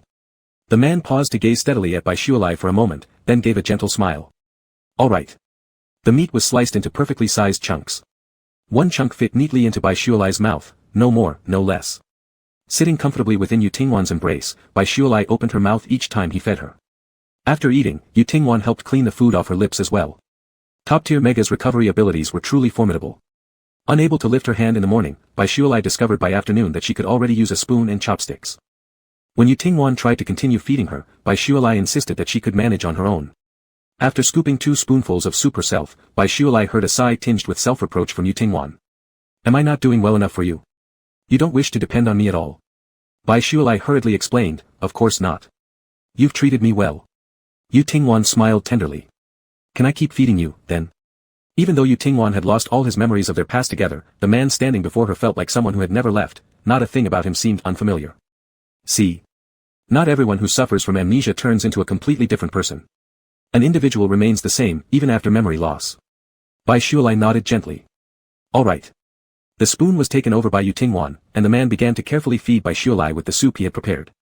He worked cautiously yet patiently. Did you really forget everything from the past? Bai Shualai couldn't help but ask. Too much memory can crush a person's mind. Erasing the past memories after rebirth is a form of self-protection. Yu Tingwan first explained briefly, then looked at Bai Shualai. The mega in his arms revealed a hint of faint sadness in her eyes. Do you love the past me very much? Yu Tingwan suddenly asked. Ah. This question made Bai Shualai pause for a moment. What difference was there between the past Yu Tingwan and the present one? They were the same person. Bai Shualai answered truthfully, yes, I do. Yu Tingwan hummed softly, saying, considering rebirth as my new life, I still have 1,000 years to live. You were with the old me for only a few short months. We have 1,000 years ahead of us. So what? Bai Shualai looked blankly at the man, then heard Yu Tingwan summarize, you will love me even more in the future, more than you loved the past me. Was this some kind of tongue twister? Bai Shualai said in astonishment, isn't it the same person whether it's the past you or the present you? How could someone be jealous of themselves? You must love me more, Yu Tingwan continued regardless, and I will also love you more than the past me ever did. Why did the reborn Yu Tingwan feel a little childish? With a light laugh, Bai Shualai nodded, okay. Yu Tingwan's expression improved significantly. He pulled Bai Shualai's smooth fingers and gently rubbed the base of her left ring finger with his thumb. Did we get married? Yes, we're legally registered partners, Bai Shualai replied, assuming Yu Tingwan didn't know about this. Yu Tingwan asked, then why don't we have wedding rings on our fingers? How was Bai Shualai supposed to answer this? Because their marriage started as a transactional arrangement. Yu Tingwan asked again, didn't we also not hold a wedding ceremony? Chapter 143, Don't Refuse Me, Lai Lai. A wedding ring? A wedding ceremony? Bai Shualai's mind went blank. All he could think about was how happy it made him to be with Yu Tingwan. As for other things, like making up for a wedding ceremony. If it weren't for Yu Tingwan bringing it up, he would never have thought of it. If they were to hold a wedding, who should they invite? Bai Shualai had already cut ties with his family, so naturally none of the Bai family members would be invited. Friends. Wait. After waking up, he had been so focused on looking at Yu Tingwan that he had forgotten about his good friend Aluak. Mega, who was originally lying in the bird's nest thinking about the wedding, suddenly jumped up. The beautiful red fish tail fell to the ground, the fins dragging along the floor like an elegant skirt adorned with rubies. Bai Shualai slid toward the edge of the birdcage, moving his fish tail. The golden cage door had always remained closed, only opening when Yu Tingwan came in or out. All he could think about was finding Aluak and Lu Shichen, and also whether Emperor Albert was okay now, and what exactly had happened. Without hesitation, Bai Shualai reached for the cage door. It wasn't locked. The door opened effortlessly. Apparently this door was just a decoration all along. There wasn't time to dwell on it as Bai Shualai left the golden cage for the first time since waking up. As he opened the door from inside and stepped out, he couldn't help but take a deep breath. Even though in the birdcage he ate after waking up every day, drank, then slept whenever there was nothing to do, always with Yu Tingwan by his side. After spending so much time indoors, occasionally he wanted to come out for some fresh air. He looked around, no one seemed to be nearby. Bai Shualai slid to the stairs, staring at the steps with concern. He didn't want to slide down using his fish tail. Suddenly, he noticed the smoothly polished stair railing out of the corner of his eye, and climbed up to sit on it. With his slippery fish tail, he zoomed down the railing and landed lightly on the ground downstairs. Savoring the exhilarating feeling of sliding down, Bai Shualai actually felt somewhat unsatisfied. He thought there would be people downstairs, perhaps the butler or servants. Or maybe Lu Shichen and Aluak had also been brought back by Yu Tingwan. But after sliding around the first floor, Bai Shualai didn't see anyone. The door leading to the garden was tightly locked. He tried turning it. It wasn't that it couldn't be turned, after all, he was a double S-level mega, but fearing he might break the lock, Bai Shualai decided against doing so. Yu Tingwan's house was also his house. Who would casually damage their own lock just because they had nothing better to do? Unexpectedly, the concept of home suddenly arose in his mind. Bai Shualai hesitated slightly, scanning his surroundings. Just a few months ago, he had been someone who hid in his room all day, afraid to step out except during necessary moments. He didn't know when exactly this place had started feeling like his home. Home. Wherever Yu Tingwan was, that was his home. Having reached the top of the stairs, he looked at the steps, then glanced down at his fish tail. Bai Shualai decided not to go back upstairs, instead settling down in the living room. With no light computing device around, he couldn't contact anyone else, so Bai Shualai laid down on the soft big sofa, casually switching on the TV. When he woke up, Yu Tingwan wasn't beside him. The considerate alpha had left a note within reach, saying he'd be gone for a while and would return soon. Bai Shualai didn't know when Yu Tingwan had gone out, but judging by his clingy behavior recently, even if he went out to run errands, it probably wouldn't take long. Doesn't act like someone with amnesia. Sitting with the fish tail was inconvenient, so Baishuele sprawled on the sofa. The beautiful large fish tail gently tapped the sofa, recalling how Yu Tingwan looked after his rebirth. It wasn't very different from the Yu Tingwan before the rebirth. It was still the same person, the only difference was that the current alpha liked to stare at him even more than before. It was as if once the gaze moved away, he might disappear. Baishuele could clearly feel the alpha's attentiveness toward him. That sensation, still being irresistibly drawn to him even after losing memory, often filled Baishuele with immense satisfaction. Being cared about and loved really feels wonderful. Burying his face in his arms, he felt an indescribable sense of happiness that enveloped him like warm springs. The Song family, which has ruled Blue Star for over 1,000 years, will completely withdraw from the Blue Star Alliance. Former Emperor Song Shiryan was officially announced to have abdicated 3 days ago. The new leader will be chosen from. The female anchor's clear and powerful voice came from the TV. Baishuele was momentarily stunned, then raised his head toward the television. Not only did Song Shiryan leave the throne, but the entire Song family would now completely withdraw from Blue Star's political stage forever. Propping himself up on the sofa, Baishuele stared absently at the news broadcast playing on the TV. Had he witnessed history? Or rather, had he been involved in a major historical event? Baishuele changed channels a few times, most were still covering the news about the Song family of Blue Star. Even switching to the channel for C Star, there wasn't any news regarding Emperor Albert or Aluak. Is Emperor Albert alright? And what about the grandfather he mentioned that day? What happened with Aluak? Aluak is so timid, did he get scared that day? Lie. Suddenly, a man's terrified shout echoed from the second floor. The intense alpha pheromones immediately filled the entire house. How could Yu Tingwan be upstairs? Megas and alphas who have lifelong marks can feel each other's emotions through their respective pheromones. The panic, anxiety, and uneasiness transmitted by Yu Tingwan's pheromones sent a tremor through Baishuele's heart. Tingwan, I'm here, Baishuele hurriedly called out. A tall white figure suddenly darted down from the second floor. It moved so fast it was almost just a blur of white. In the next moment, Baishuele found himself enveloped tightly in the alpha's arms. When hugged by Yu Tingwan, Baishuele instantly felt a prickling sensation in his nose. His alpha was trembling. This world's strongest alpha had shaken uncontrollably because he couldn't find him right away. Tingwan, I'm here, don't be afraid. Hugging his alpha back with both arms, Baishuele gently stroked the nape of Yu Tingwan's neck, continuously releasing pheromones to calm him. You cannot leave me, Yu Tingwan muttered softly, the fragility in his voice making Baishuele ache with compassion. Chest against chest, Baishuele could feel Yu Tingwan's rapidly pounding heart underneath his skin. Thump thump thump. It made Baishuele's own heart hurt as well. I won't leave you, Baishuele responded. Light kisses rained onto the mega's scalp and forehead, the same person who seemed cold and restrained like a god in public now behaving like an affectionate big dog licking him all over. Yu Tingwan hadn't ever been this clingy before. No, stop licking, this time, it was Baishuele's turn to tremble. Don't refuse me, Lai. Yu Tingwan looked up, his semi-beast-like eyes shifting into a pale golden hue. In those handsome pale gold pupils, Baishuele saw not only himself but also the strong feelings the alpha had for him. Chapter 144, I am yours. Yu Tingwan, who had returned to life through rebirth, spoke little and always gazed intently at Baishuele. Baishuele could feel Yu Tingwan's attention towards her since she came back. However, due to memory loss, this attention and affection were somewhat lacking in substance. Sometimes Baishuele wondered what the amnesiac Yu Tingwan thought when looking at herself. He wanted to ask, but then considered that there was no specific past between them in the current memories of Yu Tingwan, leaving him unsure how to bring it up. Though they were together every day, intertwined with each other, Baishuele felt as if an invisible barrier was blocking their hearts. Him and her. They needed a chance to completely rip open this barrier. Perhaps one rainy morning, or maybe a heartfelt conversation.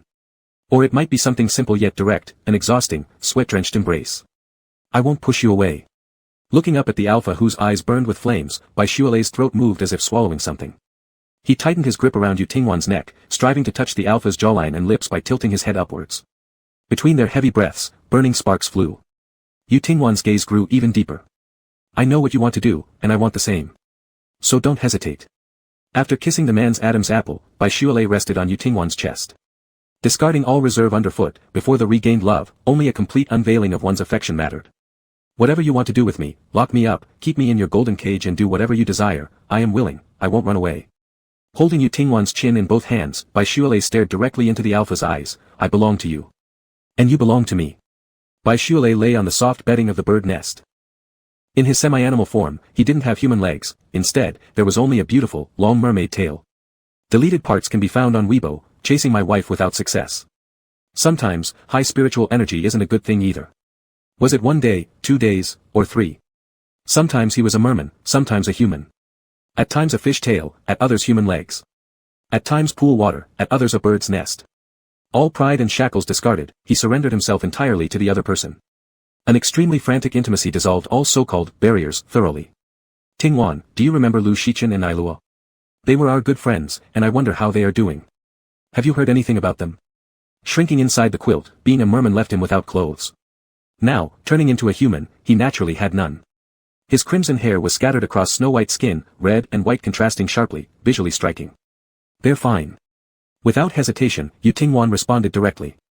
Upon hearing that Ailua and Lu Shichen were safe, Bai Shualei sighed in relief. Have you seen them? I didn't let them in. Yu Tingwan's brief sentence held too much information. It sounded like Ailua and Lu Shichen had come to visit them, but Yu Tingwan hadn't let them enter. As long as they're okay. Bai Shualei wasn't in a hurry to go out.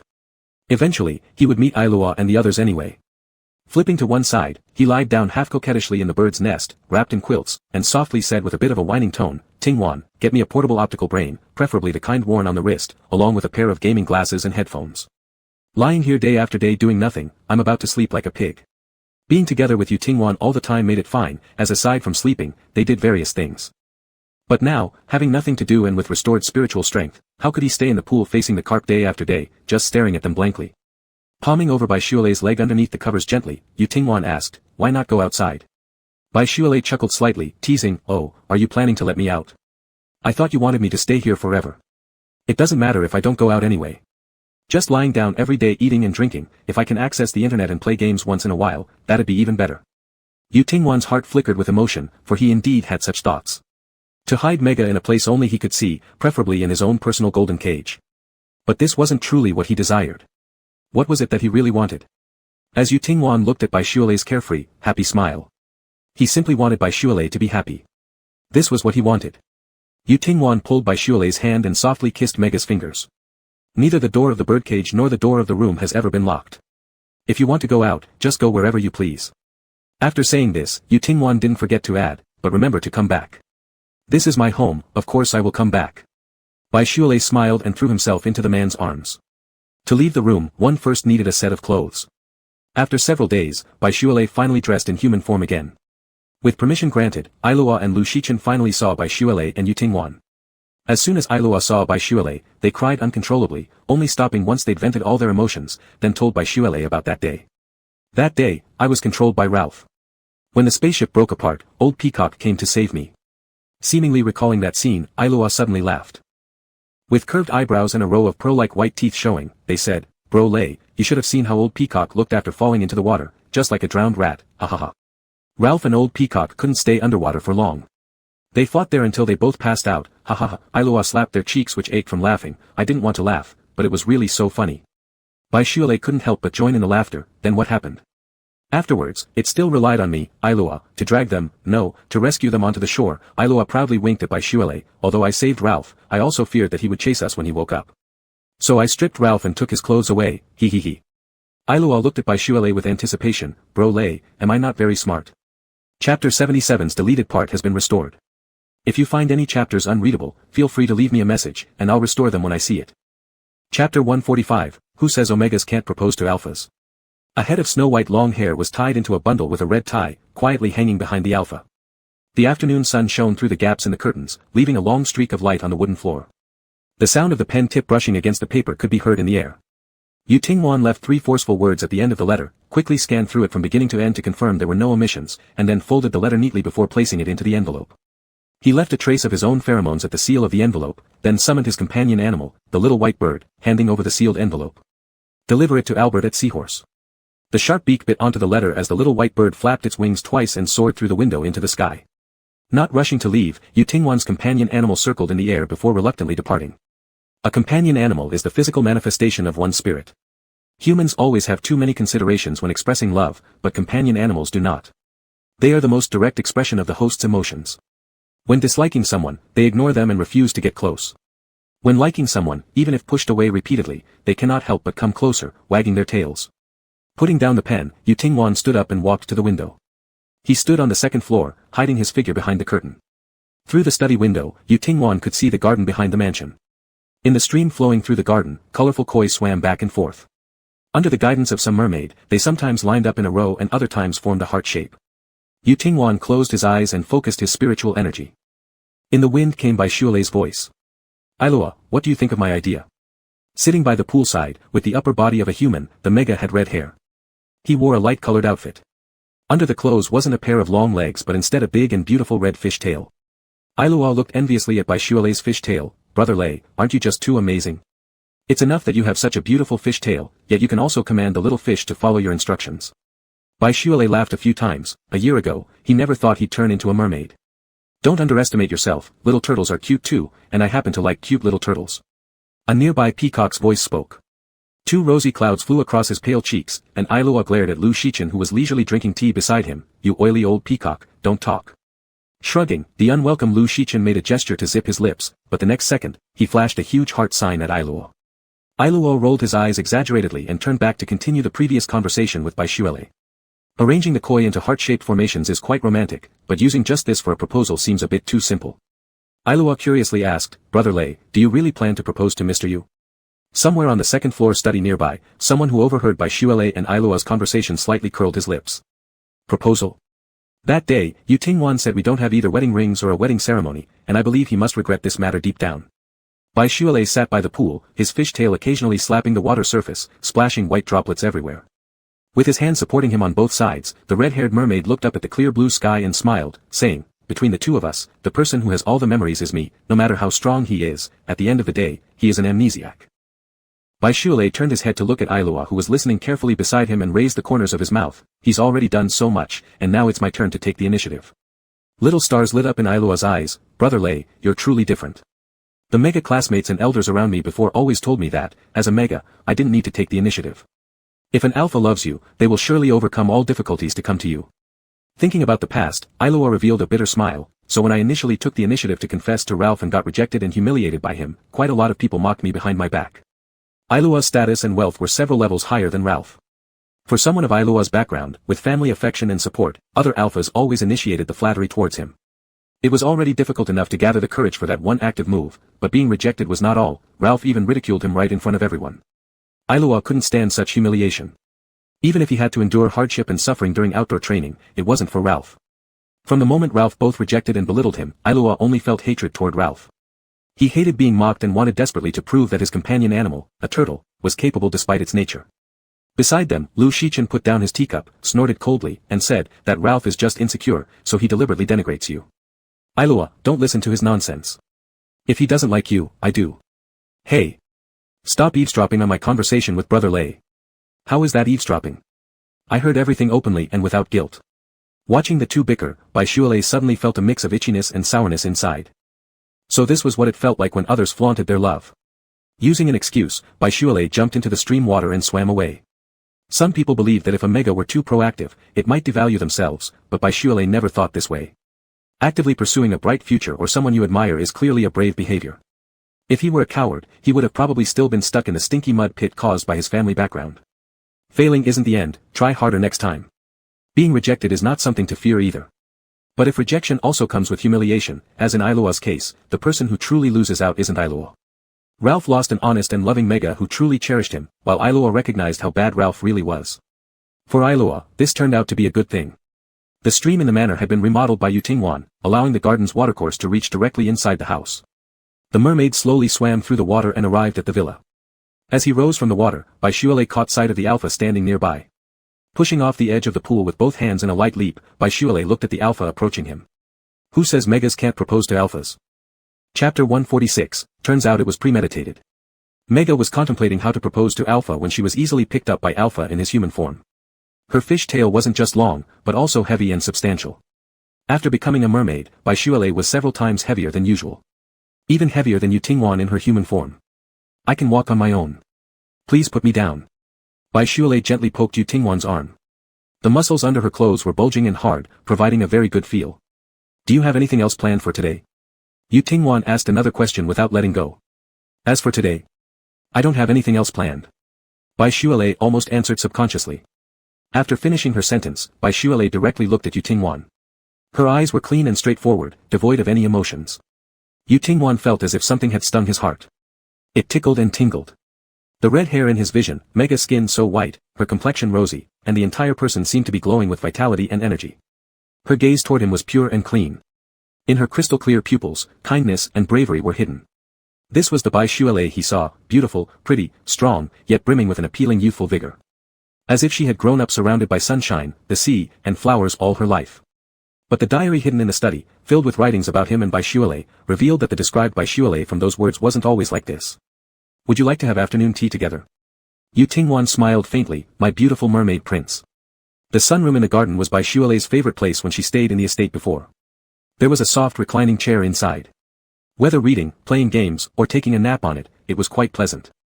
The air was infused with a faint floral fragrance, accompanied by the sound of flowing water, and the rustling of leaves swayed by the wind.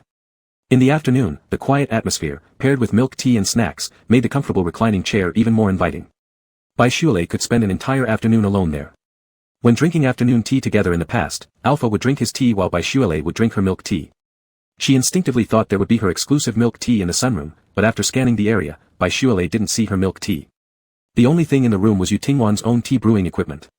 Yu Tingwan followed birdcage into the sunroom. He sat by the tea table, and birdcage followed suit to sit beside him. With her slender, white fingers fiddling with the tea-making tools, even someone who knew nothing about tea would be captivated by Yu Tingwan's tea-brewing movements. Yu Tingwan, would you prefer black tea or green tea? Though birdcage wanted milk tea, she wasn't the type to be picky, so she said, black tea. Though aware that Yu Tingwan couldn't remember her preferences due to memory loss, a hint of subtle disappointment still lingered in her heart. Oh well, birdcage has become overly sentimental. Lowering her head, birdcage focused entirely on watching Yu Tingwan brew tea, not noticing that her Alpha had been silently observing her expressions and reactions. Birdcage's favorite black tea was actually black tea-based milk tea. Although she usually liked sweet foods, her milk tea had to be half sugar, with less ice or no ice at all. All these dietary preferences of birdcage were meticulously recorded in the diaries by the past Yu Tingwan. Birdcage could have simply opened her mouth to tell him that she didn't want plain tea but milk tea. Yet, she quietly remained seated beside him. Although earlier, she caught a glimpse of Mega's momentary low mood. Though she quickly adjusted her expression afterwards, Yu Tingwan noticed it in his heart and felt uncomfortable. Birdcage was very well behaved. Even though they were intimate lovers who had faced life and death together. Lei, how did we first meet? Yu Tingwan asked. Birdcage immediately raised her head, her eyes lighting up first, then a mischievous glint flashed across them. Despite going through many bad experiences in the past, those awful memories did not make Lei gloomy or sorrowful. He was always a boy like the sun, adorable. Occasionally, he would deliberately joke around with me. How should I describe him? Well, you'll understand once you see him. Recalling the records from the diary, Yu Tingwan thought, now he understood. When we first met, I accidentally touched you during your sensitive period, and then you fell in love with me at first sight. You cried and said that you would marry me someday. Birdcage wasn't good at lying, so the corner of his mouth couldn't help but curl slightly as he spoke. Yu Tingwan remained expressionless. Oh, you cried and said you'd marry me. Birdcage hesitated for a moment and asked, do you believe me? Yu Tingwan nodded with a smile, I believe you. I did fall in love with you at first sight. How can you believe what I say when you don't even remember before? I fell in love with you at first sight. Yu Tingwan replied while focusing on the task in his hands. Birdcage was momentarily stunned, gently biting his lips and asking, even after losing your memory? Yes. Really? Upon hearing Alpha's reply, Birdcage's lips immediately curled up. He quietly muttered to himself, so you liked me from the very first meeting. Suddenly, Birdcage realized something. Then when we first got married, and you mentioned some sort of transaction and maintaining our marriage relationship for only 1 year, wasn't that a trick to fool me? Lai has always been surrounded by bad people. I met him too late, but it wasn't too late. I can't let him go back, I need a proper reason to keep him by my side. As for those trashy folks around him, they will be dealt with later step by step. If I suddenly tell him I like him now, he will definitely become suspicious of me. Let's get married first, regardless of the reason. I want to marry Lai. Just thinking about it makes me so excited that I have trouble breathing. Today I married Lai. To avoid making him suspicious, I had to appear cold towards him. But actually, I was so happy, it was the happiest day of my life. We found an excuse to take wedding photos together, and I was overjoyed. The prenuptial agreement stipulated divorce could happen after 1 year, but that clause is not legally valid. I will never divorce. I won't ever divorce Lai in this lifetime. Yu Tingwan looked blankly at Birdcage, what's wrong, Lai? Then he frowned lightly, why does our marital relationship only last a year? Is it because I didn't propose or hold a wedding ceremony before? Or because I treated you badly, making me a despicable person? Of course not. Whether it's the past you or the current you, both are good. Birdcage wasn't questioning Yu Tingwan about this, rather, upon re-examining their history, many previously overlooked details came into focus. If their previous marriage was purely a transactional one, why had Yu Tingwan treated him so well? It turns out, there was already a hidden motive behind all this. Try this, I heard it's quite popular among young people, an English-style milk tea. Huh. Bai Shualei looked down, seeing that the tea Yu Tingwan handed him had milk added. He picked it up and took a sip. Slightly sweet, rich, and icy. Chapter 147, became a big star and surrounded by onlookers. Yu Tingwan's study was spacious. Part of it was used as an alpha's regular writing and office area, while the rest was entirely filled with bookshelves and books. In the early morning, his companion animal brought a letter from the sea star. Yu Tingwan sat by the desk, opened the envelope, and took out the letter paper inside. He didn't rush to look at the content on the letter. Instead, he turned his head sideways to glance at something beside him. His gaze passed through one bookshelf after another, catching glimpses through the gaps between shelves and books, faintly spotting a red figure moving past. After roughly scanning the letter, Yu Tingwan got up and slowly walked in the direction of the figure. The floor of the study was covered with a thick carpet, muffling the sound of shoes stepping on it. However, the pheromones transmitted through the air revealed the trail of the alpha. Are you done with your work? Bai Shualei smiled and looked up at the newcomer. The young man with red hair was seated amidst the morning sunshine, his body nestled into a soft sofa, pale fingers holding a book about travel. I just received a letter from Albert, let's take a look together. His eyes flicked over the cover of the book Bai Shualei held, and Yu Tingwan sat down opposite her. Before handing the letter to Bai Shualei, Yu Tingwan had already scanned its contents briefly.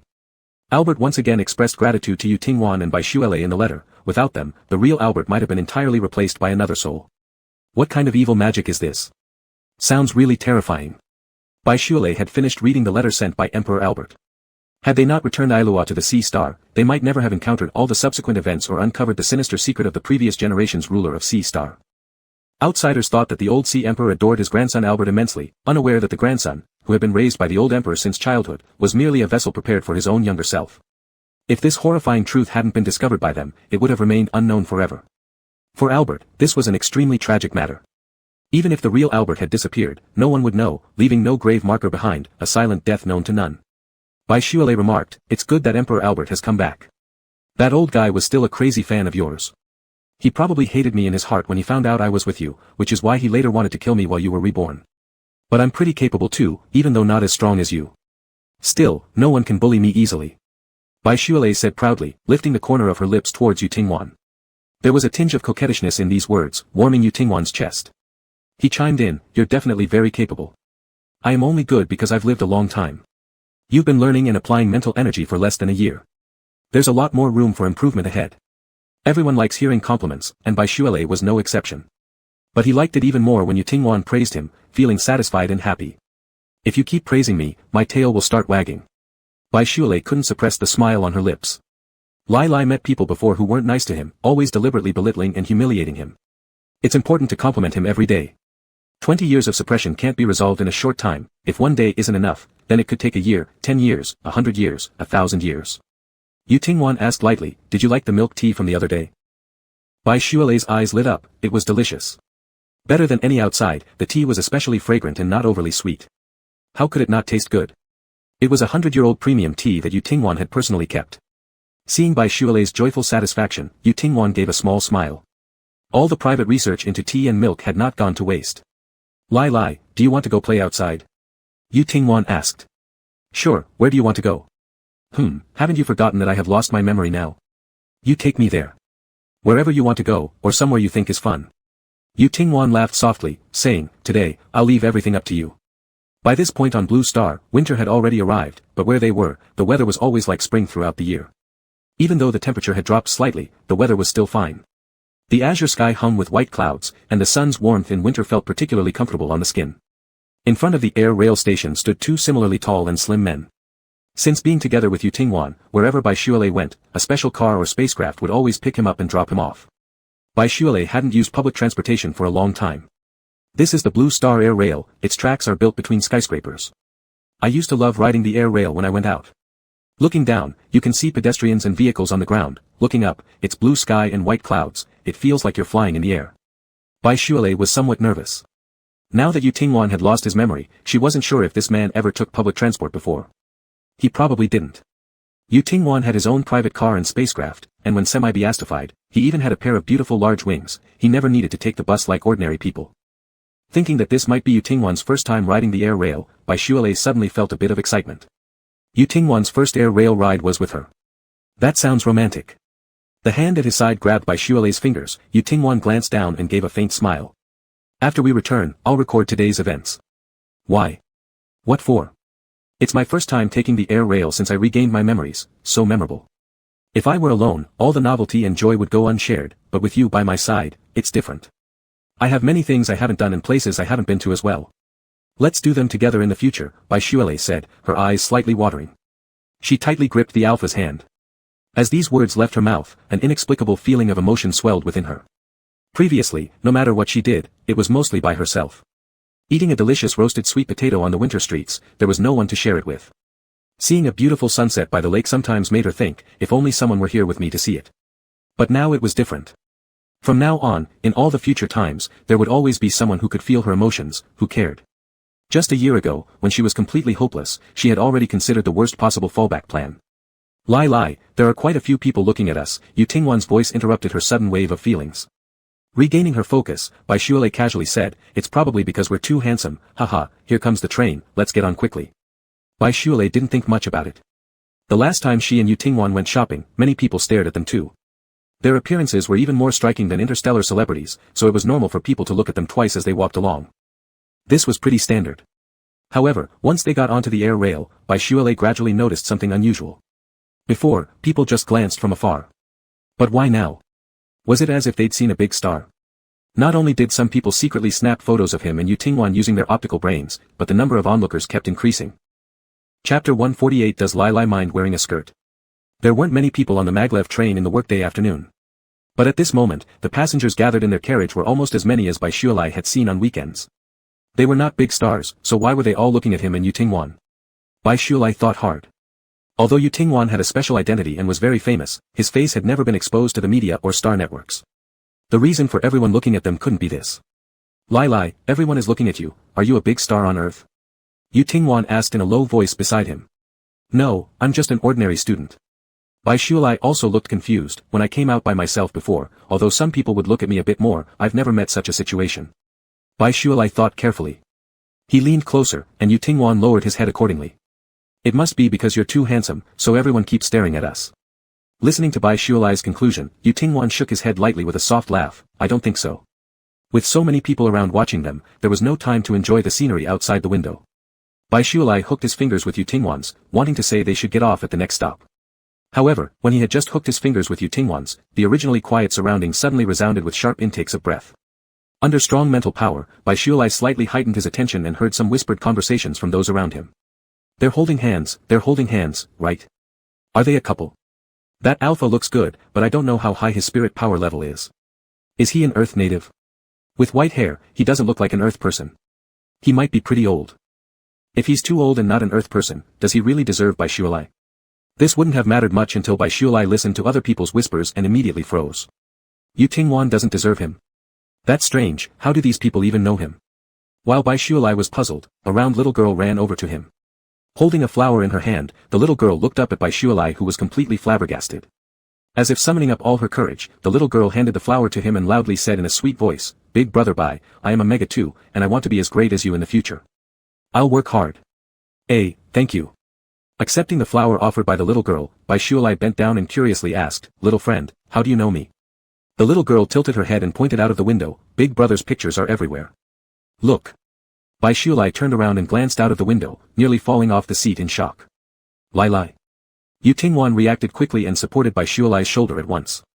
When turning back, Yu Tingwan also saw the scene outside the window. In the distance, towering skyscrapers stood like clouds. One whole building acted as a giant screen from top to bottom. Bai Xuelei's solo photo occupied the entire screen, creating a magnificent sight. Yu Tingwan joked, Lai still claims he isn't a big star on Earth. Such a large personal poster. Bai Xuelei was dazed, eyes full of astonishment. I didn't know. He rubbed his eyes forcefully and focused again. It wasn't an illusion, it was really his picture. His name was also written on the photo. Big brother Bai, I like you so much, can you sign for me? The shy little girl took out a picture of Bai Xuelei. Bai Xuelei was surprised again. Where did the little girl get the picture? Okay. For the first time encountering such a situation, Bai Xuelei's mind went blank. Faced with the simple request from the child, he naturally agreed without thinking much. He took out a pen he carried with him and signed his name on the photo.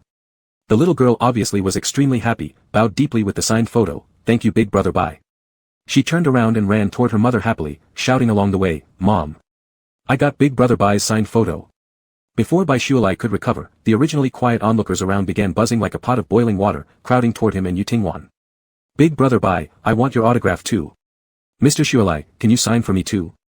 Can we take a picture together? Please. This is the first time in my life I've ever seen a live S-level mega. Idol. Idol. I admire you so much. Shualai Bai had never encountered such star-like treatment before, and he was momentarily stunned. He looked around helplessly at the surrounding crowd. Just as he was about to reach out to sign something, a large hand suddenly appeared and tightly gripped his. Turning his head, Baishualai met Yutingwan's smiling eyes. Hold on tight, Lai Lai. Ah. Suddenly feeling a strong pull, his entire body was enveloped in the arms of the Alpha. Yutingwan's overcoat wrapped around Baishualai's head, effectively blocking out all the chaos around them. He was led away, protected closely against Yutingwan's chest as they ran outside. Lost amidst the cacophony, the only thing Baishualai could hear was Yutingwan's steady and calming heartbeat. They weaved through the crowd, reaching the maglev stop just as it arrived, and leapt off the train. Behind them, passionate fans chased after relentlessly, while Baishualai was pulled by Yutingwan throughout the station in a desperate bid to evade. No use of spirit power, no calling of their companion beast. Just like ordinary people, they raced up staircases and rode in unmanned elevators whenever possible. Only when they finally escaped from a small door of the maglev station did they manage to lose everyone. Panting heavily, Baishualai slowly caught his breath while resting against Yutingwan's embrace. I really don't know what happened. Baishualai held on to the Alpha and asked, looking up. Shall we just go back? We promised to come out and have fun, why are we going back already? But, it seems like, my pictures are everywhere. While darting around the station trying to avoid being photographed, Baishualai noticed that posters with his image were plastered everywhere. I have an idea. Yutingwan lifted his hand to gently pinch Baishualai's earlobe. Does Lai Lai mind wearing a skirt? Chapter 149, Albert Extra, you can walk sideways on the starfish. Albert, Extra Chapter. Compared to other heirs of different planets, I always considered myself extremely lucky. The great sea king of the starfish, my grandfather. Since ascending the throne at a young age up until now, he has worked diligently for more than 100 years, making our homeland increasingly prosperous. My grandfather, who is so strict with himself and constantly pursues a brighter future, shows great affection towards his descendants. While other princes from other planets get up early before dawn to read books, my grandfather told us we could wake up at 9 o'clock in the morning. When my grandfather chose me as the heir to the empire, I was extremely nervous inside, being only a teenager back then. Thanks to my grandfather's relaxed policy towards royal children, even though I did study seriously, if judged as an imperial heir, what I had learned up to that point was clearly insufficient. I thought I was about to face enormous pressure, but my grandfather told me, just like before, that I could continue living life as I always had. There would be no need for me to start getting up early and working tirelessly every day. I should have sighed in relief, but I still felt uneasy in my heart. Whether compared with my father or other princes, I didn't have any particularly outstanding qualities. Besides my looks. Perhaps I'm the best-looking alpha among all the princes of the starfish. Some envious princes deliberately mocked me coldly and sarcastically attributed my becoming the imperial heir to the fact that I had a handsome face. I didn't care about their nonsense, I knew they were just jealous of me.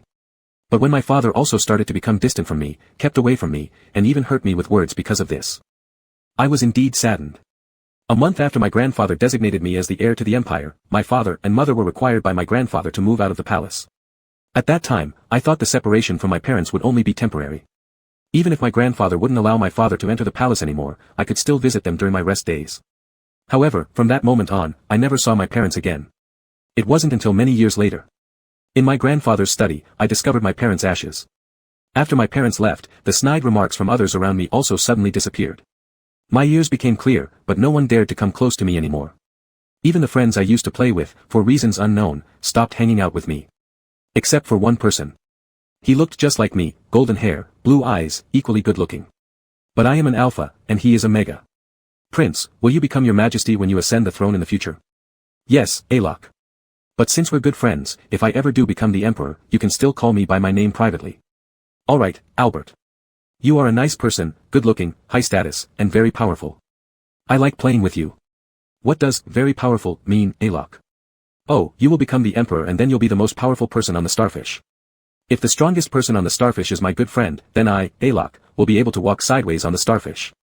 And throw those bad guys who tease me for being a little turtle into the sea to feed the fish. The little turtles are cute too, ignore them. They are just some unappreciative fools. Huh, I like you more, Albert. When Alok laughed, his eyes curved like a little sun hanging in the sky. Warm and inviting, making people want to get closer. My grandfather told me, Alok is a good child, and you can play with him in the future.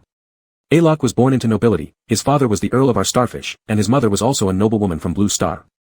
Unlike my own parents, who thought I had taken the crown that rightfully belonged to my father, Alok's parents doted on him immensely. Bathed in love, this big boy grew up to be innocent and adorable. Even though he is a mega, he is straightforward and full of courage. Those alphas who teased Alok for being a little turtle were only trying to get his attention. But they were bound to be disappointed. Alok is a smart boy, he will only dislike and stay away from them. At that time, I was happy because my grandfather was hinting that I might marry Alok in the future. In the palace, I don't have to do anything, it seems like I can just eat, drink, and have fun all day. This should have been a happy thing, but I often felt lonely, cold, and empty. If Alok could be with me, I would be very happy. Back then, as a simple-minded child, I never doubted my grandfather's indulgence towards me. Until my grandfather revealed his true nature and attempted to take over my life as Albert.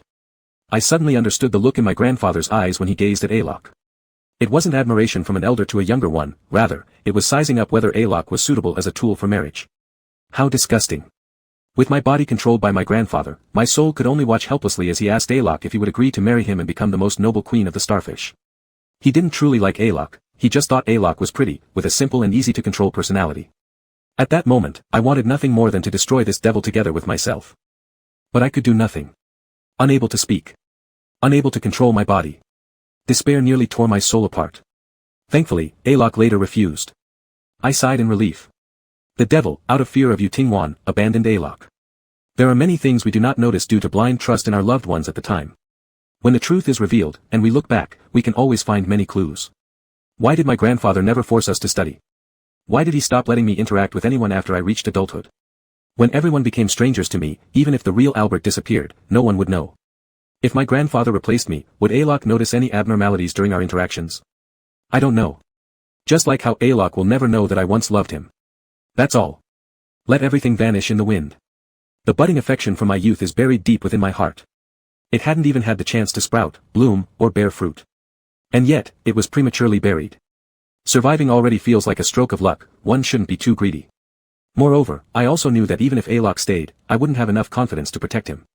Why pluck a beautiful flower because you like it? After writing back to Mr. Yu about the current situation on Starfish, I sent another letter to Alok far away on Blue Star. My dear friend, your childhood friend Albert has now ascended to become the Emperor of Starfish. From now on, you can walk sideways on the Starfish. Chapter 150, Which Alpha Wears Rabbit Ears? Quick, check the news. Someone bumped into Bichualai on the maglev. Really? Let me see. Wow, it's actually him. Hurry, let's go nearby and take a look. Maybe we'll bump into him too. A few young people started running down the street. As they brushed past a tall couple, their field of vision was momentarily filled with a dazzling red. An idea suddenly popped into their heads, had they possibly just seen Bichualai? When they turned back, however, they noticed someone wearing a white dress. Though she had red hair, it definitely wasn't Bichualai. Bichualai is male. Mega individuals aren't without males. While Megs sometimes wear dresses, Bichualai's public image has always been that of stylish and sharp-dressed appearances. No one would ever associate a red-haired woman in a dress with Bichualai or any Mega. Naturally, red hair is extremely rare, but ever since Bichualai became an idol to many young people, red hair quickly became the trend color. Among 10 people dyeing their hair, more than half chose some shade of red. Bichualai had initially worried that even though he was wearing a dress, his strikingly bright red hair might make him easily recognizable on the street. Once out there walking, however, he realized he'd overthought it. What's going on? Why are there so many people with dyed red hair everywhere? There's no way I could be discovered like this. His face was partially covered by a mask, revealing only his large, bright eyes. The normally tightly bound red ponytail now hung loose, casually draped over his shoulders.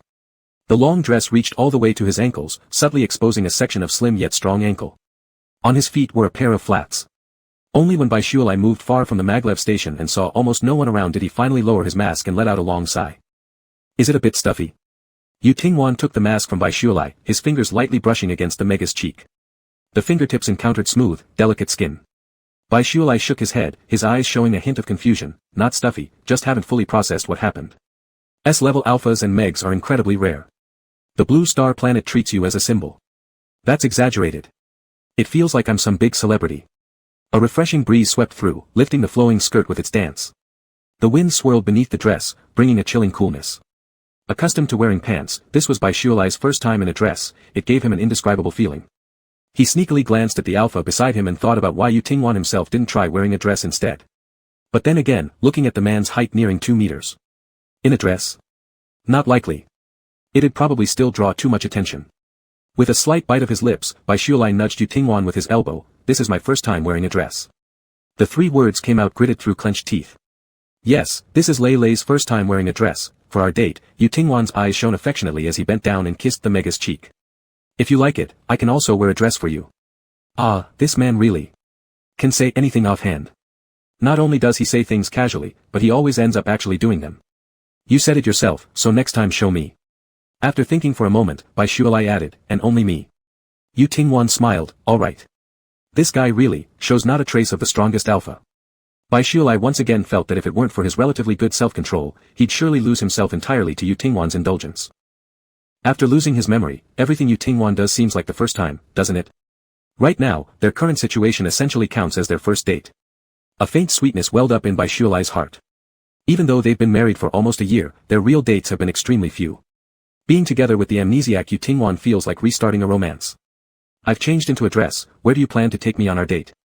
The roller coaster shot straight up into the sky, echoing with shouts of thrilling screams. Even during a weekday afternoon, the amusement park was bustling with quite a few visitors. Hey handsome, isn't the girl next to you your girlfriend? She's gorgeous. Why don't you buy her some flowers? Holding a bouquet of flowers in her left hand and a string of cute hairbands in her right, an auntie with a smiling face walked up beside Bai Shuilai and Yu Tingwan. Bai Shuilai didn't expect that Yu Tingwan would bring him to the amusement park. Even less did he expect that upon entering, the saleswoman auntie would refer to him as Yu Tingwan's girlfriend. What to do? He wanted nothing more than to stomp on Yu Tingwan's foot. It's not a girlfriend, Yu Tingwan corrected while lifting his hand to wrap it around Bai Shuilai's shoulders. It's my wife. Bai Shuilai instantly felt his earlobes burning. What was going on? Why was he flaunting their affection in front of the vendor? The auntie smiled kindly, her eyes curving into crescents as she said many good words about how well matched Bai Shuilai and Yu Tingwan were. Yu Tingwan chuckled gently. No need for flowers, they're inconvenient to carry. Just give me 2 hairbands. One had bear ears, and the other rabbit ears. They also flashed with light once switched on. They looked rather childish when worn. In his mind, Bai Shuilai wondered who would wear such hairbands but actually chose the bear ears himself and watched Yu Tingwan with earnest eyes. I've already put mine on. Hurry, put yours on. The thought of the mighty interstellar overlord wearing cute rabbit ear hairbands made Bai Shuilai laugh uncontrollably, almost gasping for breath. Although I know you have plenty of money, her hairbands were several times more expensive than those outside. On tiptoe, Bai Shuilai raised his hand to lightly touch the rabbit ears on Yu Tingwan's head and couldn't help laughing again. Do you like it? Yu Tingwan laughed too. Are you happy, Lai Lai? I like. Then it's worth it. This wasn't Bai Shuilai's first time visiting an amusement park. Back in school days, students were organized to come here. Bai Shuilai sometimes came alone to the amusement park, without trying anything too thrilling. He just rode the Ferris wheel alone, quietly gazing out at the sky through the window. Until now, he still liked watching the sunset from the Ferris wheel. But now, someone was accompanying him while watching the sunset. By the time they left the amusement park, it was already night. Stars dotted the night sky, and despite the dimness, the amusement park remained illuminated with vibrant lights. The lively amusement park grew blurry behind them, 2 silhouettes elongated by the lights as they moved further away. Mr. Rabbit, are we heading home now? Mr. Bear, don't you want to go home? I don't want to. Mr. Bear wants to continue the date with Mr. Rabbit. Yu Tingwan stopped and squatted halfway in front of Bai Shuilai. Climb on. Mr. Rabbit will carry Mr. Bear on this date. Chapter 151, Seacombe 1 Bonus Chapter, The Boy in the Garden. The good luck of Koi only works if you truly give your blessings. When Song Shiryan said this, his eyes gleamed with an air of confidence. I was lying on the sofa, swinging the wine glass in my hand, and took a casual glance at the Mega not far away who was dancing provocatively. I asked him, aren't you two already dating? Not enough. You lead someone to deliberately insult him in front of me. After that, we'll beat them up together, and he'll be definitely touched. Song Shiryan said with determination, I know him too well. Before Song Shiryan was stripped of his position as crown prince, he had been pursuing a Mega named Bai Xinyan. That Mega who exuded vanity all over his face became particularly famous because his companion beast was a magpie. Unfortunately, after Song Shiryan was demoted, that vain Mega ran away. Even if Song Shiryan was a deposed crown prince, the family of an ordinary civilian would still dare not provoke him. To calm down Song Shiryan's anger, the Bai family sent one of their pretty Megs over. I'd seen plenty of families who sold themselves for glory, but it was rare to see one who offered their biological son to die. Under the pretense of visiting Song Shiryan, I saw that pitiful little guy. His name was Bai Shuila, and he had a head full of red hair. In the scorching summer, under the blazing sun, the Mega whom Song Shiryan treated as his punching bag squatted in the garden without any shade, with his pants rolled up. His pale cheeks were reddened by the sun, and beads of sweat drenched his face like a peach covered in dew. My teeth began to itch, and suddenly I wanted to take a bite out of him. In less than half a year, Song Shiryan had developed feelings for that pretty yet inferior Mega. Do you like him? He's already been given to you by the Bai family. If you want to play around, just go ahead. Why bother with pretending to date? I've known Song Shiryan since childhood, he always acted with purpose. After I asked him this, Song Shiryan told me his answer while laughing. His expression was arrogant, and his tone completely nonchalant. These people who are never favored at home, when given even a bit of love, will do anything for you. As for Bai Xingyun, whether or not he could bring good luck, I didn't know. But Bai Shuala could. Song Shiryan awakened his semi-beast transformation ability first, and not long after successfully evolved his companion beast. After being deprived of his crown prince title, he ascended back to the throne as the crown prince. The prince who had previously replaced him lay lifelessly on the ground. I wiped the blood that accidentally splashed onto my hands, and beside me, Song Shiryan revealed his semi-beast form. Black wings, a huge figure, and a pair of bullhorns on his head, like a wicked devil. His eyes were blood red, and his pupils still lingered with the excitement and cruelty of killing his competitor. For some reason, an image popped into my mind, a sunny boy squatting in the garden, covered in mud, with red hair. Wouldn't that inferior Mega be scared when he sees your semi-beast transformation? I casually asked. Song Shiryan, who was still filled with killing intent, hesitated first. Then the intimidating aura on his body suddenly softened. He gave me a smile, this time without arrogance or contempt. It was something I'd never seen from Song Shiryan before, a pride and fondness he couldn't conceal. He's braver than I imagined. Song Shiryan slightly curled his lips, saying regretfully, unfortunately, he's an inferior Mega. Bai Shuala was more powerful than I thought, and Song Shiryan seemed smitten with him. But how does being infatuated matter? An inferior Mega doesn't have the qualification to become the queen at the king's side. Yet, Song Shiryan was more infatuated with Bai Shuala than I imagined. At first, the reason Song Shiryan treated Bai Shuala well was so that Bai Shuala would believe he loved him. Only then could Bai Shuala use the power of koi to pray for blessings and bring him good luck. Later on, one day Song Shiryan suddenly said, "Sikon Wan, I think I really have fallen for him." A drunken Song Shiryan kept talking. He's too cute, too kind. I can sense that he is still somewhat wary of me, and I don't like this feeling. I want him to rely on me wholeheartedly. If I suddenly propose to him, wouldn't he be shocked speechless? Bai Shuala should be happy, right? To become the future queen of planet Lan. Seeing Song Shiryan's drunk, blissful, and happy expression made my heart ache repeatedly. Would Bai Shuala be happy? He probably would be. After all, he had received love that he had never received before. What a fool, being kept in the dark from beginning to end by Song Shiryan, and still believing that Song Shiryan truly liked him. He was too naive. Why was I so angry? Some twisted emotion prompted me to deliberately remind him of the harsh reality he had to face. Low quality. A Mega cannot bear children. What do you plan to do about your heir? Song Shiryan paused for a moment, then replied indifferently, let someone else give birth. See. You big fool, Bai Shuala. Did you really think Song Shiryan would be with you for life? Impossible. At first, he'll make excuses to have heirs with others, and later more beautiful Megs will show up. After Song Shiryan's grand proposal to Bai Shuala, the king and queen summoned me. They didn't know Bai Shuala's companion beast was a koi fish, they only thought Song Shiryan had gone mad to propose to a low-quality Mega. I laughed and said, just make the crown prince forget Bai Shuala. Bai Xingyun may not come from a good family, but his companion beast is a magpie. I heard he once prayed for a sick person, who later miraculously recovered. The reason of low-quality Mega alone wasn't enough to make the king and queen decide. But when I told them that Bai Xingyun's prayers could heal the sick, the bedridden king lit up with excitement. When Song Shiryan accidentally got injured during training and lay in the hospital deprived of 3 years of memory, I was slowly transferring my family's assets off planet Lan. Song Shiryan, who always outshone me since we were young, probably never expected to be betrayed by me behind his back. I felt a bit excited, not just because I had finally stabbed Song Shiryan in the back. Song Shiryan would forget Bai Shuala when he woke up.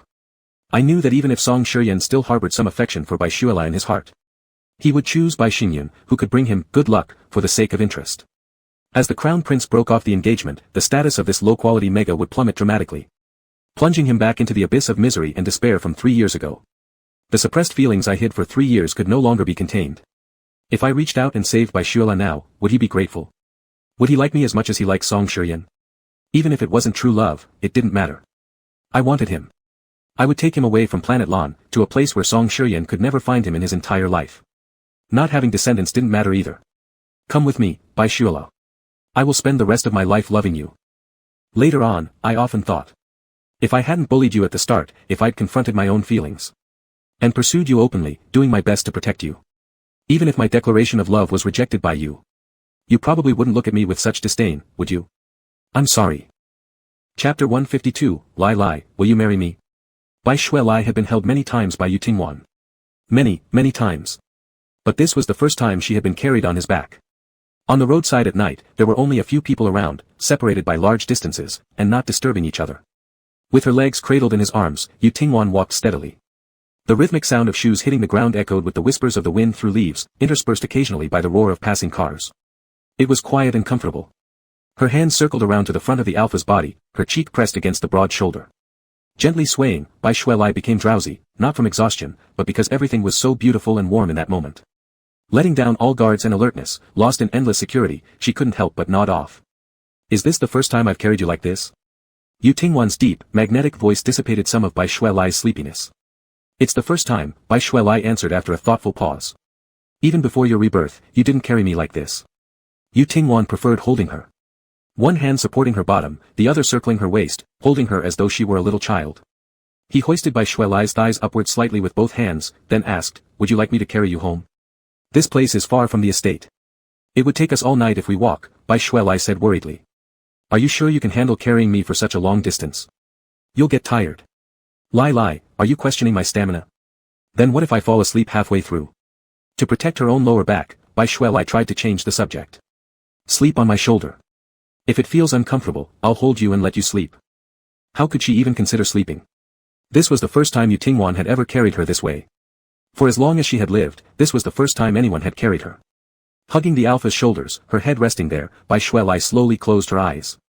She thought of nothing, clearing her mind completely. Listening to Yu Tingwan's steady footsteps and feeling the warmth radiating from his chest, she found no boredom or awkwardness even without speaking a single word. Being with the person you love, even when doing or saying nothing, makes one feel so blissful. Her hands wandered forward from where they lay on his shoulders, her fingertips touching the sharp jawline of the alpha. Sometimes Bai Shui Lai touched Yu Tingwan's chin, other times she gently rubbed his face. Even though she couldn't see his face now, she could easily imagine how handsome and charming the alpha looked as he carried her.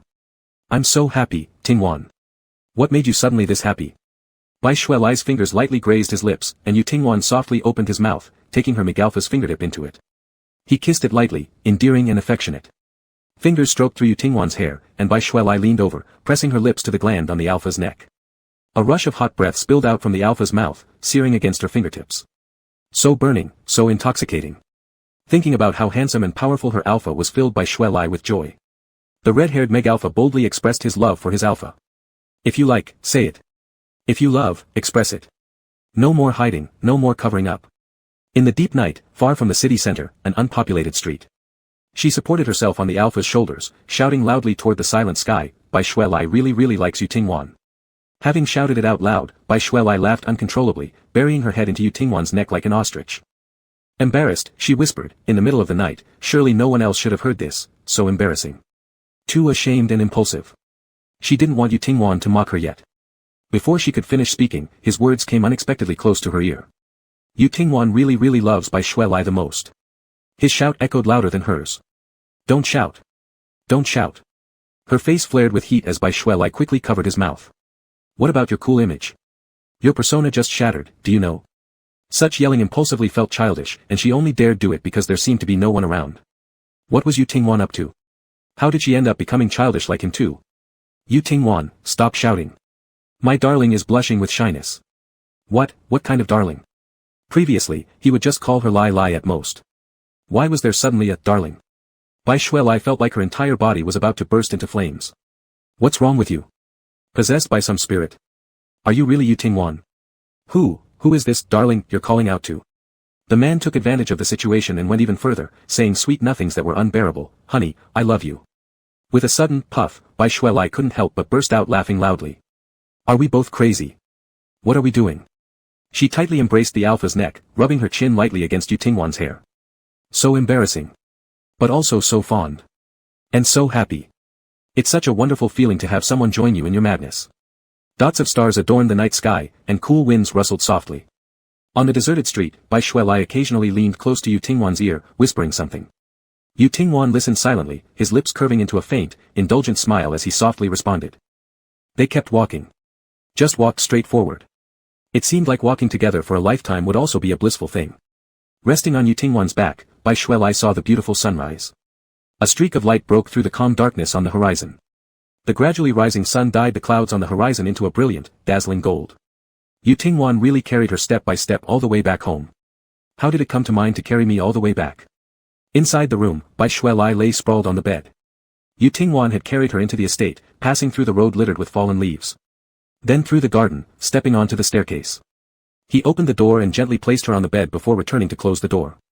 I dreamed that you wanted me to carry you. Yu Tingwan sat down beside Bai Shuelai, causing the soft mattress to dip slightly. He reached out to wrap his arms around the Mega's shoulders, his tender gaze firm with resolve. Lai, will you marry me? I'll carry you for the rest of our lives. Chapter 153, Song Shiryan Extra, Forever Lost Love. Song Shiryan, Extra Chapter. Broom Star. Unlucky Ghost. These were the words I heard from his younger brother Bai Xingyun before I personally saw Bai Shuelai, describing him. When the Bai family sent him over here as a scapegoat, it was the first time I saw this broom star described by Bai Xingyun. His red hair shone like a streak of red breaking through the night sky, and his clear, beautiful big eyes harbored fear and unease. He furtively glanced at me with his peripheral vision, like an abandoned little wolf cub. While he obediently pretended to be well-behaved, he was actually plotting in his mind how to escape. On the first day Bai Shuelai came to me, I had a dream. In my dream, I saw a redhead. Mega. My heart pounded wildly as I woke up in amazement. Falling in love at first sight with an inferior. Mega? Am I crazy, or is the world? Bai Xingyun is like a boring glass of plain water filled with colorful artificial flavors. It looks vibrant and tastes sweet, but upon drinking, you're left with an unpleasantly cheap aftertaste. But Bai Shuelai is different. This discarded by his parents. Mega is like wild grass growing on remote hillsides. Even if a fire burns for 3 days and 3 nights, the first rainfall will sprout fresh green shoots from the charred soil. Suddenly, an uncontrollable urge to bully and destroy him surged within me. I assigned him a lot of housework. Such a beautiful Mega, kneeling on the ground cleaning the floor with a cloth, crouching in the garden weeding and watering plants. If it were Bai Xingyun, he probably would have lost his mind by now. Yet, he always seems full of energy. His pale face glistens with sweat under the sun, looking as though dusted with shimmering pearl powder. The other servants enjoy lavish fish and meat dishes, but I only give him stir-fried pork, the rest being all vegetarian dishes, yet he eats with great joy, laughing often. Ha! Is he insane? He must be acting. Late at night, I sought him out. Don't you think I'm being very mean to you? I stared at his face, trying to spot some inconsistency. After hesitating for a moment, Bai Shuelai responded, Your Highness isn't being mean to me. Making you work in the garden at noon isn't being mean. If I don't do it, someone else would. Compared to them, I'm no different. Where's the difference? You're such a pretty Mega that if you just crooked your finger, there'd be a crowd of alphas eager to serve you like dogs. And then I said, you don't eat as well as the others. I can eat until I'm full every day. Not eating as well as the others is because I'm the newcomer. Damn fool. I shoved a bottle of milk into his hands and walked away. What kind of life did Bai Shuelai lead back at the Bai family? One low quality. Mega has the audacity to come to our advanced class. What qualifications does he have? He's good at something, skills in bed we'll never learn in a lifetime, haha. Clean your mouths up. Passing by the restroom, I overheard several people mocking Bai Shuelai cruelly.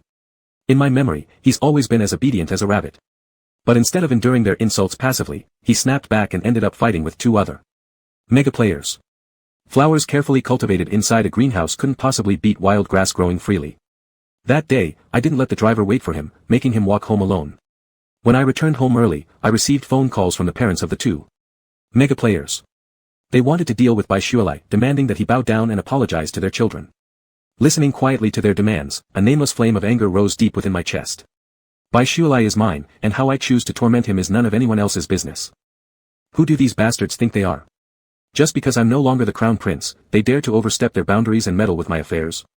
Even though my father deprived me of my title as the crown prince, I am still the royal prince of Planet Blue, and my mother is still the queen. By midnight, those 2 Mega players and their families must leave the capital entirely. After finishing these tasks, I should have done something normal, like reading a book, drinking water, or taking a bath. Strangely, I remained seated by the window, unable to move away from the chair near the window as if held there by some mysterious force. The sun set, and the moon rose. It wasn't until almost 9 o'clock, not knowing how many times I had looked out the window, that I finally saw that tall, slender red figure. Bai Shuelai walked back. At this time, naturally, he also missed dinner. It was the first time I saw him cry. Sitting alone by the pond in the garden, the cold moonlight revealed the tear streaks on Bai Shuelai's face. My companion beast is supposed to be a koi fish, right? Why am I so unlucky? He whispered, his choked voice in the quiet night resembling the sobs of some small animal. I now had a reason to be good to him. That night, I had the steward deliver warm milk and exquisite food to him. The next morning, I apologized to him face to face. And I told him that the .mega players who fought with him those days had already left school. He looked at me with a suspicious gaze, as if pondering whether this was another one of my jokes. My heart inexplicably ached with tiny stabs of pain. Smiling at him, I said, "What can I do, birdcage, I think I like you." I no longer made him work. Whenever someone at school spoke ill of him, I would step forward to protect him. I told myself all I did was for birdcage's koi power, doing everything possible to treat him well. When he caught a cold and ran a fever, I stayed up night after night by his bedside, day after day until he recovered. "Your Highness, why are you so kind to me?" He looked at me with red eyes, his voice choking. "No one has ever been this kind to me." "What else could it be, because I like you?" I laughed. Was it really just exploitation? If it was only exploitation, would I have gone through all the trouble to stay awake and care for him? If I had no other feelings for him, would I have resisted my parents, forcing them to agree to my marriage with birdcage? After receiving birdcage's blessing, I had awakened the ability to semi-transform, reclaiming my status as the esteemed crown prince of Blue Star. What more could I possibly get from birdcage? Is this for me? "Your Highness, why are you so kind to me?" In birdcage's hands rested a ruby ring, his gratitude leaving him speechless. He asked me once again, why I was so kind to him. From his moved eyes, I saw a flicker of hesitation and doubt. This time, I gave the same answer as before. "Because I like you, birdcage. The last time was a lie, this time, it's the truth. I will be good to you from now on." I looked into his eyes and swore to heaven, "You will become my empress, and only you, there will never be anyone else." I dreamt of birdcage wearing the ruby ring I gave him, smiling at him. I woke up. I opened my eyes. The surroundings were pitch black, the rain pouring heavily outside the window. I slowly spread open my tightly clenched palm, inside which was the ruby ring I had found in the jewelry store. After Yu Tingwan tore off the wings from my back, my companion beast disappeared along with my semi-transformation abilities. I didn't want to wake up, didn't want to return to the reality where I had lost everything. Birdcage. Clutching the ring tightly in my hand, I closed my eyes once more. I wonder if, in my dreams, I will see birdcage again. But this time, perhaps I will never wake up again. Chapter 154, main text complete. Mega with red hair, who had just been lying on the bed, first froze in surprise and then abruptly jumped up. Yu Tingwan. What was Yu Tingwan doing just now? Was that a proposal? Her mind went chaotic as birdcage babbled incomprehensibly, "You, what are you doing, so sudden, aren't we already married?" "No, it's wrong, we should have been dating." "Clearly. I've planned everything to propose to you, and it's too sudden from you." She grabbed the alpha beside her, knelt on the bed, and struck his back twice. "You've stolen my proposal." Birdcage's original plan was to propose to Yu Tingwan no sooner than 3 months later. He considered that Yu Tingwan had just lost his memory. Even though they were getting along well, to be truly together still required some time for transition and adaptation. Yet, Yu Tingwan pulled this move all of a sudden. Out of nowhere, he started talking about marriage. I apologize." Yu Tingwan slightly curved his lips upwards, his eyes filled with tenderness like melting snow in early spring. "If it's not acceptable, I could retract my previous words." "How can a proposal be retracted so easily?" "But..." Birdcage held the alpha tightly, softly asking, "Have you thought it through clearly? Marriage is not a trivial matter. Marriage lasts a lifetime, not just for a day or two, but for many years ahead." Birdcage didn't know what he was saying either. His mind was still a mess. He had long decided to spend the rest of his life with Yu Tingwan. However, past experiences made him uncontrollably consider the worst possible outcomes. "You've just come back to life for a short while, without any memory of our past. In reality, even if we start over as lovers, it has only been over a month." The broad hand gently caressed Birdcage's back. Yu Tingwan heard out the anxiety in the mega within his arms. He interrupted Birdcage's words and sighed lightly, "I initially didn't want to tell you about this matter." What thing?" Birdcage loosened his grip on Yu Tingwan, appearing more nervous. "What are you hiding from me?" It couldn't be that after coming back to life, apart from amnesia, there were also some post-rebirth syndromes, right? A heart unconsciously leapt. Birdcage gazed intently at Yu Tingwan. Considering the worst in every situation seemed to have become his habit. "Just tell me, don't hide anything from me. Whatever happens, I will be with you to solve it." The last word got stuck in Birdcage's throat. Staring wide-eyed with astonishment, Birdcage looked as Yu Tingwan rolled up his sleeve to reveal an arm. With a flash of fire lighting up the arm, slowly revealing on the originally flawless skin, was a line of text. "Yu Tingwan loves Birdcage exclusively in this life." What is this? Birdcage dumbfoundedly stared. Given the foreknowledge of amnesia, there are many ways to remember someone. Yu Tingwan tried to pull down his sleeve to cover the carved words on his arm, but Birdcage suddenly tightly embraced his arm. The red-haired youth's eyes shone with pity, carefully brushing over the engraved characters on Yu Tingwan's arm with pale fingertips. "Does it hurt?" Birdcage's voice brimmed with concern. For an alpha who had experienced countless wars and fights, carving words onto one's soul or bone might hurt a lot, but it wasn't unbearable. Who would ask such a powerful alpha whether it hurts or not? Yutunwan's heart trembled. He shook his head, smiling and said, "It doesn't hurt. You're talking nonsense. You don't remember before, how do you know if it hurts or not?" Looking down at the man's arm, Baishwalai muttered, "It must hurt." As Yutunwan was still touched inside, Baishwalai suddenly asked curiously again, "When did you carve it? Was it before your rebirth?" "It's too mean of you, Yutunwan, telling me nothing." "Before the first rebirth." Yutunwan gave an answer that caught Baishwalai off guard. "The first rebirth?" Shifting his gaze from the arm, Baishwalai blankly looked at the alpha. "You were reborn for the first time when I hadn't even been born yet. That must have been over 1,000 years ago, right?" He was only in his early 20s. Still a college student who was about to graduate. If I say we've known each other for a very, very long time, would you believe me?" Lowering his head to look at the engraving on his arm, Yutunwan said, "This engraving was made as a permanent mark on my arm before my first rebirth. It's not something just anyone's name can be engraved upon. Only the soul that undergoes reincarnation and the phoenix fire burning together with me could ever be inscribed." Seeing Baishwalai's expression of confusion, Yutunwan smiled and said, "Come with me." Picking Baishwalai up directly from the bed, Yutunwan carried the mega to his study. Gently placing Baishwalai on the recliner in the study, Yutunwan took out several books hidden in a secret compartment. Rather than calling them books, they were more like diaries. Page by page, all personally written by Yutunwan, documenting their shared experiences. As Baishwalai flipped through the diary, he saw what Yutunwan had recorded about them and him. He had assumed their marriage was merely a transactional agreement. Who knew? From the beginning of their marriage, everything had been Yutunwan's way of protecting and getting closer to him. He also saw their first life together. A sudden lump formed in Baishwalai's throat as he put down the diary and threw himself into Yutunwan's arms, opening his arms wide. What did he want to say? There were so many things he wanted to express, but it was overwhelming, leaving him at a loss for words. It turned out that in this world, there had always been someone searching tirelessly for him across the vast reaches of time and space. How had Yutunwan managed through those lonely days? "You were proposing, weren't you? Where's the ring?" Baishwalai tried to calm his erratic breathing, but it didn't work. Tears flowed ceaselessly, as if there was no cost to them. "Yutunwan, it's in my pocket." Before Yutunwan could react, Baishwalai snatched the jewelry box straight from Yutunwan's pocket. With eager anticipation, Baishwalai opened the box and slipped the engagement ring Yutunwan had prepared onto his left ring finger. Yutunwan chuckled helplessly, "I haven't even knelt down to propose." Sniffling, Baishwalai couldn't help but smile through his tears. He raised his hand and shook the ring adorning his finger with a tone of complete dominance. "I don't care. It's mine now." "Sure, yours. The ring is yours, and I am yours too." Yutunwan once again embraced Baishwalai. Looking at one diary after another, pages densely packed with records of their past. Baishwalai knew. He would never doubt their future again. Main text complete. Following are the extras telling about the first life of Yutunwan and Baishwalai. Chapter 155, Previous Life Omake 001, This Teacher is Too Strict. Previous Life Omake 001. Lai, after you get to school, get along well with your classmates. Mom has deposited 1 billion star coins into your account. Go out and eat, shop, and buy things happily with your classmates. Don't be frugal, just spend as you like. Wah, Lai, daddy's little treasure, daddy can't bear to let you go. Training must be so hard. Let's go home, we could always live on another planet. Seeing their parents, who looked utterly unwilling to let her go, Baishwalai was about to enter the school and her eyes immediately watered.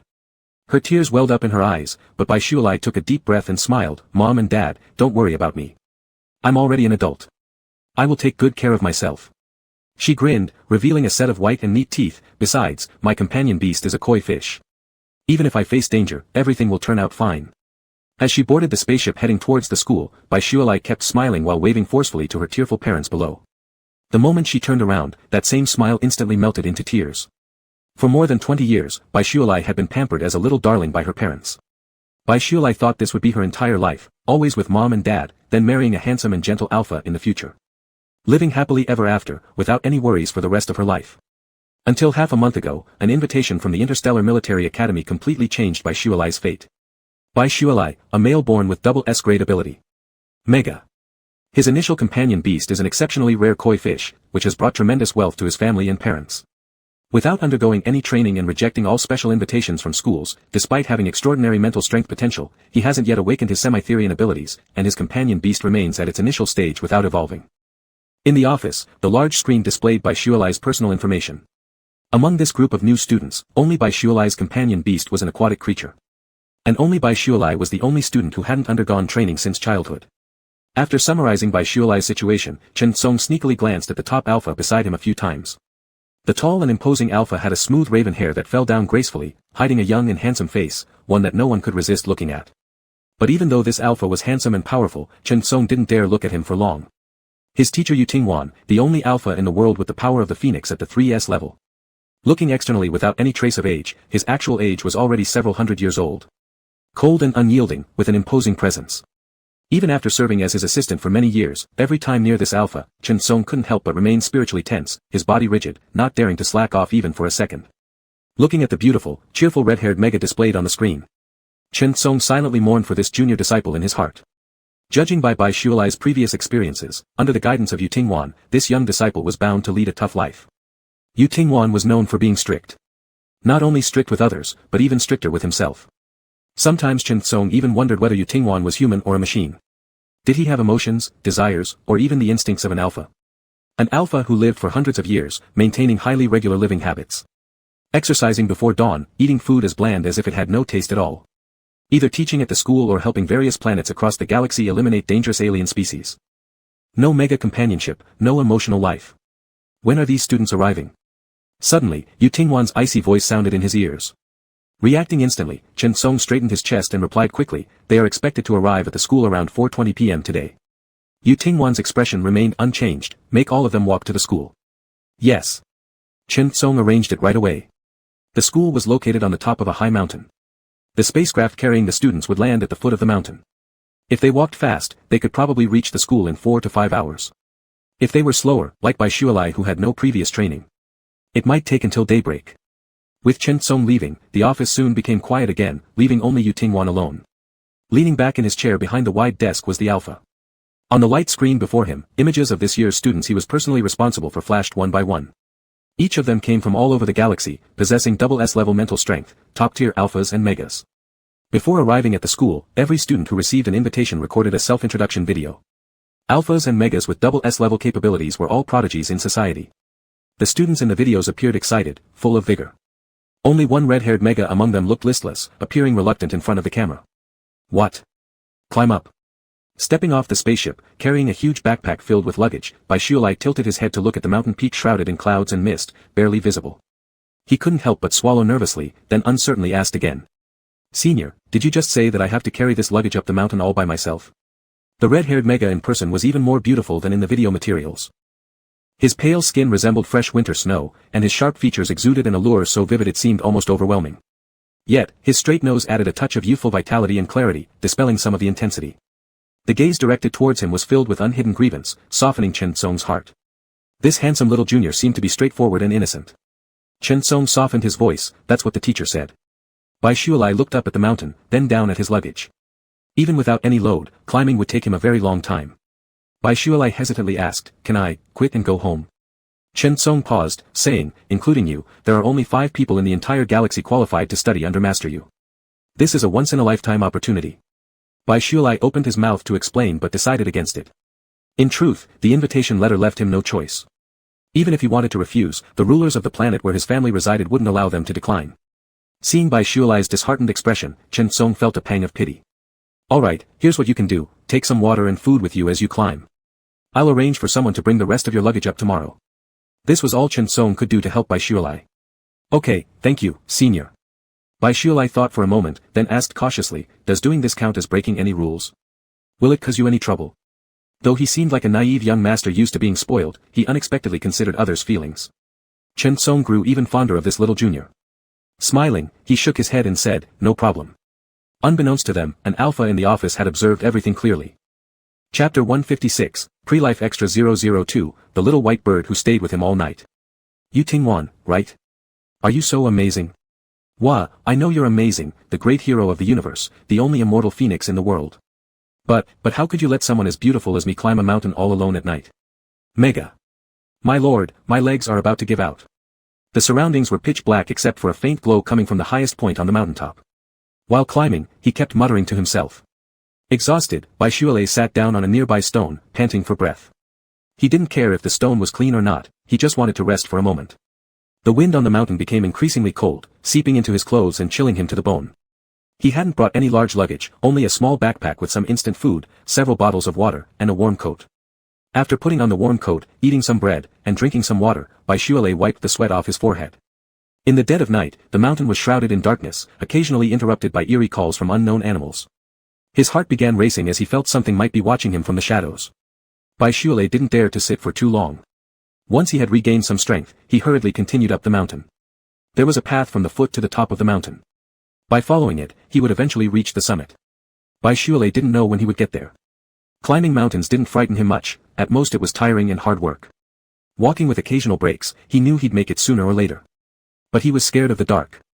With no one around, the only light came from the lamp on his hat. "Yu Tingwan. Are you there?" As Baishuale walked, he shouted out a few times. This was his way of boosting his own courage. Yu Tingwan was the leader living on this mountain, so everything on it, whether human or other creatures, probably feared Yu Tingwan. It seemed that simply calling out the Alpha's name a few times made the malevolent spirits hiding in the shadows fear the Alpha's reputation and thus dared not show themselves. "My parents, I want to go home. Damn, I shouldn't cry, Aya, but I'm so scared." The cold night wind rustled through the leaves, creating sounds that echoed like eerie moans, making the whole experience even more terrifying. Chirp chirp chirp. A clear, melodious bird call rang out in the forest. Baishuale immediately looked towards where the sound originated from. On a branch not far ahead on his left side sat a little snow-white bird. In the dimly lit midnight, it glowed softly with a white luminescence, strangely dispelling Baishuale's fear. Wiping his eyes with his hand, Baishuale sniffled and quietly crept towards the bird. The little white bird chirped twice, then flapped its wings and flew ahead. "Wait for me. Please don't leave me here alone, it's so dark and cold, I'm so scared." Thinking the bird was flying away, Baishuale ran up the stairs while carrying his bag and panting heavily. Looking up and following the white bird that was flying away, he wasn't paying attention and stumbled, causing his knee to hit the step solidly. It hurt so much. The tears he had been holding back suddenly spilled down his cheeks in pain. Unable to help it, Baishuale sucked in his breath sharply and rolled up his pants leg to take a look. On his normally fair knee now appeared a bloody scratch where the skin had been broken.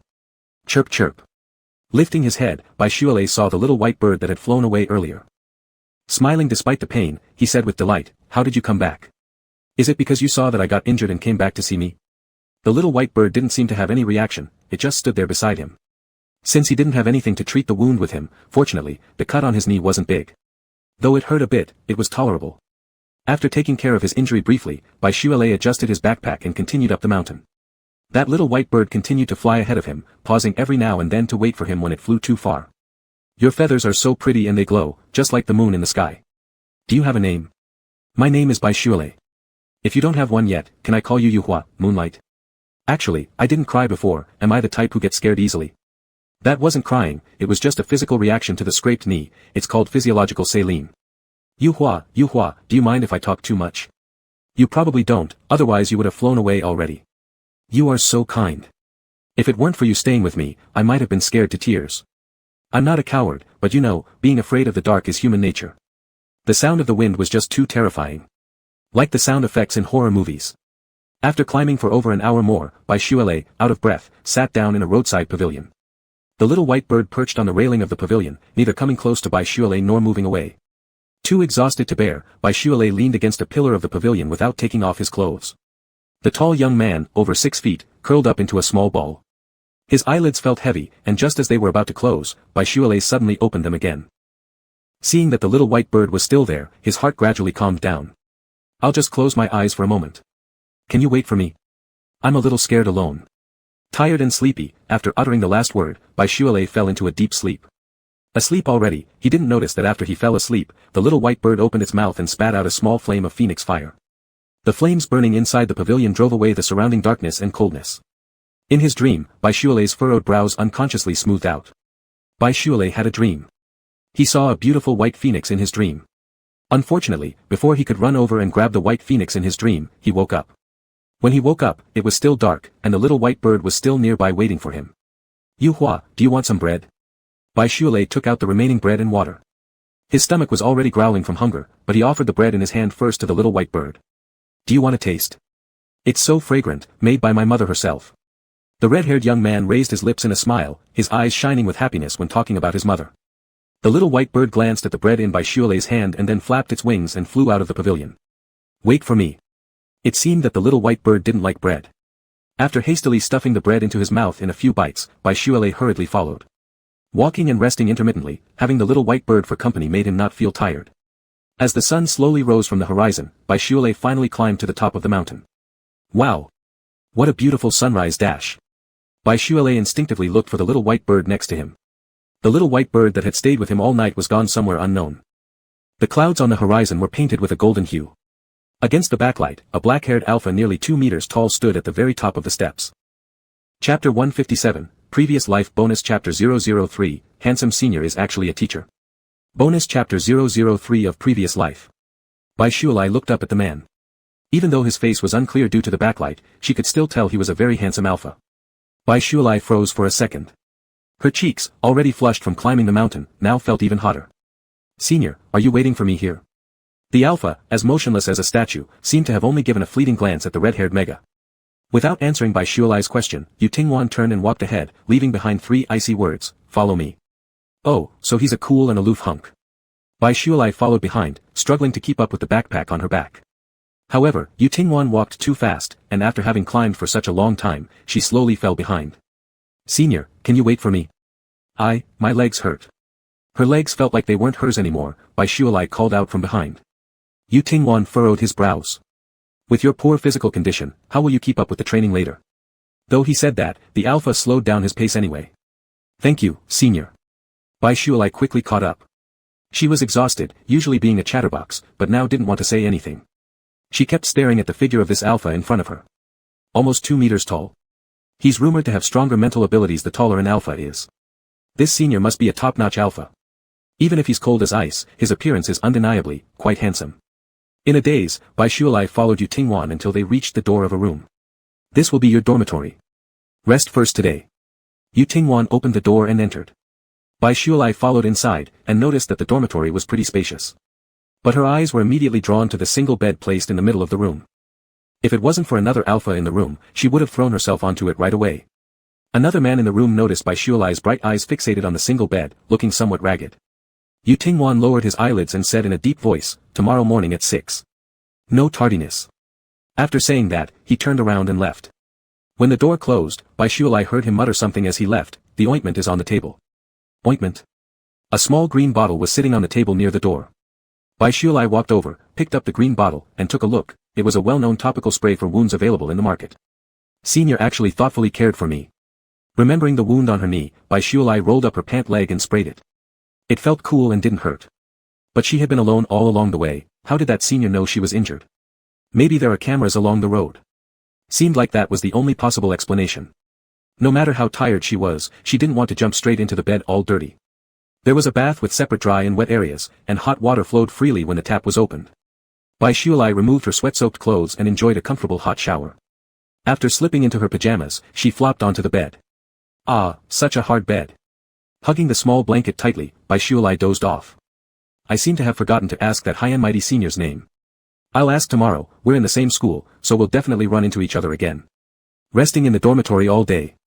At 5 o'clock the next morning, when it was still dark outside, Baishuele's dormitory doorbell rang. Senior Chin Kong. When Baishuele opened the door, she saw the alpha standing outside. He was the senior who greeted her yesterday at the foot of the mountain. Do you remember my name? His eyes showed a hint of surprise, and Chen Song smiled, pushing the suitcase in his hand forward slightly. I should have brought this over yesterday, but I didn't want to disturb your rest, so I brought it today. Thank you, senior. We need to gather at 6 o'clock. Get ready first, I'll take you there. After quickly freshening up, Baishuele followed Chen Song out of the dormitory. Before coming, Baishuele roughly understood some information about the Star Military Academy. The official from the planet who informed her that she needed to come for training also told her some things about Yu Tingwan. Alphas and megas with naturally high-level mental abilities like them would personally be taught by the most powerful alpha in the world today, Yu Tingwan.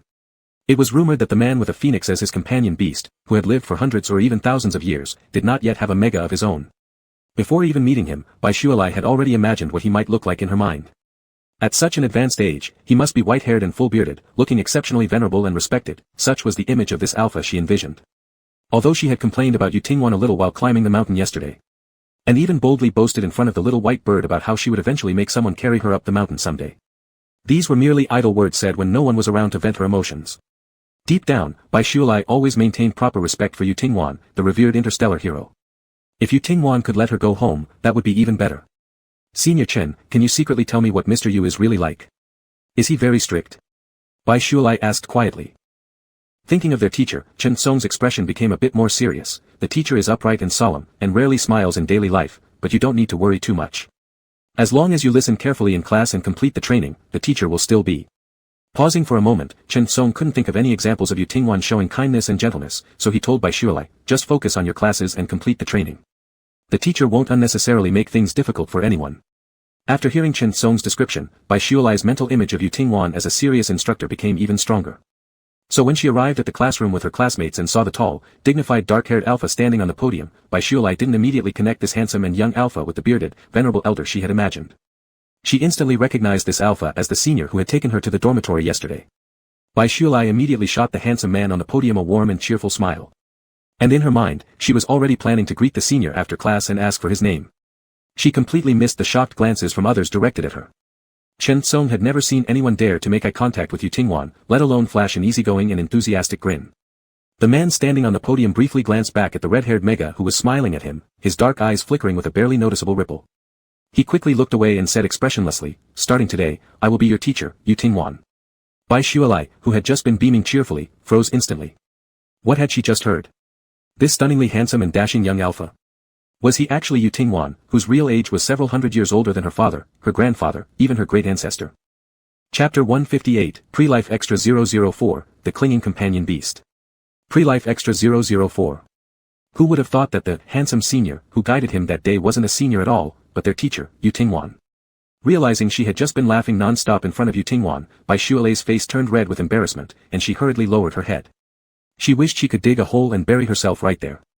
Fortunately, Yu Tingwan didn't seem to have any reaction, still maintaining his icy and detached demeanor. Although Yu Tingwan was their teacher, they only saw him every 2 or 3 days. Most of the time, a few teaching assistants handled lectures and training sessions for them. Or he would let them study on their own. In terms of hardship, it wasn't really that much. The awakening of one's ability has many reasons. Some things cannot be achieved through effort alone. Talent, luck, and opportunity are all essential components. Before coming here, Bai Shuilai had been worried all along. Having never experienced much hardship from childhood, the mention of military academy had made her somewhat afraid. Would she have to wake up before dawn every day for training? Would she collapse from exhaustion every day? Especially on the first day, even before seeing Yu Tingwan, she was required to climb from the foot of a mountain to its peak. Unexpectedly, during actual classes, there wasn't too much difference compared to an ordinary school. Climbing the mountain was tiring, but when Bai Shuilai reached the top, she felt an indescribable sense of liberation. She couldn't believe that she had actually climbed from the foot to the top of the mountain. On the way, she met a little white bird that accompanied her, witnessed a magnificent sunrise she had never seen before, and also encountered someone very handsome. Ah, crazy. That's the teacher. Yu Tingwan might be handsome, perhaps even the most handsome and refined alpha Bai Shuilai had ever seen, but he gave off an air of being distant. Let alone such a powerful alpha who was the hero and idol worshipped by all humans across the galaxy. Whenever Bai Shuilai attended Yu Tingwan's classes, she listened attentively without daring to look at alpha for more than a second. As for making eye contact, that was even out of the question. Today was originally the time for Yu Tingwan to personally teach the class. But when it was time, the person who walked in wasn't that tall, erect, and icy alpha. An assistant stood on the podium. The teacher has some matters these days. We'll be substituting for the next half-month. After class, a few classmates asked about where the teacher had gone recently. Chen Song shook his head and smiled, saying he didn't know either. After all, the teacher's schedule wasn't something they could casually find out. As they left the classroom, Bai Shuilai overheard several classmates talking about Yu Tingwan as they went to eat together. The teacher is probably out on a mission since he's not here these past few days. Before coming to the school, my family mentioned that the area around a few planets has been unsafe lately. Are those alien beasts causing trouble again? Ugh, when will those things die off completely? In such a vast universe, even if these alien beasts didn't exist, there would always be other dangers. Bai Shuilai didn't fully understand what they were saying. Curiously, she asked, aren't those alien beasts already dead for years? One alpha smiled at Bai Shuilai and said, that's just public rhetoric meant to calm the masses. In reality, those things can never be entirely eradicated. But it's been nearly 1,000 years since anything major happened across the entire galaxy, thanks to the teacher. Most of the alien beasts have almost been wiped out. There were no afternoon classes. After eating with classmates, Bai Shuilai returned to her dormitory alone. As soon as she pushed the door open, her pupils instantly contracted into 2 points. Yu Hua. The little white bird she hadn't seen since ascending the mountain appeared in her room. Chirp chirp chirp. The white bird lay on Bai Shuilai's bed, looking duller than before, its cries weak and lifeless. Bai Shualei rushed over anxiously. Are you injured? Let me take a look, okay? She carefully held the little bird and examined it thoroughly but didn't see any visible injuries. The little bird let out a faint cry, its head drooping down as it fell asleep resting against Bai Shualei's palm. And so, Bai Shualei began her life of living with a bird companion. The little white bird usually stayed indoors, nesting in her room all day. Most of the time, it just closed its eyes to rest, but it seemed to prefer staying close to Bai Shualei. Your feathers are so beautiful and even glow, you don't look like an ordinary little bird at all. Chin in hand, Bai Shualei looked down at the white bird sleeping on her lap and muttered, I've recently learned how to use pheromones and mental energy to soothe injured alphas and megas. I wonder if it will work on you. Even if it didn't work, it wouldn't harm the little white bird. With a try-it-see attitude, Bai Shualei focused and slowly released her pheromones and spirit power. The red-haired mega enveloped the listless little white bird with her gentle pheromones. Her fingers lightly brushed over the beautiful white feathers of the little bird. The bird, which had been keeping its eyes shut, suddenly opened them, revealing a hint of golden hue in its gaze. As Bai Shualei's pheromones continued to comfort it, its feathers seemed to become brighter. It actually works. Haha, I'm such a genius. Excited, Bai Shualei impulsively leaned down and kissed the little white bird on its body. Unbeknownst to her, somewhere on the mountaintop, an alpha recuperating in a bird's nest instantly flushed pale cheeks pink upon sensing the act. Come back. Yu Tingwan gave a low command, yet the companion beast nestled in the mega's arms showed no sign of returning. A companion beast is a physical manifestation of a person's spirit. It also represents one's inner joys, sorrows, anger, pleasures, as well as desires most directly. Under the condition of shared five senses, the host can better control the companion beast, and also perceive the world through it, listen, watch, and feel. But there was one downside. When the host was too injured and weak, the companion beast often slipped beyond control. It would follow one's deepest thoughts, going wherever the heart desired, getting closer to whomever it wanted. This wasn't the first time he had been injured. However, the companion beast wandering off on its own was unprecedented. Perhaps Bai Shualei's soothing could help him recover faster. Yu Tingwan silently noted this. This time, he would count it as owing Bai Shualei a favor. Chapter 159, Previous Life Bonus Chapter 005, If she were a wife, who wouldn't be attracted? Previous Life Bonus Chapter 005. Yu Tingwan's companion beast has two forms. The first, the initial form, looks like an ordinary little bird on the outside. Its pure white feathers give off a faint soft glow. The second, the advanced form, is a terrifyingly powerful white phoenix. Returning to Yu Tingwan's side after being near Bai Shualei, the little white bird shook its feathers. Accompanied by a flash of light, it transformed into a beautiful and elegant white phoenix. Do you like him a lot? It was merely because Bai Shualei had been frightened nearly to tears while climbing the mountain that Yu Tingwan sent her companion beast over to guide the way. After just one interaction, the companion beast seemed to have developed a bit of fondness for that young and handsome mega. Perhaps, it wasn't just a bit. Half a month later, Bai Shualei saw Yu Tingwan again in class. He usually didn't dare to look at alphas much, but perhaps due to not seeing one for too long, Bai Shualei secretly stole a few glances at the alpha. He looked no different from before, still exuding an aloof handsomeness, unapproachable. Sometimes it wasn't intentional, anyone would involuntarily glance twice at someone exceptionally beautiful and handsome. Bai Shualei swore he hadn't meant to stare. Just as if sensing his gaze, when Yu Tingwan suddenly looked at him, Bai Shualei quickly averted his eyes without fully meeting the gaze. Like a thief caught red-handed, he hastily bowed his head. How embarrassing, he couldn't wait for class to end so he could leave. Mr. Bai. Coincidentally, right after class, Yu Tingwan called out his name. With his heart all jumpy, Bai Shualei slowly walked over, saying, Teacher. Other students gradually left, leaving only the two people in front of the lectern in the vast classroom. The evening light poured through the glass window, landing on Bai Shualei's side face. On his pale cheeks, small hairs were clearly visible. The clarity in his eyes betrayed visible tension, like a restless and uneasy little animal. Just the other day, atop the mountain, Bai Shualei had smiled brightly at him. His lips parted slightly, almost uttering the three words, don't be nervous. But just before speaking, Yu Tingwan changed his words, saying instead, compared to others, your foundation is weaker. If there are places where you're struggling to keep up, or things you don't understand, you can come find me. Bai Shualei nodded like a little chicken pecking rice, replying, understood, teacher. Understood what? Bai Shualei tried to ask, If I don't understand something, I should go find you. Yu Tingwan remained calm, where do you find me? Bai Shualei thought about it seriously, then said, find Senior Chen Song and let him tell the teacher. Having been here for several months, he still truly didn't know where Yu Tingwan lived. Contact me via your optical computer. When necessary, I'll come find you. Yu Tingwan raised his hand and swept over the place where Bai Shualei wore his optical computer. Drip, with a sound, they were now friends online. Out of nowhere, Bai Shualei was now a friend of Yu Tingwan. On his way back, Bai Shualei secretly clicked open Alpha's personal information. Name, Yu Tingwan. Avatar, a white phoenix. It all looked very proper. Yu Tingwan wanted to repay the favor owed to Bai Shuai, so he broke precedent by adding this student as a friend. This way, in the future, if Bai Shuai had any problems in his studies or life, he could still find Yu Tingwan for help. However, all the way until the exams near the end of term, Bai Shuai, who barely passed, never once came to find him. Is Bai Shuai afraid to talk to him? During classes, Yu Tingwan also noticed that Bai Shuai almost never dared to look at him directly. Secret glances happened frequently though. Was he really that terrifying? Yu Tingwan reached up to touch his own face, maybe he had been too serious. Should he try smiling? When he attempted to lift the corners of his mouth upward, the muscles grew taut and stiff. A person who hadn't laughed since they became conscious, how does one even smile? The optoscreen displaying Bai Shuai's avatar name reflected the cold, impassive face of the alpha. Shutting off the optical computer, the last speck of light in the room disappeared along with it. Yu Tingwan slowly walked to the window. The bright moonlight scattered silver frost across the ground, and the companion beast, the little white bird, rested quietly on a branch nearby. As the night wind swayed the branches, the breeze carried a trace of something else. The mega's pheromones, infused with the scent of sunshine, lingered in the air. Anxiety flared up like fire in his heart, making his temples throb painfully. It was an odd sensation. Perhaps, was it the sensitive period approaching? After the final exams ended, each student could go home and rest for half a month. Though compared to regular school's winter and summer vacations, the number of rest days was cut in half, it was still much better than having none at all. A few senior students grinned as they told Bai Shuai and the other new arrivals. You'll get 2 months off every year if you manage to stay till your second year.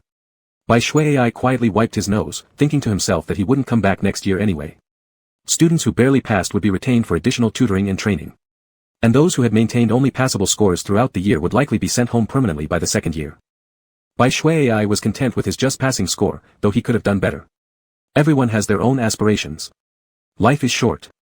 Bai Shuai didn't want to become a powerful warrior, he simply wished to return to his carefree life as a happy-go-lucky layabout. Besides, coming here in the first place wasn't his choice. He'd harbored a rebellious streak since day one. Junior. Bai Shuai turned around. It was Chen Song. Senior, is there anything? Bai Shuai asked, watching Chen Song run toward him. Junior, I've seen your good academic results and training performance during class. Did you not perform well on the exam because you were too nervous? Chen Song asked with concern. Bai Shuai glanced around cautiously and then whispered, is the teacher nearby? Chen Song smiled and shook his head. Nope. The teacher had something come up and went home early. You can speak freely. Your senior promises not to tell anyone. Seeing this senior who often helped him in school, Bai Shuai quietly confessed the truth. I deliberately suppressed my score. Senior, thank you for your kindness, but I don't want to come back next year, Bai Shuai sighed softly. Sorry, but I really don't want to be a warrior. Chen Song hesitated, but you're an SS level mega. Megas with extremely high mental strength either must become powerful themselves or end up marrying a similarly top-tier alpha. Bai Shuai frowned and said, I know I'm an SS level mega, but even geniuses should have the freedom to choose their own paths, right? Geniuses might have the right to choose their own paths, but SS level megas did not. A mega protected excessively by their parents, blissfully unaware of these hidden rules of society, didn't understand that such realities existed. A defenseless top-tier mega was destined to be targeted by other elite alphas. Even if Bai Shuai's family might be wealthy, they would be akin to ants before the power and wealth of these supreme alphas. Facing this beautiful yet naive mega, Chen Song silently swallowed his explanations.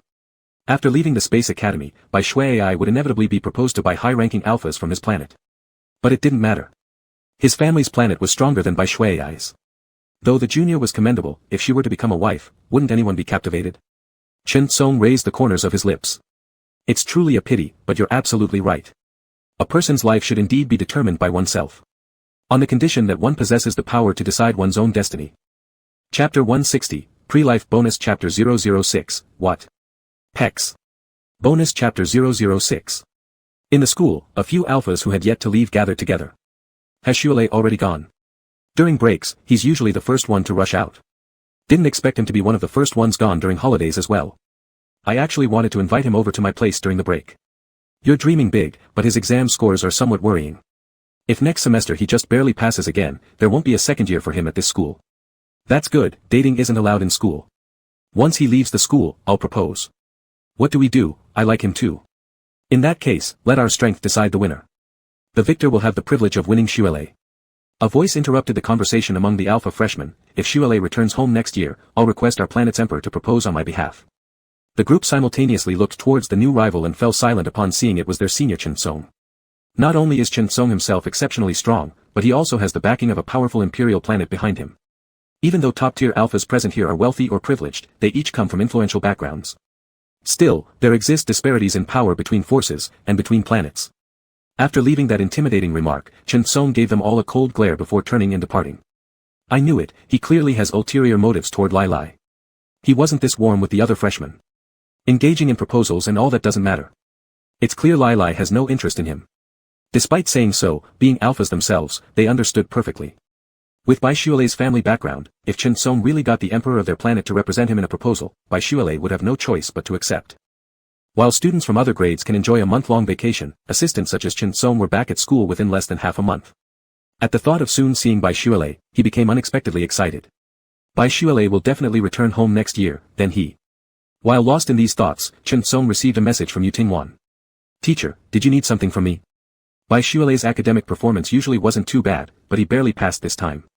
This semester, focus on intensifying his training. You, as his senior, must supervise closely and not slack due to compassion. Yu Tingwan glanced down at Bai Shuilei's final exam scores, and had it not been for the arrival of his hypersensitivity period, he would have delivered this personally to Bai Shuilei.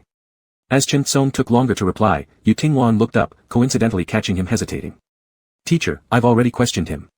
My junior didn't choose to come here voluntarily, he wishes to go home. Since he doesn't want to study, we shouldn't force him. A flash of coldness appeared in Yu Tingwan's eyes as he sternly stated, his companion beast is a koi fish. The last person who owned a koi companion founded the Starfish Empire, the Sea King. His potential is limitless. Of course they knew.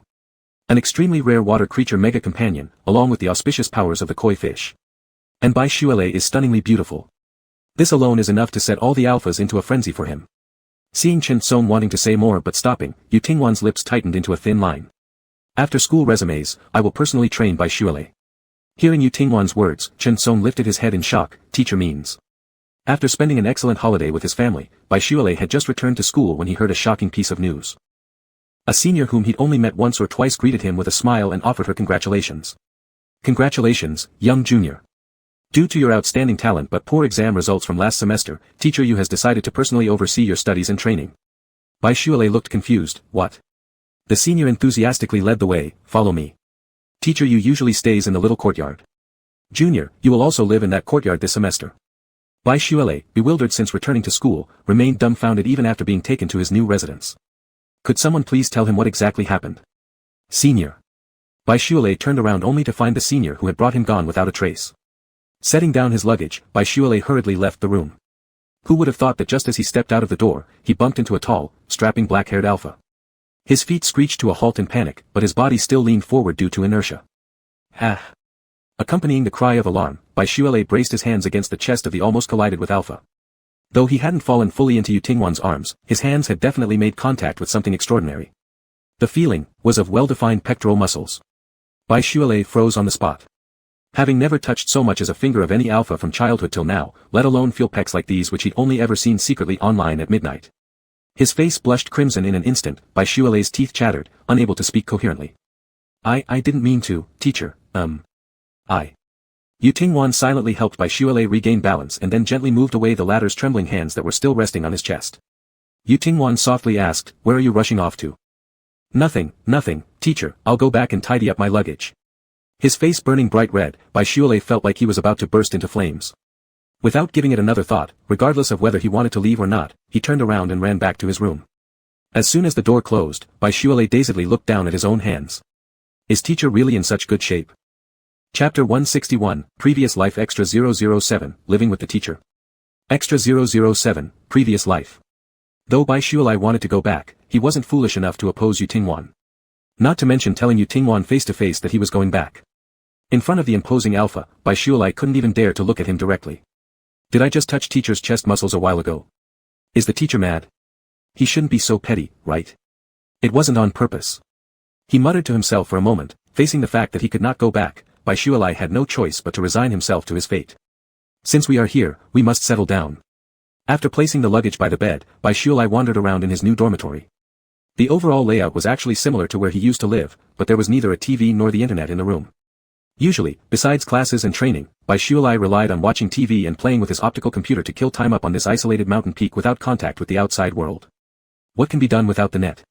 Even though he was scared stiff of Yu Tingwan, just thinking about never being able to go online again, unable to catch up on the TV dramas he hadn't finished yesterday, or read the novel he bookmarked last week, suddenly gave him courage. There were newly bought games waiting for him to pass through levels, so Bai Shuilai gathered his courage and walked out of the room. The courtyard had a total of 3 floors, but he didn't know which room Yu Tingwan lived in. After hesitating on the spot for a while, he softly called out, "Teacher, are you here?" On the 2nd floor opposite his room, a window was pushed open from inside, and an alpha appeared behind it. "What is it?" Bai Shuilai stuttered and said, "Teacher, there's no internet in the room. I can't access the star network." Yu Tingwan did not speak, but fixed his eyes on the red-haired young man. Feeling cold sweat trickling down his spine, Bai Shuilai gave an awkward laugh. Not being online is fine too." Coldly, Yu Tingwan replied, "Even though you had no previous foundation, your regular training results weren't bad. However, your grades for the last final exam barely passed." Pausing for a moment, the alpha gazed at Bai Shuilai sternly, "And yet you still want to indulge in play?" "I."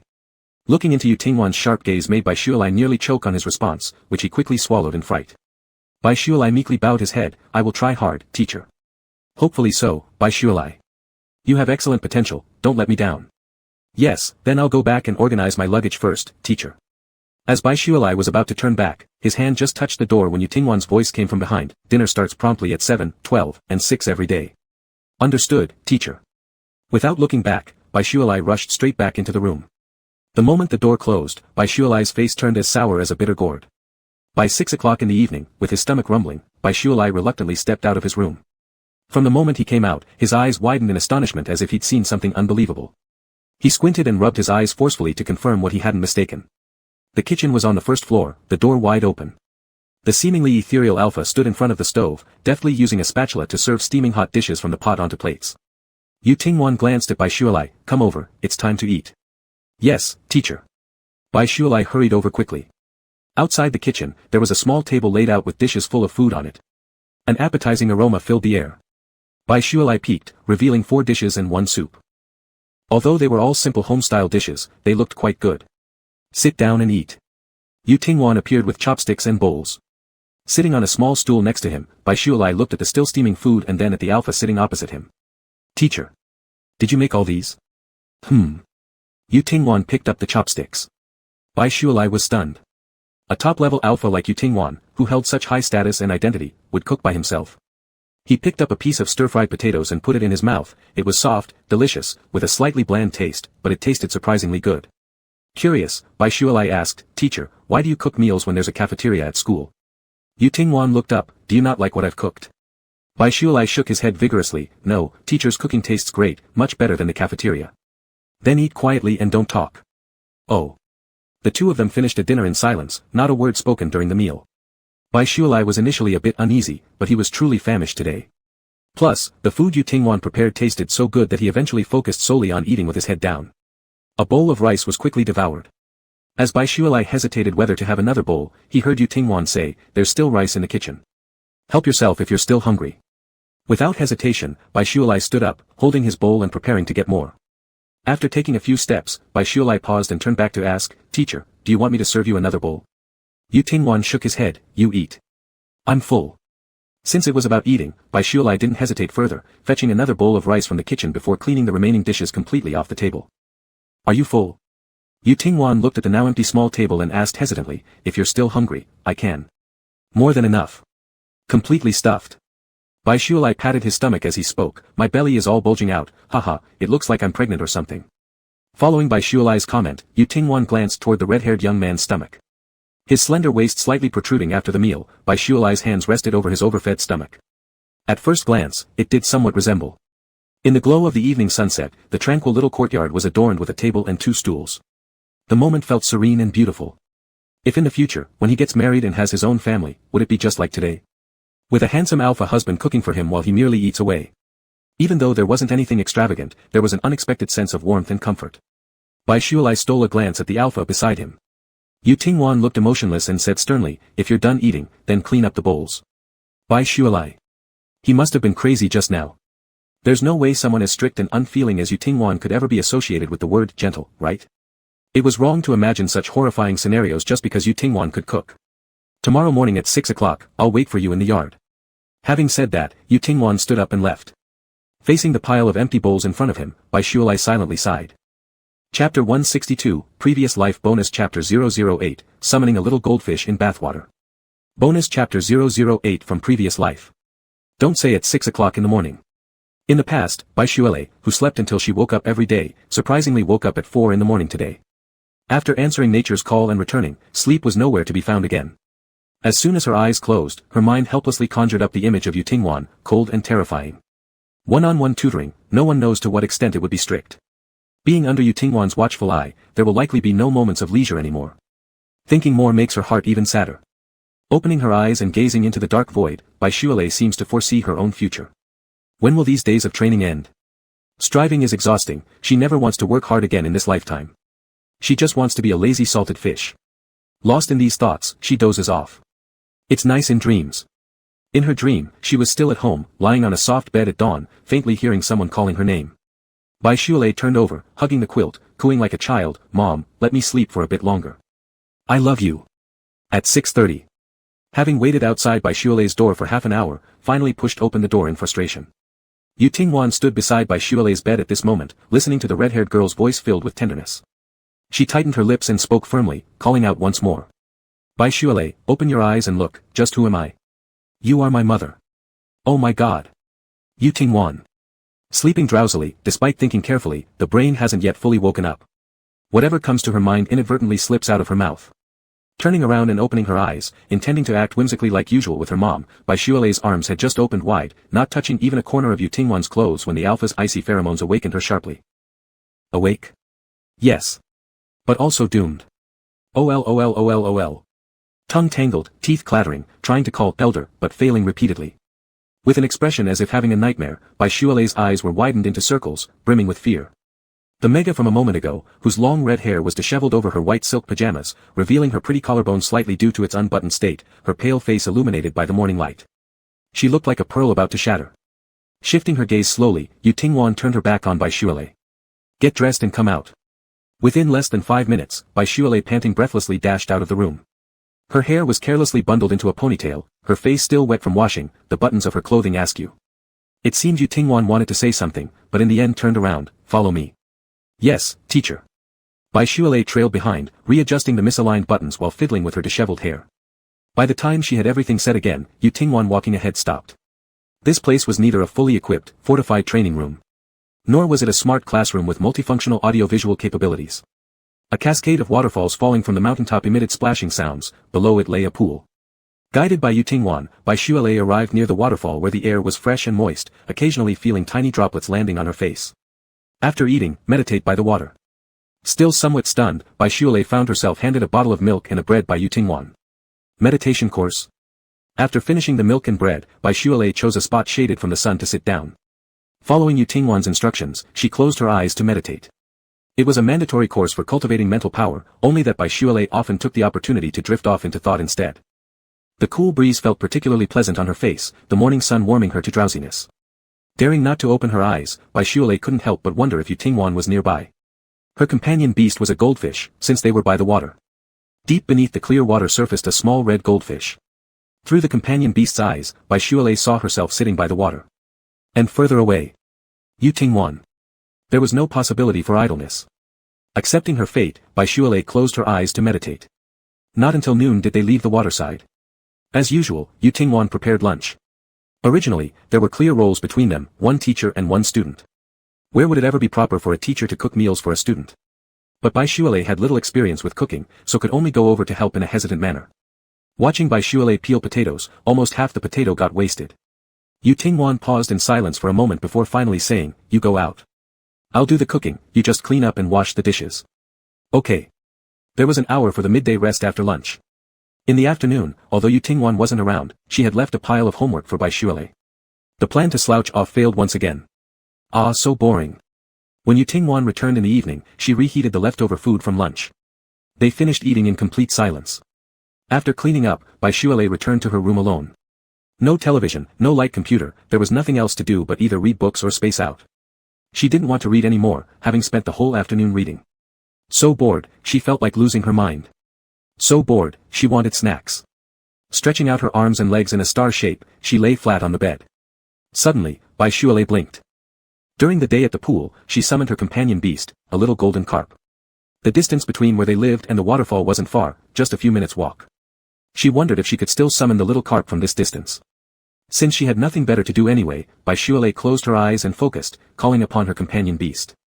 As all her senses centered on the little golden carp, Boylove's vision became clearer with the appearance of the carp.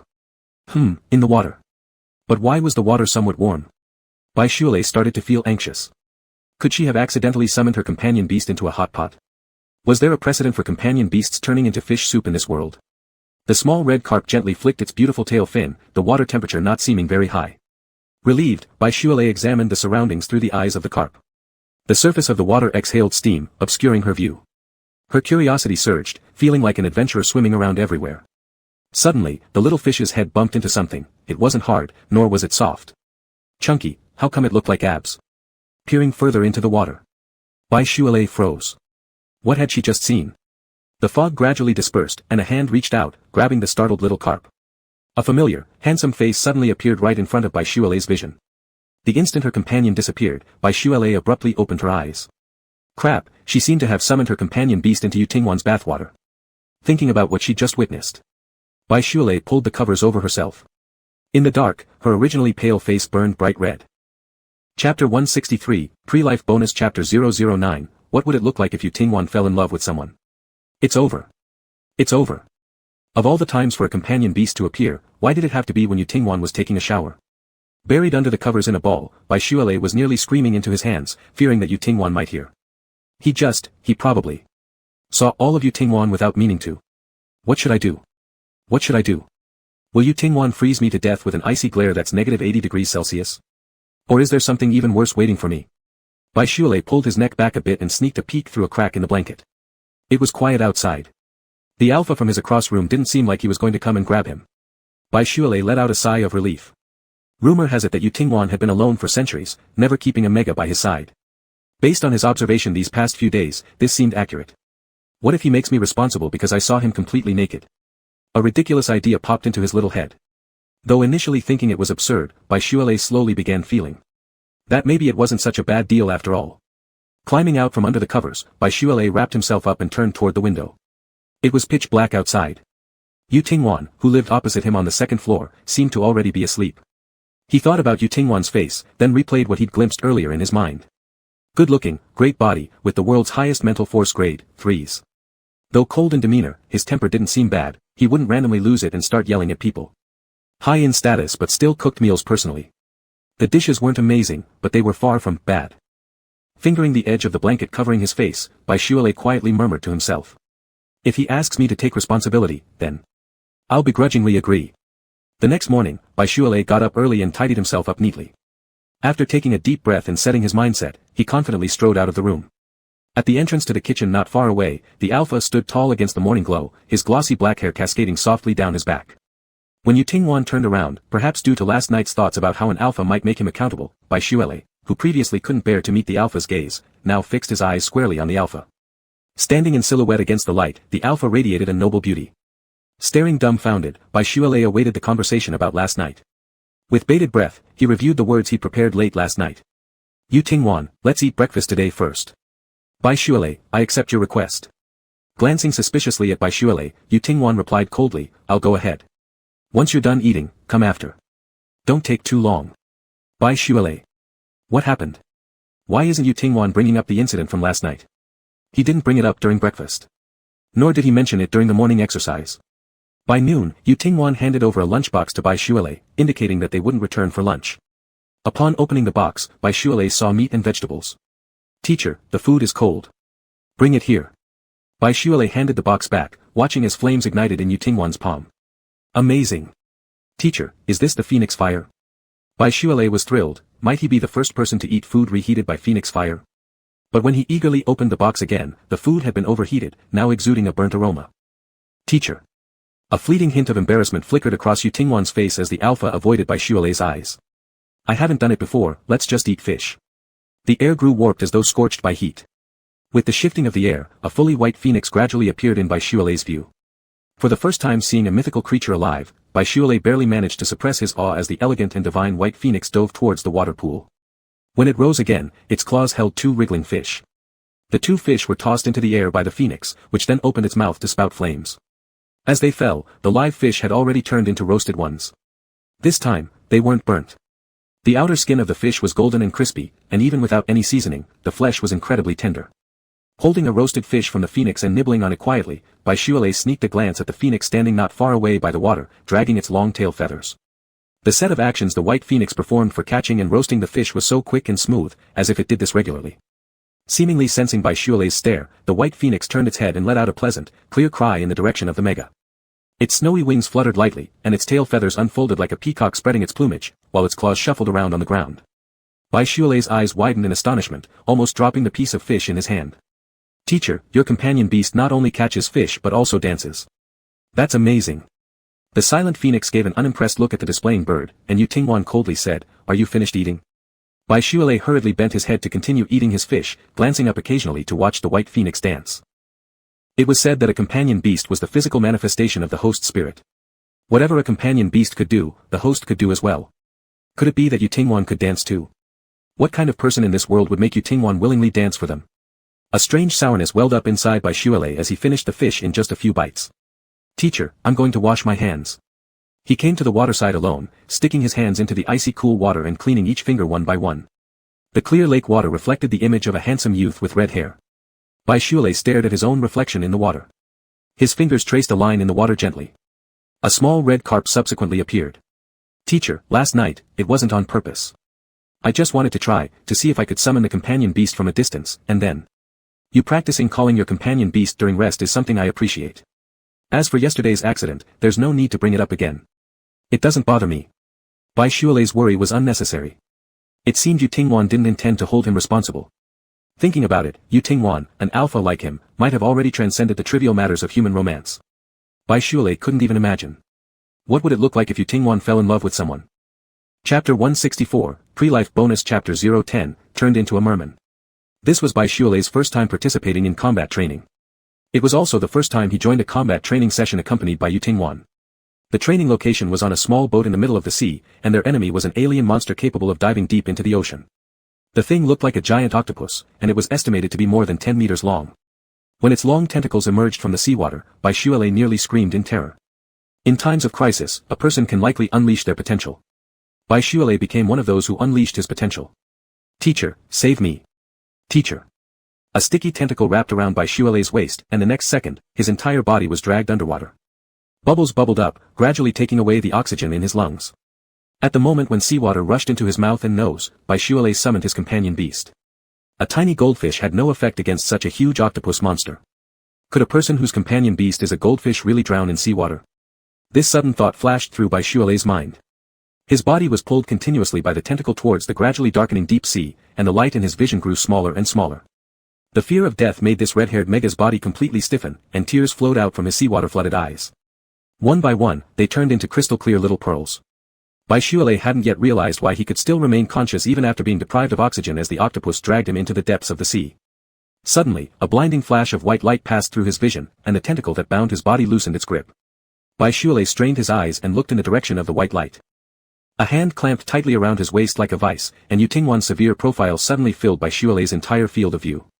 Although there was no wind at the bottom of the sea, Bichuele still smelled the pheromones unique to Yu Tingwan.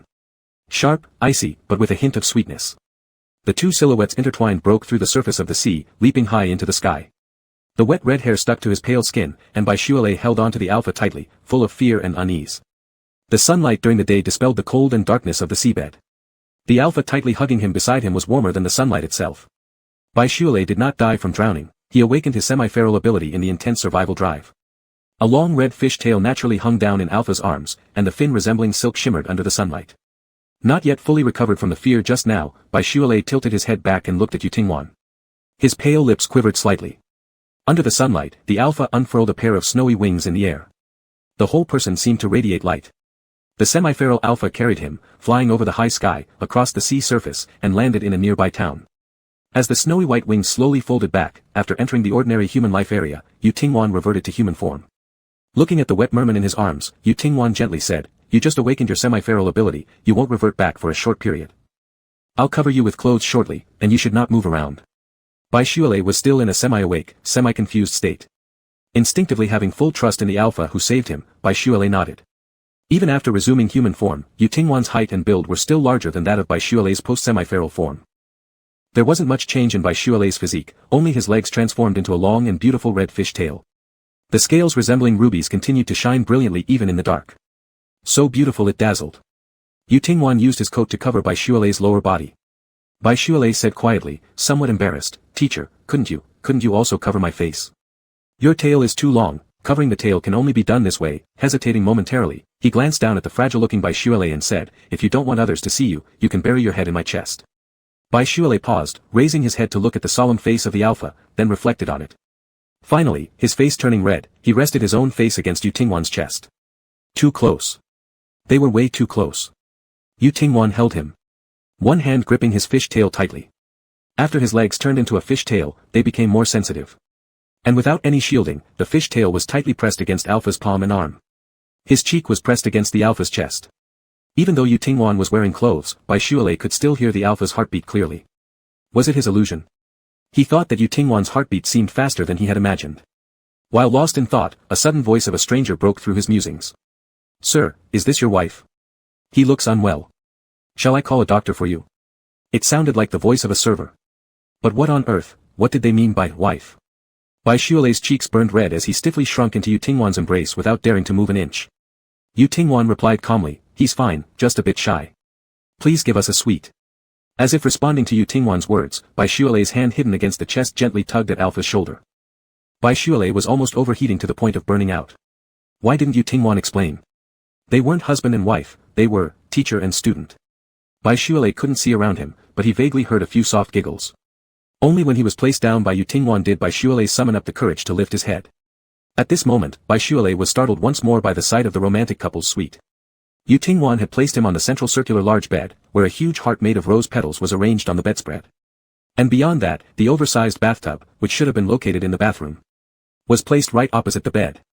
Bai Shualai sneaked a glance at Yu Tingwan. Yu Tingwan still wore that distant and indifferent expression. The man walked to the side of the tub and started filling it with water. "Teacher, are you going to take a bath?" I will close my eyes." Yu Tingwan lifted his head and glanced toward the merman on the bed. Bai Shualai's face was flushed pink as he gazed at him with wet, innocent eyes. Yu Tingwan lowered his head, avoiding Bai Shualai's gaze. "I'm not taking a bath. You'll enter the tub soon so I can help stabilize your semi-feral ability, and teach you how to freely switch between half-beast and human form." Truly worthy of being a honeymoon suite, the tub was much larger than usual hotel ones. Not only could it easily accommodate 2 people, but even 4 would fit comfortably. "Yu Tingwan, the water is ready. Come over." Bai Shualai had just turned into a merman, and his eyes fixed blankly on the ground. How was he supposed to get there? Crawl. A pair of tall, straight male legs entered his vision. "Never mind, I'll carry you over." Yu Tingwan bent down, picked up the merman from the bed with one swift movement, and gently placed him into the warm bath. In the next second, Yu Tingwan removed his shoes and stepped into the tub. Chapter 165, Pre-Life Extra 011, Close your eyes, I'll help you. The moment Yu Tingwan also walked in, Bai Shualai's eyes widened. Facing the approach of a powerful alpha, the Omega instinctively moved back a little. This motion stirred up an array of splashing water sounds. Yu Tingwan paused upon hearing the sound. "Don't be afraid." Bai Shualai was immersed in clear water, and the mermaid tail underwater gleamed like stars. The human-like upper body's skin occasionally revealed translucent fish scales. It was dreamlike and beautiful. "Teacher, what should I do now?" The damp hair hung in front of his chest, revealing a pale and moist face amid the red tresses. A pair of bewildered eyes stared straight at the formidable alpha, resembling a lost little animal waiting for Yu Tingwan to guide him forward. After undergoing partial therianthropy, the Omega's very aura had changed. Born from the deep sea, this merman was both beautiful and fragile. And didn't yet know how to protect himself. Sitting in the water, Yu Tingwan extended a hand and gently grasped Bai Shualai's hands, which had become exceptionally smooth after partial therianthropy. "Close your eyes, I'll help you." Having absolute trust in the alpha, Bai Shualai obediently closed his eyes. Under Yu Tingwan's guidance, he slowly released his pheromones, feeling himself transform into something entirely different due to partial therianthropy. Gradually returning to his human form, Bai Shualai opened his eyes and joyfully shouted as he looked down at his legs underwater. "Teacher, I'm back to normal." Yu Tingwan responded with a sound. The solemn face of the alpha was marked by tightly closed eyes, leaving shadows cast under his dark eyelashes on his cheeks. With his hands gripping the edge of the bathtub, the man stood upright before Bai Shualai, completely drenched. His soaked clothes clung tightly to his body, like a second skin, outlining the robust physique of an alpha. At this position and direction, Bai Shualai, still sitting in the bathtub, could just see straight ahead. Suddenly his pupils contracted sharply, his breath hitching. Bai Shualai quickly lowered his head, memories flooding back of what the little carp saw in Yu Tingwan's bathtub. If it were already this imposing, then if... He dared not think. Whoever this Omega might be that becomes one with Yu Tingwan would surely be quite strained. Could this be the reason why Yu Tingwan has no Omega? All sorts of random thoughts arose in Bai Shualai's mind as he kept his head down, staring at the water. The white legs under the water caught the eye. After turning into a merman, naturally, his pants disappeared without a trace. And when he turned back into a human, his pants certainly wouldn't reappear automatically either. Blushing furiously, Bai Shualai covered his naked lower half with his hands. He wasn't wearing any pants. Yu Tingwan had already stepped out of the bathtub, and the alpha turned around, facing Bai Shualai's back. I'll go buy you some clothes. Rest on the bed, and don't open the door for anyone who knocks. The toes in the water curled inward, Bai Shualai hugging his own legs said, okay. Without leaving immediately, Yu Tingwan asked again, what do you want to eat? Anything will do, I'm not picky. Paused briefly, Bai Shualai quietly added, are there any cakes nearby? Being on the mountaintop all the time, he hadn't touched snacks or sweets for a long while. After speaking, Bai Shualai thought whether he had been asking for too much. Yu Tingwan simply replied with one word and left the room directly. They had checked into the hotel as a couple. There was only one large round bed in a couple's suite. Upon exiting the bathtub, Bai Shualai wiped off the water droplets from his body. Not wearing any pants, and with his entire clothes soaked through, he simply stripped everything off. Grabbing the bathrobe to wrap around himself, he slipped into the soft blanket. Never would have thought I could actually turn into a merman. Realizing belatedly that he could undergo partial therianthropy, Bai Shualai couldn't help but lift the corners of his lips. Previously, he found training to become stronger inconsistent with his life goals. Even though he attended lessons at the military academy, he always felt disheartened inside. Today, suddenly, he awakened the ability of partial therianthropy. Can I just swim around in the sea from now on? Excitement surged just thinking about it. Bai Shualai was already making plans in his mind for his upcoming ocean travels. Flipping over, Bai Shualai wrapped himself in the blanket, lying face down on the bed. He lightly bit his finger, then looked up at the clock hanging on the wall. It's almost been half an hour, how come the teacher hasn't returned yet? Just as he was thinking about it, there suddenly came a series of urgent knocks at the door. Teacher, are you back? Bai Shualai immediately sat up from the bed, gazing eagerly towards the direction of the door. Even though he had previously resisted being tutored alone by Yu Tingwan, after only less than half an hour since the alpha left, Bai Shualai was already looking forward to his teacher's return. Open the door. Open the door quickly.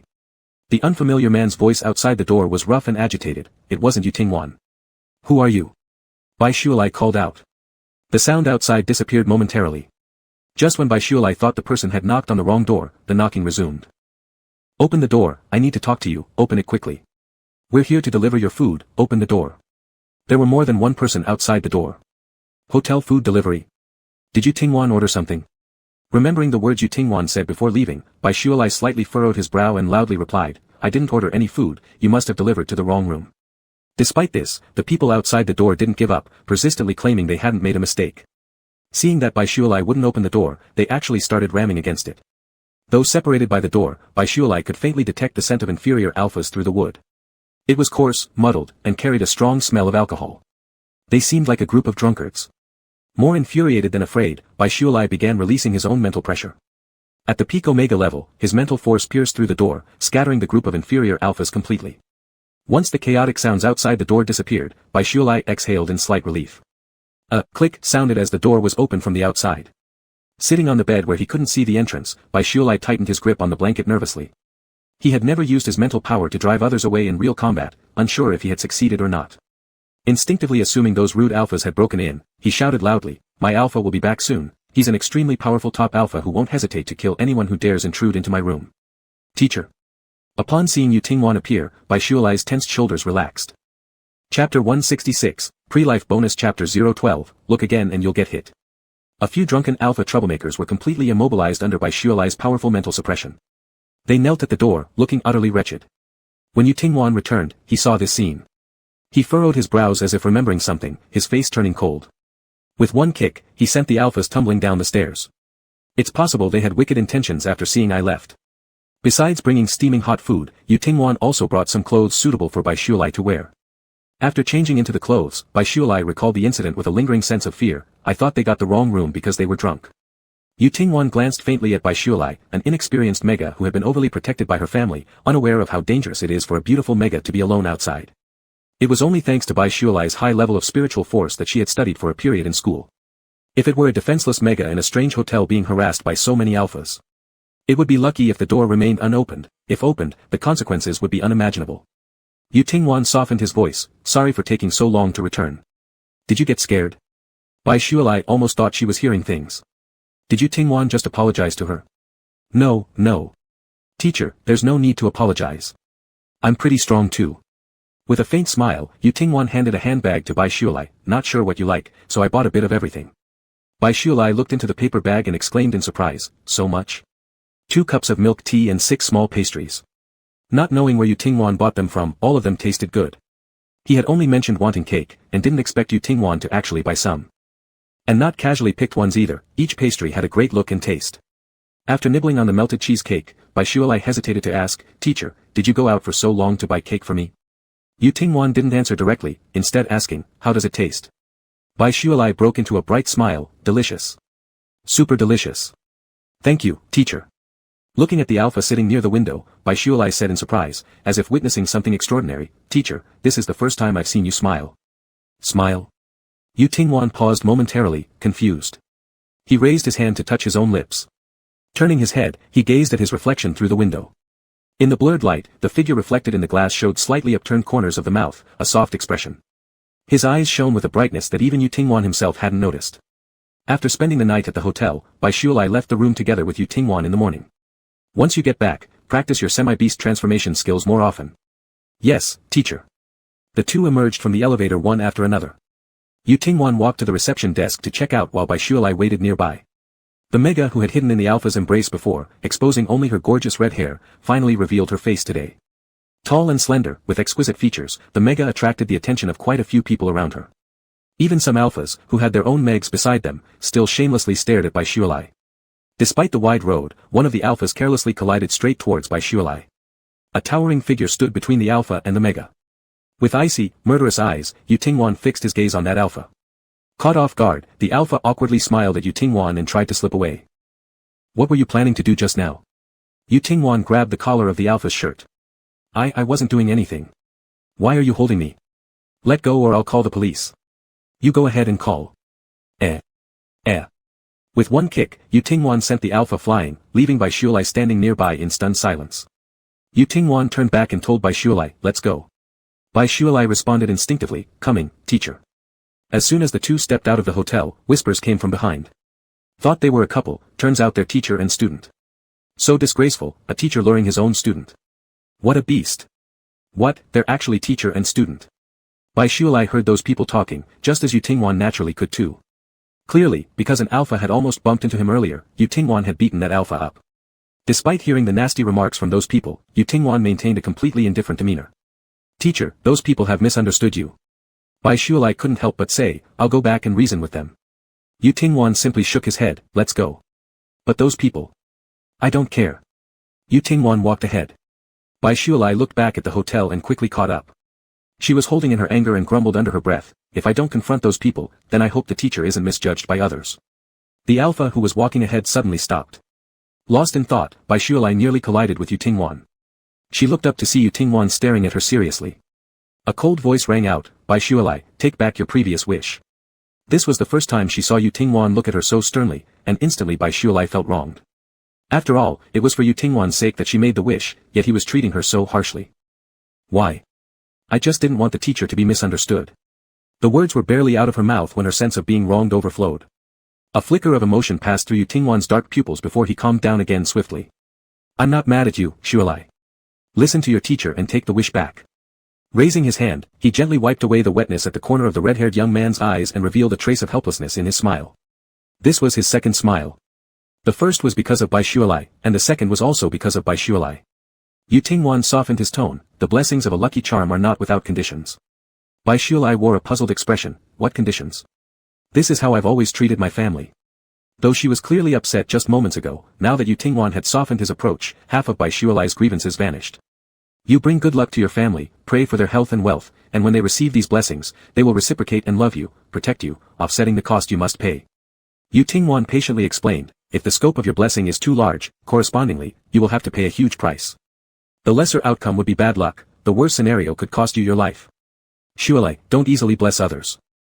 Chapter 167, Pre-Life Bonus Chapter 013, Happy Birthday. They were about to head back to the mountaintop. After returning, there would be no snacks, no milk tea, and no cake. Not even a single book to pass the time. What's wrong?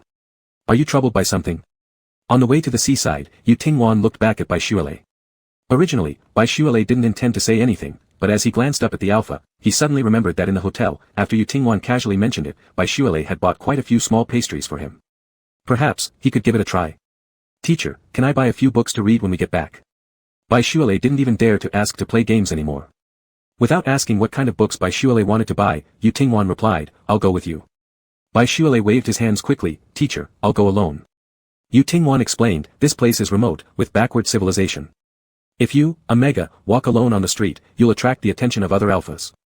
Let's go, I'll accompany you, and once we're done, we'll head back. Recalling what happened in the hotel, Bai Shualai realized that Yu Tingwan must have been concerned about him, which was why he wanted to accompany him. For the first time in his life, Bai Shualai spent so much time alone with an alpha, though this alpha happened to be his teacher. Quietly watching Yu Tingwan's towering figure walking ahead, Bai Shualai couldn't help but think frequently. Could there be a better, stronger, and more handsome alpha than teacher anywhere in this world? What should he do now that he encountered such a dazzling person at a young age? Upon arriving at the bookstore entrance, Yu Tingwan waited outside. Bai Shualai rushed in and quickly picked out a few novels. When he came out carrying a bag full of novels, he worried if Yu Tingwan would scold him. But the alpha only glanced briefly at the bag in his hand without saying anything. As the heart that had been hanging eased down, a strange emotion began to grow wildly. Yu Tingwan seemed very difficult to approach, yet repeatedly satisfied Bai Shualai's requests. Unable to resist, Bai Shualai asked presumptuously, Teacher, my birthday is coming up in a few days. Can I make a video call with my family that day? Yu Tingwan didn't look back, we'll see after your training is complete. If not refusal, then perhaps there's a chance. Bai Shualai happily clutched the books and followed closely behind, Teacher, wait for me. Bai Shualai was certain that Yu Tingwan was one of those people who acted tough but had a soft heart. Although often strict and cold, many times, no matter what he said, Yu Tingwan listened attentively. Unlike some haughty individuals who wouldn't bother with even basic communication. Day by day, the days of training passed. At first, without the internet or games, it felt like how could life continue. Now, Bai Shualai has gradually adapted to this simple lifestyle. Work during sunrise, rest during sunset. Since his partial transformation into beast form, he could swim freely every day in the pool and river. Playing with the fish, playing around with Yu Tingwan's bonded spirit animal, the white phoenix. In the eyes of the world, the sacred white phoenix always liked to stay by his side. Carrying him high into the sky, accompanying him underwater to catch fish. The fact that the bonded spirit animal liked him so much. Did it mean that perhaps Yu Tingwan also? Even if not that kind of liking, surely he didn't dislike him. Lying on the bed at night, wrapped in the blanket, Bai Shualai muttered softly to himself. Just staying by the teacher's side forever, doesn't that sound pretty good too? The next morning, Bai Shualai opened his eyes right on time. He quickly freshened up as usual, dressed neatly, and went outside, preparing to join Yu Tingwan for morning exercises. A tempting aroma wafted through the courtyard, and Bai Shualai sniffed it. He saw a small table beside the kitchen laden with a sumptuous breakfast and wore a surprised expression. Teacher, why is today's breakfast so lavish? There was soy milk, juice to drink. Steam buns, fried dough sticks, fried eggs, and more to eat. An entire tableful. What special occasion was it today? After finishing his breakfast and getting ready to stand up and tidy up, Bai Shualai was stopped by Yu Tingwan again. A small portable computer was handed over by Yu Tingwan to Bai Shualai, the elder alpha lightly curving his lips toward the stunned mega. Happy birthday. It wasn't until Yu Tingwan said these words that Bai Shualai realized that it was actually his birthday today. Living leisurely and comfortably made him forget the passage of time. Bai Shualai had completely forgotten about his own birthday. There would be no practice today, and even the dishes after the meal were taken care of by Yu Tingwan. After receiving the portable computer, Bai Shualai eagerly returned to his room to make a video call to his parents. Seeing Bai Shualai's excited appearance, Yu Tingwan, who was lowering his head to tidy up the bowls and chopsticks, suddenly smiled again. He raised his hand to touch his lips and then gently let it drop. While Bai Shualai was in the room making a video call to his family, Yu Tingwan left the mountaintop alone. Riding on the phoenix, the alpha arrived at a bustling city and walked into a cake shop. It seemed that everyone should eat cake on their birthday. As he looked at the dazzling array of cakes with different flavors and styles before him, a trace of bewilderment flashed in Yu Tingwan's eyes. He had never celebrated his own birthday nor helped anyone else celebrate theirs. This was naturally the first time buying a birthday cake. The server enthusiastically approached, Sir, are you picking out a cake for your partner? Partner? An image of the red-haired merman playing and laughing with the white phoenix underwater appeared in his mind. Yu Tingwan shook his head. For my student. He looked at a mermaid princess cake and asked, could the mermaid on the cake be changed into a male? That night, boylove sang the birthday song together with his family over the video call.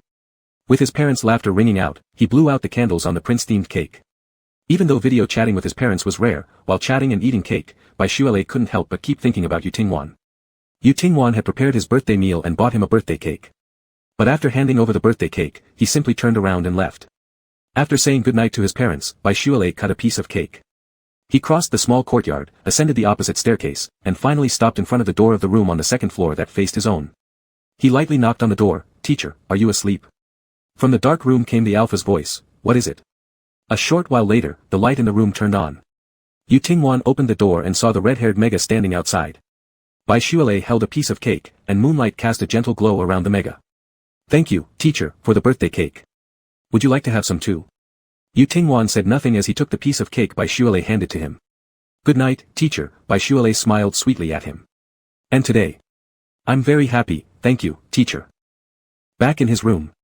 Yu-Tingwan quietly looked down at the piece of cake lying on the plate. Whether intentional or not, boylove had just cut the part of the cake with the merman figure and given it to Yu-Tingwan. For an alpha who had lived for hundreds of years, this was the first time tasting cake. He lightly wiped a finger along the tail of the merman prince. His Adam's apple rolled up and down. The sweet cream melted in his mouth. Chapter 168, Previous Life Extra 014, Yes, I miss him. There was still over a month before the final exams, yet inquiries and probes about boylove from all corners of the star system kept arriving at Yu-Tingwan's place like falling snowflakes. What did it mean to have a top-tier Mega with a lucky fish companion beast? In those countless letters filled with probing questions or so-called concern, Yu-Tingwan only saw one word, exploitation. Either they wanted a top-tier Mega as a breeding machine to churn out offspring with exceptional talents, or they were eyeing the good fortune and blessings granted by the Mega's companion beast. It seemed that in their eyes, boylove wasn't a person, but an object full of treasures, where even a pearl-like tear could be sold for profit. If these people knew that boylove had already acquired the semi-therianthrope ability to transform into a mermaid, there would likely be covert actions long before boylove left school. Before boylove, the world had once seen another Mega who could partially transform into a mermaid. The creator of Seastar, the most powerful planet in the world. And the Sea Emperor capable of controlling the oceans, despite being a Mega, no one dared to cross his mind. Boylove could only ensure her future freedom and stability if she became strong enough herself. No matter how many people secretly spied on this Mega, as long as boylove stayed close to Yu-Tingwan, they wouldn't dare act against the Mega lightly. An awakened semi-therianthrope Mega would surely excel in the final exams. There was a high probability that boylove would continue studying. But what if boylove underperformed during the exam, barely passing or even failing? Standing by the window, Yu-Tingwan gazed at the Mega playing with Huang not far away outside the yard. Her red hair flowed silkily in the wind. The gentle breeze carried boylove's cheerful, crisp laughter along with the faint, unique pheromones of a Mega. A fair-minded and extremely aloof alpha now harbored a strong selfish desire in his heart. Even if boylove failed the exam, he would keep the Mega by his side. Until boylove became strong enough. He replied sternly to every letter inquiring about boylove, reflecting upon the greed hidden within them, which made the alpha more restless than ever. The alpha, who had previously allowed boylove to grow freely, suddenly grew exceptionally strict. With the final exams approaching, boylove didn't have much complaint. Just feeling the sudden expectations Yu-Tingwan held for her final exam made the originally laid-back Mega think differently. She didn't want to see the disappointment in Yu-Tingwan's face. The thought of leaving the teacher's side caused an inexplicable ache in her heart. Sneaking to read novels at midnight, reading stories of forbidden love between teacher and student that broke societal taboos. Boylove couldn't help but associate herself and Yu-Tingwan with the characters in the story. Though she used to reject attending school entirely and avoided looking at Yu-Tingwan directly. She had grown fond of the simple life atop the mountain day by day. Every night before closing her eyes to sleep, she hoped to see Alpha again in the morning. She wasn't stupid. She knew she'd fallen in love with someone she shouldn't. Not daring to hope for reciprocity from Alpha or tell Yu-Tingwan of her foolish thoughts. She concealed her unrequited love deep inside as a student. Being able to see Yu-Tingwan every day made her feel incredibly happy.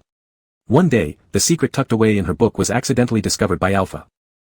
Boylove's greatest fear had come true. Faced with Alpha's angry questioning, her nose turned acidic, struggling hard to hold back the tears threatening to spill. Is it wrong to like someone? She just liked Yu-Tingwan, it wasn't as though she committed an unforgivable sin. Boylove turned around and ran. Beyond anger and sadness, there was more fear. Fear of seeing Yu-Tingwan's cold and heartless face. Fear of hearing more scolding and rejection words from Alpha. Looking at the fleeing figure of the Mega, Yu-Tingwan tightly gripped the book containing Boylove's secret, complicated emotions flashing in his dark eyes. Anger, confusion, disbelief. He muttered to himself, I'm doing this for your own good. Never did he expect that Baishualai would fall for him. Despite his special status, he wasn't a real professional teacher by any means. But as long as Baishualai was with him, she remained his student. In the rigid moral codes etched into Alpha's conscience, between teacher and student, such feelings should not, and could not, exist. He was angry that Baishualai remained oblivious to the dangers of the outside world, refusing to focus on training to strengthen herself as he instructed, instead indulging in petty romance right under his nose. The cold and merciless Alpha that he used to be should have let the Mega leave the school long ago. Yet Yu Tingwan now couldn't bring himself to do it. Once again, private emotions took over his better judgment. Before the final exams, Baishualai needed to participate in practical combat training alongside her classmates. Using this reason, Yu Tingwan sent Baishualai back to her original dormitory. Both he and Baishualai needed some time to calm down. Without the presence of the red-haired youth, the little courtyard returned to its usual silence. No more bursts of cheerful laughter echoed from outside the window. By the pool near the waterfall, the sparkling red fish tail that caught the sunlight was nowhere to be seen. When the first light of dawn broke, Yu Tingwan prepared breakfast himself, subconsciously glancing at the opposite house, now pitch black. Its door opened slightly, and a somewhat drowsy red-haired youth yawned lazily, shuffling out. At the sight of him, a sweet smile bloomed. "Teacher. It smells so good. What's on the menu today?" There was soy milk, flaky steamed buns, and the yogurt he made himself. He added honey and nuts to the yogurt. Baishualai would surely enjoy its sweetness. His stiff lips curled slightly upward, but when he snapped back to reality, there was no one in front of him. The dark room's door was tightly shut, untouched. The desolate yard held only him and no one else.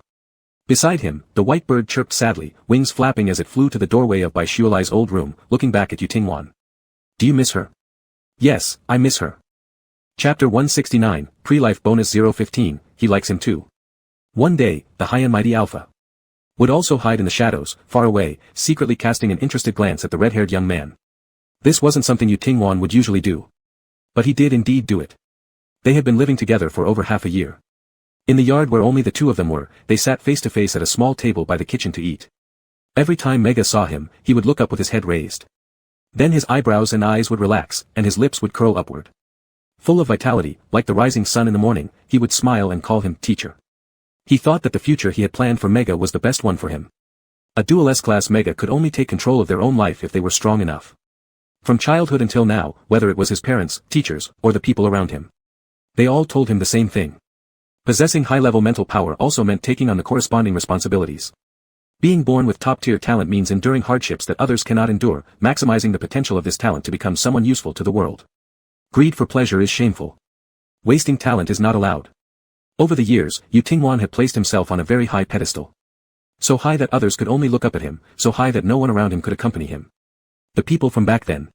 Whether it was his parents, teachers, or anyone else. As they gradually left, their faces became increasingly blurred. Now, there was no one whispering in his ear about how he should be a morally noble person who devoted everything to the world. It was just day after day, year after year. Slowly turning into habits in daily life. What does it mean to live? Even the most beautiful dawn gets tiresome after looking at it for hundreds of years. Even the most delicious food becomes unappetizing after eating too much. As he became stronger and stronger, the traits that made him human seemed to slowly diminish. With such powerful mental abilities, even without eating, drinking, or sleeping, there wouldn't be any issues. It was only after Baishualai came that Yu Tingwan picked up the human routine he had discarded many years ago. He began preparing breakfast before dawn. When the first light of dawn spilled into the yard, the red-haired youth would sit by the little table. Drinking the soy milk he cooked, eating the buns he made, with a smile praising his culinary skills. Sunlight fell onto his arms, warm. The monotonous sunrise seemed to come alive and charming again.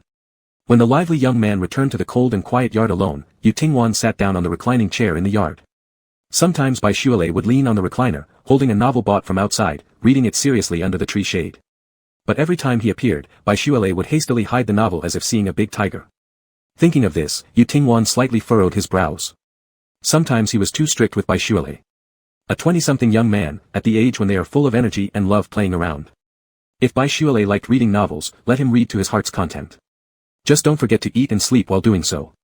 Reading novels was not some unforgivable sin. If Baishualai liked swimming, he could take the red-haired young man to Haixing. Haixing has the most beautiful sea in the universe, and it's rumored that deep underwater lies a palace built by the Sea Emperor. Baishualai would surely like it. Closing his eyes slowly, Yu Tingwan lay on the chair that Baishualai had once used. His student said, he adored him. His heart throbbed with sourness and tingling numbness. Yet he scolded Baishualai at the time. It wasn't intentional. He just didn't want to see Baishualai get caught up in a dangerous situation. Always unable to stop thinking, what if Baishuale leaves? What will happen to him? Why must he leave at all? Isn't it fine not to leave?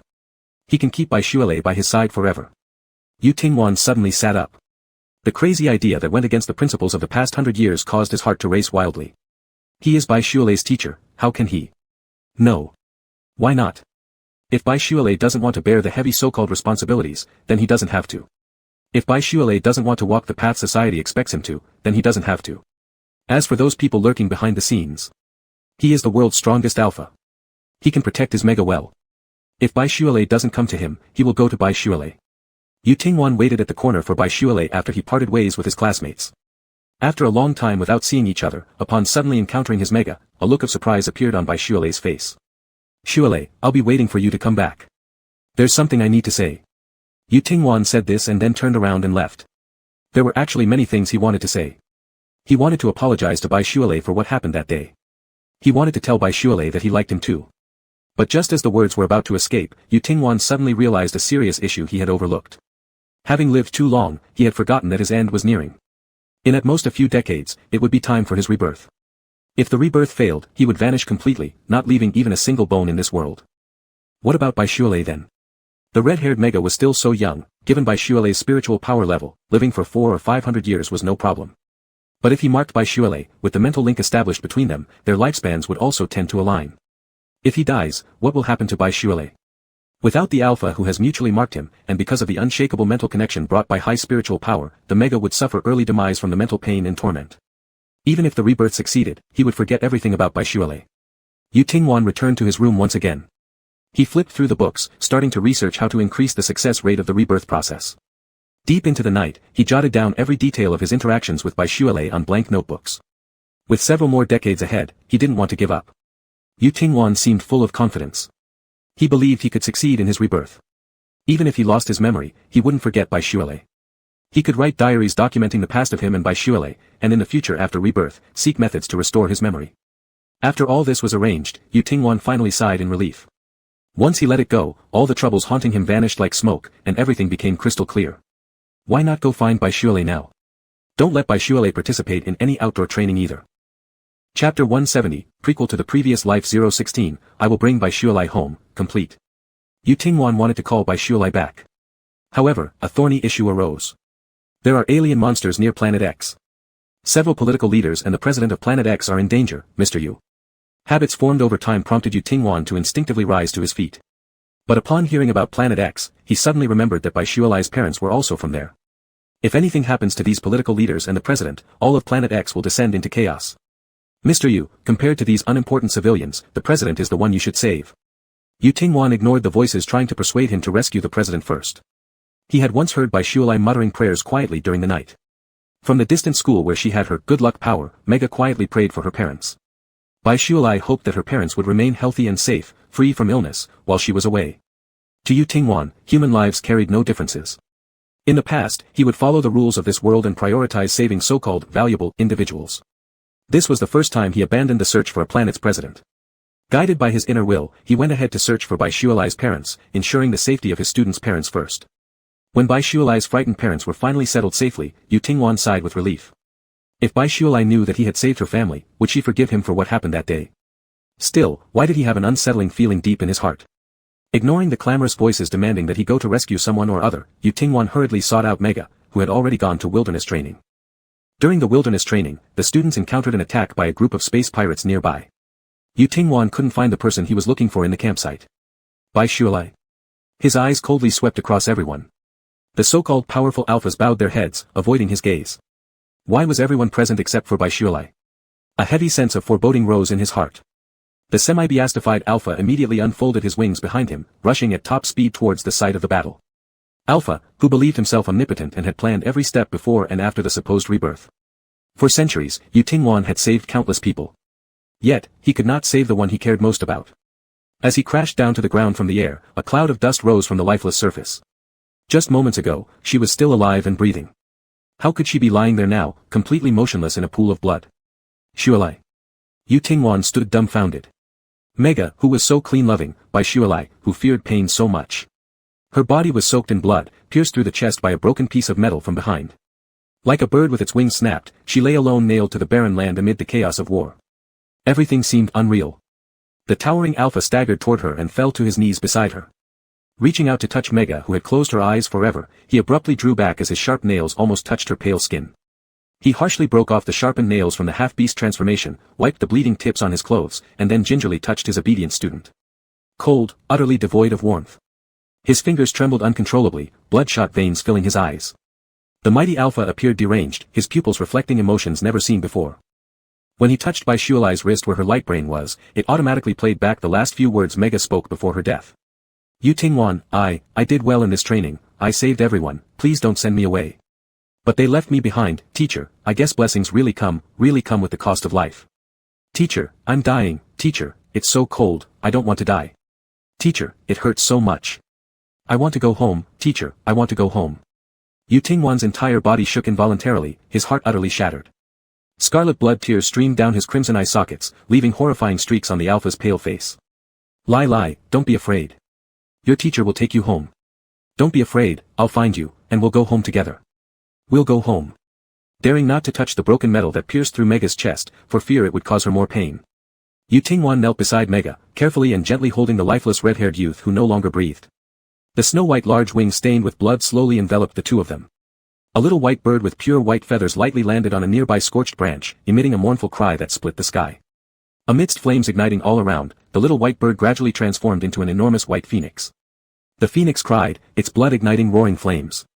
In an instant, from the ground to the sky, the entire world was engulfed in the fiery blaze of the phoenix.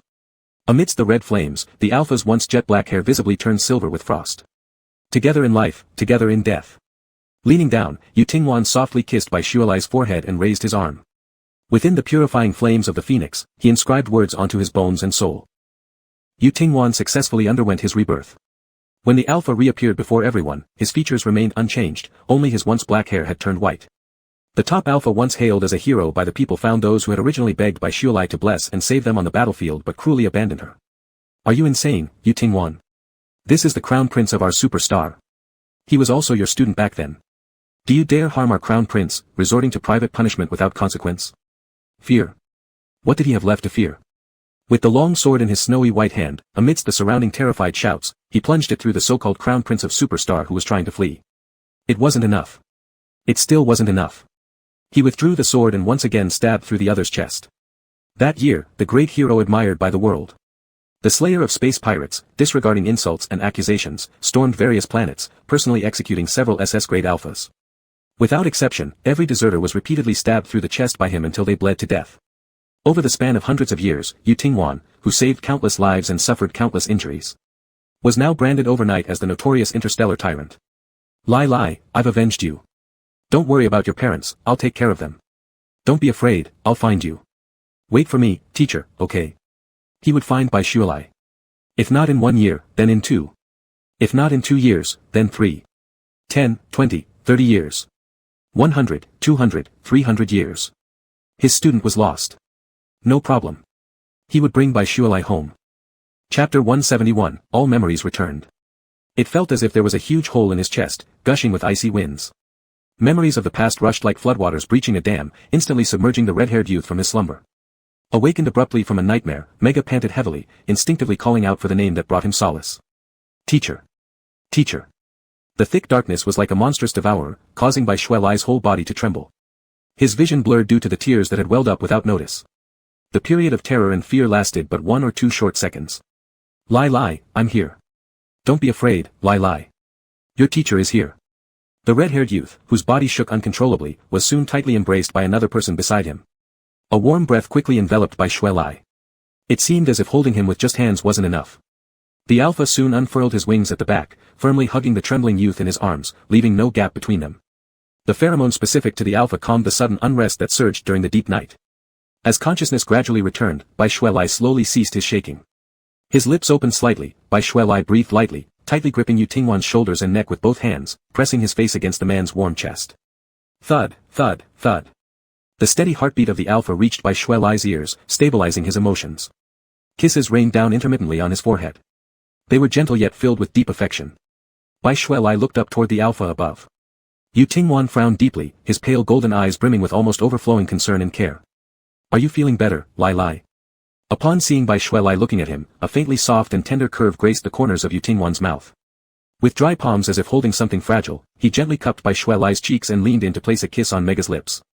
Did you have a nightmare? Bai Shuelai first shook his head, then nodded. Leaning into the alpha's embrace, he murmured, I dreamed I was dead. The hands around his shoulders tightened suddenly, and after a while, Bai Shuelai heard Yu Tingwan's voice, rough with emotion. You've remembered, haven't you, Lai Lai? It seems like. Bai Shuelai responded vaguely, with a salty wetness slipping into his mouth as he spoke. He raised a hand to touch his face, unaware that tears had streamed down to soak his cheeks. It's over now, Lai Lai. We're going home. Yu Tingwan kissed Bai Shuelai's crown, his forehead, then his tear-streaked face. In a low whisper, he said, your teacher has come to take you home. I'm sorry, I came too late. Lifting his forearm to forcefully wipe his eyes, Bai Shuelai suddenly lunged into Yu Tingwan's embrace. It all happened so suddenly. Suddenly, he remembered all the memories of his previous life.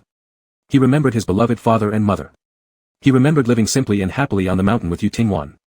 He remembered when Yu Tingwan discovered his secret crush scribbled on scraps of paper. He remembered classmates crying and begging for his help before they abandoned him alone on the barren battlefield. It hurt so much. The pain of being pierced through the chest. The pain as death approached. Anne.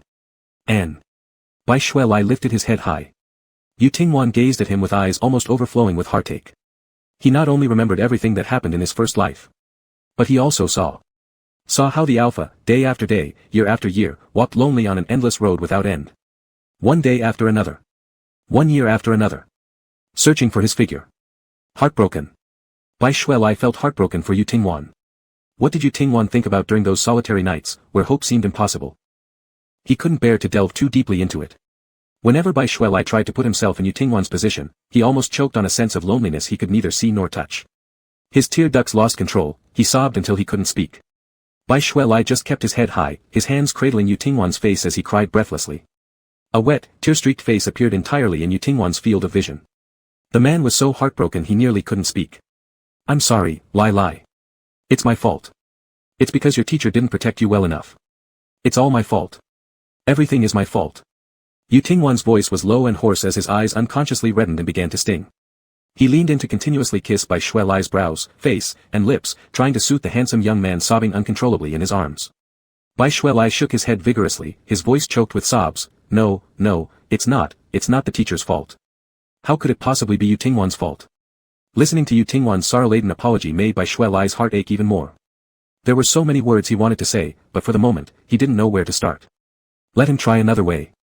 Climbing onto Alpha's shoulders, Bai Shuelai knelt on the bed, the white sleeping gown loosely draped over him, revealing a stretch of milky white skin dotted with faint red marks. Teacher. Tingwan. Kiss me. Like a big tree martin seeking attention, Bai Shuelai mumbled these words while clinging tightly to the Alpha, sparking fires everywhere. Yu Tingwan was no longer the emotionless god sitting high up on the pedestal without joy or desire. Not after many years ago. That rich young master who cursed at him while climbing the mountain late one night had quietly pulled him down from that pedestal long ago. Since then, he experienced both sadness and happiness, along with desire. These emotions, these loves and yearnings, from the past, through the present, and into the future, belonged only to one person. In the cozy dimly lit room, Alpha and Mega pheromones intertwined heatedly, longing never to separate again for all eternity. Teacher. Bai Shuelai continued to cry, but it wasn't the same painful sorrow as before. Tingwan. He alternated between calling Alpha, teacher, and Tingwan. The usually gentle and elegant man like spring breeze would become exceptionally fierce whenever Bai Shuelai called him teacher. The initial time of student and teacher met so many centuries ago feels now as though it were an endlessly prolonged dream to Bai Shuelai. The intervening few hundred years existed in his timeline as a period of soul slumber. Neither knowing nor feeling. But what about Yu Tingwan? It was night after night, almost numb search for his loved one. This Bai Shuelai here and now was truly alive, crying and weeping. Hot to the touch, his skin warm, his fingers gripping the Alpha's shoulders and back firmly. Not any more cold as ice from those nightmares, eyes closed, covered in blood. Bai Shuelai's single call of teacher took Yu Tingwan momentarily back to the year they first met. Hugging Bai Shuelai tightly. Never letting go ever again. Chapter 172, Bonus Story, Remembering Everything Too. Can't sleep. Absolutely can't sleep. Lai Lai, stop messing around. In the bathroom, Bai Shuelai was reclining in the arms of Yu Tingwan, letting the Alpha wash her body. His hand sank into the water, his smooth and delicate fingers still warm from the high temperature as they gently touched the Alpha's skin. It was light and soft, like a butterfly landing with a kiss. The touches were fleeting but made one's heart itch. I won't. I'll mess around with you. The more Tingwan told him to stop, the more he wanted to keep going. The clear warm water reflected the carefree and unrestrained smile of the young man. Bai Shuelai turned around to look at the alpha behind him. The bright light in the bathroom illuminated Bai Shuelai's face distinctly. Just a while ago, she had been crying uncontrollably. The mega was no longer crying now, but her eyes were still slightly red. Like red plum blossoms painted on a snowy field, clear and beautiful, captivating the soul. Bai Shuelai looked at Tingwan, focused, with glimmering eyes, as if trying to etch the image of her alpha into her own. Tingwan's narrow eye-tail slightly tilted upwards, revealing a tenderness and intimacy that no one else had ever seen. In those deep eyes, vast and limitless, there lay a universe of starry skies capable of embracing all of Bai Shuelai's playfulness and defiance. Bai Shuelai's heart beat wildly as she leaned toward Tingwan. Before, when I was your student, I only saw you look at me this way in my dreams. The elegant and aloof alpha was like a bright moon floating in the clouds, unreachable and cold-hearted. Bai Shuelai liked Tingwan. Those hidden crushes in her heart grew wildly where Tingwan couldn't see. Once Bai Shuelai realized her feelings, she couldn't help but fantasize. What would it be like for Tingwan to like someone? Surely not like how he usually is, cold-faced, without even a smile. In front of the person he likes, would that serious and cool teacher also reveal a gentleness that she has never seen? Whenever she thought about this, Bai Shuelai felt an overwhelming jealousy and bitterness in her heart. On one hand, she was glad that Tingwan had never loved anyone, but on the other hand, she dreamt in her fantasies that Tingwan would fall in love with her. In another lifetime, until the time of her death, she always believed that her moon had never shone its light on her. From beginning to end, it was always just her unrequited affection. Those details that made her mistakenly think that Tingwan might have feelings for her were merely her own delusions. But in this lifetime, before recovering her memory, she had a dream. In the dream, the alpha held her cold corpse and wept sorrowfully. Was that the moon high up in the clouds from her memories? Tingwan's affection for her may have been more than what Bai Shuelai had fantasized about during those lonely nights. Afterward, they moved from the bathroom back to the big bed in the bedroom. The room was dimly lit by a gentle night lamp. Tingwan changed the sheets and blanket. They were wrapped together under the covers, leaning against the headboard, enjoying a moment of tranquil intimacy. Bai Shuelai played with Tingwan's fingers. She had always wanted to do this when she was his student. Her teacher had a very beautiful pair of hands, long fingers with clearly defined knuckles. Strong yet gentle by nature. Bai Shuelai looked up at the man beside her, who was looking at her too, waiting for her to speak. This was her alpha, her teacher. Bai Shuelai pursed her lips, pinching the knuckle of Tingwan's index finger. Teacher, have you ever liked me? Tingwan replied, I did. A smile appeared on Bai Shuelai's face, though she shot Tingwan a glare mixed with playful reproach. That was completely unfair. You don't know how heartbroken I was when you rejected me. But. Changing her tone, Bai Shuelai smiled again. But I used to think you liked me too, your symbiotic beast always seemed so fond of me. At this point, Bai Shuelai couldn't help but pinch Tingwan's chin. Your symbiotic beast is much more honest than you. It's my fault. Don't say that. Bai Shuelai frowned slightly. You're not allowed to talk about yourself that way. She hugged Tingwan and asked him to turn off the light. She was a little tired, her waist ached, and her legs were weak. But her heart was at ease. Who could judge right or wrong from the past? Looking back now, the self from her past was truly naive. Being overly protected by her family, she had always assumed that the rest of the world was as kind as her family. After leaving his parents to come to school, he found that his classmates and seniors were all very nice to him. But when it came to life and death situations, these kindnesses turned into cold-hearted abandonment as everyone fled in panic. Even though Tingwan had warned him not to casually bless others for good fortune. When he saw his classmates crying and begging him to help them escape, the mega young master, who had been nurtured with kindness and innocence by his parents, couldn't help but bestow blessings upon them. He hoped that his classmates could escape the battlefield and return safely to school. As he followed behind them, stumbling along, eventually falling down and crying for them to wait for him. Those people only looked back at him with eyes filled with fear flashing a merciless glint. Not one of them stopped running. In that brief moment of shock, Bai Shuelai finally realized he had been abandoned. He was like a flower stepping out from a greenhouse, immediately wilting and decaying under the cruel cold winds of reality. In those last few minutes before death, Bai Shuelai suddenly understood. Tingwan's strictness and anger towards him had actually been for his own good. Bai Shuelai never blamed his teacher, not even once. After recovering his memories, the two of them didn't make any big changes to their lives. They bought a house on a small eco-friendly and livable planet. The house was located in a small city with fresh air. It wasn't a secluded retreat. On the contrary, this place had an excellent geographic location and convenient transportation. Just a short walk away was the bustling city center and large shopping malls. But the reason Bai Shuelai originally chose to live here was surprisingly simple. It was convenient for ordering takeout. Although the meals Tingwan cooked were very delicious, Bai Shuelai occasionally wanted some random takeout. And regarding these trivialities of daily life, Yu Tingwan never voiced any objections. He always listened to Bai Shuelai.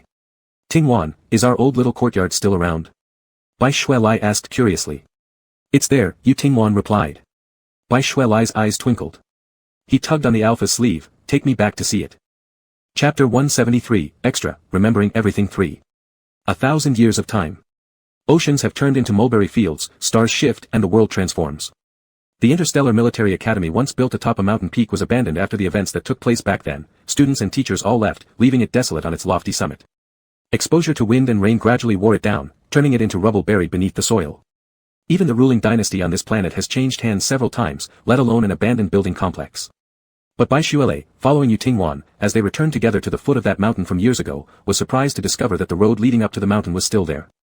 Though those once neat stone steps had become rugged and were in utter disrepair. Bai Shuelai couldn't help but sigh, this road is still here. Yu Tingwan followed Bai Shuelai's gaze and looked up at the winding mountain path that seemed endless, saying, this place is remote, except for occasional adventurers or climbers, there are not many people who come by. The mountain roads lack maintenance but for that reason haven't been destroyed either. Bai Shuelai was still marveling at this road which once made him nearly die climbing, when suddenly, a figure blocked his view. Yu Tingwan squatted down before Bai Shuelai. Bai Shuelai paused, what are you doing? Patting his own shoulder, Yu Tingwan turned to look at Bai Shuelai with a faint smile in his eyes, get on, I'll carry you up. Bai Shuelai remembered clearly that it took him half a day to climb from the foot to the top of the mountain. From dusk till dawn, his legs almost lost all sensation afterward. When you love someone, you always subconsciously don't want the person you love to suffer or tire out. Bai Shuelai was no exception. I have legs, I can climb myself. Get up, said Bai Shuelai. Just as he lightly tapped Yu Tingwan's shoulder, the alpha grabbed his hand tightly the moment their hands touched. The crouching alpha stood straight up, lifting Bai Shuelai forcefully onto his back by holding both his hands. Hey hey hey.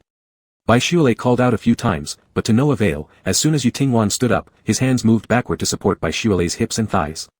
Lifting slightly upward, and securing the bend of his knees. Without another word, Yu Tingwan lifted his foot and stepped onto the rugged, weathered mountain trail full of holes. For most things in life, Yu Tingwan generally followed Bai Shuelai's lead. Seeming to indulge Bai Shuelai completely, letting him play around however he wanted, doing whatever he wished to do, even covering for him if he ever got into trouble. However, occasionally, this seemingly gentle but actually strong-willed alpha would do some things regardless of Bai Shuelai's wishes. No matter how Bai Shuelai refused or pleaded, it wouldn't work. Like this. Or like that. Bai Shuelai lay sprawled across Yu Tingwan's back, stretching his head forward and biting softly on Alpha's earlobe, not too hard, just ticklish. You put me down right now, I can walk by myself, Bai Shuelai urged. Yu Tingwan replied with a light-hearted tone, are you a puppy? Biting people? As he spoke, he patted Beta's legs with the hands carrying him. I am not a puppy. I'm your wife. If I'm a puppy, then you're a puppy too, Bai Shuelai retorted, wrapping his hands around Yu Tingwan's neck while resting his head between the alpha's shoulder and neck. His warm breath spilled onto Yu Tingwan's skin while speaking. Heavy yet warm on his shoulders, steady and reassuring. Yu Tingwan responded, you're my wife. Still good at hitting the point. Bai Shuelai gave a slight humph, understanding well that, based on his current physical capability, climbing from the foot of the mountain to the top wouldn't be much of an issue for him. He knew, and Yu Tingwan also knew. Yet, Yu Tingwan simply didn't want Bai Shuelai to be exhausted by climbing the mountain. Bai Shuelai could climb the mountain, but why should his beloved have to? It was similar to how Bai Shuelai wasn't incapable of washing dishes and cooking, but why would Yu Tingwan want his treasured one to do those chores? These are simple truths. Recalling the past memories where he was ordered to climb mountains, Bai Shuelai hugged Alpha's shoulders, laughing and teasing, teacher, do you pity me? Yu Tingwan ed affirmatively in reply, straightforwardly admitting, a little bit. Only a little. A bit more then. Bai Shuelai loved the atmosphere of chatting with Yu Tingwan, speaking freely about anything that came to mind. Yu Tingwan agreed heartily, indeed, you're my wife. Relaxed, without pressure. No need to worry about saying something that would upset the other person. Even if it did, his teacher, his alpha, his Yu Tingwan wouldn't get angry. Yu Tingwan would gently tell him the reasons, sitting down to slowly chat and carefully explain. But deep down, his teacher was still that domineering and powerful alpha. He wouldn't be mad, but he'd deliberately make him cry. The two slim legs wrapped around the alpha's waist swung back and forth in mid-air as Bai Shuelai's chest lightly trembled with laughter. So you had to carry me up the mountain. The light laughter from Bai Shuelai could be felt on his back, causing Yu Tingwan's lips to curl upward. You said it yourself, forgot. Bai Shuelai thought seriously for a moment. Back when he first arrived, he was required to climb from the foot of the mountain to the top. Though reluctant inside, he still harbored a bit of pride that didn't want to be looked down upon. With head bowed, he puffed and grunted as he climbed upward. Tired from climbing, he couldn't help but mutter some grievances about Yu Tingwan. He even boldly boasted that one day he would make Yutingwan carry him up the mountain. At that time, Baishuale had only heard the name of Yutingwan, never having seen this legendary interstellar hero. The so-called grievances were nothing more than complaints muttered when utterly exhausted. That interstellar hero of yesteryear has now become a big demon king capable of scaring children into tears. This big demon king who could scare children into tears was now carrying his wife on his back, steadily stepping up the stairs toward the mountain peak. Initially, Baishuale felt very unfair for Yutingwan. His teacher had sacrificed so much, but after avenging him by killing those deserving individuals, he offended the planetary powers behind them and was painted as someone who slaughtered innocently and was cruel by nature.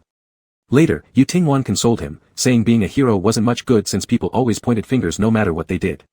Unlike now, when everyone says he is a great demon king, and yet no one dares to criticize what he does anymore.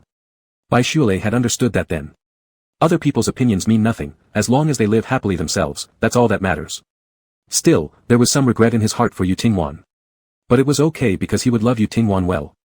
I didn't know Yuhua was your companion beast back then, so I said whatever in front of it. Thinking about this, Baishuale's heart was once again filled with sweet joy, like eating honey. Were you intentionally letting Yuhua stay with me at that time? Chapter 174 Epilogue, All Remembered 4. Baishuale couldn't wait to ask, at the time, you deliberately sent Yuhua to accompany me, didn't you? The cool night breeze blew against the skin in gentle streams, lifting strands of red hair that left streaks of red under the moonlight. There was a serene silence around, with an occasional call from some unnamed insect or bird breaking the quiet. Back in the days when the interstellar school still existed, there were at least a few sporadic streetlights on the mountain path. But now, time had changed everything, and the streetlights from back then were long gone. The soft moonlight was the only illumination on the road, surrounded by oppressive darkness. In the past, Baishuale would have been terrified. This time, however, he lay on Yutingwan's back. The rustling sounds of unknown noises became soothing accompaniments to the night. The pitch-black forest was simply that, just a dark forest. Even if any spirits or demons emerged, they couldn't harm Baishuale who was on the back of the Alpha, not even a bit. Moreover, Baishuale's mind was entirely occupied with memories of his past with Yutingwan, he wouldn't pay attention to anything else. Yutingwan didn't answer Baishuale's question directly. Instead, he said, to ensure student safety, flying robots observe your ascent discreetly in real time. We let you climb to test your true nature, not to hurt you. Not hearing the answer he wanted, Baishuale pressed further, but I wasn't the only student climbing the mountain, and you only have one bonded beast. Why did you send Yuhua specifically to find me? A faint smile crossed Yutingwan's eyes as his voice remained steady, like a majestic melody slowly unfolding in the thick night. Only you walked the slowest and appeared the most frightened. Upon hearing Yutingwan's response, Baishuale seemed somewhat downcast. Back then, neither he nor Yutingwan had met each other. One was an inflexibly stern teacher. The other was a freshly enrolled student. It seemed unreasonable for Yutingwan to show any particular attention toward a newly arrived student. Baishuale switched which side of his face rested against Yutingwan's shoulder, staring at the Alpha's clearly defined jawline. He mumbled unhappily, I was just a little afraid of the dark, and I finished the whole climb too. An invisible string tugged at Yutingwan's heart. He turned his head towards Baishuale and leaned closer to lightly kiss the tip of the Mega's nose. He said, Yuhua likes you very much. The young man with fiery red hair, who had been somewhat subdued moments before, immediately widened his eyes, his clear gaze sparkling brightly. Baishuale smiled radiantly, asking teasingly, so it was love at first sight for you? What was the difference between a bonded beast and its host? Perhaps the beast was more straightforward. When it said Yuhua liked you. Translated over, it was really saying, I like you, wasn't it? Yutingwan chuckled softly twice, replying, yes. Despite knowing nothing about each other back then, just during that short hike up the mountain, Yutingwan already harbored different feelings for the chatty yet determined handsome youth. Baishuale laughed happily several times and then rubbed his forehead against the back of Yutingwan's skull, saying, it was love at first sight for me too. The red-haired youth continued chattering. When he climbed to the peak, upon looking up and seeing the Alpha standing in the backlighting, his heart thudded uncontrollably, as if it wanted to leap out of his chest. Thinking it was some senior at the school, he resolved to get the senior's name and contact information later. But when he discovered the handsome senior he admired turned out to be his teacher, Baishuale nervously buried this initial attraction in a deep pit where only he knew about it. Unfortunately, soon after, he was selected for individual tutoring by Yutingwan. Through the daily moments of close interactions, the feelings hidden deep within that pit broke through the soil and grew wildly out of control. Between laughter and talk, Yutingwan carried Baishuale to the top of the mountain. On the summit, there were no longer any traces of the school, but one could glimpse some shadows of its past from a few scattered pieces of metal still partially unfused in the ground. Though Baishuale had heard long ago that the school no longer existed, there was still a fleeting sentiment upon seeing it with his own eyes. However, that sentiment lasted merely an instant. Gently tugging on Yutingwan's sleeve, Baishuale said, Tingwan, hurry and take me to see our little courtyard. Yutingwan put Baishuale down, turned around, and said, it's our little courtyard. Yu Tingwan's little courtyard back then was on a lonely mountain, and there was no path to go from here. In the pitch-black night, when the pure white phoenix flapped its wings, it showered down a fine brightness like drizzling rain. In just a few minutes, the companion beast had already brought Yu Tingwan and Baishuele back to the front of the old courtyard. After getting off the companion beast, Baishuele ran towards the quiet little courtyard not far ahead in large strides. Gently placing his fingers on the door, as he applied a little force, the courtyard gate was easily pushed open. Standing at the door, Baishuele did not rush to go inside. He stared blankly at everything in the yard. There was still a tree in the middle of the yard, only much thicker than before. The lush branches hung down, and a reclining chair was placed under the tree. That was where Baishuele used to love lying down to cool off and take an afternoon nap. The black silence before his eyes was suddenly driven away by light, and Baishuele instinctively closed his eyes. Holding his hand, the alpha beside him led him into the yard. Adapting to the brightness, Baishuele slowly opened his eyes and even became cautious in his breathing. How has nothing changed? While speaking, Baishuele walked toward his former room. The door was pushed open, and the light was turned on. The furnishings in the room were exactly the same as when he left. For thousands of years, the chairs and tables remained as they once were, without even a speck of dust. Baishuele looked dazedly for a while and then ran out again. Looking at the alpha standing in the yard, he said, "Teacher, I want to see your room." "Okay." Yu Tingwan extended his hand toward Baishuele, "Come." Laughing, Baishuele ran over and placed his hand into Yu Tingwan's broad palm. "Nothing has changed, absolutely nothing." Baishuele spoke with some excitement, warmth rising to his cheeks, his skin flushing red with excitement. Of course, he knew who had done this. For so many years, Yu Tingwan had kept this place preserved. Why? Baishuele vaguely knew the answer, but he still wanted Yu Tingwan to tell him personally. "Teacher, why have you kept this place?" Chapter 175 Sidebar, Everything Comes Back 5. Tingwan, why keep this place as it is? The two hands held tightly together, fingers intertwined. Warmth rolled and surged in their palms. In the quiet night, Baishuele's light question reached Yu Tingwan's ears. Her gaze fell on the red-haired Mega's expectant eyes and then slowly shifted down to Baishuele's slightly parted lips. Yu Tingwan bent down, tilted his head, and lightly kissed Baishuele's pale pink lips. "Waiting for you to come back." Baishuele smiled with an open mouth, gripping Alpha's hand tightly. "Quick, show me your room." After speaking without waiting for Yu Tingwan to reply, he ran up the stairs. In just a few quick steps, he arrived outside a second-floor room. He stood in the hallway outside the door, both hands gripping the railing, looking across at his own room. A very strange feeling arose in his heart. It turned out that standing here to look at his own room felt like this. Back then, he wasn't just interested in Yu Tingwan's room. Every time he saw Yu Tingwan standing where he was now, looking down, he would also wonder. How did Yu Tingwan look at him back then, and what was he thinking? While Baishuele was lost in thought, Yu Tingwan had already caught up. Seeing the red-haired youth standing at the door lost in thought about the yard, he walked over and wrapped his arms around Baishuele's narrow waist, lightly patting his hand on his side. "Why are you standing at the door?" "I'm waiting for you to open the door." Baishuele turned around, tiptoed and bit Yu Tingwan's chin. They didn't act so affectionately usually. He didn't know if it was because they were revisiting old places. Or perhaps because they knew this place was their secret base, a space solely for Yu Tingwan and himself where no one else could disturb them. Baishuele's chest felt like boiling water, bubbles of heat rising continuously. He couldn't help but want to get closer to Yu Tingwan, feeling like his boiling emotions might subside that way. Yu Tingwan touched the place where Baishuele had bitten him, smiling faintly. "The door isn't locked." "You should have said that earlier." Baishuele's eyes brightened, and he stepped forward, pressing his hands gently against the door. The previously closed door was easily pushed open. "I'm a little nervous," Baishuele sighed while still standing outside the door. "Nervous?" "Yes." Baishuele looked sideways at the alpha beside him and said, "I'll tell you the truth, don't laugh at me." I won't laugh at you." Yu Tingwan's eyes curved upward. "When I used to live here, I often wondered what your room would be like." Suddenly recalling the room he'd seen before in the Blue Star Manor, Baishuele chuckled and asked, "It wouldn't have a bird's nest inside or a cage too, right?" Before Yu Tingwan could respond, Baishuele checked the ceiling height and shook his head by himself. "This house doesn't have particularly high ceilings, there probably wouldn't be enough room for a cage." Yu Tingwan laughed and nodded. "There is indeed no cage or bird's nest." "Then what is in there?" "Just a bed and a table." Even simpler than Baishuele's room when he lived here. When they pushed the door open and lit up the lights, all details of the room became clearly visible. Baishuele was momentarily stunned, halting his footsteps as he entered. "Is that all?" As though unable to believe it, he circled the room once more. The bedroom only had a bed and a desk. However, the adjacent study was packed full, bookshelves connecting with more bookshelves, stuffed with countless books. "It's a bit simple, but this is just where I sleep and rest, putting other things in here isn't necessary," Yu Tingwan explained after coming in. Baishuele suddenly felt a pang of sorrow, turning to look at the man standing not far behind him and forcing a smile. "It's fine, all that has passed. I still prefer your bird's nest, there's a really special wooden fragrance inside, and after adding soft padding, it becomes quite comfortable. Bai Shualei grinned. Yu Tingwan approached and hooked Bai Shualei's fingers. Do you want to see the bathroom? Of course, they had to see it. The bathroom, which hadn't been used for many years, remained just as it had from before. Simple in arrangement but still neat and tidy. At the window position was a large white bathtub. This big tub was ironically the most luxurious item in Yu Tingwan's otherwise minimalistic room. Bai Shualei trotted over and stared at the empty bathtub for a moment. Something must have crossed his mind, because a sudden rush of warmth surged from his chest to his cheeks, painting two rosy clouds on his pale face. A soft chuckle abruptly sounded in his ears, making Bai Shualei's face even redder in an instant. He turned around and glared at the alpha who was laughing. What are you laughing at? Yu Tingwan exuded an aloof demeanor. When he wasn't smiling, he looked like a glacier that hadn't melted in 10,000 years, stern and commanding presence. But when he smiled, it could drive one wild with tenderness. What's my Lele thinking about? Your face is so red.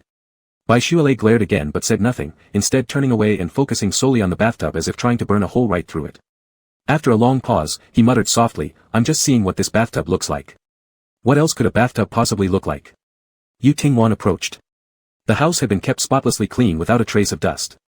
He sat down on the edge of the tub, now facing Bai Shualei directly. His gaze swept over the flush on Bai Shualei's cheeks before asking gently, that night, what exactly did you see? What night? Bai Shualei was momentarily confused and didn't catch what Yu Tingwan meant. Yu Tingwan continued, that night, I was soaking in the tub here.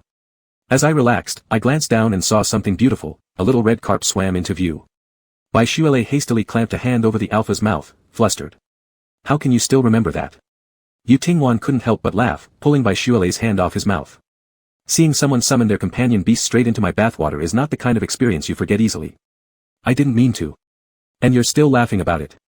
Bai Shualei squirmed uncomfortably. His embarrassment hadn't diminished at all since those days. It was too mortifying. I never imagined I'd summon my companion beast into your bathtub. Anyway, since the topic was brought up, Bai Shualei decided there was no point hiding anymore. He gripped both of Yu Tingwan's shoulders firmly and stared straight at him, demanding, what were you thinking back then? That night, I couldn't sleep well, worried you'd kick me out the next morning. However, the next morning came, and Yu Tingwan never mentioned a word about it. Chapter 176 Epilogue, Remembered Everything 6. What are you thinking about? In the profound gaze, points of starlight rose. Yu Tingwan's voice was deep and gentle, like a fragrant and clear wine, with an intoxicating taste. I'm thinking how daring you really are. Bai Shualei laughed upon hearing this, her eyebrows and eyes curved into a crescent moon shape. I also think I am pretty daring, actually using my companion beast to, well, see my teacher naked. Her face felt hot, as if steamed by water vapor, turning pink. Yu Tingwan raised an eyebrow, oh, you saw me naked? He held Bai Shualei's waist and chuckled lightly, then what? What do you think about seeing your teacher naked? What thoughts? Bai Shualei pursed her lips, well, I think your figure is quite good. You have abs, and everything else. Yu Tingwan pursued further, anything else? Bai Shualei glared at the alpha, another thing is, doing you. Being a mega should be tiring, right? Oh, thinking so far ahead. Yu Tingwan asked with a smile, Lele, are you tired? Bai Shualei grinned mischievously and threw herself at Yu Tingwan. The two wrestled around for a while. Not long after, white mist filled the bathroom. The light fell on the mist, creating a hazy image of two figures leaning against each other in the bathtub. Surprisingly, it still works after all this time.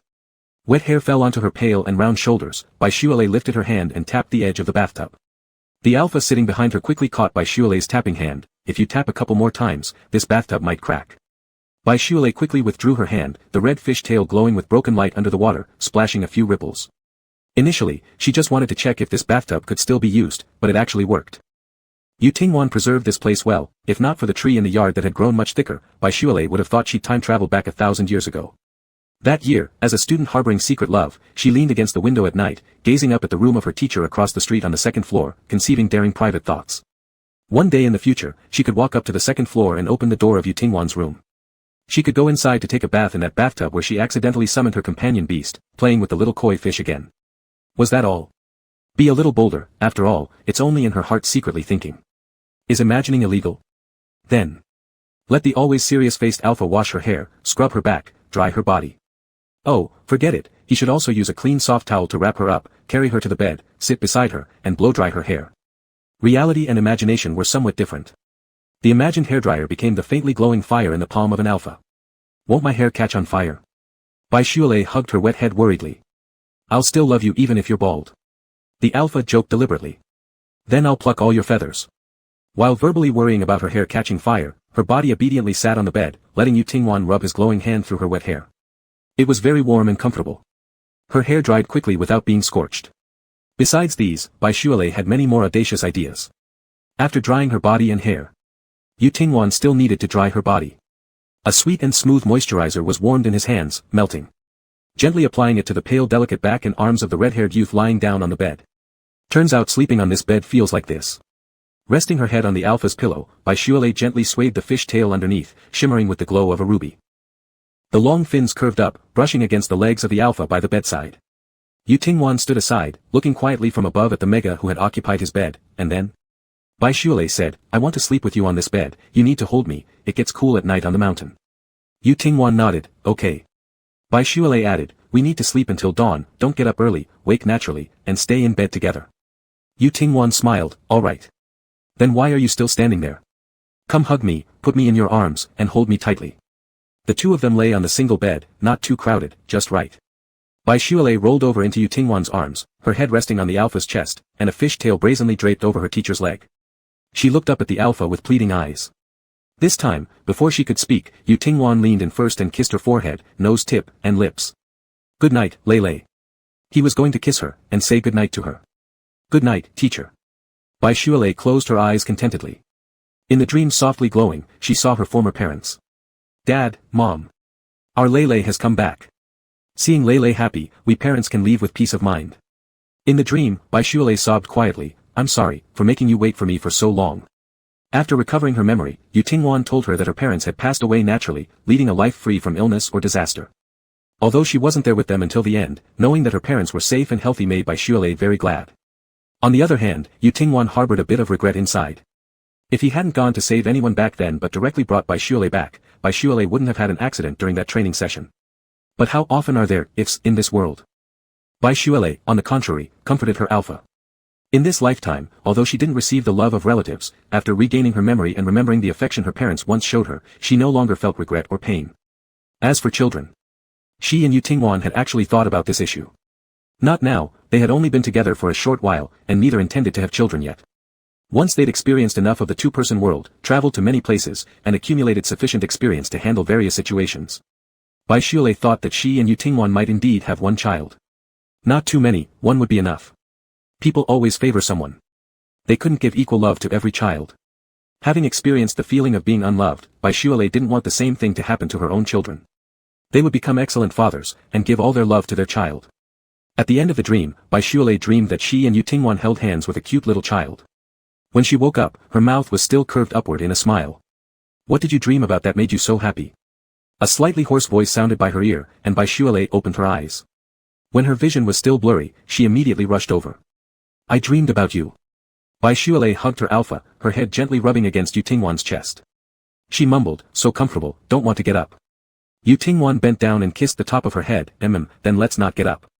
Flipping herself over onto her alpha's body, Bai Shualei's cheeks pressed against Yu Tingwan's warm chest. Sunlight poured through the window, laying a layer of pale golden light blocks on the floor. She squinted her eyes in the sunlight.